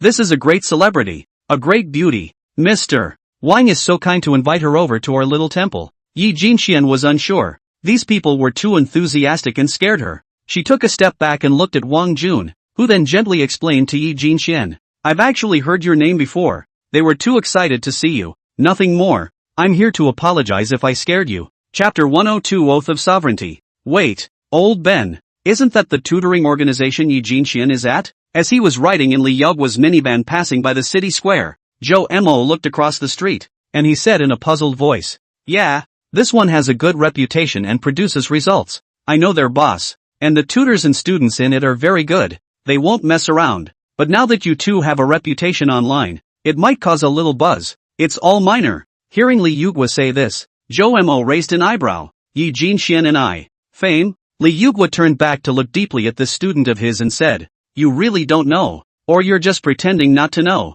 You too, especially you, are big names in the network of Hai Chang, especially among the students. Joe Mo stroked his chin as he sniffed, and he thought of the short video he had swiped on his cell phone about himself before. That, old Ben, stop the car. I want to say hello and go. Li Yugwa knew that it was the boy who was not quite at ease. After all, the students of the tutoring organization are sometimes mixed, so he parked his car at the entrance. Brat, watch the fire, Li Yugwa shouted at Joe Mo's back, but Joe Mo just casually waved his hand. Wow, on the video to see far away, did not see clearly, are said to look very beautiful. I think it is the role of the aura of the school bully. It is really 100 heard as well as seen. Really very beautiful. Yeah, I just don't know if I have a boyfriend. I think I like her. I fell in love at first sight. Ugh, is that what you like? You're craving her body. You lowlife. Joe Mo walked to the vicinity of the tutoring class Yi Jinxian was in, leaned against the wall and listened to the chattering inside for a while, raised an eyebrow and turned toward the door. Bang bang. He knocked gently on the door twice. Come in. Teacher Wang Jun's voice came from inside, and Joe Mo directly pushed the door in. All the students who were about to listen to the teacher talk about the paper looked up with shocked and some excited looks on their faces. Only a boy with shaggy hair appeared in the doorway with a smile on his face and his eyes casually surveying the class. You seem to be Joe Mo from Jiaotong University? Wang Jun held up his glasses, put down the chalk in his hand, and looked at him calmly. Wow, it's really Chomer. He's now the most popular figure in our student body at the moment. Talented and so handsome. Is there any justice? Seeing that the people below started to stir again when they heard the word Joe Mo, Wang Jun frowned slightly. I'm sorry, I have something I forgot to account for Yi Jinxian student. Can you please ask her to come over for a moment? Joe Mo scanned the room, not realizing for a moment where Yi Jinxian was sitting, and turned his head to Wang Jun to explain. No sooner had he finished speaking than a small white hand was raised in the southeast corner area. Wang Jun rubbed his forehead with some headache and waved his hand. Yi Jinxian student, come over here. If you guys have something to talk about, go out and don't delay for too long. Just like this. Yi Jinxian lowered her head. Her two small hands held together as she walked out of the classroom amidst the many students looking up, wide-eyed stares, and all sorts of speculations about the relationship between the two. Seeing this, Joe Mo smiled and closed the door. There's something going on. Come on. I've got papers to do. It's okay. If you get a little tired and start to wander off, take a look at this. Joe Mo mysteriously pulled out a diary from his arms and handed it over. Yi Jinxian subconsciously caught it and looked at the old and discolored diary. On the top was written, the day the broken sword is recast, the time the knight returns. She subconsciously opened it and saw that it was actually Joe Mo's study notes. Everything I feel is useful is up there. Feel free to look around. Thanks. Yi Jinxian replied in a soft tone. No, you don't look like this when you're at home, do you? Joe Mo was a bit puzzled when he saw her squirm a bit. Can it be the same at home? And here? There are so many people here. Yi Jinxian muttered in a small voice. Joe Mo let out a light laugh and was about to say more, but Yi Jinxian hurriedly pushed open the door and went back to her class. Joe Mo shouted when he saw a lot of students. especially the male students' gazes were staring straight at Little Leaf. And somehow, it was very irritating. Jin Xian, you have a good Xiao study. Classmates, especially female classmates. Yi Jin Xian is counting on you to take care of her. In the past, Zhou Mo would not have been able to do this kind of childish behavior. Please don't worry. Senior Zhou, I will protect student Yi Jin Xian. A girl who looked like a lowly swore. Don't worry, 10 boys won't be able to get close to him as Yi Jin Xian. I promise. A girl who looked a little strong assured. Zhou Mo looked at the latter and his eyes lit up. This one is good. Are you finished? Hurry up when you're done. Wang Jun could hear the meaning of Zhou Mo's words, and he knew that his students could hear it as well, but it was not good to be angry, so he could only look at Zhou Mo with a twitch of his eyelids and ask him to hurry up and leave. Zhou Mo smiled sarcastically and left the counseling institution, once again getting into Li Yogwa's car. I'm not swearing sovereignty. Ahem. It's just to prevent the little silly girl from being disturbed by certain male classmates. After all, she needs to be quiet to think and study. Zhou Mo comforted himself with this plausible reason in his mind. When he arrived at the monitoring room of his alma mater's second middle school, Zhou Mo heard sighs coming from inside as soon as he entered. This kid, for the umpteenth time, this is not the way to go. Zhou Mo was curious as to what they were fuming about and followed them in. Look at this surveillance. Zhou Mo looked in the direction Li Yugwa was pointing, only to see a girl wearing a blue and red school uniform on the surveillance, standing furtively in the corner of some building, digging something with a miniature shovel. Zhou Mo's head was full of questions. What did this mean? Show Chomer the playback video on the kid during this time. Li Yugwa had the person in charge of the surveillance room pull up a lot of videos, and Zhou Mo looked over carefully, getting more and more confused the more he looked. In these videos, the girl is either in the corner of the building or near some unused room off the beaten path, like she's looking around at something, sometimes reaching out and gesturing. Zhou Mo, tell us what you see first. Well, first of all, the school doesn't have uniforms like this, and looking at the girl's age, she's 14 at most, she should be a student at one of the nearby middle schools, right? Well, say on. Her demeanor was indeed odd. As far as I could see, she gestured over and over as if she was looking for some place where she could put something of some sort and to cover her tracks, hence her presence in these locations. Li Yugwa gave his student a praising look and said to a middle-aged man next to him, well, this student of mine, aren't his reasoning skills strong? Cut. These are not difficult to guess. Boy, if you have the ability, then say some useful information out. As long as you say good, my family the treasured Huazi and that bottle of Mauzi, are sent to the oldly. Zhou Mo is not quite one to play the guessing game, but see the oldly eyes are straight, visible that the cigarettes and wine he rare very much, is worried about not knowing what to send to the oldly it. Ahem, then I'll say it casually, please don't be offended if I'm wrong. No offense, I'm putting my word out here, as long as you're right, I'll deliver both Huazi and Mauzi. Seeing the other man put his hand on Lao Li's shoulder with a voice of assurance, Zhou Mo said he was waiting for those words. Zhou Mo squinted his eyes and carefully surveyed all the videos about the little girl in front of him for a few moments, and then carefully recalled all the details about the girl. Zhou Mo looked at the helpless look of Oldly and the group of people in the monitoring room, and he stroked his chin and opened his mouth. Firstly, this girl's identity is definitely not ordinary. Perhaps you have some kind of hardship, otherwise you wouldn't have let her still toss around here today. The betting middle-aged man's body lurched, and Zhou Mo knew he had guessed correctly. Secondly, the old class specifically asked me to come over and look at it, and I thought, what can I do to help you guys as a student? Unless what? The middle-aged man asked with some uneasiness. Unless this child has something to do with me itself, or, she knows me. The expression on the middle-aged man's face stiffened, and he wanted to retract the hand that was placed on Old Lee's shoulder, but it was already too late, and he was deadlocked by Old Lee's large palm. And then what surprised him even more was yet to come. But I don't know her, and I'm not a public figure, so it's reasonable to say that she doesn't have a way of recognizing me. But well, I've been showing my face on the internet occasionally lately, and I can't really think of any way other than this one. And the video of me showing my face is all about what's going on at school and whatnot. Zhou Mo associated himself with the girl's gesture at the end, reached out and gestured, and then thought about those videos with himself in them, and came to a conclusion that made even he feel surprised and absurd. This little ninny, it seems, is planning to dig holes in the corners of every building in the school to set off explosives and directly blow up the second middle school. Chapter 103, You're going to demolish the school? No, Oldly, didn't you say that this student of yours knows a little about psychology? Why is his reasoning ability so strong? Have you been eyeing my Mao Zi and Hua Zi from the very beginning? When Zhou Mo stated all of his guesses, the middle-aged uncle looked at him with an expression of having seen a ghost, and then looked at Li Yugui suspiciously. With a slight understanding of psychology, isn't it normal for him to piggyback on his reasoning skills? Li Yugwa shrugged. Cough cough. Mao Zi Huazi don't forget. Gossip. Zhou Mo, you're not wrong. This child's identity is indeed unusual. Is the Haicheng Tao family? You don't need to care about how rich her family is. You know that the second middle school D, E, F and G buildings are people's dad funded the construction of the line. Li Yugwa blocked the middle-aged man's mouth, not letting him continue to retort. Huazi, he was determined. Zhou Mo didn't know how much it would cost to build such a school building, but it must be astronomical. And people came up and donated money to build 4 of them? Not only that, but even the playground rubber. People get that. A younger duty officer next to him said. Zhou Mo was naturally shocked beyond measure at his words. Wait a minute? Zhou Mo felt as if he had captured some information. I donate money to build a building, but my daughter wants to blow up the school? Just tell me straight. Old Li, what do you want me to do? Zhou Mo opened the door and said. His schedule today has been arranged for himself. In a while he intends to go to CDR.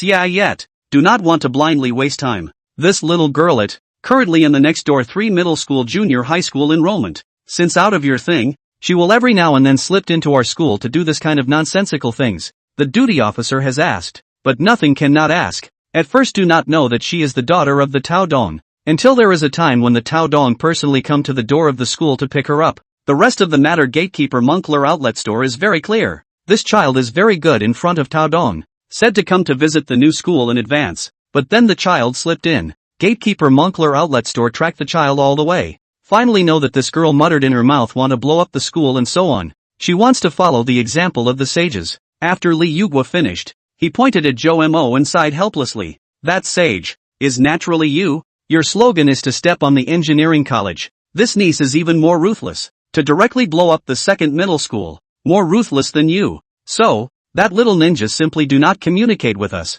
We are not good every time to drive her out. Although a small child cannot get the explosives, even if she has been blindly pouring, also do not have to worry about the safety of the school. But the child's mental health we feel that is out of some problems. The daughter of the Tao Dong, our school was so favored by the others, can help or want to help a little. The middle-aged uncle next to him also helped. And you guys haven't been to a therapist? I wouldn't have thought of you if it had worked. She's really greasy and refuses to communicate. Zhou Mo's heart, perhaps this matter, he can really help. And he also felt that this girl is somewhat familiar look, as if where he has seen. Leave this to me, let me see where she is and I'll be there now. After thinking about it for a while, Zhou Mo finally took up the matter. She's just now walking to the northwest corner of building G, which is near the westernmost fence of the school, so it shouldn't be too late to get there. The young duty officer quickly pulled up the girl's location and turned his head to Zhou Mo, who nodded, pulled a small flag casually from the side, took the flagpole off, and immediately trotted out the door.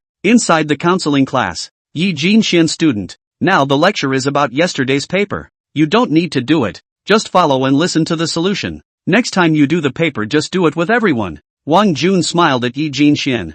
Thank you teacher. Yi Jinxian softly replied. When the boy sitting in front of her heard this voice, his body lurched, he twisted his head to look at Yi Jinxian, and his face turned red. That, Yi Jinxian student, if you don't mind. I mind. Li Hao, take your paper away. If student Yi Jinxian wants to look at it, she should also look at the paper of me. Her deskmate, next to Yi Jinxian, a small girl with a pigtail on top of her head glared at the boy at the front table and put her own roll toward Yi Jinxian's side, an old mother hen protecting her chickens in general. Yi Jinxian looked at her with a knowing smile. This Yi Jinxian's new deskmate is a girl called by Xiao Xiao with a petite figure. Yi Jinxian visual estimate. Her height may be up to 155 centimeters. Her name is also very similar to her own. Her skin is very white, small only one, has a pair of lively big eyes. There is also a tear mole under the right eye. Is a very beautiful girl. This girl was very self-conscious, and after chatting for a few sentences, Sister Jin Xian shouted.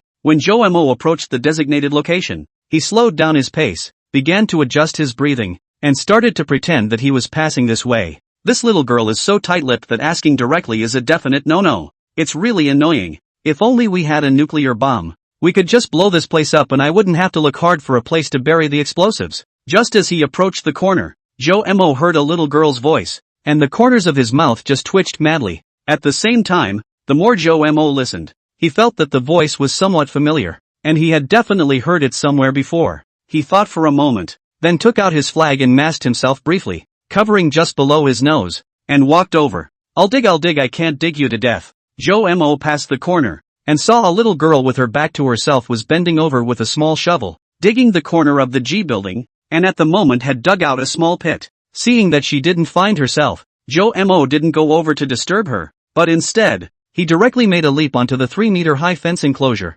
pretending as if he was going to climb over the wall and go out. Even though Jo Mo deliberately made loud noises, the little girl seemed to be too involved to notice him. Seeing this, Jo Mo was somewhat helpless, so he had to gently kick the metal fence, which made a crisp ringing sound. Life is all about acting. Then Jo Mo saw the little girl lowering her head and casting a puzzled look from between her forked legs. He froze. This child he really recognized. It was the little girl who had given up her place to him in Yi Jinxian in the ice and snow world of the Mountain City amusement park. Jo Mo still had quite a bit of goodwill towards this resourceful little girl. After all, he had done himself a favor and let Yi Jinxian happily ride an extra long slide. Shoo, you just pretend you don't see me, and I'll pretend I don't see you, okay? Jo Mo thought about it and pretended not to care as he whispered, yeah, but why are you covering your face? Can't you face people? The little girl turned around, straightened her back, patted the dust on her hands, and looked at Jo Mo suspiciously. Ahem, over the wall out of the internet. I just came back, afraid of being seen by acquaintances. Jo Mo pretended to smile awkwardly, then jumped straight down. Seeing this, the little girl looked Jo Mo up and down, as if she had found something interesting, and the corner of her mouth curved up in a dangerous arc. If there's nothing else, I'll leave now, and remember to keep it a secret. Jo Mo stepped away and headed to the other side. This student, I guess, you don't want your teacher to know about you jumping out over the wall, do you? Jo Mo turned around in dismay and stared at her without a word. I see you're tall and big, so I won't turn you in if you help me dig a little dirt. The little girl held up her shovel threateningly. She turned out to be trying to use free labor. How can you turn me in if you don't know what I look like? But I memorized your eyes, and as long as I take the red scarf, block the school entrance, and when I see those of similar size, one by one, I'll make them put their mouths and noses around their mouths and noses, and I'll look at them one by one, and I'll be able to catch you. Jo Mo stroked his chin as he felt that he had discovered another genius. The first was the little silly girl, and the second was the little girl in front of her. Jo Mo hadn't intended to leave. He just didn't want to lean over too deliberately and be suspected by the little girl. And now of course, he just went down the slope, and then, pretending to have a helpless look on his face, he walked forward and took the shovel in the little girl's hand. After digging for a while, the little girl nodded in satisfaction. Well, this rectangular pit should hold C4. Jo Mo's mouth twitched at his words. What is C4 and why did you put it in the pit? Seeing that she was in a good mood, Jo Mo began to go along with the condescension. Of course it's fried. Ahem, you shouldn't ask what you shouldn't ask. It won't do you any good,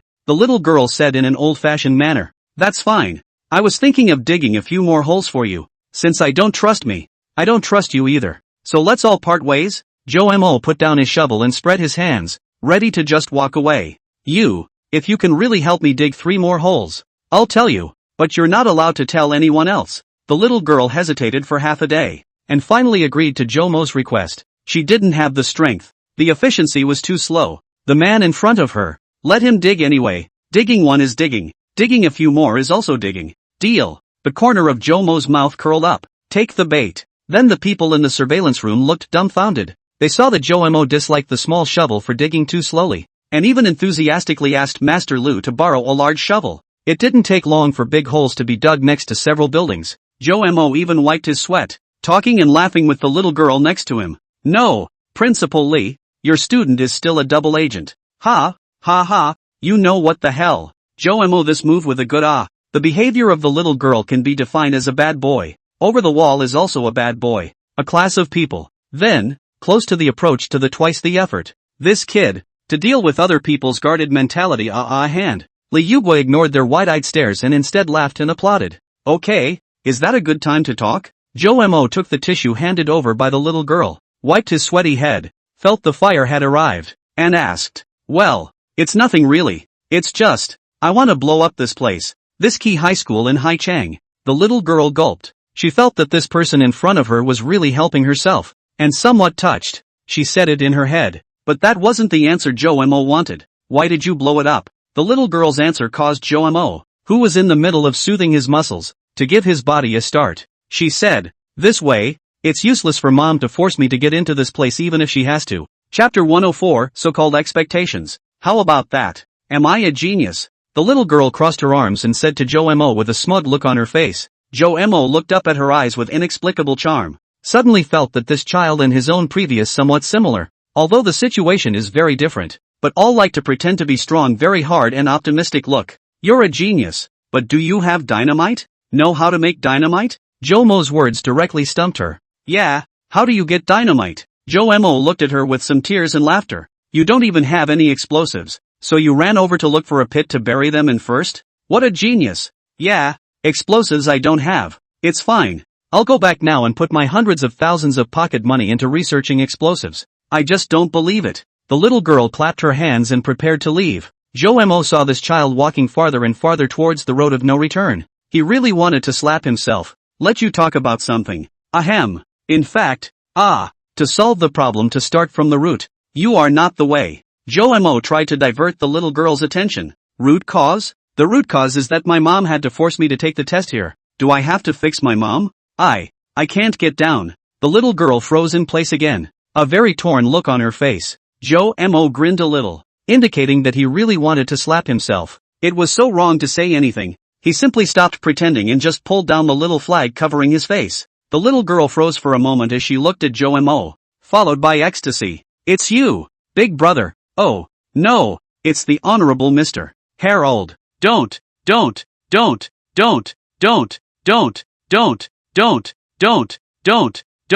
You're making my brain hurt by screaming. With you here, I think it's very promising, not just for here, but even if we subvert all the schools so that comrades who don't want to go to school will get what they want. I see it. Seeing this kid getting more and more outrageous, Jo-mo's head got really big. After spending a lot of effort, Jo-mo finally got this girl to stabilize her mood and was able to have a good chat. This little girl is called Tao-ji. She is 14 years old this year, and is a student in the middle school of the third middle school next door. The reason why they met at the playground last time was that she secretly brought her brother to run out to play, and she said that she hadn't been out to play for a long time, and especially wanted to go to the playground for once. And then she met Jo-mo and Yi Jinxian by chance. Does your mom expect a lot from you? Jo-mo asked tentatively. Not very high, but as high as the Himalayas. Tao-ji's gaze suddenly went to the roof of the teaching building, which looked high and out of reach from the foot of the building. Oh, how? My parents have a lot of friends with kids about the same age, and some of their kids are good at playing the piano.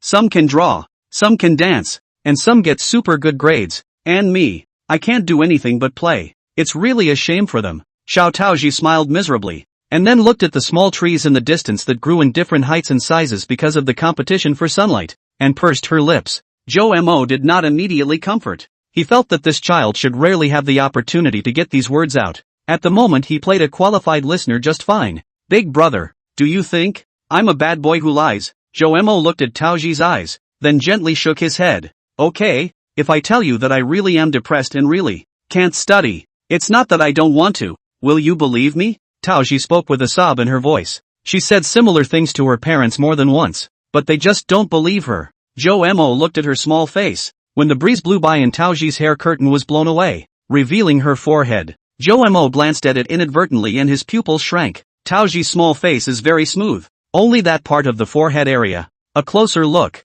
leaving several long scars. Look at this shape, like knocked into what flute angle caused. Jo-mo thought up some records about student depression. He looked down at Taoji's hand, wanting to verify the guess. He expected it was not what he thought, but the result left him shaken, only to see Taoji's right hand on the back of the hand. The same also has a lot of scars, although carefully handled, but still can be seen there are big and small, no less than 10, in her small hand. Shocking. Well, of course I believe you. Jo-mo tried to make his tone and attitude as gentle as possible, trying to comfort Taoji. I don't want to go to school. I feel depressed and uncomfortable sitting in my seat. Do you think I can not go? Taoji was again seeking Jo-mo's answer. Jo-mo looked at her and felt that she was not so much asking for her own opinion as she was asking for an adult's opinion. Of course, I can get you a vacation if you're afraid to take one. Really? I'm in second year class 3, seat number 20, but I need my family's permission to take a vacation. Sure, just give me a second.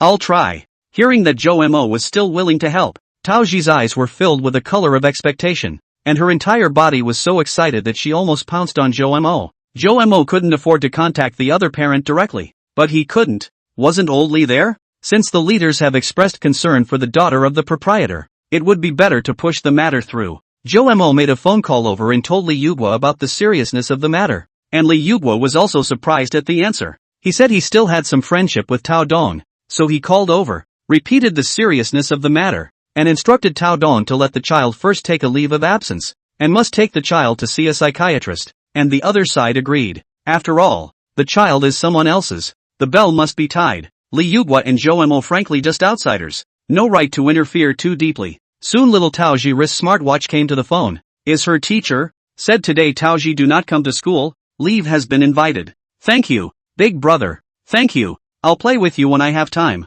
Taoji suddenly became like a happy bird, as if she had just flown out of a cage. Just taking a day off from work can make her so happy and pleasant. Her bright eyes glittered with excitement. The corners of her mouth rose in a bright smile, and her entire person radiated an unspeakably cheerful aura. At this moment Taoji seemed to have forgotten all the troubles, and was fully immersed in joy. She jumped lightly, her feet energetic, as if she wanted to pass this joy to everyone around her. Taoji rushed over and hugged Jo-mo, and they once again took down each other's cell phone numbers. Although he had added WeChat at the playground last time, after all the things that happened, Jo-mo no longer had any friends of hers, and Taoji, whose own cell phone had been completely banned by her mother, saying that it would affect her grades, had only bought her a phone watch to wear. Big brother, the family is sending someone to pick me up. I have to go. Okay, I'll walk you. Jo-mo followed Taoji all the way to the school gate. A black Rolls-Royce sedan parked not far away. Down a older uncle is smiling to Taoji waving. Big brother, it turns out that the world of adults is not all lies well. Thank you. I'm very happy today. Before Taoji got into the car, she waved and shouted at Jo-mo on her tiptoes. Immediately afterward the limousine slowly drove away from the scene. Jo-mo froze at his words and looked at the distant limousine, and for some reason, a trace of uneasiness welled up in his heart. Chapter 105, Lies and Love Songs. What is it? According to my understanding, Tao Dong is a good person. This Taoji is his own daughter. Can still harm her? Lee Yugwa didn't know when he stood next to Jo-mo, and when he saw him frowning slightly, he lightly laughed. Is that so? Then how much do you know about Taoji's mom? I'm not a know-it-all. Where do I know so much about other people's ladies? But your aunt, that circle should have been in contact. I'll let her ask around sideways? Jo-mo nodded. After all, you can't be too careful. By the way, if Taoji can't take a vacation, she should logically be in school at this point now, right? How come she showed up here? And more than once? Jo-mo asked with a twist of his head as he thought of something. Heard Tao Dong said, probably means as long as the daughter wants to come over to visit the future want to go to school. Can come anytime, but have to go back before the second class in the morning. Said that, helped to motivate her fighting spirit? Even as Lee Yugwa spoke, an odd look appeared on his face. Inspired to fight? It's galvanizing, but in the wrong direction. Is there anything else you boys want to do? Stay for lunch in the second grade cafeteria? When he heard old Lee invite himself to eat in the cafeteria, Jo-mo looked like he recalled something bad. His head shook like a rattlesnake, and he hurriedly excused himself and took the bus to the People's Hospital. Sitting on the bus, Jo-mo opened his cell phone, thought about it, but opened the search engine and began to search for relevant content about depression in middle school students. In fact, most of the contents of Jo-mo's previous treatment of their own time have understood. He this time is specifically want to see. Depression is how to affect the human body functions. After all, Taoji said, she is not do not want to learn, is really cannot learn. Excessive stress produces hormones that affect the prefrontal lobe for a long time, causing it to atrophy. And once thinking slows down, it becomes difficult to even read a book, and it is easy to become in denial about yourself after one small failure. The prefrontal lobe controls a person's emotional center, the amygdala, and this amygdala is like a small child. It is sensitive by nature and is easily affected by negative emotions, and a lesion in the prefrontal lobe will cause the sensitive amygdala to go out of control. The person will become impulsive, tantrums, anxious, fearful, and prone to do some overly aggressive things. In turn, they feel labored, afraid of pain, and will slowly lose their enjoyment of everything, will often magnify the negativity from bad memories. The more people think about it, the more they get confused. Memory can also plummet. This is exacerbated by the fact that middle school students are in their adolescence and their mood swings are susceptible to outside influences. So all of this is not because you're being so melodramatic, but depression is a disease that literally changes your body and brain. To change all this, talk therapy is key and needs to address the production of stress hormones through communication. Medications can also be used to get the brain active again. Jo-mo looked at the passage at a glance, a thoughtful look on his face. Arrival ahead. North gate of People's Hospital, passengers who need to get off, please line up at the rear gate to get off. Joe Mo got up, stood near the back door, and had just gotten out of the car when he heard the sound of a small child crying from the back. Mom, you don't count your words. You lied. You obviously said you were going to take me for a hamburger. I don't want to come to the hospital. I don't want a shot. You little brat. Do you know what lying is? I'm your mom. I can't harm you. I'm doing this for your own good. A woman forcibly pulled a crying little boy past Joe Mo and went straight to the clinic. Joe Mo stared for a moment, pulled out his cell phone, and dialed Tao Ji's number. Hey, is that you, big brother? Tao Ji. Are you playing? Right. I let Uncle Lin take me to Haicheng Forest Park. The air is good there. I want to camp there. Big brother, are you coming? No. I've got things to do. So just relax. Hearing Tao Ji say this, Joe Mo let out a sigh of relief and hung up the phone. Haicheng Forest Park is a natural oxygen bar. A good place to cultivate your body and mind. Joe Mo looked at the road map and quickly found the office where Dr. Xia was. Bang bang. Come in. After receiving permission, Joe Mo walked in and was about to speak when he heard Dr. Xia's phone ring. They both stared at the same time, and Shitan brought it over to read the number. An apologetic look on his face. This is an important call. Can I take it? Use me to recuse myself? No. Just close the door and sit next to it and listen. Joe Mo nodded, closed the door, and sat on the bench across from Xia Tian. He looked around. The place was decorated as plain and neat as ever, making it comfortable to look at. He finally gazed for a moment at the seat next to his own, where Yi Jinxian used to sit. Suddenly a smooth strumming of a guitar came, and Joe Mo turned his head to see that Xia Tian was not in a hurry to answer the phone, but had taken down a guitar from the back wall. Joe Mo was a bit surprised. He thought it was just a decoration. Dr. Xia once again gestured to Joe Mo to silence him, then took a breath and answered the phone very solemnly. Hello, is this Mr. Xiao Xie? I'm sorry, I was just washing the dishes and it was a bit loud. I didn't hear your call. A nice female voice came out of the phone with an apologetic tone. It's okay.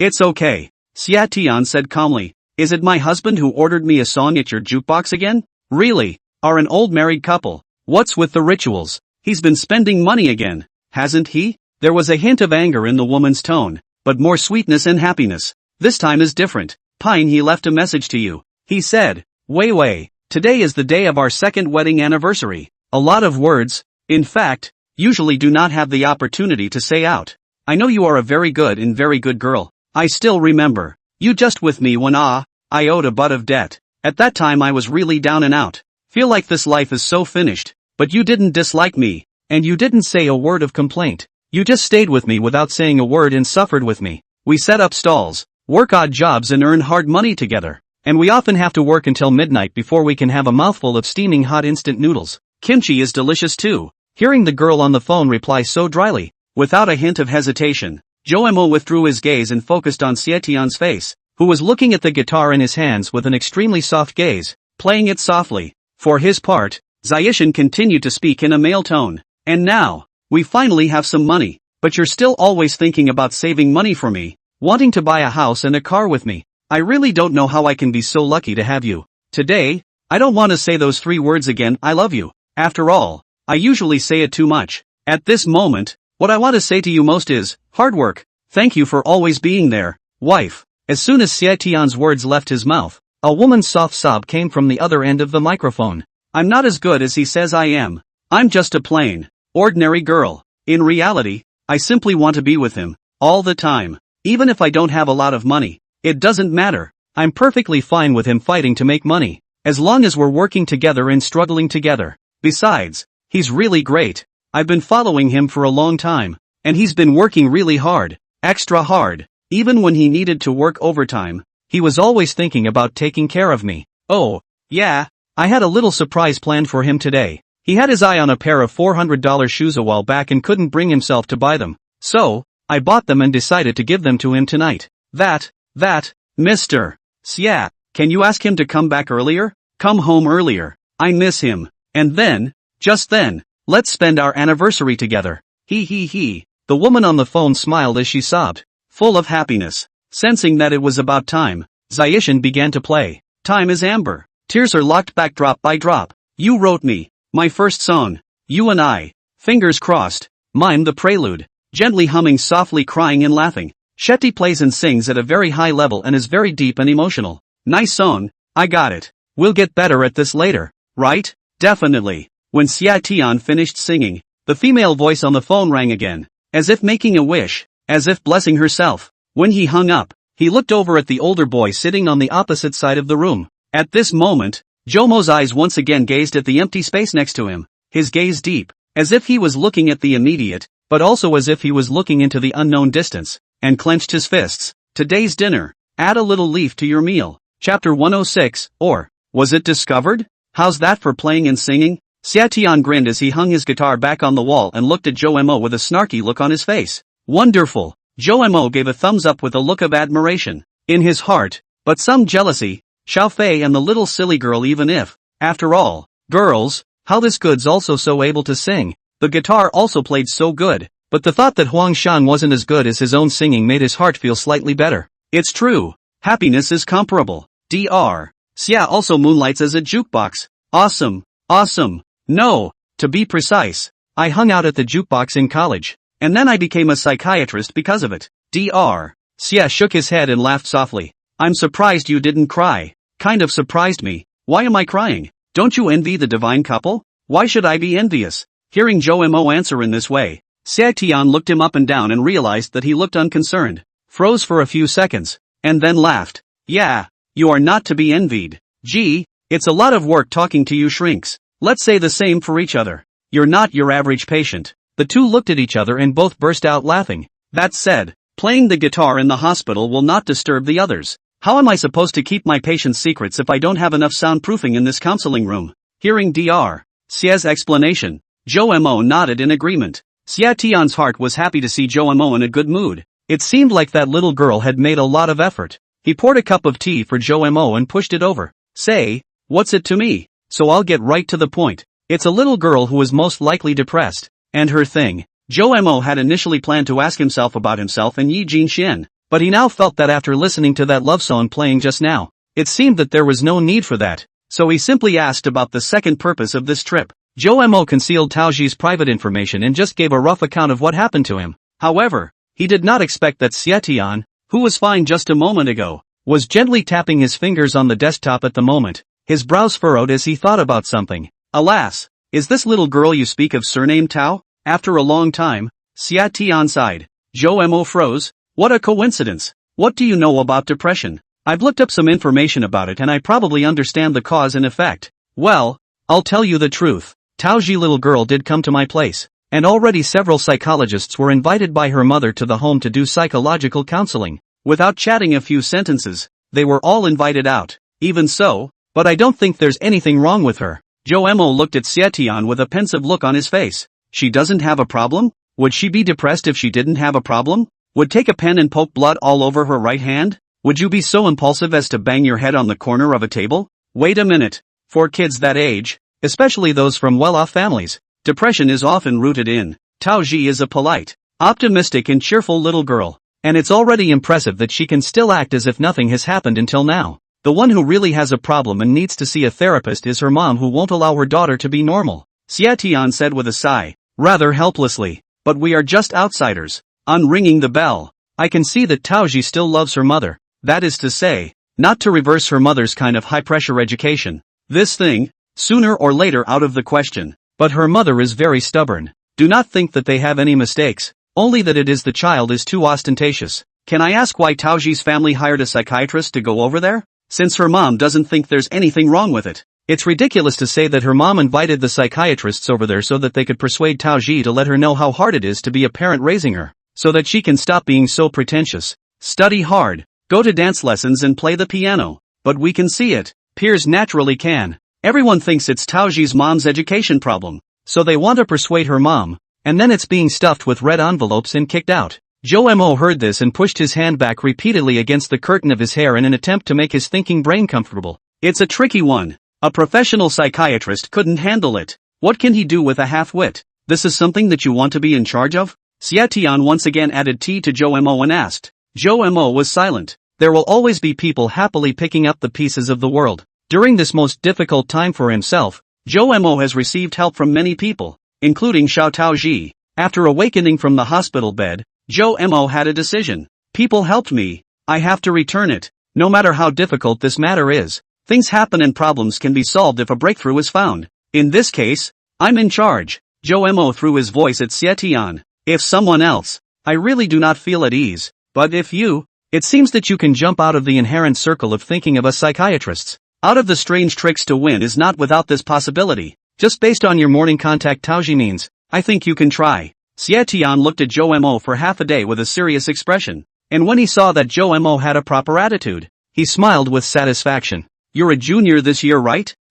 What's wrong? Go take a picture. I'll get you a certificate as a doctor's assistant and a white coat. I'll try to make an appointment with the Tao family. Say it's for Taoji's psychological counseling. And let you board as soon as possible. It's up to you to see how far you can go. Jo-mo froze. Why did he suddenly start his internship? Or a psychiatrist? No, Dr. Shay. I'm a science student. Isn't that a bit hasty? No, it's your science mindset that's needed right now. And besides, the credentials are temporary. They'll only let you use them for a little while. So don't stress about it, haha. Dr. Xia couldn't help but push Jo-mo to take the picture. It'll be out as soon as this afternoon. So just think about what you're going to do about it. When Jo-mo left Dr. Xia's office, the entire person was still a bit confused. But he adjusted his mindset as quickly as possible and began to think about how the problem should be solved. Jo-mo had just gotten on the bus when it rang on his cell phone. It's Woofy. Jo-mo. How's it going? Did you still have fun last night? Jo-mo's mouth twitched at his words.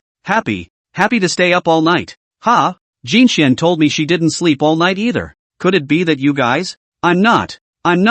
Don't you dare. Jo-mo immediately denied it. Just when they were going to continue chatting, a text message alert suddenly appeared on the cell phone. Jo-mo glanced at it. Normally he wouldn't care, but this one was actually sent by Taoji. He opened it and his face instantly became so gloomy that even his breathing became heavy. Big brother, can adults lie to children with impunity? I'm in pain. Jo-mo's first thought was of a certain possibility, and the ominous premonition in his heart grew stronger. He ran straight to the front driver and wanted the master driver to pull over. Boy, the company has a company system. Human life is at stake. Please, master. Seeing that Jo-mo did not look like a joke, the master had to pull over urgently. At once there were shouts and curses coming from the back of the carriage. Jo-mo was too lazy to pay attention to them and directly jumped out of the car from the entrance of the car. His cell phone also did not stop. Has been dialing Taoji's phone, but always occupied line. And finally surprisingly the number is temporarily unable to connect. Damn! Jo-mo stood at the front door of a law firm, his brain working frantically, guessing where Tao Jiren might be. And he had to rush over now. While this was going on, Woofy's call came back. Hey, did something happen? I met a child. She needs help now. I don't know where she is in person. Jo-mo said with some pain. Calm down, Jo-mo.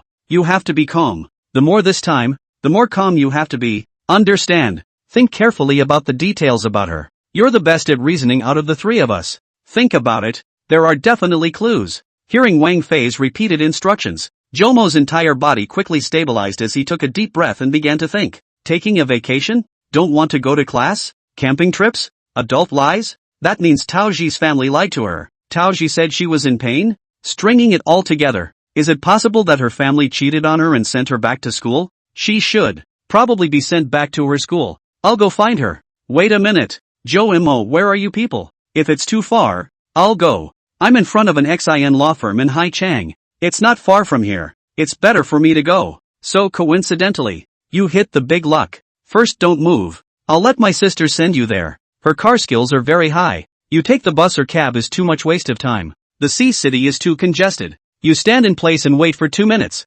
Woofy finished and hung up. Jo-mo froze. Wang Fei had a sister? Isn't she an only child? But at the moment, he couldn't care less. Jo-mo felt that these 2 minutes had been very torturous. He looked at the time on his cell phone and hesitated for a moment, but gritted his teeth and dialed the 120 emergency number. Boom boom boom. A motorcycle roared from the side of the lawyer's office, and in a flash it was close enough to come to a sharp, horizontal stop. An odor of gasoline drifted with it. Jo-mo fixed his eyes. The first look past the motorcycle in addition to the blue color scheme of the body, as well as BMW's blue sky and white clouds label is very conspicuous, is wearing white jeans with long legs. He looked up to see that it was a slender female with a dark brown trench coat on top, a blue helmet, and leather gloves on her slender fingers. What are you waiting for? Take it. A cool imperial voice came, and Joe Mo had a helmet in his hand. Joe Mo had never been on a motorcycle, but who wouldn't with a helmet on? He hurriedly put on his helmet and crept onto the back of the motorcycle, but his hands, which had nowhere to rest, didn't know where to hold them at the moment. Twist and turn. What a brat! Why don't you hold on to my waist? Joe Mo looked at his sister's thin waist and finally gritted his teeth and hugged her. Hold on tight or you deserve to fall to your death. A clear and cold voice came from the front, and Joe Mo agreed in a loud voice. Boom boom boom. Immediately after the violent acceleration sensation was transmitted to Joe Mo's body, he felt being pulled backwards, to the left and right by invisible forces. As long as his hands were loose, the person might fall down. Joe Mo does not know how fast this motorcycle speed up, but it is really too fast, and Wang Fei, the sister, almost does not bring deceleration. To see the needle, this visual sense of physical sensation, can be too much stimulation than what a roller coaster, because one does not pay attention. Maybe a small life will be accounted for. Brakes, shrieks, horns, shouts and curses. Joe Mo felt like his person was running ahead and his soul was chasing after him. He wanted to scream out, but something was on his mind and he gritted his teeth and held on, trying to restrain the fear. In just 7 minutes, the motorcycle traveled to the entrance of Taoji School. As the electric retractable gate is now closed, the motorcycle can only brake sharply and straddle the school entrance. What do you do? An older man in the janitor's office who was dozing off was startled and rushed out to berate him. Don't bull asterisk asterisk asterisk asterisk him. Aha! Sister Woofy opened the motorcycle's braces and aided a few steps to easily flip over the short motorized door with her long legs. Joe Mo was no better and similarly jumped in. Which class? Junior Class 3. Number 20. Joe Mo had just finished speaking when he saw Sister Wang Fei running directly toward a schoolgirl in the distance who was coming over with her backpack. The schoolgirl was startled. Where's Junior Class 3? On the 6th floor of the academic building. Point your finger in a direction. The hell knows where your school building is. That side. The female student pointed to a building in the northwest with a sobbing voice. She hadn't seen this kind of battle, and the tone of Sister Wang Fei's voice was about to make her cry. Go! Joe Mo glanced at Sister Wang Fei and both hurriedly ran over toward that side. Is it the security office? Someone is trespassing. Yes. They're headed towards the old school building. The gate master couldn't catch up with Joe Mo and them, and didn't want to, so he hurriedly called and notified the school security office. There were no words along the way. Joe Mo could only hear his thumping heartbeat. He hoped that he hadn't found the wrong place. And even more so, he hoped that Taoji hadn't been in trouble for a while. When they did rush to the 3rd floor and came to Class 3, they were stunned because the inside was empty. There was a sign on the classroom door for physical education. Is this gym class? Go to the playground. Sister Woofy turned around and made a mad dash for the playground. Why don't you go to the playground, and I'll look around the class? Joe Mo guessed the logic of Taoji's thinking. In his own words, is the probability will be a person to hide in the class? He decided to go in and take a look. Yes. In the distance came the voice of Sister Wang Fei, who was very fast, and directly winded her way down the stairs. Joe Mo gently pushed the door and found that it was unlocked.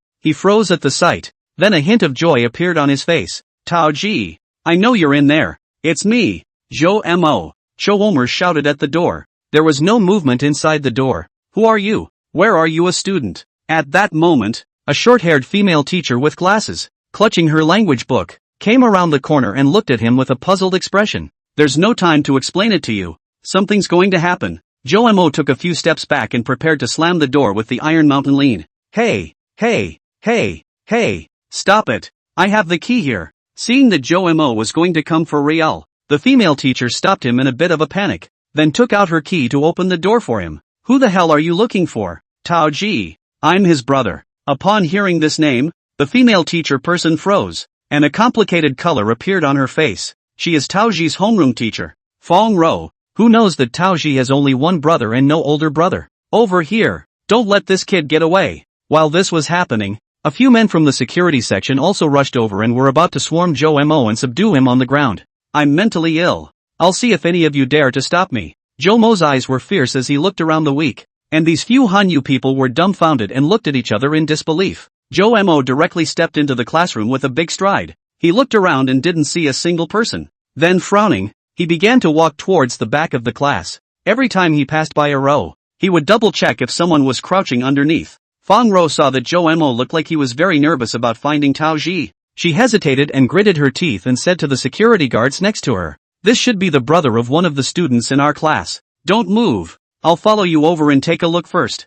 seeing Fong Rou similarly walk into the classroom. The security guards at the back stood in place somewhat awkwardly. Brother, are we going to catch them? Catch your head. Mental illness. Ah, in case he is really mental illness. The hand without a door will be bad. First guard here. Hurry to call the leadership. A couple of security guards just held the door to class 3. Fong Rou just watched Zhou Mo a little bit, walking quietly toward the back row of the class. She was puzzled when she learned that Tao Ji had taken a leave of absence and then was forced to be sent over to class by her mother. Fong Rou immediately switched this class into a physical education class, in order to make Tao Ji feel better and ease her emotions. She is aware that Tao Ji's current condition is no longer suitable for the class, but she is only the class teacher, the wishes of the child's mother. She cannot interfere. It is useless to suggest, can only do what can be done. Then again, shouldn't Tao Ji be at the playground right now? How did this brother who appeared out of nowhere know that Tao Ji would be in the class? At first she wasn't sure, but when she saw that the door was locked, Fong Rou also knew that there was someone inside, and this door couldn't be locked from the outside without a key. Holding many doubts, she followed the pace of Zhou Mo, and finally Zhou Mo stopped, his eyes calmly looking toward the last row, the blind corner under the camera. Only a small girl in a red and blue school uniform sat on the floor. She hugged her knees and her eyes looked at the floor in front of her, not moving. It was as if she was sitting in a corner abandoned by the world. And on her right hand, a small knife for sharpening pencils, its blade stained with the slightest hint of red liquid. Zhou Mo's eyes immediately looked at Tao Ji's wrist and he was relieved when he realized that there was nothing serious. Tao Ji! Fong Rou exclaimed in shock, intending to rush over, but was stopped by Zhou Mo reaching out with a frown. Currently unclear about Tao Ji's mental state, Zhou Mo didn't want to rush her. It was at this time that the little girl in front of her seemed to be disturbed. She slowly raised her head, first glancing at Fong Rou in a wooden manner. Then her eyes moved upwards to meet Zhou Mo's gentle eyes. At this moment, her wooden face only barely revealed a smile. The smile was extremely forced. Her eyes still seemed to be filled with very complex emotions. There were celebration, disappointment, pain, longing and some things that Zhou Mo could not read. Dang! Her foot involuntarily moved with a crunch, and a yellow transparent bottle rolled out of her arms and rolled to Zhou Mo's feet. Zhou Mo looked down and his entire body was struck by lightning. The 3 big words written on the top are so eye-catching, and you can see through the glass that there are only a few scattered pills left in the bottle. It was as if the bottle was meant to roll down to Zhou Mo's feet on purpose for him to see, letting Zhou Mo know that he seemed to have come a step too late. So ironic. Tao Ji was also stunned for a moment when she heard the ringing sound. She looked down at the medicine bottle before 2 lines of clear tears flowed down, staining the lapel of her coat. She once again tilted her head back to look at Zhou Mo, smiled miserably, and opened her mouth. Her voice was hoarse and weak. Or has been found out. Chapter 107. Get out of my way, all of you. Zhou Mo carried Tao Ji and quickly walked to the class entrance, his eyes red. The security guards blocking the doorway were startled to see the young man looking like he was going to eat someone if he stopped him, and were struggling with what to do when a rush of footsteps came from the side once again. A couple of school leaders leading a couple of white-coated doctors carrying stretchers were walking over at a brisk pace. Hurry! Bring the patient here now, the leading middle-aged doctor shouted, and the school leaders next to him told the security guards to get out of the way as a whole. This time, reasoning, Zhou Mo was right, but he was not happy at all. When he and Fong Rou sat in the ambulance to accompany him at the same time, looking at the little girl lying on the clean white hospital bed, her petite body swaying gently with the swaying of the body, her eyes closed tightly, her face white, Zhou Mo clenched his fists. She's like a boat rocking on a huge wave that could capsize at any moment. Young man, it was you who made the emergency call, wasn't it? Good job. If you hurry up and arrange for a gastric lavage at the moment, there's still a good chance that the little girl will survive. The middle-aged doctor next to him saw Zhou Mo's pained face, so he patted him on the shoulder and comforted him. Ms. Fong, has the surveillance been pulled up yet? How much time has passed so far since Tao Ji locked herself in the classroom? Fong Xuan nodded and called to inquire. She's been back in her classroom during the big recess run. Almost 2 hours now. Zhou Mo sniffed and turned his head to speak with the doctor again. Doctor, she's taken almost a bottle of this drug. 2 hours if that. Should she be okay after having her stomach pumped? Looking at Zhou Mo's straight eyes, the doctor didn't know what to say. Originally as a doctor can't say the words too full. In fact, he understood in his heart, the possibility of this little girl back is still very high. The medicine to eat more. It must be digested to play a role. But an overdose of medicine is possible to some parts of the body, irreversible damage. But this kind of words, he was afraid of this family emotional instability. He could not say. The ambulance turned on its warning lights and the road was clear, and it soon reached the People's Hospital. Zhou Mo just followed the doctors in white coats and watched as they pushed the hospital bed, taking Tao Ji into the emergency room. Family members are prohibited from entering, and you will be notified at the first opportunity, a nurse said. The door then closed slowly. Zhou Mo surveyed the white walls around him, first leaning his entire body against the wall, and then sliding down noiselessly to crouch on the ground. Tao Ji helped himself, but he can only watch Tao Ji's life is slowly passing. Zhou Mo had a hard time in his heart. Feng Rou stood on the opposite side, opened her mouth, and finally sighed. She has notified Tao Ji's family. At the moment the school leaders have come to a bunch, but Tao Ji's mom and dad still did not arrive. It is said to be all went out of town, and will not be able to rush back for a while. It was at this moment that a pair of feet wearing white sneakers appeared in Zhou Mo's field of vision. He looked up. It was Dr. Xia, who held out his hand towards him. Zhou Mo just looked at it and then lowered his head again. You've done a great job, Dr. Xia soothed. What's the point of doing it right? Isn't the person still half dead already? Zhou Mo slammed his fist on the ground so hard that it broke the skin and red blood flowed out. In his pocket, a pill bottle rolled out and rolled to Dr. Xia's feet, and both Dr. Xia and Zhou Mo looked over. Dr. Xia looked down and picked up the bottle, shaking the pills inside with a thoughtful look. What? Zhou Mo looked at him listlessly and asked. How does she buy this drug as a little girl? I remember underage people can't buy it, right? Dr. Xia said, then opened the bottle of medicine, poured out a capsule, and carefully observed it. Zhou Mo's heart also stirred at the words, and he raised his head to look at Xia Tian, a trace of hope surfacing in his eyes. Immediately after, Zhou Mo was shocked to find that Xia Tian broke the medicine into two halves, and after carefully observing it, he ate it in one bite. He chewed, his eyes lit up, and nodded. You have one too. Xia Tian directly handed the medicine to Zhou Mo. Zhou Mo suspiciously looked at Xia Tian smiling brightly, also ate a mouthful. Smells good? Sweet? Why does it smell like milk? Zhou Mo was dumbfounded. Dr. Xia, the medicine? Haven't you realized yet? This wouldn't be the kind of medicine you're thinking of. It's a kind of milk candy with a logo on it, and I like candy, and as I recall, it's still the expensive kind. Watching Dr. Xia begin to strain and laugh, Zhou Mo felt a little dazed. Don't talk, I'm grilling. Just then, the emergency room door opened and a nurse came out with an odd look on her face and asked, who is the patient's family? Me. Zhou Mo stood up in a mischievous manner, like a good student who actively answered questions. That patient wasn't taking too much medication and only had like 3 pills at most, and dozens of other shapes that looked like that were sugar. It's not very harmful to her. She'll be fine with fluids and a good night's sleep. The patient's physical indications are all normal now, so she can be transferred to the general ward first. The nurse finished and walked back out, with the chortling of an elderly doctor coming from inside. My old backug. I took the trouble to run over here and you tell me she ate too much candy. This is not Fox hilarious. Zhou Mo really felt like he was dreaming, and the way he looked at Dr. Xia now was especially kind. This is the one that started to turn it all around. What are you doing? Dr. Xia was a bit unable to stand Zhou Mo's eyes as he took a step back. Dr. Xia, I love you. Zhou Mo rushed over and hugged Dr. Xia, who blushed and managed to peel him away. In fact, he can understand Zhou Mo's mood. If he won the $5 million lottery, he would definitely also rush over to hug the little sister who sells tickets. This psychological effect has happened to anyone. Bang! Yi Jinxian was in the middle of writing the projection process of a big math problem on the draft paper with an automatic pencil running in the clouds, when suddenly the lead broke.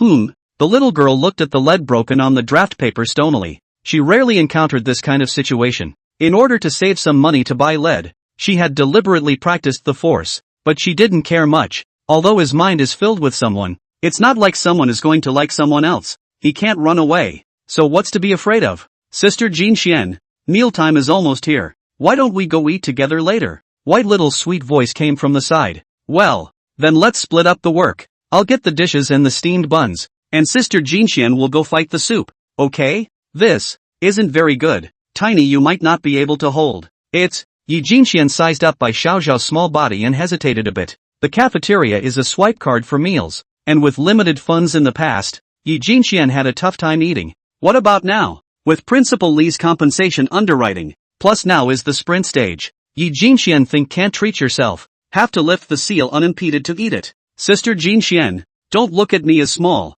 but I'm actually quite strong. It's okay. White Tiny was still enthusiastic, and stretched out her arms to show off her little egg-like muscles. Then, 5 buns, 1 rice, 1 noodle, another rice, and 3 dishes, please. At those words, Bai Xiaoxiao's entire body was dumbfounded. Chapter 108, please call me Dr. Zhou. Son, when you're better, Daddy will take you to eat KFC, okay?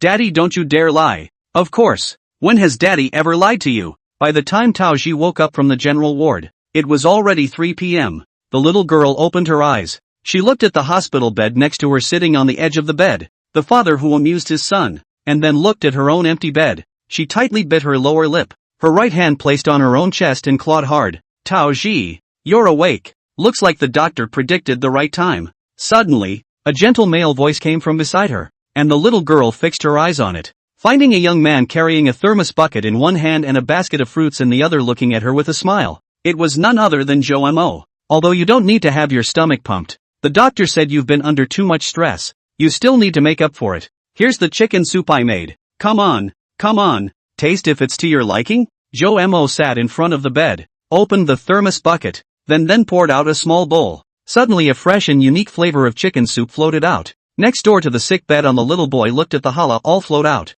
Zhou Mo does not have much experience in taking care of small children, but as a child when his mother was still there, he had been hospitalized, and how his mother took care of him at that time is remembered clearly, just like a gourd. The chicken soup was steaming hot, and Zhou Mo followed his mother's example in his memory, stirring the chicken soup with a spoon while gently blowing on it. Only in the end did Zhou Mo dig up a spoonful of yellow chicken soup and hand it to Taoji's mouth. This is not to deliberately set what close, but just now Taoji envy next door father and son situation Zhou Mo all see in the eyes. Taoji is a small child. At present is precisely the need to be cared for. Well, Taoji hesitated, a little embarrassed, but still took a sip, and immediately her eyes lit up. The chicken broth had the right consistency and texture, yet the aroma was strong and the flavor was unique and so good. It's no better than the one made by the big cow lady who specializes in soups at home. Taoji quickly finished the spoonful. She is a very understanding and independent child. Embarrassed to let Zhou Mo continue to feed her, brought the bowl over and drank it in 3. I still want to drink. Don't worry, there's plenty. Zhou Mo laughed, and he pulled out another bowl, so that Taoji was drinking a bowl, and the other bowl Zhou Mo blew up to cool down. Full of details. Take it easy, drink slowly, it's all yours. After drinking 5 large bowls in a row, Taoji looked at the gentle and incomparable big brother in front of her, and couldn't hold back any longer, cried out with a wow sound, and jumped into Zhou Mo's arms, crying bitterly. She's been repressed for, well, too long. Finally there is a warm harbor, can let Taoji this small boat a little dock, rest a little. Big brother, why can chicken soup taste so good? Taoji asked while crying. Zhou Mo stroked her little head, his eyes a little complicated. He remembered that he had also once jumped into his mother's arms like this, when he was still a curious baby, asking about everything. Mom, why do you need chicken soup when you're sick? Can't we have dog soup, donkey soup, duck soup? Ha ha, is our family's Zhou Mo 100,000 reasons? So many weird and wacky questions. Mom, just tell me. Zhou Mo thought up that answer and said, following his mother's example, because chicken soup is so warm and cozy. It has the flavor of home in it. Hearing Zhou Mo say this, little Taoji cried even harder. Cry, hard, ruthlessly, cry out all the negative emotions that were previously pent up. This will make you feel much better. Zhou Mo gently patted her back and also felt his eyes redden a little. Seeing this, the father in the next bed, feeling too old to see these scenes, wiped his tears and took his son out for a walk. Big brother, I broke the phone watch my mom gave me again. I can't control it. It's okay, it's not your fault you're sick. I'll explain on your mom's end. Big brother, I took this monthly exam and my grades slipped again, only coming in 5th. It's okay, big brother often fails to get into the top 10, not still got into Jiaotong University. Big brother, I really just want to have a good rest. Give me 3 days. Not 1 day. 1 day will be. But why not give me half a day? Big brother gives you his word that you don't have to go to school today, and you don't have to go tomorrow, okay? Hearing Zhou Mo say this with such certainty, Taoji turned back, eyeballing Zhou Mo, like a pitiful kitten staring at a passing pedestrian, expecting the other person to take her home and take care of her. Big brother, I know, you are making me happy. I am already satisfied. Taoji forced a smile and looked at Zhou Mo's heart a little hard. Xiao Taoji, you also like to disguise yourself. No, I'm Mr. Harold. Do what you say you're going to do. If you don't believe me, pull the trigger. Zhou Mo's brain flew around for a moment, then made a decision. said with a serious face, and held out his finger. But, my mom, she's got a hard idea. She's scary, and if she gets mad, she'll fire whoever she says she's going to fire. So she can fire me? As if. Can't, hey. Then no. Taoji tilted her little head and thought for a moment, as if she had figured it out and was very happy, tears still hanging on her face, but she smiled again. She also stuck out her own little thumb at Joamo. Take the hook and hang yourself, no change for 100 years, whoever changes is a little badass.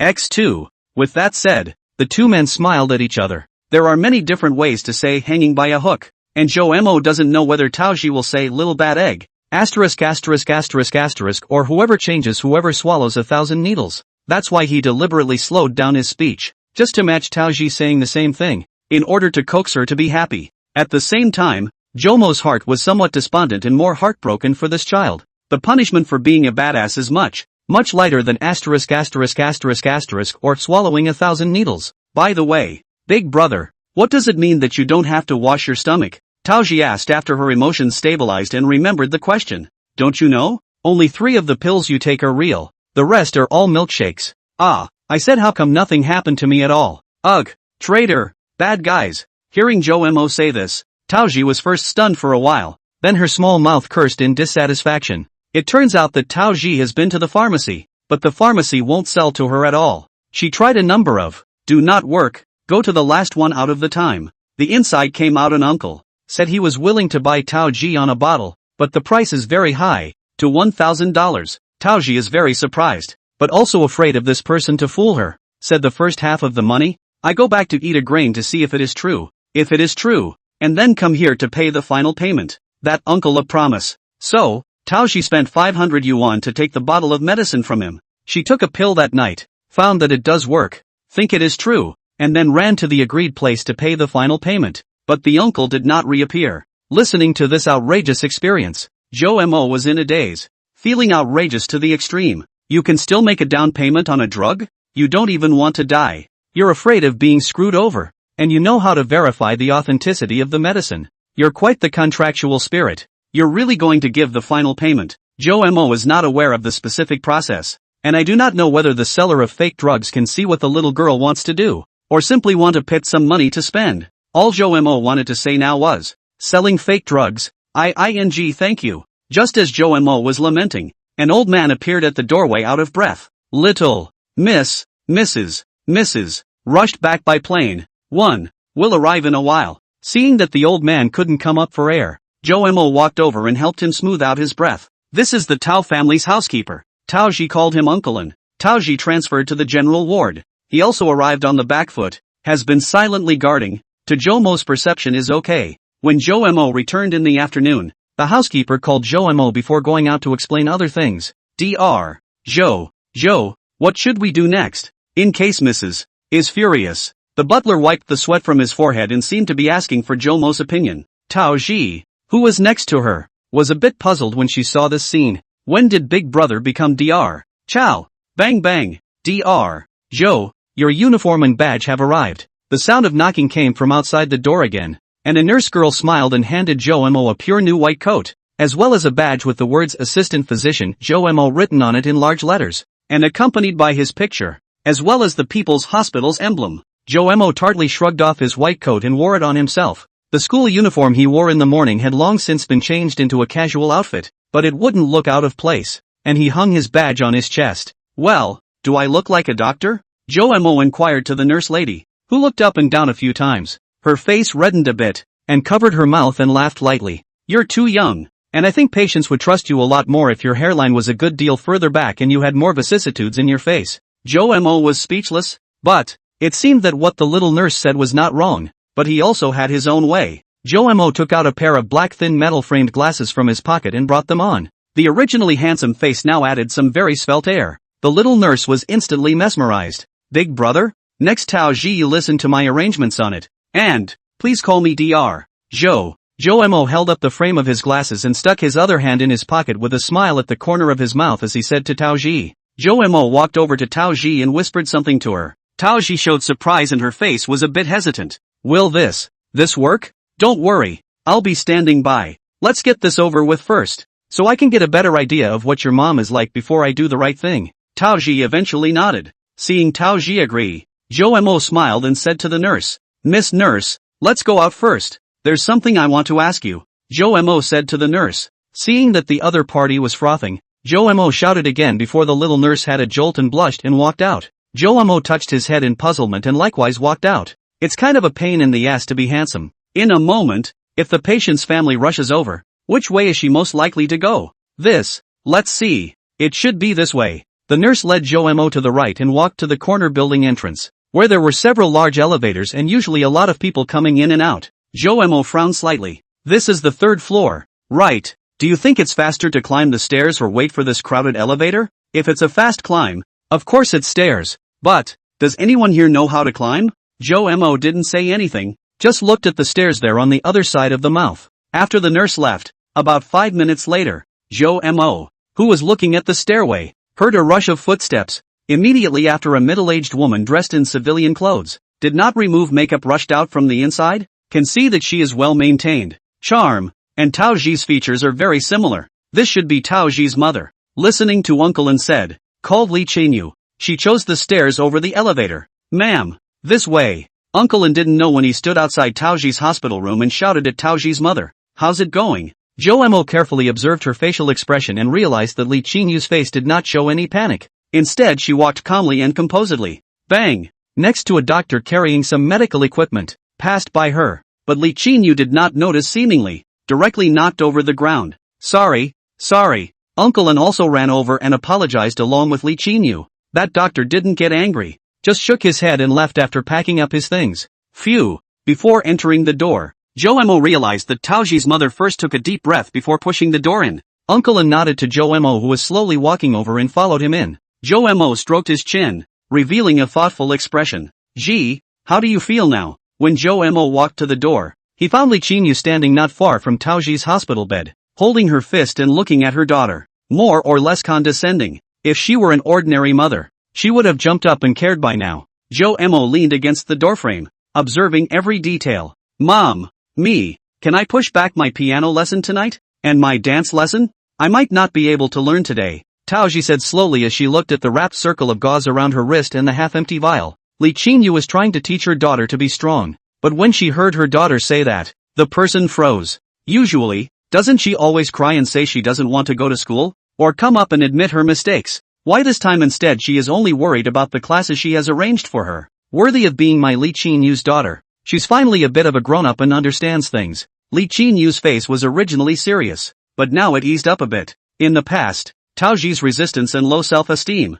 showing the weak side, will always make Li Qinyu very angry. My Li Qinyu's daughter cannot be a brat who can only cry. She is an actress, not a big one, but considers herself competent in the industry. Before she met Tao's father, Li Qinyu was not well versed in the world and had suffered a lot of losses, and was almost cheated out of her body, and almost broke down a few times. Luckily, Tao's father appeared and helped her, guarding her so she could continue to pursue her dreams on the path of an actress. From the day my daughter was born, everyone said she looked too much like herself, and still does. Moreover, her daughter has been a very talented performer since she was a child, which makes her feel that this is the child that God has allowed her to make up for the lack of cum. That's why Li Qinyu is particularly demanding of her. Her daughter, just like her when she was a child. She didn't want her daughter to suffer the same losses she had suffered in the future. She planned to raise her daughter not only to be a multi-talented person, but also to be a strong woman with a tough character. Li Qinyu believes that the daughter is sooner or later to be married. Who cannot guarantee that the daughter there will also meet a good man?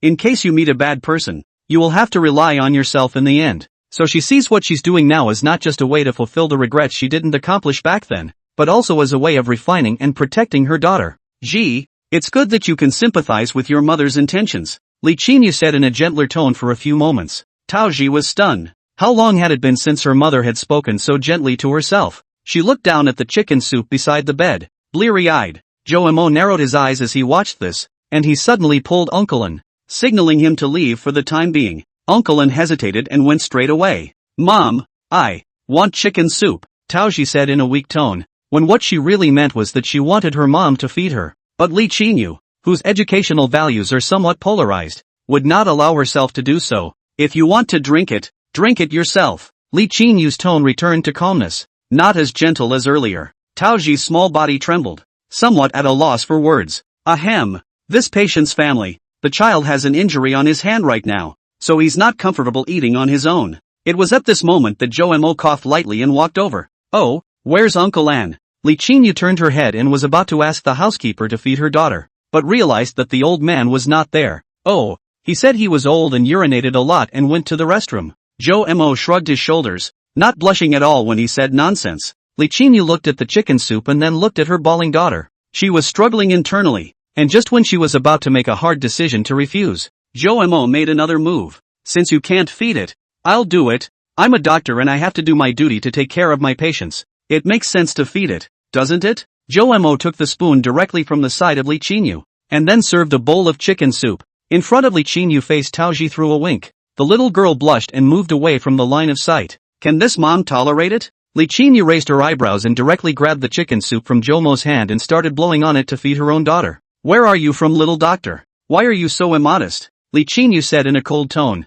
and glared at Joe Mo. Seeing this, Joe Mo spread his hands, stood up, and stood in the doorway again, once again giving space and time back to the mother and daughter. Hoo, what's wrong? Is it burning? I'll blow on it again. It's okay, Mom, it's not hot. It's good. It tastes like home. Just a few sips in, Taoji's tears came to her eyes, smiling as she drank the chicken soup that her mother had personally fed her. Watching her daughter not fight, cried out. Li Qingyu body a beat, directly put down the hands of the bowl and spoon, stride out of the hospital room. Cry. Taoji, when will you stop being so pretentious? Li Qinyu's cold voice came from outside, and the person disappeared in the twinkling of an eye. Joe Mo walked in with a calm face. I'm sorry, big brother.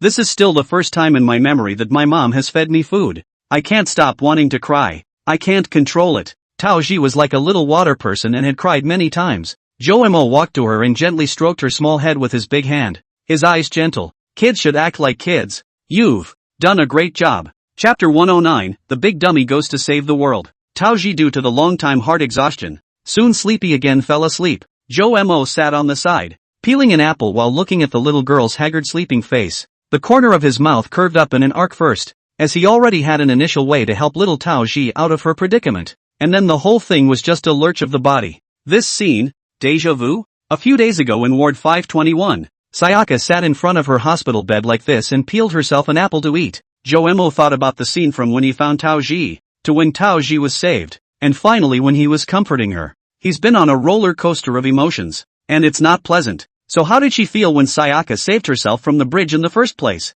It's really not paying off. It's just already planning on paying it back for the rest of my life anyway. Joe Mo pondered as he peeled an apple. Dr. Joe, come out for a moment. There's something I need to tell you. At this time, Uncle An walked behind Joe Mo at an unknown time and said in his ear. Joe Mo, who was thinking, was shivering on the spot, twisting his head and frowning at the old man. Sorry, I'm getting old. Not only do I pee frequently, but I'm light on my feet. Uncle An laughed. This old man, he's quite vindictive. After the two went out and gently closed the door, Uncle An explained briefly to Joe Mo. What? You said Tao Dong asked me to be a guest at Tao's house tonight? Joe Mo said with some surprise. Yes, although Miss had a scare, but Tao Dong said, you are the one who saved Miss. There is no doubt about that. He is now taking the international flight to Haichang, specially rushing back from Spain. He said he hopes to invite you to Tao family for a banquet. He will surely thank you properly when he comes back. Did you say something to him? Joe Mo looked at the old man and said with some playfulness. It's nothing. I'll just say that the young lady listened to your words and then didn't start a conflict with Madam this time. Of course, even without this sentence, according to Tao Dong's temperament, she will still thank you in particular. Joe Mo thought carefully and asked the last question he was concerned about. Your Tao family. What time is dinner tonight? And location for me. It's usually 18:15. That's right on time. How many years has it been? What's wrong? The old butler froze, not knowing what exactly Joe Mo wanted to say, but seeing that Joe Mo seemed to have agreed, he was still very happy and directly stated the location of the Tao family. Joe Mo nodded, then opened the map and seemed to be looking for something, only to say with a slight frown after a few minutes, can we have dinner at 18:30? Of course, I'm just asking. If not, forget it. He had an important thing waiting to be done. Uncle An thought about it, weighed the pros and cons, and finally agreed to. This Dr. Joe is an existence that has the hope of resolving the conflict between Miss and Madam, and this request, Uncle An feels, is not too much. Tao Dong will not blame him as an old man for this. After all, it's for his daughter's business. If it had been anyone else who wanted to pay a visit to the Tao family, this was something not to be thought of. Zhou Mo saw the other party agreed. His face eased, then gently pushed open the door, once again looked at Tao Ji, and found that the little girl was sleeping sweetly, which then looked at the time of the phone, excused himself and left first, and he took a white bag in his hand, which the nurse later sent over, to put his white coat in on the way out of the clinic, so that it wouldn't get dirty. He has important things to do. When he came to the main entrance of the hospital, Zhou Mo was about to leave when he turned his head and saw an acquaintance. Just see Wang Fei's sister, is leaning on the motorcycle, tilting her head back to look at the sky, a waist-length hair softly pasted on the back, but also from time to smoke a mouthful of lady cigarettes, as if thinking about what looks like, before wearing a helmet, coupled with the rush, do not really see. Zhou Mo realized that this sister in the girls is considered very high, at least 175 centimeters. Looks and Wang Fei has a few similarities, but seems to have more vicissitudes of feeling. Zhou Mo. Right. Things are done? After Zhou Mo briefly froze, Wang Fei's sister asked without looking. Yes, thank you so much for before. I just didn't know what to call you yet. Me? My name is Wang Ying. Whatever you want to call me. It's not important. What's important is that you have to accompany me to the traffic police. Wang Ying twisted his head and smiled at Zhou Mo. When she saw Zhou Mo dressed as a doctor, she raised her eyebrows and looked a little surprised, but did not ask. Traffic police. Zhou Mo smiled bitterly. Also, before certainly ran a lot of red lights, gave people so much trouble. Should go. Do you have something else to do? I'll give you a ride after you go to the traffic police. It won't take you long. It's a bit of an emergency, so thank you. Sister Wang, with her speed, even if she didn't break the rules on the road, she was naturally much faster than buses and cabs, so naturally Zhou Mo didn't have a problem with it at all. When he came out of the traffic police, Wang Ying directly drove Zhou Mo to the largest vegetable market near the left Bangtingji neighborhood. Boom! When Zhou Mo got down from the motorcycle,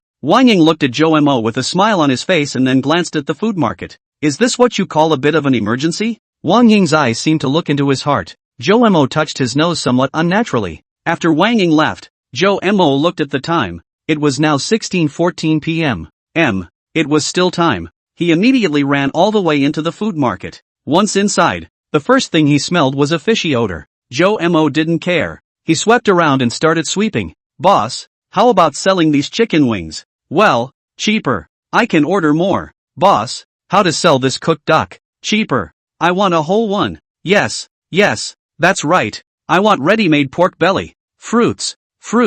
Buy some pineapples, dragon fruits and bananas. Yes, buy some hawthorn. It helps digestion and also relieves fatigue. Oh yeah, and some pig's blood, just in case. Zhou Mo cut the price while buying things in the wind. His movements were so skillful that he carried 2 big bags of vegetables and ran out of the food market under the dumbfounded eyes of a group of Amazons. Click! Zhou Mo opened the door and rushed into the kitchen with a bag of vegetables in his mouth, a bag of vegetables in his left hand, and the key in his right hand. With a great deal of wind, putting on his apron, Dr. Chow transforms into a home cook. 5 minutes later. Hey Huang Shang, Zhou Mo, have something to rise. Aki, excuse me, what is the matter of enlightenment? It's about a little girl with depression, and I have a rough plan, but I'm afraid of making a mistake, so I want the 3 of us to put our heads together again. Oh, honey, it's time for our iron triangle to come out. You come over quickly. 3 plutocrats are better than 1 stinker. Stupid pig, you said the opposite. Let's listen. Zhou Mo, you say it more carefully. Well, here's the thing, Zhou Mo said as he scratched and tossed the chicken wings that had been poured with the sauce so that it was fully absorbed. His cell phone was set aside. On speakerphone. I think Zhou Mo is right. If you want to do something, you first have to make sure you won't be blown out by people. That's the truth, yes. But will things ever get done if we keep going along with this little girl's mom? Well, it is, so I've prepared an undercard. Zhou Mo put the chicken wings in the oven and unscrewed the switch. Take over the pork belly again. Clean it, put it in the pot, put some red dates and ginger, and open it to cook. The bottom card you have here is, Zhou Mo. You're actually asking us because you're afraid that there's something wrong with the bottom card, right? Pretty much. You guys listen. Zhou Mo said as he started chopping the duck meat and then preparing the other side dishes. Time just like this 1 minute passed. Zhou Mo brain has been turning, and Huang Shang and Wang Fei discussing the details of the problem. The hand also did not stop. The dishes or fruits or also began to complete the same as the same. Finally he wiped the sweat from his forehead and looked at his watch. It was now 5:30. Dang! With a crunch, the wings were done. Joe Mo looked at the pot. The soup showed a light milky white color. Sniffed and the aroma was okay. He began to grab a plate. 9 minutes later, Joe Mo had all the food on the table. He stroked his chin and suddenly wanted to leave a message. So he took out a random note from his bedroom that read, "Yi Jinxian eat. Don't wait for me." After writing it, Joe Mo scrutinized the note and skimmed the corners of his mouth again. Suddenly I want to be childish for once. He casually scribbled away the words he had just written, reversed them, rewrote a few words, and then redressed in his white coat, in the guise of Dr. Joe, before heading out the door. Drip. At this moment, a black sedan had stopped downstairs, and Uncle An rolled down the window to greet Joe Mo. "Dr. Joe, can we go now?" "Well, trouble Uncle An." Joe Mo went straight to the back row, tilted his head, and gently rubbed his brain. Uncle An gave him an odd look, then started the car and slowly left the left Bangtingji neighborhood, heading towards the Tao family villa in the north of the city. Joe Mo hadn't slept well last night, and today's events had tossed him around enough that the person was actually quite tired. If I'm thinking correctly, the temperature of the meal should be just right by the time she walks in the door, Joe Mo muttered, then closed his eyes and leaned against the seat, surprisingly falling asleep just like that. About 20 minutes ago, that is, at 17:30, the sound of a piano rang out. Then it was the bell for the end of the tutoring class. Yi Jinxian, who was working on the paper, had a sharp break on her hand, stopped the pen in her hand, and just as she started to clean up the table, she felt that something wasn't quite right. Everyone in the class seems to be looking over, including Mr. Wang Jun, who was staring at the self-study here. The students looked at this Yi Jinxian who was in a hurry to clean up the table with various expressions on her face. Doubtful, dismayed, incredulous. Ahem, can't you see? The reason why Yi Jinxian's grades were so good in the past, her attitude of keeping a normal mind at all times was one of the major reasons why she steadily exerted her strength. Classmates. Wang Jun froze slightly and coughed lightly. Oh, so that's how it is. Indeed. I've been too tense these past few exams. I keep making mistakes. I mean, why am I always at the bottom of the class? Are you, Wang Lin, you sure about this? Then if you weren't nervous, how many places do you think you could have gotten on the test? The class president, Wang Yu, saw another classmate chiming in, and she smiled and joked about it as well. Second to last, the inch-haired youth named Wang Lin proudly said. There was a great deal of laughter. Isn't there another necessary condition? It's that the second to last doesn't take a vacation, haha. Bai Xiao Xiao also spoke out in agreement, and the class was suddenly happy. Wang Jun just smiled and watched as the atmosphere of the counseling session was relaxed. Wang Jun waited for everyone to be happy for a while before saying directly, "That's right, proper relaxation is important. Now everyone put down your pens and go home. I'll see who dares to study." It was the best of both worlds, being able to give the tightly wound students a breather and appearing to take care of Yi Jinxian not so deliberately.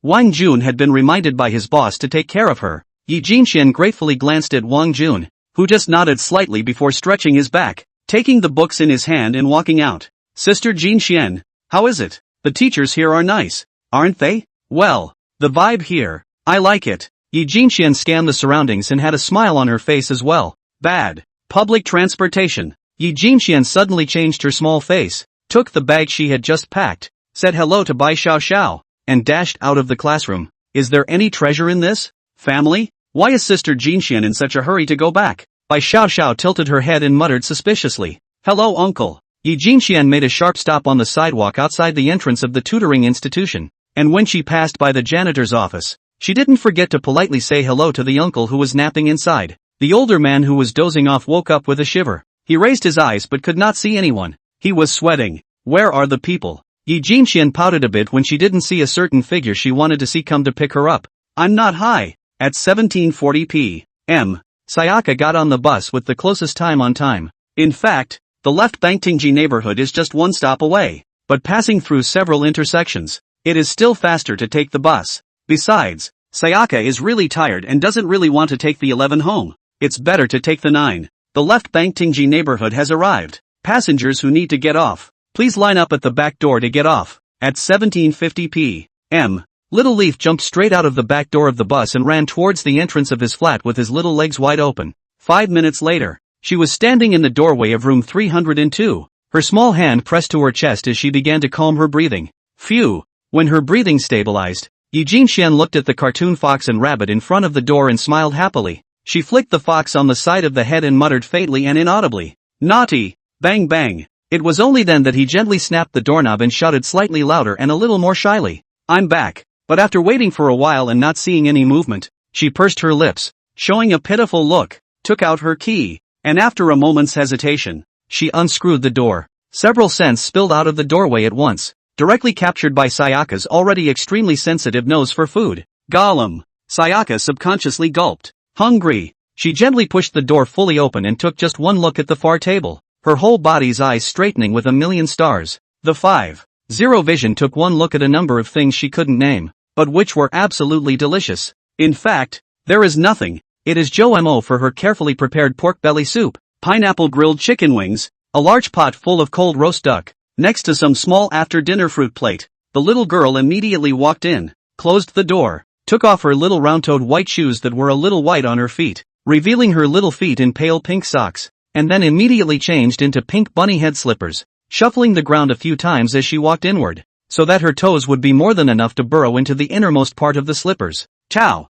Mare! Yi Jinxian walked into the kitchen. No one was there. Jo-mo! Jingle bells! She went back into the fox bedroom and still no one was there. Jo-mo! Finally came to the restroom, hesitated to push the door open, and still nothing. Yi Jinxian sat at the dining table, staring at the large meal, leaning on her chin, a bit sullen. The food is delicious, but what about the soul? Suddenly she saw a note placed in a blank spot in the corner next to her. She stretched out her small hand and took it over to take a look at it. The person was stunned, then huffed and puffed. Darn! Even did not bring me. Only the note reads, "The big dummy went to save the world. The little silly girl has to eat immediately. Oh, go to bed on time to be a good baby." Chapter 110, Mascot or Girlfriend. The slight sound of tires pressing over a concrete road came from the black sedan as it slowly came to a stop in front of a particularly large villa. The time had come to 6:24 p.m. It was already dark, but the entire villa was lit up with countless lights of various styles, like a glowing castle. There were also 2 security guards standing at the villa's pure white front door, and when they saw the black sedan come to a stop, they immediately walked up and pulled open the back door with the utmost skill. Several cameras were focused on it at the moment as well. The security guards, Xiao Zhang and Xiao Li, had long been notified of the arrival of a guest, but really when they saw a young doctor sitting in the back seat of the car with his head tilted back in a sound sleep, "You looked at me and I looked at you." Both of them were very surprised that the guest was so young, and at the same time were hesitant to wake him up. "Uncle and you guys step aside and let me do it." After the old man finished speaking, he got down from the driver's seat, walked around the car to the other side, and shouted softly at Jo-mo, "Dr. Joe, we're here." Uncle and shouted softly, but Jo-mo had no intention of waking up, and the old man's face showed some helplessness. "Let me do it." Tao Ji,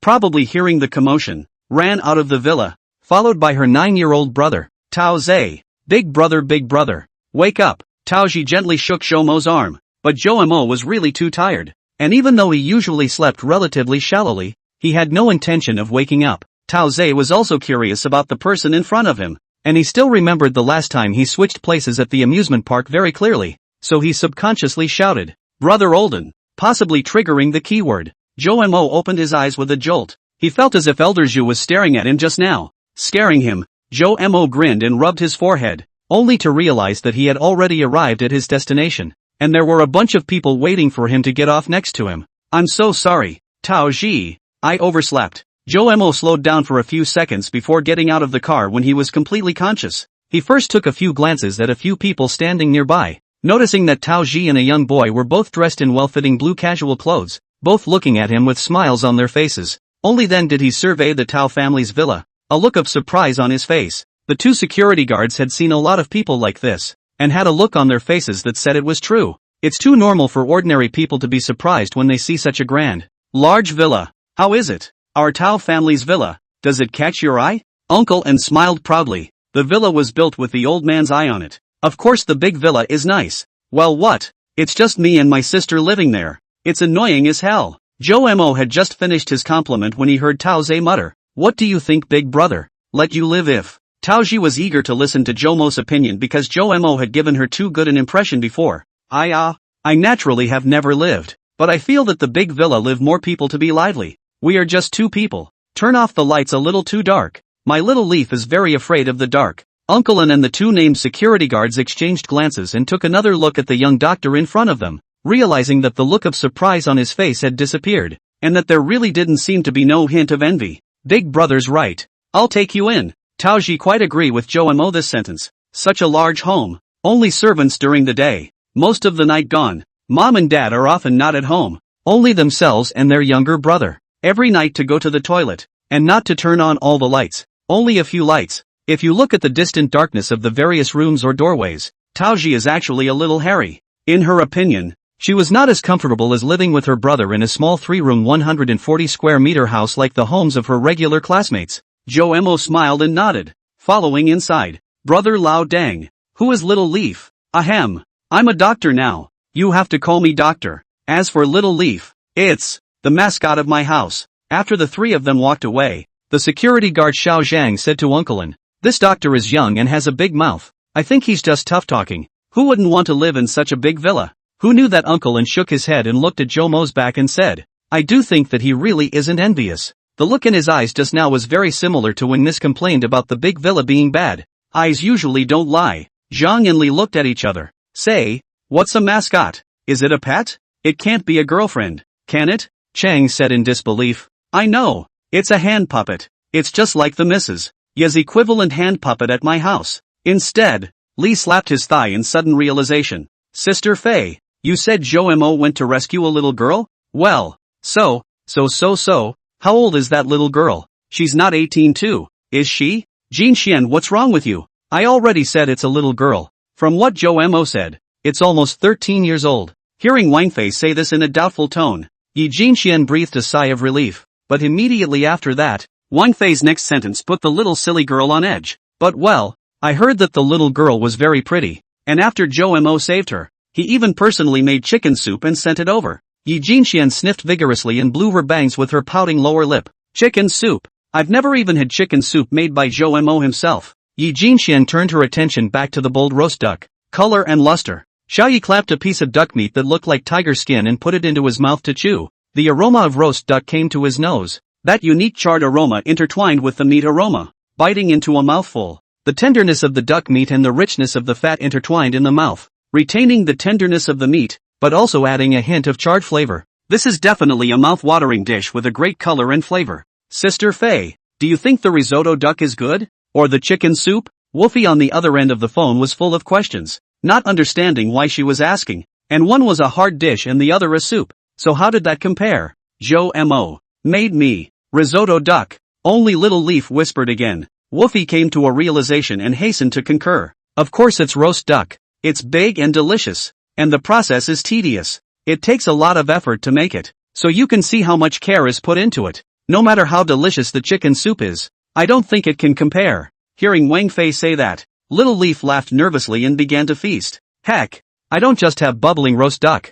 I have a table full of dishes. And yes, there's a note left by Joe Mo himself. The strange winning desire of the Chowmare family mascot. Tao Ji, is it okay if I want to go to the restroom? Dr. Joe, this way. Tao Ji knew how to be polite and quickly led Joe Mo to the nearest 50 square meter restroom in their house. Joe Mo went in and put the water on while opening his phone to browse through the relevant rumors about Mrs. Tao's education of her children that had just been sent over from Old Lee's side. He had just finished reading it when he realized that there was another message that had been sent through Dr. Xia's cell phone, and it turned out to be that Fong Ro, Tao Ji's homeroom teacher, had gone to Dr. Xia and said something about some of Tao Ji's and her mother's recent movements and behaviors while they were at school. Joe Mo thought for a while, changed his program slightly, nodded and walked out. Then, Tao Ji's siblings led the way, and soon came to a not very big but exquisite room, with a round table in the center, on which all kinds of dishes had already been served, and a beautiful woman with a standard Mrs. hairstyle was sitting inside,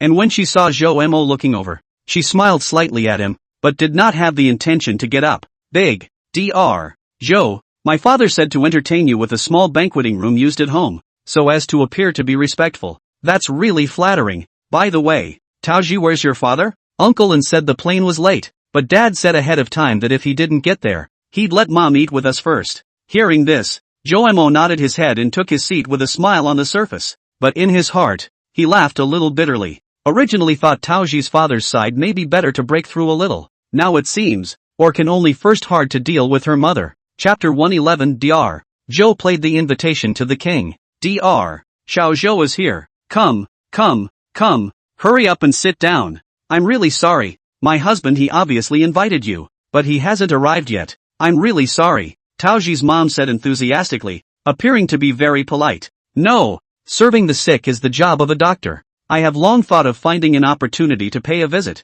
It is I who have taken the liberty. Zhou Mo was equally polite in return. Ha ha, Dr. Xiao Zhou is worthy of studying psychology. Really good at talking Taoji, Tao Zhe. You guys hurry up and eat. After dinner later we adults have something to talk about. You guys hurry up and go do your homework. Li Qinyu first exchanged pleasantries with Zhou Mo and then said to the two children in a lecturing tone. Zhou Mo did not move on the surface when he saw this, but in his heart, he was secretly sighing. He turned his attention to the siblings, noticing that the older sister had a torn look on her face, as if she wanted to say something, while the younger brother was indifferent, and even tried to pick his booger, but was glared at by his mother, skimmed, and failed to do so. Zhou Mo took this scene in, then smiled and said to Taoji's mom, didn't Taoji have, in her hand? There's an injury on your right hand, right? It's fine. My Taoji will still write with her left hand. Zhou Mo's breath caught at his words, holding back his fire. He said, just as well. It's just left-handed writing, and I can do that. Quite a lot of people can do that nowadays, and I think, you can do it too, right? When Li Qinyu heard it, the person froze. She naturally wouldn't be able to, and also heard the sarcastic meaning in Zhou Mo's words, but she didn't quite believe that Zhou Mo would write with his left hand. This kind of person can't find a few people in the whole Haichang. Even if there are, they are all from the Calligraphy Association. How could he happen to appear here? This kid is still a psychiatrist, and calligraphy doesn't match at all. That, and I see the kids are hungry. Yes, it's my fault. Everyone eat while it's hot. Seeing this, Zhou Mo waited for the Tao family members to move their chopsticks, smiled and used his own left hand to clip a piece of braised pork, put it in his mouth and tasted it. It is not bad. At most, it has its own 8 success power. When Li Qinyu saw that Zhou Mo was using his left hand, she instantly understood. This kid hints that eating is giving me a slope down, and pinching food with his left hand is telling me that he's a lefty, and it's true that there are a little more lefties out there who can write with their left hand.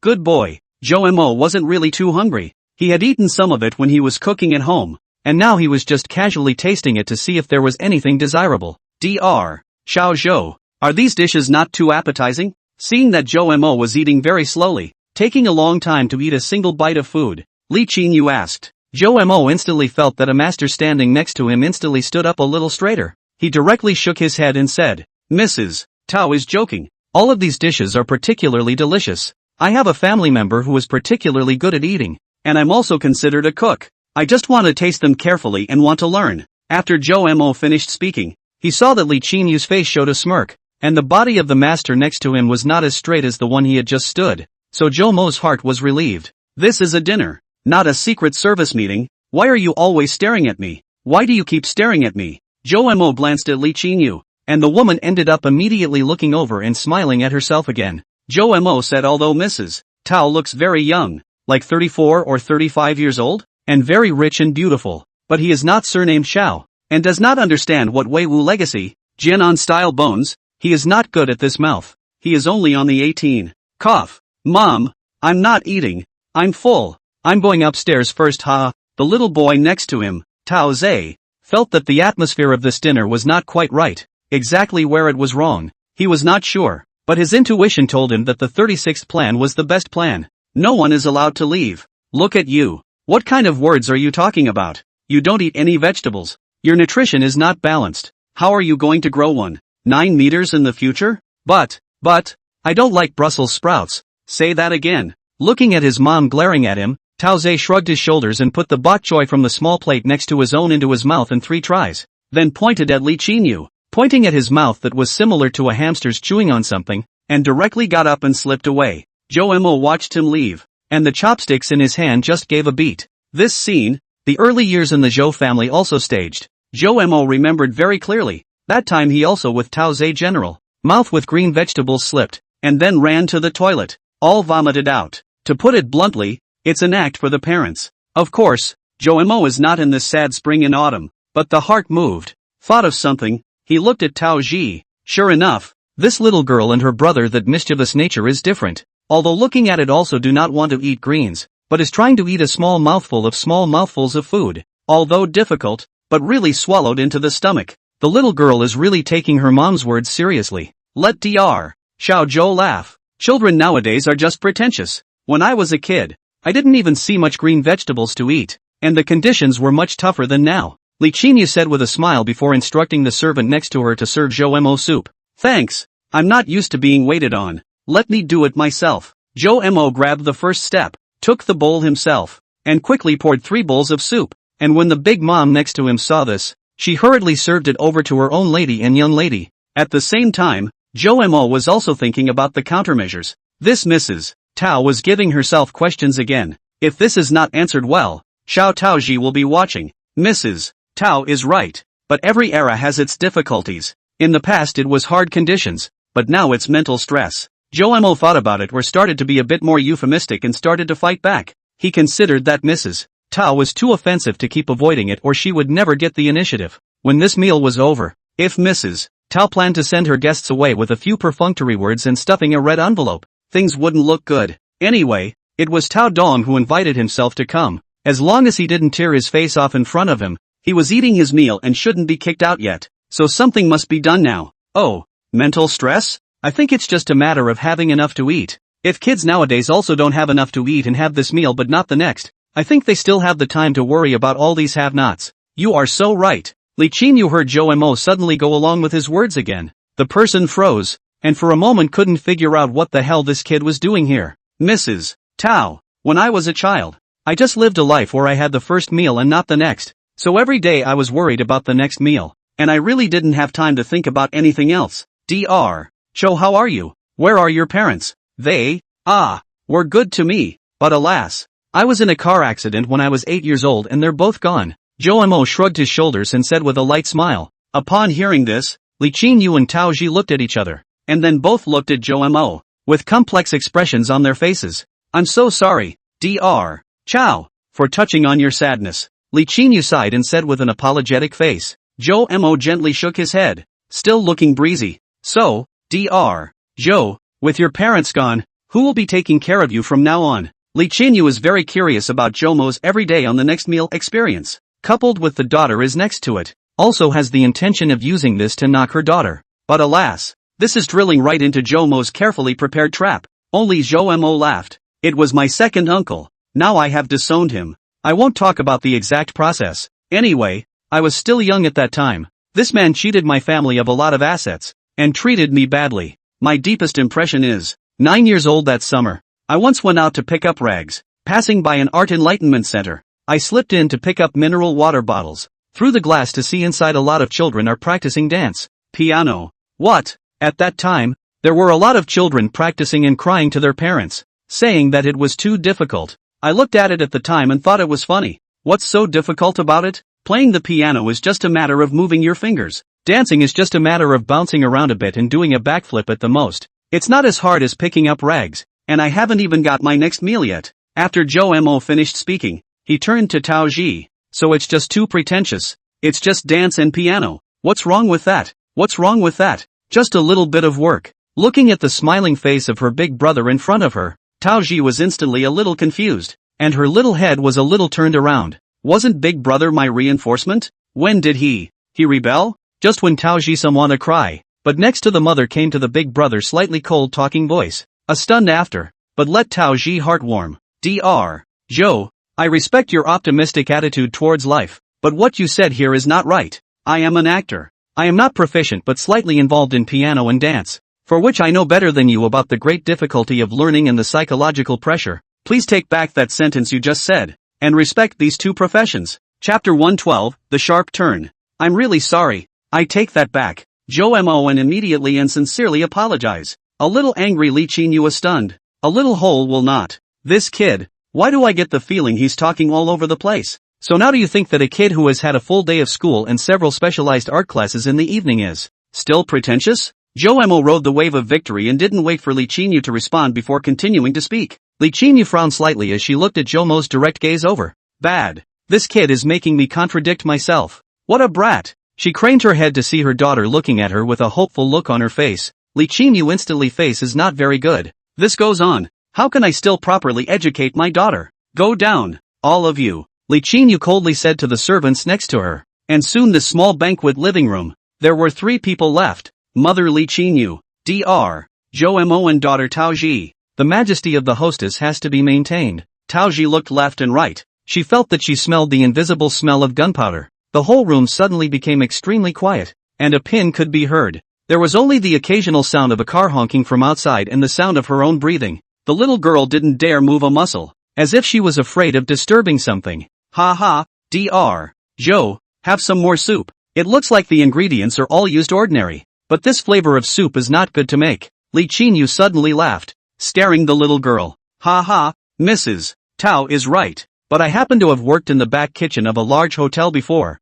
and this pumpkin soup happens to be something I know how to make. Zhou Mo also laughed, and his aura was not comparable at all. Li Qinyu's smile froze on her face. Dr. Zhou seems to have a problem with the way I raise my children? No, no, no, no, how could it be? Children are all a mother's heart, and everything a mother who loves her children does starts with what's best for them. I can understand that. Is it good to emphasize only the starting point? Li Qingyu raised her eyebrows, not tolerating it, and directly stated her reasoning. In the past, my parents were very strict in controlling me, and I have grown so big without any problems at all. How come in the next generation, it won't work? Dr. Zhou, why don't you tell me what this is if it's not a pretentious remark? Hearing this classic question from Li Qingyu, if Zhou Mo hadn't prepared for it, it wouldn't have been easy to answer. But he had come prepared this time. Strict education is not the problem. The problem lies in the fact that after being criticized and educated by their parents, repressed emotions will accumulate in the child's heart,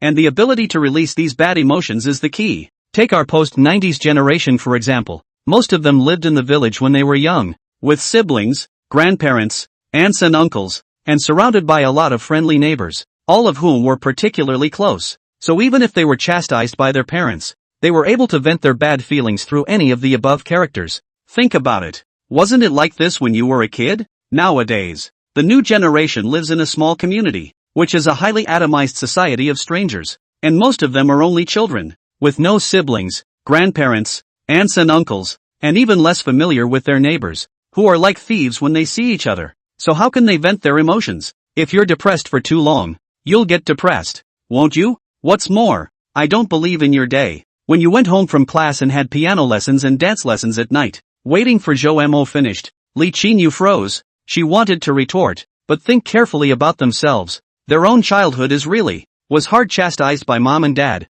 will be the first time to cry to find next-door classmates. Classmates' parents will comfort themselves. Classmates will also take themselves out to skulk around and play. And so on back home, the gas is also eliminated. And there is no matter. May, you can't speak for everyone when you say this, but how come I've never heard of any kid getting depressed before? Seeing that Mrs. Tao was still mouthy, Zhou Mo snorted and laughed. Was there ever a word for depression before? Wasn't it always called this kid is demonic and possessed by filth? And in the old days, when it wasn't developed, there weren't any valid statistics done, and there weren't, so isn't that a 0% depression rate? Zhou Mo spread his hands and said, Suddenly heard Tao Ji's voice. Li Qingyu twisted her head, saw her daughter clenched her small fists, looking at Zhou Mo a look of idol watching. She suddenly felt her own glorious image of a mother, in her daughter's mind shaken. At this moment Tao Ji, indeed, the heart is a little excited, but also a little refreshing. The mother's words and actions have always been like a mountain on the young girl's heart,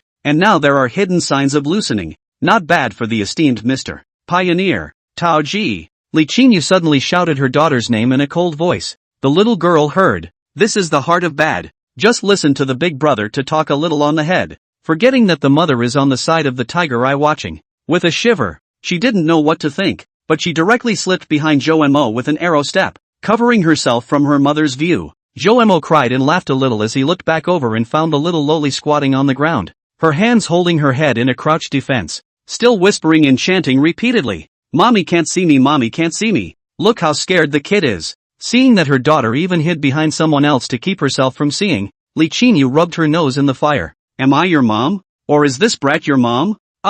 Snap, pop. Li Qingyu clapped her palms twice, and all of a sudden Uncle Un walked in. You go prepare a red packet, and when Dr. Zhou finishes eating, send him off for me. Li Qingyu wasn't going to continue communicating with this young man. Since we can't reason it out, let's not. I'm her mom. I discipline my own daughter. I do it for her own good. I'm trying to spare her the trouble of repeating my mistakes. How else could I harm her? Uncle In's face immediately showed a worried look. He was afraid of this. What can the lady do after this? So he said, Madam. But the master he hasn't arrived yet. This is a guest invited by the master. When he comes back in a while and can't see Dr. Joe, will he be able to do so? Li Qinyu sniffed with some annoyance. What? I'm not surnamed Tao, so I can't be the master of this Tao family? Seeing Uncle In reveal a very difficult look, Tao Ji, who was peeking, tugged on Zhou Mo's sleeve. Dr. Joe, can you help him? Uncle In can care about me. He has no family.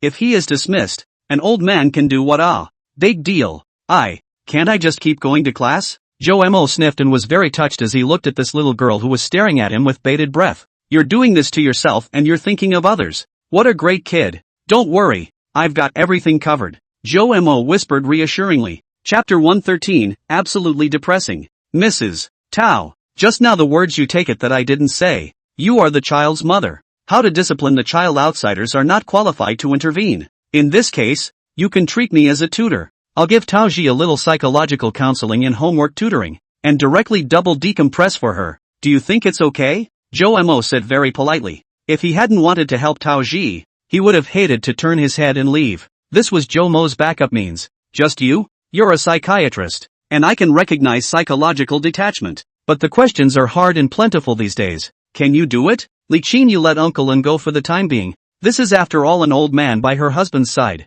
She really can't afford to move around. Just now, it was only because this old man made himself embarrassed in front of outsiders that Li Qinyu became angry. Facing the questioning look cast by Li Qinyu, Zhou Mo just smiled faintly and looked at Uncle In. Madam, this Dr. Zhou is a student of Jiaotong University, and also graduated 3 years ago. Was the most prestigious student at that time? A year against the odds to get into Jiaotong University, and not long ago and disliked the entire student body of their original school. The knowledge base is visible and did not pull down. When Li Qinyu heard this, she looked at Uncle In with some consternation. And when she saw Uncle In nodding seriously, she once again looked at Zhou Mo as if she was looking at some monster. Dr. Joe, you're a psychiatrist. And just now, listening to you, you're also a cook. And now you're a student at Jiaotong University. What other identities do you have that I don't know?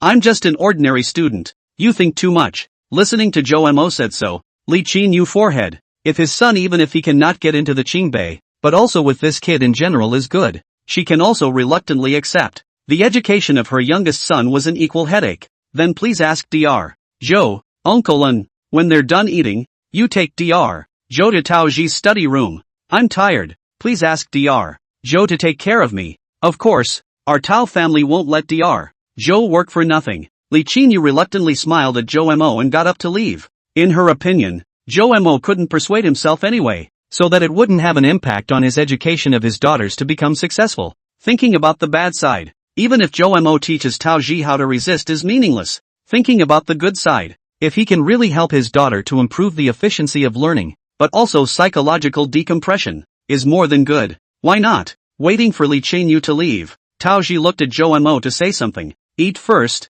Man is iron and rice is steel. A meal is not eaten hunger. No matter what you do, fill your stomach first. Zhou Mo smiled at Taoji like a spring breeze. The little girl saw this, but she blushed, lowered her head and began to sip her soup.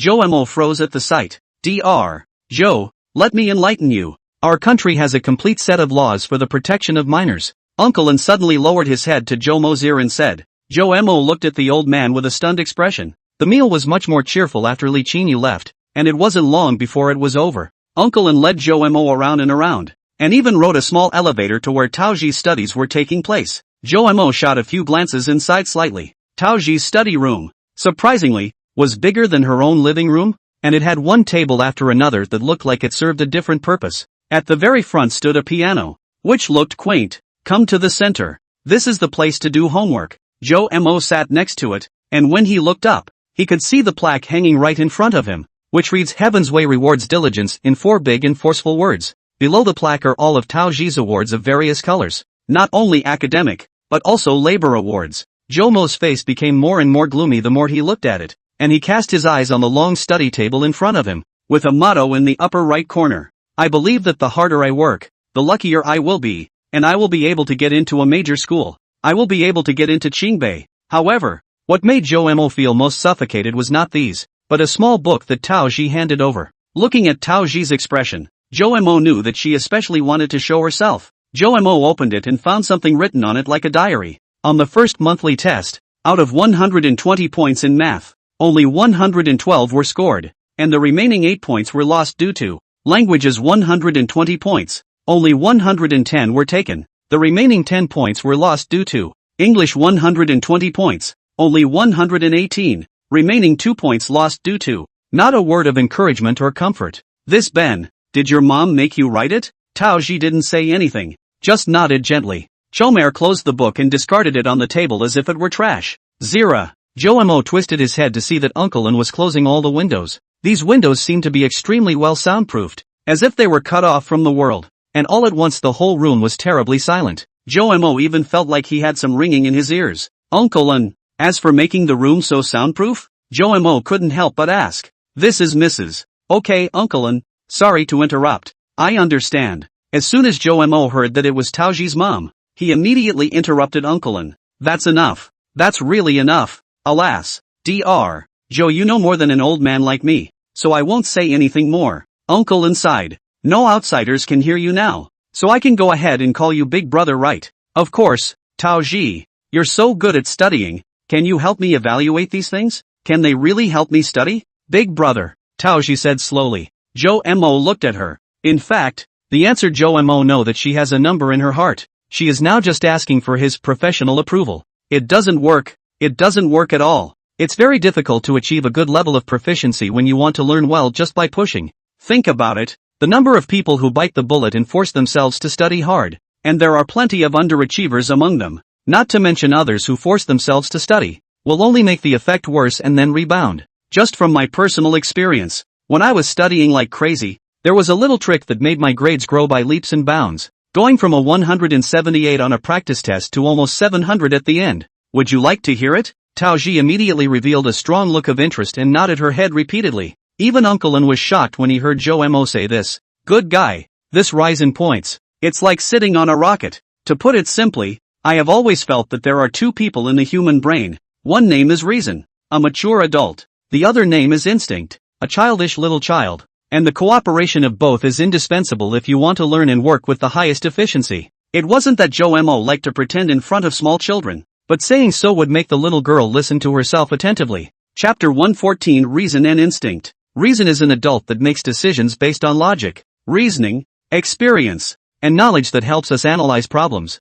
weigh pros and cons, predict consequences, and make decisions that benefit us in the long run. And it's safe to say that if it were the only thing that existed, we'd only make the right choices. Instinct is a small child. It has more to do with our survival needs and biological drives. Instinct drives us to seek instant gratification, avoid pain and danger, and protect us alive. It usually manifests itself in the form of impulses or desires. It's the basis of how we feel about anything and everything, and without it, all the fun is lost. But, well, this isn't a primitive society. Actions driven by desire are often not the good answer. Rational judgment is. The little girl Tao Ji listened in ignorance, while Uncle An nodded with deep understanding. When Zhou Mo saw this, he smiled and figuratively said it again. I used to. On the English language is abhorrent, but I know that I cannot get around this pass, despite the dislike of not, or don't have the strength, pulling the face, every day, get up early in the morning and late at night to take the word book back. We all praise me for learning English with effort,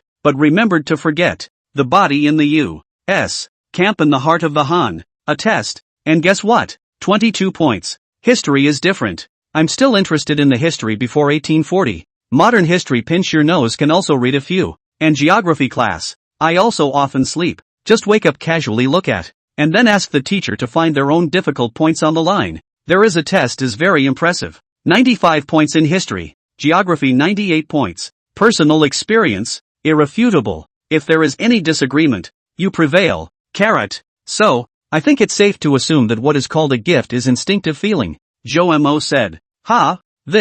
What Big Brother means, is that I have to enjoy all my classes in order to improve my learning efficiency? Tao Ji said with some difficulty. Uncle An also stroked his chin and looked straight at Zhou Mo, waiting for his next words. The human brain is very complex and the answer won't be this straightforward. I'm just saying that it's a way to drive instincts, and I'll give you another good example. Let's say a friend of mine, who didn't want to go to school and found it uninteresting, went to a construction site to move bricks in the summer, and when school started, the person immediately became fond of studying and his grades began to dawdle. Can you say that he suddenly enjoyed his classes? Taoji touched the back of her head, feeling that she had captured something, but couldn't tell. As I said earlier, instinct is a small child, and the characteristics of a small child are very obvious. Curiosity, lively and active, strong imitation ability, rich in emotions, short attention span, strong dependence, fast learning ability, sometimes quite good face, no simple tend to avoid harm, and so on. Reason is a grown-up. Then, and it's only when reason goes about properly guiding the instincts to do things and pay attention, rather than forcefully tugging and pulling, and the two work together, that the results are surprisingly good. As I recall, there's a saying in school that habits change destiny, isn't there? And it's actually a cumulative effect of instinct over time. Anyway, I think, Joe said, some dry mouth. Uncle An saw this and immediately took over a cup of water and handed it to Joe. Then, big brother, how on earth did you raise your English? I'm very curious, Taoji said with stars in her eyes. It's just a matter of telling you. Joe glanced at the old man warily, then came over to Taoji's ear and whispered a few words. The little girl first showed a look of dismay, then nodded deeply, looking at Uncle An, who was standing by the side, a little tickled. Originally, did not go to college before? Joe was still a one in girls talk to the blushing boy, and later in Huang on Wang Fei formed an iron triangle. Huang on an idea, every time to let Joe accompanied himself to Wang Fei to memorize vocabulary. Wang Fei is very beautiful, out of the hazy curiosity and good feelings towards the opposite sex, coupled with the fact that every time Huang Sheng memorized very well, and got Wang Fei's compliments, Joe, who wanted to maintain his face in front of the opposite sex, was suddenly motivated to memorize the words. Not only was not so repulsive, but it even became very easy to memorize them. This is a way of utilizing the instinctive good face characteristic of a child. Of course, Joe really treats Wang Fei as a good friend, unlike a guy like Huang Sheng, who intends to use his child to maintain his brotherhood. At that time, Joe also did not quite understand why this will work, but then went to college to see the basketball court as long as there is a girl in. Every boy is desperate to shoot the three-point shot when he felt he understood. Dr. Joe, these words, can I trouble you to say them to the madam? Uncle An hesitated for a moment and said, do you think she'll hear me out? And even if I did, would she listen anymore? I've been very reasonable just now. Jomo's series of rhetorical questions caused Uncle An to sigh repeatedly. Yeah, it's weird to be able to listen to. Taoji sniffed and a very disappointed look appeared on her face. She lowered her small head, her eyes red and clenched her fists. The whole room became silent again, terribly silent. Big brother, thank you, let me take care of the rest. I can. Taoji looked up and barely smiled at Joe. Joe mentally sighed. What can you little ninny solve, in addition to addressing yourself? Actually, Taoji, maybe you can try to be a bad boy, so that the pressure in your heart doesn't have to be so great. Bad kids? Note, refers to a child who does not approve of what adults say or do, and who seems to be rebellious but actually has his own ideas. Well, it's about not being so obedient to what mom says. You just do a good job on the surface. I guess, that's what your brother does, right? Taoji froze at his words. How his brother Tao Zhe did it. She was naturally clear as a sister. My younger brother is very rebellious. On the surface of everything obedient. In fact, what to do, call parents, called, was lectured to me to listen. I admit fault, but I am determined not to change. Even if you get beaten, you're just crying on the spot, and afterwards you're still heartless. Eating and drinking, homework I don't want to write if I don't want to write. What piano lessons? You want me to learn? Fine, I'll go. Hey, but I just don't learn it properly. Though Towser's relationship with his mom seemed to be much worse than his own. But then again, it was true that his brother didn't seem to carry as much weight as he did, and he's still heckling all day long. Don't you understand? Xiao Taoji, your mom this extremely high-pressure education will feel doubly pressured only you such a good boy.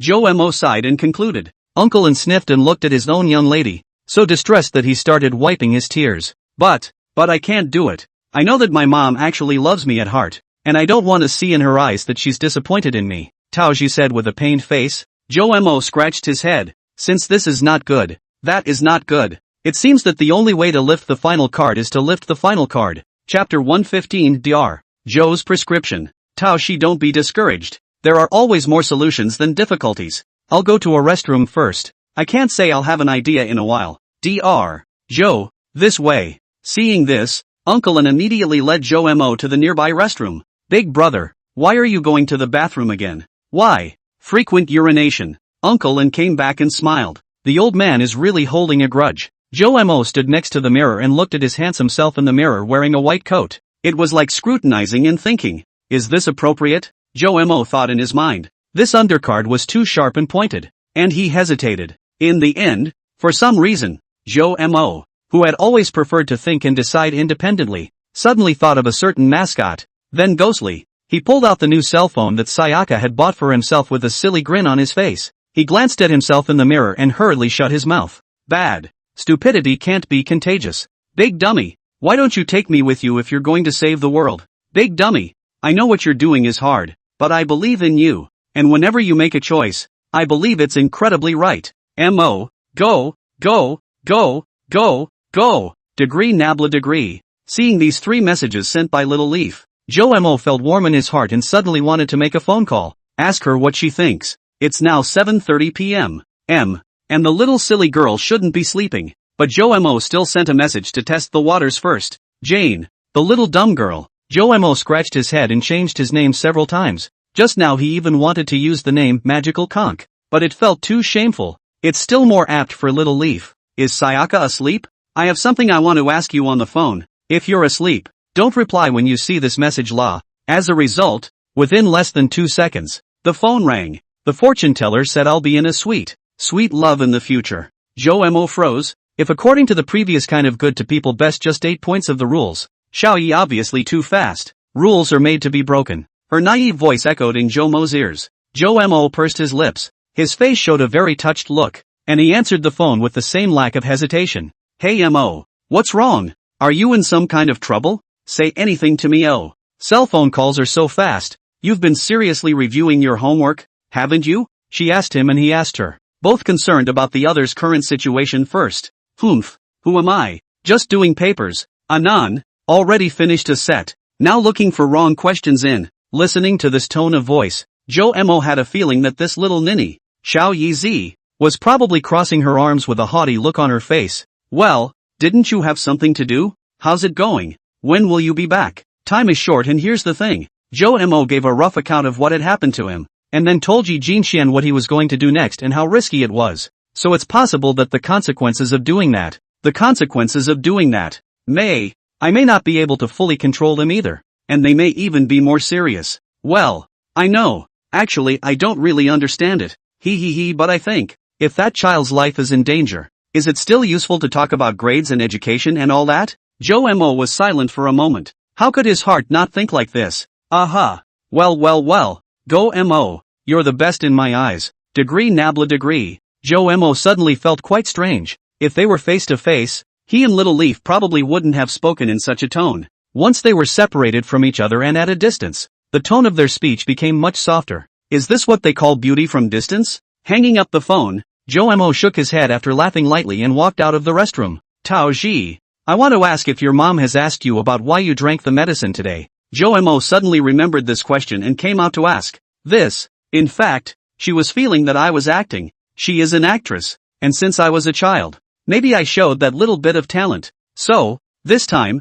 she thought that I deliberately got a bottle of fake medicine. Tao Ji said very forlornly, barely wearing a smile on her face as she looked at Joe Mo. Joe Mo was stunned and remembered a sentence she had said when he met Tao Ji at school. Big brother, do you think I'm a bad boy who lies? Joe Mo suddenly felt some pain in his heart. Joe Mo, you can't hesitate any longer. Actually, Tao Ji, I have a regret pill here. As long as she takes it, it works, Joe Mo said to Tao Ji. Joe Mo decided to reveal his bottom card and then leave the final choice to Tao Ji and Uncle An. They are the talkers. They know this mother, this family better, and should be able to judge better than themselves. Moreover, one of the basic qualities of doctors is to respect the opinions of patients. They are only responsible for making reasonable suggestions, and it is up to the person himself whether he wants to adopt them or not. Regret pills? Tao Ji's somewhat gray little faces reveal the color of hope. She and Uncle An looked at each other and began to listen to Joe Mo quietly began to explain. Tao Ji listened with some unresponsiveness at first, then looked at Joe Mo with a face of shock, and finally showed an extremely complex look on her face, then closed her eyes and just started to shed tears. Joe Mo, do you know what you're talking about? Uncle An walked over, heartbroken as he took Tao Ji in his arms and gently stroked her little head, turning his head to Jo Mo with an angry reprimand. Broken. I don't want to be like this. If Tao Ji's life is in danger, still talk about grades or education or whatever. Is there any use? Jo Mo pulled out his cell phone with a serious face, then found a few videos to show to Uncle An, whose face showed a look of immobility. Let's see. Tao Ji struggled out of Uncle An's arms and took Jo Mo's cell phone, silently watching the video. The entire room echoed with the sound of a woman's heartbreaking cries coming from her cell phone. Quickly! Save my son. I didn't mean to. He jumped into the river. Mom just wants you back now. And from now on, never force you again. Come back. Tao Ji watched quietly as time began to pass by 1 minute at a time and Jo Mo and Uncle An stood in place. Bang bang. There was a knock on the door from outside. Uncle An, go cope with this. I've thought it through. We'll do it this way. Tao Ji closed her cell phone and returned it to Jo Mo, then tilted her little head, her little face filled with determination. This lady, it's hard to say what will become of her ladyship when she learns the truth. No, I believe in Big Brother's analysis, and I believe in Mom, who loves me after all, and I'm going to wake her up. Please. Uncle An sighed, but walked to the door and opened it. Butler An, the master is back. He heard that Dr. Jo is helping Miss to make up her lessons. He is very happy. He and Madam are in the living room waiting for Dr. Jo to finish making up his lessons to meet with him. In a while, Miss, this is almost done. Remember to give Dr. Jo a word. Good. When Uncle An dismissed the maid, closed the door, and walked back again, he found that Jo Mo was directing Tao Ji to be writing something, and when he glanced at it, his face changed drastically. Dr. Jo, would it be a bit much to write this? Excessive? Uncle An, think about it. If you don't let her have a sense of crisis, if you can't achieve the effect of fake, she won't understand. She'll only feel that she's being teased, and then it's likely that she'll be furious. That's fine, but we don't have any props here? I have. Jo Mo smiled slightly and lifted his white coat. 2 bags of red stuff hanging on the inside. 1 bag is fresh pig's blood. The flavor is rather stinky. Put less in a while. 1 bag is dragon fruit. Tao Ji, you know. Right. There is this. Jo Mo took another unopened dagger and small bag of ketchup from the pocket of his white coat and placed it on the table. Uncle An was directly dumbfounded. This kid really came prepared. Chapter 116, The Tao Family's Daughter. Is it written yet? Tao Ji. Well, let's see if it's bad enough for you. Big brother. Jo Mo nodded and picked up what Tao Ji had written. At this moment, Tao Ji's delicate little face was hung with crystal clear teardrops, and she raised her little face, which was full of tear stains. Jo Mo slowly lowered his head, his sight falling on the letter paper in his hand. He was surprised to find that the letterhead had been soaked with tears, and the writing on it had become somewhat blurred. Jo Mo carefully examined it for a few moments, then gently pursed his lips as a hint of movement gradually appeared on his originally calm face. His eyes became soft. Woohoo! The little girl whimpered and gently pressed her head against Jo Mo's chest. Mom! Mom! Jo Mo gently patted little Tao Ji's back with his hand and said with a soft gaze, trust me, after today, everything will be fine. Dr. Jo, this way please. It wasn't long before Jo Mo was led by the servants to the guest room where the Tao family received their VIPs. Jo Mo gazed in surprise at the man in his 40s standing in front of him. His face was well defined, rigid and tough, and his eyes were like deep lakes, as if they were able to penetrate the depth and vastness of the world. The corners of his mouth turned up slightly and he looked at himself with a faint smile. This is Dr. Jo, really young and talented. Tao Zhang was talking to his wife. He has not returned for some time. Now is the period of rapid development of the group. He is chairman of the board of directors. Need to be busy with too many places. Most of the things at home to his wife. Li Chain Yu management. When the secretary reported to his daughter did something, Tao Zhang heart thumped. He suddenly realized that he may be too negligent to take care of things at home, so forcefully pushed off all the meetings as well as customer invitations within 3 days. Non-stop take an international flight to rush back. No matter how important the company is, the daughter is still the heart. Tao Zhang was probably clear about Jo Mo helping his daughter, and he was very grateful to Jo Mo. Tao Zhang stood up and without waiting for Jo Mo to approach, he directly greeted him and extended his right hand. Seeing that the other party was so polite, Jo Mo also hurriedly shook hands in response to the other party. I'm really tired of Dr. Jo taking care of my daughter. I am here to solemnly say thank you. Feeling the other party's sincere attitude, as well as the slightly forceful hand, Jo Mo instantly had a good impression of this old boss. It made him instantly think of the young Mr. Zhuan that he had met by chance under the Easy Palace. Duty calls, Tao Dong is polite. Jo Mo smiled in response. Look at me. I'm too excited. Come, Dr.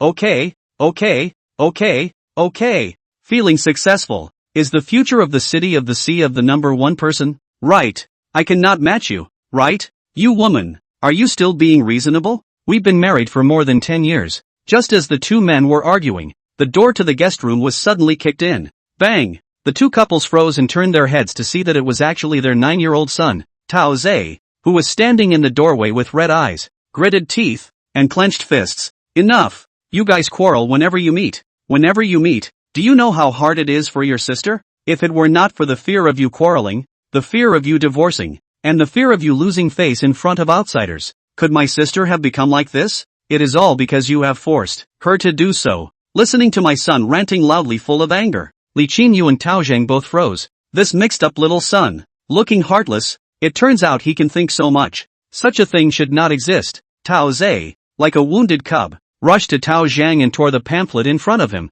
in front of his mom and dad, in an instant, into two halves. Enough! Sister! I'll guard! He tossed the confessions pamphlet and it was scattered all over the guest room. Countless papers began to sway and fall. One of the letter paper was very eye-catching and fell at Li Qinyu's feet. Li Qinyu glanced at it. Her face changed greatly and she immediately bent down to pick it up. Tao Zhang saw his wife's face turn white, and as soon as he snatched it, he also scanned it quickly. Only the letterhead, somewhat blurred, reads, "If you're reading this, odds are I'm gone. I have to say, I'm so tired of living. Since I was a child, you wanted me to act like an adult, and you wanted me to find your lost things for you. I really wanted to just be a normal kid who was no good. I'm really sorry for not being able to live up to what you guys want. That kind of other people's kids. Shame on you. Maybe if I leave this world, we won't have to torture each other. Now I just want to be able to sleep a little more. Thank you for letting me be your daughter. I'm happy, but I don't deserve it and have let you down. At the end of the day, I just want to take a quiet shower." Chapter 117 Dr. Joe sells a pill of regret. No. Tao Zhang's roar was deafening, as if a wounded lion was roaring. His eyes widened as he stared intently at the letter paper that was soaked with his daughter's tears, his hands trembling uncontrollably. Anger and pain flooded his mind like a tidal wave, making it impossible for him to remain calm any longer. At this moment, he couldn't care less about his image and rushed out the door of the guest room without hesitation. "Take me to the ladies' bathroom." Tao Zhang deadlocked a maid's arm, and the maid was stunned as she looked at the hideous expression on Tao Zhang's face. He's away a lot and his daughter's bathroom is nowhere to be found. "Master, this way. Hurry." Uncle An waited on the side at some point, grabbing Tao Zhang's arm and rushing inside. "Right. 120. Dial 120. I know master." Uncle An responded. "GG." Li Qinyu similarly rushed out of the room, her heart filled with strong regret, a feeling that broke through her heart like a raging tide. Her pace became stumbling, as if she had lost her balance and direction, but she stayed close to the person in front of her and went up the stairs together. When everyone had left, Towser felt a deep exhaustion well up in his heart. He sat down on his butt powerlessly, his body completely relaxing into a large zigzag shape. A cold smile appeared on his face, a smile that contained endless irony and self-deprecation. He seemed to feel helpless and saddened by what was happening in front of him, but he quickly thought of something else and a hopeful look appeared on his face. Joe Mo sat on the sofa in the living room, quietly listening to the noises coming from outside. The sound was like a farce, sparsely intertwined with the chickens and dogs. The servants and security guards were swarming in the same direction, as if something big had happened there. However, Joe Mo did not have the slightest intention of getting up. His body was as unmoving as if he was nailed down. He knew that the next scene was not suitable for him to appear.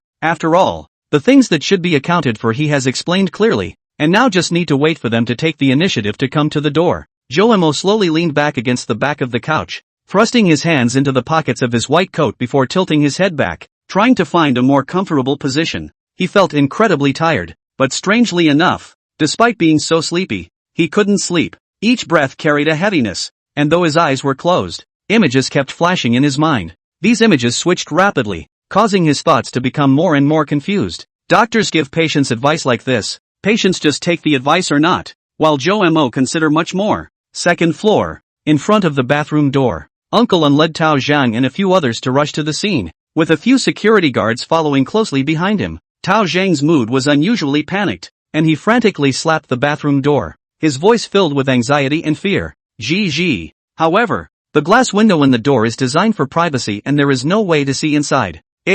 What's that smell? A fishy odor? As Tao Zhang approached the doorway, A strong fishy odor hit his nose. His heartbeat instantly accelerated, and fear filled his heart. Xiaoji, Mom is here. You mustn't think about it. You open the door. Li Qinyu also smelled the odor. Ominous foreboding surged to her heart. She frantically called out to her daughter. Tears came to her eyes. Time passed, and the silence behind the door was unsettling. Tao Zhang and Li Qinyu's shouts echoed in the air but received no response. Everyone's face turned pale, and a tense atmosphere filled the entire space. Ji, answer us. Tao Zhang's voice was already hoarse, and his eyes revealed despair and helplessness. They didn't know the real situation behind the door, but the fishy odor was creepy. Tao Zhang could no longer endure the torture of waiting, and he decided to take action. Where are the keys? Tao Zhang roared in exasperation. Master, this lock cannot be opened from the outside once it has been unlocked from the inside. The servant at the side warily explained. Tao Zhang was even more enraged at his words.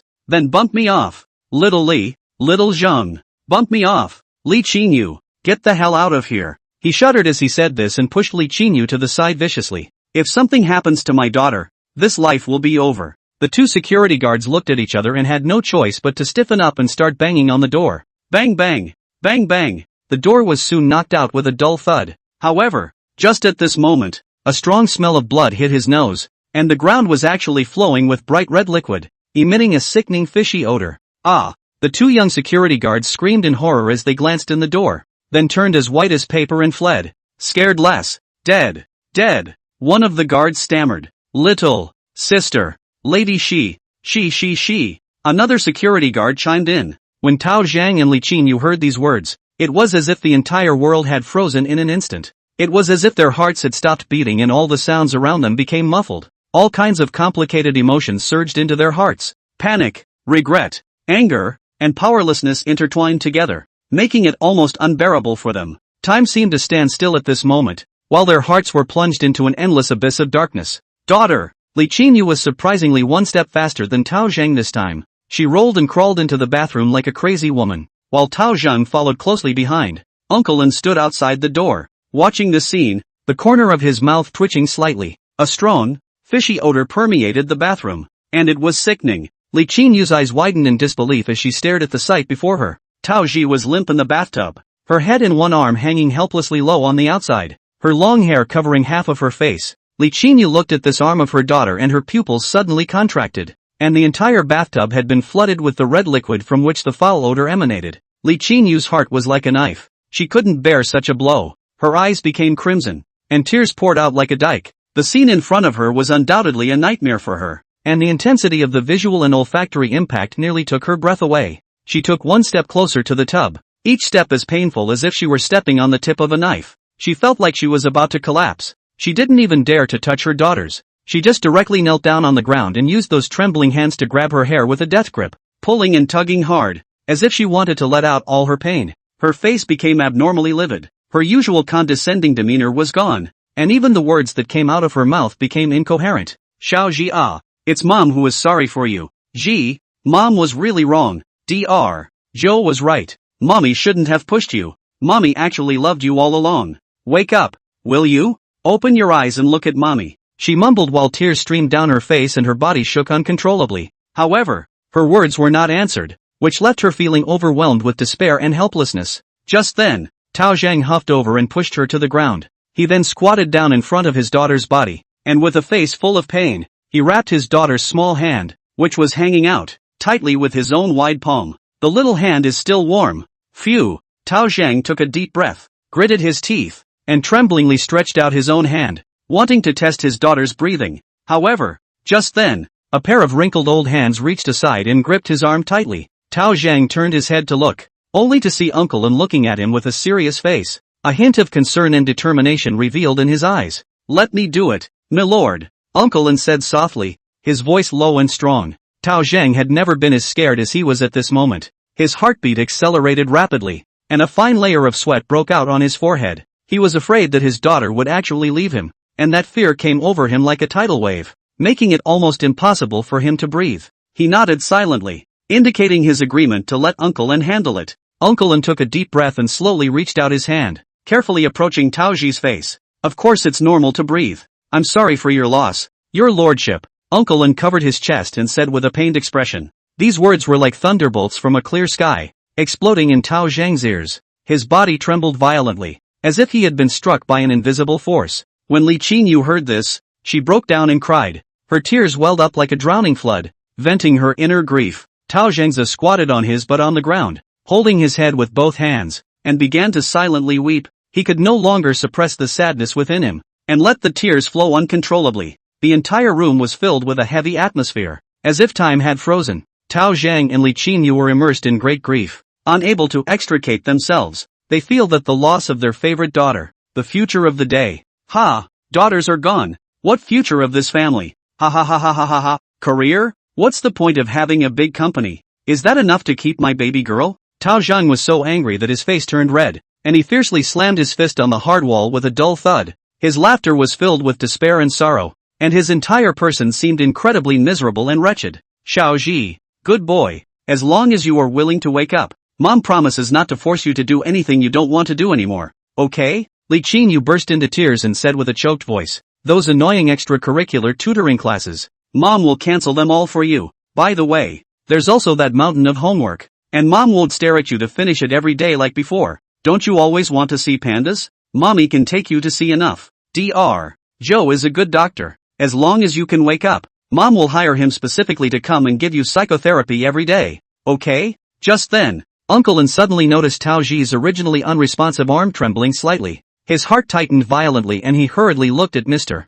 and Mrs. Tao Zhang. But the two of them were mumbling lowly at that moment and didn't notice the subtle change, and Uncle An secretly breathed a sigh of relief. According to Dr. Joe, the fire is still a little short now. Let the bullets fly a little longer. Tao Zhang and Li Qingyu, on the other hand, are immersed in deep self-reproach and guilt for their daughter, and they keep talking about their mistakes, as if hoping to wake up their sleeping daughter in this way. Unfortunately, Lord, ma'am, there is no selling pills of regret in this world. After a while, Uncle An felt that the fire was almost ready, but Dr. Joe had specifically instructed that the time should not be too long, for fear that Tao Zhi would wear out. So the old man opened his mouth and said, ha ha, regret pills? If there really was one, I'd be willing to pay $1 billion for it. Too bad there isn't. Are you mocking me? Yes, I'm not only a mess in my career, but what about being a mom too? I don't deserve it. The two mouths were devilishly broken. Master, ma'am, I have just heard the young lady say,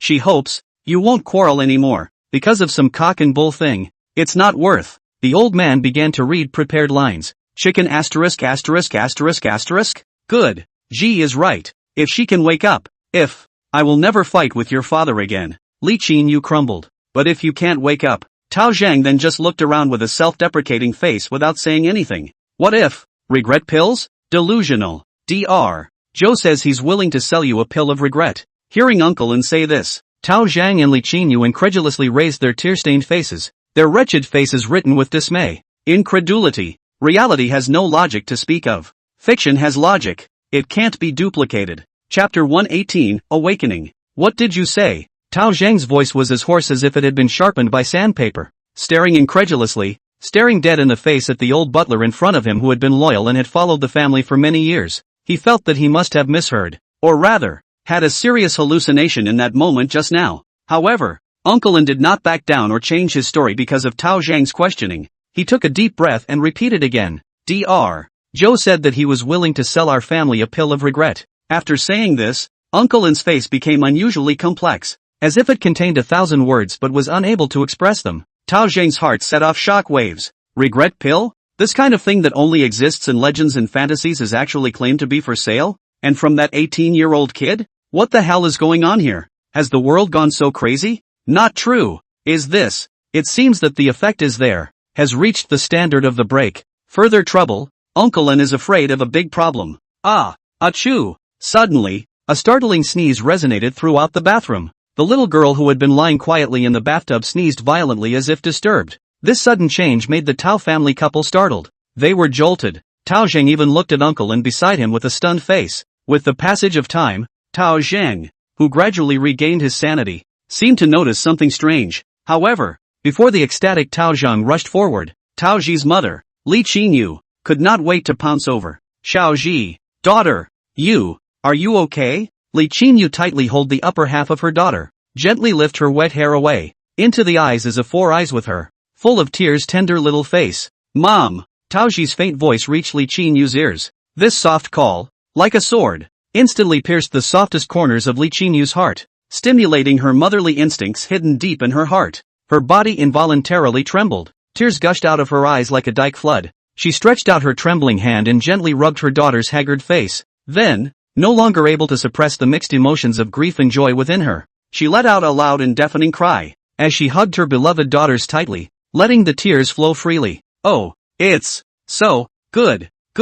You're okay, you're okay. Mommy's so happy. Can you call me mom again? Mom, daughter, in the future, let's cancel all the tutoring classes. All cancelled. What the face of the Tao family. All go to hell. I have to you well. Seeing this, Uncle An felt it was time for him to pull out and leave the girls with space and time. Tao Zhang also slowly stood up and walked over. He carefully examined his daughter's wrist, and found that there was only a shallow wound on it, not like it was left now, and the outer circle was full of sticky stuff, not like blood. Then there was this dagger, which was stained with red stuff on the top, but pressed and unopened. Tao Zhang smiled to himself and compassionately touched his daughter's little head, then followed Uncle An out. Good boy, has me all fooled. Mature and sophisticated in the shopping mall for a long time, he is extremely concerned about his face, and now he knows that this is a false alarm, being made a game, but he is still immersed in the great grief just now did not slow down, and the joy of his beloved daughter's re-entry also makes his heart full of celebration,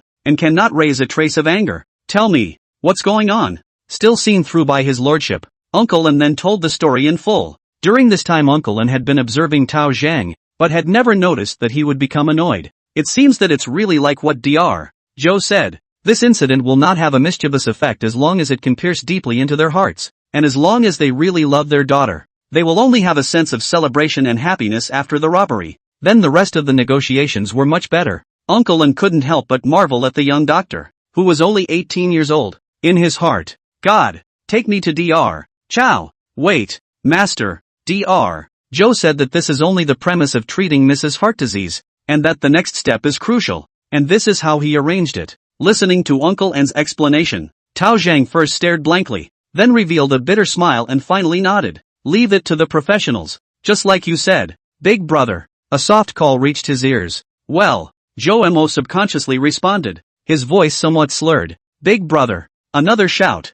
this time accompanied by a slight shake. Zhou Mo was finally awakened. He slowly opened his eyes and what came into his eyes was Xiao Taoji's face with a smile. However, he noticed that her eyes were red and she had obviously just had a cry. Regret pills they took. Time for the next step. Xiao Taoji's tone revealed a hint of determination and anticipation. Zhou Mo instantly sobered up when he heard these words. He similarly smiled and nodded to the little Taoji in understanding. Then he asked softly, oh, how's the effect? My dad said he's going to spend $1 billion on it, but I said la. Big brother is his own person. He won't help me because of this, right? The smile on Zhou Mo's face froze. Then he laughed out loud. Of course, who are we? Instead, the heart is dripping blood. After a short reprieve, Zhou Mo still felt groggy in the head even though he felt much more awake. Does Tao Ji have coffee? Make it bitter. I don't like sugar. Why don't big brother go to sleep first? It's not good to be exhausted. My house is quite big. There are empty rooms. It's okay. We have to strike while the iron is hot today. I'm fine. Aha! Big brother worked hard. Auntie Cow. Coffee.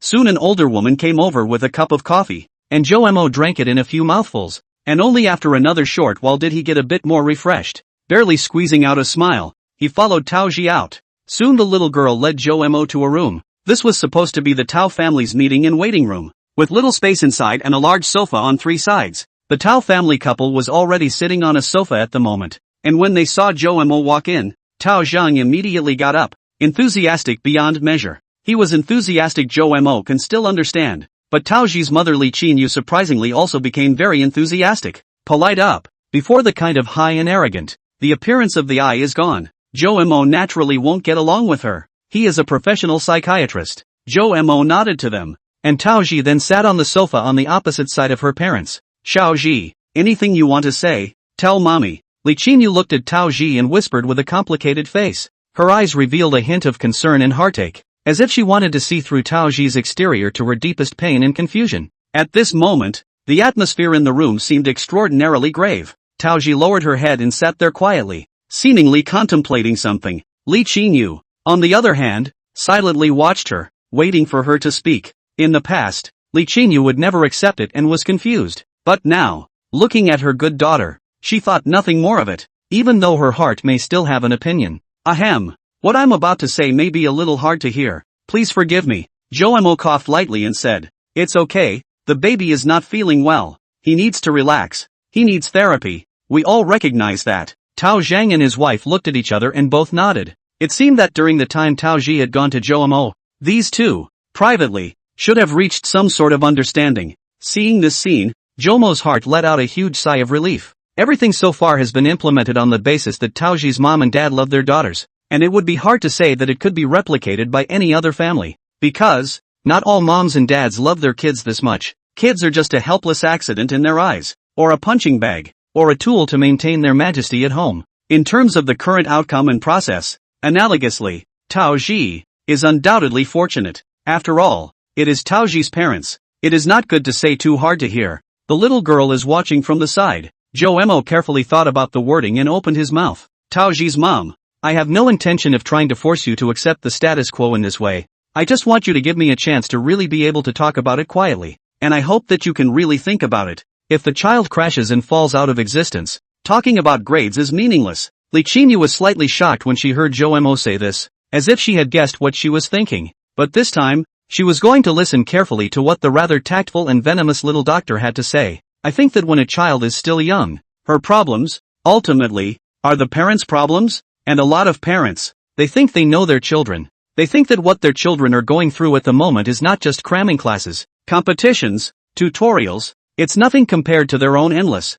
sweaty work. No childhood, no ego, no youth. What's wrong with that? I'm using my experience to keep you out of the pits so you can fly higher as an adult. That's why they always say, I'm doing this for your own good. A word for your own good can be a grand gesture to squeeze everything out of a child. Let your child slowly suffocate under the double weight of cramming and studying. I'm not saying that learning isn't important, but there are still many things that we should value besides learning, such as the shaping of a child's 3 views and character. Even if they get top grades, what is the point of having a child whose 3 views have been distorted and who has been raised to live as a puppet who will only follow the instructions of adults from an early age? Especially for a pretty girl like Tao Ji, when she grows up, she will be at a loss, and will probably rely on someone else to a high degree as well. And if that someone else is a bad person and then brainwashes her easily, can you imagine the consequences? Upon hearing this, Li Qingyu thought of certain news reports and her mind shook wildly. What's more, a child's unfortunate childhood can take a lifetime to heal. Chapter 119 Tao Ji's World. Listening to Joemo voice his opinion, Tao Zhang and Li Qingyu both had complex looks on their faces and both sighed deeply. In fact, I have advised Tao Ji to rebel against your arrangement. As long as she doesn't do what you want, she won't have too much psychological pressure. But she is a child who understands what you need. She is afraid of your disappointment, and she also understands that this family needs a sustainer, and she is afraid of you divorcing. So she took the initiative to carry this. Mrs. Tao, now that you think about it, aren't you asking a lot less of your youngest son now? On the contrary, do you demand a surprisingly high standard from Tao Ji? Doesn't this boil down to Tao Ji being a child who understands? Hearing Joemo say this, Li Qingyu opened her mouth but didn't say anything. This was indeed the truth and she couldn't refute it. Jomo's last words also made it hard for her to breathe. I still say, if people are gone, what is the point of talking about achievements? Not everyone can eat regret pills. Tao Dong, Mrs. Tao, you have to think twice. Next, let your daughter talk about it. Jomo's words were just a diversion, conveniently allowing the couple to understand what Tao Ji would say next. After all, Tao Ji people are still small, language and logic are still immature, but there are Joemo advanced padding, help brewing emotions. Then it is not the same. The little girl who had been holding back for a long time at the side immediately picked up the conversation when Joemo finished. Actually, Mom, I really have a lot of things I want to say to you. Do you know? Do you know how much I long for you to praise me when I see my classmates get a passing grade and their parents touch their heads and praise them after each test? I still remember that last year. I thought it was easy to get full marks in English, so I studied hard and finally, I got 120 marks in one of my monthly exams. Full marks. It was a perfect score. I thought to myself, this time my mom can always praise me, right? And then what? Tao Ji said, touching a handful of tears that came to her eyes. You said to me, shouldn't I have gotten a perfect score on the test? What's the point of being proud? If you have the ability to get a perfect score on the final exam, I just want you to compliment me. Just one sentence. Just one sentence. But what? Nothing. Even if you don't get complimented, you have to be belittled. What did I do wrong to be treated like this? Why? Taoji became more and more agitated. Her emotions gradually got out of control, and she suddenly stood up and roared loudly into the air. Her voice was sharp and piercing, as if it were going to pierce the roof of the room. At the same time, her body began to tremble more than ever, her originally petite body looking even more fragile and helpless at the moment. Hearing Taoji's roar, Jomo couldn't help but frown. He kept his head down and looked silently at the ground beneath his feet, as if trying to divert his attention from the unpleasant scene. Tao Junzi was completely shocked by his wife's actions. His eyes widened in disbelief as he looked at his wife, pointing his finger at her. His lips parted slightly, but he froze, unable to utter a word. He'd never seen his daughter react so much in over a decade. On the other hand, Li Qinyu's expression was filled with pain as she gripped her chest tightly, her face filled with feelings of guilt towards her daughter. Now she really began to understand. Taoji inside the squeeze of negative emotions in the end. How terrible. Continue to go on like this. This is really going to happen. Dad, you are also, perhaps you do not know it, every time you thoughtless words, Mom actually remembered in the heart. She actually loves you. She knows that you have the ability. You love feathers, afraid of losing face. Mom knows that their ability is limited. All she can do is to help you manage the home, to maintain the face of the Tao family. Every time you say that the Chi family praises how great their daughters are in front of you again and secretly satirizes our family, Mom will be sad for a long time. Later, Dad, you said the company is busy. The number of times to go home is less and less. And then every time you guys go home will be because of this kind of trivial quarrels. And finally yelling to divorce. You do not think I do not know. You guys have been to the Civil Affairs Bureau once last year. Ridiculous. Haiching divorce need to queue up to shake the number. So you did not leave into. Now, is not very regret With tears in her eyes, Taoji smiled and said to her dad. Tao Zhang's heart trembled at his words. How did this child know about this matter? Li Qinyu then cupped her face and cried again. Tonight, she had the most tears. No wonder. Last year Tao Ji has become extraordinarily well behaved. The original is afraid that we quarrel, and then go to divorce. The more Li Qinyu thought about it, the more her heart ached for her understanding daughter. I'm really confused. Our family lives our own, earns our own money, lives our own lives, so why do we have to care what other people think? My teacher once told me that even if it's everyone's favorite superstar, there's no guarantee that everyone will like him, let alone others. I really don't get it. Oh, Joe Mo twisted his head to look at the little girl's back, and then looked at the two families sitting across from each other. There are some truths children understand, but adults are deeply concerned. Tao Dong, I guess this Chi family, business-wise, or this Chi family talker who communicates with you, must be inferior to you, right? Joe Mo sighed and began to take cover while the little girl rested with a ragged breath, which was the reason he was sitting here. Dr. Joe, how do you know? The Chi family is very large in High City. I've only been in charge for a few years. The overall strength is naturally not comparable to such an old family. However, it is true that the Chi family has made repeated mistakes in decision-making lately, and it is us, on the contrary, who have gotten one opportunity after another. Tao Zhang wiped his face and said to Joe Mo with some surprise. In fact, it's also very good to guess. This Chi family talker, knowing that the strength of the wrist is not as good as you, the rising star, but also not willing to be compared to you, staggered competition, want to use their teenage daughter to highlight the so-called advantages. This little girl is also pathetic enough. The adults cannot do it themselves. Was forced to top the stage to pretend to be a doorway. Joe Mo shook his head and sighed, seemingly pitying the others and seemingly nodding to the Taoist couple. Li Qinyu looked at Joe Mo with a complicated face, and surprisingly nodded her head quite agreeably. After Tao Zhang calmed down his emotions, he instead looked at Joe Mo with a look of appreciation of talent, looking straight at him with some discomfort. This time, the little Tao Ji in front of her parents said a lot of heartfelt words, lasted more than an hour. The little girl slowly stopped. You can see just how long she's been repressed in recent years. This powerful stream of negative emotions spewed out one after another, causing both Tao Zhang and Li Qianyu, two stable adults,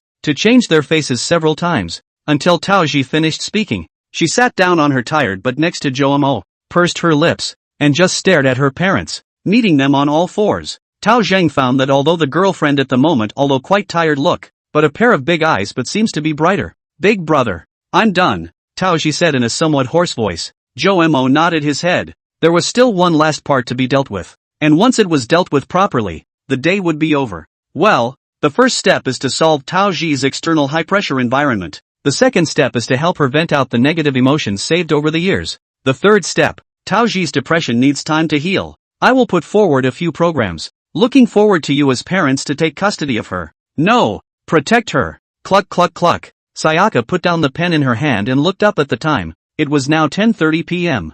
It wasn't even late at night yet, but it had gotten quiet enough outside that she could clearly hear the needle of the rabbit watch on the wall. Now that she had finished a whole set of practice exam papers, she planned to just set the papers on the table and wait for Jo-mo to come back and be the first to see. She quirked her upper lip, clamped the carbon pen handed to her in the space created by her nose and upper lip, and stared at her watch like a stone looking over her shoulder, a little depressed in her little face. Only, not wanting to be praised. That said, how come Joe Shirma is still not back?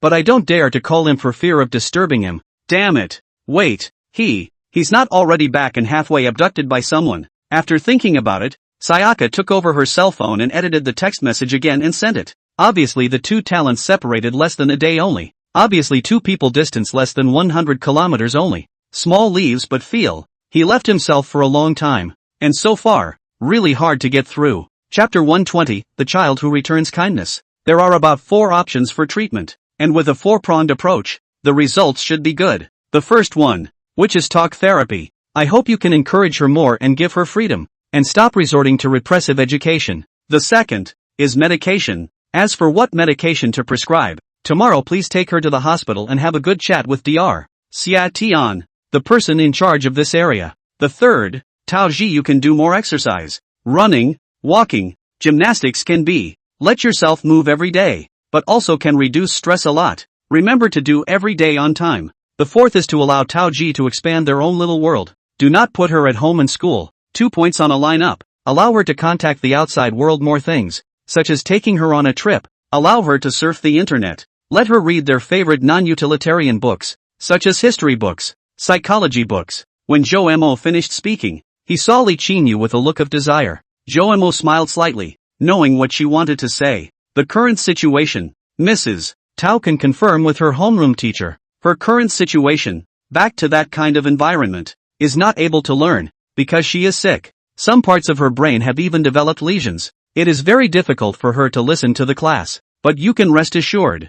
I suggest that you find a gentle temperament and strength of the tutor to her at home or in Taoji like to make up lessons on the line, but not too much time. I think, let Taoji their own decision on it. She is a good boy, will not be capricious. Please believe in her. Jo-mo a little bit of their own suggestions to poor beans like all set out. These are actually Xiatian sent him. Jo-mo also just take out the present use only. Gentle-tempered and powerful tutor. Taoji rubbed her small hands and lowered her head, glancing at Jo-mo and then at her father a few times. Tao Zhang figured out his daughter's caution at a glance. He opened his mouth and had wanted to politely ask Jo-mo if he had a date, but after thinking about it, it skipped the topic. Dr. Jo, what do you think? Where is the right place to find a tutor? Can't this professional tutor? Jo-mo thought for a moment and said, no, they're all older, and I want to find someone younger so there's less of a generation gap. Talking to Ji. This way that college students would be quite suitable, like Jiatong University, Ocean University, High University are all possible.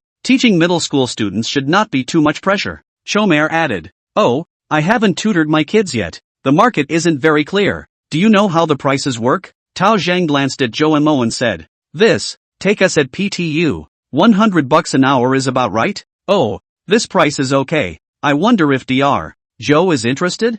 Jo-mo sniffed, then gently shook his head. I'm a junior and I have more things to do besides classes, so it might not be a good fit. Hearing Jo-mo's refusal, Taoji glanced at the side of his face, a slight look of disappointment on her small face. Tao Zhang took it all in and was in no hurry, saying slowly, 150 an hour. I wonder if Dr. Jo is interested?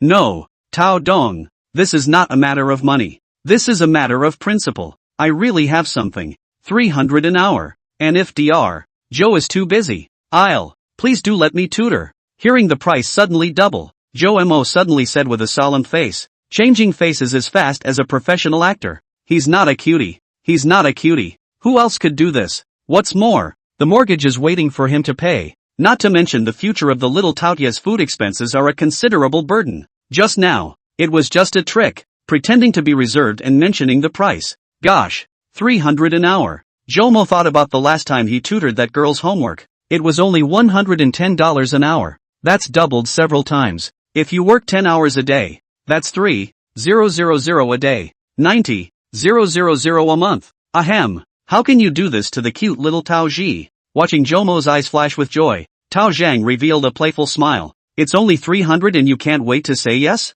After all, they are young and indolent, but grind it out. This kid is definitely a talent to be reckoned with. Tao Zhang also had his own calculations. As for Tao Ji, when she saw Jomo's reaction, she was first a bit stunned and then became ecstatic. So big brother likes money, ah. As it happens, the last thing my family needs is money. Only Li Qinyu swept a glance at these three people and sighed bitterly. It's just that this is the best thing that can happen today. Li Qinyu, what more do you want? By the way, Dr. Zhou, I heard that some time ago, someone in Haichang jumped into the river in the middle of the night at the Hailu Bridge. I've actually been very curious about this. Can you analyze what that person was thinking? I want to hear. Tao Ji seemed to remember something and asked Zhou Mo. It wasn't that she meant to, but she had been exposed to this sort of thing a few times lately, but hadn't really experienced near death. And while she couldn't muster up the energy for anything else right now, she was offhandedly a bit curious about it. For that matter, Zhou Mo was already a magical existence similar to Fatty Blue in Tao Ji's opinion, so she wanted to ask. Jomo's body lurched as he laughed bitterly inwardly. I heard about that too, or so I'm told. A little girl jumped in and fished the guy out, and would have almost died herself if there hadn't been an all-night fisherman right around the corner. Seeing that she had finally found a topic to cut into, Li Qinyu hurriedly said. Zhou was silent. Then he turned his head and opened his mouth with a smile and said to Tao Ji, it was a very painful feeling, and after experiencing it, it would turn into a painful memory that one would want to forget and never think of again, and would also forever stimulate that person with a strong desire to survive. Tao Ji froze after hearing this,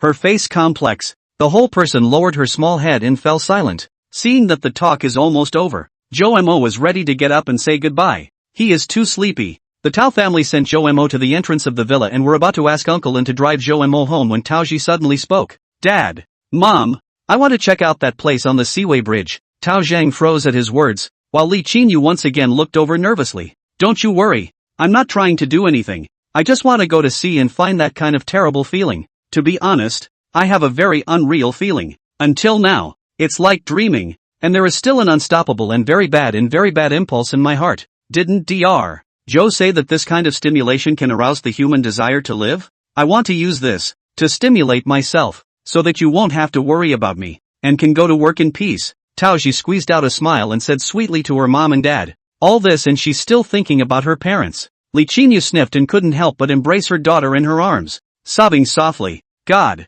my daughter is here to return the favor. Right. Tao Jin's face shifted one after another and finally looked at Zhou Mo with an inquiring gaze. Tao Dong. So, you don't have to worry. Zhou Mo thought about it. For Tao Ji, this request is not too much, and besides, it's just a visit. So he spoke his mind to Tao Zhang. Chapter 121, Bridge, no. What's wrong with you, old man? Nightfall. Uncle and you've been sent here. I'll take Tao Ji the rest of the way slowly. Zhou Mo and Tao Ji stood next to the black sedan and glared at Uncle and as the old man sighed. Dr. Zhou, you must protect Miss. Don't worry, I'm a professional. After Uncle N's instructions, he stopped the car, and the man stood still, his face complex as he watched them leave. Zhou Mo inserted his pockets, leading Tao Ji towards his old acquaintance slowly leaned over. He slowly raised his head and looked up at the night sky that was shrouded in endless darkness. The bridge stood out in the stillness of the night. It straddles the river like a giant dragon stretching sinuously. The dark body of the bridge blends in with the surrounding night.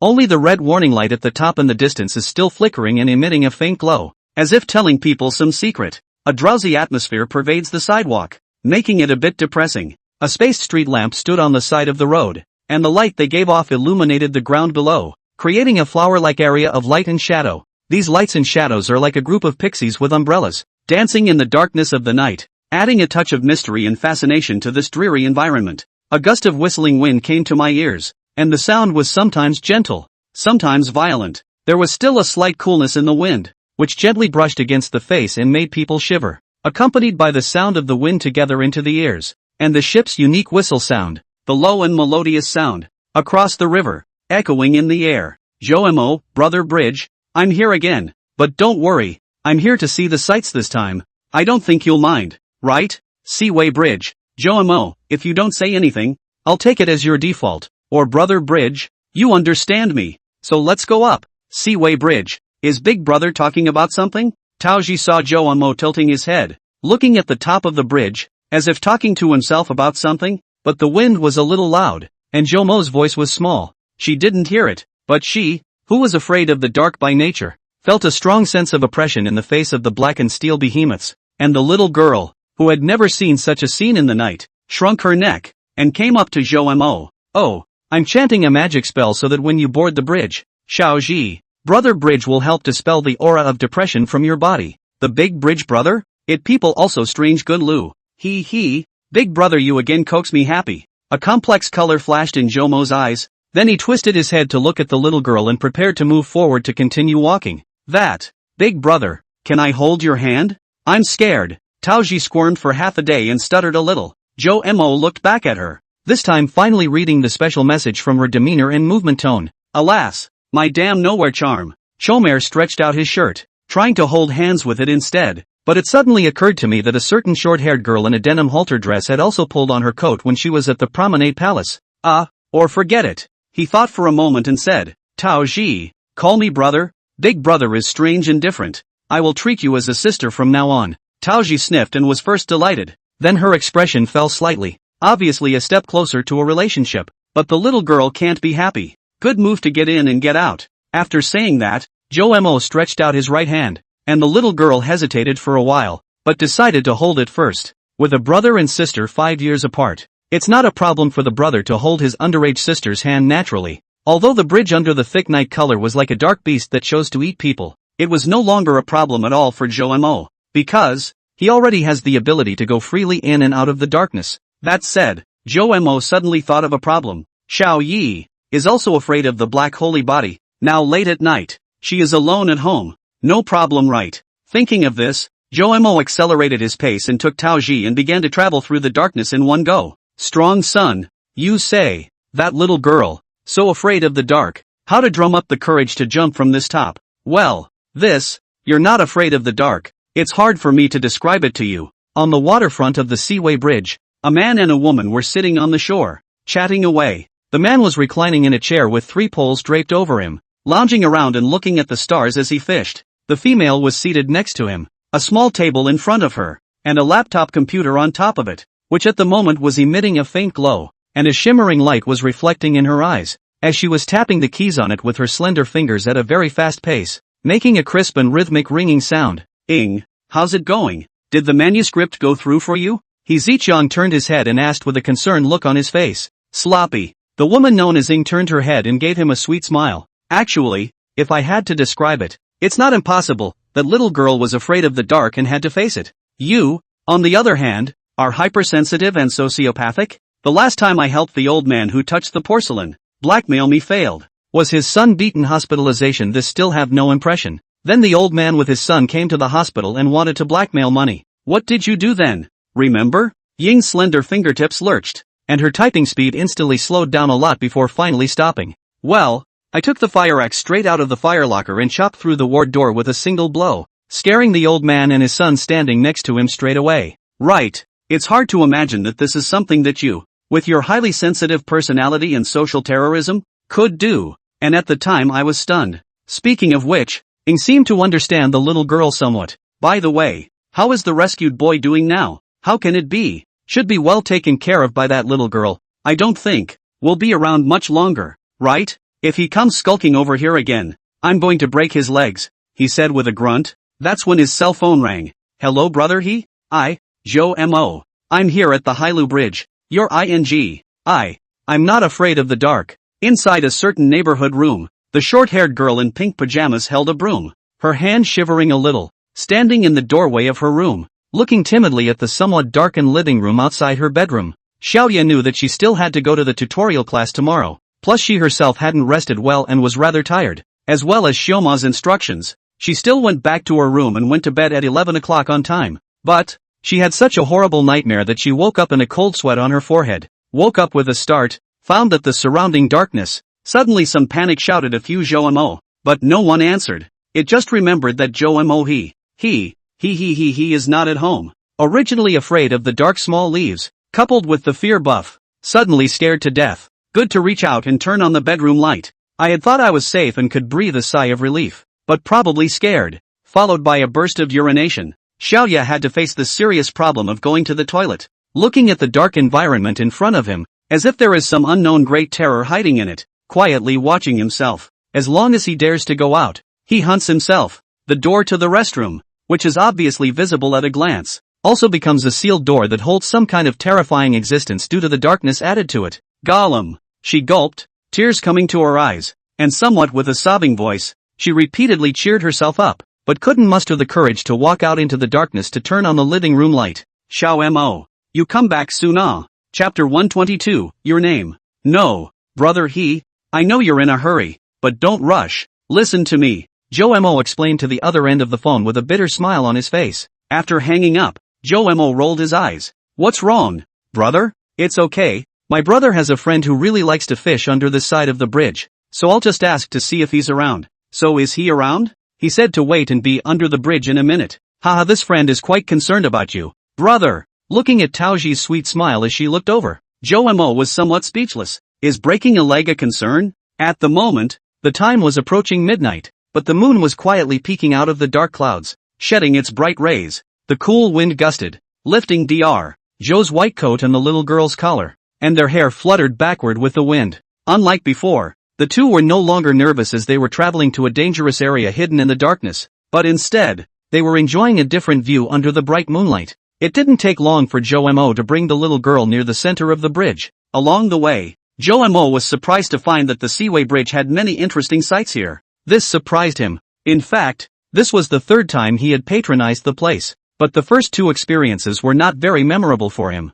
Specifically, he only vaguely remembered something that had happened in the middle area, but how he had gotten there and what he had seen and heard along the way was long behind him. It's probably safe to say that he didn't pay much attention to these sights along the way back then. However, the bridge on the mountainside of town was an exception, as it was foggy and spectacular. The view was truly remarkable. Joe Mo has always been keen on photography. Naturally, it is difficult to resist the temptation of this kind of beautiful scenery, so he could not help but shoot all the way down. In contrast, the view of the Hailu Bridge on this side of Haichang was relatively ordinary. However, this time Joe Mo watched extraordinarily carefully. A bright moon hung high in the deep night sky, like a brilliant pearl, emitting a soft and bright light. Standing on the bridge and looking down, the water under the bridge ripples with a layer of silver-white waves, like a glittering ribbon, intertwined with the lights on the bridge. As the breeze brushed past, the river sparkled as if countless twinkling stars were dancing happily. These tiny points of light, shifting with the flow of the water waves,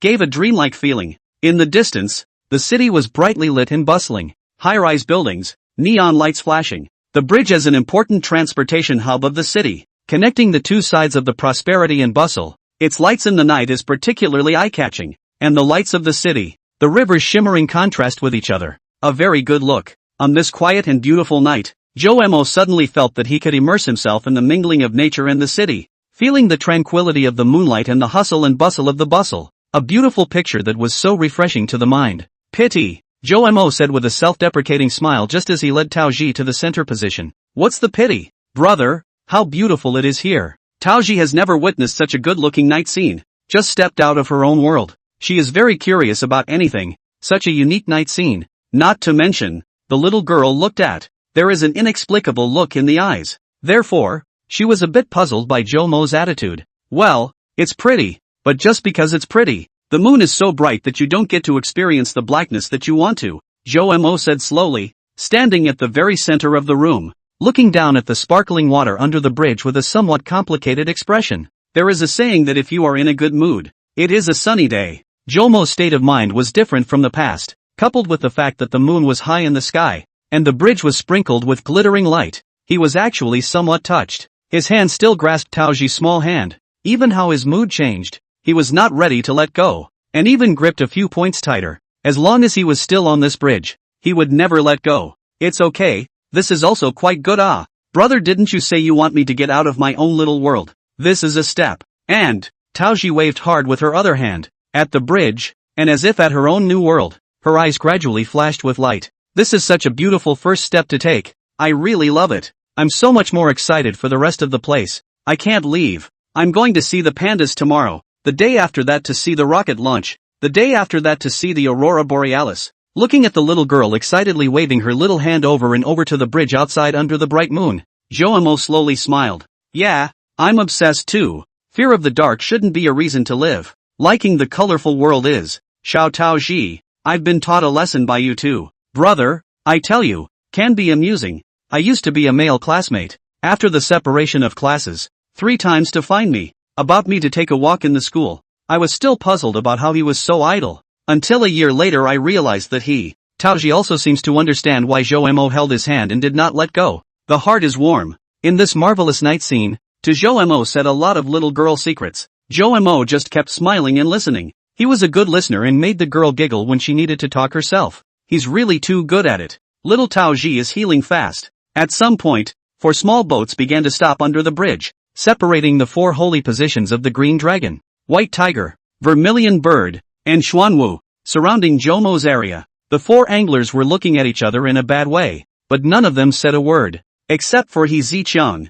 who was in the east. The other 3 were all found by Taoji's dad just in case. They also had a whole bunch of stuff on their boat for rescue. Well, Taoji, let's go then. It wasn't long before Jomo's voice came, which was a coded signal meaning that he was going back and didn't need to keep watch. When the sound from above had died down completely, the men in the 4 boats started. I say, He Ziqiang, that kid up there, isn't that the one you saved last time? No, that would be a friend of mine. He Ziqiang casually perfunctory. Gee, speaking of friends, I just caught a sea bass yesterday. 101 meters long and, no, M.O., I know you're trying to say this, but could you be a little silkier in your transitions? And don't bring out the 2 decimal places, okay? Is that the point? Old you? Look at this old M.O. He's really dejected. Old Wang, you talk about him too. Ahem, Wang is not talented. When it comes to fishing, I just caught an 80 centimeter long one too. Well,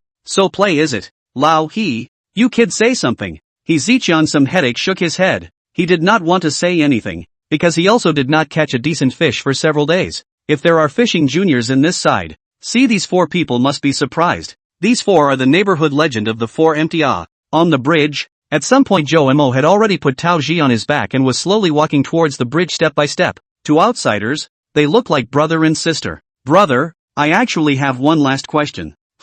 You say, that's just it. What if my mom had gotten annoyed at the time? What would have happened in the future? No ifs. I don't believe you. You must have a backup, right? Why do you ask? Because, you are the symbol of omnipotence in my eyes. All scenarios should have been considered by you, right? There really isn't. Oh, cheating. Zhou Mo saw that this little girl was difficult to deal with and cried a little. In fact, the backhand. There really is. If it fails, Zhou Mo will not stand by and watch the tragedy. He will take the little Tao Ji, fleeing from her all over the world. Although it would be ridiculous, absurd and impractical, Zhou Mo really thought so. Anyway, they are alone. With the size of the beauty directly slipped. Did not run away from the monk, cannot run to the temple, this said. Capable. Tao family to find the second uncle to settle the score to go well. The second uncle's family took so much money to his family. To block a little disaster is very reasonable, right? But, it's over. And anything that's said is a horse's ass.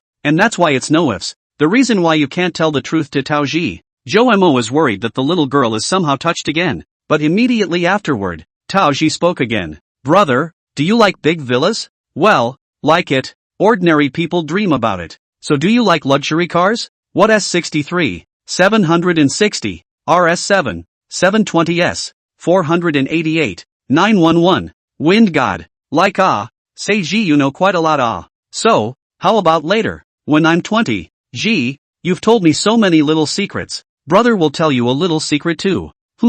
What's the secret? Actually, your brother, me, I have a favorite. The little girl first fell silent, then gently patted Zhou Mo's shoulder. Have you ever been a tutor for another girl before, brother? Was there ever? What's wrong? Does that girl have a crush on you too? At those words, the corner of Zhou Mo's mouth twitched. Ha, that was all a misunderstanding. Misunderstanding. Actually, I can understand it. Brother charm's so big, is a girl will like. Then again, brother is to have a girlfriend? Kids don't pry. Just tell me, I want to hear it. Hey, lost to you. It's nothing, it's all in the past. There was one in the past, probably got tired of it and left me. Sorry, mentioned your sadness. It's okay, I've put it down. Then again, That girl really has no eyes. Brother, you're such a good boy. If I were you, I would definitely provide for you every day. Jomo had a face of tears and laughter as he listened to these people's little, side-splitting speeches. Xiao Taoji, though young, has a deep heart and a deep understanding of the charm of language. Pretty and from a good family. She'll be great when she grows up. Ha ha ha, my old sister is so beautiful, speaks well, and is still a big lady. You have to cultivate yourself. When you grow up, I don't know how many more handsome young men you'll charm. Yeah well, will I be happy? Taoji said somewhat coyly when she heard Jomo say that. Of course, Mom and Dad love you so much. They also have the conditions to be able to fulfill your various dreams. As long as you want to, you can completely get rid of the kind of days that ordinary people have every day to feed their families for a few taels of broken silver. And you can pursue your own dreams wholeheartedly. That's something 99% of people can't do.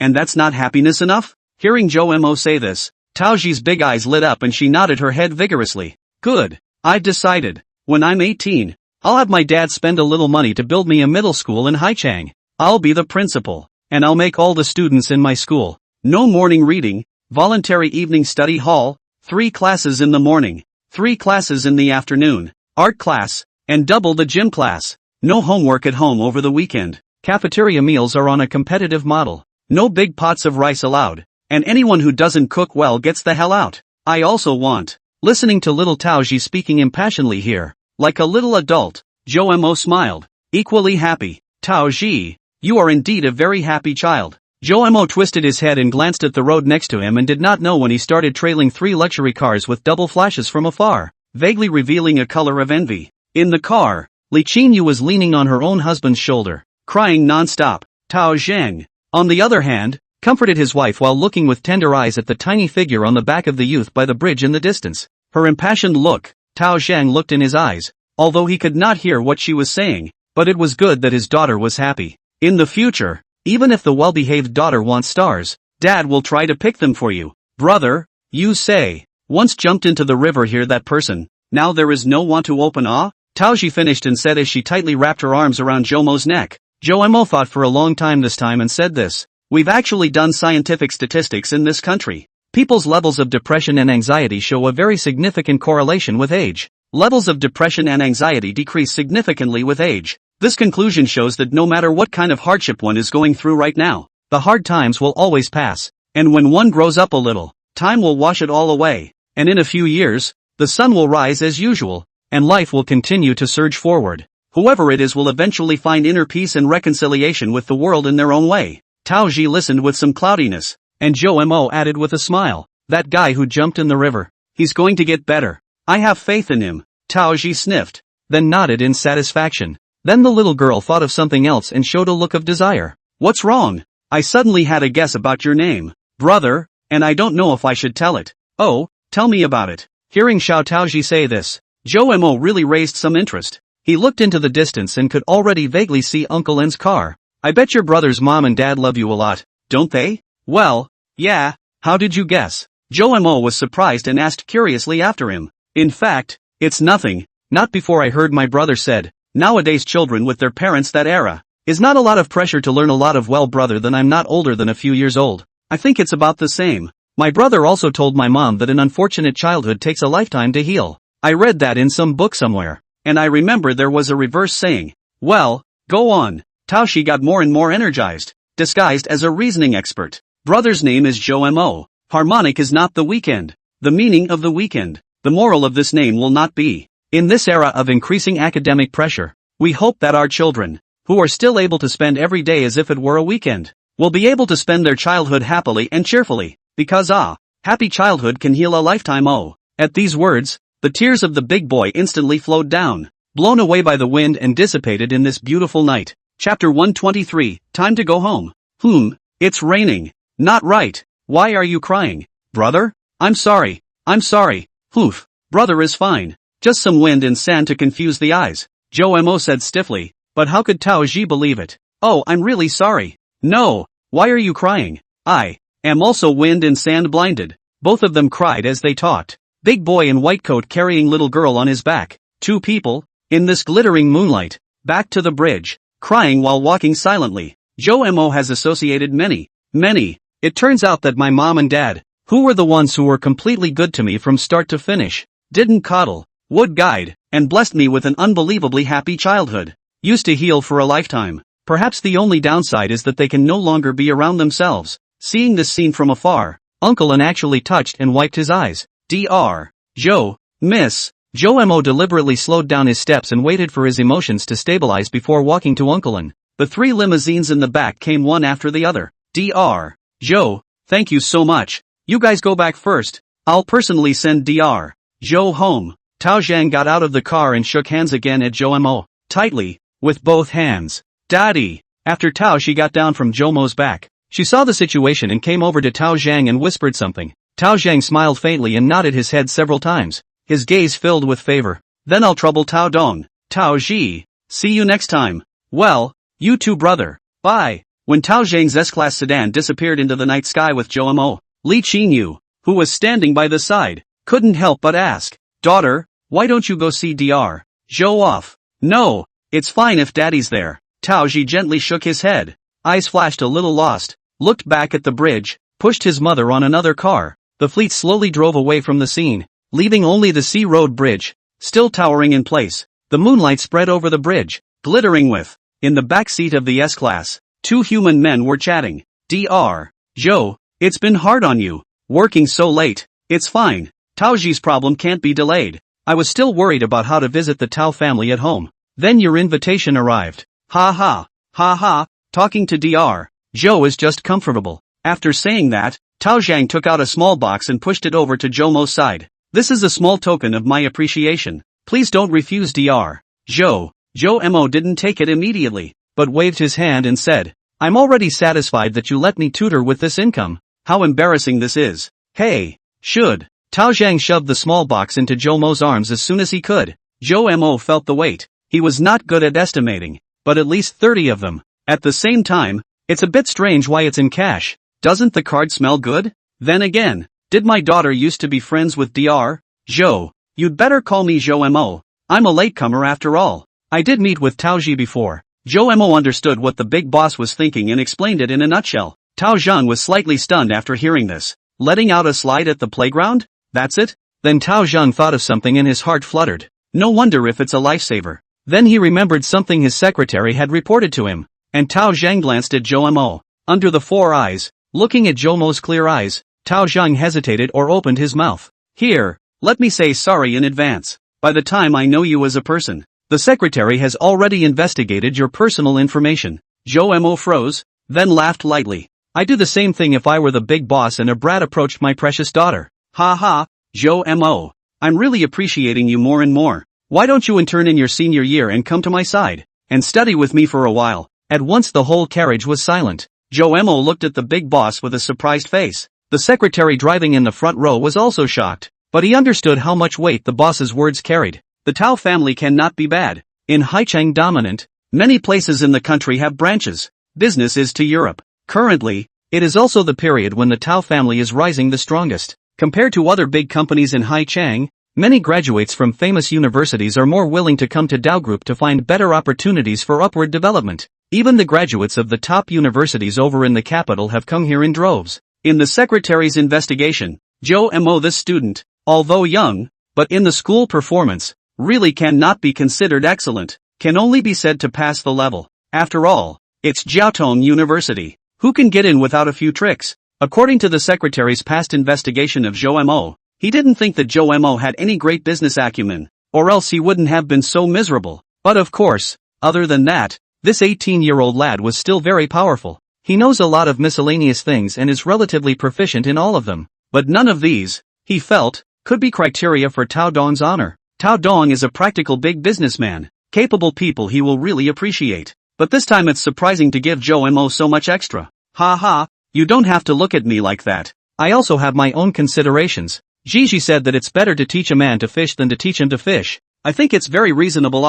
As a thank you from the Tao family, I think the wait is enough. So, I'm kind of getting an early offer from the Tao Group? Yes, you can interpret it that way. Tao Dong smiled at Joe Mo, who was pointing at himself. The secretary in the front row also rushed to add fuel to the fire when he saw it. Last year we Tao Group, recruiting some more. These 2 years in accordance with Tao Dong in the General Assembly, is to limit the recruitment of people? And even a lot of your college students like the position is more full of the state. If the normal submission of resumes, your school students, although it is easy to come in, but want to get the preferred position, it is not good to say. In fact, Joe Mo has other ideas, especially for his graduation, career choice, and life planning. He also doesn't like entrepreneurship. He wants to put his energy into something he loves. And of course, there's money to back it all up. Right now, it's logical to say yes. Then I'd like to thank Tao Dong here in advance. Joe Mo said sincerely. Well, I'm looking at you, lad. Actually, there's one more thing. After I've read about your experience,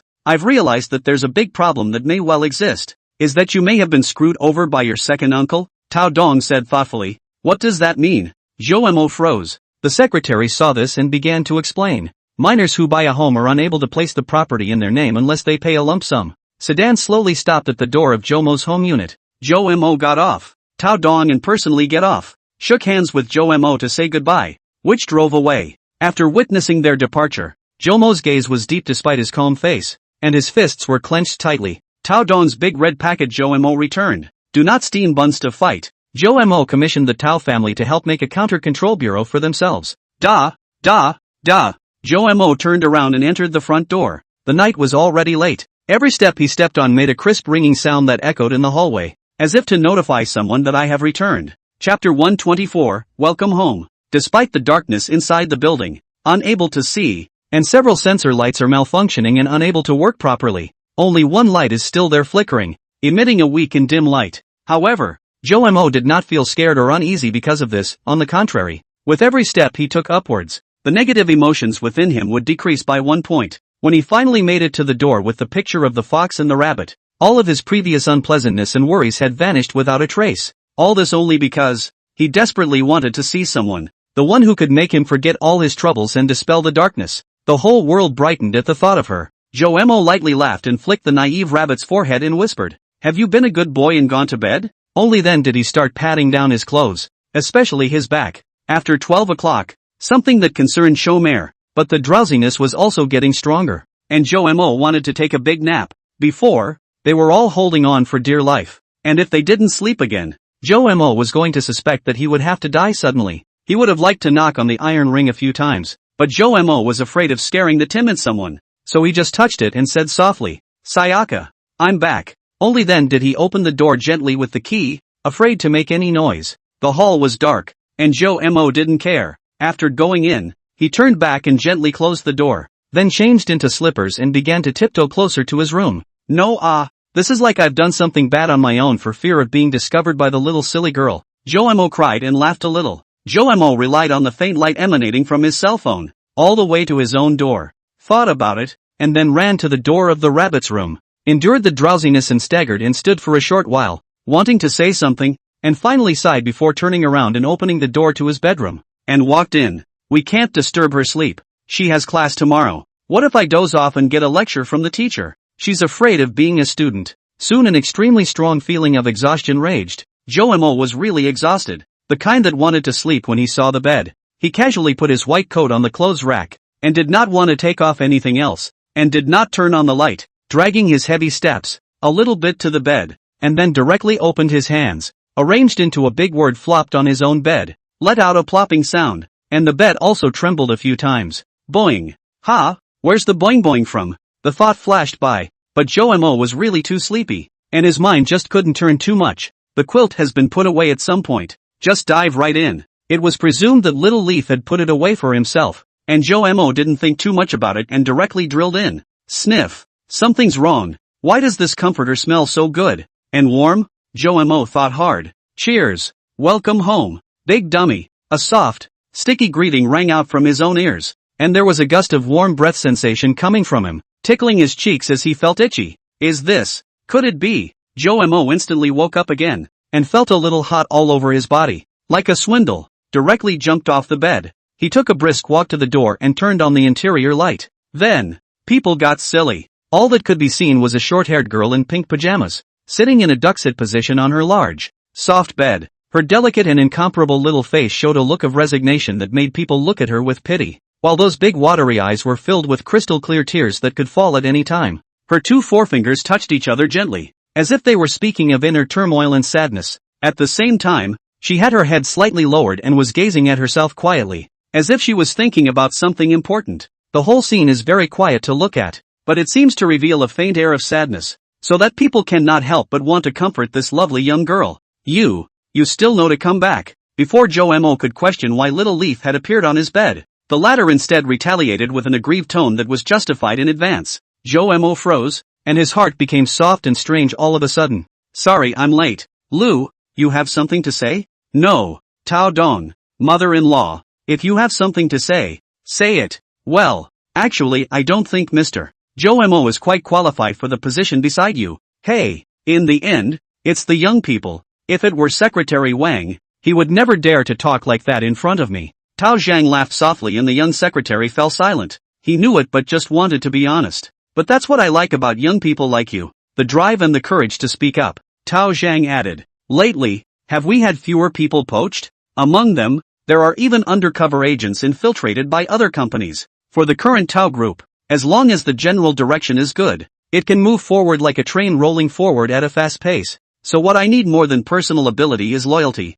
What Tao Dong said is very true. And, to me, starting a family is not a standard idiom. Starting a family is, you know? Yes, I'm instructed. Hearing Tao Zhang say that, the secretary understood after a little thought. Listen to the company's old man said. Tao Dong, although the ability to excel, but when young, the same no network no money, every time you want to give up. Frustrated, are Mrs. Tao on the sidelines to encourage, only to grit their teeth and persevere, which has today. As for Mrs. Tao going into acting, that came later. Even though he looked somewhat more career-oriented before, he came right back as soon as something happened to his daughter. Therefore, in the eyes of Tao Dong, family is greater than business. Joe Mo helped him to protect his family, so Tao Dong is really grateful to Joe Mo. After learning about Joe Mo's situation, it is sincerely want to pull him a hand. Of course, for the current general direction of the group, the secretary also feels that Tao Dong is right. That's the thing. I'm done. Joe Mo looked at the short-haired girl who twisted around to look at herself with the back of her head, and said with a helpless face as she scratched her head, then tries to get around to the girl again, but is quickly dodged by the other pressing the meter away. So, I really didn't mean to wave around outside. I really had business. Look, I even took an offer from the big-name Tao group in Haichang, and I even helped a child. Joe Mo spread his hands and continued to explain. He didn't think he should be obliged to explain it all to this little silly girl. Did he? But seeing Xiao Yi pouting her lips so much that she could have bolted a donkey on top of them, this look of needing coaxing, Joe Mo unconsciously started to explain. The real one, the soft, sticky voice questioned. Really, couldn't be more true. Joe Mo nodded gravely. Stare at. Joe Mo was gazed at by Little Leaf's intelligent eyes for a long while, and Joe Mo was unconsciously a little weak. Don't you move. I'll check. Little Leaf stood up and came over to Joe Mo, striding his little legs and starting to circle around him to scrutinize him. Sniff. Even the little head went up to Mo's clothes and started sniffing a few times, but there was no smell, because although Joe Mo had carried Tao Ji, the white coats separated them. Just when Joe Mo was relieved, Yi Jinxian unexpectedly pinched over a long hair from her shoulder. Danger. Chapter 125, Mr. Fox and the Baby Bunny. Not. Jinxian. Listen to my explanation. Joe Mo waved his hand in some panic. Sayaka didn't believe this stinky fox's mouth. She even evolved her skills. Super Headbutt Evolution. Rocket Headbutt. Bang. Put. Joe Mo received 999 points of damage with a strong knockback effect, and was directly toppled to lie on his back above his large bed. He tilted his head back and looked at the ceiling with a lifeless look on his face. Geez, where in the world did this little ninny learn this trick? Really speechless. After looking at the ceiling of the boss for a while, Joe Mo realized that there was no other movement and raised his head to look in Yi Jinxuan's direction, only to find that this niece had run to the side of her own white coat again and was carefully observing it, and had also taken out her own eyeglasses and badge from the pocket of the white coat. She surprisingly did not take advantage of the victory. Joe Mo do not know why a little disappointed. Big dummy, is this white coat yours? Yi Jinxian looked at the chest plate's photo of Shang Mo's plain face and blushed slightly, then hurriedly turned her head away. Well, it's temporary, and I'll have to return it when it runs out. Yeah well, stand up and show me in it. Wouldn't I be disgraced if you told me to wear it? Okay, you're not wearing it, so I'm going back. Well. Yi Jinxian saw that Joe Mo couldn't refuse herself and a smile appeared on her face. Joe Mo stood up helplessly and put his white coat on again. He was about to put on his glasses but Yi Jinxian opened his hand as she wanted to wear it herself. The little girl tiptoed very close. carefully brought the glasses to Jo-mo, and began to bring him his badge again, and also took the opportunity to gently pat the large boy's sturdy chest. Xiaoye is very close to Jo-mo. Beautiful big eyes attempted to meet Jo-mo 4 eyes, making Jo-mo all twisted his head, touched his nose, not dare to look over. After bringing the badge, Yi Jinxian helped him straighten his collar again,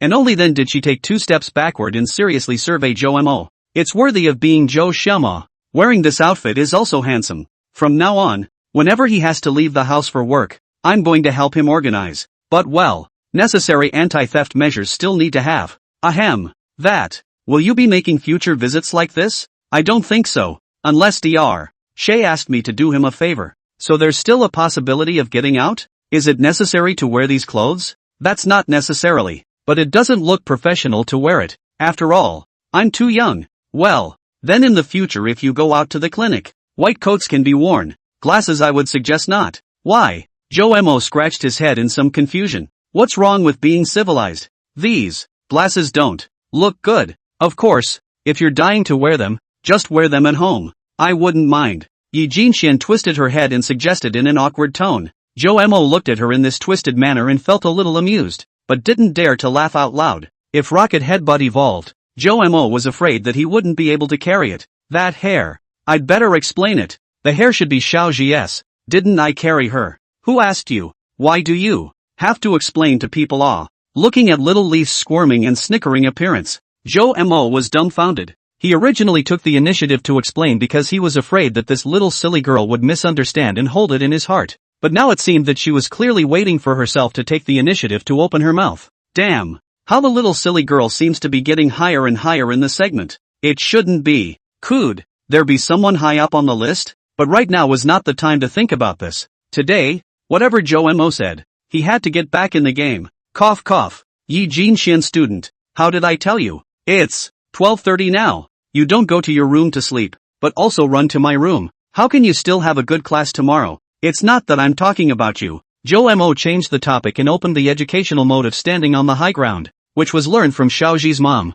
and it was considered to be a present learning, but just halfway through, he froze, because Yi Jinxian began to show a resigned look, a look of wanting to cry. Little M.O., I'm having a nightmare. It's scary. After Little Leaf finished speaking, she also glanced backward at the door of the room with some trepidation, and then retreated to Jo-mo's front, her eyes staring straight up with a frightened look on her face. She lowered her head, pulling on the cuff of Jo-mo's white lab coat with one small hand, and rubbing her own eyes with the other, with a pitiful look. This is not false. Jo-mo back before. Xiao Yi is really afraid. Afraid of not only to hide to Jo-mo's room, trying to feel his presence, and has been open the lights, which is only slightly alleviate the inner trepidation, but she couldn't sleep at all, and it was quiet all around her, so she dared not create a commotion, dared not move her body until it was stiff, but just listened silently, expecting the sound of the door opening, until Jo-mo gently opened the security door. Yi Jinxian's sense of security only instantly returned.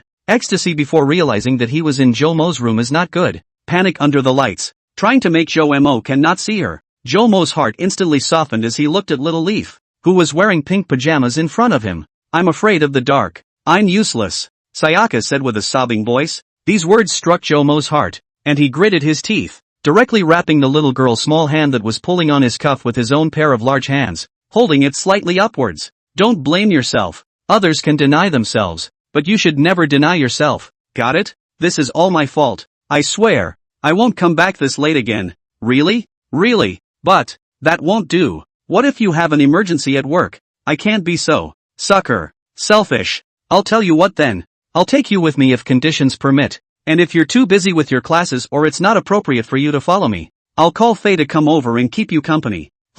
Seeing the girl with tears in her eyes forced to smile, Jo-mo accompanied and squeezed out a smile. Don't you cry or I won't be able to help it. Those glasses. I'll only wear it at home and wear it for you. Who's going to watch it? Less stinky. Little Leaf saw Jo-mo start to coax himself and felt sweet in her heart. Seeing that he had no intention of letting go of his hand, the little silly girl didn't deliberately try to pull away. Jo-mo is actually a little complicated mood, but also very heartbreaking. The little silly girl are scared into this, but also did not take the initiative to call himself, because she knows that he is dealing with very important things. It's really hard to imagine that such a soft and cuddly mascot who is afraid of the dark and loves to cry. Little Leaf. can jump down and fish himself up as a big man. The more Joe Mo thought about it, the softer his heart became. Ah, Joe Mo, you seem to have not slept well last night. Will not be exhausted. I'd better go back to my bedroom. You hurry to rest. Just as Joe Mo felt that the little silly girl was too understanding and caring, she added. But Joe Mo could tell that she was actually still a little scared. How's that gonna work? What if I get criticized in class tomorrow? What if she's laughed at by her classmates? If she wants to sleep but can't, who'll give her a shoulder to lean on? If you cry and you're not there. I'm actually not sleepy at all right now. Come on, I'll go to your bedroom, sit on the edge of the bed and read you a story and put you to sleep. I'm not a kid. Yeah, Sayaka is the adult. I'm the little kid. Mainly because I'm a chatterbox. I'll suffocate if I don't talk. Are you really not sleepy? Don't fool me. It's true. It's truer than real gold. Alright, go to bed and sleep. Joe Mo actually wasn't really sleepy right now, and he didn't know why. So he smiled and walked out, turning on the lights in the living room, as well as the lights in the rabbit's bedroom, before tugging the young girl's arm into her boudoir, coaxing Little Leaf. Xiao Mo is a professional. Chapter 126, Baby Bash. That I can take off myself. Little Leaf sat on her big pink plaid bed, and before she could make her next move, she saw Xiao Mo squatting down in front of her to help herself take off her pink bunny slippers, revealing a pair of little feet wearing snow-white socks. Well, of course I know. Are you sleepy now? Joe Mo smiled and looked up to ask. Little Leaf gently shook her head. Before she met Joe Mo, she was afraid that the Great Terror would sneak up on her. She was very sleepy, but froze and didn't dare to sleep. She had thought that when Joe Mo came back, she should be able to sleep in peace. But in fact, Joe Mo really came back. She instead, because of the excitement, all of a sudden much more energetic. A little sleepy is gone, just like Chomare in general. That won't do. You must go to bed. So, you wait. Joe Mo frowned for a moment, then got up and walked towards the door. And just as he opened the door, his afterglow saw that the little girl was looking at him with bated breath, as if she was afraid that he would leave. So he twisted his head and smiled tenderly at her, then opened the door and left it open so she could hear himself move and not get scared again. 3 minutes later, Joe Mo came back with a basin of water and squatted on the ground and was trying to help Little Leaf take off his socks, but the latter hurriedly took them off himself in a panic. This is too embarrassing. I've done nothing for you and had such a delicious dinner. Joe Mo's body lurched when he heard this. Then he directly pulled Yi Jinxuan's ankle and told her to put her feet into the water. But just after touching the little girl's snow-white little feet, he realized that they were cold to the touch, like ice. Why are your feet so cold? Showomer asked, looking up with concern. Isn't it normal for girls to have cold feet? Sayaka cocked her head. Is this reasoning? Joe Mo was dumbfounded, then revealed a self-deprecating expression. Don't be afraid of scalding. The water is tempered. It's hot, but not scalding. With this intimate concern, this attentive care, Sayaka felt her face begin to blush. That's nice. Hey, this is the first time that someone has given himself a foot washing water. Little Leaf felt the warm water wrapped around his little feet. The heart is like smeared with honey, sweet and pleasant. Well, Joe Mo is actually tired too, right? Let me help him with a basin of foot washing water as well. I can't just let him take care of me. Little Leaf thought darkly in his mind. That's the mindset of Sayaka, throwing in the towel. Unlike some people, even after giving a foot wash, she will only think of just giving another massage, or she will have to give it to her every day in the future, and she will have to wipe her feet. Joe Mo was actually afraid before, but now he won't be at all. Why don't we talk about something? I'd like to hear the details of your visit to the Taoist house. Well, you can talk about anything when you're in bed, so be a good boy and soak your feet first. Oh, I'll get myself cleaned up too, okay? So soak your feet and yell at me if you need anything. Okay, Joe Mo thought about it. It is better to go out and clean herself up first, and she is washing her feet. If she can't lie down, the more she chats the happier she will only get. How can she hypnotize this? 15 minutes later, feeling that it was about time to soak his feet, Joe Mo returned to Yi Jinxuan's room. Generally speaking, it was best to control the time for foot soaking at 15 to 30 minutes, but Yi Jinxian had to go to bed early, so Joe Mo only considered the shortest time. I'll pour my own water. Don't spoil me. Joe Mo was just about to bend over and squat, but was interrupted by Xiao Yi. The little girl wiped her feet, and immediately stepped on her little legs, carrying the basin. Thump, thump, thump, and went to pour the water. The corners of Joe Mo's mouth rose as he watched. Unbeknownst to her, the more Xiao Yi is like this, the more Joe Mo may take care of her. The nature of Joe Mo's love of taking care of people can't be changed in this life. When Little Leaf got under the covers, She suddenly thought of a problem and looked at Joe Mo to speak. What's going on here? Joe Mo asked with an amused look on his face. That. You warmed up the comforter. For a while it got cold. Listening to her stumbling, discontinuous words, Joe Mo guessed what she meant and was somewhat amused. Oh, man. Bed warming service. Ha! Seeing Joe Mo smiling like a fox, Little Leaf felt so ashamed that she directly covered her head with the quilt. Who wouldn't love a little leaf like that? Pop! A crisp sound of turning off the light rang out. Little Leaf moved away from the quilt in a bit of panic, and was about to yell out to Joe Mo not to go away, but realized that he had already stood in front of him, and without thinking about it, she directly used her own pair of small hands and pulled his right hand. Tonight, the little girl was really scared. Feeling the warmth coming from Joe Mo's hands, that powerful sense of oppression permeating the dark night only disappeared into nothingness. It's good that he's there. Don't worry, I won't leave. Ha! Jinxian, you seem to have one hand that's cold and one hand that's hot. What's going on? Joe Mo felt the different temperatures transmitted from Yi Jinxuan's two hands and asked with some surprise. Is this also a girl's body? It shouldn't. I don't know. It's been like this since I've been in the water. I used to do it once in a while. It's fine. It's just that my circulation isn't very good. Hearing the little girl say this, Joe Mo felt himself tingling again. Well, I'll warm it up for you, Joe Mo said, and then used his own two hands to start rubbing against each other, making a piercing sound that was very eye-catching in this silent night. Yi Jinxian blinked her big eyes at this scene before seeing Joe Mo suddenly cupping her cold little hand. At once the whole hand felt the warmth coming from all sides. Really? So warm. Warm too. Little leaves want to cry. Chapter 127, he, the future. Want to hear some details? Let's see. Joe Mo spoke gently while urging Little Leaf to hurry up and lie down, then covered the quilt tightly for her. Especially the part about how little Taoji made you cry. Joe Mo smiled bitterly as he held his forehead. The boy wasn't so lively before, and that talkative look on the bridge must have been because the burden went away. Yes, well, you first saved me, and then saved little Taoji. All little girls, hey. So may I ask, Mr. Joe Mo, where are you going to save the girls next? Oh, can't it be a boy? Oh, so Mr. Joe Mo is more interested in saving boys than girls? The more Joe Mo listened, the weirder he felt. So he stretched out a finger intending to flick the little silly girl's forehead, but didn't bother and just gently pressed it. Boing! The little leaf makes an unknown sound. Speaking of which, Taoji is also interesting. She asked me if I like luxury cars and big villas. I said I like Then she said his family had more than enough and said she'd wait until after she turned 20. Joe Mo suddenly turned his words around and said to Little Leaf with a smirk, it's time to tease the silly little girl. After seeing this handsome face of Xiao Mo and hearing these words, Xiao Ye's heart burst.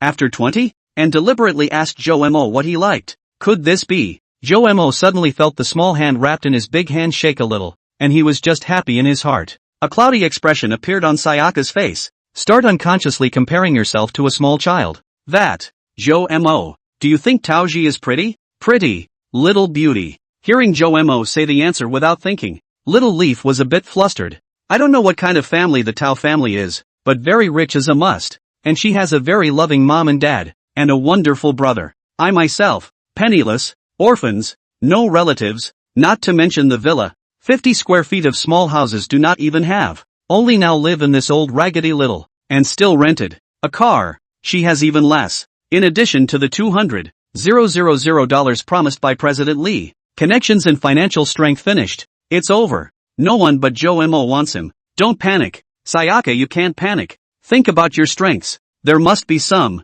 Yeah, there must be. Joe Mo seemed to be able to see that this niece's brain was running strangely fast, and he was looking forward to how Little Leaf would organize her language next to amuse herself, and did not interrupt. It's so willful. He put Nikki's hand under the covers and proceeded to rub his hands. After rubbing your hands, pull the little girl's hands out from under the covers and keep them warm. Well, it's finally not so cool. Feeling Little Leaf's hands slowly warm up, Jomo's heart was slightly relieved. It was at that moment that Sayaka spoke. So, Chomer, do you like 18-year-old girls, or 13-year-olds? You've got a problem with this. Good lord. If you don't pick an 18-year-old, you have to step on a sewing machine, don't you? Sayaka, you have a cruel heart. Seemingly realizing that it wasn't quite right for her to ask that, Sayaka then changed her words. Then, Joe Mo likes 18 years old, or 23 years old.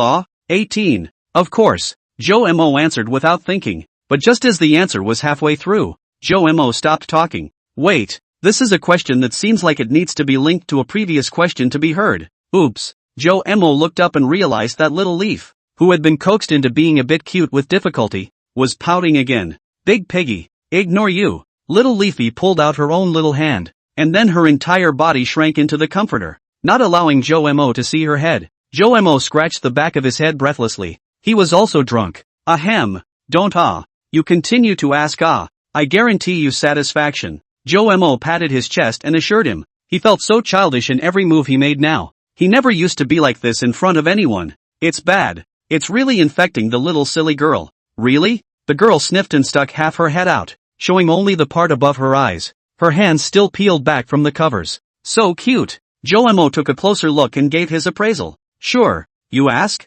Chomer began rubbing his hands together again. Well, and how did you answer Taoji then? I said I had Coco, but who? Wrong words. I said, a golden nest is no match for my family's fox and rabbit nest. Now is not the time to talk about that. Joe Mo almost said it out loud. Joe Mo finished. Once again pulled over the small leaves some cool that small hand. Recupped in the heart of the hand. This time the girl let him pull the hand. Listening to Joe Mo's words, Little Leaf blinked her big eyes and looked at Joe Mo's face for a moment before letting out a silver bell-like laughter. What are you laughing at? You control me. Sayaka thought to herself as she lay back down again. He himself was at an advantage, having known Joe Mo earlier than her, and himself is bigger than her. As for age, Joe Mo will be 22 in 4 years, while Xiao Taoji is only 17 and can't graduate yet. As long as I eat Joe Mo to death, and then go to a certain happy unit, it's done. Worried about what? Yi Jin Shen, am such a genius. Joe Mo seemed to have gotten used to the little silly girl suddenly becoming naive. Okay, this is the end of the conversation. Next, I'm going to tell a story. You're not allowed to talk, so hurry up and go to sleep. Joe Mo laughed, then spread out the little ninny's small white hand. Xiao Mo used his own thumb to rub the acupoint in the middle of Xiaoya's palm, which was something that could have the effect of reassuring the mind and improving sleep deprivation. Then massaged the entire surface of the palm in a rotating motion, focusing on the center of the palm, continuously. The massage oil was saved due to the small hands being a little sweaty, which was the purpose of Joe Mo holding her hands before. Here's the details of how Mo treats the little leaf. Then I don't want to hear the story of the 3 little pigs building a house. What do you want to hear? I'd like to hear your thoughts on having children and raising them. Is that okay? Looking at the way little leaf carefully looked over, Joe Mo stroked his chin and nodded. Experienced the Tao family this file thing. Plus there is Dr. Xia sent over the relevant information. Joe Mo really summarized some of the insights in this area. Talk about it is no harm. As long as you can coax the little silly girl to sleep on it. I'm going to start talking. So don't talk, relax your whole body, and you'll fall asleep in a minute. Chomer started. Nowadays, you have to take a test to do everything, and you need a driver's license to drive a car and put in the effort to get on the road. But to be a parent, you don't need to take a test or study to bring a life into the world. Chapter 128, Zhou Xiaoxian. Times are different. Nowadays children, not compared to the previous living environment, cannot simply think that giving him material conditions can make him grow up healthily. To put it bluntly, attention to mental health is the most important, was and still is. Suppressive education, never desirable. Taoji on the body can be illustrated. A well-behaved child, are being driven crazy, rebellious children will also make him more rebellious. Beyond that, selling your child short, moving to threaten that you're not wanted, or forcibly interfering in your child's private life is not advisable and should be done with caution.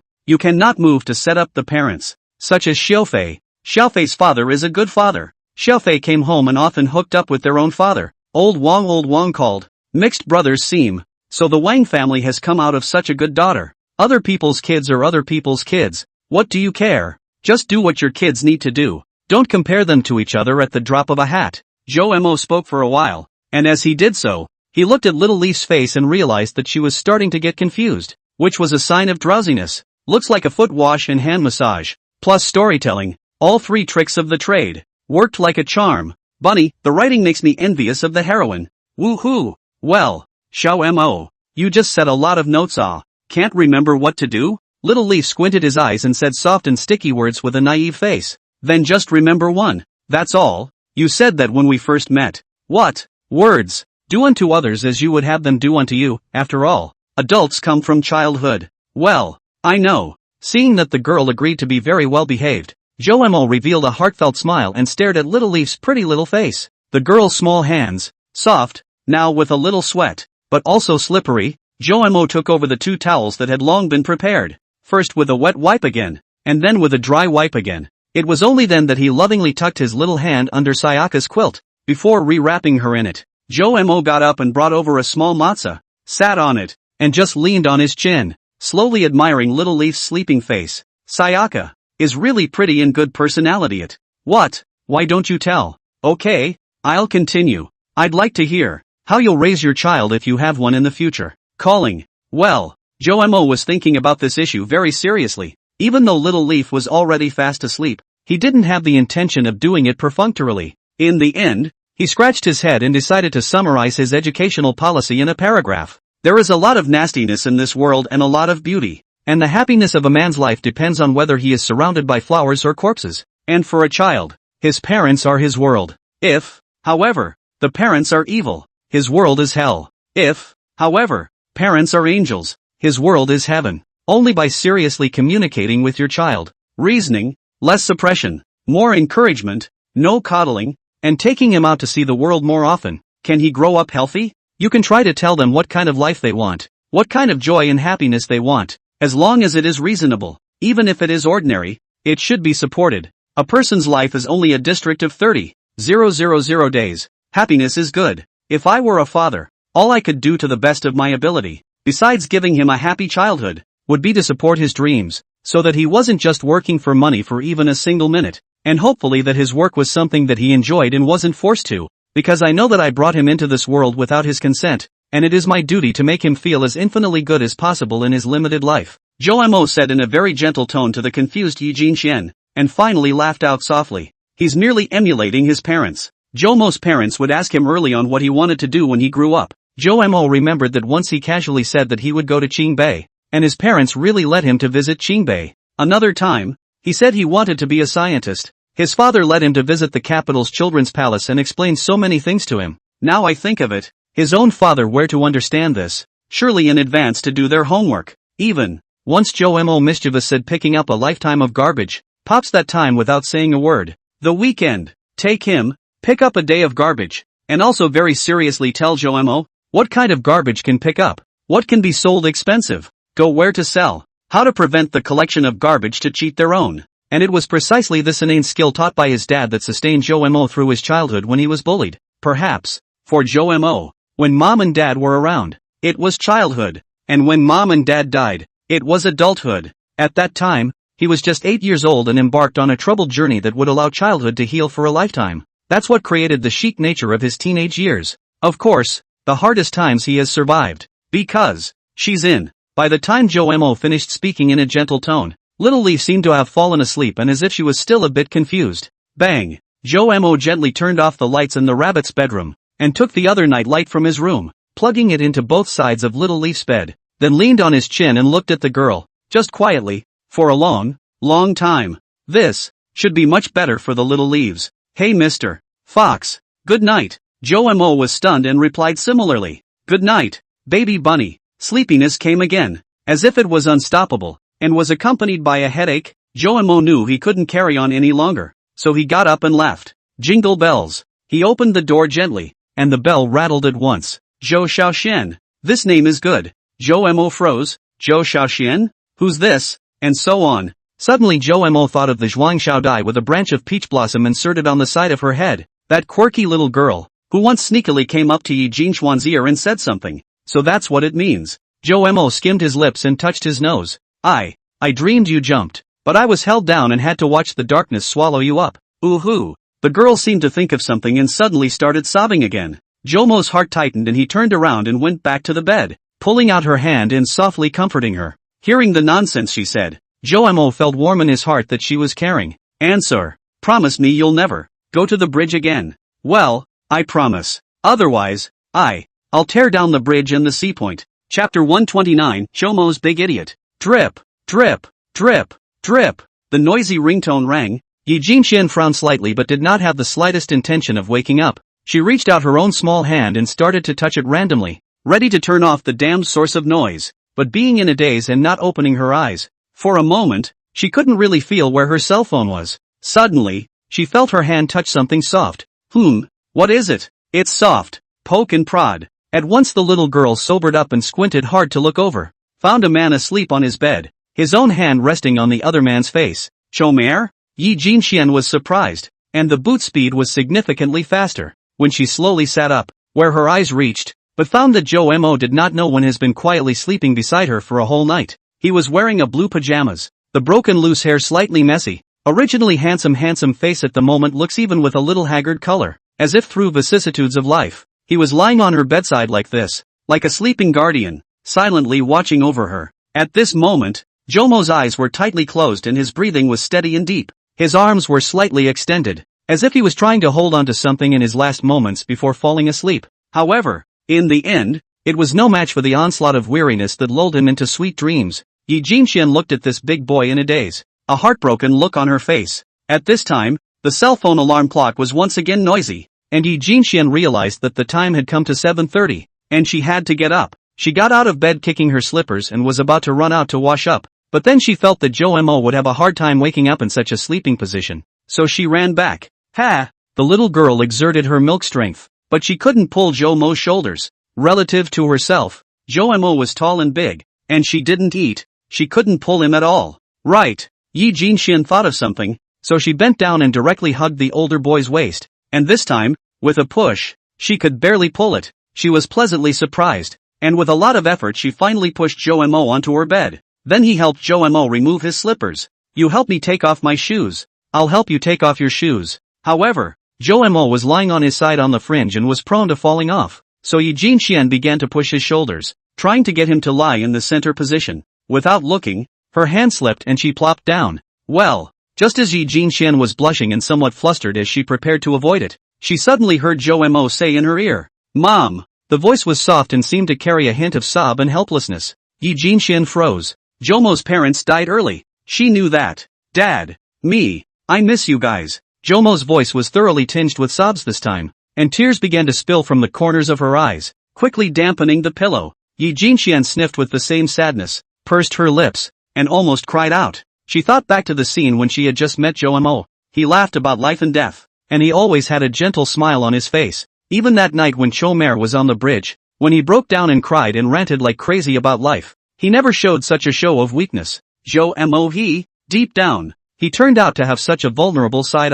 The tougher the person seems, the more vulnerable he really is, the more he must be in a place of great sadness. What he dreamed. Xiaoya thought of the Tao family last night, perhaps. Xiaoma saw people's family, touching the scene, night dreams. She did not leave. A look of heartache on her face as she backhanded Zhou Mo and gently hugged him, listening to his tough and somewhat rapid heartbeat. It's okay, Mo. I don't have a mom or dad either. We can keep each other warm, Sayaka said gently. Zhou Mo seemed to sense something, and slowly, his heartbeat slowed down and regained its rhythm. Little Leaf felt Zhou Mo's head bobbing around, as if he was looking for something. The scene reminded her of the younger siblings she used to take care of at the orphanage, who sometimes did the same. The correct approach is, Little Leaf crawled upwards and brought his little head to Zhou Mo, but did not touch him. Seemingly sensing that there was breathing or something, Zhou Mo stopped shaking his head around and gently stretched out his forehead upwards. Just like that, he touched with Little Leaf's forehead. The two heads bobbed and rubbed gently together, looking so intimate. This wasn't all. After rubbing it in, Zhou Mo's face was obviously much softer, and even had a faint smile on his face. Oh crap, I'm going to be late. The girl suddenly remembered that she still had to go to class. Her small face changed slightly. She did not want to dream about being surrounded by special forces again. Like a rabbit, directly jumped away from Zhou Mo's chest, was about to take off his clothes, only to think that Zhou Mo next to it does not seem to be appropriate. So he took out a mask and put it directly over Zhou Mo's eyes. Well, I am a genius. The girl removed her pajamas and quickly changed into her school uniform, walking over to the mirror and just trying to brush her long hair when the person just froze. I don't seem to be growing any hair. Yesterday morning, Sayaka did the same thing for a while. It's okay, short hair is fine. It's manageable. She muttered a little, but there was still a flash of loss in her eyes. After Yi Jinxian grew up, he once heard Grandpa Zhu say that when he was placed at the entrance of the orphanage, his old man just happened to rush back and saw a very beautiful long-haired woman standing beside him, looking at himself with a complicated face. Then the woman realized someone was coming and ran off in a panic. Grandpa Zhu was afraid that something would happen to Yi Jinxian, who was still a baby. so he didn't dare to pursue it deeply. Grandpa Zhu said that the woman had injuries on her face and on the back of her hand, so he always suspected that the woman had some kind of suffering at that time, and that's why she put herself in front of the orphanage. When he grew up, Grandpa Zhu said that the more he looked at himself, the more he resembled that woman back then. And the crescent moon pendant in his arms was the same one he had at that time. Grandpa Zhu always said that she should still have the intention of finding her way here.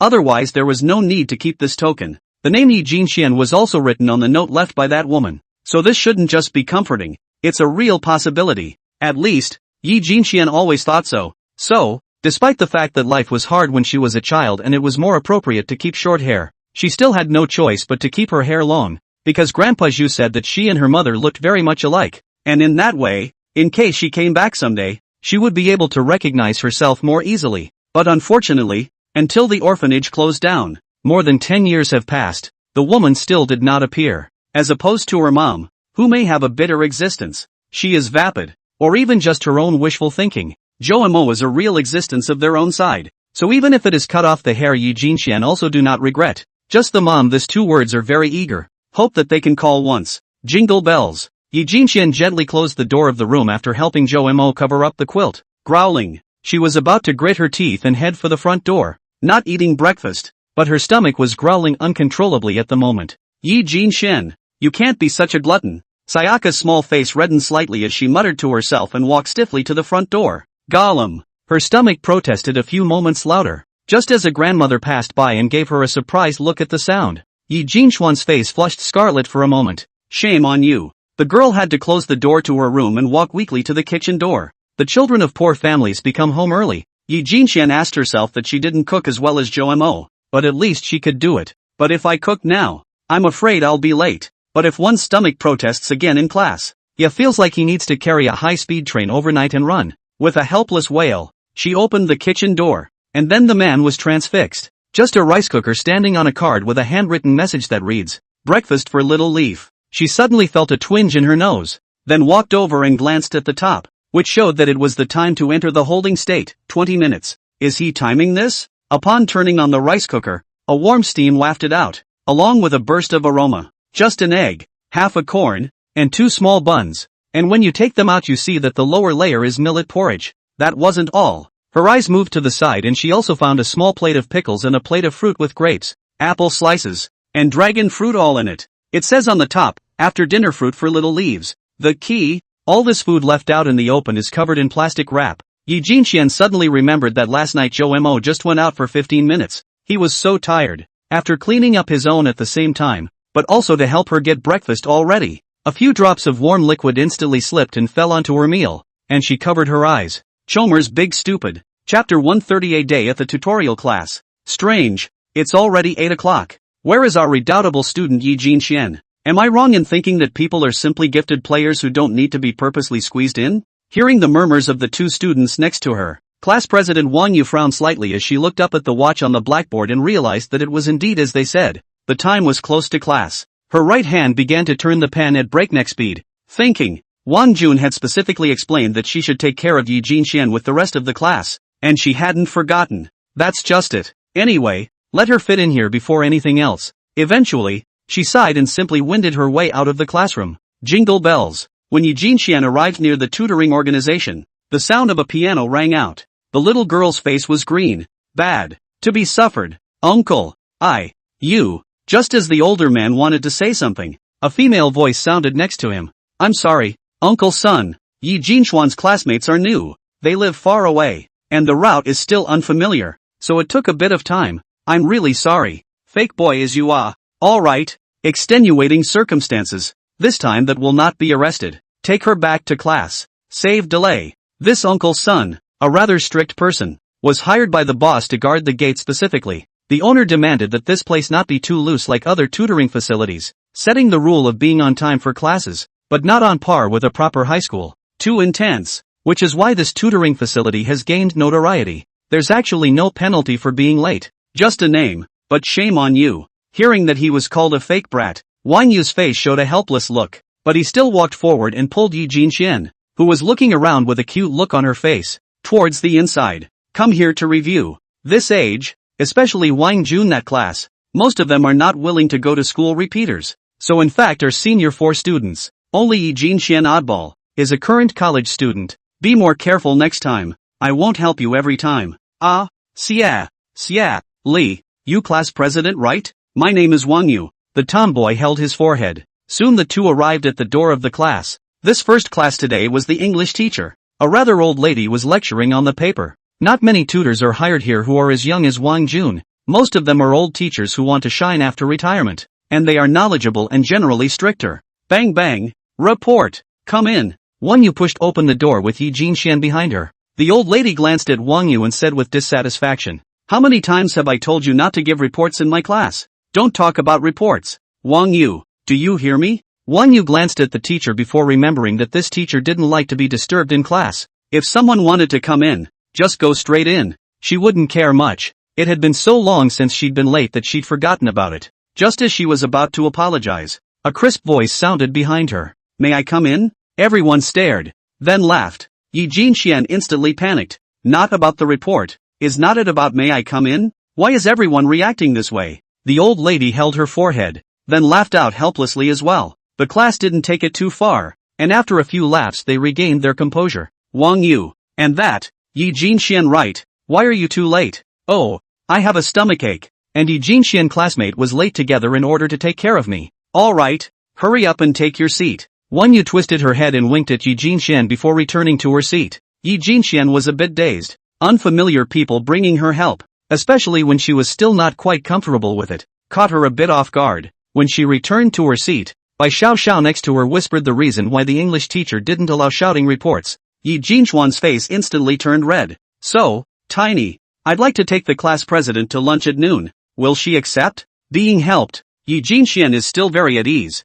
like her such a good boy. For later, the teacher's punishment and so on, are very important. The class president this time for her to carry down. She is naturally very grateful. At the same time, but also on the place to produce a lot of good feelings. "Well, the class president is very nice. A moment after class, I accompany you to find her. We eat together." Yi Jinxian nodded her head. Chapter 131 Anxiety greatly reduced. Well, after slowly exhaling, Zhou Mo opened his eyes. He felt a slight headache. Looking at the somewhat unfamiliar ceiling, he didn't think much about it. He just reached out and rubbed his forehead. "How long have I been asleep?" Tremors begin to remember. Sniff? It smells so good. Suddenly smelled a subtle aroma. Jomo's spirit revitalized. He looked down and found himself covered with a pink comforter. The scent came from the comforter. He surveyed the surrounding arrangement before he suddenly remembered that he had been here last night to tell Little Leaf a story, and then he didn't know. This is Sayaka's room. He sat up with a rush,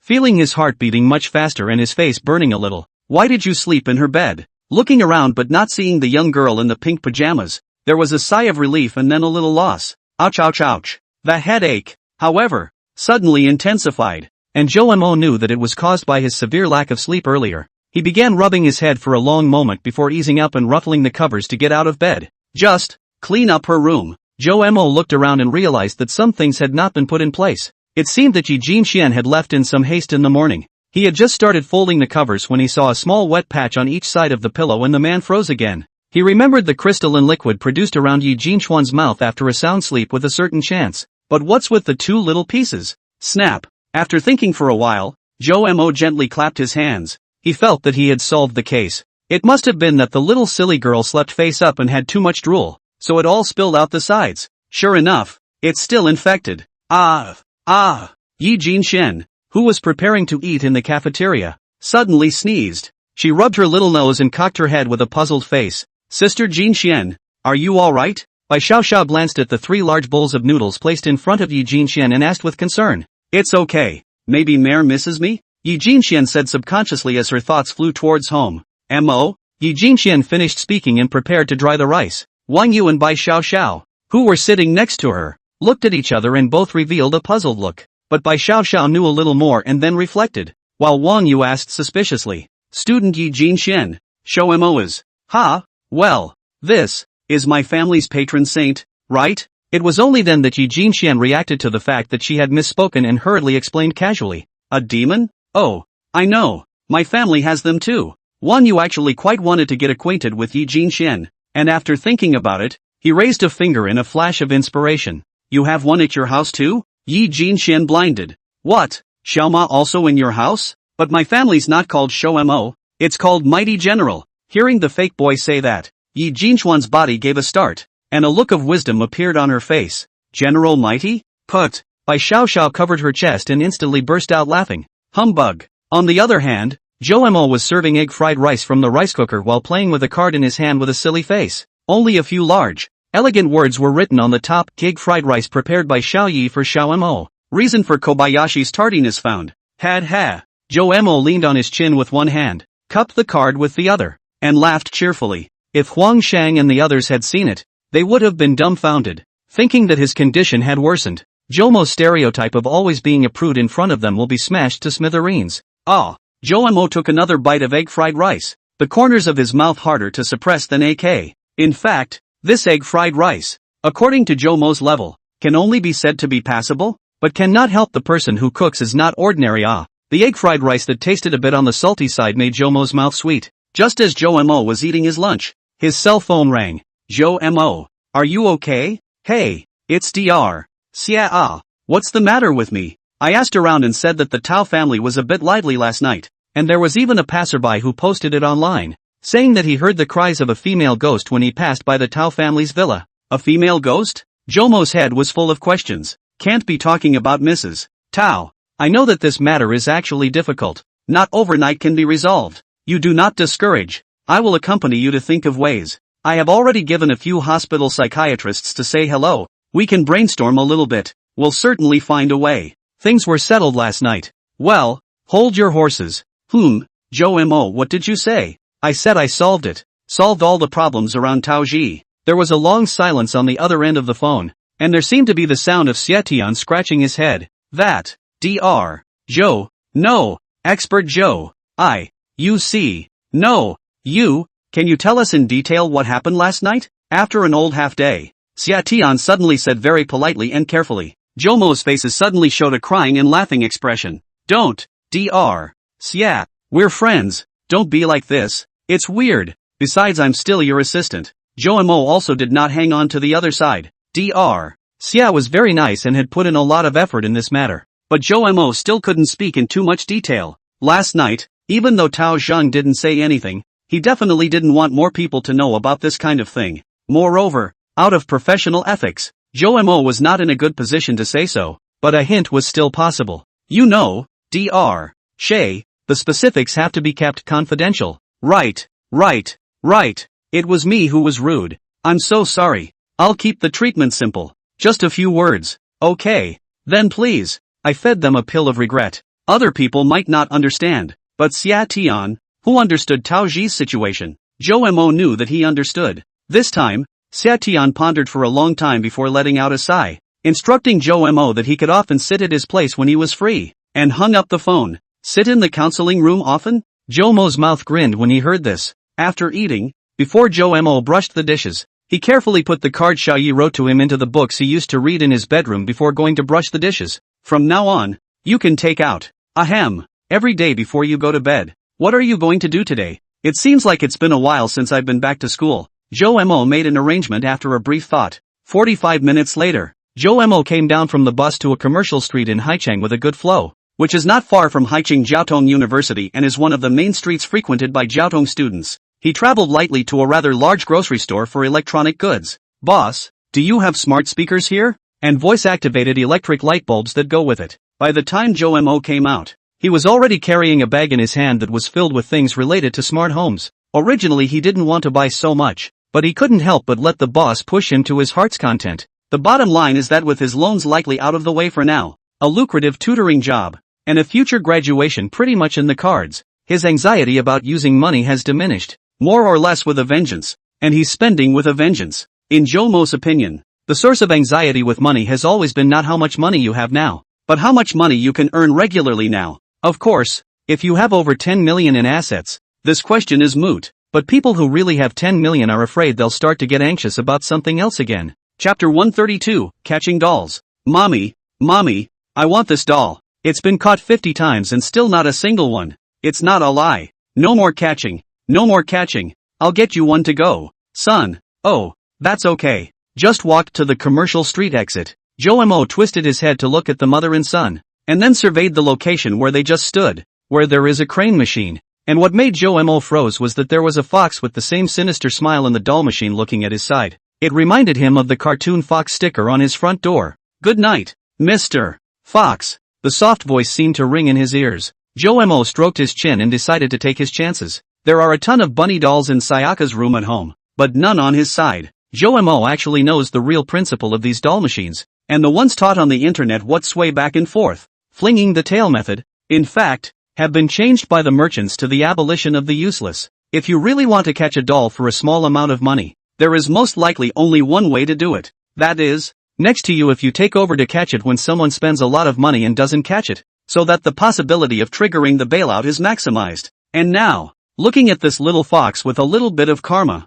Joe thought he could try. The process of scanning the code to pay was quick, and Joe spent $20 for 10 purchases. If you can't catch it 10 times, you'll stop. The catching machine began to light up and emit a rustic musical sound. Joe slightly adjusted the direction before slapping his palm on the start button. Catching doll machine is very popular with girls and small children. The business will be a row of catching doll machine placed here. There is also a consideration. This neighborhood, in addition to the students of Jiaotong University, there are several kindergartens, as well as elementary school, to the end of the school day, or at night. These catching doll machine to play with a particularly large number of people. It was now the point of classes, and apart from Joe a loafer, only the students of Jiaotong University might come over to sneak around when classes were not in session. For example, there are two right next to each other. Lei Ping, look, that boy is so handsome. He's actually catching dolls alone. One machine away, two girls were also catching dolls, and one of them, with a tearful mole in the corner of her eye, said to the girl next to her, who was a little dark-skinned and a little chubby, laughing to death, "Boys only, single dog, only one person to catch dolls. This kind of people cannot find objects. Ken handsome." The girl known as Lei Ping saw that the crane machine she had maneuvered didn't catch again. She was very upset and said to her companion in a somewhat peevish manner, but she froze just as her words were in the middle of her sentence, because she saw the side view of the boy next to her in the dark denim top, and it was really handsome. Wait, Lei Ping looked and felt inexplicably familiar. This person looks so familiar. Opportunity knocks. I'm going to go see how the dude's skills are. The voice of her best friend came from the side, and before Lei Ping could react, the person had already leaned towards the small handsome man next to her. "Wang Ruoyu, you bigot, wait for me." Lei Ping couldn't think about it in time. Fearing that her best friend would take the lead, she also hurried to follow. The one thought that is certain in all their minds is that a guy playing a crane machine alone is most likely unattached, or else they would all be bringing someone to play with. It's hard to meet such a handsome one. What's wrong with being thick-skinned? With any luck, it took off. The mechanical claw still missed the first grab, but Joe was calm. He's got a remarkable talent for being a non-celebrity in this area, and it's become habitual. Joe also remembers that in the past, Huang Shang played the card drawing game, drawing 100 times out of a golden big guarantee. Huang Shang usually 50 to 70 times out. When the luck is particularly good, a few times can come out. There was a time when Huang Shang didn't have time to draw cards, but especially wanted to, so he asked Joe to help him draw 3 gold colors. Joe told him that he had a non-collector's physique, and Huang Shang didn't believe him. And then it drew a whole 300 times. Charging money rushed to make Huang on the tears. From then on, Huang on as long as the card draw, away from Joe far away. If the day contacted Joe, but also bathed and dressed, burn incense and worshipped the Buddha before starting to draw. "I didn't catch it, but it's okay, just keep up the good work." Just as Joe tapped the second sub-start button, a laughing female voice came from the side. Joe looked up and realized that it was a small family-looking young girl with a tear mole under her left eye, who was smiling at him. "Well, by your honor," Joe said in a salty manner, and then unsurprisingly, the second blow also came up empty. Joe does not like the feeling of being hit on, because it always feels like the other party figure what they are. Not to mention, this girl in front of him, he can see at a glance what it is for. Then the third hit also unsurprisingly came up empty. Joe was somewhat helpless in his heart. "I said you're Joe." It was at this time that another female voice came from the side, but halfway through her words, she seemed to recognize Joe and exclaimed in shock. Joe also heard the voice was a bit familiar. He turned his head to look and found a dark-skinned, slightly chubby girl looking at herself with a stunned expression. Looking at this person, Jomo's brows were slightly wrinkled, but he did not have the intention to take care of the other party and continued to smoke the doll. It was a small gift intended for Sayaka, and he didn't want to be spoiled by anyone else right now. What's more, he had made a pact with himself to count only the present moment and shake hands with the past. Lei Ping looked at Zhou Mo, a look of surprise. No wonder just now also feels somewhat familiar. Lei Ping also remembers that after Zhou Mo broke up with her own hairdresser Wei Xiana, about half a month ago, a girl who claimed to be Zhou Mo's friend once called Wei Xiana, who was taking a bath at the time, and Lei Ping picked up. Since she was talking so much, the conversation is still fresh in her mind, and she just hung up on the other person after having a good time. Mai Xiana said that she and Zhou Mo have broken up, and his affairs have nothing to do with herself anymore, so please don't bother her because of this. But Zhou Mo really needs her right now, and besides, I'm just trying to inquire about something right now. It's not like I'm trying to persuade them to get back together. Gu, is it that serious? You said it in a grandiose way. If you want to be a lobbyist, just say it straight, in a roundabout way. Is it true that our family Shana is going to commit suicide if she doesn't go out with him? Ha ha ha ha ha. Less moral abduction here. She remembered that the woman on the phone at the time said it was so serious, as if something would happen to Zhou Mo. But now it seems that Zhou Mo is not a good person. Sure enough, that was just a ploy to trick Mai Xiana into getting back together with Zhou Mo. Chapter 133, Why did you make me say it? Lei Ping, you know? Next to her, Wang Ruoyu said to her best friend with some surprise. Humph, this one's got quite a reputation now. Lei Ping looked at Zhou Mo, who was as light as water, and for some reason, there was a nameless fire in her heart. In the past, when Zhou Mo was chasing Lei Ping's hairy little Wei Xiana, Zhou Mo could not help but deal with her, and he also needed her to assist from the side in order to do so. For this reason, in the past, Zhou Mo had given Lei Ping a lot of good words, and also piggybacked on a lot of things sent to her, so now Lei Ping is quite a bit upset, now that Donna has rejected him. What? And treating me like I'm dispensable? At least, that's how Lei Ping consoled herself on the surface. That thing that was all over the internet a while ago about that student collective fighting bullying, do you remember? He was the main character. Lei Ping stretched out her finger, pointing at Zhou Mo and said, her tone not very kind. While bullying is wrong, blatantly contradicting the school and embarrassing school leaders. This behavior, it's really tie pants hot. Ugh. Lei Ping was in the middle of her sentence. She was going to be sarcastic about Zhou Mo, but she wouldn't be able to buy her own BFF's hole. Are you my bestie or his bestie? So you're Zhou Mo. Oh my god. I've met the honored one. I was told that you had something to do and weren't coming back to school for a while, but I can't believe I'm running into you here. Wang Ruoyu seemed a bit agitated, which caused Zhou Mo to be a bit startled. Just as she was about to pull out her small book from her own small bag and ask for Zhou Mo's autograph, she saw Lei Ping's gloomy eyes and had to scratch her head awkwardly in place. Zhou Mo thought about Li Yugua said, he is now a small celebrity, especially in the student circle. Bang! It didn't matter, though, as he pressed the start button on the grabber machine again. These two are just students at the same school, just passing through, no need to care. The fifth claw grab still failed, and when Zhou Mo saw this, a somewhat helpless look appeared on his face.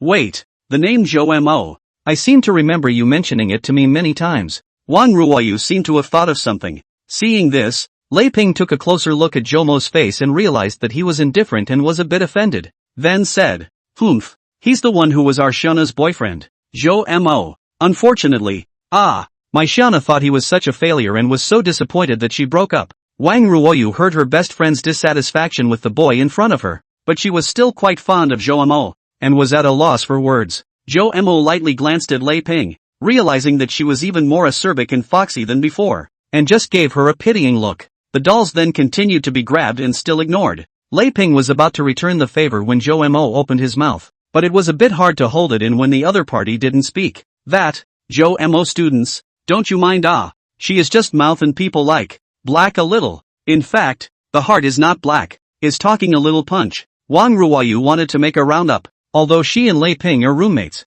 but still feel that Lei Ping spoke a little too much. But she wasn't very good at dealing with this kind of situation and could only explain it in odd ways. Who knows that after Wang Ruoyu finished the sentence, Lei Ping's face even darker. Zhou Mo even poofed and laughed. Kind of interesting, classmate Zhou Mo. You can still laugh. What a temper. Wang Ruoyu saw Zhou Mo's face, which was originally a bit cold, suddenly reveal a very bright look, and said with a blush, who says girls who smile are the best looking? I don't think a boy who smiles is bad either. Emma is really handsome. Especially he has a very calm and composed temperament, and with a hint of melancholy, all poking Wang students like boys on the point. Zhou Mo glanced at her and felt that this girl's mouth was a match for Huang Shang. Hurting the enemy is 1,000 times worse than hurting yourself. Regardless of the purpose, Joe Mo was still grateful for people defending themselves and explained, "It's not that I have a good temper, but it's not like I can beat her up in public. I'm the one who has to catch this doll. And I can't go away if I say I'll let you guys go off to the side and talk and get out of my way." This woman must say, "This place is so big, it's not run by your family. We each grab our own dolls. What's it to you? We talk about ours. It's not polite for you to eavesdrop." Lei Ping dumbfounded. "I want to say what? This? How does he know so clearly? It's impossible to say it the same way, but one meaning is correct." Joe Mo glanced at her and continued to grab the doll. Eighth and still failing. Not bad for the non-celebrity of non-celebrities. Joe Mo used to deal with Lei Ping for not too short a time. What kind of temper she has? Joe Mo knows very well. This kind of pretending to be a bystander's cynicism is exactly one of this woman's best skills. And in the past, he also pretended to use Wei Xiana's momentum to gain a lot of benefits from many boys who wanted to chase Wei Xiana. "Ha ha, are you trying to catch that fox doll? Well, do you think you can catch it? The possibilities are high." Jomo's answer to Wang Ruoyu's question was still very strict. "Laughing my ass off. The one with the kid just now couldn't catch him for half a day. So you're just saying you can catch him? Ha? Who do you think you are?" Seeing that Joe Mo was indifferent to that matter, Lei Ping decided to taunt in a different direction. "No, Ping Ping, what's wrong with you?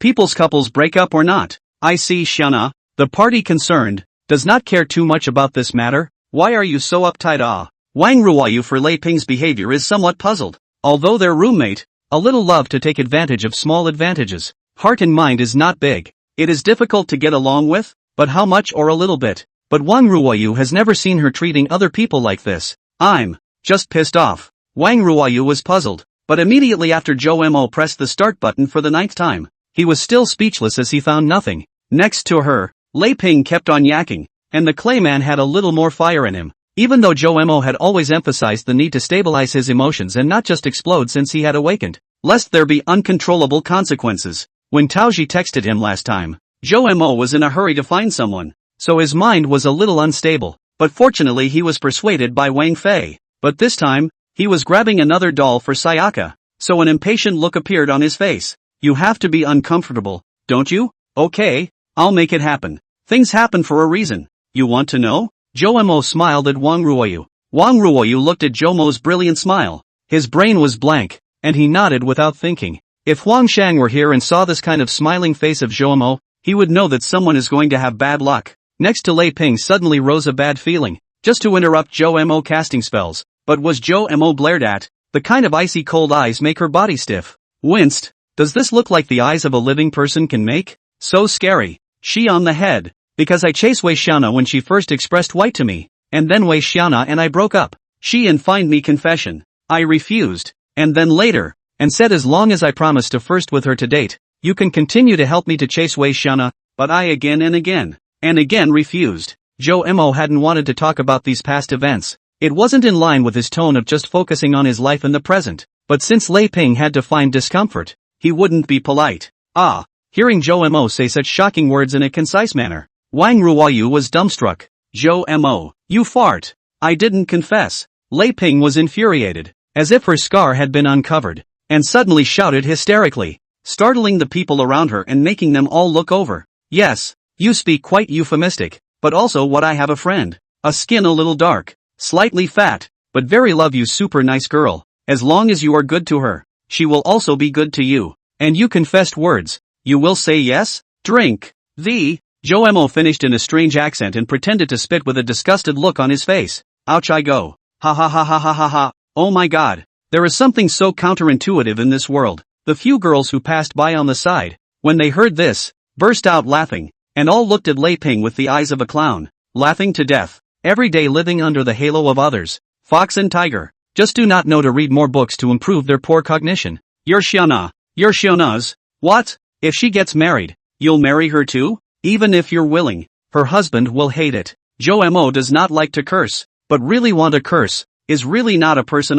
Chapter 134. Joe Mo. "I'll fight you." Lei Ping was infuriated and wanted to go straight up to scratch someone, but the quick-eyed Wang Ruoyu held her waist and stopped her from going over. "Ruofu, let go of me. I'll fight him. Either he dies or I die." "Calm down. Lei Ping. You rushed up there is that you moved first. People hitting you is self-defense. You can't get away with it as a girl. Calm down. Seeing this, Jo-mo appreciatively glanced at this Wang Ruofu's girl. This little girl still knows this. Jo-mo is indeed ready to hit the deliberate boom fist. He didn't care if he didn't fight it out though. He had the upper hand in the mutual trash talk session. He went on to catch the doll for the 9th time. But alas, it still ended in failure. Seeing Jo-mo showing regret, Lei Ping suddenly calmed down quite a bit. She glanced at a few students beside her who still had the intention of spectating. Among them there was another one from this school that she had seen. If this gets back to her, she'll be disgraced. No, we have to find a way to get back in the game. Although I don't know why Jo-mo is so interested in this fox doll,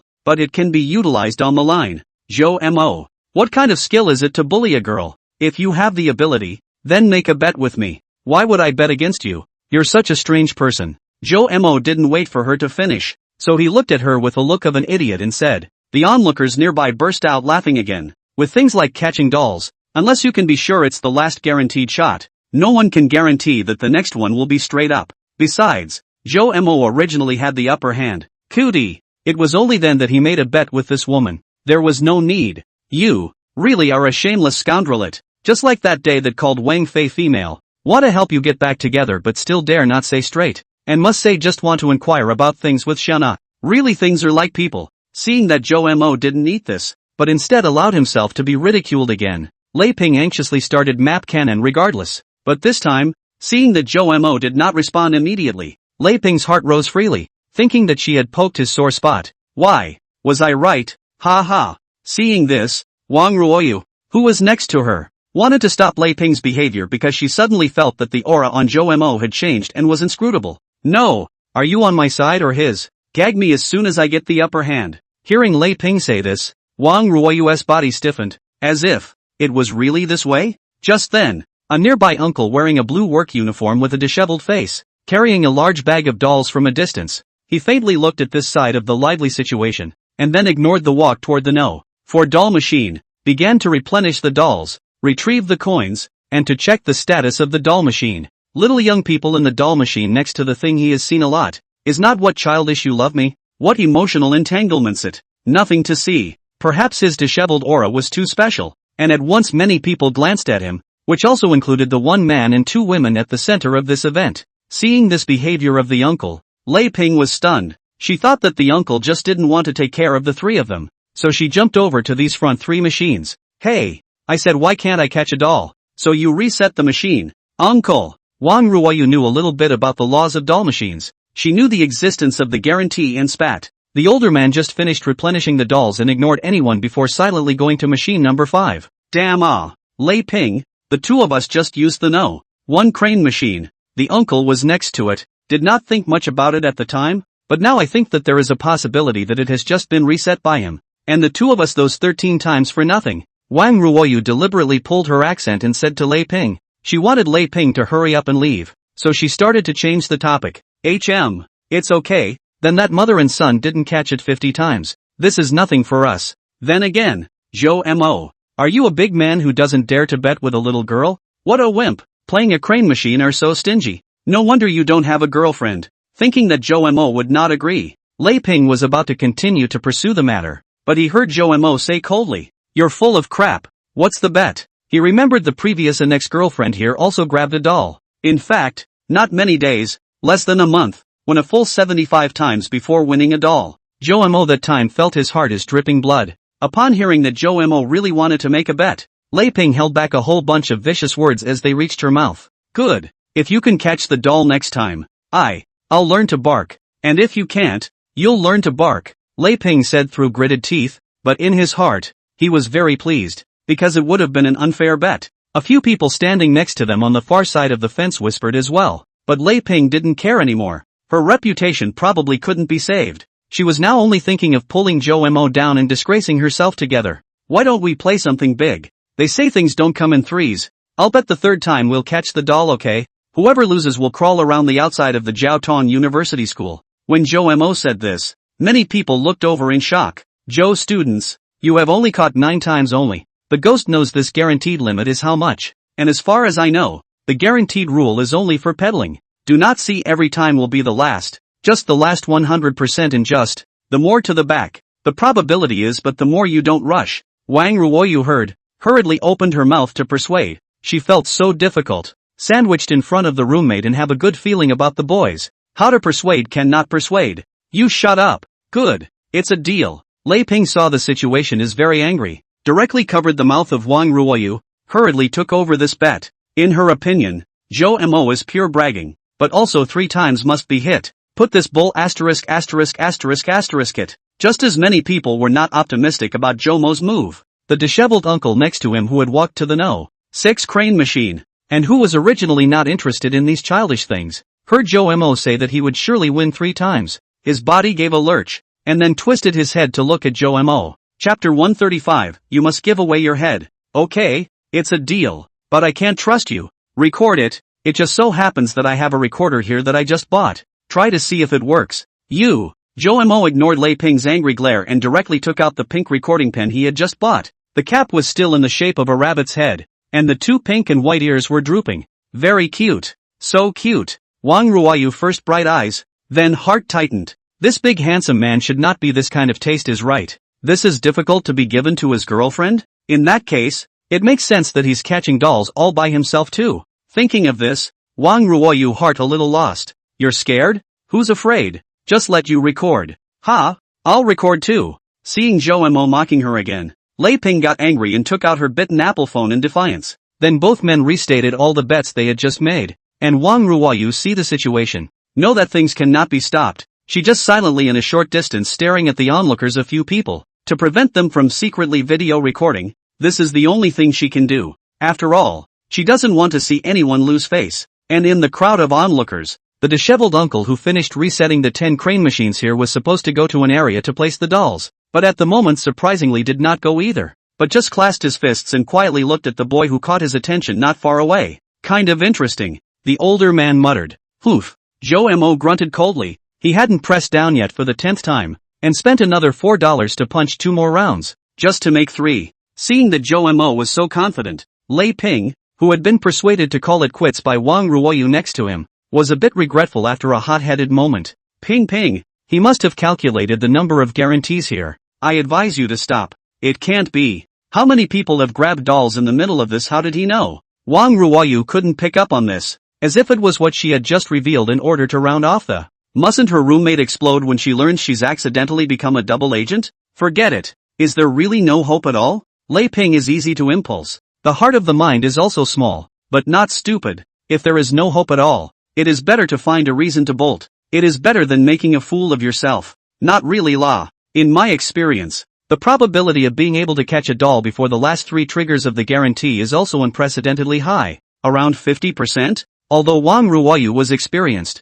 she wasn't sure exactly what the probability was for something like this. We have a special machine in our house that counts down to 3 shots with a probability of 70%, 90%, 100%. While the 2 girls were communicating in whispers, the disheveled uncle came to the side at an unknown time and said in a serious voice, which was not small and was heard by everyone in the neighborhood. The older man looked at Zhou Mo, wanting to see if the boy would panic over this. After all, the probability of hitting the first 2 shots was too high. But Zhou Mo looked indifferent from start to finish. Enough said? I'm in a hurry to get home. So if you're afraid, just learn to bark and I'll let you go. Zhou Mo said casually, and yawned. You. Good. I'll bet. But the first 2 strokes must make my classmates catch. Lei Ping and Wang Ruoyu discussed it for half a day and only came up with this conclusion, suspecting that Zhou Mo was planning to intentionally catch the air twice. Let your bestie, the cake hand grabber, not worry about this one. Naturally. Whatever. Zhou Mo shrugged his shoulders and left his position,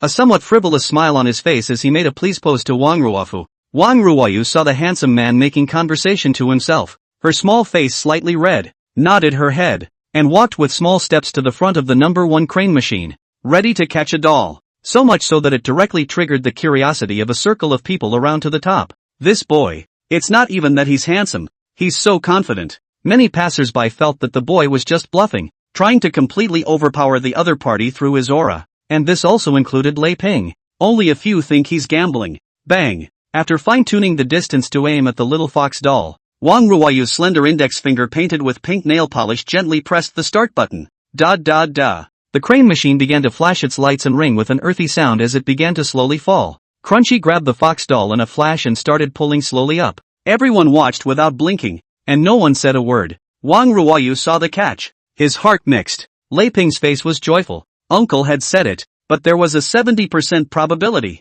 Just as she was happy, the claw reached the top and then let go, and the fox doll fell back into the pile of dolls. Her face just fell instantly. The two of you, why don't you? On this? Wang Ruoyu still wanted to say peace, but was directly interrupted by Lei Ping. No, 90% probability. I can't believe I can't catch it. Lei Ping exclaimed. You see, it's her choice. Zhou Mo shrugged. Wang Ruoyu sighed and had to adjust his orientation to continue catching dolls. Quickly press the start button and the hook begins to fall vertically. This time everyone was even more nervous than the last time, and they all watched with bated breath. Once again, the claws grabbed the doll quite smoothly and once again managed to lift it. At this point everyone thought, this wave is stable. 90% probability this is. Snap. The hook rose to the top. Then, let go of the doll again. And the fox doll fell into the pile of dolls and rolled over just as its grimy little face turned to Lei Ping, as if in a silent taunt. Lei Ping was frantic. She really didn't understand.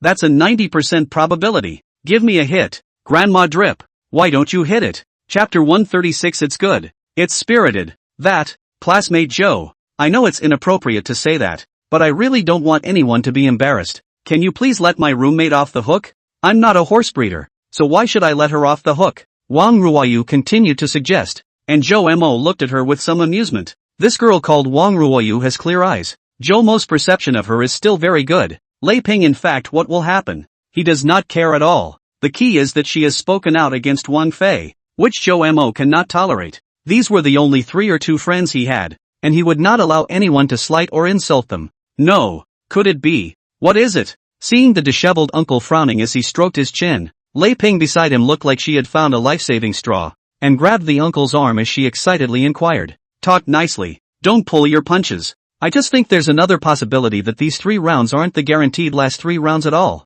Sometimes the machine resets itself, but the probability of that is very, very small, and since I've been doing this for 3 years now, I've only run into it that one time. The older man shook off her arm with a look of disgust. Hearing the uncle say this, Lei Ping looked like she had found her bottom. No wonder. No wonder. If it's just a normal triple grab, it's only natural that you can't catch it. I'm very good at catching dolls. Joe students, you adults do not remember the small man. Let her go. I accompany you to catch again. Don't say another word. Wakaba. This kid is just scamming us. I'm not going to change my mind. Lei Ping pulled Wang Ruoyu to her side as she gritted her teeth and stared at Zhou Mo. Seeing this, Zhou Mo revealed an evil smile, casually scratching the toggle. His claws were precisely positioned over the fox doll, and he pressed the start button without any hesitation.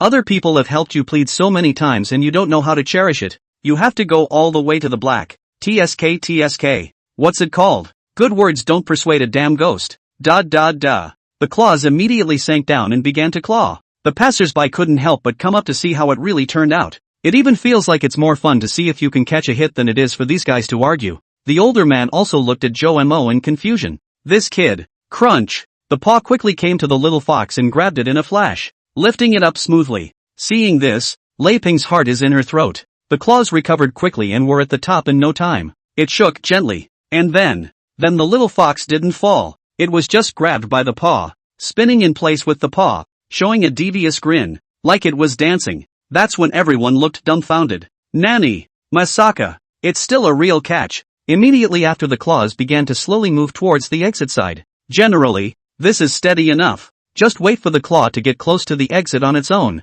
then throw it down and you're done. Asshole. Lei Ping directly cracked her mouth. A mouthful of bad gas clogged in the mouth of her throat, almost making her die of anger. She felt that the whole world was against her, then reached out and kicked the crane machine's console directly and viciously, directly breaking the start button and toggle. The entire doll machine shook several times as well, and the paw gripping the fox doll began to wobble as it moved, vaguely threatening to let go. This is also Lei Ping in a hurry wisdom, came up with a detrimental trick. After all, they did not have a previous agreement, cannot be interfered with the crane machine by such means. Pinky, you're crazy. What a man this is. Crazy if you can't play? Everyone saw this and then looked at her with a look of disgust. Drop it. Seeing that the claws were already close to the exit, Lei Ping wanted to do another kick, but he was pressed against the crane machine by a backhanded tackle directly from an older man. Big gall, are you not taking me as a staff member seriously? Her face pressed against the glass. becoming flattened and twisted in a comical way.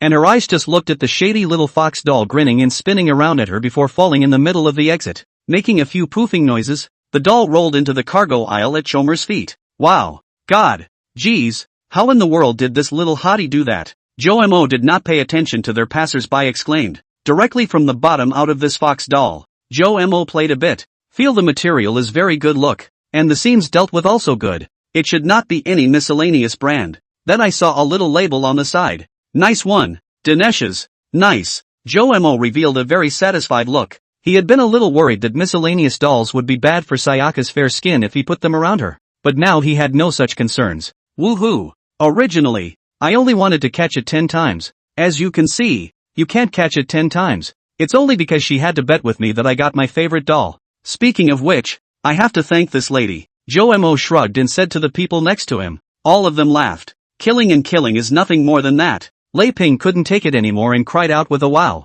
scaring the uncle to let go. Only Wang Ruoyu showed a helpless look and held her forehead as she said, Ping Ping, I've told you not to mess with Mr. Zhou, he was going to let you off the hook. You just don't listen. Once she heard her roommate say this, Lei Ping cried even louder. Wang Ruoyu looked embarrassed. Ugh, did I say something wrong again? Tutorial class. The next line in the phrase the road to Shu is harder than the sky is. Yi Jinxian is writing a book. Her little face is very serious look. And her little mouth is also reciting words. Her front table, Li Hao, had been listening with his ears perked up. This new Miss Yi Jinxian, her voice is too nice and cute. After listening for a short while, Li Hao was no longer satisfied with the status quo and began to twist his head to peek at Yi Jinxian. Sure enough, beautiful person, sweet voice, good personality, and a super learner. How happy I'd be if it was my girlfriend. Just as he was about to continue peeking, he suddenly saw an exercise book standing up, blocking the front of the little beauty at the back table. When he looked back, he found Bai Xiao gently patting his hand with a smug look on her face. Damn, this dead lowly. Li Hao was dissatisfied in his heart. At this moment, a girl suddenly walked near Yi Jinxian from the side, and she came up to Yi Jinxian and whispered something. Li Hao could not see the situation, but he immediately after found that Bai Xiao began to classroom outside the window began to look. Li Hao also looked over curiously as the center-parted head of a somewhat feminine-looking boy passed by. Who's this? Seems like a celebrity who plays basketball. Damn it! That scum has actually chased him here from the engineering college. Sister Jinxian, don't move. I'll go clean him up for you. Bai Xiao rolled up his sleeves, revealing 2 small arms not much thicker than a popsicle. Although the tone is fierce, but the deterrent power is really general. Evicting someone? Student Yi Jinxian, if you don't mind, let me go too. Li Hao felt that his chance to be the protector had arrived, so he was about to take the initiative. He was a runner and had a handful of strength. If it was this person, he was not in his eyes. Jin Xuan-san, let me. A rather burly girl stood next to Bai Xiao at some point and patted her chest. Li Hao's face changed when he saw that it was Su Su, a square female warrior who claimed to be 160 in height and 160 in weight. He was instantly a bit abashed. This one he could not afford to mess with and did not want to deal with. No thanks guys, I have to take care of my own business after all. I'll just go by myself. Yi Jinxian stood up, her small face full of seriousness. Although Xiao Mo could protect himself for the rest of his life, Yi Jinxian felt that she had an obligation to not let him worry too much about her heartache. What she could solve on her own, she decided she would solve on her own. Relying on external forces all the time is not a permanent solution after all. Sister, this kind of person is just you can't do anything to him. That's why he's clinging to his face. You have to give him a little bit of toughness to be able to. The novel is right. Su agreed with Bai Xiao's statement. Does that need me to keep an eye on the back if I need help? Li Hao scratched his head in some embarrassment and looked at Yi Jinxian with averted eyes. No, I'll be back in a minute. Yi Jinxian clenched her small fist and directly turned around and walked towards the outside of the classroom. Okay, I'll pour a glass of water for Sister Jinxian and drink it when you come back in triumph. Bai Xiao opened the cap of the bottle and filled Yi Jinxian's small water cup with a cup of water. Ever since Yi Jinxian started to win her daily portion in her fights with Zhou, she was the one who worshipped her master even more, and the contact became a bit more frequent. The master had told her to deal with thick-skinned men, and if she didn't like it, she had to be drugged hard, and gave a dozen reference examples. One of them would be suitable for this situation at the moment. Yi Jinxian really didn't want to waste her time in the tutoring class on other things. She hated to do problems for 8 hours in one breath. Then, Bai Xiao stood up and saw Yi Jinxian and Prince Feng standing in the doorway. They probably exchanged words for about 10 seconds before Prince Fong suddenly revealed a charming smile and ruffled his hair.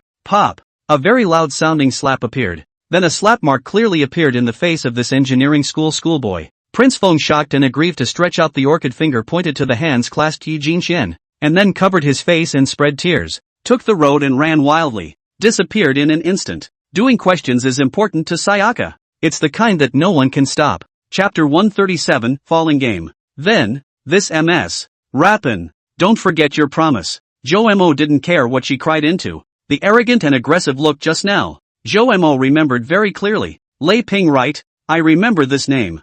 You broke the crane machine. This has to compensate us. Don't you think of running away? The disheveled uncle stared at Lei Ping with an unhappy face and said, Him. It's all him. Could I have broken the doll machine if he hadn't irritated me? You should be looking for him. Lei Ping pointed at Jo Mo, trying to stop crying and gritting her teeth. Do you think I'm out of my mind? The older man sniffed, and there was some fire in his tone. That. Wakefish. You've been the best to me. Help me, please. Seeing Jo Mo and this uncle's side could not break through, Lei Ping had to turn her mind to her own girlfriend's head. Because Jo Mo didn't seem to have much animosity towards her bosom friend. She is also out of her mind. Really want to crawl around the Jiaotong University. She will not have the face to stay in the school class. Seeing Lei Ping pulling her hand and pleading uncontrollably, Wang Ruoyu's heart was very soft. She pursed her lips and first said to the crowd watching from the side, It's a joke for everyone. Can you please leave first? Please. Wang Ruoyu first bowed slightly to the onlookers. The crowd still had a good impression of this little girl.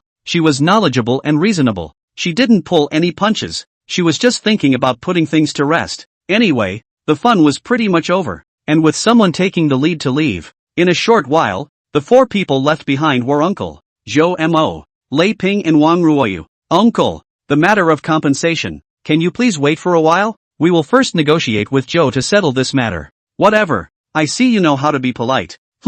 She's lucky to have a friend like you. The older man waved his hand, signaling for them to go aside and chat while he examined the kicked equipment to see how to price the damage. That, Jo Mo student, could you please come over for a chat? Aha. Jo Mo indifferently hummed. He still had to use this girl as a springboard to reach his own goals, so naturally he had no problem with it. With that, the three men stepped aside. First of all, I know it's Lei Ping's her fault for this, Wang Ruoyu said. Then seeing that Lei Ping still wanted to open her mouth to retort, she directly stopped it back. If you want to not make a big deal out of this, Pinky, you should just keep quiet for now.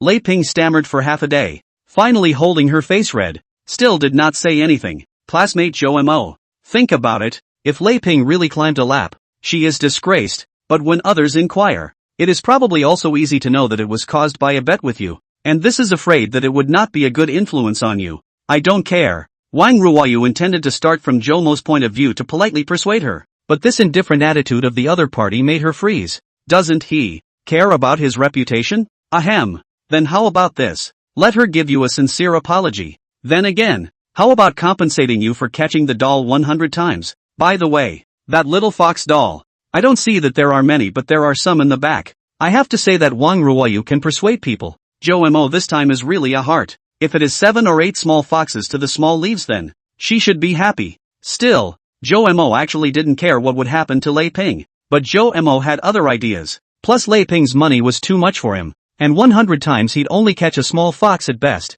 so he'd better forget about it. It was getting late, so Jo Mo didn't want to dawdle any longer and decided to shock Lei Ping again. The heat is almost done, so it's time to bring the juices to a high heat. Fellow student Wang Ruoyu, think about it. If I was the one who lost the bet, just because of your roommate's character, do you think she would spare me? So, there's no reason for me to spare her. As soon as these words came out, Lei Ping revealed an indignant expression and glanced at Jo Mo. Wang Ruoyu was dumbfounded. Yes, Ping's character. Not to say let go, follow all the way to take pictures and send a friend circle is more or less what she felt. She couldn't care less about this. If she didn't know Lei Ping, or her roommate, she would have turned her head and left. That, Pinky, you watch it. I can't help you. Wang Ruoyu felt that in the end. It was only when Lei Ping bowed her head that there was a glimmer of hope, and she twisted her head to look at Lei Ping. Well, I lost. Jo Mo. It's my fault. So, I can tell you a few secrets about Xiana.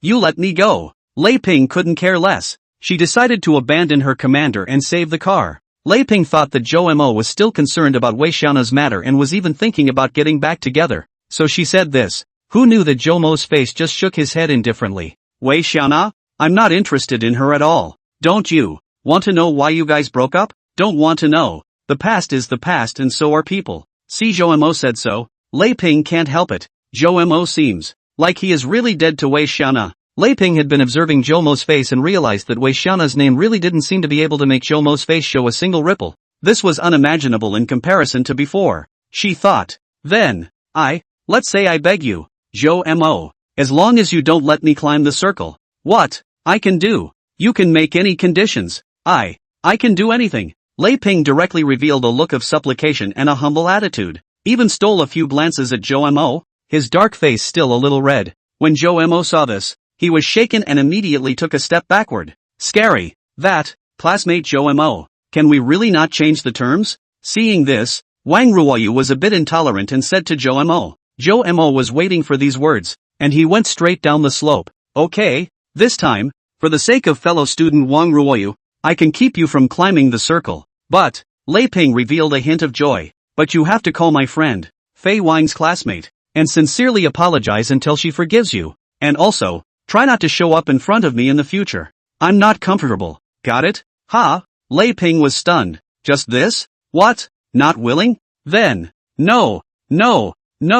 I do. Seeing Lei Ping honestly agree, Jomo, without saying a word, let Lei Ping take out her cell phone and dialed Wang Fei's number. That was Jomo's purpose. Negotiation. And the price of a reason. In order to completely take the initiative, we must completely dominate the upper hand. And then to achieve their own purposes. Because of the difference in mentality, the other side will only be obedient to cooperate. And the heart also feel that they have taken advantage of the cheap. Lei Ping, for example, now feels that an apology is much better than crawling in circles and is gloating in his heart. Besides, Jomo didn't care about Lei Ping, but Lei Ping apologizing to Wang Fei was important to him. Taking a step back, Jomo also knew very well that even if he was dead set on letting Lei Ping climb the circle, would she really climb it properly? Chomer doesn't think so, and there's no way the school's leadership will get involved in this, and it'll end without a fight. Jomo knew that this wasn't very realistic. This was just taking out one of the meanest gimmicks to scare her. From the beginning,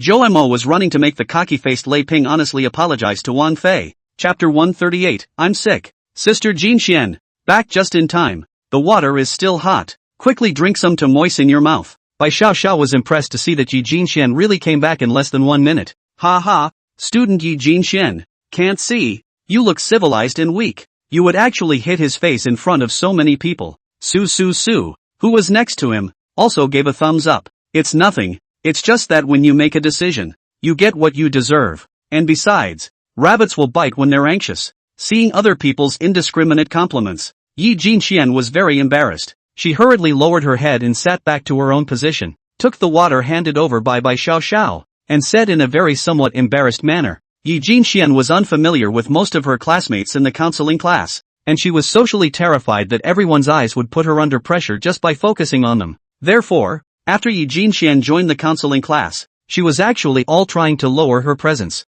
Just now that kind of thing, she reasonably never do it. She wouldn't be able to do such a thing for someone else, and she'd be hesitant to do it even for herself for quite some time. But as soon as she thought that if this was not handled well, it would affect her studies and even indirectly affect her final big exam, she felt a great courage and could not control her hand. I believe that this time, Prince Feng should completely break the idea of pestering himself. Yi Jinxian thinks that Bai Xiaojiu is right. This kind of person, you have to come to some hard response, otherwise he will eat your soft nature. Will always be pestered. Aha, right. No one can stop Sister Jinxian from studying. White Tiny nodded again. Of course, Bai Xiao still had a lot of confidence in Yi Jinxian, because she's so good at school and plays consistently. As for herself, Bai Xiao was very clear about her own strength, and it would be good to get a book. Come. Here comes the new round of exam practice papers. This time I've heard the level is high. Come and fight. It was at this time that class president Wang Yu led 2 boys, holding a large pile of unopened papers, cheerfully walked in from outside the classroom. Yeah, ha, my greatsword is famished. Utter madness. Please stop me. When the other students in the class saw this, they didn't show a look of bitterness, but rather a look of surprise. It's a scene you hardly ever see in high school. When brushing up here, most of the time, except for the mandatory papers, students are allowed to brush up on their own initiative to do it. Do it on their own. get the answers right on their own, and ask their classmates and teachers if they don't know what they're doing. Some of the more able ones, the faster ones, may brush up on the number of questions in a week, maybe twice as many as the downstream students in the class, but these are allowed to exist in the tutorials. Mr. Wang Jun told everyone that it is good to learn at your own pace and compare yourself with yourself. After all, the final big exam is only about scores. Maintaining an approach that fully motivates students, always in good spirits and centered on solving learning problems. Therefore, the good students and the bad students in the tutorial classes do not care too much about their rankings.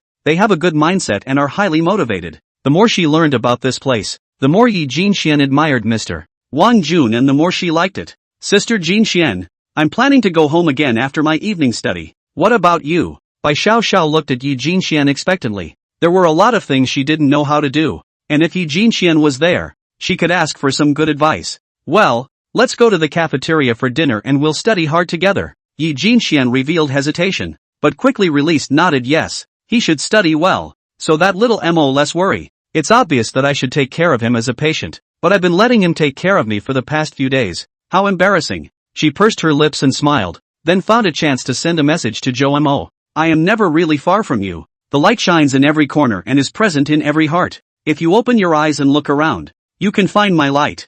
Huang Shang and Wang Fei, who were sitting on the sofa watching Aubergine Man vs. Little Monsters together, looked serious. Their eyes full of light reflected from the TV. While this was going on, Woofy felt his cell phone vibrate. It's an unrecognizable number. She brought over her cell phone and looked at the caller ID with some suspicion. I guess it's a nuisance call. Don't bother with her. It's interrupting our movie. Huang Shang skimmed his lips and said, aha. Woofy hung up and was about to put his cell phone back when it started ringing again. TSK, let me see who's so insensitive. Huang Shang took the cell phone from her hand and answered the call directly. Hello? Then Wang Fei saw Huang Shang's entire body freeze and turn his head to look at himself with a surprised expression. What's wrong? Listen. Huang Shang put his cell phone on the coffee table, then paused Aubergine vs. Little Monsters with the remote control. Is it Wang Fei student? My name is Lei Ping. Do you still have an impression of me? I'll let you state your intentions first. Oh, that's. A while ago you did not play Wei Xiaona phone well. At that time it was me who answered. Huang Shang and Wang Fei wide-eyed. Is a woman's voice? And seems to hear Zhou voice. He is urging this woman to confess something to this side. Wang Fei's brain turned very quickly.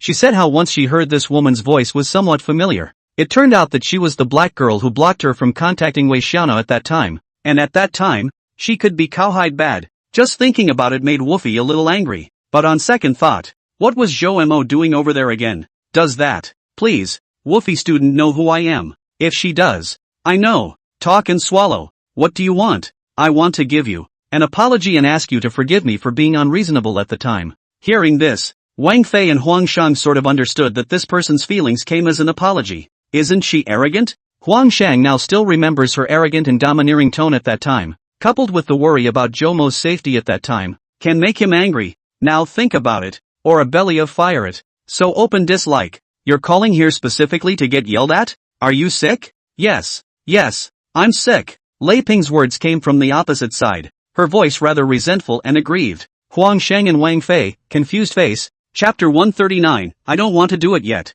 I'm sorry, really very sorry. I sincerely repent. I hope that Mr. Wang Fei can be an adult and forgive me. Listening to the painfully apologetic voice from the opposite side, Wang Fei felt a little nauseous and speechless. All the fun of watching TV was disturbed by this man. You put Chomer on the phone. Woofy rolled his eyes and said to the other end of the line. Oh, it's me. How's it going? Fei, have you lost your temper yet? Hearing that it was Zhou Mo's voice, Wang Fei sighed and said, Chomer, what the hell is going on here? You put a knife to her neck? No, she put the knife to her own neck. Hearing Zhou Mo say this, Wang Fei was even more speechless and stared wide-eyed with Huang Shang. What the hell? Why is it getting more and more confusing? Ahem. Other than that, anyway, she'll sincerely apologize to you until you're satisfied. Alright, I can do it. You don't let her apologize to me. I'm sick of hearing it. Just watch and come. When you finish solving your side of the things, give me a word about what the hell is going on right now.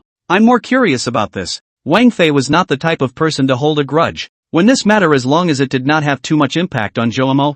Thinking of this, she intended to finish what she had not asked last time. Right. Slow down. You put that woman on the phone. and I'll ask her a question. Soon the phone rang again with Lei Ping's voice. Mr. Wang Fei, what are you going to ask me? I will know everything. As long as you can forgive me. Yes, I just want to ask. At that time, after you answered the phone, and then told Wei Xiana whether she had or not, what was her reaction at that time? Keep your voice down. Don't let Zhou Mo hear. Otherwise I will definitely not forgive you. Wolfie asked, purposely lowering his voice, and then the sound of a foot moving was heard. This. Later I told Xiana. She laughed it off at the time and told me not to worry about it. Then I realized that she sent Zhou Mo another text message that night indicating the severance of the relationship. When they heard the voice on the phone get smaller, Huang Shang and Wang Fei looked at each other. Phew. That's it. I have nothing more to ask. Wolfie's voice suddenly lowered, and when he finished, he lowered his head and didn't say a word. Will you excuse me then, Mr. Wolfie? Wang Fei didn't say anything else, but instead Zhou Mo seemed to be very upset and started to loudly scold her. Speak up, didn't you eat? Once again, Lei Ping's voice praying for forgiveness came from the opposite side. Please forgive me. Woof. Woofy students. Good. Very spirited this time. Lei Ping's voice was suddenly much louder and stuttered, along with Zhou Mo's words of critique. Alright, Zhou Mo. I'll give you a call when you're done over there. For now. Huang Shang looked at Wang Fei as well as his own hands with complicated eyes, then said helplessly into the phone. Alright then, talk to you later. Zhou Mo's tone still sounded quite relaxed, and immediately afterward he hung up the phone with a light laugh. Just a moment after the phone hung up, Wang Fei covered her face with a choked voice. At that time, Zhou Mo definitely still cared about Wei Xiana's opinion. This phone call of mine instead made Wei Xiana send that kind of text message. How desperate he had to be inside at that time. It's okay, wife. It's okay. Then we did not immediately go to the supermarket to accompany the purchase of things to go? Also fortunately Jin Xian's sister pushed the trolley to find him. This does not blame you. To blame, but also can only blame me for not having a brain. But it's also okay. Zhou Mo's character you and I understand. He certainly will not blame you. I know. It's because he won't blame me that makes it harder for me. Ooh, wife. Well, how about this? Tomorrow is not a Sunday. Well, we let Zhou Mo bring Jin Xian's sister over. Come to Jiatong University to stroll around. We invite them to dinner. How about it? Huang Shang reached out and gently patted Wang Fei's back in comfort. And, we can. This way. That way. This way. He. Seeing that his wife was having a hard time, Huang Shang came up to her ear and started offering advice. Really? This isn't very good, is it? What's not so good about it? It's only a matter of time. Wolfie hesitated, but nodded, his face slightly better. Next to the crane machine, Zhou Mo let out a light laugh, holding a bag in one hand and a fox doll in the other, twisting his head and preparing to leave. There's nothing for him here anymore. Lei Ping was relieved to see Zhou Mo turn his head and leave, and while Uncle was on the phone, she also wanted to hurry up and slip away, but just a few steps away, Wang Ruoyu pulled her arm. Pimmy, this is not good. Wang Ruoyu whispered to her. What's wrong with that? The quality of that doll machine is so bad. Even a little girl like me can't top it with one kick. It must be built by a crooked businessman. I call it ridding the people of a bad thing. Go. Lei Ping hurriedly explained, and was about to continue pulling her legs out, when an arm as firm as an iron rod firmly grabbed the clothes on her shoulder at once. You're a college girl, right? Is that the best you can do? The uncle's cold, hard voice came from the back, causing Lei Ping to break out in a sweat. 550 for parts and 200 for labor. That's $750. Not a penny less. The uncle continued. But I don't have any money. Lei Ping is on the verge of tears. She really has no money. Wakefish, help me. When Wang Ruoyu saw her crying with her face makeup all blown out and miserable, her heart softened and she agreed. Later, Wang Ruoyu how can not imagine. The $750. Let their relationship completely broken. After returning home, Zhou Mo walked into the kitchen, skillfully tied on his apron, opened the refrigerator, looked at the fruits and vegetables on it, and stroked his chin. What to make for dinner tonight? If you want to be surprised at every meal. Just as he was pondering this, his cell phone rang.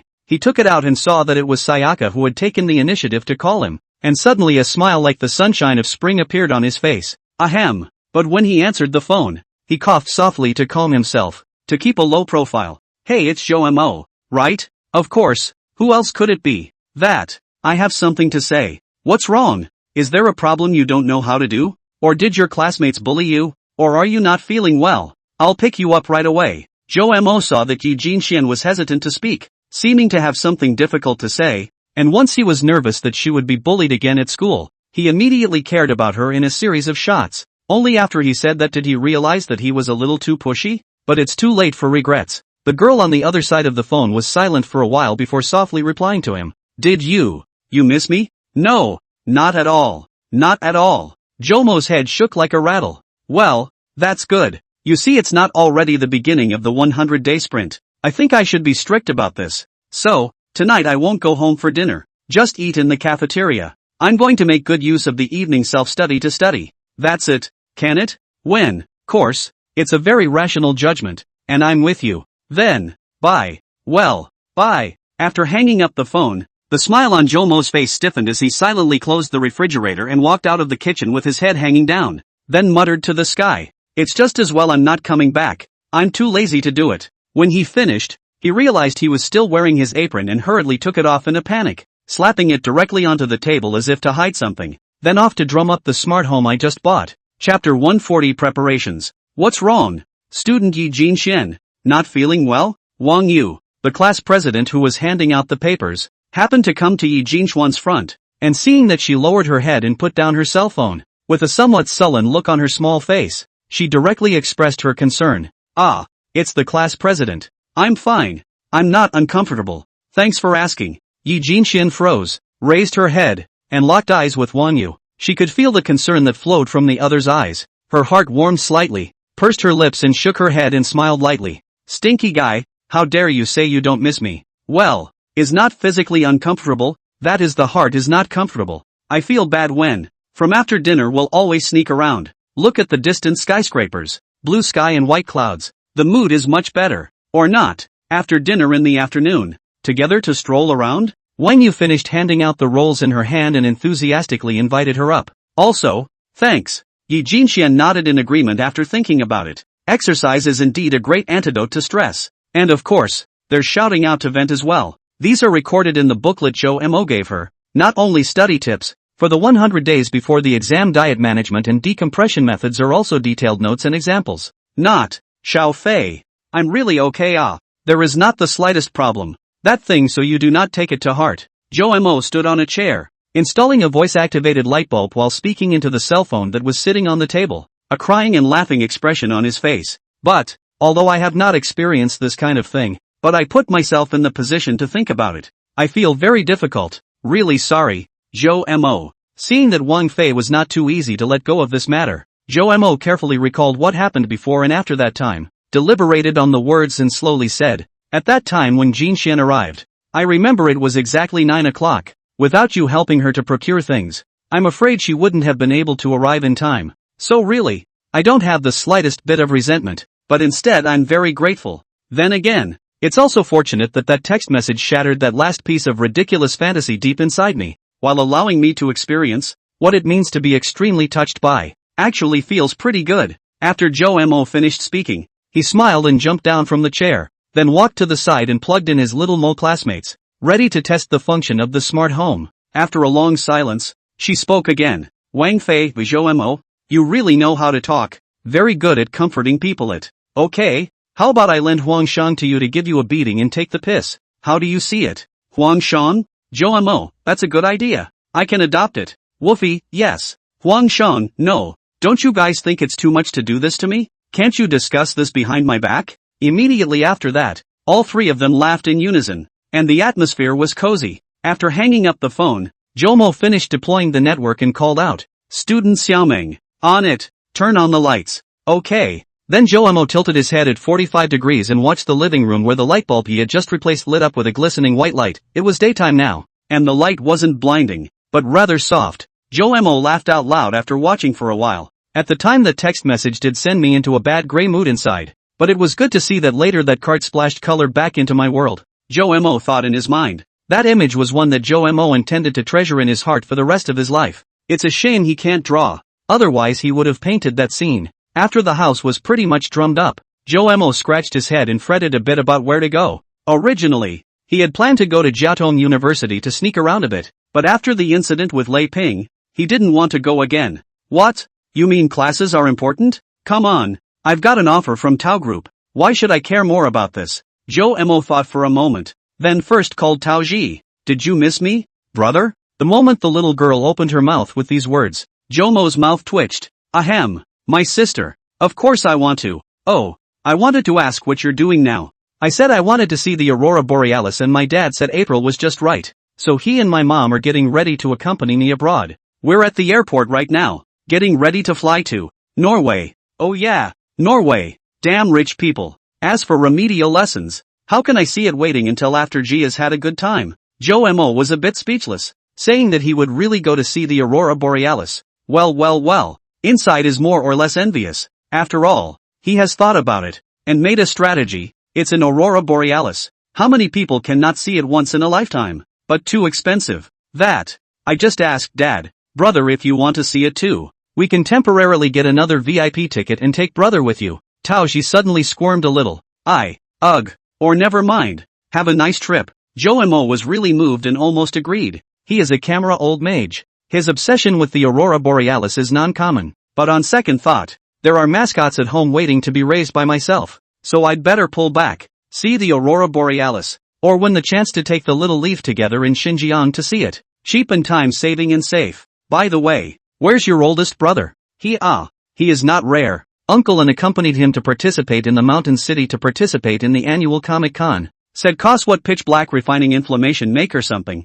Do not care about him strange guy. Well, Joe Mo doesn't know much about Comic-Con. And cause is limited to whatever weird clothes he's wearing. He's a solid three-dimensional present. And doesn't know much about the second dimension. Big brother he did another favor. So why don't we go buy something for him to send over? Joe Mo thought about it and felt that it would be good to visit He Zichang while he was free. Otherwise he would always be on his mind. Hello, brother he? It's me, Joe Mo. Ha, don't around. You kid, did you go to the Seaway Bridge again? No, really? It seemed that He Zichang was a bit of a shadow over this. And Joe Mo was a bit teary-eyed. Where are you? Are you busy? If not, I'd like to come and sit with you for a while and talk. Oh, okay, I'm fishing on the river. Nothing much, come on over. The address is at Chapter 141, Sistering. On the south bank, 5 kilometers north of the Hailu Bridge. A big brother who fishes sits motionless at the river's edge. The man didn't move, but his eyes were on the river not far away, grunting lowly through gritted teeth. Be a fish and leave a line for the future. Brother fish, don't go too far. It turned out that directly in front of him, a large fish was gently touching his rod, which was flush with the surface of the water, with its big flat mouth. This person was none other than He Zichang, who had a head full of black lines. But the fishing man's patience are strong terrible. Spare me. He Zichang did not move a bit, just eyes straight at this big fish. Immediately afterward, a scene that made his blood pressure soar appeared, only to see that this flaunting big fish began to swim slowly down the pole towards He Zichang's side, until it swam very close to He Zichang and stared wide-eyed at him. The fish's mouth opened and closed, and every now and then it rubbed against the rod and spun around in place as if it were speaking to him. Look at my marvelous body. I'm going to show it off to you, little redneck. Will you? He Zichang began to adjust his breathing at the sight, trying to calm himself down. Don't make me. He gritted his teeth, but immediately after that, a move by Big Fish made him break right through the defense. Hello, only to see this big fish violently flinging its tail, the cool and still fishy river water directly through He Zichang's face. And then this fish began to swim towards the depths. Ha ha ha ha ha. Copy. He Zichang laughed angrily, then cursed and jumped directly into the water regardless. Martyr. Today either you will go ashore forever or labor will go down forever. Put. There was a big splash at the edge of the river. The jeering of another angler sounded in the distance. Ha ha ha. Look. He's in a hurry again. Joe Mo, who stood not far behind him, holding a large bag of fruits in one hand and a large bag of fish bait in the other, watched the scene with dumbfounded eyes. Apart. He didn't understand what was so fun about fishing, nor did he understand why brother he had to obsess about catching the fish instead of getting it up. I was going to wait for He Zichang to take care of this fish before saying hello, but now it looks like there's a wait. Joe Mo scratched his head, somewhat troubled, and leaned over to sit on a smooth stone at the same spot, looking at He Zichang who was flopping around in the river catching fish in the distance. You are Joe Mo, right? At this time, Joe Mo heard a sweet-sounding female voice behind him. This voice is very nice, just like the voice of some female anchors who specialize in live counting to lull people to sleep when they couldn't sleep at night in the past, which is very comfortable for people to listen to. Joe Mo twisted his head and saw a woman who had coiled her hair into a bun on the left side. holding a folded clean white bath towel in her hand, looking at him with a smile. She was dressed in a simple, pure white casual outfit, with a sweet smile, and couldn't tell her age. Maybe in her 20s, maybe in her 30s. It's like a big sister who knows what she's doing. Sister knows me? Joe pointed to his face, somewhat puzzled. If Joe knew such a good-looking big sister, he couldn't possibly have no impression. I met you once, but I don't think you've met me before. Guess what? The other party stood next to Joe and scanned He Zicheng, who was still messing around in the river, with a helpless look on his face. Seeing this, Joe felt that it might be rude for him to continue sitting and stood up as well. He stroked his chin and scanned his eyes over the river and the sister's face a few times. Sister, you should be on good terms with big brother He. The reason why I haven't seen you and you've seen me, I think, the probability is that I'm in a coma. Right. Last time I was saved. In addition to big brother He, sister, you are presumed to have made an effort. Yi Jinxian said that your brain can be good. Now it seems that she wasn't wrong. That night, the ambulance was accompanied by a person. Besides Yi Jinxian, Zicheng, there is another one that is me. I'm Zicheng's wife. Everyone calls me Ing. Ing said to Joe with a smile. Ing? Then I'll call sister Ing from now on. Whatever. Seeing that Joe Mo's face showed a hint of doubt, but did not subconsciously ask after his surname like others would normally do, Ing nodded slightly. Those two little fish, did you eat them? Two small fish? Sister Ing is talking about the two that big brother He sent over. Right. Jin Xian and I both ate them. Is there something to be said here? That's good. It's nothing really. At most it's just my residual thoughts acting up. I apologize if I've caused you any trouble. It turned out that the one who let the small fish be eaten was the sister, not big brother He. Joe suddenly realized. At this moment the river He Zicheng has begun to return. It looks like the murderer has been caught and brought to justice. Joe looked at Ying's face for a moment and realized that something complicated and somewhat sad seemed to flash in her eyes, and is very familiar. Joe met Yi Jinxian before, living like a thin ice, occasionally look at themselves in the mirror. Days will also show this kind of appearance. Sister Ing, do you believe there is a God in this world? Joe couldn't help but ask. Yet the other party's answer silenced himself. God? I am not willing to believe that there are gods in this world. Ing said with a light laugh. Grandma, let you be arrogant. Ha ha ha, I'll stew you tonight to replenish my wife's body. As soon as the drenched He Zicheng came ashore, he laughed unbelievably. The big fish held in his hand tossed and turned with all its might, but it was firmly grasped by him, and could not be broken free at all. Zicheng, a friend came to see you. You just know how to touch the fish, and you didn't look back just now. Hearing his wife's voice, He Zicheng froze, and after seeing Joe standing not far away, a very happy look appeared on his face. It's you boy coming. Well. Fishing together later? We'll talk about fishing later. Hurry back to the car. It's windy now. It won't be good if you catch a cold later. Ing walked forward and draped the pure white bath towel over He Zicheng. Hey, it's better to have a wife. This dead fish. Snap. He was having a good time when his hand suddenly slipped and the big fish's tail started flapping back and forth in an upward direction, surprising him with a couple direct slaps. He Zicheng was furious, and was about to have a fit, but Ing was one step ahead of him, and directly stretched out his hands to fish for the big fish, and lifted it upwards, just to ruthlessly smash it towards the big stone on the ground. Bang! There was a muffled sound, and the big fish, straight away, its body shook and it stopped moving. Joe even stiffened his body for a moment just now, vaguely sensing a murderous aura from this gentle big sister, albeit only for a moment. Seeing this, He Zicheng scratched his head with an embarrassed expression. Ahem, dead as a fish. Chapter 142, Fishing? Isn't it easy? Before long, under the lead of Ing and He Zicheng, Joe followed and got into a pure white trailer caravan parked on the side of the road. He'd seen the trailer RV when he arrived, but hadn't realized it was He Zicheng's. I'll go change my clothes. Ing, you entertain Joe first. He Zicheng snorted and walked inside to change his clothes. Joe, sit. Ing said to Joe with a smile. Joe looked at the big fish that was placed dead beside the table, nodded his head in a very good and understanding manner, and then sat down on the sofa. This caravan is not big from the outside, but when you come in, it is a different world, just like a small home, all kinds of things, and not too crowded. Such a caravan is not expected to be cheap. Joe secretly pondered. Joe looked around, then saw a photo not far away. He looked at it for a few moments before revealing an incredulous look, his eyes wide open. Are you looking at the picture? Here. Ing took a cup of tea and placed it in front of Joe, and when she saw Joe focusing on the framed photo, she reached out and took it off, placing it in front of Joe. Thanks. As for the tea, Joe Mo had no time to pay attention to it, although he could smell it for the time being. His full attention was on the photo, only to see the photo, late at night, above the big river, with the bridge as the background. An extremely pretty-looking short-haired girl was clad in a soft blanket. Her short hair was slightly messy and fluttering in the wind, slightly tilting her head, exuding a playful and cute look.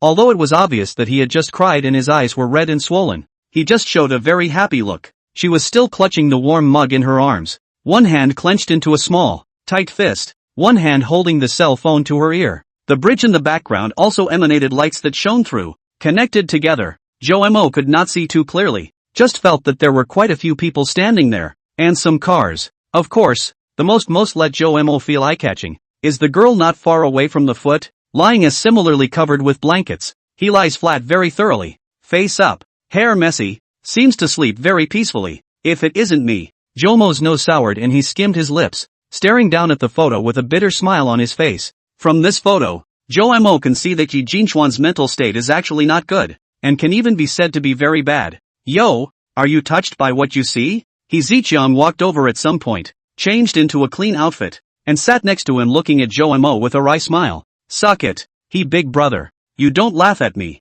Joe Mo raised his head and forced a smile. This photo was taken after Yi Jinchuan's consent before we took it back. You, 1T mind, right? Next to her, Ing walked over with a few pieces of watermelon and laughed. No, how could it be? If Little Leaf agrees, that means I agree. Joe Mo hurriedly waved his hand. His own and Little Leaf's lives were saved by Big Brother he. So what is this? Well, you guys talk, I'm going to go kill some fish. And Chum, you can look at the other pictures on the wall again. Sister Ing nodded, taking away the large fish next to her and walking inside. Joe Mo sniffed. His heart stirred. Just now actually found that there were many photos hanging on the wall. Not just this one. He looked up again. First revealed a look of surprise, after scanning the circle, full of emotion, only to see almost 10 photos hanging on the wall. The remaining 9, although the content of the photos are not quite the same, but all can see the people in the photos, face with a heartfelt smile. These people are men and women, young and old. Some of the background is on the shore, some are in hospital beds, and some are also with Yi Jinxian in general, sitting on a small boat. Brother he, this can't be all the people you've saved. Joe Mo pointed at the wall and asked. Well, it's still true that some don't like to be photographed and don't stay. Big brother, you are really meritorious. At those words, Joe Mo was shocked. It's drizzling? Ha ha, good timing. Come on, I'll take you out fishing. He Ziqiang twisted his head and suddenly saw the gloomy sky outside began to drizzle. His eyes lit up. This is a good time to fish. So he hurriedly yelled to take Joe Mo with him to go fishing. Good. Joe Mo had originally come over to play, naturally with the nature. Plus he had never fished. In fact, really some curiosity. It wasn't long before the two men returned to the spot where they had started catching fish, which was a little more grassy and vaguely ditchy. Come, this is my special spot for fishing on a cloudy day. Joe Mo, you can try. Joe Mo had a large transparent umbrella inserted on his side to protect him from the rain, and in front of him was a set of ready booms. This bait, it should hang like this. He Ziqiang gave Joe Mo a demonstration, and then taught on the spot, flinging out the fishing rod. His movements skillful and dashing to the extreme. Joe Mo nodded his head in admiration, although he was not too keen on fishing. As soon as he started to learn something, Joe Mo would learn it very seriously. Compared to Joe Mo, He Ziqiang's dress was much more racy. He wore a bucket hat, wearing a dark poncho, and then to the side of the old god in his seat, flinging out the fishing rod after staring at the water motionless up. Joe Mo looked at some of the ancient poems in the fishing, guessed that flavor. Big brother, he is really a good man. Ha ha, old buddy, let's compete and see who catches the fish first. How about it? This, me a novice egg. How? No, that's about my level. Ha, why don't you say anything? It seems like my fishing rod moved. Hearing Joe Mo say this, the smile on He Ziqiang's face directly froze. Not waiting for He Ziqiang to open his mouth, Joe Mo first gently pulled the rod to feel the force of the fish, and then pushed the rod forward, followed by the beginning of the line. Pulling back, a fish of almost 15 centimeters was pulled back to the shore by Joe Mo. Ha ha ha, kind of funny. Joe Mo grinned happily. He didn't know how to fish, but he had watched a little fishing video before, and he couldn't imagine that he really pulled the fish back. The fish fluttered so much that Joe Mo messed around with his hands for half a day before he was able to remove the fish from the hook. Brother he, look. Ha, what's wrong with you? Joe Mo held up the fish in his hand and was about to ask He Ziqiang to give it a look when he realized that He Ziqiang was looking this way with a complicated face. Cough cough. It's okay, it's okay, it's really a new generation. Congratulations Joe Mo, open the door. Joe Mo scratched his head, then put the fish into the water bag he had prepared for himself next to him. It's just a rookie protection period. Don't believe it, he can be so lucky all the time. He Ziqiang consoled himself. 1 hour later. Ha ha, brother look, another fish. He Ziqiang looked at the smiling older boy who was drumming the fish in his hands, then looked at the dozen or so fish of various sizes in the water bag next to his feet, then twisted his head to look at his own water bag, which was dead and empty. He, in deep thought. Chapter 143, I have a story. Do you have a drink? Big brother. This fishing seems to be very simple. Well, Joe Mo seemed to be immersed in this short-lived joy, and did not notice the forced smile of He Ziqiang's face on the side, as he once again threw out his fishing rod and said cheerfully. It was rare that he ever laughed heartily at something he was playing with, but this time it was a good laugh. Yeah, sure, He Ziqiang echoed with a stiff smile. No, brother fish, I haven't treated you poorly in the past 2 years, right? I've provided you with good food and drink every day, and you're eating out of the palm of my hand. Don't you think it's a bit too much? He sputtered madly inside. By the way, brother can you tell me the details of that night? Joe Mo suddenly showed an expectant look over, and He Ziqiang sniffed and locked eyes with him before revealing a strange look. Yi Jinxian didn't give you a word? Roughly, but the exact process, she didn't say. So, I guess the little girl is too thin-skinned. He Ziqiang rubbed the stubble on his chin and laughed. In fact, there is nothing to say. When just ashore, in the ambulance, the doctor gave us said you probably have to situation. The doctor taught to be rigorous, cannot mess to the patient's family promises. That doctor said, you sleep a little too long, although the probability of awakening is very high, but there is a certain possibility that you will fall. What after effects? He said, then took a sip of water. Then, Yi Jinxian was very nervous and asked what after effects might fall. The doctor said a few for her to hear. At that time, she was scared to cry, flung herself in Ying's arms, crying. How can Ying comfort cannot stop? Then it was the doctor who couldn't take it anymore and offered a few words of comfort before she slowly calmed down. As if He Ziqiang had thought of something interesting, he shook his head and laughed lightly while sipping water from a somewhat ancient-style water cup. Joe Mo twisted his head to look at this big brother with a bitter smile, which finally turned into a thick sigh. Then later, you didn't wake up as expected and a few of us were worried, not to mention her. Later, Ying taught Yi Jinxian a method of using language details to help build a dream. The specific details I'm not sure. Ying took Yi Jinxian and your 2 couple friends, repeated discussions, and finally got a whole sheet of lines. Listening to Ying said, it seems like what to simplify the process of you and Yi Jinxian meeting, and then reversed, and finally through the achievement of what the wish of the heart way to show it. Wrote in, TSK. I can't understand this. If you want to listen carefully, you can ask Ying. She is still quite knowledgeable about this piece. Saying this, He Ziqiang pulled the brim of his hat and continued. Probably from the 4th day of your coma. Yi Jinxian began to hold that paper every day. In your ear read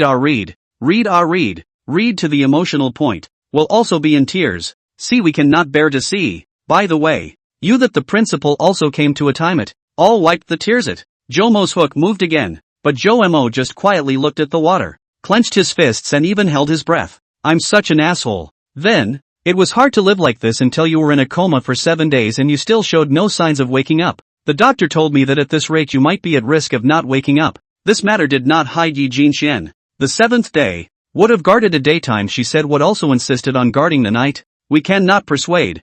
Ying accompanied her to guard the night. I and the young couple on the change of the day shift over to listen to what Ying said. Yi Jinxian again took the paper. Read the night. It wasn't until the next day dawned that the doctors told them that you were finally showing signs that you were going to wake up. Later, Ying told me that after Yi Jinxian read a certain line, your hand actually moved slightly. So it seems that this method works.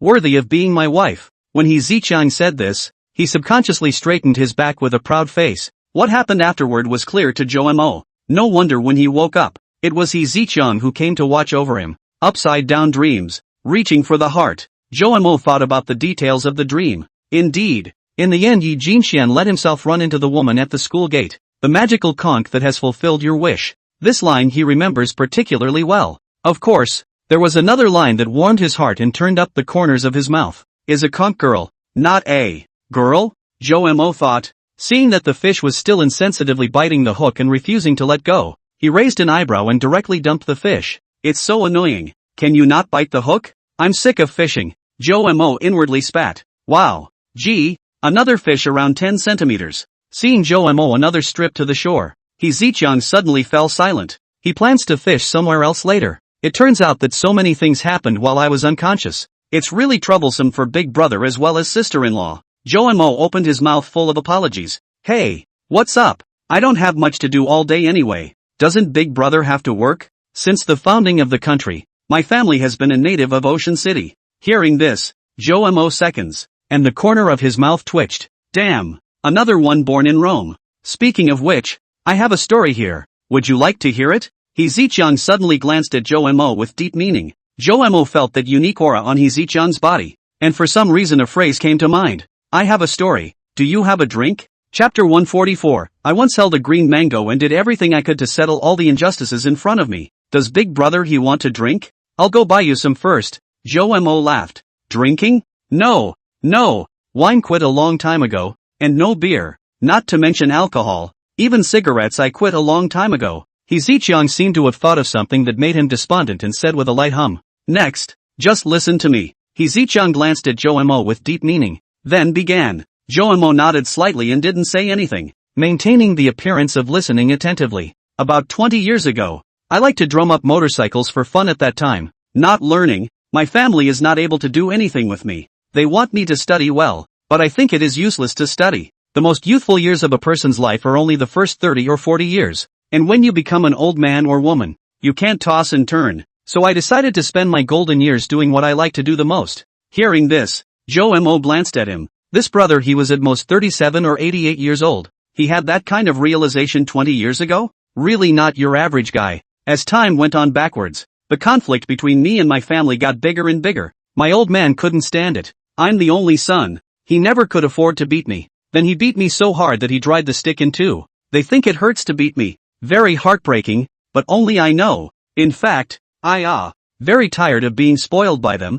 I would like to let them like the next door neighbor's family of two to their family of those 3 children that like to me. Wrong to admit punishment to be beaten. Do something to reward the praise, instead of one and one praise me. After He Zichang finished speaking, he once again tilted his head fiercely and took a sip of water. Ha! So that beating, even though it hurt, I actually had a pretty good time. Ha ha ha ha. Joe watched him laugh so happily and laughed along with him. Later, I decided to ride my bike around a few provinces for fun. The old couple naturally disagreed. I wanted to sneak out but I was afraid my mom would cry every day. So I gritted my teeth and gave up for the time being. But I've been preparing for this. My motorcycle is polished and shined by me every day. Then an agreement was made that I would study hard, regardless of my grades, and that I would be allowed to take a trip out of town after my senior year. I got average grades, but at least I met their mental requirements to go to a local college of about the same caliber. And the older two were so pleased that my dad assisted me in making the final improvements to my motorcycle and bought me a flip phone so that I could call at least once a day to tell them I was safe. The day I went out, my mother cried. I said I came back to bring her a whole lot of souvenirs. She also could not stop crying. And then I do not know how to think, thinking that I can also be free to love. So I sent a mix of said that when you go home to bring you a daughter-in-law. My mother laughed and scolded me a few sentences, but also really do not cry. And just like that, at 18 years old, with a backpack, a motorcycle, a cell phone in my pocket, and a map cupped in my hand, I was off. What sights will I see? What people will I meet? Will I break into one unknown world after another? That feeling of intense anticipation for traveling, I think, I will never forget it for the rest of my life. It's something I can't experience now. Hearing this, Joe even felt that he had developed a yearning. This big brother he was really a wonderful person. So you've had a lot of things happen to you since then?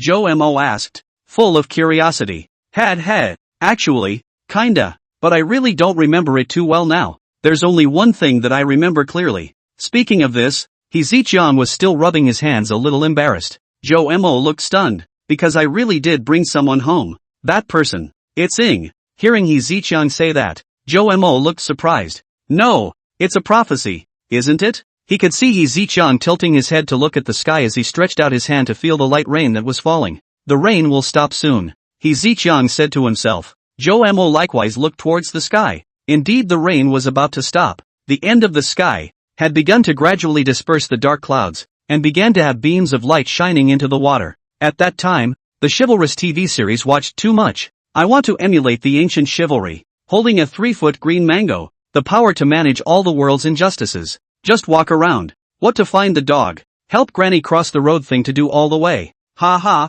it is also funny, but it is also considered to be the size of the good thing to do quite a bit. Once when I was passing through a mountain village, I heard that a family surnamed Ryu was planning to sell their crazy daughter. I was really shocked. What year is it? And people still dare to do that? Can I not care about this? Without saying a word I went and scouted the area. Got ready. Timed it right. And when they showed up at the entrance to the village the next day, I rode into the crowd masked, with the handlebars in one hand and a stick in the other. Didn't think anything of it at the time, just felt like it was wrong and needed me to correct it. Rushed in and reached out my hand to the cloaked girl. Was kinda worried that she wouldn't know how to cooperate with me, but she just looked up in my eyes for a second at that point and took my hand in hers righteously. And as soon as I gave it a little tug she leapt up into the backseat of my car and hugged me tightly around the waist. Joe Mo, listening to people are stupid. This think about are unlikely things. But also really by that time is Rash He Zicheng dry into? Look at your dumb face. What's wrong with it? He Zicheng looked at Joe Mo with an amused expression and held out his own water bottle at Joe Mo.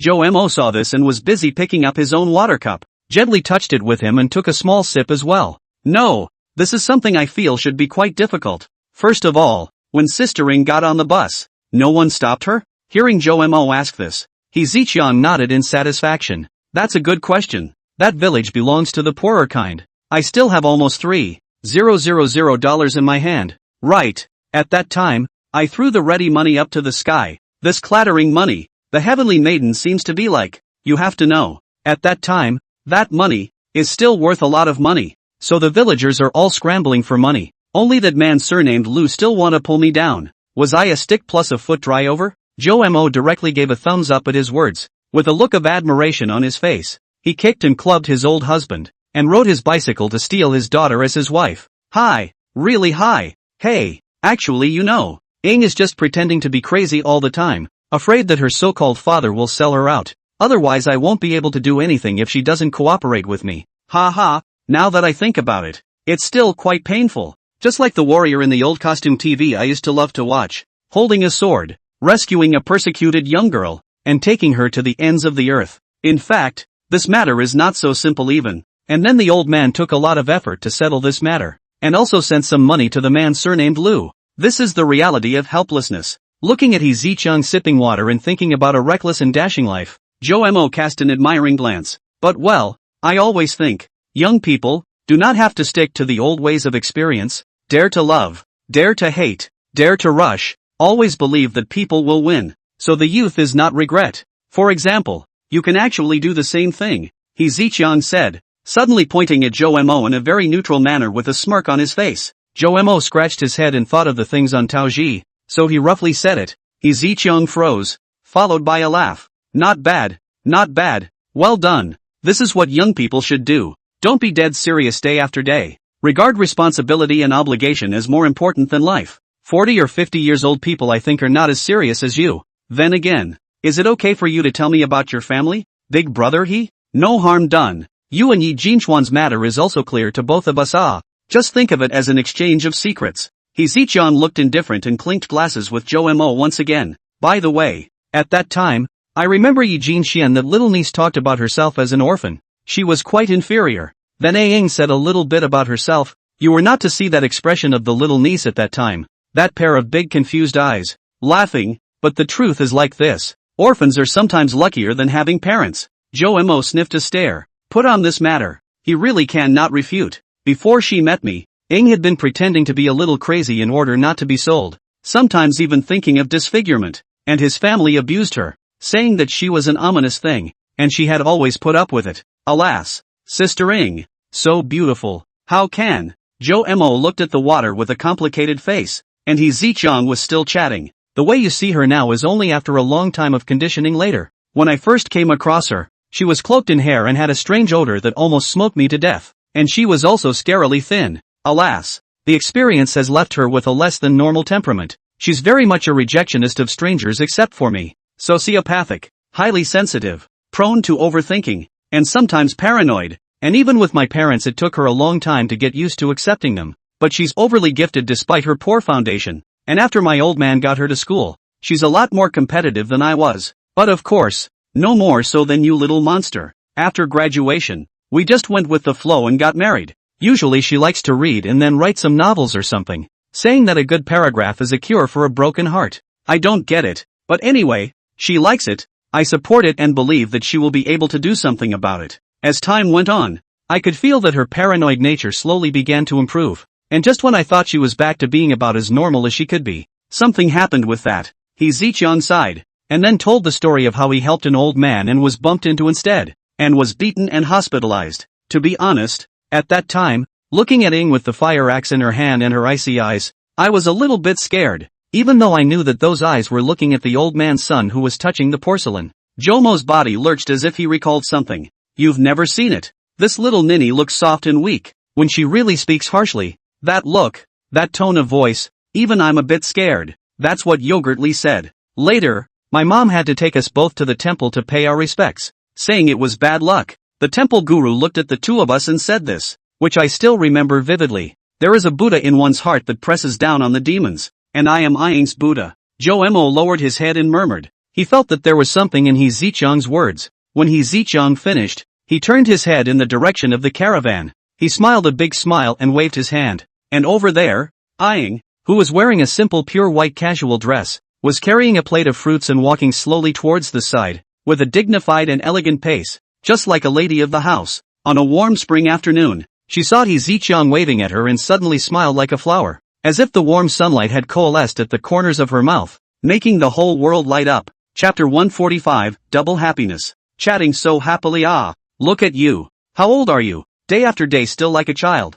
Mo. Eat some fruit. Ing walked up to the two and grumbled somewhat angrily at Zichang before turning her head and smiling at Mo. Seeing this, Mo came over and picked up a few grapes and ate them with a smile. Zichang took off his bucket hat, scratched his head in embarrassment, and similarly came over. It's not that I'm saying, this big family is a bit too harsh on their offspring. If it were me, as long as the child is happy, I can do whatever I want. Zichang took a bite of the peach and muttered to Mo. I don't think the words can be said that way. Big brother, you're not an ordinary person. You haven't been spoiled. But for ordinary small children, proper education is still necessary. Mo didn't agree with his words in one fell swoop, but shook his head and offered his own opinion. Zichang thought about it and laughed lightly, thinking that this was really true. Zichang, although Mo is a dozen years younger than you, in this regard, I think you still have to learn more from this little brother. Seeing his wife say the same thing, Zichang could only nod his head. There's no way around it. My wife is the biggest in the world. Mo, I think you'll be a good father in the future. Sister Ing, don't make fun of me. I'm still young, being a father and all. I haven't even lived to understand myself yet. How can I educate my offspring? Thinking about it is stressful. Seeing Ing praising himself so much, Mo touched his nose in embarrassment, and his speech unexpectedly stumbled a bit. Unconsciously in his mind, a family of three appeared. The man has a broken hair, handsome and handsome. The woman has a simple and competent short hair. Children, cough cough cough. No, no, no, no, can't think anymore.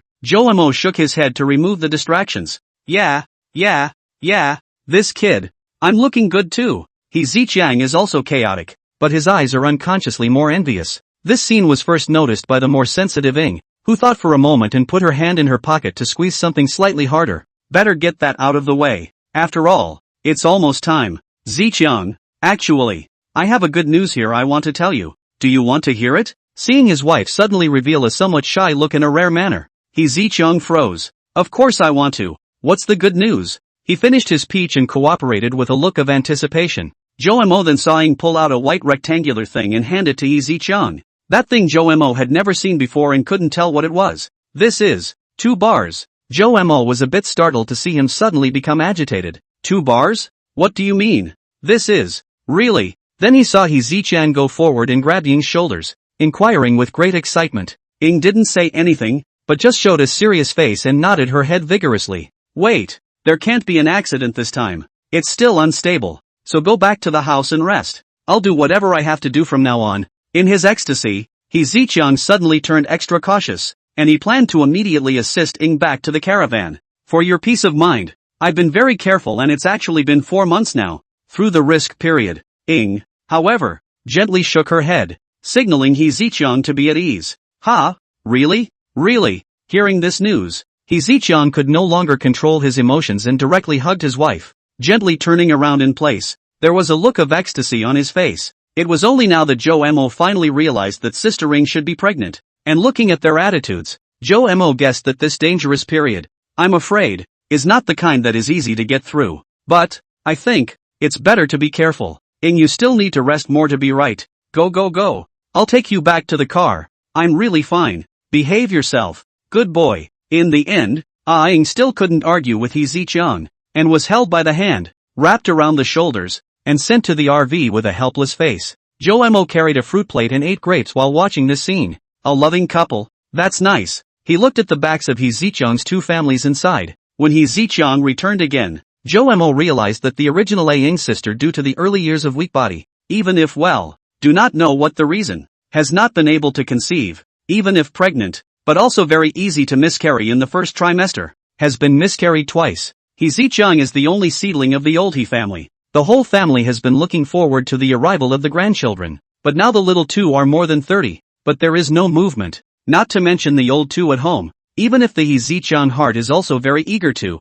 but for fear of bringing excessive pressure to the Ing, has been hiding. This time, after Ing found out she was pregnant, she was afraid that she might still have an accidental miscarriage and give the whole family empty joy, so she had been careful with her body on her own, and it was not until now, when the doctor said that the fetus had entered the stabilization stage, that she made up her mind to tell her husband. Joe Mo was in a hurry to stumble upon it today. No wonder she's been dead set against, for the past few months. Want? To what? Hey.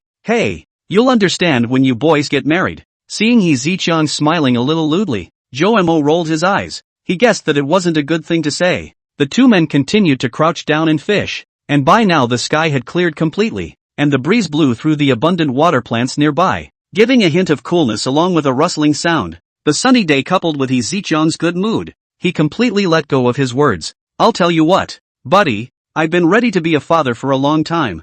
I've got the little car and bed at home ready to go. I like both sons and daughters. If we can have a double wedding, it would be even more desirable. With the face value of Ing and me, the child will look good anyway. When he was born, I have to talk with him, feed him, wash his poop, put him to sleep. You do not know, when the child was just born, the baby mama is the most hard work. Originally the body bone is a big weak, to endure the pain every day to do rehabilitation exercise, and so on back home, but also day and night breastfeeding. For the spirit of the spirit is also a great test, in case of a blockage of breastfeeding, but also is very difficult to bear. It's also very hard on the mind if the milk clogs up. Joe Mo listened carefully and memorized it, nodding his head while thinking. It seems that brother he has really put a lot of hard work into this. So yeah, for the first few months, as much as a father can do, except for breastfeeding, he does it all. I think it's the right thing to do. Alas, it is said that children are born with mom, and with dad it is like fighting monsters and upgrading.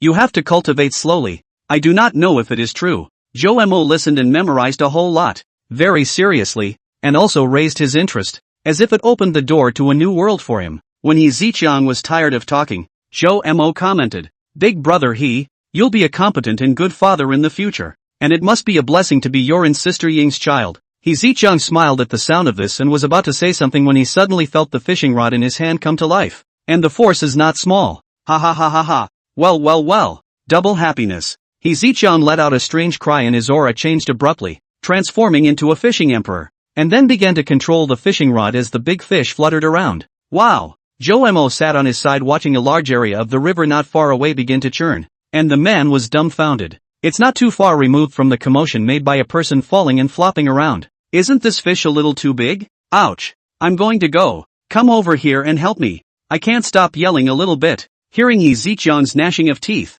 Joe Mo immediately ran over and followed his example of holding the fishing rod. I said 321. Let's push together. Good. 3, 2, 1. Give me up. Give me up. Two roars rang out at the same time, deafening, only to see two men tightly grasping the fishing rod, arm muscles tense, veins bursting, make every effort, and that big fish to start a thrilling tug-of-war. As the two men made a concerted effort, the big fish, which had been rolling and struggling in the water, was gradually pulled out of the water. The water splashed and the fish swung violently in the air, trying to break free but ultimately losing the battle. Joe Mo stared wide-eyed, scrutinizing the loot in front of him. Good lord! This is a big fish, almost close to a meter in length. He couldn't help but exclaim, how big this must be. On the other hand, Zichang on the side had long been unable to hold down his excitement, completely ignoring the others, like a hungry tiger pouncing on food rushing towards the big fish he had caught. His eyes were incandescent, as if what was in front of him was not a fish,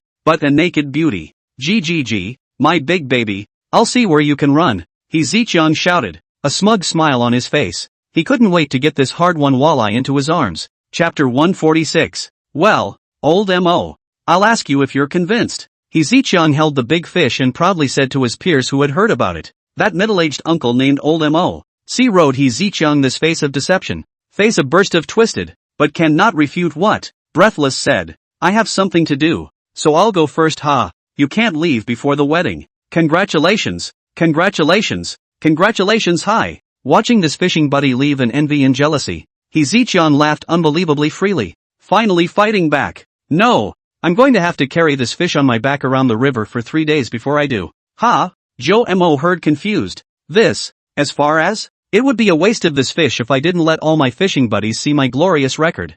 Zichang patted Jomo's shoulder, indicating that he was still young and didn't understand. If I could, I would even want the entire sea city to see this scene, Zichang said, then prepared to find something to tie the fish. Do you really want the whole of Sea City to see it? Joe M.O. stroked his chin and really thought hard about a viable option. Ha! I knew you boys had a good head on your shoulders. Tell me, when Zichang saw Jomo's look, he asked after him with an expectant face. We can do this, just in time, when we get into the city, and it's about time. I'll treat my big brother and sister-in-law to another meal. Zichang's eyes lit up when he heard that. When they say they're going to do it, they do it. 3:57 p.m. Fishing base across the river. Hey, big brother, did you see that? Just now there was an SUV with a big fish tied to the spare tire. It passed through here. It wasn't going fast, and I think that car looks like Zichang's. Nonsense. I saw it too. This kid, driving not as fast as I walk. He's afraid we won't see that he's the one who caught it.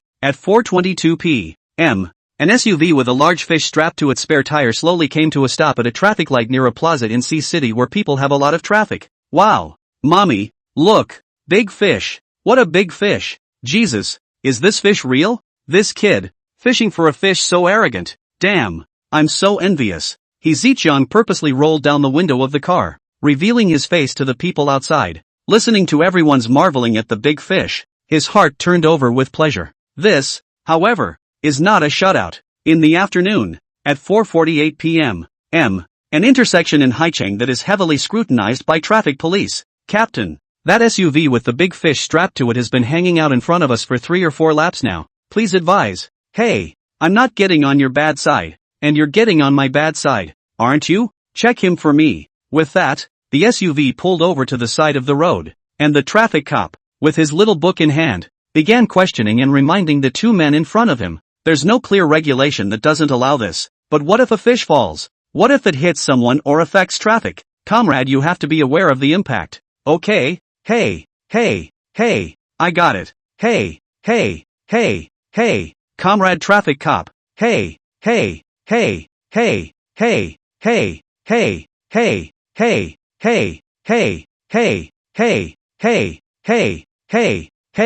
Looking at Zichang's bright smile, Joe M.O. poked him with his elbow and reminded him with a helpless face. Brother, restrain your smile. People's faces are black. On the other hand, Ing was standing behind the side of the traffic police, holding her cell phone to record the scene, and her gaze was very gentle as she watched the scene. When her husband is happy, she is happy. The back of the traffic police, Jomo's awkward smile, Zichang's brilliant smile, and the big fish in the car behind him, as far as the eye can see. Then, this video, edited the title, the use of Joe M.O. the small net read to join the title, once again rubbed the wave of traffic, sent to the internet. So, Zichang caught a big fish thing. Haicheng not dare to say that everyone knows, but a lot of people know that is not running. Joe M.O. had nothing to repay these 2 saviors, and if this could make his benefactor happier, he felt it was still not a wasted trip. 5:30 p.m. The 3 of them showed up on time at an old noodle shop not far from Joe M.O.'s house. Joe M.O. thought, after eating,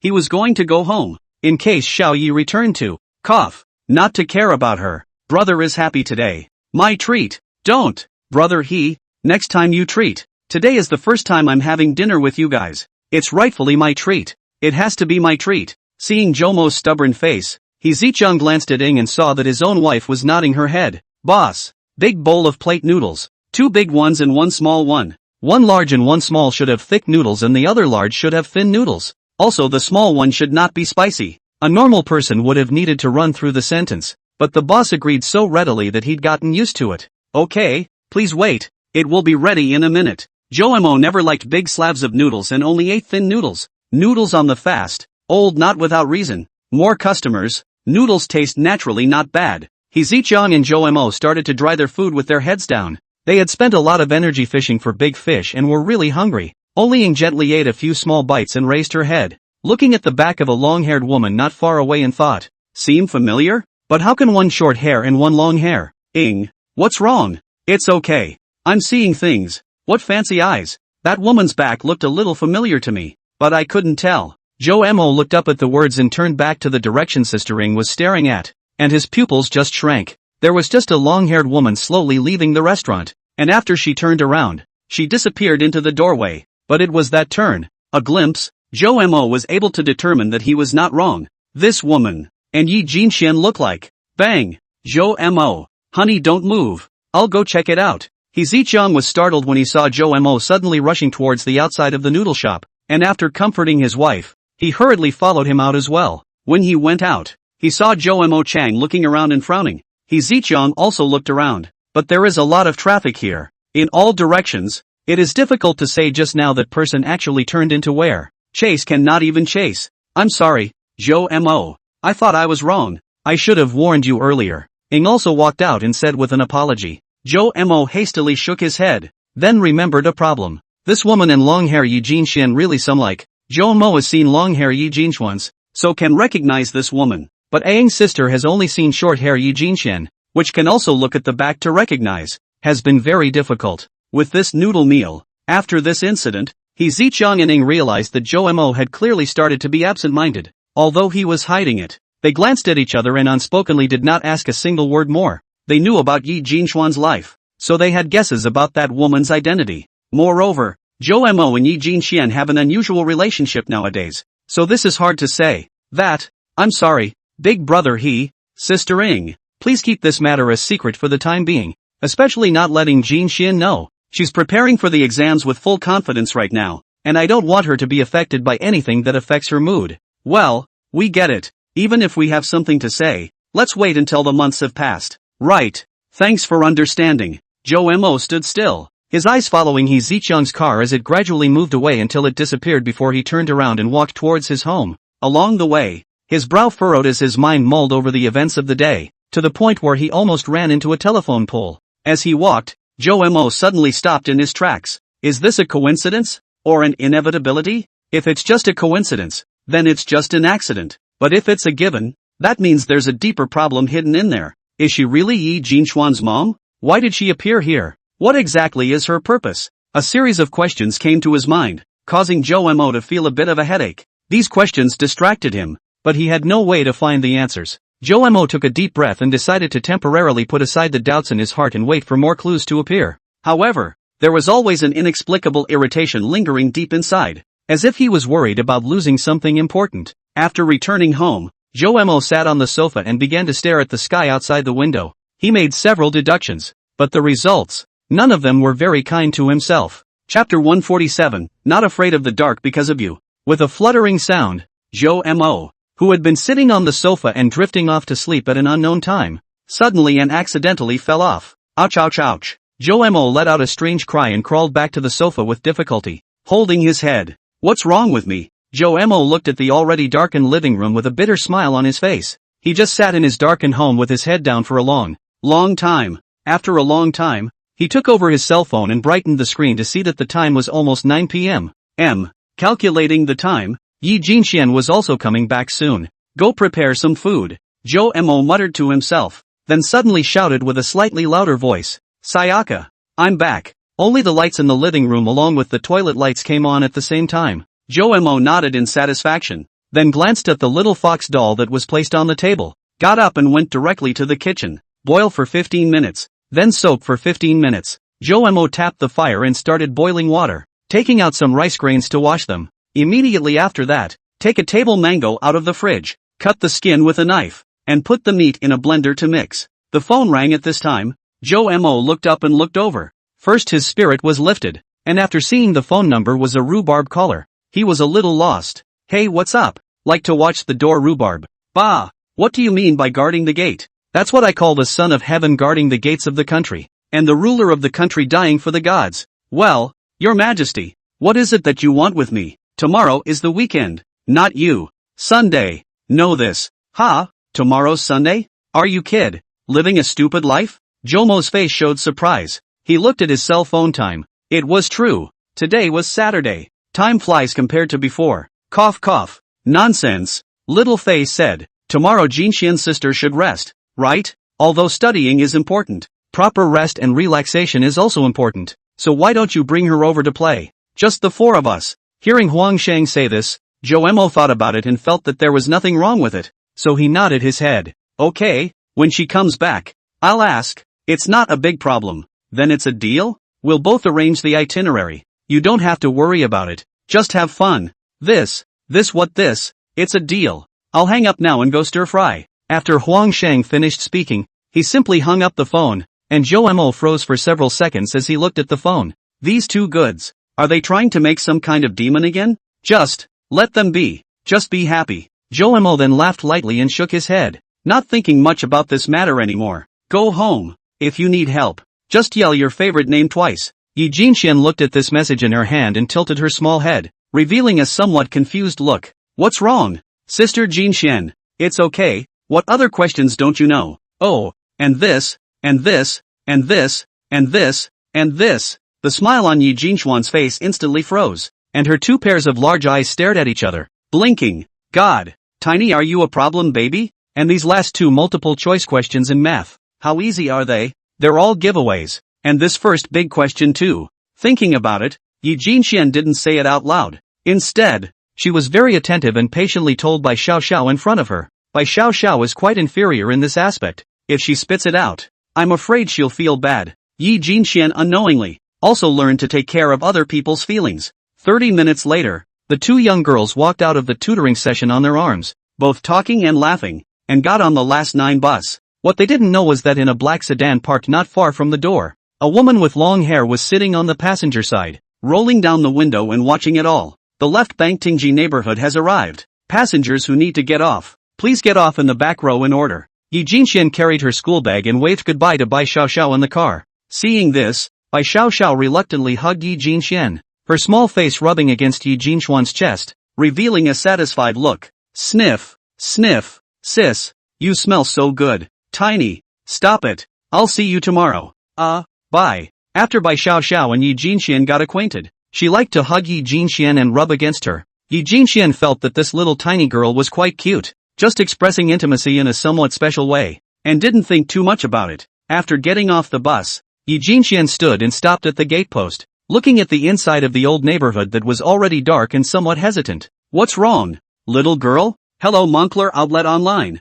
I'm fine. Yi Jinxian saw the gatekeeper ask himself, and reluctantly answered with a smile. It's a shame to say you're afraid of the dark or something. You're an adult. Moncler Outlet Store seeming to read something in her face. She put down the cell phone in her hand and continued gently. Are you new to the neighborhood and what unit do you live in? I live in Building 3, Unit 3, 302. Hearing this address, Moncler Outlet Store, he stroked his chin. He suddenly remembered a midnight accompanied by the young man fooling around with. It seems to live in this place. A house? No, I don't have a house. So Building 3, Unit 3, Unit 302 is. That's my home, yeah.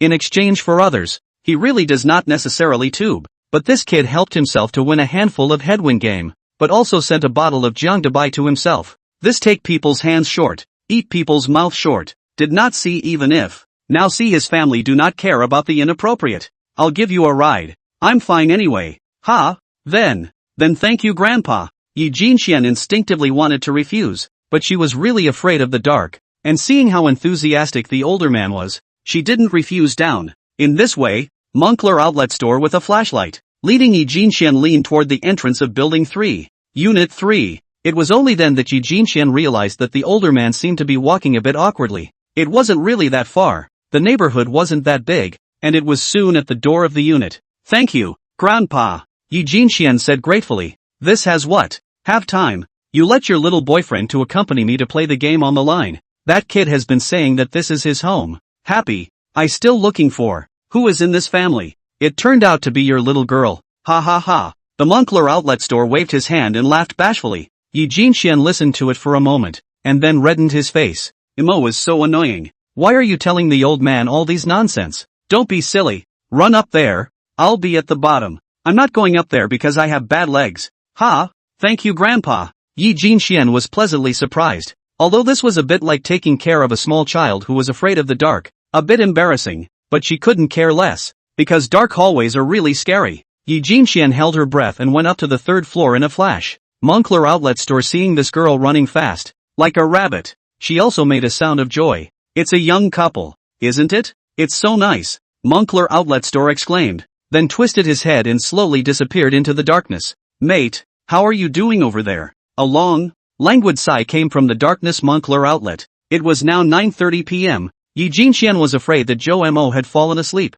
so she didn't knock on the door, and as usual, she stroked the fox's head before opening the door. It's dark inside again. Yi Jinxian took a step back, which suddenly reminded her of Zhou Mo's inexplicable message, so she gathered her courage and tried to shout, Mako Mako. Then there was a bang and the whole house suddenly became lit up. Along with it, the spot where she stood likewise lit up. Her little mouth opened in surprise as she blinked her wide eyes at it all. It feels like a kind of magic. Surprised, she hopped right in the door, closed the security door sharply, changed into her own bunny slippers, and stepped out of the foyer before she saw a little fox with a somewhat sinister smile sitting on a table not far from her, looking her way, and with a look of amazement, she walked over and picked it up and shook it a few times, then looked at the fox with a goofy grin.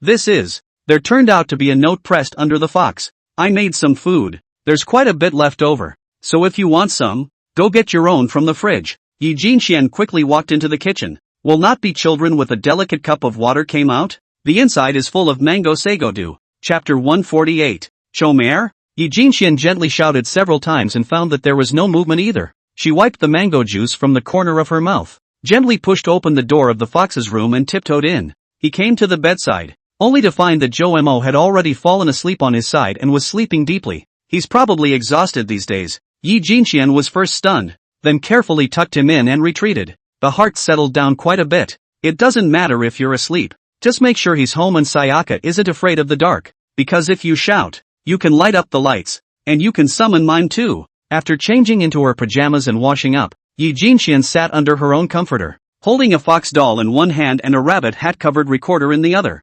looking back and forth. It was a small gift from Zhou Mo, and she was very happy. To be honest, after doing the questions for a whole day, even for an expert like Yi Jinxian, it was still very tiring, but at this moment, this tiredness was swept away. This fox doll is very comfortable to touch. Yi Jinxian liked it very much. Lying on the bed and hugging it happily rolled around several times before stopping. Then she turned on the recorder with a goofy look on her face. It was also her first time with this thing, but with the instructions, it was still quick to get the hang of it. Zhou Mo, made a bet with Lei Ping that for the third time I would be able to catch the fox doll, and if I couldn't I would go around the outside of the Jiaotong University School and climb. Instead she crawls. Lei Ping, I Lei Ping bet with Zhou Mo, betting that he cannot play with dolls for the third time. Cannot catch him to climb Jiaotong University a circle? Caught me to climb a circle. Yi Jinxian just wanted to try the recorder, but it turned out that there was an unexpected recording inside. It seems like Zhou Mo was making a bet with someone.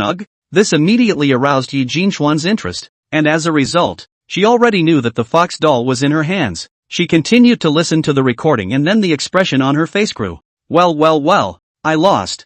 Zhou Mo. It's my fault. So, I can tell you a few secrets about Xiana. You let me go. Hearing these words, Yi Jinxian's body gave a start. Her ears perked up, and her heartbeat sped up a few points. She got nervous. Wei Xiana? I'm not interested in her at all. Hearing Zhou Mo say this, Little Leaf gently exhaled. Don't you want to know why you guys broke up? Don't want to know. The past is the past and so are people. Zhou Mo's attitude on the recording is so decisive and dry. Satisfied, Little Leaf sat up with a carp, crossed her arms, and gently nodded her head. a snickering look of joy on her small face. When the recording finished playing, she muttered, "Zhou Xiaoma, count on you to be sensible." Humph. Then showing a naive look, he threw the recorder aside and picked up the little fox again, lifting it into mid-air, his eyes with stars in them shattering. "M.O., did you go out and buy both the doll and the recorder especially for me?" After saying that, the little silly girl stood up and went around behind the fox herself, shaking the fox and imitating Jomo's tone of voice.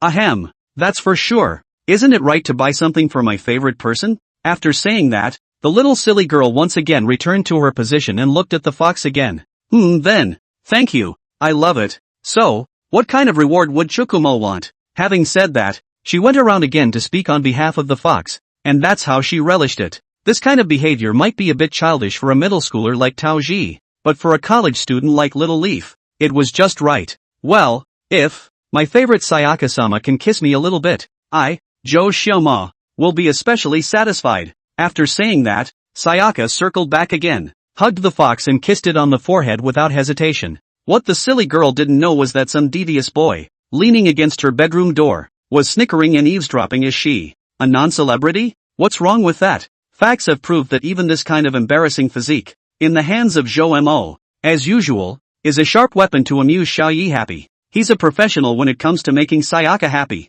Listening to listen, suddenly feel the rabbit room did not move. Zhou Mo touched his chin, afraid of being found, hurriedly slipped back to their own rooms. As for the bell, pinched the inside of the core to prevent it from shaking on it. Zhou Mo just entered the house. He heard the ringing of the bell. He was startled and hurriedly turned off the lights in his house, then slipped into his own quilt. Jingle bells. Zhou Mo soon heard the sound of the door opening. A very light footsteps from far and near. Not fast, but it did not take long to arrive near. Although Zhou Mo couldn't see it with his eyes closed, a distinctive scent hit his face and he naturally knew that the girl was right in front of him. But after waiting for a while and not seeing any movement, Zhou Mo muttered a bit in his heart. What's the little fool girl doing here? Not leaving and not doing anything about it. But it didn't matter. Zhou Mo was a pro at holding in his laughter, so he still pretended to be asleep without a single crack. He'd like to see what this ninny is smoking. In fact, Yi Jinxian really did not do anything. She just opened the cell phone light, placed under the bed,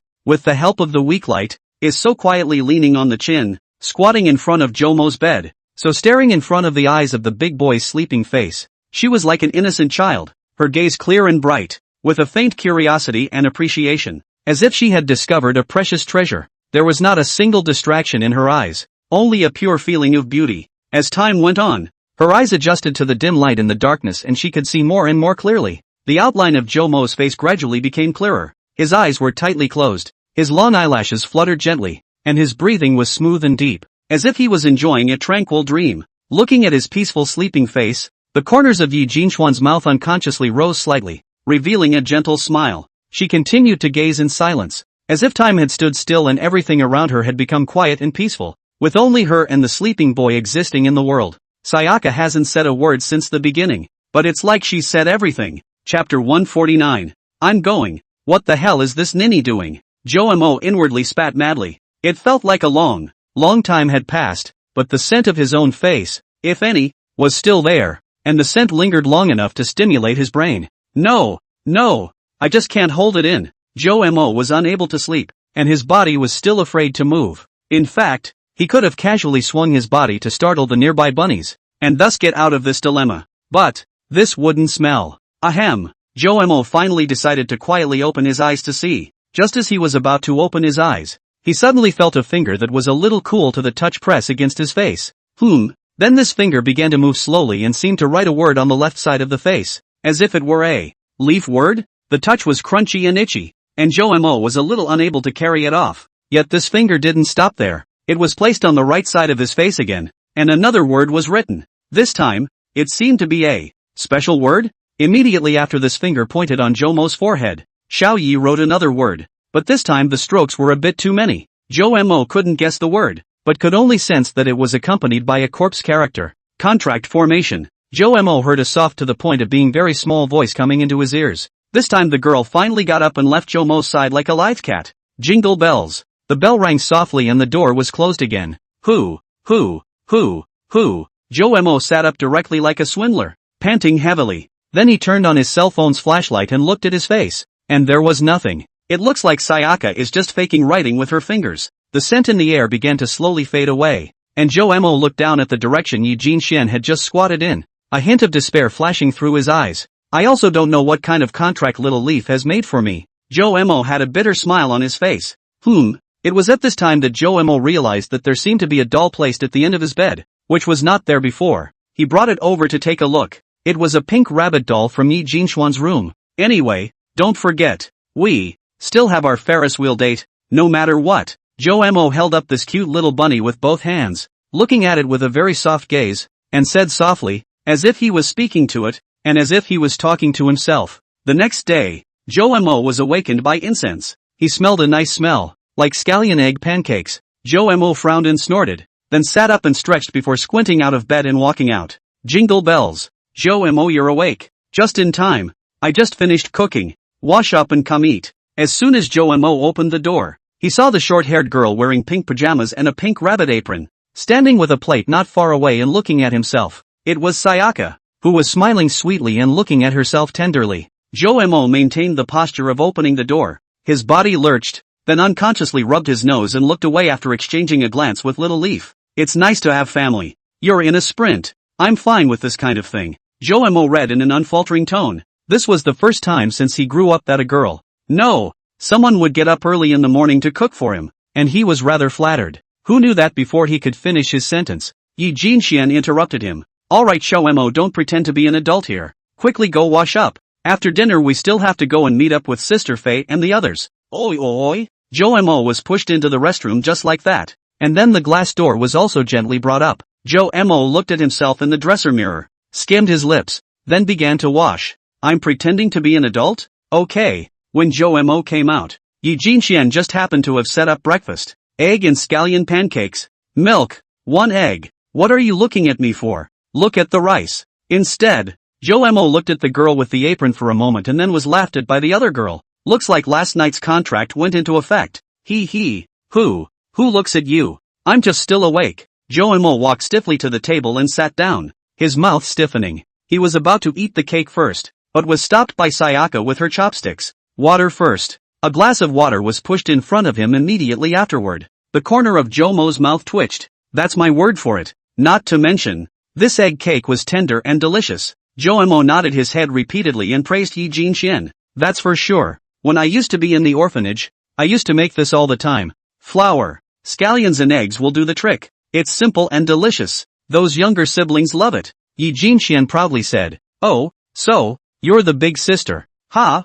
well, pretty much. I'm kind of a little assistant to Grandpa Zhu, and I've done a lot of chores for him, especially taking care of little kids. Awesome. What about when you were little? Who took care of you? I'm kind of the earliest batch to enter the orphanage. I can't remember. I heard Grandpa Zhu say that after he picked me up, it was his son and daughter-in-law who took care of me for a period of time. Joe-mo revealed a thoughtful look as he sniffed. By the way, which one? Seeing Little Leaf's desire to speak, Joe-mo asked with some amusement. It's that recording. I listened to it. Do you mind? Mind. Hey, seeing Joe-mo's unexpected answer, Little Leaf froze in place, staring at him with her little mouth open in dismay. But, if you'll make me breakfast more often in the future, I'll forgive you, Joe-mo said in a very awkward manner, then finished the girl's loving breakfast in 3 tries and slipped into his room as if he was escaping. I'm going to go change first. Sayaka looked at the scene with a surprised face.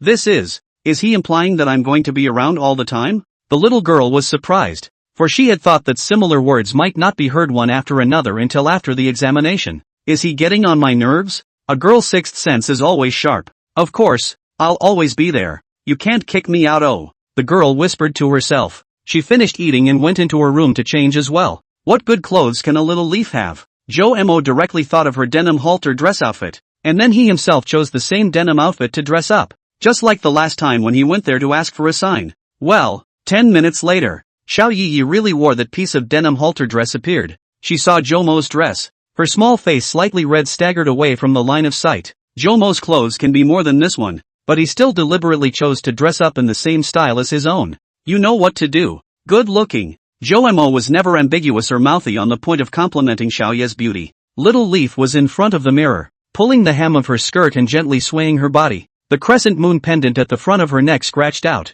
Jomo saw it at a glance, and his heart stirred. This crescent moon pendant. The last time he played the jumper, he had seen Jin Xian. This pendant is. Is my mother left me the only token? Grandpa Zhu said. She should have had compelling reasons to abandon me back then. So, I don't blame her. I hope that, in the future, I can rely on this to let my mother find me. Well, it's always a thought. Yeah, what orphan doesn't want to be found by a loving mom? He. Jomo looked at the flamboyant little leaf in front of him and smiled gently. Yeah, and no one is in a position to stop a child from going to a loving mom too. Chomer thought about his mother. I'm sure that day will come, and if you saw her, what would you say? Jomo began to test the waters along with the words, with a hint of nervousness inside. Well, at those words, Sayaka pressed a finger gently on her lips with a thoughtful look. Her eyes flicked to the older boy not far away and she saw him meet her gaze and avert it before smiling. I'd say, what's good? Sayaka bounced to the door, then turned and gently ruffled her hair, smiling. I'd like to say, Mom, let me introduce you. This is Jomo, the week of the weekend, the humor of the silent. With that, the girl went down the stairs in a gust of wind with her small bag. Jomo froze in place, looked at the empty doorway, and touched his nose again, only to rub the back of his hand against the clear liquid that ran down his face. It's disgraceful. He wiped his face with a bitter smile. Big dummy, the sun's on your ass. Don't come down yet. Come on. You silly little girl. Don't call me a big dummy. Chapter 150, Theater Club. Passengers boarding the bus, please hold on to your seats. Teenage girls were sitting in the two seats next to the back door of the bus and were chatting away. There were no seats in front of these two seats, which didn't seem so crowded, and Jomo had always enjoyed sitting here. Also, one can observe people of all shapes and sizes coming in and out, and can give oneself a sense of being an observer. But this time, it's not possible to observe others properly, because Jomo found that the two of them may be dressed, or what is the reason? Some eye-catching. Up to the carriage of the passengers a lot of will measure the two of them a moment, which is still how to quietly observe. Jomo. How on earth did you manage to make the doll machine catch the doll for the last time? I'm curious. Because I used magic. Cut. Don't want to talk about it, just forget it. Because being able to figure out the last time is 100% of catching a doll. Jomo saw that this little ninny was going to pout again, so he had to start coaxing her, explaining it in a mathematical way. Yi Jinqian was very good at math and probably understood it as soon as she heard it, but there was still a point of doubt. That makes sense, but how can you be sure you won't hit the first two shots? It can't be that you're really gambling, right? That being said, 90% of them can't even be caught. That woman named Lei Ping's loss really isn't unjust. This point, how can she not understand? And, Jomo, this kind of cunning guy, think about it, is not possible to put themselves in danger. He must have what bottom card is right. Jomo sniffed but pretended to be inscrutable and didn't say anything. Hey, big sister. I can do this question. That's a non-celebrity. And the guy next to you must be an African sheik. Suddenly a little fat man scurried out of the back seat and playfully said. Jomo's mouth twitched when he heard him say that. What big chief? What nonsense are you talking about? Brat. Little brother's face is that dark. Where does it look like an African? Sorry, our little brother. A woman next to her hurriedly apologized to Jomo and then told her son to shut up. Oh, it's fine. Jomo skinned his face. Sayaka froze at the sight, then snorted and covered her small mouth with a laugh. Jomo turned his head to look at her, his gaze softening. It's just a matter of you being happy. Honey, it's about time, isn't it? Where are they? Don't worry. It's Sunday. There's a lot of traffic in Sea City. It's normal for the bus to be slow. Oh. Huang Shang and Wang Fei stood under the bus stop sign across from Haiqing Jiaotong University. Both of them were also deliberately dressed up today. Huang Shang was in a light blue casual dress, while Wang Fei was wearing a dark blue long dress. By the way, my friend heard her friend say that the woman called Lei Ping went back to find Wei Xiaona and cried properly, saying that Jomo bullied her and just didn't give Wei Xiaona your face. Wolfie thought of something and twisted his head. Che, deep well ice. How did that woman surnamed Wei get back? Surname Wei said. Why should people look at my face? When Huang Shang heard this, he first froze, then burst out in joy. They've arrived. Wow. It's a couple's outfit. Ugh. Wolfie suddenly looked over at a slowly stopping bus and marveled. Huang Shang also looked over. His eyes lit up, and he headed straight for the bus door. Good thing I'm not wearing denim suspenders. Wolfie gently tugged at the collar of his chest, looked away to the chest of Sayaka, who also had short hair, and sighed, following suit. Brother Big Yellow, sister Little Fei. As soon as Xiaoyi got off the bus after following the crowd, she first glanced at Huang Shang, then directly went forward and took Wang Fei's arm. Looking very close, the two girls are already close after the Save Chowder program. Brother Rhubarb? Isn't it Brother Sean? Jin Xian's sister, you have changed. Zhou Mo. Is not you teach her bad? Huang Shang said somewhat mournfully, then looked viciously at Zhou Mo, who then came down. Zhou Mo rolled his eyes, not wanting to bother with this bastard, and turned his head to Wang Fei. Fei, it's all here. What's in the gourd? Time to pour it out for us to see? He. Of course, showing Jin Xian around our school is incidental. Do you know which club is having an event today? The bigger kind. Woofy said mysteriously, kicking the ball back. Today? March 23rd is. Let's see. Like a drama club? Zhou Mo suddenly remembered. Not that he remembered well, but the drama club every year to today. The movement is really a little big. Coupled with the inside of the college students responsible for acting on stage are very sold out. The strength is also good. Every year will attract a lot of students without classes to go to the auditorium to see the play to go. But also only today. Jiaotong University's library. The people are the least. Jin Xian. Although the drama club's performance was great, will the schedule I arranged be so simple? Don't worry. I'll definitely let you have fun today. After Wang Fei finished speaking, she came to Yi Jinchuan's ear and whispered something. Yi Jinchuan's eyes lit up and then blurted out. The beach? Then it was covered by Woofy. That.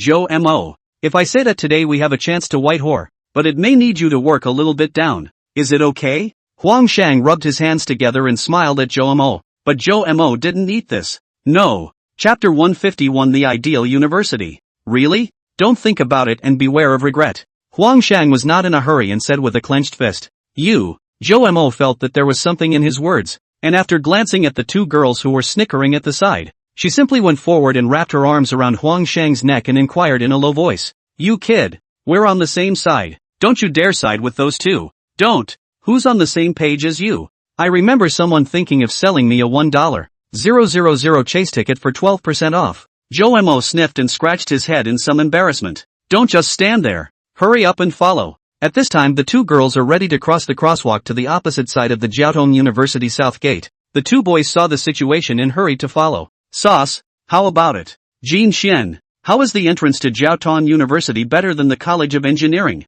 After crossing the crosswalk soon arrived at the south entrance of the Haiqing Jiaotong University. Yi Jinxian has been longing for this place for a long time. She looked up and around, her eyes full of curiosity. Haiqing Jiaotong University's entrance and the kind of engineering college in the middle school are not good-looking. Pure white square doorway is different. Red brick green tile. Like the entrance to the ancient palace in general, the door to the left and right there is a stone lion. Also hung above the two very large red lanterns. A huge plaque hanging in the center. Written Jiaotong University. The 4 barn granaries. Strong gilt letters. The 4 big gilt characters of Jiaotong University were written in the center. I've heard that this place actually has a history of over 100 years. Carried over from the Qing dynasty. This doorway looked unusual, and at the moment there were passers-by of all shapes and sizes moving in and out. After Yi Jinxian scanned the week, her gaze stopped on the plaque for a moment, followed by looking down at her remaining 3 little friends. Huang Shang was coming up to Zhou Mo's ear and saying something thievishly, while Wang Fei was looking at himself with a smile on his face.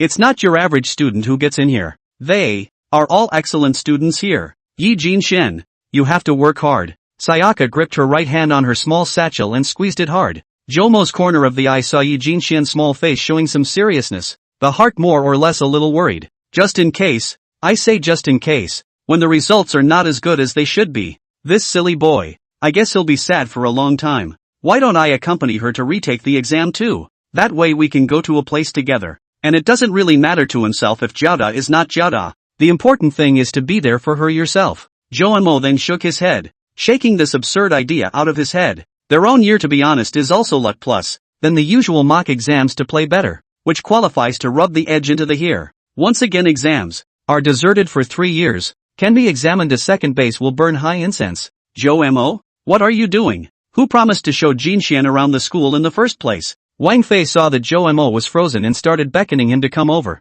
Oh, seeing this, Zhou Mo disgustedly pushed away Huang Shang, who was still talking nonsense, and then walked over to Yi Jinxian. My little electric donkey is in the east side carport. Here are the keys. We'll both go ahead and sign up for the drama club. See you later. Wang Fei directly stuffed into the hands of Zhou Mo a car key, finished a sentence, directly dragged Huang on a smoke run. Sign up? Zhou Mo looked at the backs of the two of them disappearing into the distance and suddenly had a bad feeling. These two guys aren't trying to get me to go on stage, are they? Although the reward is generous. This is too shameful. No, absolutely not. So Zhou Mo turned his head to Yi Jinxian and began to follow the instructions. That, Jinxian, the snack street near Jiaotong University is also quite good. Why don't we not stroll around the school first and go eat snacks? Snacks, ahem. No, said good school shopping. Zhou Mo, are you a child? The idea said to change. Snack oh. Jane Xian, are you sure you don't want to eat? You're full of crap. Let's go.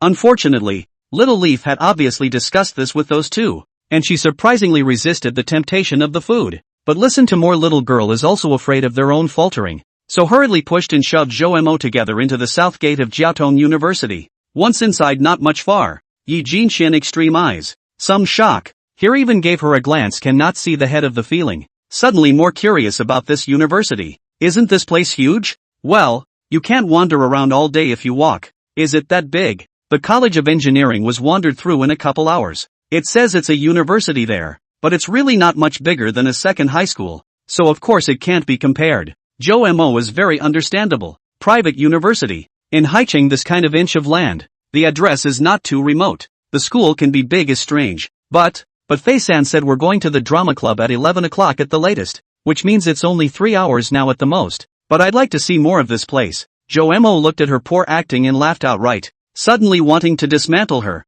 he came up to her and whispered, "Wouldn't you love for me to ride you on my bike?" Who thought about it? Mud Zokai, don't get so close to me. When Xiao Yixi saw that someone was looking to her side, her face was thin again, and when she heard Zhou Mo say that, her little face was like a red apple, and she pushed Zhou Mo away. Zhou Mo looked at her shyness and found it interesting. She's not like this at home, but when she's outside, she starts to get shy when there's a lot of people. This sense of contrast, love it. Ahem.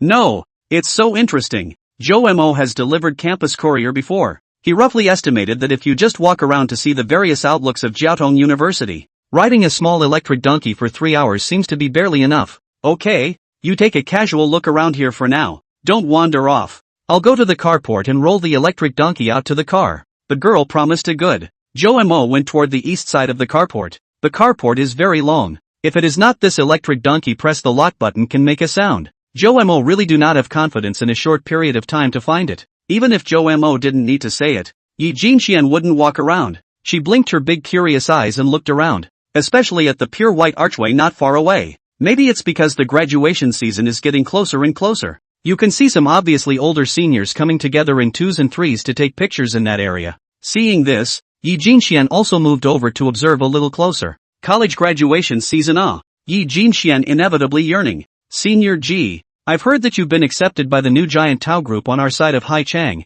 Is that true? As false. I but took a lot of effort to show themselves, but also moved a large number of their own certificates, which was the personnel of others. You do not know, due to the first few years of Tao's recruitment some more. In fact, these years, the upper and middle reaches or the core positions, in fact, do not intend to recruit people. Senior so powerful. Tao's is not simple. I heard that their development speed can be very fast. Now in Europe are mixed with the Windit. Can keep up with them this express train? It seems that the senior is also going to soar into the sky. Yeah, so envious. Hearing a boy not far away from her introduce his new job to a few people next to her in a spirited manner, Yi Jinxian was actually quite a bit surprised. Tao Ji? It's that little girl Tao Ji's family, isn't it? Is her family so great? Yi Jinxian thought, and remembered that Zhou Mo had told her a few days ago that he had actually been considered to have been hired early by Tao as well. At that time, I didn't feel anything when I heard it, but now that I think about it, Zhou Mo turned out to be a very heavy weight of words, worthy of my family Xiao Mo, the district Taos of. Take it. Thinking of this, Yi Jinxuan's heart was sweet and happy, and she couldn't help but think of a picture in her mind. Handsome and dashing, a certain boy put on a suit, tie, shiny black shoes, carrying a briefcase is about to go out. His beautiful and lovely short-haired wife tied a rabbit apron, came over, tiptoed to the husband's arms to help him straighten the collar. Hey. However, Yi Jinxian is still far away from looking for a job, and does not understand the current workplace environment. And now it seems that even the students here who want to choose a suitable position in the Tao group to further their education is not easy. This pretty schoolgirl, which college are you from? Suddenly, a long-haired boy came over from the side and said to Yi Jinxian, I'm not a student here. Yi Jinxian twisted her head to see, glanced at him, did not move, took a step back and said timidly. She wasn't used to being accosted. I see. Excuse me. The boy sniffed and looked at her a few more times before shaking his head with a regretful look on his face. Seeing the other party's sudden lack of interest, Yi Jinxian knew that she might have been looked down upon, so she could not help but feel a bit emotionally depressed and pursed her lips tightly. Yo, isn't this little Chang's younger brother? Why? You're not small. You dare to hit on your senior's girlfriend? Yi Jinxian sniffed some reaction. Zhou Mo. He changed into usual should not be so active. At least in front of their own will not be. So what's wrong with him now? Chapter 152, All the Way North. At this moment, a figure riding a pink electric donkey braked sharply and blocked in front of Yi Jinxian. Sayaka looked up and saw the figure that had gone and returned standing in front of her. His broken hair, his broad back and a denim jacket, all of which made the girl feel safe. Senior Zhou Mo. Ah, this is your girlfriend? The long-haired boy looked at Zhou Mo and then Yi Jinxian with a stunned face. Nonsense. Can't you see that my girlfriend wore a denim skirt to match my handsome and dashing outfit? Hey. Senior Zhou Mo was still so humorous. Also, it's me who was abrupt. I'm really sorry. I thought it was an elementary school girl from which college? The boy who was still a bit cold and condescending after hearing that he was not a Jiaotong University student just now was nodding his head in front of Zhou Mo at the moment, smiling politely with a polite face, and scratching his head from time to time, with a look of a latecomer. When Yi Jinxian saw the way Zhou Mo was on fire in order to protect himself, her tightly pursed mouth loosened and her big eyes stared at the scene in bewilderment. The little girl was a little surprised at how he was suddenly so direct, but her heart was still warmed. What are you waiting for? Get in the car. Zhou Mo twisted his head to look at Yi Jinxian, smiling brightly as he stretched out his big hand. Little Leaf, seeing this, was embarrassed and slowly stretched out her small hand, only to be given a disgusted look by Zhou Mo and directly pulled on the back seat of the pink little electric donkey. We're an old married couple. What's the point of being shy? Zhou Mo flirted along with the energy, only to be twisted by Yi Jinxian on her waist. Hiss. Zhou Mo grimaced for a moment. That, senior, your girlfriend is, from an outside school? Chang Cheng carefully gossiped. He was Zhou Mo's sophomore year's junior, a department, and had been taken care of by Zhou Mo, and he still had a lot of respect for the senior who was younger than himself. Does this matter? Yeah, not important, but this electric donkey of senpai's is quite cute. Ahem. You know, I'm not talking to you, I have things to do. Zhou Mo waved his hand. Do not want to say this pink donkey thing? The old face a red, twisting the door on the girlfriend slowly disappeared in Chang Cheng's field of vision. Chang, that's senior Zhou Mo, right? I remember, isn't his girlfriend Wei Xiaona, the department flower on the management side? Yeah, probably broke up, so that's why he befriended another cute girl. Is really good cute, but unfortunately it's an outside school. Zhou Mo senior but very good. I feel not quite match. Really? Wei Xiaona I have also seen, always feel that woman's heart is deep, rather than such a simple cute elementary school girl is good. Say you this guy Gateway is really serious. What era is this? Listening to his roommate spit from the side, Chang didn't say anything. Indeed, he didn't like Wei Xiaona either. That woman was like a rose with thorns, looking beautiful, a little carelessness, might be pricked and bleed. On the contrary, this little girl, more like a pure white full star, is still quite suitable if you do not consider the material conditions. Jin Xian, look, there is the biggest woodland green of Jiaotong University. There are quite a lot of small pavilions in it, and it is also next to a very clean river. Zhou Mo parked the small electric donkey on a small alabaster arch bridge and pointed to the woods not far away, but there was a delay in the girl's reply. Zhou Mo turned around and saw that the little girl was looking in the direction Zhou Mo was pointing, but clearly looked distracted. If her usual temperament, just now pretend to be her boyfriend thing, with her shy nature outside, now can't help but have already begun to make trouble with themselves. But now there is no movement. This concerned Zhou Mo. Hey, do you care much about that Chang Cheng kid's comments? No. Seeing that she looked like she couldn't hide her heart and revealed some inferiority complex, Zhou Mo directly reached out and touched the top of the girl's head, gently stroking it very gently. Stereotypes are everywhere, and everyone grows up in a variety of environments, so there are all kinds of personalities, and if you run into a stranger who is judgmental and you have to be unhappy because of that kind of thing, then there are a lot of unhappy things under the sun. Darn it, treating me like a child again. Jin Xian. Actually I used to realize a truth from picking up rags and handing out flyers. Do you want to hear it? Yi Jinxian raised her head and looked blearily at the older boy who was smiling gently. She nodded softly. In the past, in fact, not many days ago, when Zhou Mo took her to the amusement park, he taught her a lot of truth, and she had always believed in Zhou Mo's words. The only people who matter are the people you care about. And what they say about you is important, isn't it? Sayaka's eyes lit up and she nodded deeply, asking without hesitation, that, Joe-mo, do you think I can get in here? Joe-mo smiled even wider as he stroked his chin, then jumped straight off the pink electric donkey before pushing Little Leaf forward under her uncomprehending gaze, then stepped away from his own thighs and sat back on his own ass. Sayaka twisted her head at him in dismay. Pink doesn't suit me. You ride it, so that people think the donkey is yours, and there's some harmony. Oh, but there's an intersection up ahead and I don't know which way to turn? It's okay, just turn around and go wherever you want. I'll be behind you the whole time. I'll introduce you wherever you go. After Joe-mo finished speaking, he reached out and grabbed the clothes on both sides of the girl's thin waist. When Little Leaf heard Joe-mo say this, she froze for a few seconds, pursed her lips, and finally chose a straight line all the way to the north. The older boy, on the other hand, looked at the girl's back with a very gentle gaze. He hadn't been in a good mood after meeting the woman who appeared to be Yi Jinchuan's mother earlier. I don't know why it will produce the strange feeling of suffering from the loss of the little leaf. This feeling, so that when he faces the little leaf, he even began to lose some of his position. This nebulous sense of crisis even gave him the idea of stating his mind at the earliest opportunity. Though, he knew it wasn't appropriate at the moment. So again, he tried to restrain himself. Chapter 153, Scenes from the Campus. The little pink donkey soon came to a very large lake. This is the biggest man-made lake in Jiaotong University. This lake is not small. Joe-mo pointed to the large lake next to him and smiled as he introduced it to the girl sitting in front of him. He seemed to be afraid that Little Leaf wouldn't be able to hear him, as if he had purposely increased his voice. And our city by the sea, the weather is a lot of inland cities cannot be compared. Coupled with the clarity of the lake, the sky and the lake reflect each other. And even some of the water and the sky connected to a piece of the feeling, especially the sunrise and sunset. If there are enough clouds, it is still very beautiful. In fact, there was no need for Joe-mo to introduce her. The little girl was attracted by the blue sky and white clouds reflected in the lake when she first arrived in the neighborhood.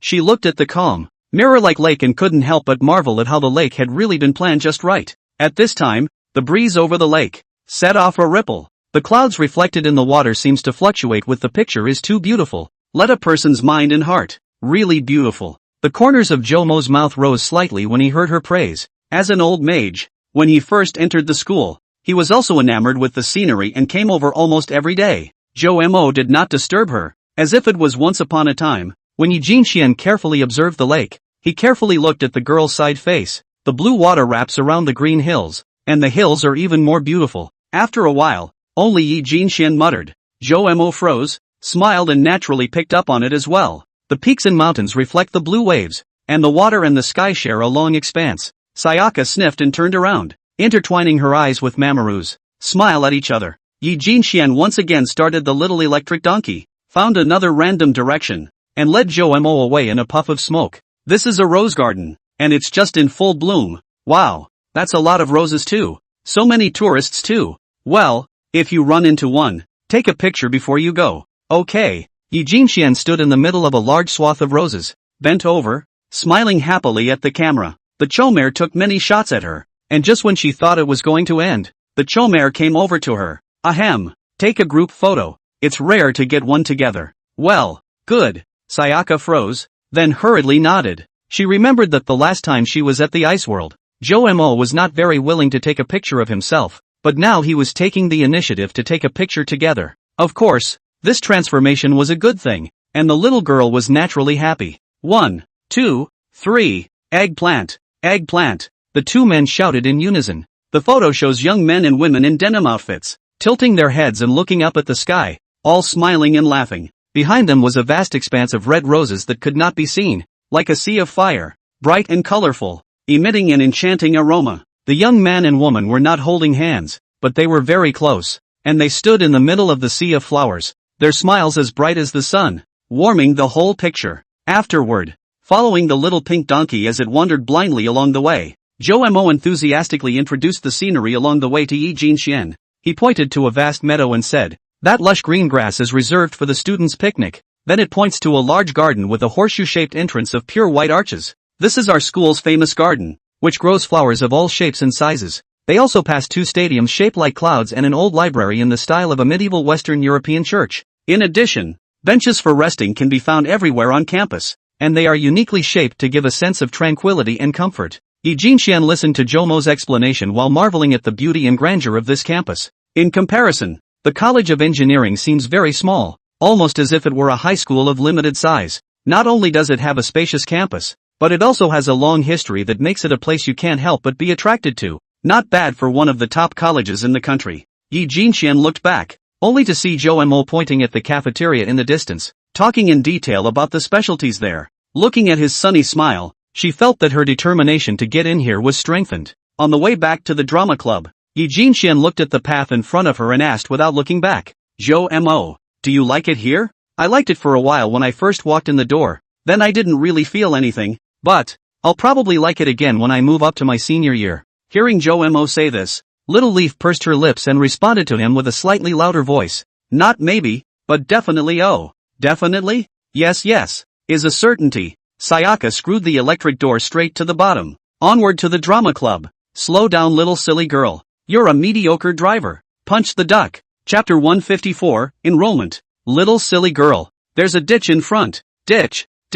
Anne. It's okay. Mo looked at the front of the road that a few pits. Very regret letting her shortcut. In front of several pits only the edge of the area is flat. If the wheel is not allowed to roll, it would be a disaster. The corner of Mo's mouth twitched, and in order to avoid being bounced out himself, he directly came up to Little Leaf and tightly hugged her waist. The result was a whoosh, and surprisingly nothing happened as the little pink donkey went straight over the side of the big pit. Phew, Mo couldn't help but breathe a sigh of relief at the sight.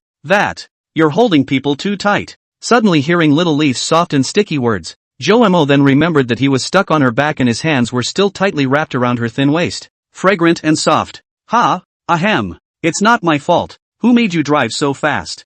Mo let go of his hand and moved back a bit, hurriedly making an excuse for himself. Big dummy. I didn't say I wouldn't let you hug me. Seeing Mo become restrained again, Yi Jinxian whispered in a broken voice. What did you say? It was a little windy. Didn't hear you.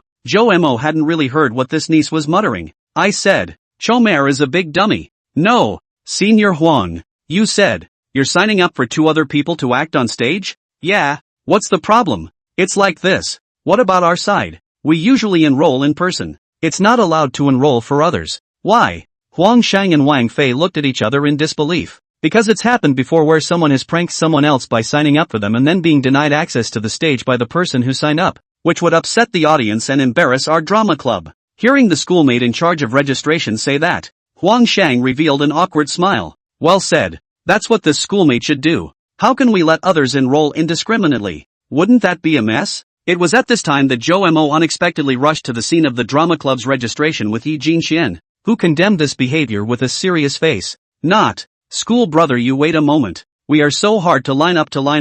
Xiao Fei, you stall. Huang Shang directly hated Mo and hooked his neck to pull him aside to educate him. You kid, we've been working hard in line for ages to get our turn. No, you guys can't sell me any harder than you have to. I'm not going.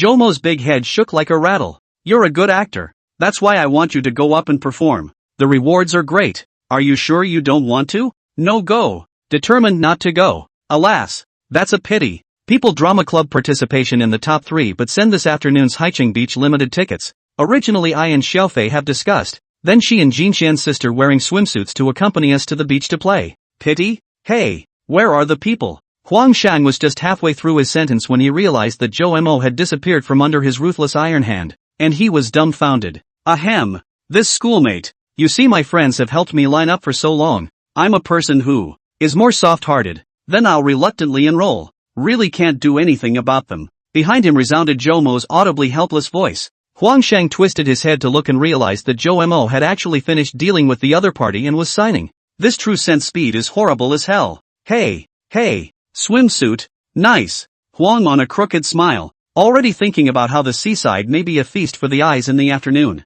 What? You're saying you're not in the top 3? This is the Mo who can act his way into life. How do you expect him to lose? Senior, your name is Mo? Could it be? Mentor Mo. The schoolmate in charge of enrollment suddenly showed a look of surprise when he saw Mo's signature. Mo sniffed and almost performed a flat-footed fall on the spot. I'm really impressed with. Who came up with that title? Mo held his forehead. He remembered that Xiao Taoxi seemed to have called herself the same thing after she met him. Can you please ask Senior Joe to give me an autograph? The schoolmate scratched his head in embarrassment. then casually and nervously picked up a random piece of A4 paper and handed it over with both hands with a solemn face. Zhou Mo wanted to leave, but was surrounded by a few more schoolmates. Jin Xian, look, your family Zhou Mo is really popular. Wang Fei came to Yi Jinxuan's ear and laughed. Yeah, my family Zhou Mo. Yuck, hate it. Sister Fei, you're being bad again. Xiao Yiyi was instantly flushed with molestation and reached out her small hand to gently slap Wang Fei. Huang Shang saw the situation. A little regret as a nameless underground worker. Obviously his own credit is also very good. Not far away, a very pretty-looking girl with a high ponytail was looking this way. Chomer? She bowed her head in contemplation. Other than that ex-boyfriend of his, I'm afraid there's no one with the same last name who can cause this commotion. He was now a few days past his prime, but still a red herring in student circles. What's wrong, Donna? It was at this moment that a tall young man walked up to her with a smile and a laugh. It's okay, it's just a little lively over there a few more times. Let's go and sign up. Go too late. I'm afraid the quota is already full. Oh. Wei Xiana looked up and smiled sweetly at her boyfriend before turning around and walking towards the registration desk. The tall young man, however, did not immediately move his feet. He glanced at his girlfriend, and then twisted his head to look at Zhou Mo, who had been made to laugh and cry a little by the request for an autograph, with a thoughtful look in his eyes. Ha ha, great demonic instructor Zhou Mo, you also have today. Are mentor and demon mentor the same species? Rhubarb, don't make up nicknames. After coming out of the drama club, Zhou Mo looked at Huang Shang, who was making fun of him and was a bit helpless. That, Zhou Mo, if you're afraid of attracting attention, I do have an idea, Yi Jinxian said with some embarrassment. Look, it's still Jinxian who's good to me. You quickly tell me what the solution is. It's nothing. You're not afraid of being recognized. I'll go back and buy you a fox mask to wear, so no one will recognize you. Zhou Mo felt a little pain in his brain. Isn't this drawing more attention to himself? And how humiliating to wear a fox mask in college. Wait, why does it have to be a fox mask? The four of them talked and laughed, and seeing that the time was already past 11, they simply went directly to the cafeteria. As for the drama club performances, people will be slotted in the morning according to who has signed up, and there will be an event in the auditorium in the afternoon. With the exception of a few professional performances by members of the drama club, non-members of the club are encouraged to participate, and prizes are given to these people, naturally with the aim of pulling in popularity. And every year there are school officials who participate, which is one of the big attractions. So often, when it came to this day every year, the auditorium was overcrowded, and Zhou Mo and the others planned to eat early and then go over early to get a good seat so they could have a good look. Jiaotong University's cafeteria is large, and there are several. They chose the nearest one and walked straight in. The four of them divided up the work, and in a short while they were sitting at a four-sided table and ate. Yi Jinxian cherished this meal, because she knew that senior year often meant internships, and even if she got in here, Zhou Mo, Huang Shang, and Wang Fei would probably be very busy, and it would be hard to eat together with all four of them all the time. When the meal was over, the four immediately rushed to the auditorium, only to realize upon arrival that the good seats were almost taken up. This is outrageous, but luckily there were still quite a few empty seats, so the four of them chose a spot near the exit, where the view was average but the air was better when there were a lot of people. It's 12:25, ready to start at 1 o'clock. You can lie down for a while if you're sleepy. Wolfie looked at the watch on his wrist and made his suggestion. She had just finished, sitting on the yellow on the other side of her directly on her back, ready to go to sleep. Jin Xian, why don't you take a break too? No, I've got an itchy hand and I'll do some papers. Then Zhou Mo saw Yi Jinxian take out a mock exam paper from her own small bag, followed by a showy carbon pen, padded with her own 4-square bag, and began to examine the questions with concentration. Seeing this, Wolfie gave a direct thumbs up, and then lay down with it himself, leaning close to Huang with his eyes closed. Zhou Mo, you also rest for a while. Well, Zhou Mo followed suit and also reclined on his own chair, but actually squinted his eyes and was secretly observing Xiao Ye's side face as she worked on the questions. Chapter 155, the show is about to begin. Hello everyone. I'm practicing for 2.5 years. Good at basketball. Zhou Mo, who had fallen asleep at some point, frowned slightly, feeling that there was some noise in the outside world. It's actually the stage that's starting the first show, and there's a bit of a commotion. At the same time, he felt a softness in his head, as if he had fallen asleep against something soft. Sniff. Familiar sense. He opened his eyes a slit, then his body just froze and his breathing became unnatural. He remembered a poem. The horizontal view of the mountains is different, and the heights are different near and far. I don't know the true face of Mt. Lu Shan, but I'm here in the mountain. This is not good. But, Just now he felt that he slept diagonally. His buttocks and waist were a little sore. This time he opened his eyes. Hey, all cured. I was going to move around a bit, but now I feel, ahem, like that's not necessary? Joe Mo? This kid seems to have woken up. There was a sudden sound of Huang Shang's voice from the side. Joe Mo hurriedly closed his eyes while cursing in his heart. Yellow dog, don't spoil my good deed. Is there? I saw him sleeping quite well. The soft voice sounded close by, and Joe Mo even felt the girl's breath flowing over his head. Jin Xian, you can't be too spoiled for him, Law. Wang Fei also said on the sidelines, and for some reason, Joe Mo felt that her speech was a bit sour. This fake kid is rarely jealous of others. Joe Mo first felt a little puzzled, but soon relieved. Fei is 19 years old and Jin Xian is 18 years old. Jin Xian is obviously younger than her, but Fei is jealous that she is older than she is. Shoo, you guys keep your voices down. Joe Mo is a patient after all. Patients need more rest. Let him sleep more. The soft voice continued. Joe Mo was immediately moved. Not worthy of being my family's sister. The voice is soft and the person is also warm. Rhubarb, why don't you rest for a while too? Woofy tried to say to her boyfriend, only to be met with protests. Don't. It's choking. Immediately after Joe Mo heard a muffled grunt coming from him, not knowing if Big Yellow had taken an elbow or an inch punch. Who? Not. Jin Xian, big sister, you don't wake him up is also useless. This program for a while is very noisy. Big Yellow panted and continued to suggest. He seemed to have an obsession with waking up Joe Mo. Just as Joe Mo was pondering how to repay his good brother in the future, Little Leaf whispered again. It's okay, I can plug his ears with my hands. Then Joe Mo felt the inside of his head to the soft things inward a little, so that just blocked the right side of his ears. As for the left side, was the little ninja with a soft boneless little hand gently pressed. Who can stand up to this? Joe Mo felt stiff, although he could not see, could not hear, but felt, coughing. Sometimes, a man's pleasure is so simple, but alas, happy moments are always short-lived, and after lying comfortably for an hour, it felt as if a few minutes had passed. Joe Mo was eventually shaken awake, because it's his turn to go on stage and perform randomly. He's upset, super upset. He even regretted signing up for the program. He wouldn't have minded if he could have slept like this all afternoon. Hey, old mare, I'm counting on you. Huang Shang-Ili laughed beside him, but Joe Mo was cold. Joe Mo, go for it. Yi Jinxian stretched out her small fists to cheer for herself. That's when he laughed. Next up is show number 5. Right, the person taking the stage is Joe Mo. Joe Mo? What's wrong? One of the 2 drama club students in charge of managing the order of the performances was intrigued by the shock of his fellow performers. Hey, you don't not know, do you? It's the one who led the students to cause a ruckus at the College of Engineering some time ago. Tutor Joe Mo? I go. Idol suddenly so close. I a bit did not react. Quickly look at the mentor, his old man perform what program? In order to make the whole thing work and to bring the entertainment to a climax, the performances on stage were not prepared by the person himself, but in a large paper box randomly selected by the staff. Soon another man drew a card, and his companion came over to look at it, and at once the 2 men looked at each other. Act out in a funny way the scene where you try to kill yourself after you can't think straight? That isn't very polite to a mentor, is it? The 2 men whispered for a while. By the way, when he signed up, I saw him bring a girl who matched his outfit. If I'm not mistaken, it should be the tutor's girlfriend. In that case, wouldn't it be nice if we could operate in the dark? Ahem. What are you talking about?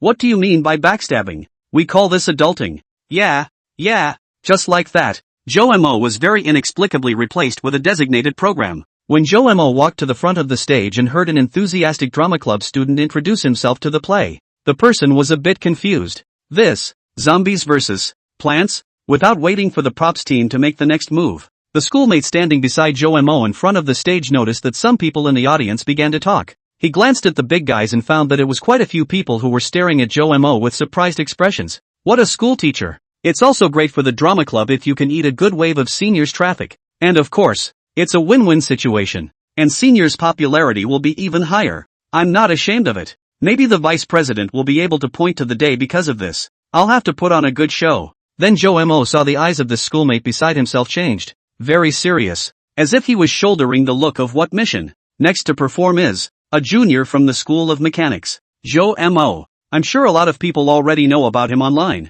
Mentor Chomer? Hearing that this schoolmate had solidly confirmed that this Joe Mo was the Joe Mo they wanted, the atmosphere in the room suddenly warmed up quite a bit. Wow, it's really senior Joe Mo, my idol. I am so handsome. Just don't know if I have a girlfriend. Hey, I know a little bit about this. I heard my friend listen to her friend's cousin's boyfriend's sister say that Senior Joe Mo used to be boyfriend and girlfriend with Wei Xiaona from the management side. Wait, you said it used to be a boyfriend? Wei Xiaona is from our department. Is quite pretty. I heard she has a high eye. She is 21 years old. The senior is only 18. Ah, such a good little fresh. Cough cough. Words how they broke up? I don't know. Hey, I heard it was Wei Xiaona who wanted to break up anyway. Then her vision is really high. 18-year-old single elementary school principal. Ah, hey, old lady, I will not be polite. A certain girl in the fourth row, leaning to the right, frowned slightly when she heard the murmur. Chapter 156, I'm the one who is Shioma's girlfriend. We're going to temporarily get 10 girls on the set to play zombies,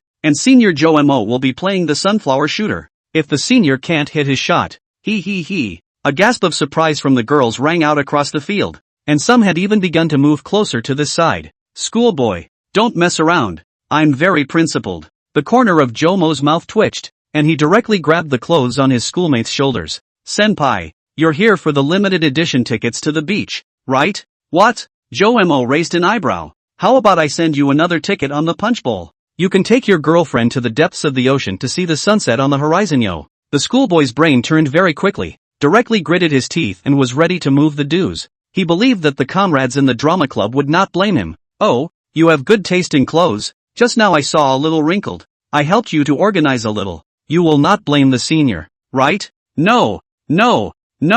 How? The schoolmate looked at Joe Mo's serious face suddenly became amicable, worthy of being a mentor. This change of face, is acting. Acting is so good. Joe Mo was really moved. I heard that watching the sunset at sea level was much more spectacular than on land. How could the old mage not like it? If it's then used as a backdrop for a photo with Kobayashi, it's actually not impossible to pay a high price for a ticket. But who's going to say no to a fabulous freebie? The props team had obviously come prepared, and they quickly rolled out a tall sunflower with a rectangular-looking base, a seat in front of it, and behind the seat a messy basket of fake fruits that looked either inflatable or spongy, all of them of the squishy variety. Please take a seat. Senpai. Joe Mo nodded and sat on the seat under the sunflower under the guidance of the schoolmate, who pulled out another grass ring for Joe Mo to put on. This props team is pretty well prepared. Joe Mo raised his eyes toward the stage and was startled, sending chills down his back, only to see the far side of the opposite side of the stage has stood a dozen girls, high and low, fat and thin, different, 3 dozen eyes, all eyes burning look at their own. Who's gonna be able to handle that? He also saw that the hilarious Wolfie had blended in and was looking outside himself with a wry smile on his face. Then the thing that made Joe Mo a little bit goosebumpy happened, only to see the all-abominable props team. Each of them dressed those girls in loose black suits, and also put on the ink-colored black bucket props. These buckets are obviously visible from the inside to the outside, but the outside cannot see the faces of the people inside. Joe Mo is a very good understanding of the human heart. This situation, rather than put on a mask, it is better to say that they have taken off the mask. Joe Mo looked at his schoolmate who was explaining the rules to these girls, and his schoolmate coincidentally also twisted his head and pointed at himself, with an expression that looked like he was telling the crowd of girls, nowadays everyone is the same. Even if you do something to the senior, you won't be recognized. Oh. Joe Mo's heart immediately cursed his ghostly mind. The world really does not have a free lunch. Is that the price? He was in a hurry, but someone else was in a bigger hurry than he was. The little dumb girl stood dumbfounded in her seat looking right this way. She was just thinking about a big question to come, ready to finish this question, and then watch Joe Mo performance in detail to come. So just now when she heard the drama club looking for group acting, Wang Fei reminded her and rushed over, and she was half a beat slower, and by the time she stood up, it was already full of people. Of course, this is not the core issue. The central question is what happens if Silent gets pounced on by those schoolgirls. She didn't like the idea of other girls her age having physical contact with Joe Mo. The little silly girl was so anxious that tears were coming out of her eyes. Huang Shang, on the other hand, is watching this with a dumbfounded look on his face. Just when he was trying to talk to someone in the drama club to see if he can add someone, they had already approached him. But next door. Hello, I'm Wang Ruoyu from the drama club. May I take the liberty of asking, are you the girl who came with Senior Joe Mo? Sayako watched with a dumbfounded look on her face as a two-ponytailed girl with a drama club badge stood in a nearby aisle and asked a girl in the front row of her front row. The girl with double ponytails turned out to be the Wang Ruoyu who helped Joe Mo deal with his girlfriend when he accompanied Lei Ping to catch dolls. Ha? No. The questioned girl's face instantly turned crimson and she hurriedly waved her hand. Sorry to interrupt. Stupid are you? Drama club to find a senior a girl. Surely go up to the last game.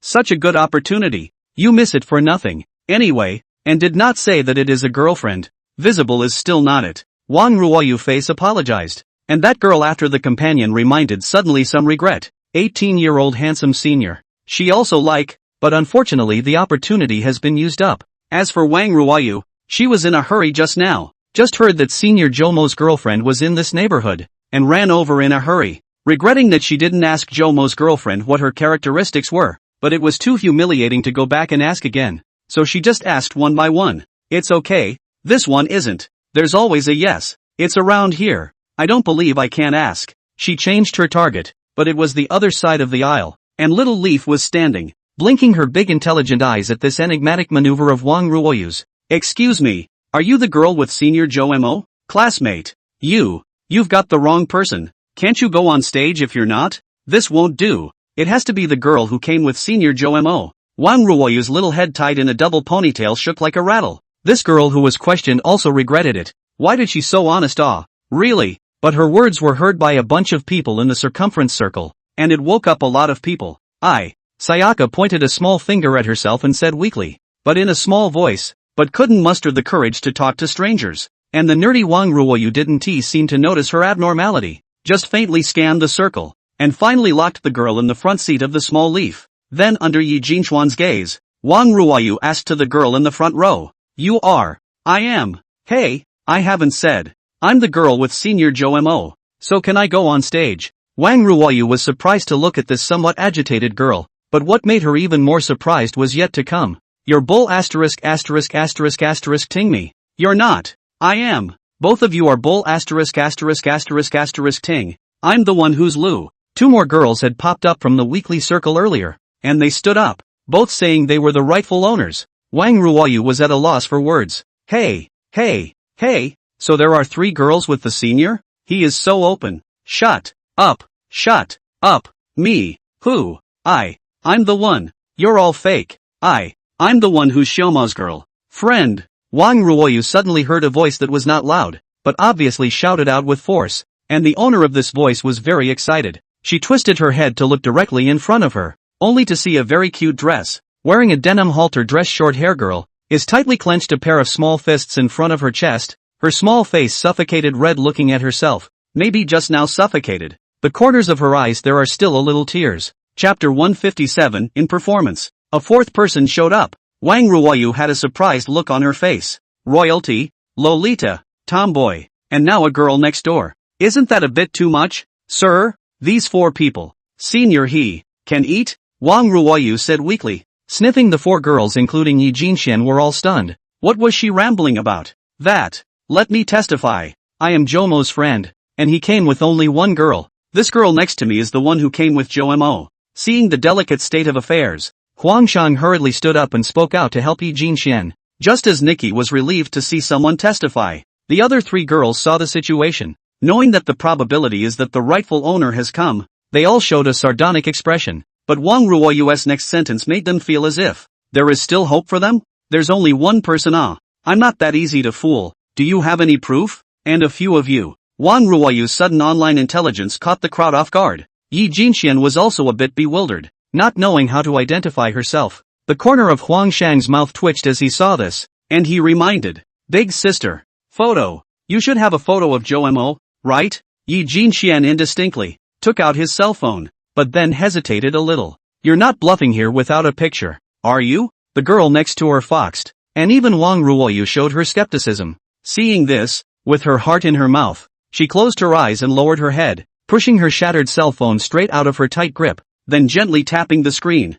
This is what we just took today. Also, this cell phone is also the one that Shomo used before. The girls all focused their eyes over, only to see this phone shows a lock screen wallpaper, in which a pair of young men and women dressed in denim stand in the rose bushes that cannot see the edge, tilting their heads together, come close to the appearance of them smiling happily. The man was none other than Jomo, and the woman was naturally Yi Jinxian. Seeing this, all the girls showed a look of envy. Oh my god, that's a great shot too. It's so good. Jomo Senior's girlfriend is it? Ahem. Can I ask if Senior still has a younger brother or older brother? The kind that doesn't have a girlfriend. Acid. Can I ask how long you've been dating? Eugene Xian didn't really want to answer these questions, and when Wang Ruoyu saw this, she hurriedly pulled Eugene Xuan's wrist toward the front of the stage. Quite a bit of time has been wasted already. No more delays. Good timing. It's decided. You're the zombie boss. Eh?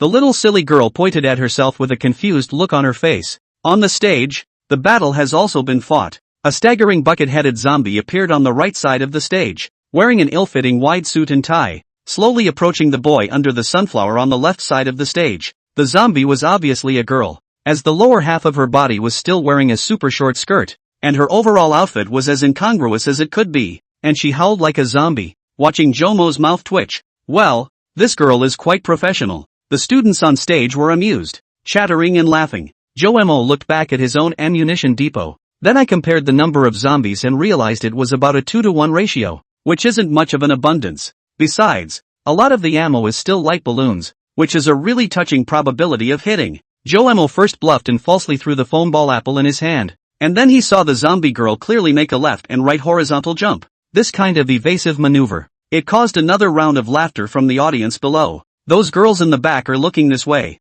I guess it's hard to get rid of so many people if you only use one routine. Jomo rubbed his chin, and finally decided to use the fruits with a touching hit rate first, to consume them first, and the fake fruits that were easy to throw, to be used as a big move left for the end. So he backhanded out a large brown eggplant balloon and waited quietly for the zombie girl to approach. When the girl got closer, Jomo could clearly notice that she was already on guard, so he yelled directly after, "Gray machine!" The zombie girl was stunned, twisted her head to look at it, found nothing, knew that she had been fooled, hurriedly turned back, but found that Jomo had no intention of attacking. No, where is the eggplant in his hand? This girl just reacted and felt her head hit by something light. It's over. It's eggplant. It turns out that just now Jomo took the opportunity to throw the eggplant into the sky. Ha ha ha, laughing my ass off. Senpai understands program effects. Ha, man, you managed to get my attention. The zombie girl, seeing that she had been hit, had to return in place with her head down and her speed quickly off the stage. Immediately after that, the second zombie girl took the stage, and Jomo changed his strategy this time, taking advantage of the fact that she had prejudiced herself. After repeating the same trick, while the girl obviously has a head-up movement, he gently threw a bubble apple, hit the bucket of water, issued a bang sound, and immediately amused the people under the stage. Laughed. Senior is really cunning. It's my turn this time. I won't fall for his tricks. One of the girls who was about to go on said. Wolfie mingled in the midst of it all, listening to the men talk and feeling interesting. But soon, she too returns in defeat and then stomps her feet in anger. I thought you said you wouldn't fall for him? I paid attention, but the senior actually drew out a long eggplant balloon to use as a stick, and I managed to get so close that I could have touched it, but I was hit all at once. Hearing this, Wolfie lets out a laugh. My eggplant, and it hasn't been unfavorable. Just as Jomo was smiling smugly, he realized that two zombies were on stage at the same time this time, and their pace was clearly faster than the previous ones. He raised an eyebrow, knowing that this was getting to be intense, but he was pleasantly unafraid and still managed to hit both of them while amusing everyone at the same time, until the zombie girls under the stage is exhausted. Finally it is the turn of the elite monster Wang Fei on the stage. She is very athletic, not to mention the speed, the ability to dodge and strong invincible. But unfortunately, Jomo had saved more ammunition before, and when Wang Fei got close, he directly threw out 5 fruits, and even if Wang Fei was able to dodge them again, at close range, he could only dodge 4 of them, and was grazed by the last one to his waist. Just when Jomo thought the game was going to end, another zombie girl appeared from the opposite stage. She wasn't quite like the others, and although she also wore a bucket on her head, she wasn't wearing a suit, just a tie, and it was clearly different from the other girls' prop ties, and looked like a real one. To top it off, she's wearing a denim halter dress. Chapter 158 Going to the beach. Jomo froze and looked at his schoolmate on the side of the stage, while the other party nodded solemnly at himself. Well, that's how you play it right. And everyone on stage was confused. This boss is too random. Suit does not wear even if. Even learn zombie walk also learn not like shivering. This is stage fright? Just as the crowd was confused and guessing what kind of work the drama club was getting up to, someone spoke up in surprise. Wait, you guys, the zombie boss isn't moving. She seems to be invisible? As viewers have observed, this boss is surprisingly wearing barrels that are opaque. They didn't understand why the props team was doing this, but Jomo was getting anxious. Crap, it's not good if you fall on a silly little girl. seeing Yi Jinxian staggering towards the stage and not coming towards his side. He was in a hurry. So, Zhou Mo looked around and surprisingly found that this sunflower was motorized. So the start button was pressed and the entire sunflower moved slowly over towards the boss. A scene that dumbfounded the audience. There's also the operation? Soon the distance between the two flew close. And when Zhou Mo reached the boss, he had wanted to grab her small hand, but the other party dodged away. Immediately afterward, the girl was seen removing the bucket from her head with both hands, and looking at him with a shy face. Zhou Mo saw the situation for a moment, and then from his own head took off the green leaves branches woven into a wreath, also with both hands, with a solemn face to the small leaves on the head. Seeing this, Little Leaf pursed her lips, then directly snapped her own bucket on Zhou Mo's head. Immediately afterward, he took off his own tie, and with a lowered head and an embarrassed face, he tied his tie for him, giving it a final tug. The movements were gentle. Bang! Bang! Bang! Finally, Zhou Mo's bucket-wearing iron head touched Yi Jinchuan's head gently 3 times, and the whole program came to an end. After all, it doesn't really matter if the game fails or not. What matters is that it makes everyone happy. The room was silent for several seconds, followed by an outburst of applause. There is no doubt that the ticket was successfully obtained. After all this effort, the two men are saying that they are going to take the beach. No, they are going to take the girls on the beach today. Because Sea City is a large city with a large population and a steady stream of tourists. The large beach on the east side of the city was once overcrowded and littered with garbage. So to ensure that tourists have a good experience and out of concern for protecting the environment, the authorities have decided to sell a limited number of tickets per day. Usually if you want to make a reservation alone, it's good to grab one in a month. But the drama club, backed by Jiaotong University, was able to get a little share, and this time Zhou Mo, their whole living program, got the second place in the whole house, and was distributed 5 tickets. This is a bit of a conundrum. These tickets are for today only, 1 extra for 4 people. When Huang Shang and Zhou Mo put their heads together, the two of them hit it off and gave the tickets to Wang Ruoyu, the silly girl from the drama club. Zhou Mo look at this girl is still relatively easy on the eyes, especially listening to Huang said, she can rely on one's own strength. Forcing Small Leaves loudly claimed to be his girlfriend. Counting on the previous Lei Ping thing, Zhou Mo vote to her feel no problem. Ahem. It's definitely not because she's a girl. These guys don't want to bring an extra guy for selfish reasons. At 5 o'clock, Huang Shang once again invited his old Pusan to come out, and the 2 men and 3 women came together to the beach on the east side of Haicheng. When you enter through the gate, you can see the beach close by through the net, and many people are playing in it. Beach volleyball, children building castles, lying flat on the sand, and collecting shells under the waves, swimming in the sea and so on. The crowd felt the not-so-cold sea breeze and were happy to see the scene in front of them. Senior, thank you. I can't believe I can come here to play for free. Little things, come and have fun. Without waiting for Zhou Mo to answer, Huang Shang patted his chest and answered Wang Ruoyu's question. They're asking Zhou Mo. You're snatching the answer. My ass. Wolfie choked with an irritated look on his face. Had. Someone's jealous. Had. Huang Shang grinned cheaply before pulling out and running straight for the nearby boys' changing room. Wang Fei's eyes were quick and stretched out his relentless iron hand, but he didn't hook the bastard and was still a step too slow, and he was furious. Humph. Wait for me. Jin Xian.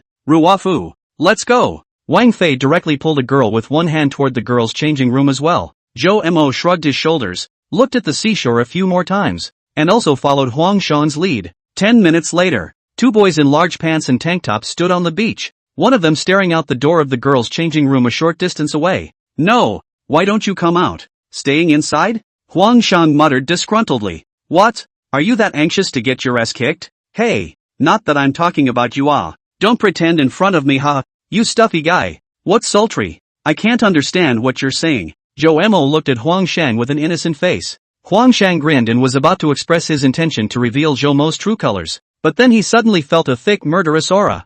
Bad. His face changed and he was about to run away when he suddenly heard a move name. Life-snatching scissor kick. Then it felt like his neck was clamped from the bottom to the top by someone's thighs, and then it was a fling, and the whole thing stumbled right onto the beach, only to see a short-haired girl in a pink crushed color, one piece with a tiny skirt kind of bathing suit riding on his neck, even with her head covered by the skirt, and then an output. Good you Zhou Mo. Just now is to attract my attention is not it? This is how you treat your brother. Well, Huang Shang raised his head with difficulty, and before he could finish, he was pressed into the sand. Zhou Mo glanced at his best friend with a kind smile on his face before sizing up the 3 girls in front of him in turn. Short hair Wang Fei is pink floral with a small hemline one-piece swimsuit. Joe Mo felt mediocre, but after all, the face value is here. Let's give it 89 points. Wang Ruoyu, on the other hand, was in a very standard one-piece bathing suit, with high coverage on the top, but her two long legs were on display, so white that even some passers-by couldn't help but look at them a few more times. Joe Mo realized that compared to the white of ordinary yellow people, Wang Ruoyu's skin color is a little lighter, wearing a double ponytail, plus the tear mole under the corner of the eye. Give a 90 score. Immediately after that, he looked over to Little Leaf, only to find that this ninny was standing in front of him with a milky ferocity, tilting her head and staring at herself, full of me being upset. Ahem, what's going on here? Kill scissors. Boing boing. Joe Mo was asking the girl in front of him somewhat sheepishly, but the other party suddenly made a sweeping kick, resulting in a foot being stuck in the sand and falling into a butt squat of her own, making a sound that Joe Mo was very familiar with. Chapter 159, Seawater. Ha ha ha. Joe Mo laughed unkindly at the sight of the girl who was crouching on her butt. That said, Joe Mo carefully measured Yi Jinxian, only to realize that the one-piece bathing suit she wore was very conservative. The hole was blue, and there was a circle of white lines around the fringe area. Not only did she have cuffs on her arms, even her thighs were similar to shorts.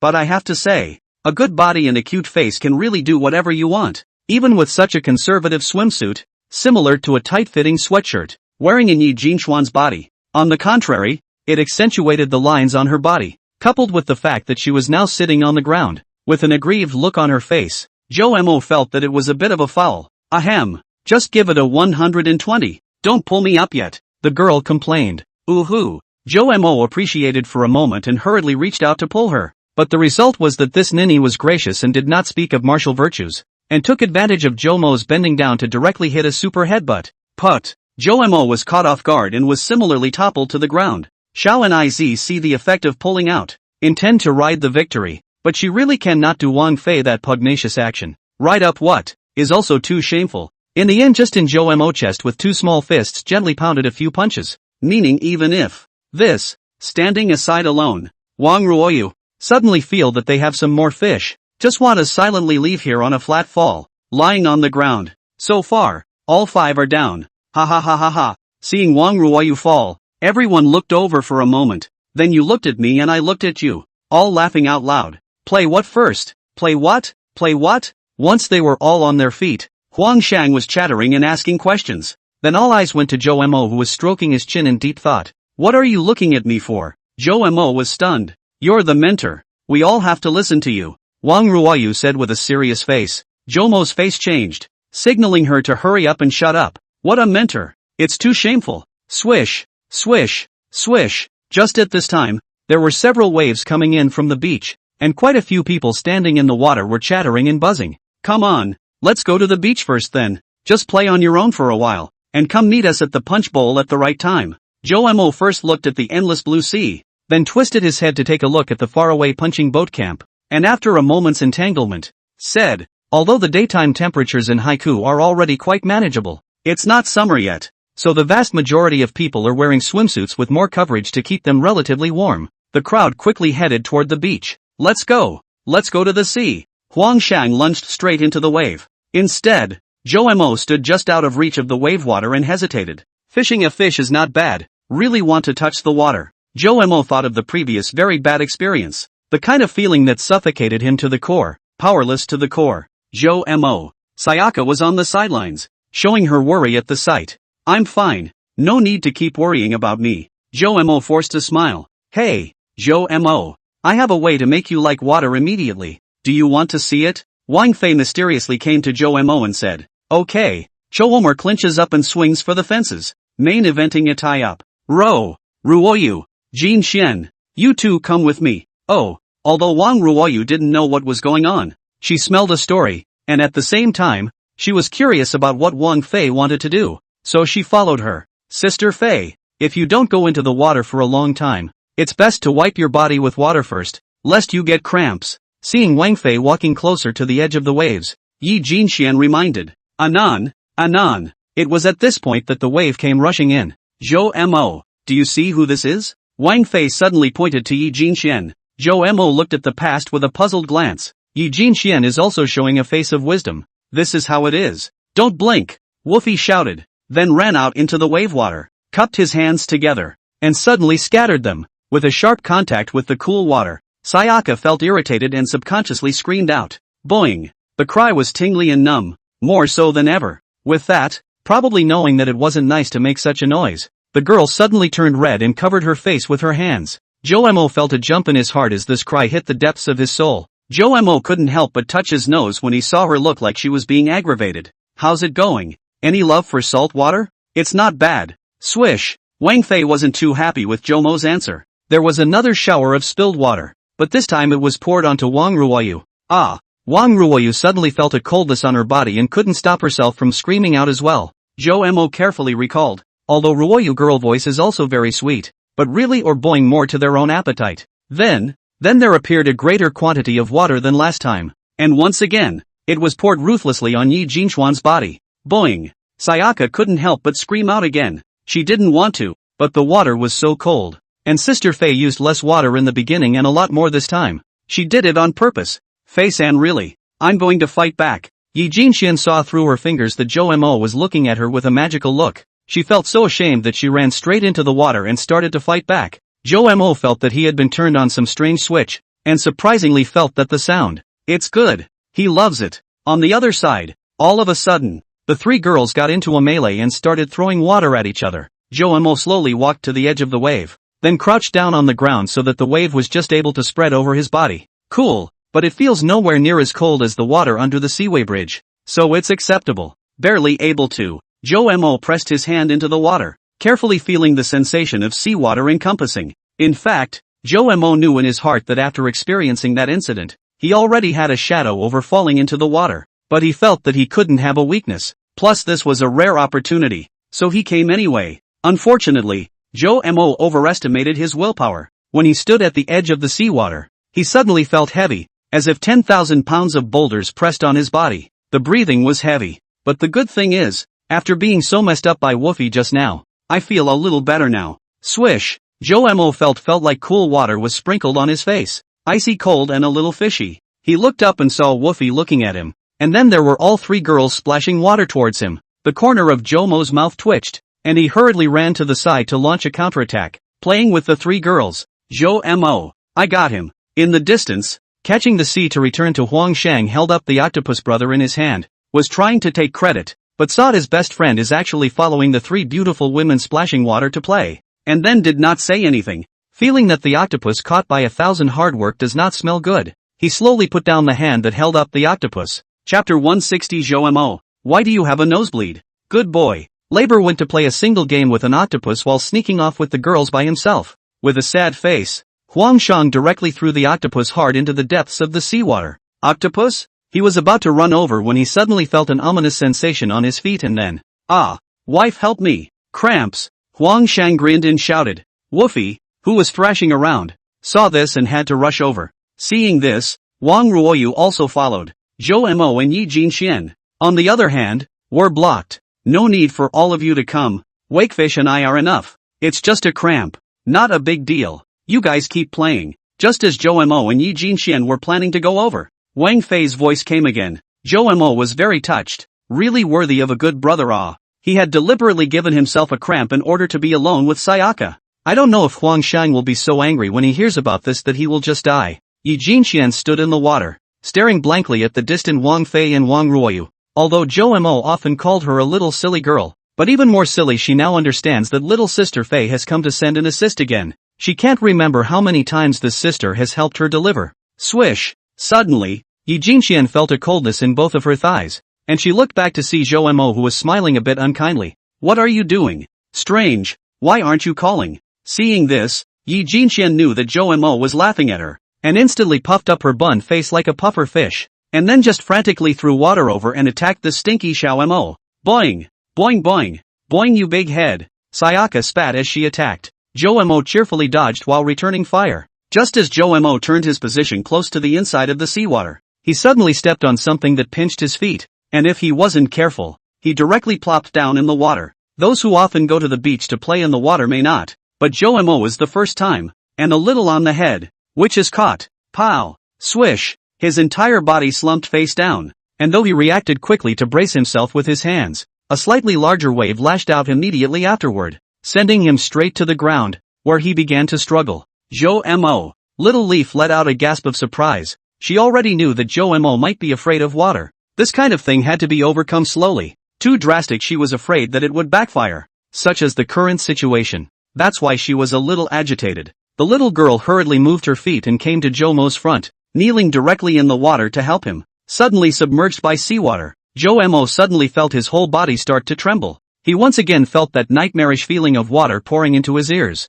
eyes, mouth and nose. Although it was only for a moment, he still tasted a fear similar to the one he felt that night, and his whole body choked on several mouthfuls of water. Cough cough cough. Joe Mo felt himself being pulled out of the water by someone's strong and violent upper body, followed by a violent coughing fit. Only after he fixed his eyes and saw that the person helping him up was Sayaka did he manage a smile that indicated reassurance. This niece was so strong just now. Cough cough cough. But his ears were waterlogged and stuffy, as well as his nasal passages, and he began to cough violently. Only Little Leaf opened his mouth and seemed to say something, but Joe Mo couldn't hear it. Joe Mo. Yi Jinxian held Joe Mo's shoulders with both hands, looking at his lousy face and also feeling Joe Mo's body trembling slightly. For some reason, Nikki thought of the scene where she went to the bridge to deliver the snacks, when Joe Mo was shaking. Stinky Mo, why do you like to push yourself so much? She couldn't help it, pursed her lips tightly, then directly embraced Joe Mo into her arms, and the two of them together resisted the subsequent several small waves.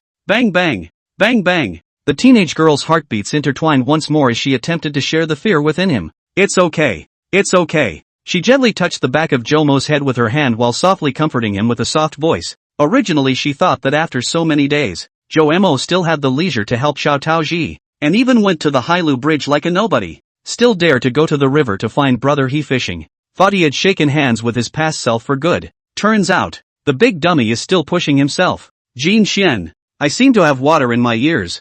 I can't hear. Joe Mo's somewhat weak voice reached Yi Jinxuan's ears. She hurriedly reached out and gently pulled Joe Mo's ear to let the water flow out. Well, can you hear me? After finishing, Yi Jinxian turned back and subconsciously cupped Joe Mo's wet cheeks with a look of concern, not thinking about how intimate this action is. Well, it's okay. I'm okay. You don't have to be so nervous. I'm a man still want to lose face. Joe Mo wanted to subconsciously touch his nose, but it was inconvenient and a bitter smile was on his face. What more face do you need in front of me? You big dummy, Little Leaf said with a slightly louder voice, and Joe Mo was dumbfounded at his words. No more games, come on, let's go home, Sayaka said again, directly pulling Joe Mo's hand ready to stand up in the water. At the same time the heart secretly made a decision. In the future we'll never let Joe Missouri close to any water source. At the same time, she was really glad that she learned to swim as a child under the guidance of Grandpa Zhu and knew some first aid. It's okay if Joe Mo is afraid of water. I, Yi Jinxian, am good at water. I'm good with water. I'm good with water. It's really nothing. It's not easy to come. If I leave now, I'll be a sinner. How much I'll spoil everyone's fun. Joe Mo shook his head and allowed Xiaoyi to tightly pull on his hand, but for the time being, he did not intend to stand up. He's not completely recovered and needs to slow down. Can't you just not think about other people's feelings? Wouldn't it be more comfortable to live a little selfishly? How is that? Like what I used to think. Suddenly being educated. Joe Mo had a bitter smile on his face, but he could also understand Yi Jinxuan's meaning very well. In the world of orphans, maybe it's better to live without internalizing your feelings by only caring about them. Big dummy, if you're afraid of the water just say so. You barely made it here, not to mention that you're going hard into the water. We can play something else. Yi Jinxian wiped his face with her own small hand while criticizing. But, didn't you promise to show me what you look like in this swimsuit when you had time? Joe Mo's words made Yi Jinxian froze. When Joe Mo just woke up, she did say so.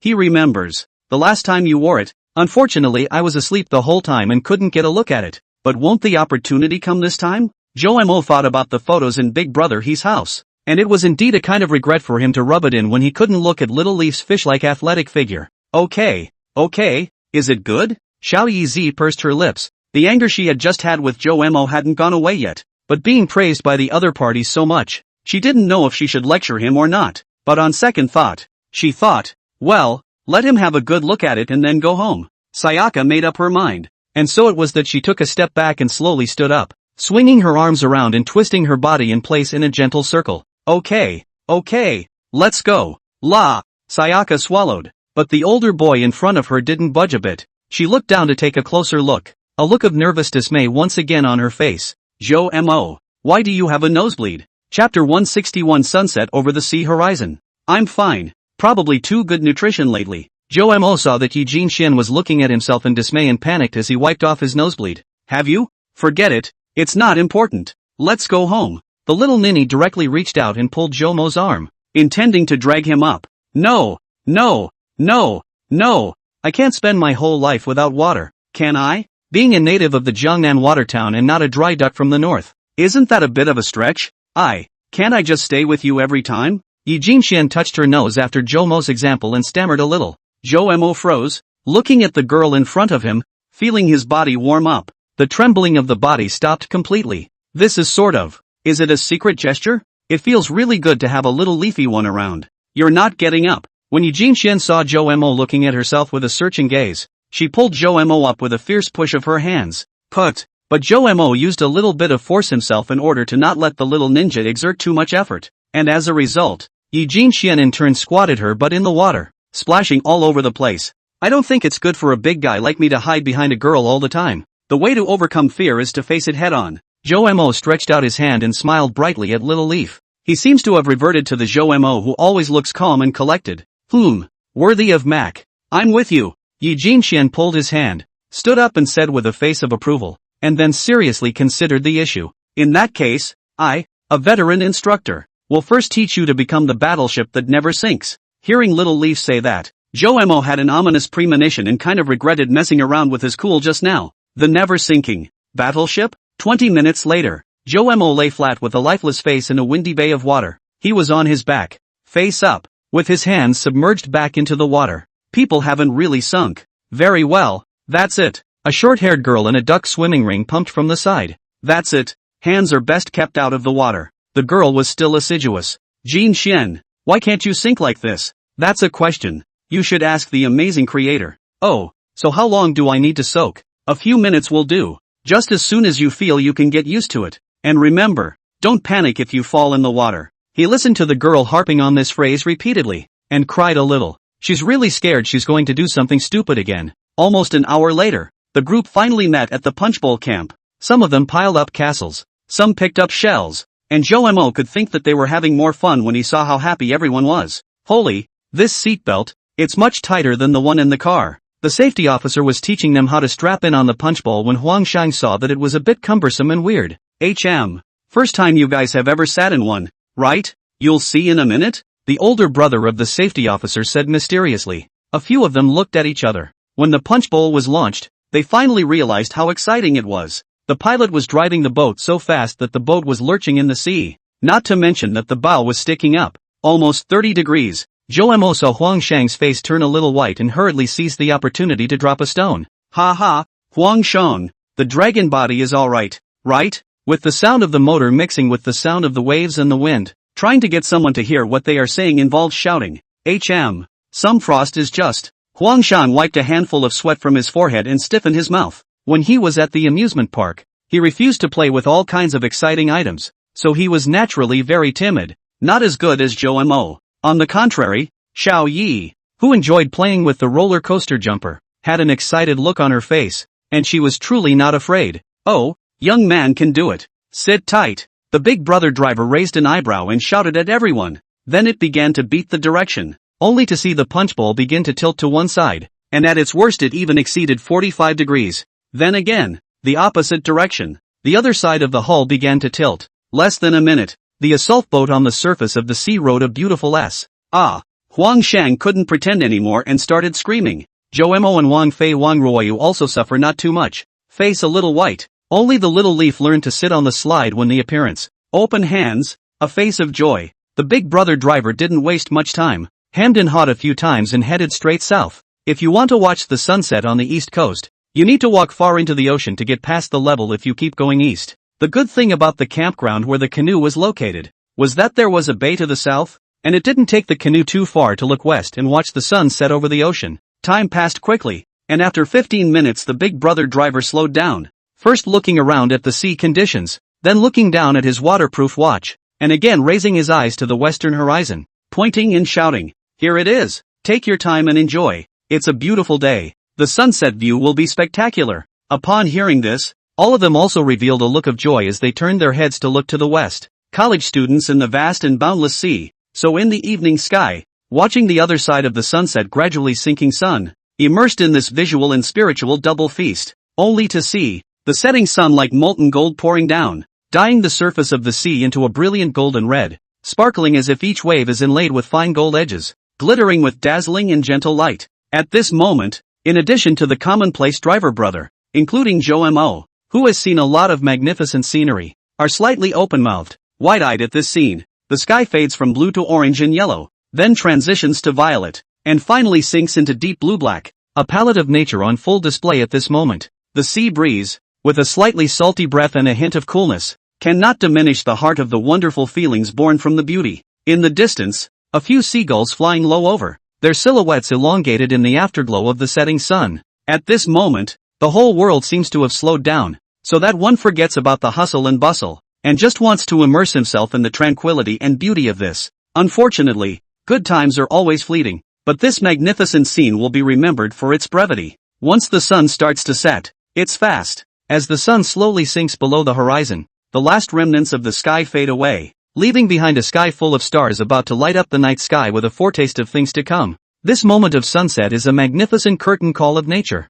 and a testimony of the soul's endless attachment to the good times. Watching the sunset in the embrace of the sea, it is as if you can hear the gentle footsteps of time, stirring up layers of ripples on the surface of the lake of the soul, making you reluctant to leave for a long time. Sunset over the sea. Chapter 162 Blue Tears. Okay, it's going to get dark if we don't go back. The pilot's older brother glanced at the darkening sky and prepared to return. Only then did the crowd come to their senses from the splendid sight they had just witnessed. There were looks of regret. It was at this moment that they felt their cell phones vibrate at the same time, and they all subconsciously took them out to take a look. Their faces were first surprised, and then filled with surprise. Just in the chat box, an equally gorgeous picture of a sunset over the ocean was being displayed, and that was just the background. A group of people were sitting on a boat at 45 degrees, and they were intently observing the setting sun, revealing their side faces and backs, which were perfectly captured. Chomer, well done. Joe Mo, good job. Not bad for a mentor.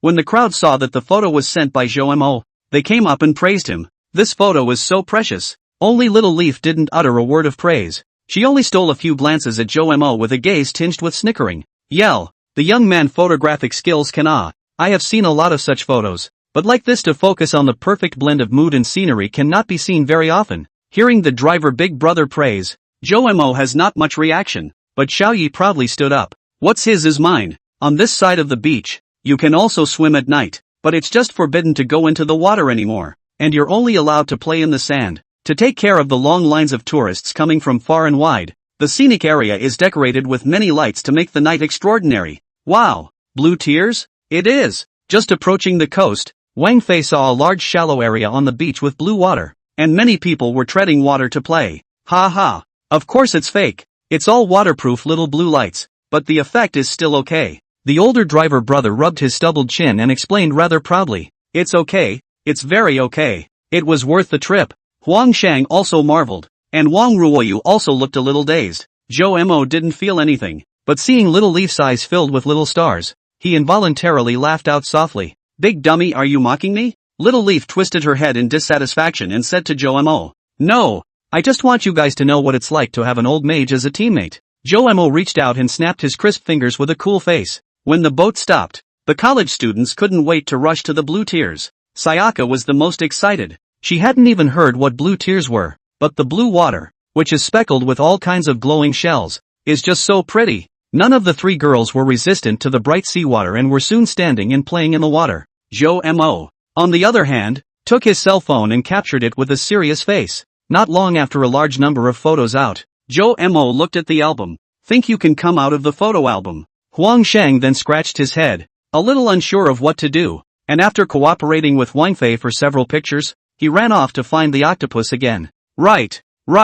Wakefish students, you can stand a little straighter and your head is. Right. That's it. Looking at Joe Mo, who was earnestly helping Wang Ruoyu, who was holding a glowing shell in her hand to take a picture, the remaining two little girls whispered again. Or Joe Mo can a handful of good cooking, will take pictures, but also understand psychology, will take care of people, long and handsome, such a good man. It is really hard to find a lantern. It is very easy to be missed by the girls. Oh, you say it is not Jin Xian. Wang Fei broke her fingers and laughed playfully at Yi Jin Xian. Which is not as good as Sister Xiufei said la. In fact, he can belly black. Just no to bully me. Sayaka rubbed her hands together and got coy. Is it well? If not someone standing here, Wang Ruoyu students, I guess a moment of confession are arranged. Ha! At those words, Yi Jinxian looked over with a face of consternation. And sure enough, she found Wang Ruoyu looking at her own. Ah shucks. Eyes full of admiration for Zhou Mo. Mr. Zhou Mo, can I ask you something? What is it? Zhou Mo was looking down at the cell phone album screening in. After taking a picture of Wang Ruoyu, completely unaware of the way the girl in front of him was looking at her. May I ask, is student Yi Jinxian your girlfriend? Wang Ruoyu felt like she was going to be swept away by the romantic atmosphere around her, and the boy in front of her was indeed very heartwarming. But then she remembered how Yi Jinxian had behaved when she was in the auditorium, and the obvious subtle distance between the two of them and the couple Huangshan Wang Fei. Obviously know that people may be a pair, but Wang Ruoyu feel that if he does not ask tonight, he will not be able to sleep when he goes back at night. Either give yourself hope or just let yourself die completely so you have no regrets. Zhou Mo froze, staggered to raise his head, which realized that Wang Ruoyu look at his eyes some not quite right. No, am I that handsome? It's okay to take pictures, right? There are more guys who can take pictures now. Of course, Zhou Mo naturally understands what she means, and there is nothing wrong with directly opening his mouth to refuse. From the moment he moved into the left bank Tingji, he felt like he didn't just belong to him anymore. But good grief, the little silly girl came along at this time. Ah ha ha ha, ah ha ha ha. Seawater is so much fun. The little silly girl squatted not far away, letting the water spread over half of her face and began to spit out bubbles, but her eyes were vigilant as they wandered back and forth over Zhou Mo and Wang Ruoyu, looking at Little Leaf, who was acting so fake. The corner of Zhou Mo's mouth twitched. He's in trouble. Telling Wang Ruoyu yes can make her die. But the little silly girl is watching from the sidelines. This niece had obviously heard Wang Ruoyu's question, which was why she had this adorable look on her face. It was still a while before her exams, not the time to say such things, and she didn't know if her tail would go up in the air if she heard it. But if you speak euphemistically, it will have the flavor of hanging Wang Ruoyu and giving her hope. Zhou Mo wanted it even less, and that was what was cruel to her. Zhou Mo has a bit of a headache. Why are you giving me a net problem? Yi Jinxian spat out bubbles. Her heart was also nervous at the moment. Obviously almost a solid thing reason tells itself to see or not see the result is doomed, but she still got nervous because she cared too much. Unfortunately, she still didn't see the expected scene. I only saw Zhou Mo reach out on the other side where he couldn't see, and with the help of his head as a cover, he seemed to gesture at Wang Ruoyu. Then Wang Ruoyu pursed her lips and nodded with a forced smile. So Little Leaf Press did not see Zhou Mo actually gesture a what? Damn it. This is not at all difficult for the cunning fox. Chapter 163, there are always more solutions than difficulties. Pia. Zhou Mo suddenly felt splashed with water. He turned his head to look and saw that Little Leaf was squatting in the water, spreading water towards himself. His two little hands were like propellers, throwing the water to his side one after another. Seeing her huffing and puffing, he knew that she was unhappy with her behavior just now. But Zhou Mo was not used to her and immediately returned the favor. Stinking Zhou Mo. Stinky Zhou Mo. Eat me. Don't go too far. Little silly girl. I'll go overboard. I'll go too far. Eat me if you can. Well. That's what you say. Seeing these two people make a mess, Wang Ruoyu snapped and lay down in the water, spreading his limbs and letting himself flow with the waves. Oh, I'm tired of looking at it all. Destroy it. She's on swing mode. By the time the crowd came out, the time had come to 9 p.m. It's getting late. Plus it was on the beach and it felt even more like the wind was cool and a little bit freezing. This time they got high. Especially the three girls. They felt no energy at all. And all they could think of was to go back early, lie flat on the bed and close their eyes beautifully. Zhou Mo and Huang Shang felt fine. A group of 5 people came to the old Pusan. Huang Shang was the first to go up. The crowd followed in unison, all sitting on their asses in the car, intending to rest for a while. As a result, Huang Shang fought half a day's fire and froze. Chug chug, chug chug, chug, chug, chug, chug, chug. It looks like is broken? Hurry up and fix it. Zhou Mo. No. You take me for the almighty fat blue man? Old Huang. Is it too late to find someone to fix the car? 9 o'clock at night. Or this remote beach from the city, do you think? After half a day of talking, the crowd froze and had to get out of the car in a wail. They were really tired and were not wanting to move at all. Exhausted, the 5 men came to the side of the road, and at this point, on this side of the area, the traffic was low. Or at least they didn't see a single car right now. It's not like you can't even get a cab, is it? Huang Shang had a not so good feeling. If he walked back, he wouldn't want his legs, and he'd rather lay back in the car and make do for the night. As a result, Yellow on the hit half-a-day car, but also really froze without a driver to take orders. Others couldn't sit still and started to take cabs. 5 minutes, 10 minutes, 15 minutes, still not a peep. Chomer, I don't want to sleep on the floor. Yi Jinxian pitifully came to Zhou Mo and said, it's no use you telling me. Zhou Mo had a bitter smile on his face. This niece was quite clingy. Use your head. I'm sure you'll come up with something. Little Neisan cheered Zhou Mo up. Where the hell does she get her confidence from? Wait, I seem to have a solution. Zhou Mo's heart moved, hurriedly scratched open the low German map, then carefully placed in the nearby location. Finally let him find a place. Big sister. Zhou Mo is not that trust. 3 heads and 6 arms. You should not blindly trust him. You say it, right, Ruoyu sister? Huang Shang said with some amusement. But in my heart, I am sighing. If Xiao Fei can also worship me so much, then wouldn't I be? Ahem. At night, I think, Zhou Mo student must have a solution. Ruoyu also looked at Zhou Mo with confidence and said. Seeing this, Woofy followed blindly. Yes, there must be a way. Huang Shang was speechless when he saw that all the girls were like this. Zhou Mo. You can grow a heart. 3 pretty girls are CPUing you. You can't. No, I seem to have a real idea. Ha, you see, almost 2 kilometers forward from here, there is an electronic factory. I screwed in it, I remember. At 9:30 p.m. there is a last bus to the city, but this point pulling has not been much. Add some money, I think the driver will not refuse. When Zhou Mo finished speaking, everyone was stunned. It's not. Let's just say, you've really got it together, don't you? Wang Fei are ready to sleep at night with the left hand holding ye big pillow, right hand wrapped around the soft wakefish girl. Huang Shang sniffled, feeling a little jealous of Zhou Mo's rich and bumpy past experiences. Damn, being compared to another man. Yeah. Yi Jinxian gently tugged on Zhou Mo's coat corner and looked at him with eyes that looked at a baby. See, I told you there must be something you can do. It's 9:10 now. Let's hurry. Wang Ruoyu felt like she was full of dog food and hurriedly urged to leave. Bark, bark.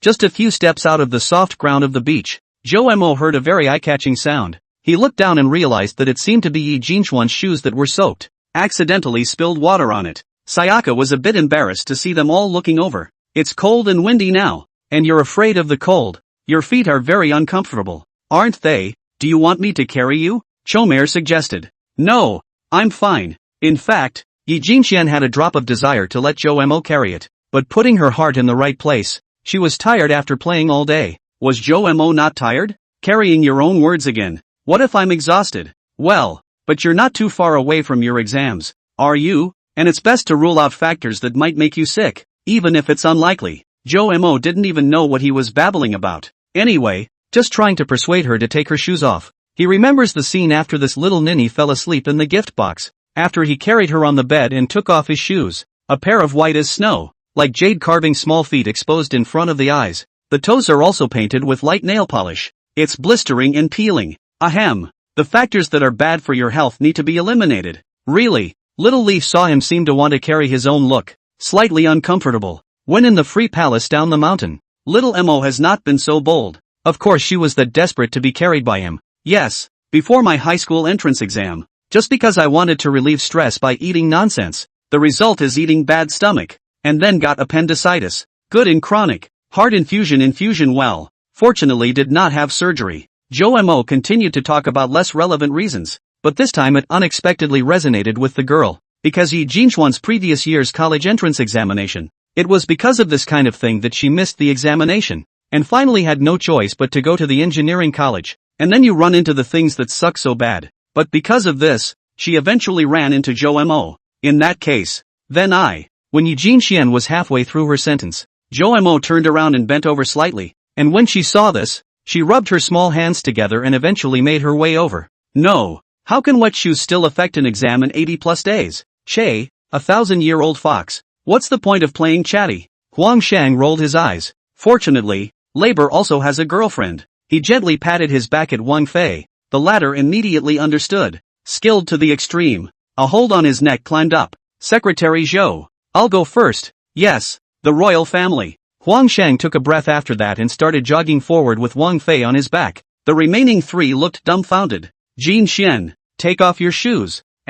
Chapter 164, My home, on my back. What are you waiting for if your shoes are wet? Oh, right-o. Yi Jin Xian, who had just plopped down on Jomo's back, then woke up. He himself was carried by Mare because his shoes were wet. She took off her shoes in 3 tries, and her little white cotton socks. The laces were then tied together and hung around Chomer's neck. Jomo glanced at Little Leaf's little feet and was relieved to find that they weren't soaked and peeled. How that ruins the beauty. Hold me tight. Jomo took a step backward, like a drawn bow and arrow, ready to fire. What's wrong with? Again? Because, I'll be quick. Yi Jinxian sniffed and felt a bit funny, but still subconsciously stuck to hug Jomo tightly. Well, greatness needs no introduction. Jomo felt the softness behind him and was filled with energy. Cricket yellow on. Watch me pass him. Whoosh. Jomo carried Yi Jinxian on his back and ran forward, chasing straight after the Huangshang duo. The strange desire to win among boys. What do I do?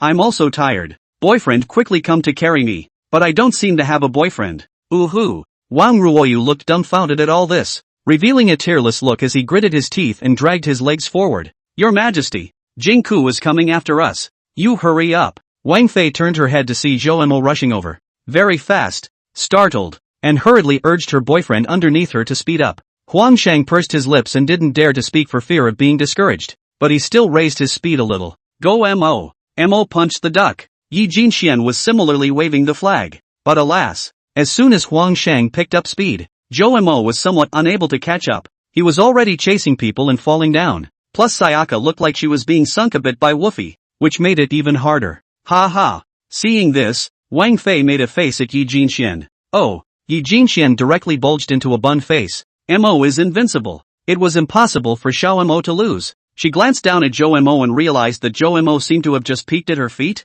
What's so great about feet? No, I've heard. It seems like some guys just like. Yi Jinxian remembered the gossip she had heard before, so she almost came to Jomo's ear and whispered something. Then, Wang Fei's jaw dropped in shock as Jomo unexpectedly began to pick up speed again. It's closing the distance fast. What's going on? Jomo, have you turned on? Woofy said in dismay. Charge. In the end, Jomo finally slightly exceeded Huangshang a little bit. The two people almost at the same time unloaded their strength, slowly stopped. There's a girl in the back. It's dark. It's the middle of nowhere. It's not good to be too far away. Who? Jomo. Are you kid high? Huangshang said defiantly while breathing heavily. Jomo also gasped, but didn't say anything, just rolled his eyes. After waiting for a short while, Wang Ruoyu finally followed. After this fuss, the journey was rushed quite a bit, and after another 15 minutes, the crowd arrived near the entrance of the factory. Jomo said, a Chinese bus is parked there. God! Jomo! Woofy exclaimed. Well, it's all exhausting, so hurry up. Jomo first get on the car and the master driver to discuss. The moment I heard of the money, the master agreed without saying a word. When the car started, there were only a few workers in the car, and most of the seats were empty. The car did not pass through Jiaotong University or left Bangtingji, but passed through a nearby intersection. Huangshang, Wang Fei, and Wang Ruofu got off the bus as soon as they entered the city, and they needed to take another taxi back to the school neighborhood. The workers also quickly got off, leaving only Jomo, Yi Jinxian and the driver uncle. Yi Jinxian was able to chat a bit at first, but soon thick tiredness hit her and she leaned back in her seat and tilted her head to fall asleep. Seeing this, Jomo smiled knowingly and reached over to strap her in just in case. In fact, he himself was very sleepy, but he was afraid of missing the intersection, but also defensive of the driver, always gritted his teeth and insisted, really cannot top, just bite his arm to keep awake. Boom boom boom. It was late at night. City wasn't too busy a zone, and there weren't really many people, and neither were the cars, so the Chinese bus wasn't slow, and braked gently to make a big turn. Due to inertia, Xiao Yezi jumped into Jomo's arms at once, and the aroma was suddenly overwhelming. Jomo was not sleepy at once, but instead was very energetic. Then he didn't need to bite his arm. The driver saw the scene through the camera and smiled slightly. Bye uncle. At 11 o'clock at night, Jomo stood quietly under the streetlight at the intersection with Yi Jinxian on his back, staring at the bus as it slowly disappeared into the night. Yi Jinxian was sleeping sweetly.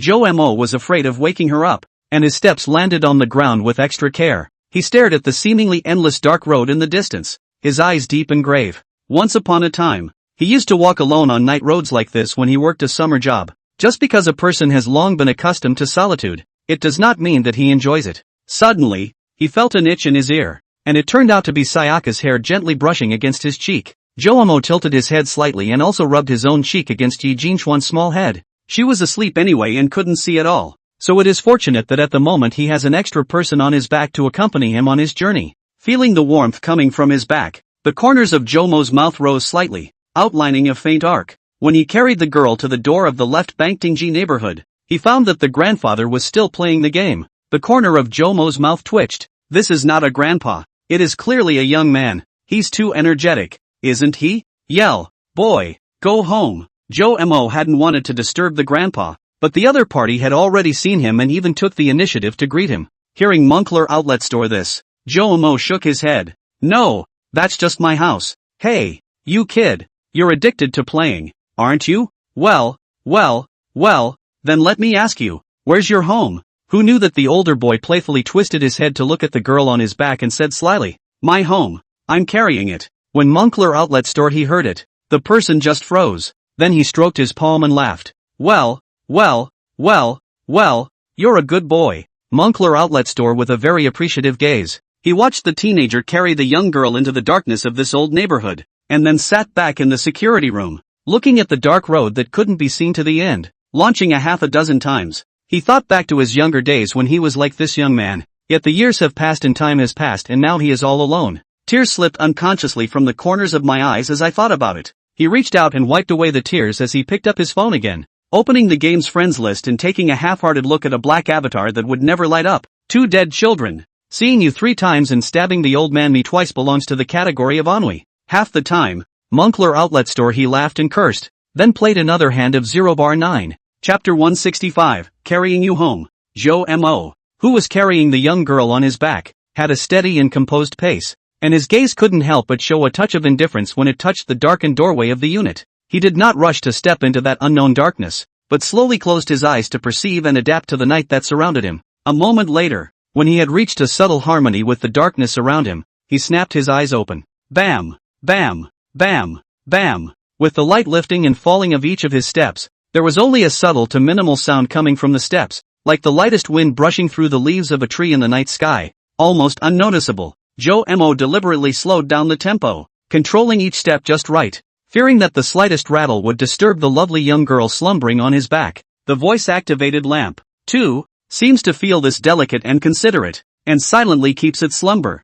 without lighting up that blinding light because of any sound. And that, too, is what the big boys want. The moonlight intertwined with the shimmering light of the distant street lamps, casting a soft silver veil over the darkened hallway. Jomo slowly climbed upward step by step with this faint light. His breathing was even and long, blending in with the serenity around him, as if the whole world was just him and the young girl on his back, and the long, cozy journey home. First floor, second floor. Every time he passed a floor, Jomo could feel that the weight on his back seemed to become heavier. I don't know whether it was because he was really too tired, or for some other reason. Finally, after a long climb, Jomo arrived at the 3rd floor and came to the familiar door. He stopped softly and gazed at the door, an unspeakable emotion welling up in his heart. My home is finally here yet. Jomo carefully pressed the flashlight on in his pants pocket, and the screen instantly lit up with a soft and warm beam of light, which both added a bit of brightness to the dim space, and skillfully avoided shooting directly onto the soft skin of the girl on his back with her eyes closed. At the same time, with the aid of this light, the outline of the door lock was carefully sought. His fingers first unconsciously brushed over the coldness of the doorknob, not knocking, just shaking it in an almost ritualistic gesture. Then he looked up at the decorative baby bunny head on the door, the corners of his mouth unconsciously rising, as if this small gesture always brought him a touch of homey feeling. He then stretched out his slender fingers and gently pressed them on the tip of the baby rabbit's nose. However, it was at this point that an unexpected interlude occurred. Just a second before Jomo's finger was about to trigger the door opening mechanism, a small, white and slender hand, like an elf, quietly appeared and impartially pressed on the other side of the door, on the slightly somber yet playful little fox avatar. I'm back. I'm back. Jomo's voice was low and magnetic, taking the lead in breaking this sudden tranquility, followed by a soft and vibrant female voice with a hint of playfulness ringing out almost simultaneously. The voice was filled with a stealing feeling. It was the voice of Little Leaf, who had woken up at some point and was completing this homecoming ritual with Jomo in an unexpected way. It was as if, with a hint of childishness and tacit understanding, this was the secret way they had set out to open the door together. Joe Mo froze violently, then twisted his head in dismay, meeting Little Leaf's gaze in the air unexpectedly. Under the interweaving of the moonlight and the light of the cell phone, Sayaka's eyes shone with a star-like light, and the corners of her mouth were hung with a sweet smile, as if the whole world had become gentle because of her smile. "When did you wake up?" Joe Mo gulped and said. Only Little Leaf coughed lightly twice and said in an old-fashioned manner, "Yell, boy, go home." "No, that's just my house, my home, I'm carrying it." When the girl finished, she looked at him with burning eyes and a blush on her face, but unfortunately it was too dark for Joe Mo to see. Time seems to freeze at this moment, and Xiao Mo is in a state of dead. This is shameful too. Joe Mo so regretted being poor with the Grand Master. Wait a minute, did this old man see Sayaka waking up? What's the point of this? Lao dang. Chomer loses again. Ahem. Anyway, let's open the door and go inside first. Joe Mo coughed lightly, attempting to skip the topic. Mo, am I your home? The girl asked herself. You pat yourself down and we'll go in first. Oh, Sayaka froze slightly, then did as she was told. She'd also heard about coming home late at night and needing to pat the dust. The two patted their clothes together before Joe Mo opened the door. He went inside and closed the door, which made him exhale. Finally in the door. Heart-tired body more tired really. Why don't you come down and put on your slippers? Joe Mo loosened the girl's hand, but the latter made an effort to stick up, and suddenly an even softer touch came, causing his old face to blush. You answer me one question and I'll come down. Little Leaf see Joe Mo want to skip that topic just now. Naturally, is unforgiving up? Shy little Mo so cute. She was going to tease him. Can I refuse? Am I your home? Don't talk to yourself. Don't want to talk about it, do you? Then you're ready to carry me for the rest of your life. Little Leafy's head ironed up and tightened her arms around Joe Mo's neck. Joe Mo was somewhat helpless. I'm really tired. Jinxian's sister, you do me a favor and let me sleep early, okay? With a soft heart, Xiao Yi put down Joe Mo, and then she regretted it, because Joe Mo windily slipped into his fox's den, and incidentally flipped the fox in front of the door, and what was written on the other side turned out to be closed. Dumbfounded, the girl hurried over and started knocking on the door, but no one ever answered behind the door. Damn, you were given a chance and you didn't hit it. What a gas! And Joe Mo in the master bedroom is lying on the bed waiting for the body to slowly soften in the. He turned his face sideways, opened his cell phone, looked at the lock screen wallpaper with a silly grin on his face, and after saying good night to someone, a strong sleepiness came on, so he went deeply into the dreamland. On the other side, the girl lay on the bed in a big shape, looking at the ceiling and fuming, and finally also picked up her cell phone, looking at the lock screen wallpaper. LOL, there are still 82 days to go. Oh, Joe Xiaoma. The girl then fell into a sweet sleep as well. Have a good night. Good night. Chapter 166, A White Colt Passes. Time flies like a shuttle. Then the days settled down. Teenage girls just battle it out while relying on each other to live a small life in the small home. Joe Mo, as usual, tried to do as much as he could on his own in terms of food and shelter, so that even when Yi Jinxian went home, she could still have plenty of time to do her papers. Every now and then, he even takes the girl out for a little shopping spree. Originally, he was worried at first whether Little Leaf could carry on like this all the time, but after careful observation, Joe Mo realized that he had been overly concerned. This niece's will to get into Jiaotong University is, for some reason, extremely strong, coupled with outstanding talent. The bottom has not fallen out, and the scores on the practice papers have always been ridiculously high and are becoming more and more stable. This made Joe Mo think of the previous scene when they were sprinting in the Iron Triangle, which was actually very similar to this niece's current state. Joe Mo also learned that the teachers at the tutoring organization were also very responsible, and that Yi Jinxian had made several good friends. At first Joe Mo was a bit nervous, but once he heard that they were all girls,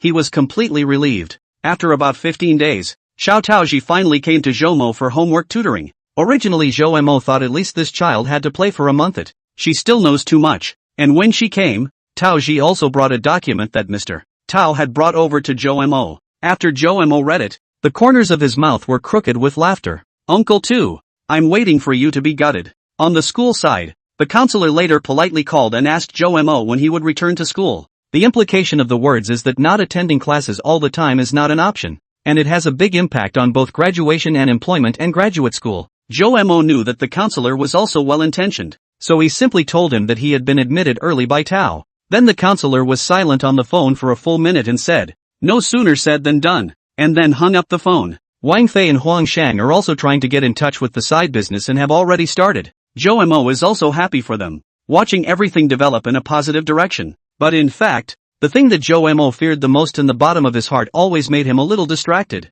It's the woman suspected to be Yi Jinxuan's mother, who hasn't appeared during this period. Joe Mo did not tell Yi Jinxian about this matter, and also sidestepped several times. From the attitude of the small leaves, this woman did not look for Yi Jinxian. As the days go by, 30, 40, 60, Joe Mo also finally put this matter down. Seems like that time, there was a really high probability that it was a coincidence. Until the first 7 days near the entrance exams, this was a small accident. Yi Jinxian is sick, had for several days or some pain. Joe Mo accompanied to see the doctor. The doctor means that the person is not a problem. It is estimated to be overworked. It is recommended to relax. Joe Mo pulled Wang Fei and Huang Shan over, and the four of them conspired together to let Yi Jinxian go there to relax and unwind. The final pat decision on the place was to find a nearby place with mountains and water. Take a break, walk around, get some fresh air and let your eyes relax. Just as the iron triangle looking for a map, Yi Jinxian but shook her head. She said she remembered a place.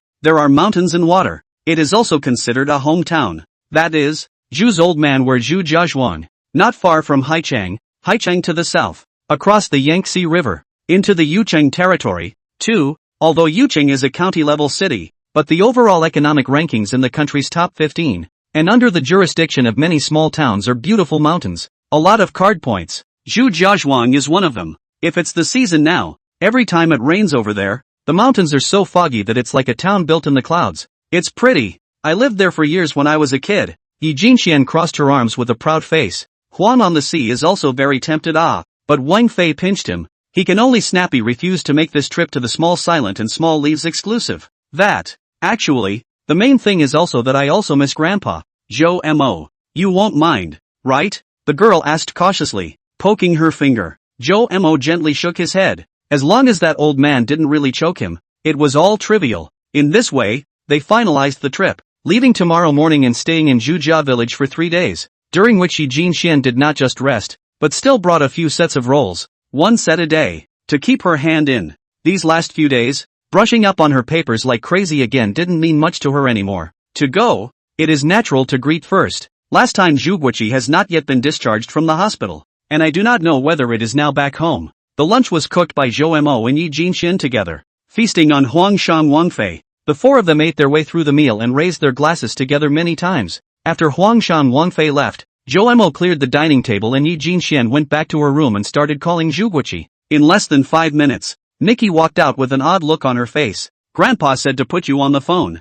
Zhou Mo, who was wiping the table, froze and pointed at his nose. Ha, don't be a jerk. Get over there. This niece didn't seem to intend to listen on the sidelines, so Zhou Mo had no choice but to helplessly walk into Little Leaf's room and sit on the bed, playing with the ears of the large rabbit doll with his hands while answering the phone. More than 70 days have passed, and the relationship between the two has become more subtle, as well as more tacit and intimate. Grandpa, you wanted to see me? Put. Who told you to call me Grandpa? No screaming. Jinxian told me to call it that. Then there was silence there for a moment. You kid. After all these days, you haven't crossed the line, have you? VC? What's that? I've heard of the Collier. Ask Boundary. Is there a car of that make? Kind of a shame I don't have the financial means to buy a car yet. Well. So play it right? Don't sleep too much tonight. If you dare to fall asleep I'll come looking for you.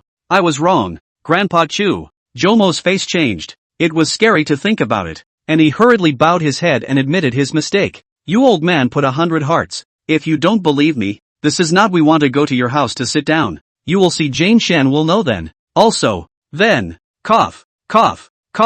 First, almost to Yucheng station, let Shin girl to his big uncle call over to pick up. If the taxi, I'm afraid to slaughter your kid. Are you okay? It's okay, old habits. That's it, old man I'll wait for you guys. Tomorrow I promise to make your day interesting. Ha. Cough. Hang up. Then the old man hung up on himself. Joe Mo skimmed his lips. Go, naturally, not for nothing. It was also considered half of Sayaka's mother's home, and she could go back as often as she wanted. But Joe Mo felt that if he wanted to follow them there, it would be better to bring some gifts. After all, they are quasi. Cough. In the afternoon, the two went to the supermarket together again, and Joe Mo inquired about the situation of the old man and several uncles and grandchildren on Xiaoye's side. Joe Mo stroked his chin, and then bought a suitcase of stuff for the symptoms. The next day, after washing up early, Jomo and Little Leaf casually ate some breakfast before pulling their 2 suitcases to Haicheng South Station. Jomo's pure white large suitcase was filled with gifts, while Yi Jinchuan's pink small suitcase was filled with a change of clothes for the 2 of them, as well as some daily necessities and whatnot. The D3145 train is about to enter the station. Please prepare the staff to receive the train, to ensure that the platform is safe and smooth. Thank you for your cooperation, and work together to ensure that the D3145 train is safe, orderly and smooth into the station and departure. Pulling the size of the suitcase of the teenage girls, how did not expect this newly opened journey, almost let them once again the tears flow. Chapter 167. It's been a really long time since I've been on a high-speed train. Xiao Yi, who was sitting in the window seat, looked out the window at the skyscrapers of Haicheng that swept backward with some emotion. Yeah, me too. Last time I guess 2 years ago? Jomo glanced at the side of her face and laughed. This is Little Leaf.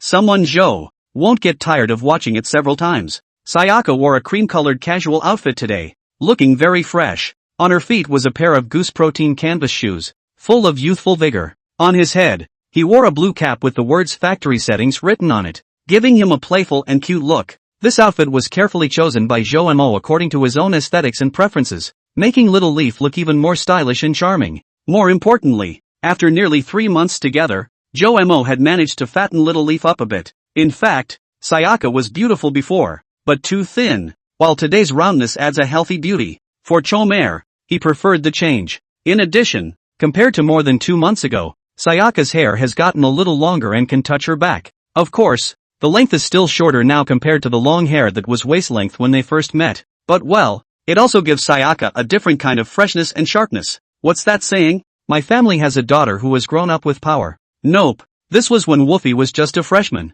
Reviewed on Yellow, and then chased around PTU twice. Jomo mulled over the sentence, which should be said like this. I have a daughter in my family who is growing up, and it's the right time for peach blossoms. Well, that's the one. There's a sense of fulfillment in playing a nurturing girl game. What are you giggling about? Sayaka twisted her head and saw that Jomo seemed to be giggling at her face. If it were someone else, she would probably be so scared that she would just run away. But with Jomo, it was fine. Ahem. You look outside. We are out of the sea city. The river looks so far away. Every day to see the skyscrapers. Eyes suffocated. Now it is very eyes comfortable. Chomer opened his mouth. Oh, seems to be true. Nikki craned her head out the window once more, looking out into the distance of the river with her best eyes. Jin Xian, I actually have a question. Jomo's heart stirred and he thought of a funny thing, intending to tease this little silly girl. What? Yi Jinxian asked without looking back. Her attention seemed to be attracted by the large freighter on the river. It's okay at the old man's place.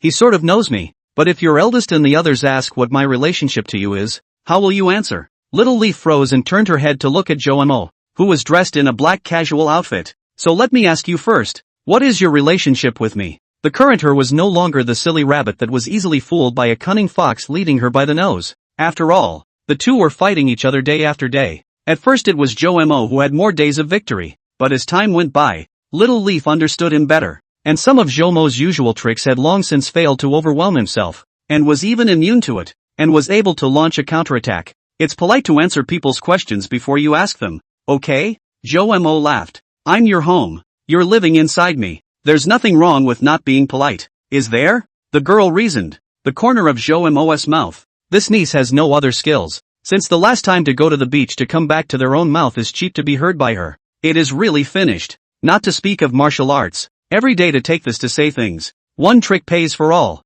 right? Seeing that Jomo was temporarily speechless, Little Leaf smiled triumphantly. It wasn't just her. In fact, Jomo had also undergone some changes during this period of time. The appearance hadn't changed much, but Sayaka could feel that his eyes and temperament had changed. Originally Jomo always gave people a melancholic feeling, but now this feeling has faded a lot, and he has become a little more smiley, and his speech has become a lot more funny. In the past, when he had deep eyes and was glowering or thinking about a problem, Little Leaf always felt like he was looking at an indistinct place, but now his eyes were soulful and full of vigor. This transformation made the little girl very happy. By the way, it's worth mentioning that this black casual dress Jomo is wearing is also the one that Little Leaf picked for him according to his own taste. Just as the two were about to say something else, Sayaka's phone rang. Big uncle? Oh, well, it's fine. You are busy. The road I certainly remember. Then this time Trouble Qian Qian's sister. Yi Jinxian hung up the phone and explained briefly when she saw Zhou Mo's inquiring face.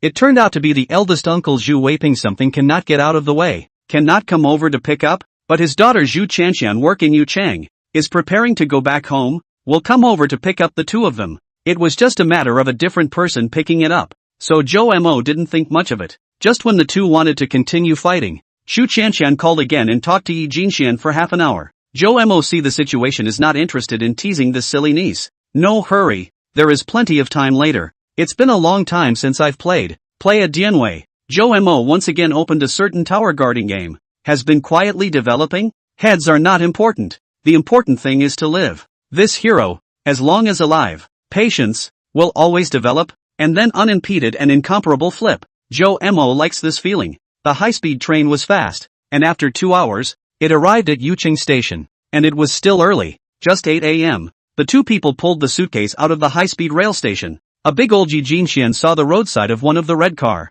next to which is standing a woman. On the phone look, Zhou Mo also glanced over in passing, noticing that the expression on her face seemed to be very unnatural, and she was talking a bit excitedly to the other end of the phone. But soon, this woman saw that Yi Jinxian was waving at her on her tiptoes, and her face spread into a smile and she directly hung up the phone. Sister Chanxian, who are you talking to? Little Jinxian. Ouch. You've grown so big. The two people met in the center of the square without any problems, and after seeing Zhu Chanxian looking up and down at Yi Jinxian and saying so in surprise, Zhou Mo could not help but feel a little proud. See, it's still me who raises them. Just now did not see it. Zhou Mo now realized that Zhu Chanxian is very high, almost 1.7 meters, which is nothing in the boys, but the girls will seem very high. Together with her slender figure and a pair of phoenix eyes, she was still more eye-catching. As for the age, Zhou Mo cannot guess. Are working, according to the normal school age of college students to calculate, how to have to be more than 22 years old,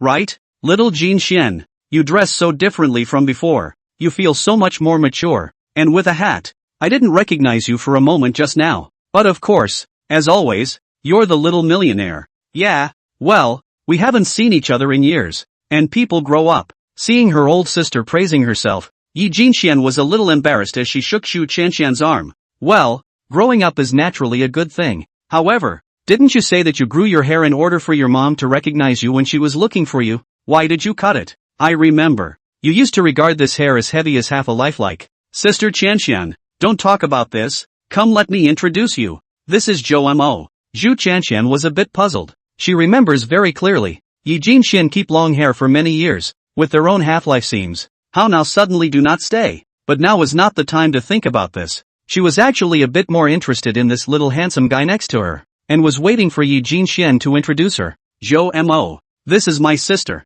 Zhu Chanxian. You, Zhou Mo. What happened to you? Seeing Zhou Mo suddenly in a daze, Yi Jinxian froze, and then saw him looking over with complicated eyes. That comment just now may have made him blame himself again. What a big dummy. Chapter 168 Yunshui Town. It's actually quite nice to have short hair. It's much more manageable. Especially now that I'm busier. It just feels more hassle-free. Busy? Oh yeah. It's an exam, isn't it? Short hair does look good. Zhu Chanxian read the words and colors fast. She instantly understood that there is a story here that she likes, and hurriedly agreed. Hello Sister Chanxian, I'm Zhou Mo. Zhou Mo reacted and also smiled and nodded, extending his right hand. People who live in big cities are different and meet with a handshake. Zhu Chanxian smiled and held his hand. Their side is not shing this, unless it is on behalf of the company to meet customers. Sister, you're joking. Where to live is the same. Look not at the living environment, but the quality of life of the individual. Sister, look, then I'm not older than a few years old. The car is driving. I do not say the car. Even the driver's license has not yet been tested. Ha ha, little brother really knows how to talk. The two men were chatting happily all of a sudden. Yi Jinxian is a bit confused. Why does Zhou Mo seem to be able to chat with anyone happily?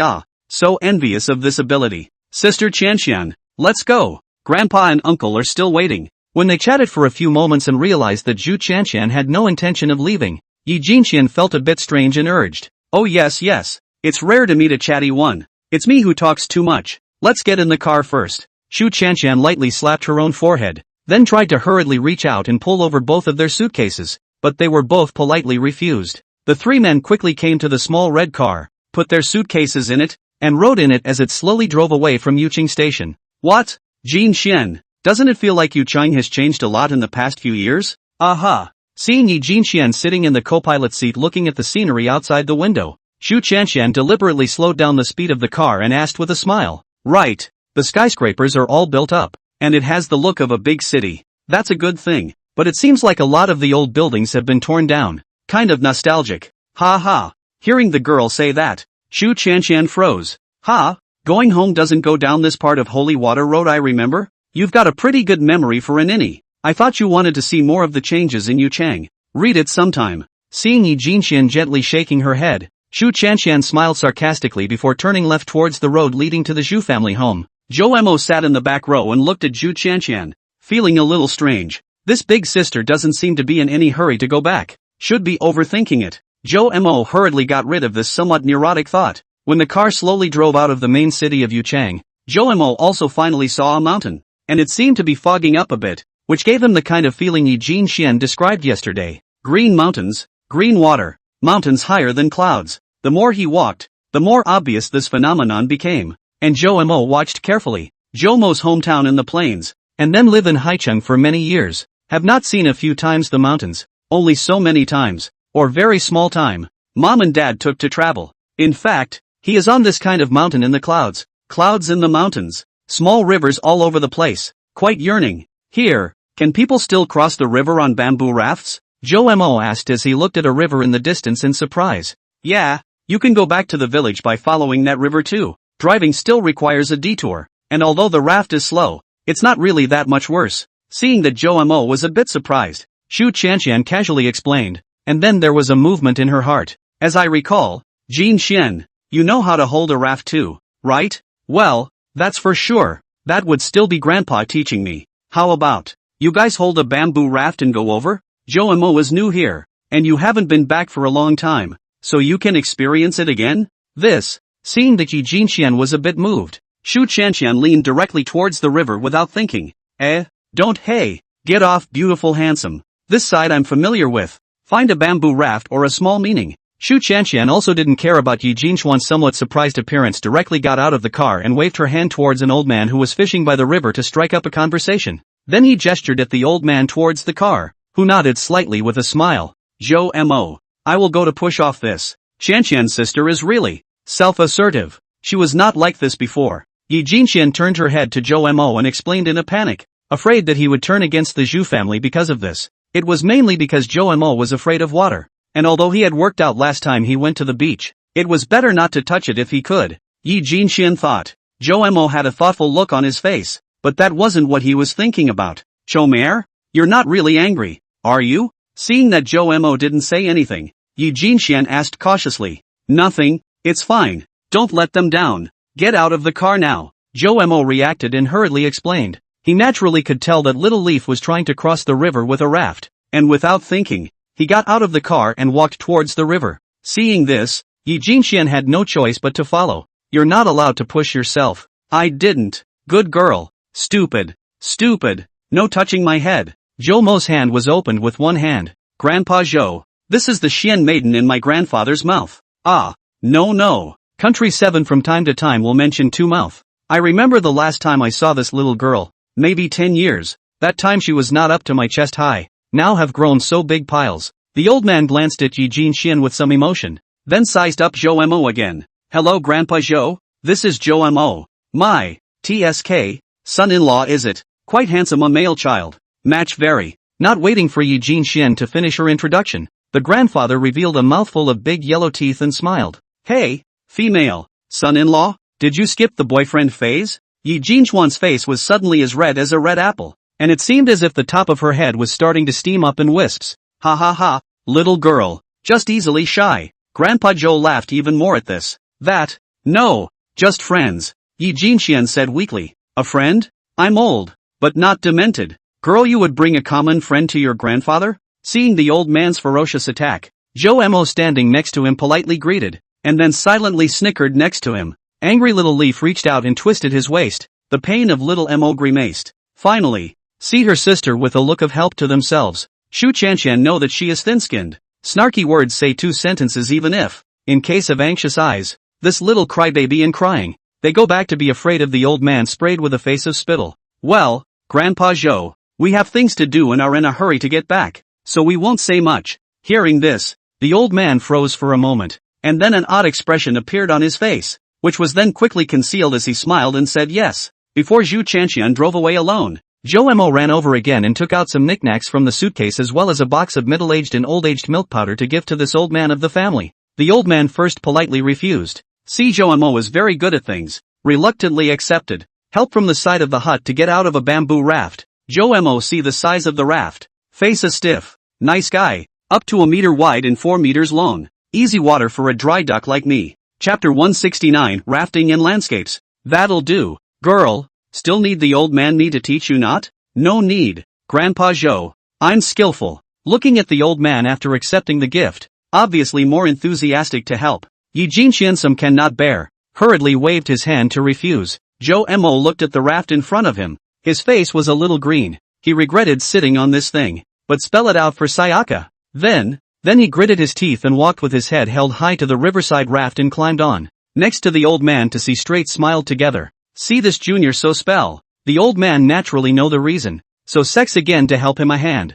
Girl get up there. I'll push and send you into the water. No, I can jump up. Yi Jinxian saw Zhou Mo crawling on the top like a salted fish. Also couldn't help but laugh, helping to push the raft into the water with the old man. And then he himself held up the pole and leaped, very lightly leaped to the end of the raft, and then skillfully began to hold up the raft to go. The river is not deep and is very clear, which is rare. By Grandpa Chow, the stance can be worthy of being the granddaughter of Guiqi. Play slowly, no need to rush back to the estate. Grandpa Chow waved and hollered from the shore, then sat down to fish in silence. Good luck with the Air Force, Grandpa Chow, Zhou Mo shouted as he lay on his back on the raft. He had heard this word from Yi Zichan's mouth and felt that it was quite lofty in the fishing world, so he used it. Zhou looked at the sparse few small fish in the plunge net next to him. His mouth twitched and broke. Bastard, you're avenging a favor, aren't you? After paddling not too far, Sayaka covered her mouth and laughed softly. How much longer do you want to lie on your back?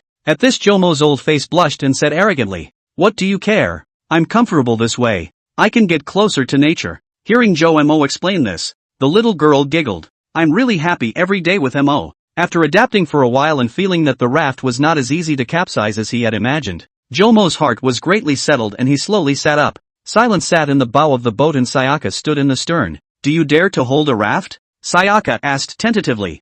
Humph, a trivial matter. Zhou Mo took the raft and held it across his chest. Feeling more stable in the center this way, and with his eyes fixed on the water, he began to slowly stand up. Seeing this, Little Leaf wanted to come over to help him up, but for fear of bucking up too high on this head of his own, he had to stand in place and watch silently, with all the color of encouragement in his eyes. This is nothing. Next, let me lead the way. Zhou Mo made a big deal out of it and then started working on propping up the boat. Moving. It's moving, Zhou Mo said happily when he saw that it seemed to make it, but after 3 minutes, it still didn't move forward at all, and even backed up a little. Master Zhou, how do you go by the meter on this ship? Sayaka sat at the stern of the boat, covering her little mouth and laughing her ass off. Long-winded. Zhou Mo touched his nose and looked embarrassed. Damn, how the hell do I push myself to move forward? Ha ha ha ha ha. Line, let me do it. At this rate, it will not reach home in the dark. Only after she had laughed herself silly was Xiaoyi ready to let Zhou Mo go.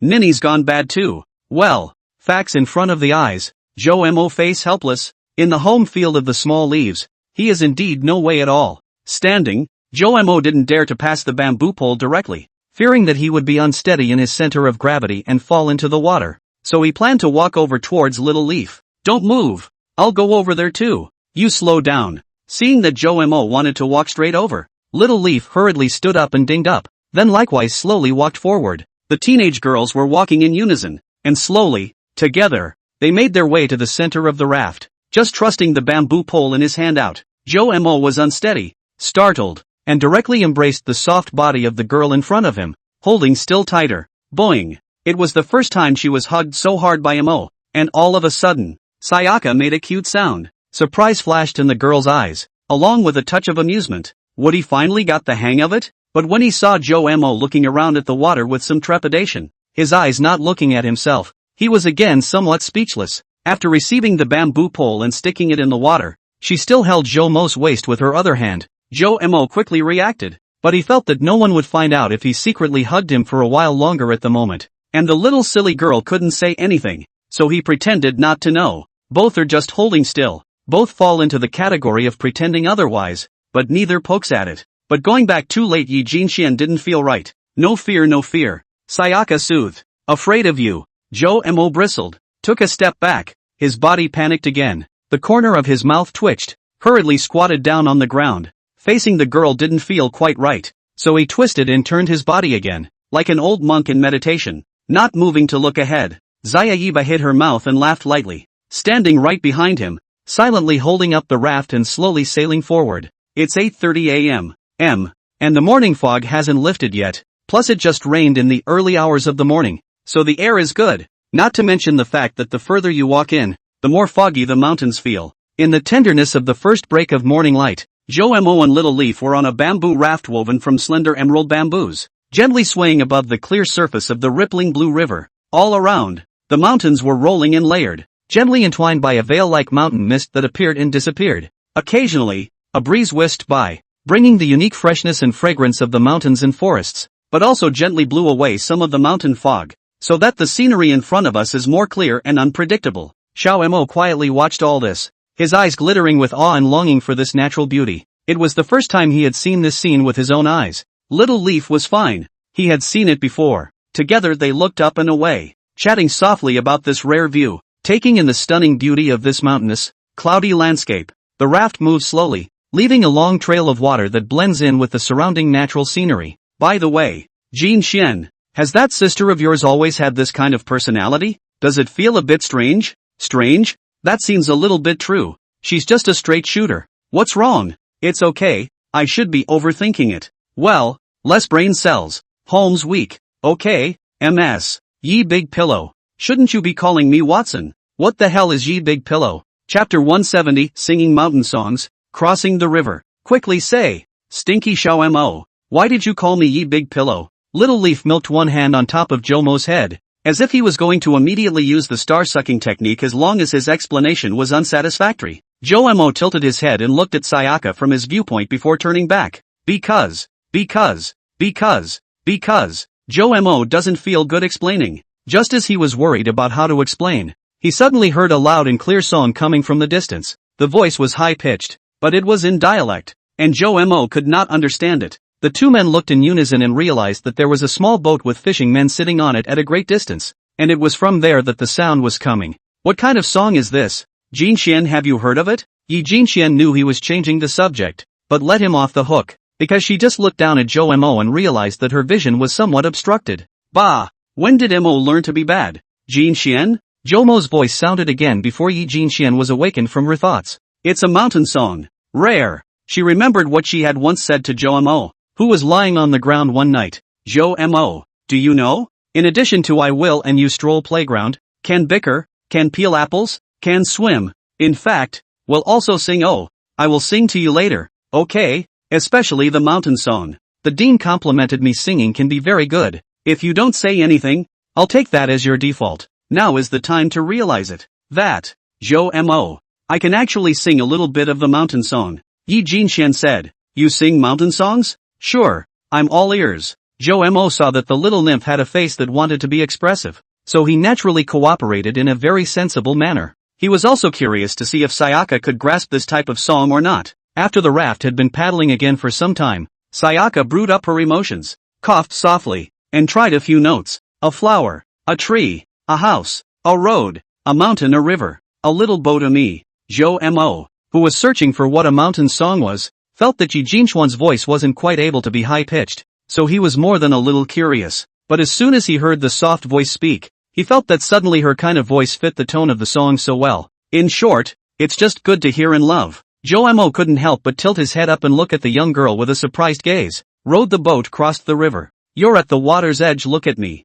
Immediately after hearing the girl's playful singing, Joe Murin froze, suddenly thinking of the experience of being teased at the KTV, and immediately had a not-so-good feeling. Despite the really nice voice, he wanted to subconsciously run away. But what the hell could he run for now that he was on a raft? Crap, could it be that she's been waiting for this moment? Or is it that just now Ye Big Pillow thing make the little ninny angry? She want to revenge back. Mo suddenly a little regret just mouth cheap. Although look at the little leaf puffing appearance is very cute. Immediately after, he saw Xiao Yezi similarly looking down at herself with a somewhat playful smile on her face. Her singing voice once again coming out, clear and melodious. Very nice to listen to, but the content made Mo hurriedly blush and turn back his head. I'll watch you quietly. You peeked at me too. Hearing these two lines, Mo doubted that this nymphette was not a presently made-up song. He lowered his head and hurriedly searched for the lyrics. And good lord, there really was this song. The lyrics are just like this. The lyrics, they're chasing me. She's prepared for this. By the way, where is evil? Mo quickly scanned and skimmed the lyrics of the next song. His face changed, and he hurriedly opened the game. You already had me in mind. I want you to tell me now. Yi Jinchuan's soft voice suddenly became very high-pitched, and the content of the lyrics almost made Mo's cell phone fall into the water. It's over. It's over. It's over. It's too good and offensive. Mo felt his heart thumping. Well, there's still 7 days to go, so bear with me. Little Leaf leaned forward and probed at Mo's flustered look similar to that of a big girl who had just been confessed to, with a bit of a sly look on her face. I'll see if you can stand up to me. Stinky Xiao Mo, let you taste my power. Wildflowers bloom all over the slopes of the southern mountains. You hide in the east and I hide in the west. You have to hold on to my hand. We'll trip across the river together. Sayaka ducked her head down to Mo's left and then turned it to the right, her playful voice bouncing across the boy's left and right ears. Mo had just matched up and was about to play the game when he suddenly saw a small white slender hand handed to him. According to the lyrics, wouldn't pulling on this hand be admitting defeat? Mo said that she was not going to give in, and gave a haughty light grunt. Seeing this, Xiao Yi was not discouraged, but used one of her feet to slightly stomp the edge of the raft with her foot, and the whole raft shook for a while, frightening Zhou Xianma, who did not even want to think about it, and with a shiver, threw his cell phone on his crotch, and his hands directly embraced the girl's jade hands. The girl giggled at the sight and was so happy that she used her other hand, braced the bamboo pole hard and slightly increased her speed to take the older boy across the river. This is my home turf. Mo, wait until you lose it all. In this way, Mo calmed down. No was teased, but also can only show a face of tears and laughter. He is now really is no way. Can only think of ways to later return back. Mo quietly kept this account in his mind. This way is not really long, but Mo has been cleverly chased and intercepted all the way by the means of Xiaoyi singing mountain songs. Can't say it's embarrassing, only thumping. Who wouldn't like a girl like that? Of course, face is still necessary. You picked the red mountain fruit again. Give it to me one by one. Happy sunrise and sunset. The song ended with the sunrise, and the two had finally arrived at their destination. Mo looked at the mountainous town where the fog was slowly dissipating, and then looked at the river behind him. A trace of reluctance spread across his face. The scenery is too good. The air is too fresh. The songs are good. And of course, the people are good looking. Ha! What handsome two waifs. Are you here to find your relatives? There were also quite a few people moving around on this side of the shore, and there was a very fresh look over when they saw two small young men and women they didn't know popping up. Everyone was very enthusiastic and helped pull the raft to shore. Thanks. You are Auntie Wu, right? Sayaka said as she looked at an older woman with a kind face. You know me, girl? The older woman looked at the girl in the hat with a confused look on her face. Sure, she didn't recognize her. I'm Xianya. Do you remember? My grandfather is Zhu Guiqi. Hearing this, the older woman came to a realization and looked the girl in front of her up and down with amazed eyes, finally sighing with emotion. Of course I remember Xianyao. How many years have passed since then? She's grown so big. When the crowd heard that it was someone from old Zhu's family, they all showed a surprised look, and then they showed an odd look. A person like this, Mo can still understand. Just now Joe Moncler outlet store on the face of a different color. He did not think much about it, as the old man has something on his mind. But now so many villagers are showing this look. Mo feel 12 points wrong. Wait a minute. Shu Chanxian was being abrasive and didn't take the two of them straight back. Was it also related to this? Did something happen to the Zhu family? Mo's mind was racing, but his face was unmoving as he greeted the people around him. Xian girl, this Mo little brother is so handsome. Is he your boyfriend? Auntie Wu, as the patriarch of the village intelligence department 7, would never let this kind of gossip go. No. Just friends.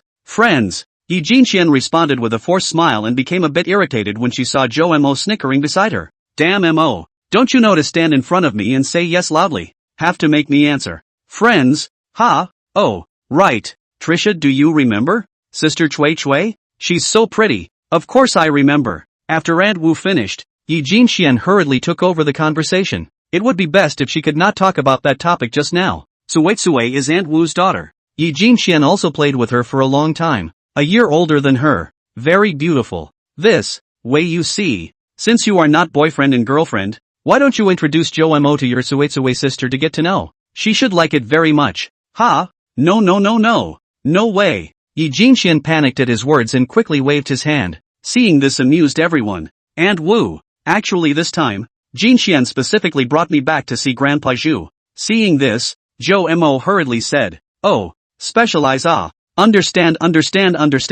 Mo was afraid that the more he talked, the darker the conversation would only increase, so he hurriedly excused himself and left, rushing out of the encirclement with the little silly girl. Chapter 171, Lao Dang. You climbed out and pinched me. Ha ha, how does it feel to be surrounded by a bunch of big pussies? Pulling Yi Jinxian and running to the distance. Mo started teasing her. Don't you know how to speak for me sooner? Stupid idiot. Yi Jinxian patted Mo's shoulder. So sturdy. Cough. Mo. Nikki was about to go on about something when she suddenly launched herself into a fit.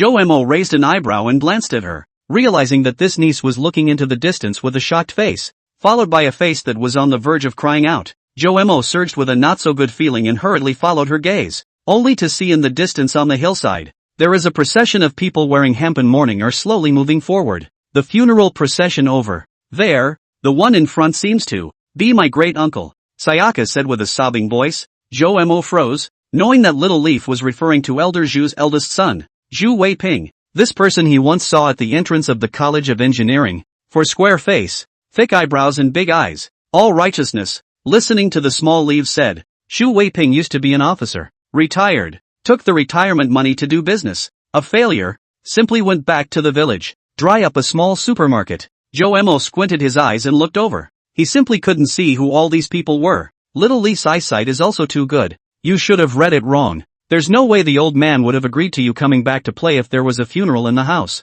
Mo shook his head in a reassuring manner after a brief moment of reflection. Hearing Mo say this, Little Leaf calmed down a little. Well, we'll find out when we get closer. Seeing that she was in a better mood, Mo pulled her arm a little closer towards that side. Xiaoya thought about it and felt that it was not right. If that person wearing mourning is the eldest uncle, then carrying the coffin would not be. She panicked and pulled out her cell phone and started to call Zhu Guiqi, but it kept showing the phone was off and she couldn't get through. Her heart instantly sank. The old man raised her, taught her all kinds of things about being a human being, as well as her abilities, and treated her like his own granddaughter, so the relationship was not necessary to mention. When they got really close and got a good look at the general appearance of the funeral procession, both men froze, because the person at the front with thick eyebrows and big eyes, who is crying like a child, is not Zhu Weiping and who else? Sayaka looked again at the black coffin carried by the four men and thought that it contained. There was a loud wail.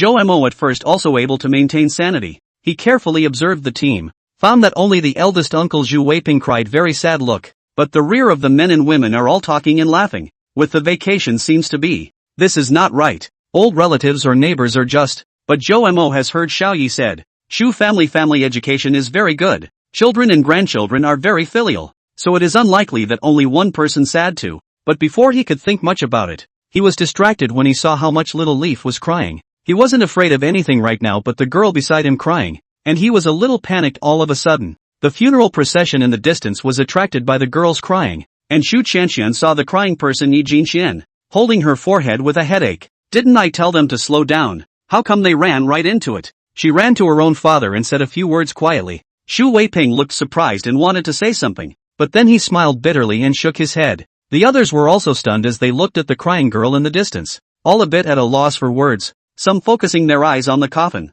Under the emotional infection, Mo also could not tense up. The scene of burying his mom and dad when he was a child, piercingly surging out from the depths of his heart and the sadness began to spread. He could not help it, and felt that he had been fooled by the old man. He was very angry, and shouted out loud, Old dang! I ghost fire parked next to your coffin. You climb out and pinch me ah.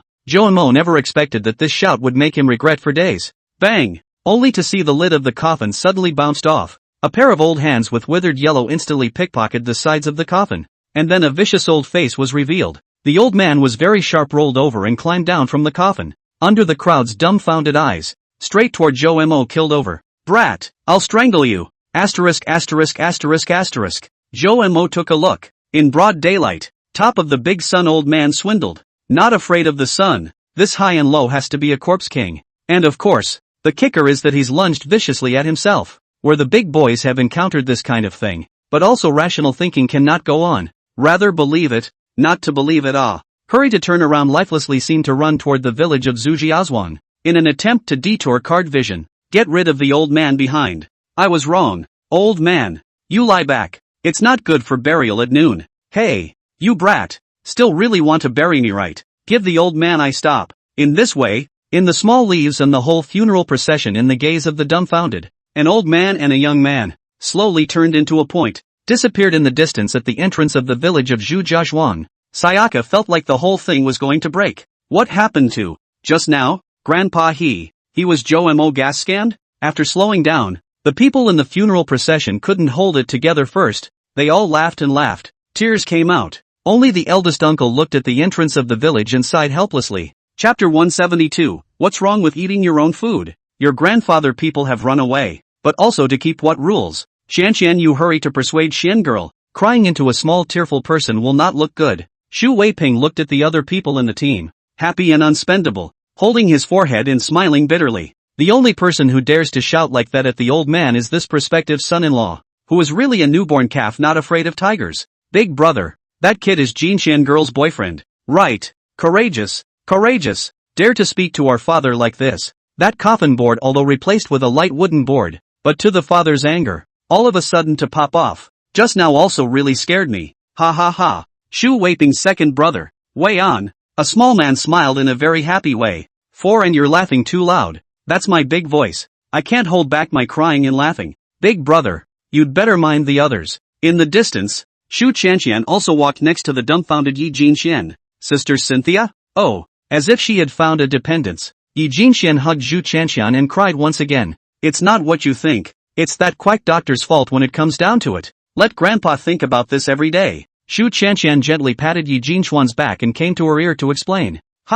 After hearing her sister's explanation, Yi Jinxian felt absurd. The tears were stopped, replaced by a face full of consternation. If you don't believe me, look at everyone. Is there that sad? Yi Jinxian this just remembered. As if just now everyone is really talking and laughing. As if no one is sad alas. Your dad. He seemed to be crying a lot just now. Hearing Yi Jinxian say that, Xu Chanxian held her forehead and sighed. My father on a sinew. You are not unaware of. Treat everything meticulously. He said that regardless of whether it is true or false, as long as it is done should be done properly. Seriously do. So he cried and looked very sad. You were cheated. Really? Don't be real. Go back to the village and prepare for the banquet. Whose seat do we eat? Of course it's Grandpa's. Don't worry Grandpa, he's eating with us. The little girl was feeling a little out of her mind. Gramps, don't chase after me. It's all over in front of the house. Brat, stop right there. I'll strangle you. Today, even if I have to go through the door 3 times, I will still catch you. Your old affection is to you. HM? How dare you talk back? I'll cure you of this water today. Just like that. Then Joe Mo was really chased around the Xu family home 3 times. This old man's physical strength is really good, but Joe Mo also understands that this Zhujiazhuang is actually not big. The most critical thing is that the road he is not familiar with. This old man has lived here for more than half a century and can catch up with himself by taking a shortcut with his eyes closed. When Yi Jinxian followed the funeral brigade back the same way and walked near the entrance of her house, she happened to see Joe Mo being whisked away to climb up the wooden pillar of the Zhu family ancestral hall pagoda, and Zhu Guoqi is standing down and pointing. Brat, get down here if you can. I'm not. Come up here if you can. You come down. You're up. The crowd laughed and laughed again at the sight. Returning to her senses, Xiaoyi did not want to let Joe Mo keep holding the pillar on the top. Immediately rushed over and hugged Zhu Guoqi's arm and pampered herself. Grandpa, what are you doing? Xian girl? No, I have to kill this kid's temper today. Didn't you always teach us that visitors are guests? Joe Mo came all the way from Haichang. This is not the way of hospitality for our Zhujia village. Yi Jinxian remembered the scene when Joe Mo told himself a story at that time, dealing with Tao Ji's mom, so she used it, using his spear to attack his shield. Wonderful. Yeah, Grandpa. Next to her, Xu Chanxian chimed in. Well, however, he was stared at by Elder Zhu with a stoic face until he didn't dare to speak. Grandpa. Okay. Don't shake your brain. Grandpa will listen to you. But in the face of Yi Jinchuan's petulant offense, the old man did not have any way. The attitude directly softened. Chu Tianxian took a look. Good guy. Grandpa, you're so biased. Jinxian is a granddaughter. But I'm not. Brat, come down when you hear me. Come with me. Zhu Guoqi casually shouted at the top and then walked away on his own. Zhou Mo gasped for air before he wiped off his sweat and gave Yi Jinxian a thumbs up before slowly climbing down. He used to be very athletic and could run an old man without a problem. But he had fallen off the wagon 3 months ago and hadn't worked out in a long time. Ahem. It's all about cohabitation. After climbing down, Little Leaf immediately went forward and gently patted his back with concern. Zhou Mo, are you alright? Grandpa, he didn't mean it. I did not die. Not just by the old man accidentally chased around the village 3 laps. Well, who? I can stand it. Yi Jinxian was momentarily speechless. Her hand was all meat. She didn't know what to say. Quick look. Jinxian girl seems to really like this young man. You see, to her worried. It was at this moment that an older woman's snickering voice came from the side. The scared little girl stopped clapping her hands. Not to mention that she jumped away directly from Zhou Mo like a frightened rabbit. Zhou Mo of course wanted to be patted by the soft little hands for a while longer. But he couldn't enjoy it anymore, and only revealed a somewhat helpless look as he walked towards the front following Zhu Guoqi's pace. Grandpa Zhu, where are we going? Go eat my seat. Zhou Mo's body lurched and almost fell. The village's red and white affairs were much the same as he remembered. For the big pot of food, everyone wrapped in white cloth and carrying bowls. They went to the big box to get their own steamed buns, and then went to the big pot to scoop up the meat and vegetables to eat, or sitting, or squatting, or standing. Anyway, they all came together in 2s and 3s, chatting and eating. But of course, the red event is mainly a lively one, and there are usually more people, and the white event is a bit more solemn. But private jokes and jokes are no one's business, so it's considered normal. Come on, you kids sit next to me. Good. Zhou Mo followed and sat at a table with the old man, and soon a few more old men came over. This is your second grandpa, third grandpa, fourth grandpa, and sixth grandpa. That one is our neighbor across the street, surnamed Wang. Hello, second grandpa. Zhou Mo had a nodding head, but still hurriedly greeted them one by one for fear of leaving a bad impression on these old men. At the same time he also noticed the old man used words. Is your second grandfather? Is our family? It seems that the old man, despite his eccentricity, has acquiesced to his identity. Thinking this way, Zhou Mo didn't know why, but he was suddenly a little excited in his heart. Originally, he had come here, he had already done a good job of psychological construction, and it was already very good if he could make the old Zhu family default to being Jin Xian's boyfriend. But I didn't expect directly upgraded to son-in-law? Hey, Zhou Mo, right, today this matter. You do not blame your grandfather too much. He is just too idle. Go. Can you talk, Lao Air? What, I'm too idle? Not to blame that quack doctor, saying that old me has a terminal illness, and as a result, it's been 20 years and I haven't been sent away yet, causing me to be on edge all day long. Yes, it's all the quack's fault. The graveyard with good feng shui that you favored last year, big brother, was all taken away. Zhou Mo listened to these old men conversing, and the more he listened, the more confused he became. Hey, it's not that the old go at the east end of the village died first. The cemetery was bought by his family first. This old man, before the body and bones are still hard, said to go. I'm kind of convinced. Hearing Zhu Guoqi say this, the remaining old men all laughed happily. Only Zhou Mo looked at them with a surprised face. Are these grandfathers so open to life and death? Chapter 173, Old Men. Zhou Mo surveyed the surroundings and realized that it was obviously a mat for a white event, but it had the feeling of a red event, and the whole thing was full of joy. But it's no wonder, because the main man isn't dead. He's still sitting here. Big brother, a whole lot of white? I'd rather not. Old Five just can't keep his mouth shut. It's been gone for almost 10 years. Zhu Guoqi sighed at his second grandfather. What's the point of living if a man doesn't drink or smoke? The second grandfather did not persuade more, happy to drink a cup of their own. The crowd, the youngest sixth grandpa followed a little drink. Other old men did not move. Zhou Mo sat here. Just smile, also do not take the initiative to speak. He felt, so a bunch of old elders in this do not ask their own words. Just stay honestly on the line. Do not show desire full. More words will be lost. Hey, kid, how long have you and girl Xin been dating? Sixth grandpa asked, putting down his glass. A bunch of old men didn't seem to be paying excessive attention to themselves, but Zhou Mo could feel that their conversations were several decibels lower, presumably listening. 105 days. Sixth grandpa. Zhou Mo obediently replied, but his eyes glanced at another table not far away. A large number of female family members to Yi Jinxian surrounded. Asking questions, Zhu Qianxian and a woman who looks like her is helping to round up the appearance. Should be her mother. The two people are some care of the appearance of not over. The other older women to the little girl asked the face of the red face. So curious to know what they talked about. Zhou Mo thought darkly. Hey, don't look. You'll see it later. The second grandfather noticed this move of Zhou Mo, and at once several old men laughed out again. Only Zhu Guoqi had a bitter smile on his face. The young man timed to remember quite accurate. Good. It seems to be very cherished. Then my granddaughter-in-law much better. Once married to get carried away. My granddaughter's birthday have forgotten clean. This year is even reminded of him. Don't know to go home to spend. Just ing no go out and drink with the foxdog friends. Grandpa Wang sighed. No, I thought you said Tong Tong was pregnant, and he still goes out drinking? Third grandpa looked surprised. You say this I'm even more angry.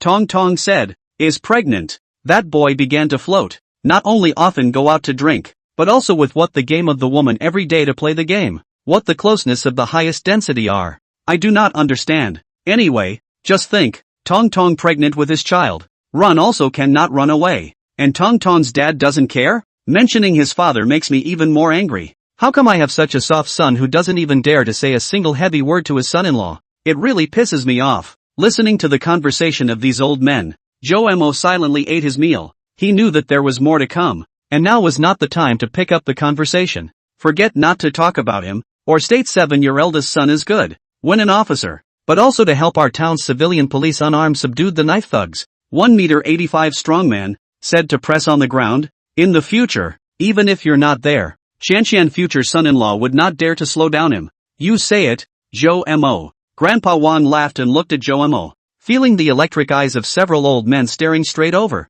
Zhou Mo knew it was time for him to take a stand. The combined age of these old men could be ranked as far back as the Ming dynasty, and Zhou Mo knew that he had to be careful with his words and actions. After all, this is the first time to come to the mother's home. To give people a good impression. Make a statement. There is nothing wrong. Subduing a 6'8" thug with a knife with your bare hands? Oh, I'm dumb and not very good with words, but I think that Grandpa Wang is right. How can you do this to your pregnant wife? Being pregnant can be a time when you need to be taken care of. Zhou Mo said righteously. Oh, then tell me. How are you going to take good care of girl Xian if she gets pregnant? The second grandfather may have drank a little too much. His old face was red and his tone was a little fluttering. Upon hearing this, the others didn't have much of a reaction yet, but Zhu Guoqi's face changed first. What nonsense are you talking about? Dick, no. Big brother, you don't care about me. Let me ask. Listen to a heart penetrating. In case one day I go first, think of this thing can also be comfortable. You and not do not know. I don't have a granddaughter. A whole lot of grandchildren. Xian girl is well behaved, is also counted as I looked at the grown up, but also in my home for a period of time I ask. Hearing second grandpa say this, the old men began to round up the situation, so that Zhou Mo didn't have to take care of this drunken old man. Ask something can, but the young man's son-in-law status has not yet been confirmed. On the basis of seniority, to force people to ensure that this guarantee that the young man can be comfortable in his heart, it's not worth it to hold your anger and not say anything. Then turn around and let it out on your own daughter. We are all people who have lived for a long time. Many things, then young people see through the long term. He didn't know if it was someone else, but Zhou Mo actually wasn't angry at all. He could guess what these old men had in mind, and substituting a little bit, he was very understanding instead. Second grandpa, you don't worry. I not only put Jane Shen pregnant, need to arrange to take care of things have thought about, even the child how to educate have thought about. Of course, say and do are two different things. First of all, Zhou Mo can actually not answer this question, but he keenly perceived that Zhu Guoqi old man intentionally or unintentionally glanced at himself, so he just said a pass first. It was naturally false to say that Zhou Mo had thought about this issue from beginning to end. The official relationship hasn't even started yet, and you skipped straight to marriage, to pregnancy and babies? However, when he heard He Ziqiang talk about some of his own experiences when Sister Ring was pregnant, Zhou Mo had listened carefully and thought about it. There was also the fact that when he was in the middle of the night in order to coax Little Leaf, he also borrowed what happened on Taoji and seriously thought about the issue of raising a child.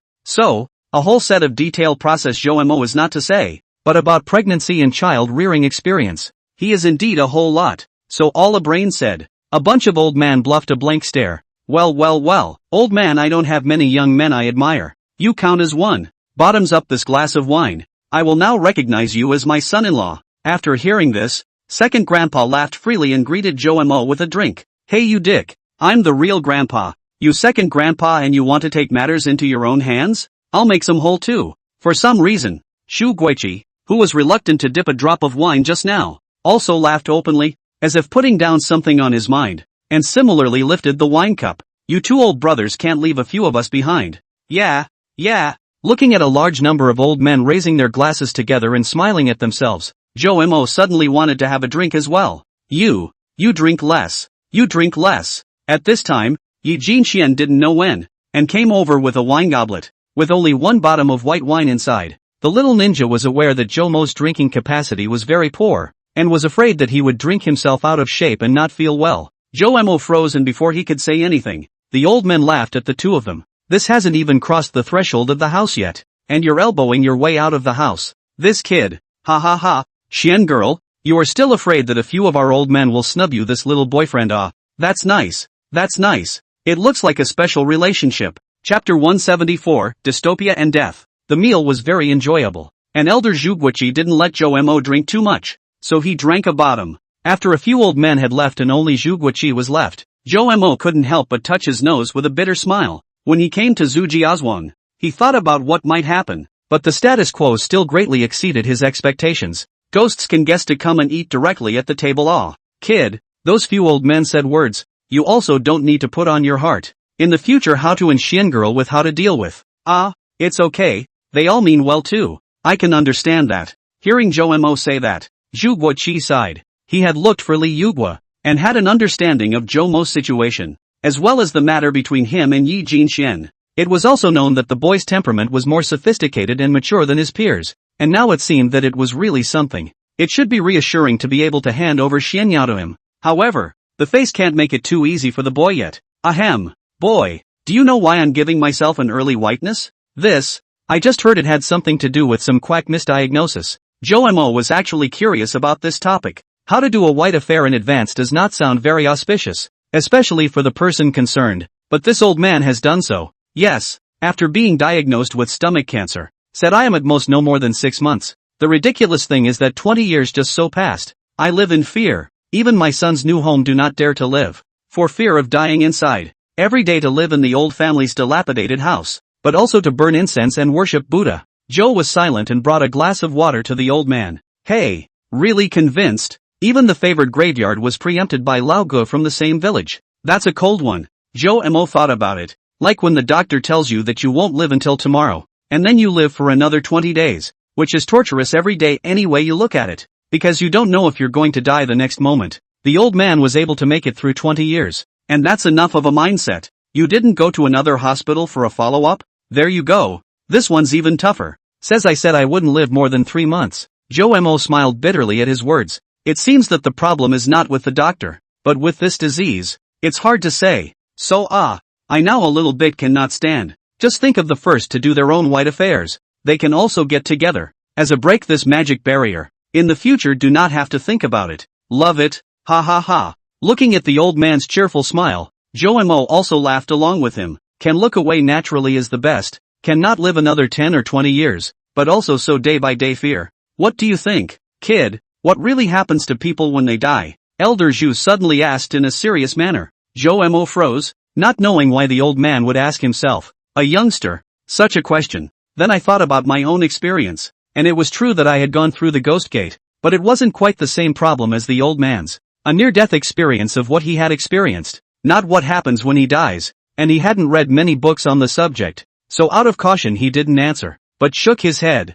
That's not a good thing to say. That's just it, or I'll talk about it. When I went to choose a cemetery before, I went to the cemetery for 3 days to look at it and pick it out carefully. Once, I was tired and was sitting nearby resting and drinking water when I suddenly saw a male dog standing by a tombstone in the distance, lifting his leg and peeing on it. Across the road.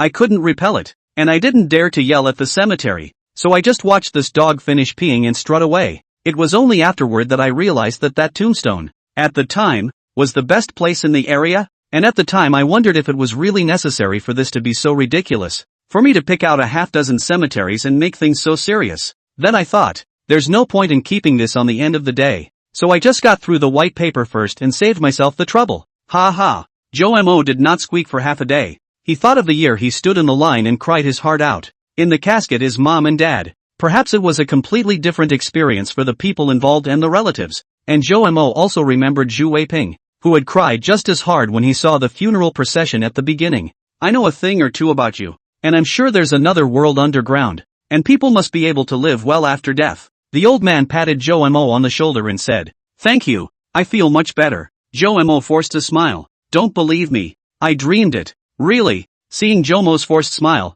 the old man added again with a serious face, "Well, accompany me." This old man eat also long enough. This is not the place to introduce people. The village outside the village also do not need to know so many people at once. I let Xianxian take you and Xian girl first go home. Rest. After the old man finished speaking, he reached out and started to greet Zhu Qianxian over. In the end, it was Yi Jinxian who told Zhu Qianxian to get busy first, saying that she knew the way. So she took Zhou Mo and the two of them left this side of the ancestral hall, heading towards her old home at the east end of the village. "I see Grandpa's been giving you a hard time. What are you guys talking about?" Yi Jinxian saw villagers passing by from time to time, so she came over to Zhou Mo and chatted in a low voice. "They said that your eldest uncle is good, when a military officer, but also to help the town's civilian police unarmed to subdue the knife-wielding thugs. 1 meter 85 strongman," said Press on the ground. "Even if the old man is gone, Xianxian's sister future son-in-law would not dare to slow her down." "Well, that's true. I'm quite envious of Sister Qianxian having such a father." Seeing the little silly girl let out a sigh of relief, Zhou Mo snickered. "What are you laughing at?" Seeing Zhou Mo laughing at himself, Yi Jinxian snapped. "Laughing at you for being such a little twit." The girl sniffed and intended to twist his waist, but Zhou Mo blocked it with his hand and took the opportunity to hold the girl's soft little hand. Two birds with one stone. Goo, isn't this girl Xian? At this time, an old man riding a 2/8 bar holding a gas canister stood not far away from looking at this side of the smile. Zhou Mo fixed his eyes to see. "Is that will be Grandfather Wang?" "Hello Grandpa Wang, are you out of breath again?" the little silly girl asked in a friendly manner. "The boy speaks so after your grandfather." Grandpa Wang had a bitter smile on his face. When the old man left, Zhou Mo was directly happy. "You're not allowed to move your hands, okay? I'm a VIP of the Zhu family now. I can't treat my guests too rudely." "Ugh, what kind of guest are you?" "You're just watch the move anyway." The two jostled their way to the door of the old mansion. At this moment, all the things for the funeral had not yet been removed, and the entire old mansion seemed to be empty, and a gust of wind blew by, making Yi Jinxian feel a little depressed. Chapter 175, Life is a Drama. Zhou Mo. The girl moved slightly closer to Zhou Mo and stood behind his side, trying to reassure herself. "Jinxian, have you asked the old man about his health?" "Well, Sister Qianxian wouldn't lie to me. She recently accompanied Grandpa to check up on him. His body is still the same as always. It's fine. What's the usual? It's just won't survive 3 months." Zhou Mo was speechless at once, feeling that every time he checked, this was the result, and the person was numb. He looked around the area. The old mansion was large, except for the south side of the gate. On this side of no houses. The other 3 sides are there, especially the north side, the east and west 2 ear rooms. In the center of a large living room, the inside looks like there is an inner room. The yard was also large, all paved with bricks, many of which were cracked, probably from time, and the ones near the south wall were still green with moss. A well sits near the center, but most conspicuously, a tent for a white affair was pitched on the side of the yard. It always feels weird. The little girl hid behind Zhou Mo and probed. Woohoo! While this was going on, a whimpering cry was suddenly heard from the other side of the tent. Frightened, she was even more excited and directly rode onto Zhou Mo's back, who even more naturally reached out and took her legs, and bounced a bit, making the girl's body lift upwards so that the two were more comfortable. Nothing. Dozens of days have passed since the beach. Back over that time, the little ninja often find excuses to let Zhou Mo back. Zhou Mo at first did not want to spoil her, but a long time, or cannot withstand the soft grinding. He, who already had a low resistance to foliage, succumbed, and one way or the other, he had long been skillful to a fault. Most of the people had gone over to the shrine, and now the house was supposedly empty. Not a single person can be seen, but there is the sound of crying, coupled with the various decorations of this white affair. When the wind blows, all kinds of white strips of cloth sway endlessly. Fortunately, this is broad daylight. If the night, the little girl must ride Zhou Mo on the run back to Haicheng. Zhou Mo was originally a bit surprised as well, but by Little Leaf's toss, the atmosphere instantly felt hilarious. Go over there? Ha! Why Don?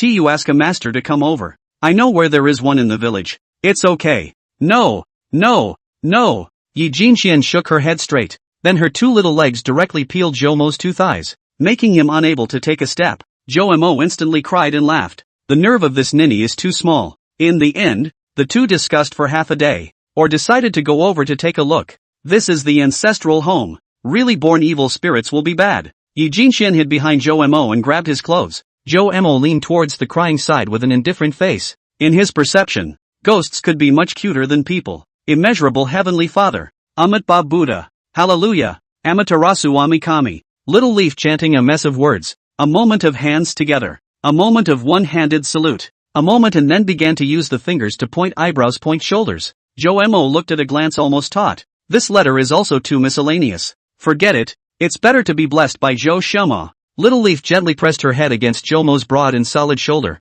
and her heart settled down quite a bit. Sure enough, it's better to use my own sealed god. The two people just came to the shed one after the other. Jomo glanced inside and the person just froze. What happened? But Jomo didn't answer her question and instead covered her small mouth. Sayaka froze after a slight struggle, and she glanced inside to find a large man kneeling there in front of the empty hearth, crying and worshipping at the same time. This back seems to be the eldest uncle? He's also too into the scene. Sayaka showed a surprised look. Father, you have a good journey. Son, I will take care of the second brother, the third sister, and this big family for you. Oh, the eldest cowed out again, his voice choking. Jomo and Yi Jinxian looked at each other and felt that it would be best not to disturb him yet. Adults don't like to be seen crying by their children. But the uncle seemed to be very alert. Suddenly turned his head to look over, and after realizing that it was two youngsters, the whole scene fell into a short dead silence. Jinxian girl, you guys came back first after dinner? Shu Weiping ruthlessly wiped a snotty national face,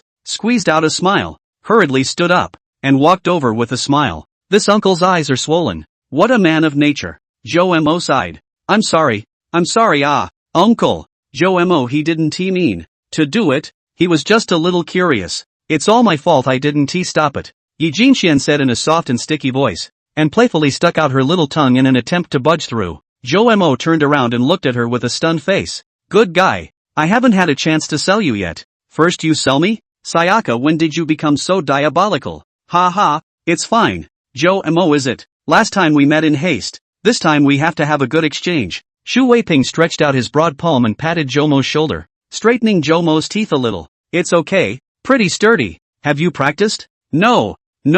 Jomo quickly waved his hand. Serious practice, no. But before one, a variety of bosses under the hands of the cattle and horses is considered exercise. But this cannot take the card face off. Come on, shake hands. Shu Weiping's attitude changed to be very enthusiastic. Jomo looked at this big palm, hesitated or shook it. It felt like the other person's palm was like a block of iron, and it didn't move at all whether you gripped it or not. This elder uncle didn't intentionally pinch Jomo's hand. He just smiled and nodded and put it back. The base is still there. Do you want to learn a few hands from me? Girl Jinxian will have to rely on you to protect her in the future. Jomo was afraid of trouble, but the eldest uncle had said for the sake of the little silly girl, so he was a bit impressed again. You don't normally use it, but when you do, it's a good profit. Uncle, who wants him to protect? Don't talk nonsense. This child, all led into the door, and still so twisted. Well, I will not say it, okay? Shu Weiping smiled and was just about to leave, as if he had remembered something, and twisted his head to admonish. Jomo, what did you guys see just now? Yeah, we didn't see anything. What do you say, Jinxian? Yeah, we didn't see the eldest crying his eyes out here. Hearing this, Shu Weiping lightly laughed and shook his head. Jinxian, this child is still so naive and lovely. Uncle, Grandpa, he's fine again. Do you have to get so into it? Yi Jinxian was curious about this question and couldn't help but ask. Life, it's a play. We can't decide what the script is, but when it comes, acting it out is enough. Go back to the house. Shu Weiping laughed. Chapter 176, Stargazing. Come, sit here and have some tea. Shu Weiping led the two people into the main living room and warmly greeted Jomo as he hurriedly sat down. Jomo casually scanned around before sitting on his but on the hard-sprung sofa. The dressing of this house was filled with a strong atmosphere of the era, as if it instantly brought Jomo back to the old house in his grandfather's house when he was a child. And that familiar feeling made him unable to help but feel a warmth in his heart. The room was furnished with square wooden cabinets and chairs that looked solid and stable. The dirt brick flat floor had been covered with age to the point of being almost unmarked, and it looked outdated. The red joyful wash basin has lost a lot of paint, but still retains the festive atmosphere of the year, while the depressed pothole is like the brand left by time, so that people lament the relentlessness of the years. The sofas are also of that traditional style, with each seat bulging in the center, with springs hidden inside,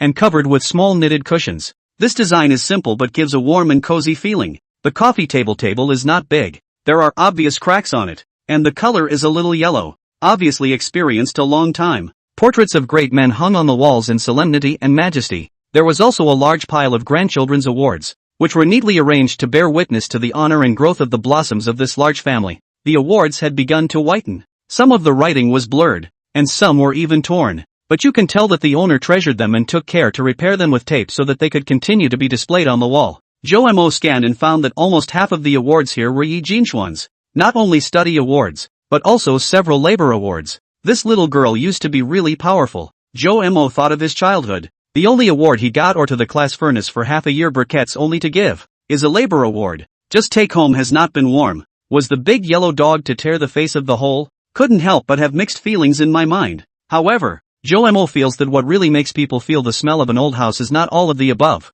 but a special odor. When stepping into an old house, the stale smell hits you and reminds you of the good times you spent at your grandparents' house when you were a child. At that time, the sunlight poured through the window onto the wooden floor, creating a patchwork of light and shadow, and now, those once familiar scenes have been washed away by the torrents of time, but the smell is a constant reminder that the beauty of the past has never left. This unique odor becomes the soul of old houses and is one of the key factors in their ability to evoke memories. Every time you smell this smell, you will feel an inexplicable affection, as if returning to that cozy little nest in your childhood. Perhaps it is this unique odor that makes the old house a lasting memory in the hearts of many. Uncle, this place doesn't look like it's changed much after all these years. Yi Jinxian came to her award with a bounce on her back, gently caressing it with her hand and said, her eyes equally full of memories. Yes, since your grandmother left, this place has never changed. Your grandfather is not allowed to move. Last time your Chanshan sister accidentally broke an old porcelain bowl from the Qing dynasty, scared her hurriedly find someone in the city to pluck over an identical one, for fear that your grandfather will be angry. The eldest uncle shook his head and laughed, presenting Jo Mo with a cup of tea. Thank you, uncle. Jo Mo took it with both hands. So grandma's gone? This is the chair that grandma used to sit in, I believe. Yi Jinxian walked to an old wooden chair placed not far from the window with a surprised face. You remember quite well. Indeed, whenever the sun shone in, it turned out that your grandmother would be sitting up there, leaning on the back of a chair, doing a bit of manual labor, and sometimes looking up at the sky and fretting, or shaking an old bushel fan. And, it's all gone. A slight look of sadness passed through the eldest's eyes, but it was quickly hidden. Yi Jinxian stood aside, looking at the chair, silent. Grandma left early, almost 8 or 9 years ago. At that time she did not know much about these, just know that since then never saw her grandmother. The more time passes, the thicker the dust on her memory, to the point where she can't even remember what her grandmother looks like. Looking at little Leaf's somewhat saddened appearance, Jo Mo stared at her in silence for a while. Then the two men started talking and the little girl just walked around the house, looking here and moving there. Xu Weiping, this uncle is very interesting. Jo Mo originally thought that he would be the same as those old men. Will ask their own plans after graduation, will be how to look at the marriage and so on. Jo Mo have this psychological preparation, but people froze a sentence, did not ask, just chatting, saying something about the customs of Haicheng and the differences between this side of the Zhuzhou village and whatnot. Not even a little bit of the meaning of the side. This was a bit of a surprise to Jo Mo, but also, as a result, the two get along very well. When Zhu Guoqi entered the door, originally did not finish the white affair, the old man thought about it, and very casually said not to do it. This is it, messing with the juniors. Then he commanded the big guys to remove all the things in the yard, and before it was dark, the whole compound was restored to its original state. Jo Mo naturally wasn't idle, and likewise went up to help out a lot, earning a lot of goodwill from the Zhu family. During this time, Jo Mo had also probably gotten to know Elder Zhu's family.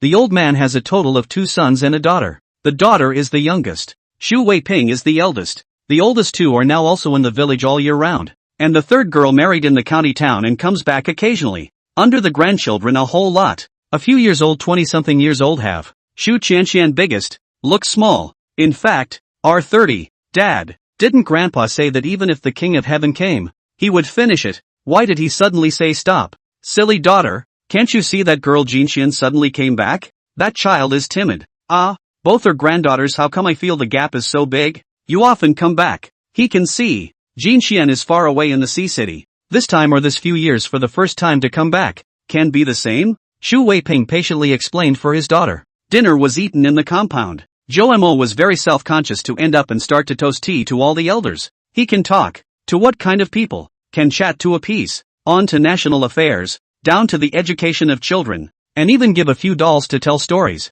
See, the elders have praised. After the meal. And from the trunk out of their own suitcases. Full of gifts. All of a sudden, and all the children's goodwill. That little mouth called a sweet. Big brother called all the time. All the things are done. The lively all-day Zhu family house is also finally quiet. The sky is also dark. Yi Jinxuan's aunt, with the two bare children of her own family, then said goodbye and drove back to her husband's family in the county. Uncle Tu's family also went back to their own house in the west of the village. Soon the lively old family compound was left with only 5 people. Zhu Weiping, Xu Qianxian, the old man, Zhou Mo and Yi Jinxian. Some people say that going home to see the elderly is just like this. It's okay to look and leave, as if there are endless things to say. But once it's been a little longer, you'll realize that you don't have that much to say, and you'll even fall silent. Right now, 5 people, young and old, were sitting on the steps of the yard, staring at the starry sky to the south, lapsing into an awkward silence. They'd been talking for I don't know how long. This side of the starry sky than the beauty of the sea city do not too much, can be used to describe the sky full of stars. Zhou Mo just saw some inner touch, but a long time, also some aesthetic fatigue. I'm going to go cut up a melon. Come back. They're all full. Don't take them. Oh, hearing her grandfather say this, Xu Qianxian, who was just about to slip away, awkwardly sat back down. Zhou Mo, I heard you're good at taking pictures? After another moment of silence, the old man finally spoke. Well, it's not too bad. Let me see you shoot. Zhou Mo froze, not knowing why the old man suddenly asked about this, but still opened his cell phone album, and after swiftly hiding certain photos, he handed the phone over. The old master casually fiddled with the photo, and Xu Qianxian also had a curious look on her face as she went over to look at it, and her face quickly revealed an expression of awe. Wow, Zhou Mo, what do you mean by making do? You are also too modest. This shot is also too good, especially these few foggy scenes on the bridge, but also too moody. Zhou Mo is very coy, touched the back of the head, look very modest, but actually very happy inside. But, this was taken at night, wasn't it? Did you run over to the bridge in the middle of the night to take a picture? Zhu Qianxian was puzzled. Chapter 177, I have a mission for you, boy. Hearing Zhu Qianxian say this, Zhou Mo's body stiffened. Ha ha. Instead, there was the sound of Sayaka covering her mouth in strained laughter, followed by snickering. That's right, Sister Cynthia. He just goes nuts at night and runs off to the bridge to take pictures. Xu Qianxian nodded her head, but didn't understand why this sister of hers was smiling so happily. Xu Guiqi, however, looked deeply at Zhou Mo, gently shaking his head and nodding again. Dad, since when are you interested in pictures? Xu Weiping said with some doubt. The old man was never too keen on having his picture taken. Nothing, the old man said perfunctorily. He saw the photo of Zhou Mo and his granddaughter standing amidst the large swathes of roses together, and he also saw the photo of his granddaughter having fun by the beach. The old man was pleased. It's not easy for girl Xian to come back for a trip. Is there anything you want to eat or play? Don't mind me, Grandpa. I'm not a child. Yi Jinxian actually wanted to eat quite a lot of things, but didn't have the good sense to do so, fearing that her grandfather and uncle would laugh at her. Her head shook like a rattle. It was at this moment that Little Leaf suddenly saw a firework bloom under the starry sky in the distance, instantly blowing up and lighting up a piece of the sky, and the sound came after a second. Wow! Fireworks! Zhou Mo, look! Yi Jinxian pointed at the fireworks with one hand and shook Zhou Mo's shoulder with the other. She was eager to share this joy with the older boy. Unfortunately, just one. But when he saw the rest of the family looking at him in unison, an embarrassed look appeared on his face and the movements of his hands stopped. Jinxian, you still like watching fireworks so much? Xu Qianxian laughed. Don't you like it, sis? Yi Jinxian said weakly. Like but not as much as you so like. When you were a child, you especially loved to see. And I think the first time you should shout me is right. Surprisingly, Zhou Mo. Hey, sad. This, people. Zhou Mo came from afar as a guest. I'm just listening to the hospitality that Grandpa used to teach. Yeah, that's it. But I haven't heard that in the old Zhu family's hospitality. You have to send yourself over after entertaining guests. Sister Qianxian, you mocked me. Yi Jinxian felt that her butt was too hot to sit down, and she directly got up and chased after Zhu Qianxian and jostled to leave. Dad, Mo. It's getting late. You guys also take an early rest. I still have to open the door in the morning, so I'll leave first. Feeling that it was almost time, Zhu Weiping looked at his watch and realized that it was already 10 p.m. He also got up and left the old mansion. Only Mo, who was a bit confused, and the old man, who had his head lowered in thought, were left. Mo. Grandpa, you guys talk. I'm going to do the paper. Little Leaf probably felt embarrassed by Zhu Qianxian's words and simply went straight into the house. Luckily, I brought the rolls with me. Witty as a little leaf. Seeing both granddaughters leave, the old man smiled at Mo and then said, "Why don't you walk me out? To the river? Ha? The river ah." Mo muttered a little when he heard that he was going to the river in the middle of the night. What? Still afraid I'll sink you to the bottom of the river? Don't worry, there are plenty of streetlights on. Seeing that the old man rolled his eyes in an unfavorable manner, Mo followed with a bitter smile. Actually, a woman came to see me the other day. Just after leaving the house, the old man glanced behind, hesitated for a moment, and then whispered to Mo. When Mo heard this, he didn't react at first, but soon was violently shocked. That woman. Could it be Grandpa Zhu, the person you mean? Mo asked tentatively. The old man had just been observing Mo's expression, and when he saw that his face was different, he stroked his chin. The two chatted as they walked toward the outside. Zhujia village is a scenic town. The night scenery is very beautiful. The door of every household hangs a good-looking lantern, but Mo has no interest in appreciating it at all. That woman is about 40 years old, has long hair, looks a lot like Xian Yao, and called out in one breath about the crescent moon pendant. In addition to Xian Yao's own mother back then, I can't think of who else it could be. Zhu Guiqi sighed. This sentence, the tone was flat, but it was shocking in Mo's ears. Originally he thought that day and he big brother they just looked at the wrong person. After all, so many days have not moved. But I can't imagine that what's coming is coming. What did she and you talk about? May I know? Mo asked in a somewhat eager tone. It was strange to say that. Obviously Xiaoye's own mother had found her way back, which was reasonably a good thing. But it just gave Mo an indescribably depressing feeling. Hold your horses. Let me recall. The old man spoke slowly about what had happened. To put it simply, it's that this woman wants to get her daughter back,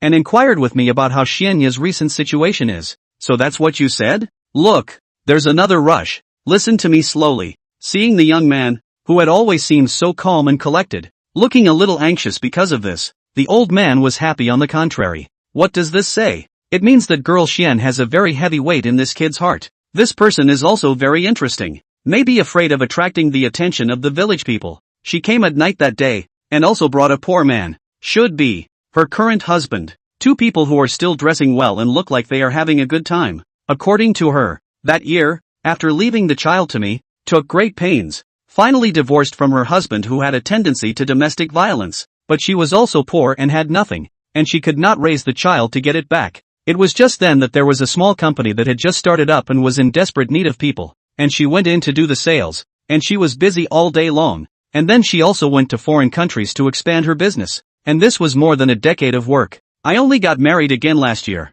and I just came back this year, and I felt like I was in a better place, so I rushed over to find my daughter. Don't worry, I've already warned her not to let her go looking for someone before Xian Yao's exams, lest the girl lose her temper and affect the exams. Mo let out a sigh of relief at his words, which was exactly what he was most worried about. But well, people told me that they had already secretly gone to see Yayoi Xian before. And this woman had originally planned to wait for Yayoi to graduate before she came to the door. Mo sighed and told what had happened to him earlier. The old man listened in silence for a while, and finally said with a serious face, I'm not senile either. After she gabbled so much, I know that she's doing nothing more than gaining my sympathy. Not to mention whether she had any bitterness back then, but after so many years, hearts are very likely to change. So I want to leave you kid with a task. After Xian Yao's exams, if her mother insists on finding her door, you help me examine it properly to see if she has something else in mind when she looks for her daughters, or if she is simply looking for her daughters back. Cough cough. Maybe a little too much to say. The old man a burst of coughing. The body slightly shook a little. Mo saw the situation and hurried to assist, but was shaking his head and waving his hands to break free. What a tough old man for life. Chapter 178, A Hard Night's Sleep. An old man and a young woman talked for a long time, and by the time they returned to the house again, the time had crept up to 11 o'clock at night. However, due to knowing very little about this Yi Jinxuan's mother, other than knowing that her name was Yi Ran, she didn't get any useful information. Under repeated discussion, Only feel that Ji Ran is still more concerned about Yi Jinxian. Otherwise would not have thought to wait for Yi Jinxian exams and then recognize each other. As for how she knows that Yi Jinxian wants to re-examine the university, Zhou Mo did not think it was very surprising. When he was in the College of Engineering to make so much noise, the people who have the heart to ask around a little bit, they should be able to know. That your house over there, your eldest mother packed it up yesterday. Stay there, Shu Guiqi said, pointing to the compartment on the left side of the house to the north. What about Jin Xian? Where does she live? You guess? The old man revealed a wry smile, and after saying that, he went to the large living room on his own. Zhou Mo stood still and froze for half a day looking at him. When the old man had gone, he whispered irritably, Fine, don't say it right. When the little silly girl graduates, I'll hold her hand and come over and live here and hang out in front of you every day. The older boy muttered half-heartedly. That's about as good as it gets. It was so late in the day, and he was tired, and he hadn't entertained himself during the day at dinner, and when he entered the house, he found the place furnished in the same simple and quaint manner, and full of the atmosphere of the age. Especially the basket dangling from the roof made him want to take it off and see what treasures were inside.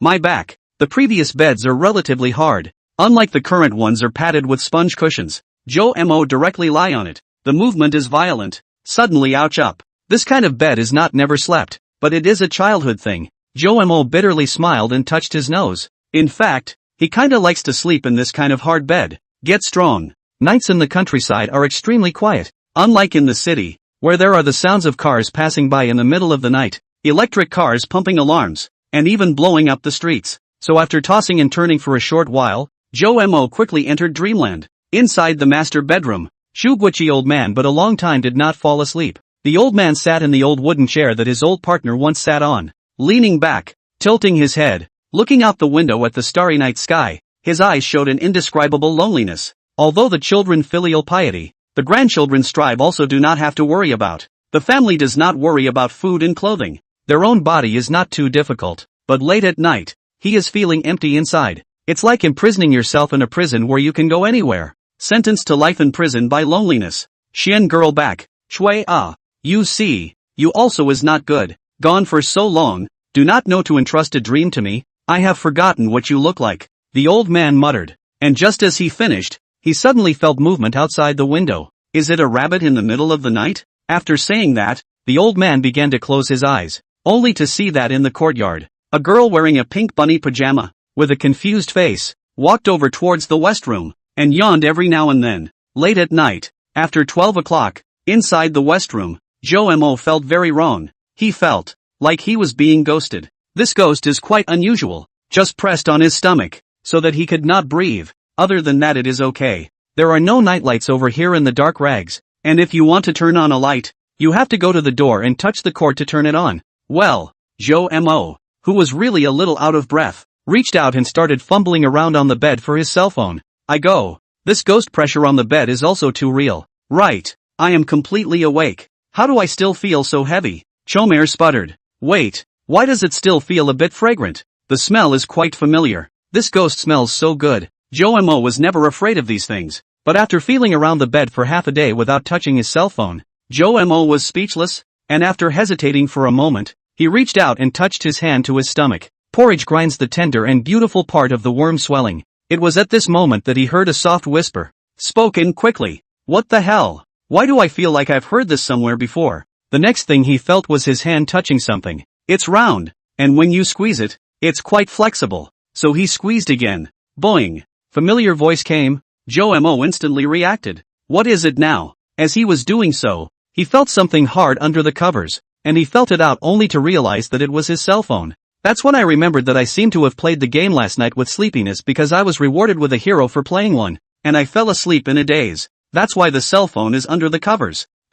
It's all warm and fuzzy. Hurrying to turn on the lights, he laid the phone flat on the bed with the light facing inward so it wouldn't shake his eyes and he could vaguely make out what was in the room. He looked down, and sure enough, it was the little silly girl. Only the girl was lying on top of herself, her stomach pressed against his own. Then the eyesight moves back. Did I just touch? Ahem. It doesn't matter. Why is she on her side? It can't be that you're just sleepy and went to the wrong room, can it? Choomer pulled her up into a sitting position by her arms, and the girl wobbled, her little head nodding back and forth as she gently shifted her shoulders. Jin Xian? wake up. Joe Mo called out for a while before the girl frowned slightly and hiccuped. At once Joe Mo smelled the odor of white wine. Good man. Why are you still drinking? Jin Xian? Little mare? It's me. Why are you over here in the middle of the night? Joe Mo asked, only to see the girl smiled slightly, still looking like she hadn't woken up, and said in a slightly louder and thumping voice, of course, burp sleep. Then he rushed over to him and threw his arms around his neck, and the two of them collapsed on the bed. Joe Mo later realized that this niece of alcohol than their own still pour too much. A small mouth of white wine on the confused. Tonight is destined to be a difficult night for the big boys. Chapter 179, Photographs. On the morning of the second day after he came to the Zhu family's house, inside the east room, Xu Qianxian, who was wearing panda pajamas, woke up with a jolt. She looked around and couldn't see her sister. Bad. It can't be that last night really went to go to that boy. Right. This raw rice can't be cooked. Xu Qianxian jumped straight up and ran out of the house. An open mouthful of white wine sat on a table not far away, looking like it had gone down a small amount. She now regrets that she made a bet with the little ninny last night, and as a result, the child licked the white wine in the goblet and went straight to sleep. She has a large amount of alcohol. Not 8 There are half a caddy. Our girls? She has never thought. Yi Jinxian is a little bit of wine cannot drink. Bam! Jin Xian. She took 3 steps, rushed to the west room in the wind and fire, opened the door to see, only to see wearing pink pajamas of the little ninny is hugging the quilt, the corner of the mouth with a smile, sleeping sweetly. Seeing that she was still sleeping alone and didn't look like anything was wrong, Xu Qianxian breathed a sigh of relief. Why is she sleeping here? We made a bet to drink last night. Grandpa. Seeing that the person who asked the question was her grandfather who ran behind her like a ghost, Xu Qianxian shivered. How old is she? You let her drink? See how I'm going to clean you up. But where is that kid? The old man first said viciously to Xu Qianxian, and then became puzzled. Yeah, where's the chomare? Xu Qianxian walked next to Yi Jinxian, looking at her naive appearance. She was likewise a bit puzzled. No Ryabe Chong evening pie. Little Leaf muttered something that Xu Qianxian couldn't understand. Outside the village of Zhujiazhuang, a big boy from outside is sweating around the village. This was the 4th lap he had run, and the roosters passing by looked at the human with puzzled faces, as if to say, I haven't even chirped yet, and this human is running laps across the room, and he laughs every now and then while he's doing it. Is he brain dead? It was only after a long time that Joe Mo slowly turned to walking and let his body relax. He didn't bother about the sweat on his head, but instead gently touched his face with his hand and smiled once again. The sun is so warm today. The scenery of Zhujiazhuang is really nice. The air is too pleasant to breathe. I can't tell you what's going on here. When he got back to the old mansion, that's when he realized that all but Sayaka were up, and Elder Zhuguiqi looked deeply at Joe Mo, looking at him somehow a little weak. You're coming with me to the kitchen. What the? For? Cooking. After about 30 minutes, the time came to 8:30 p.m. Inside the west wing. Boing boing. The girl stretched her limbs to her heart's content, making unaccountably cute noises as she began to turn awake. She sat up, softening her eyes and surveying her surroundings in a daze against her disheveled hair. Not thinking too much about it, he kicked his slippers and slowly went out the door. Then he saw Zhuguiqi, Xu Qianxian and Joe Mo sitting in the courtyard, eating breakfast without saying a word.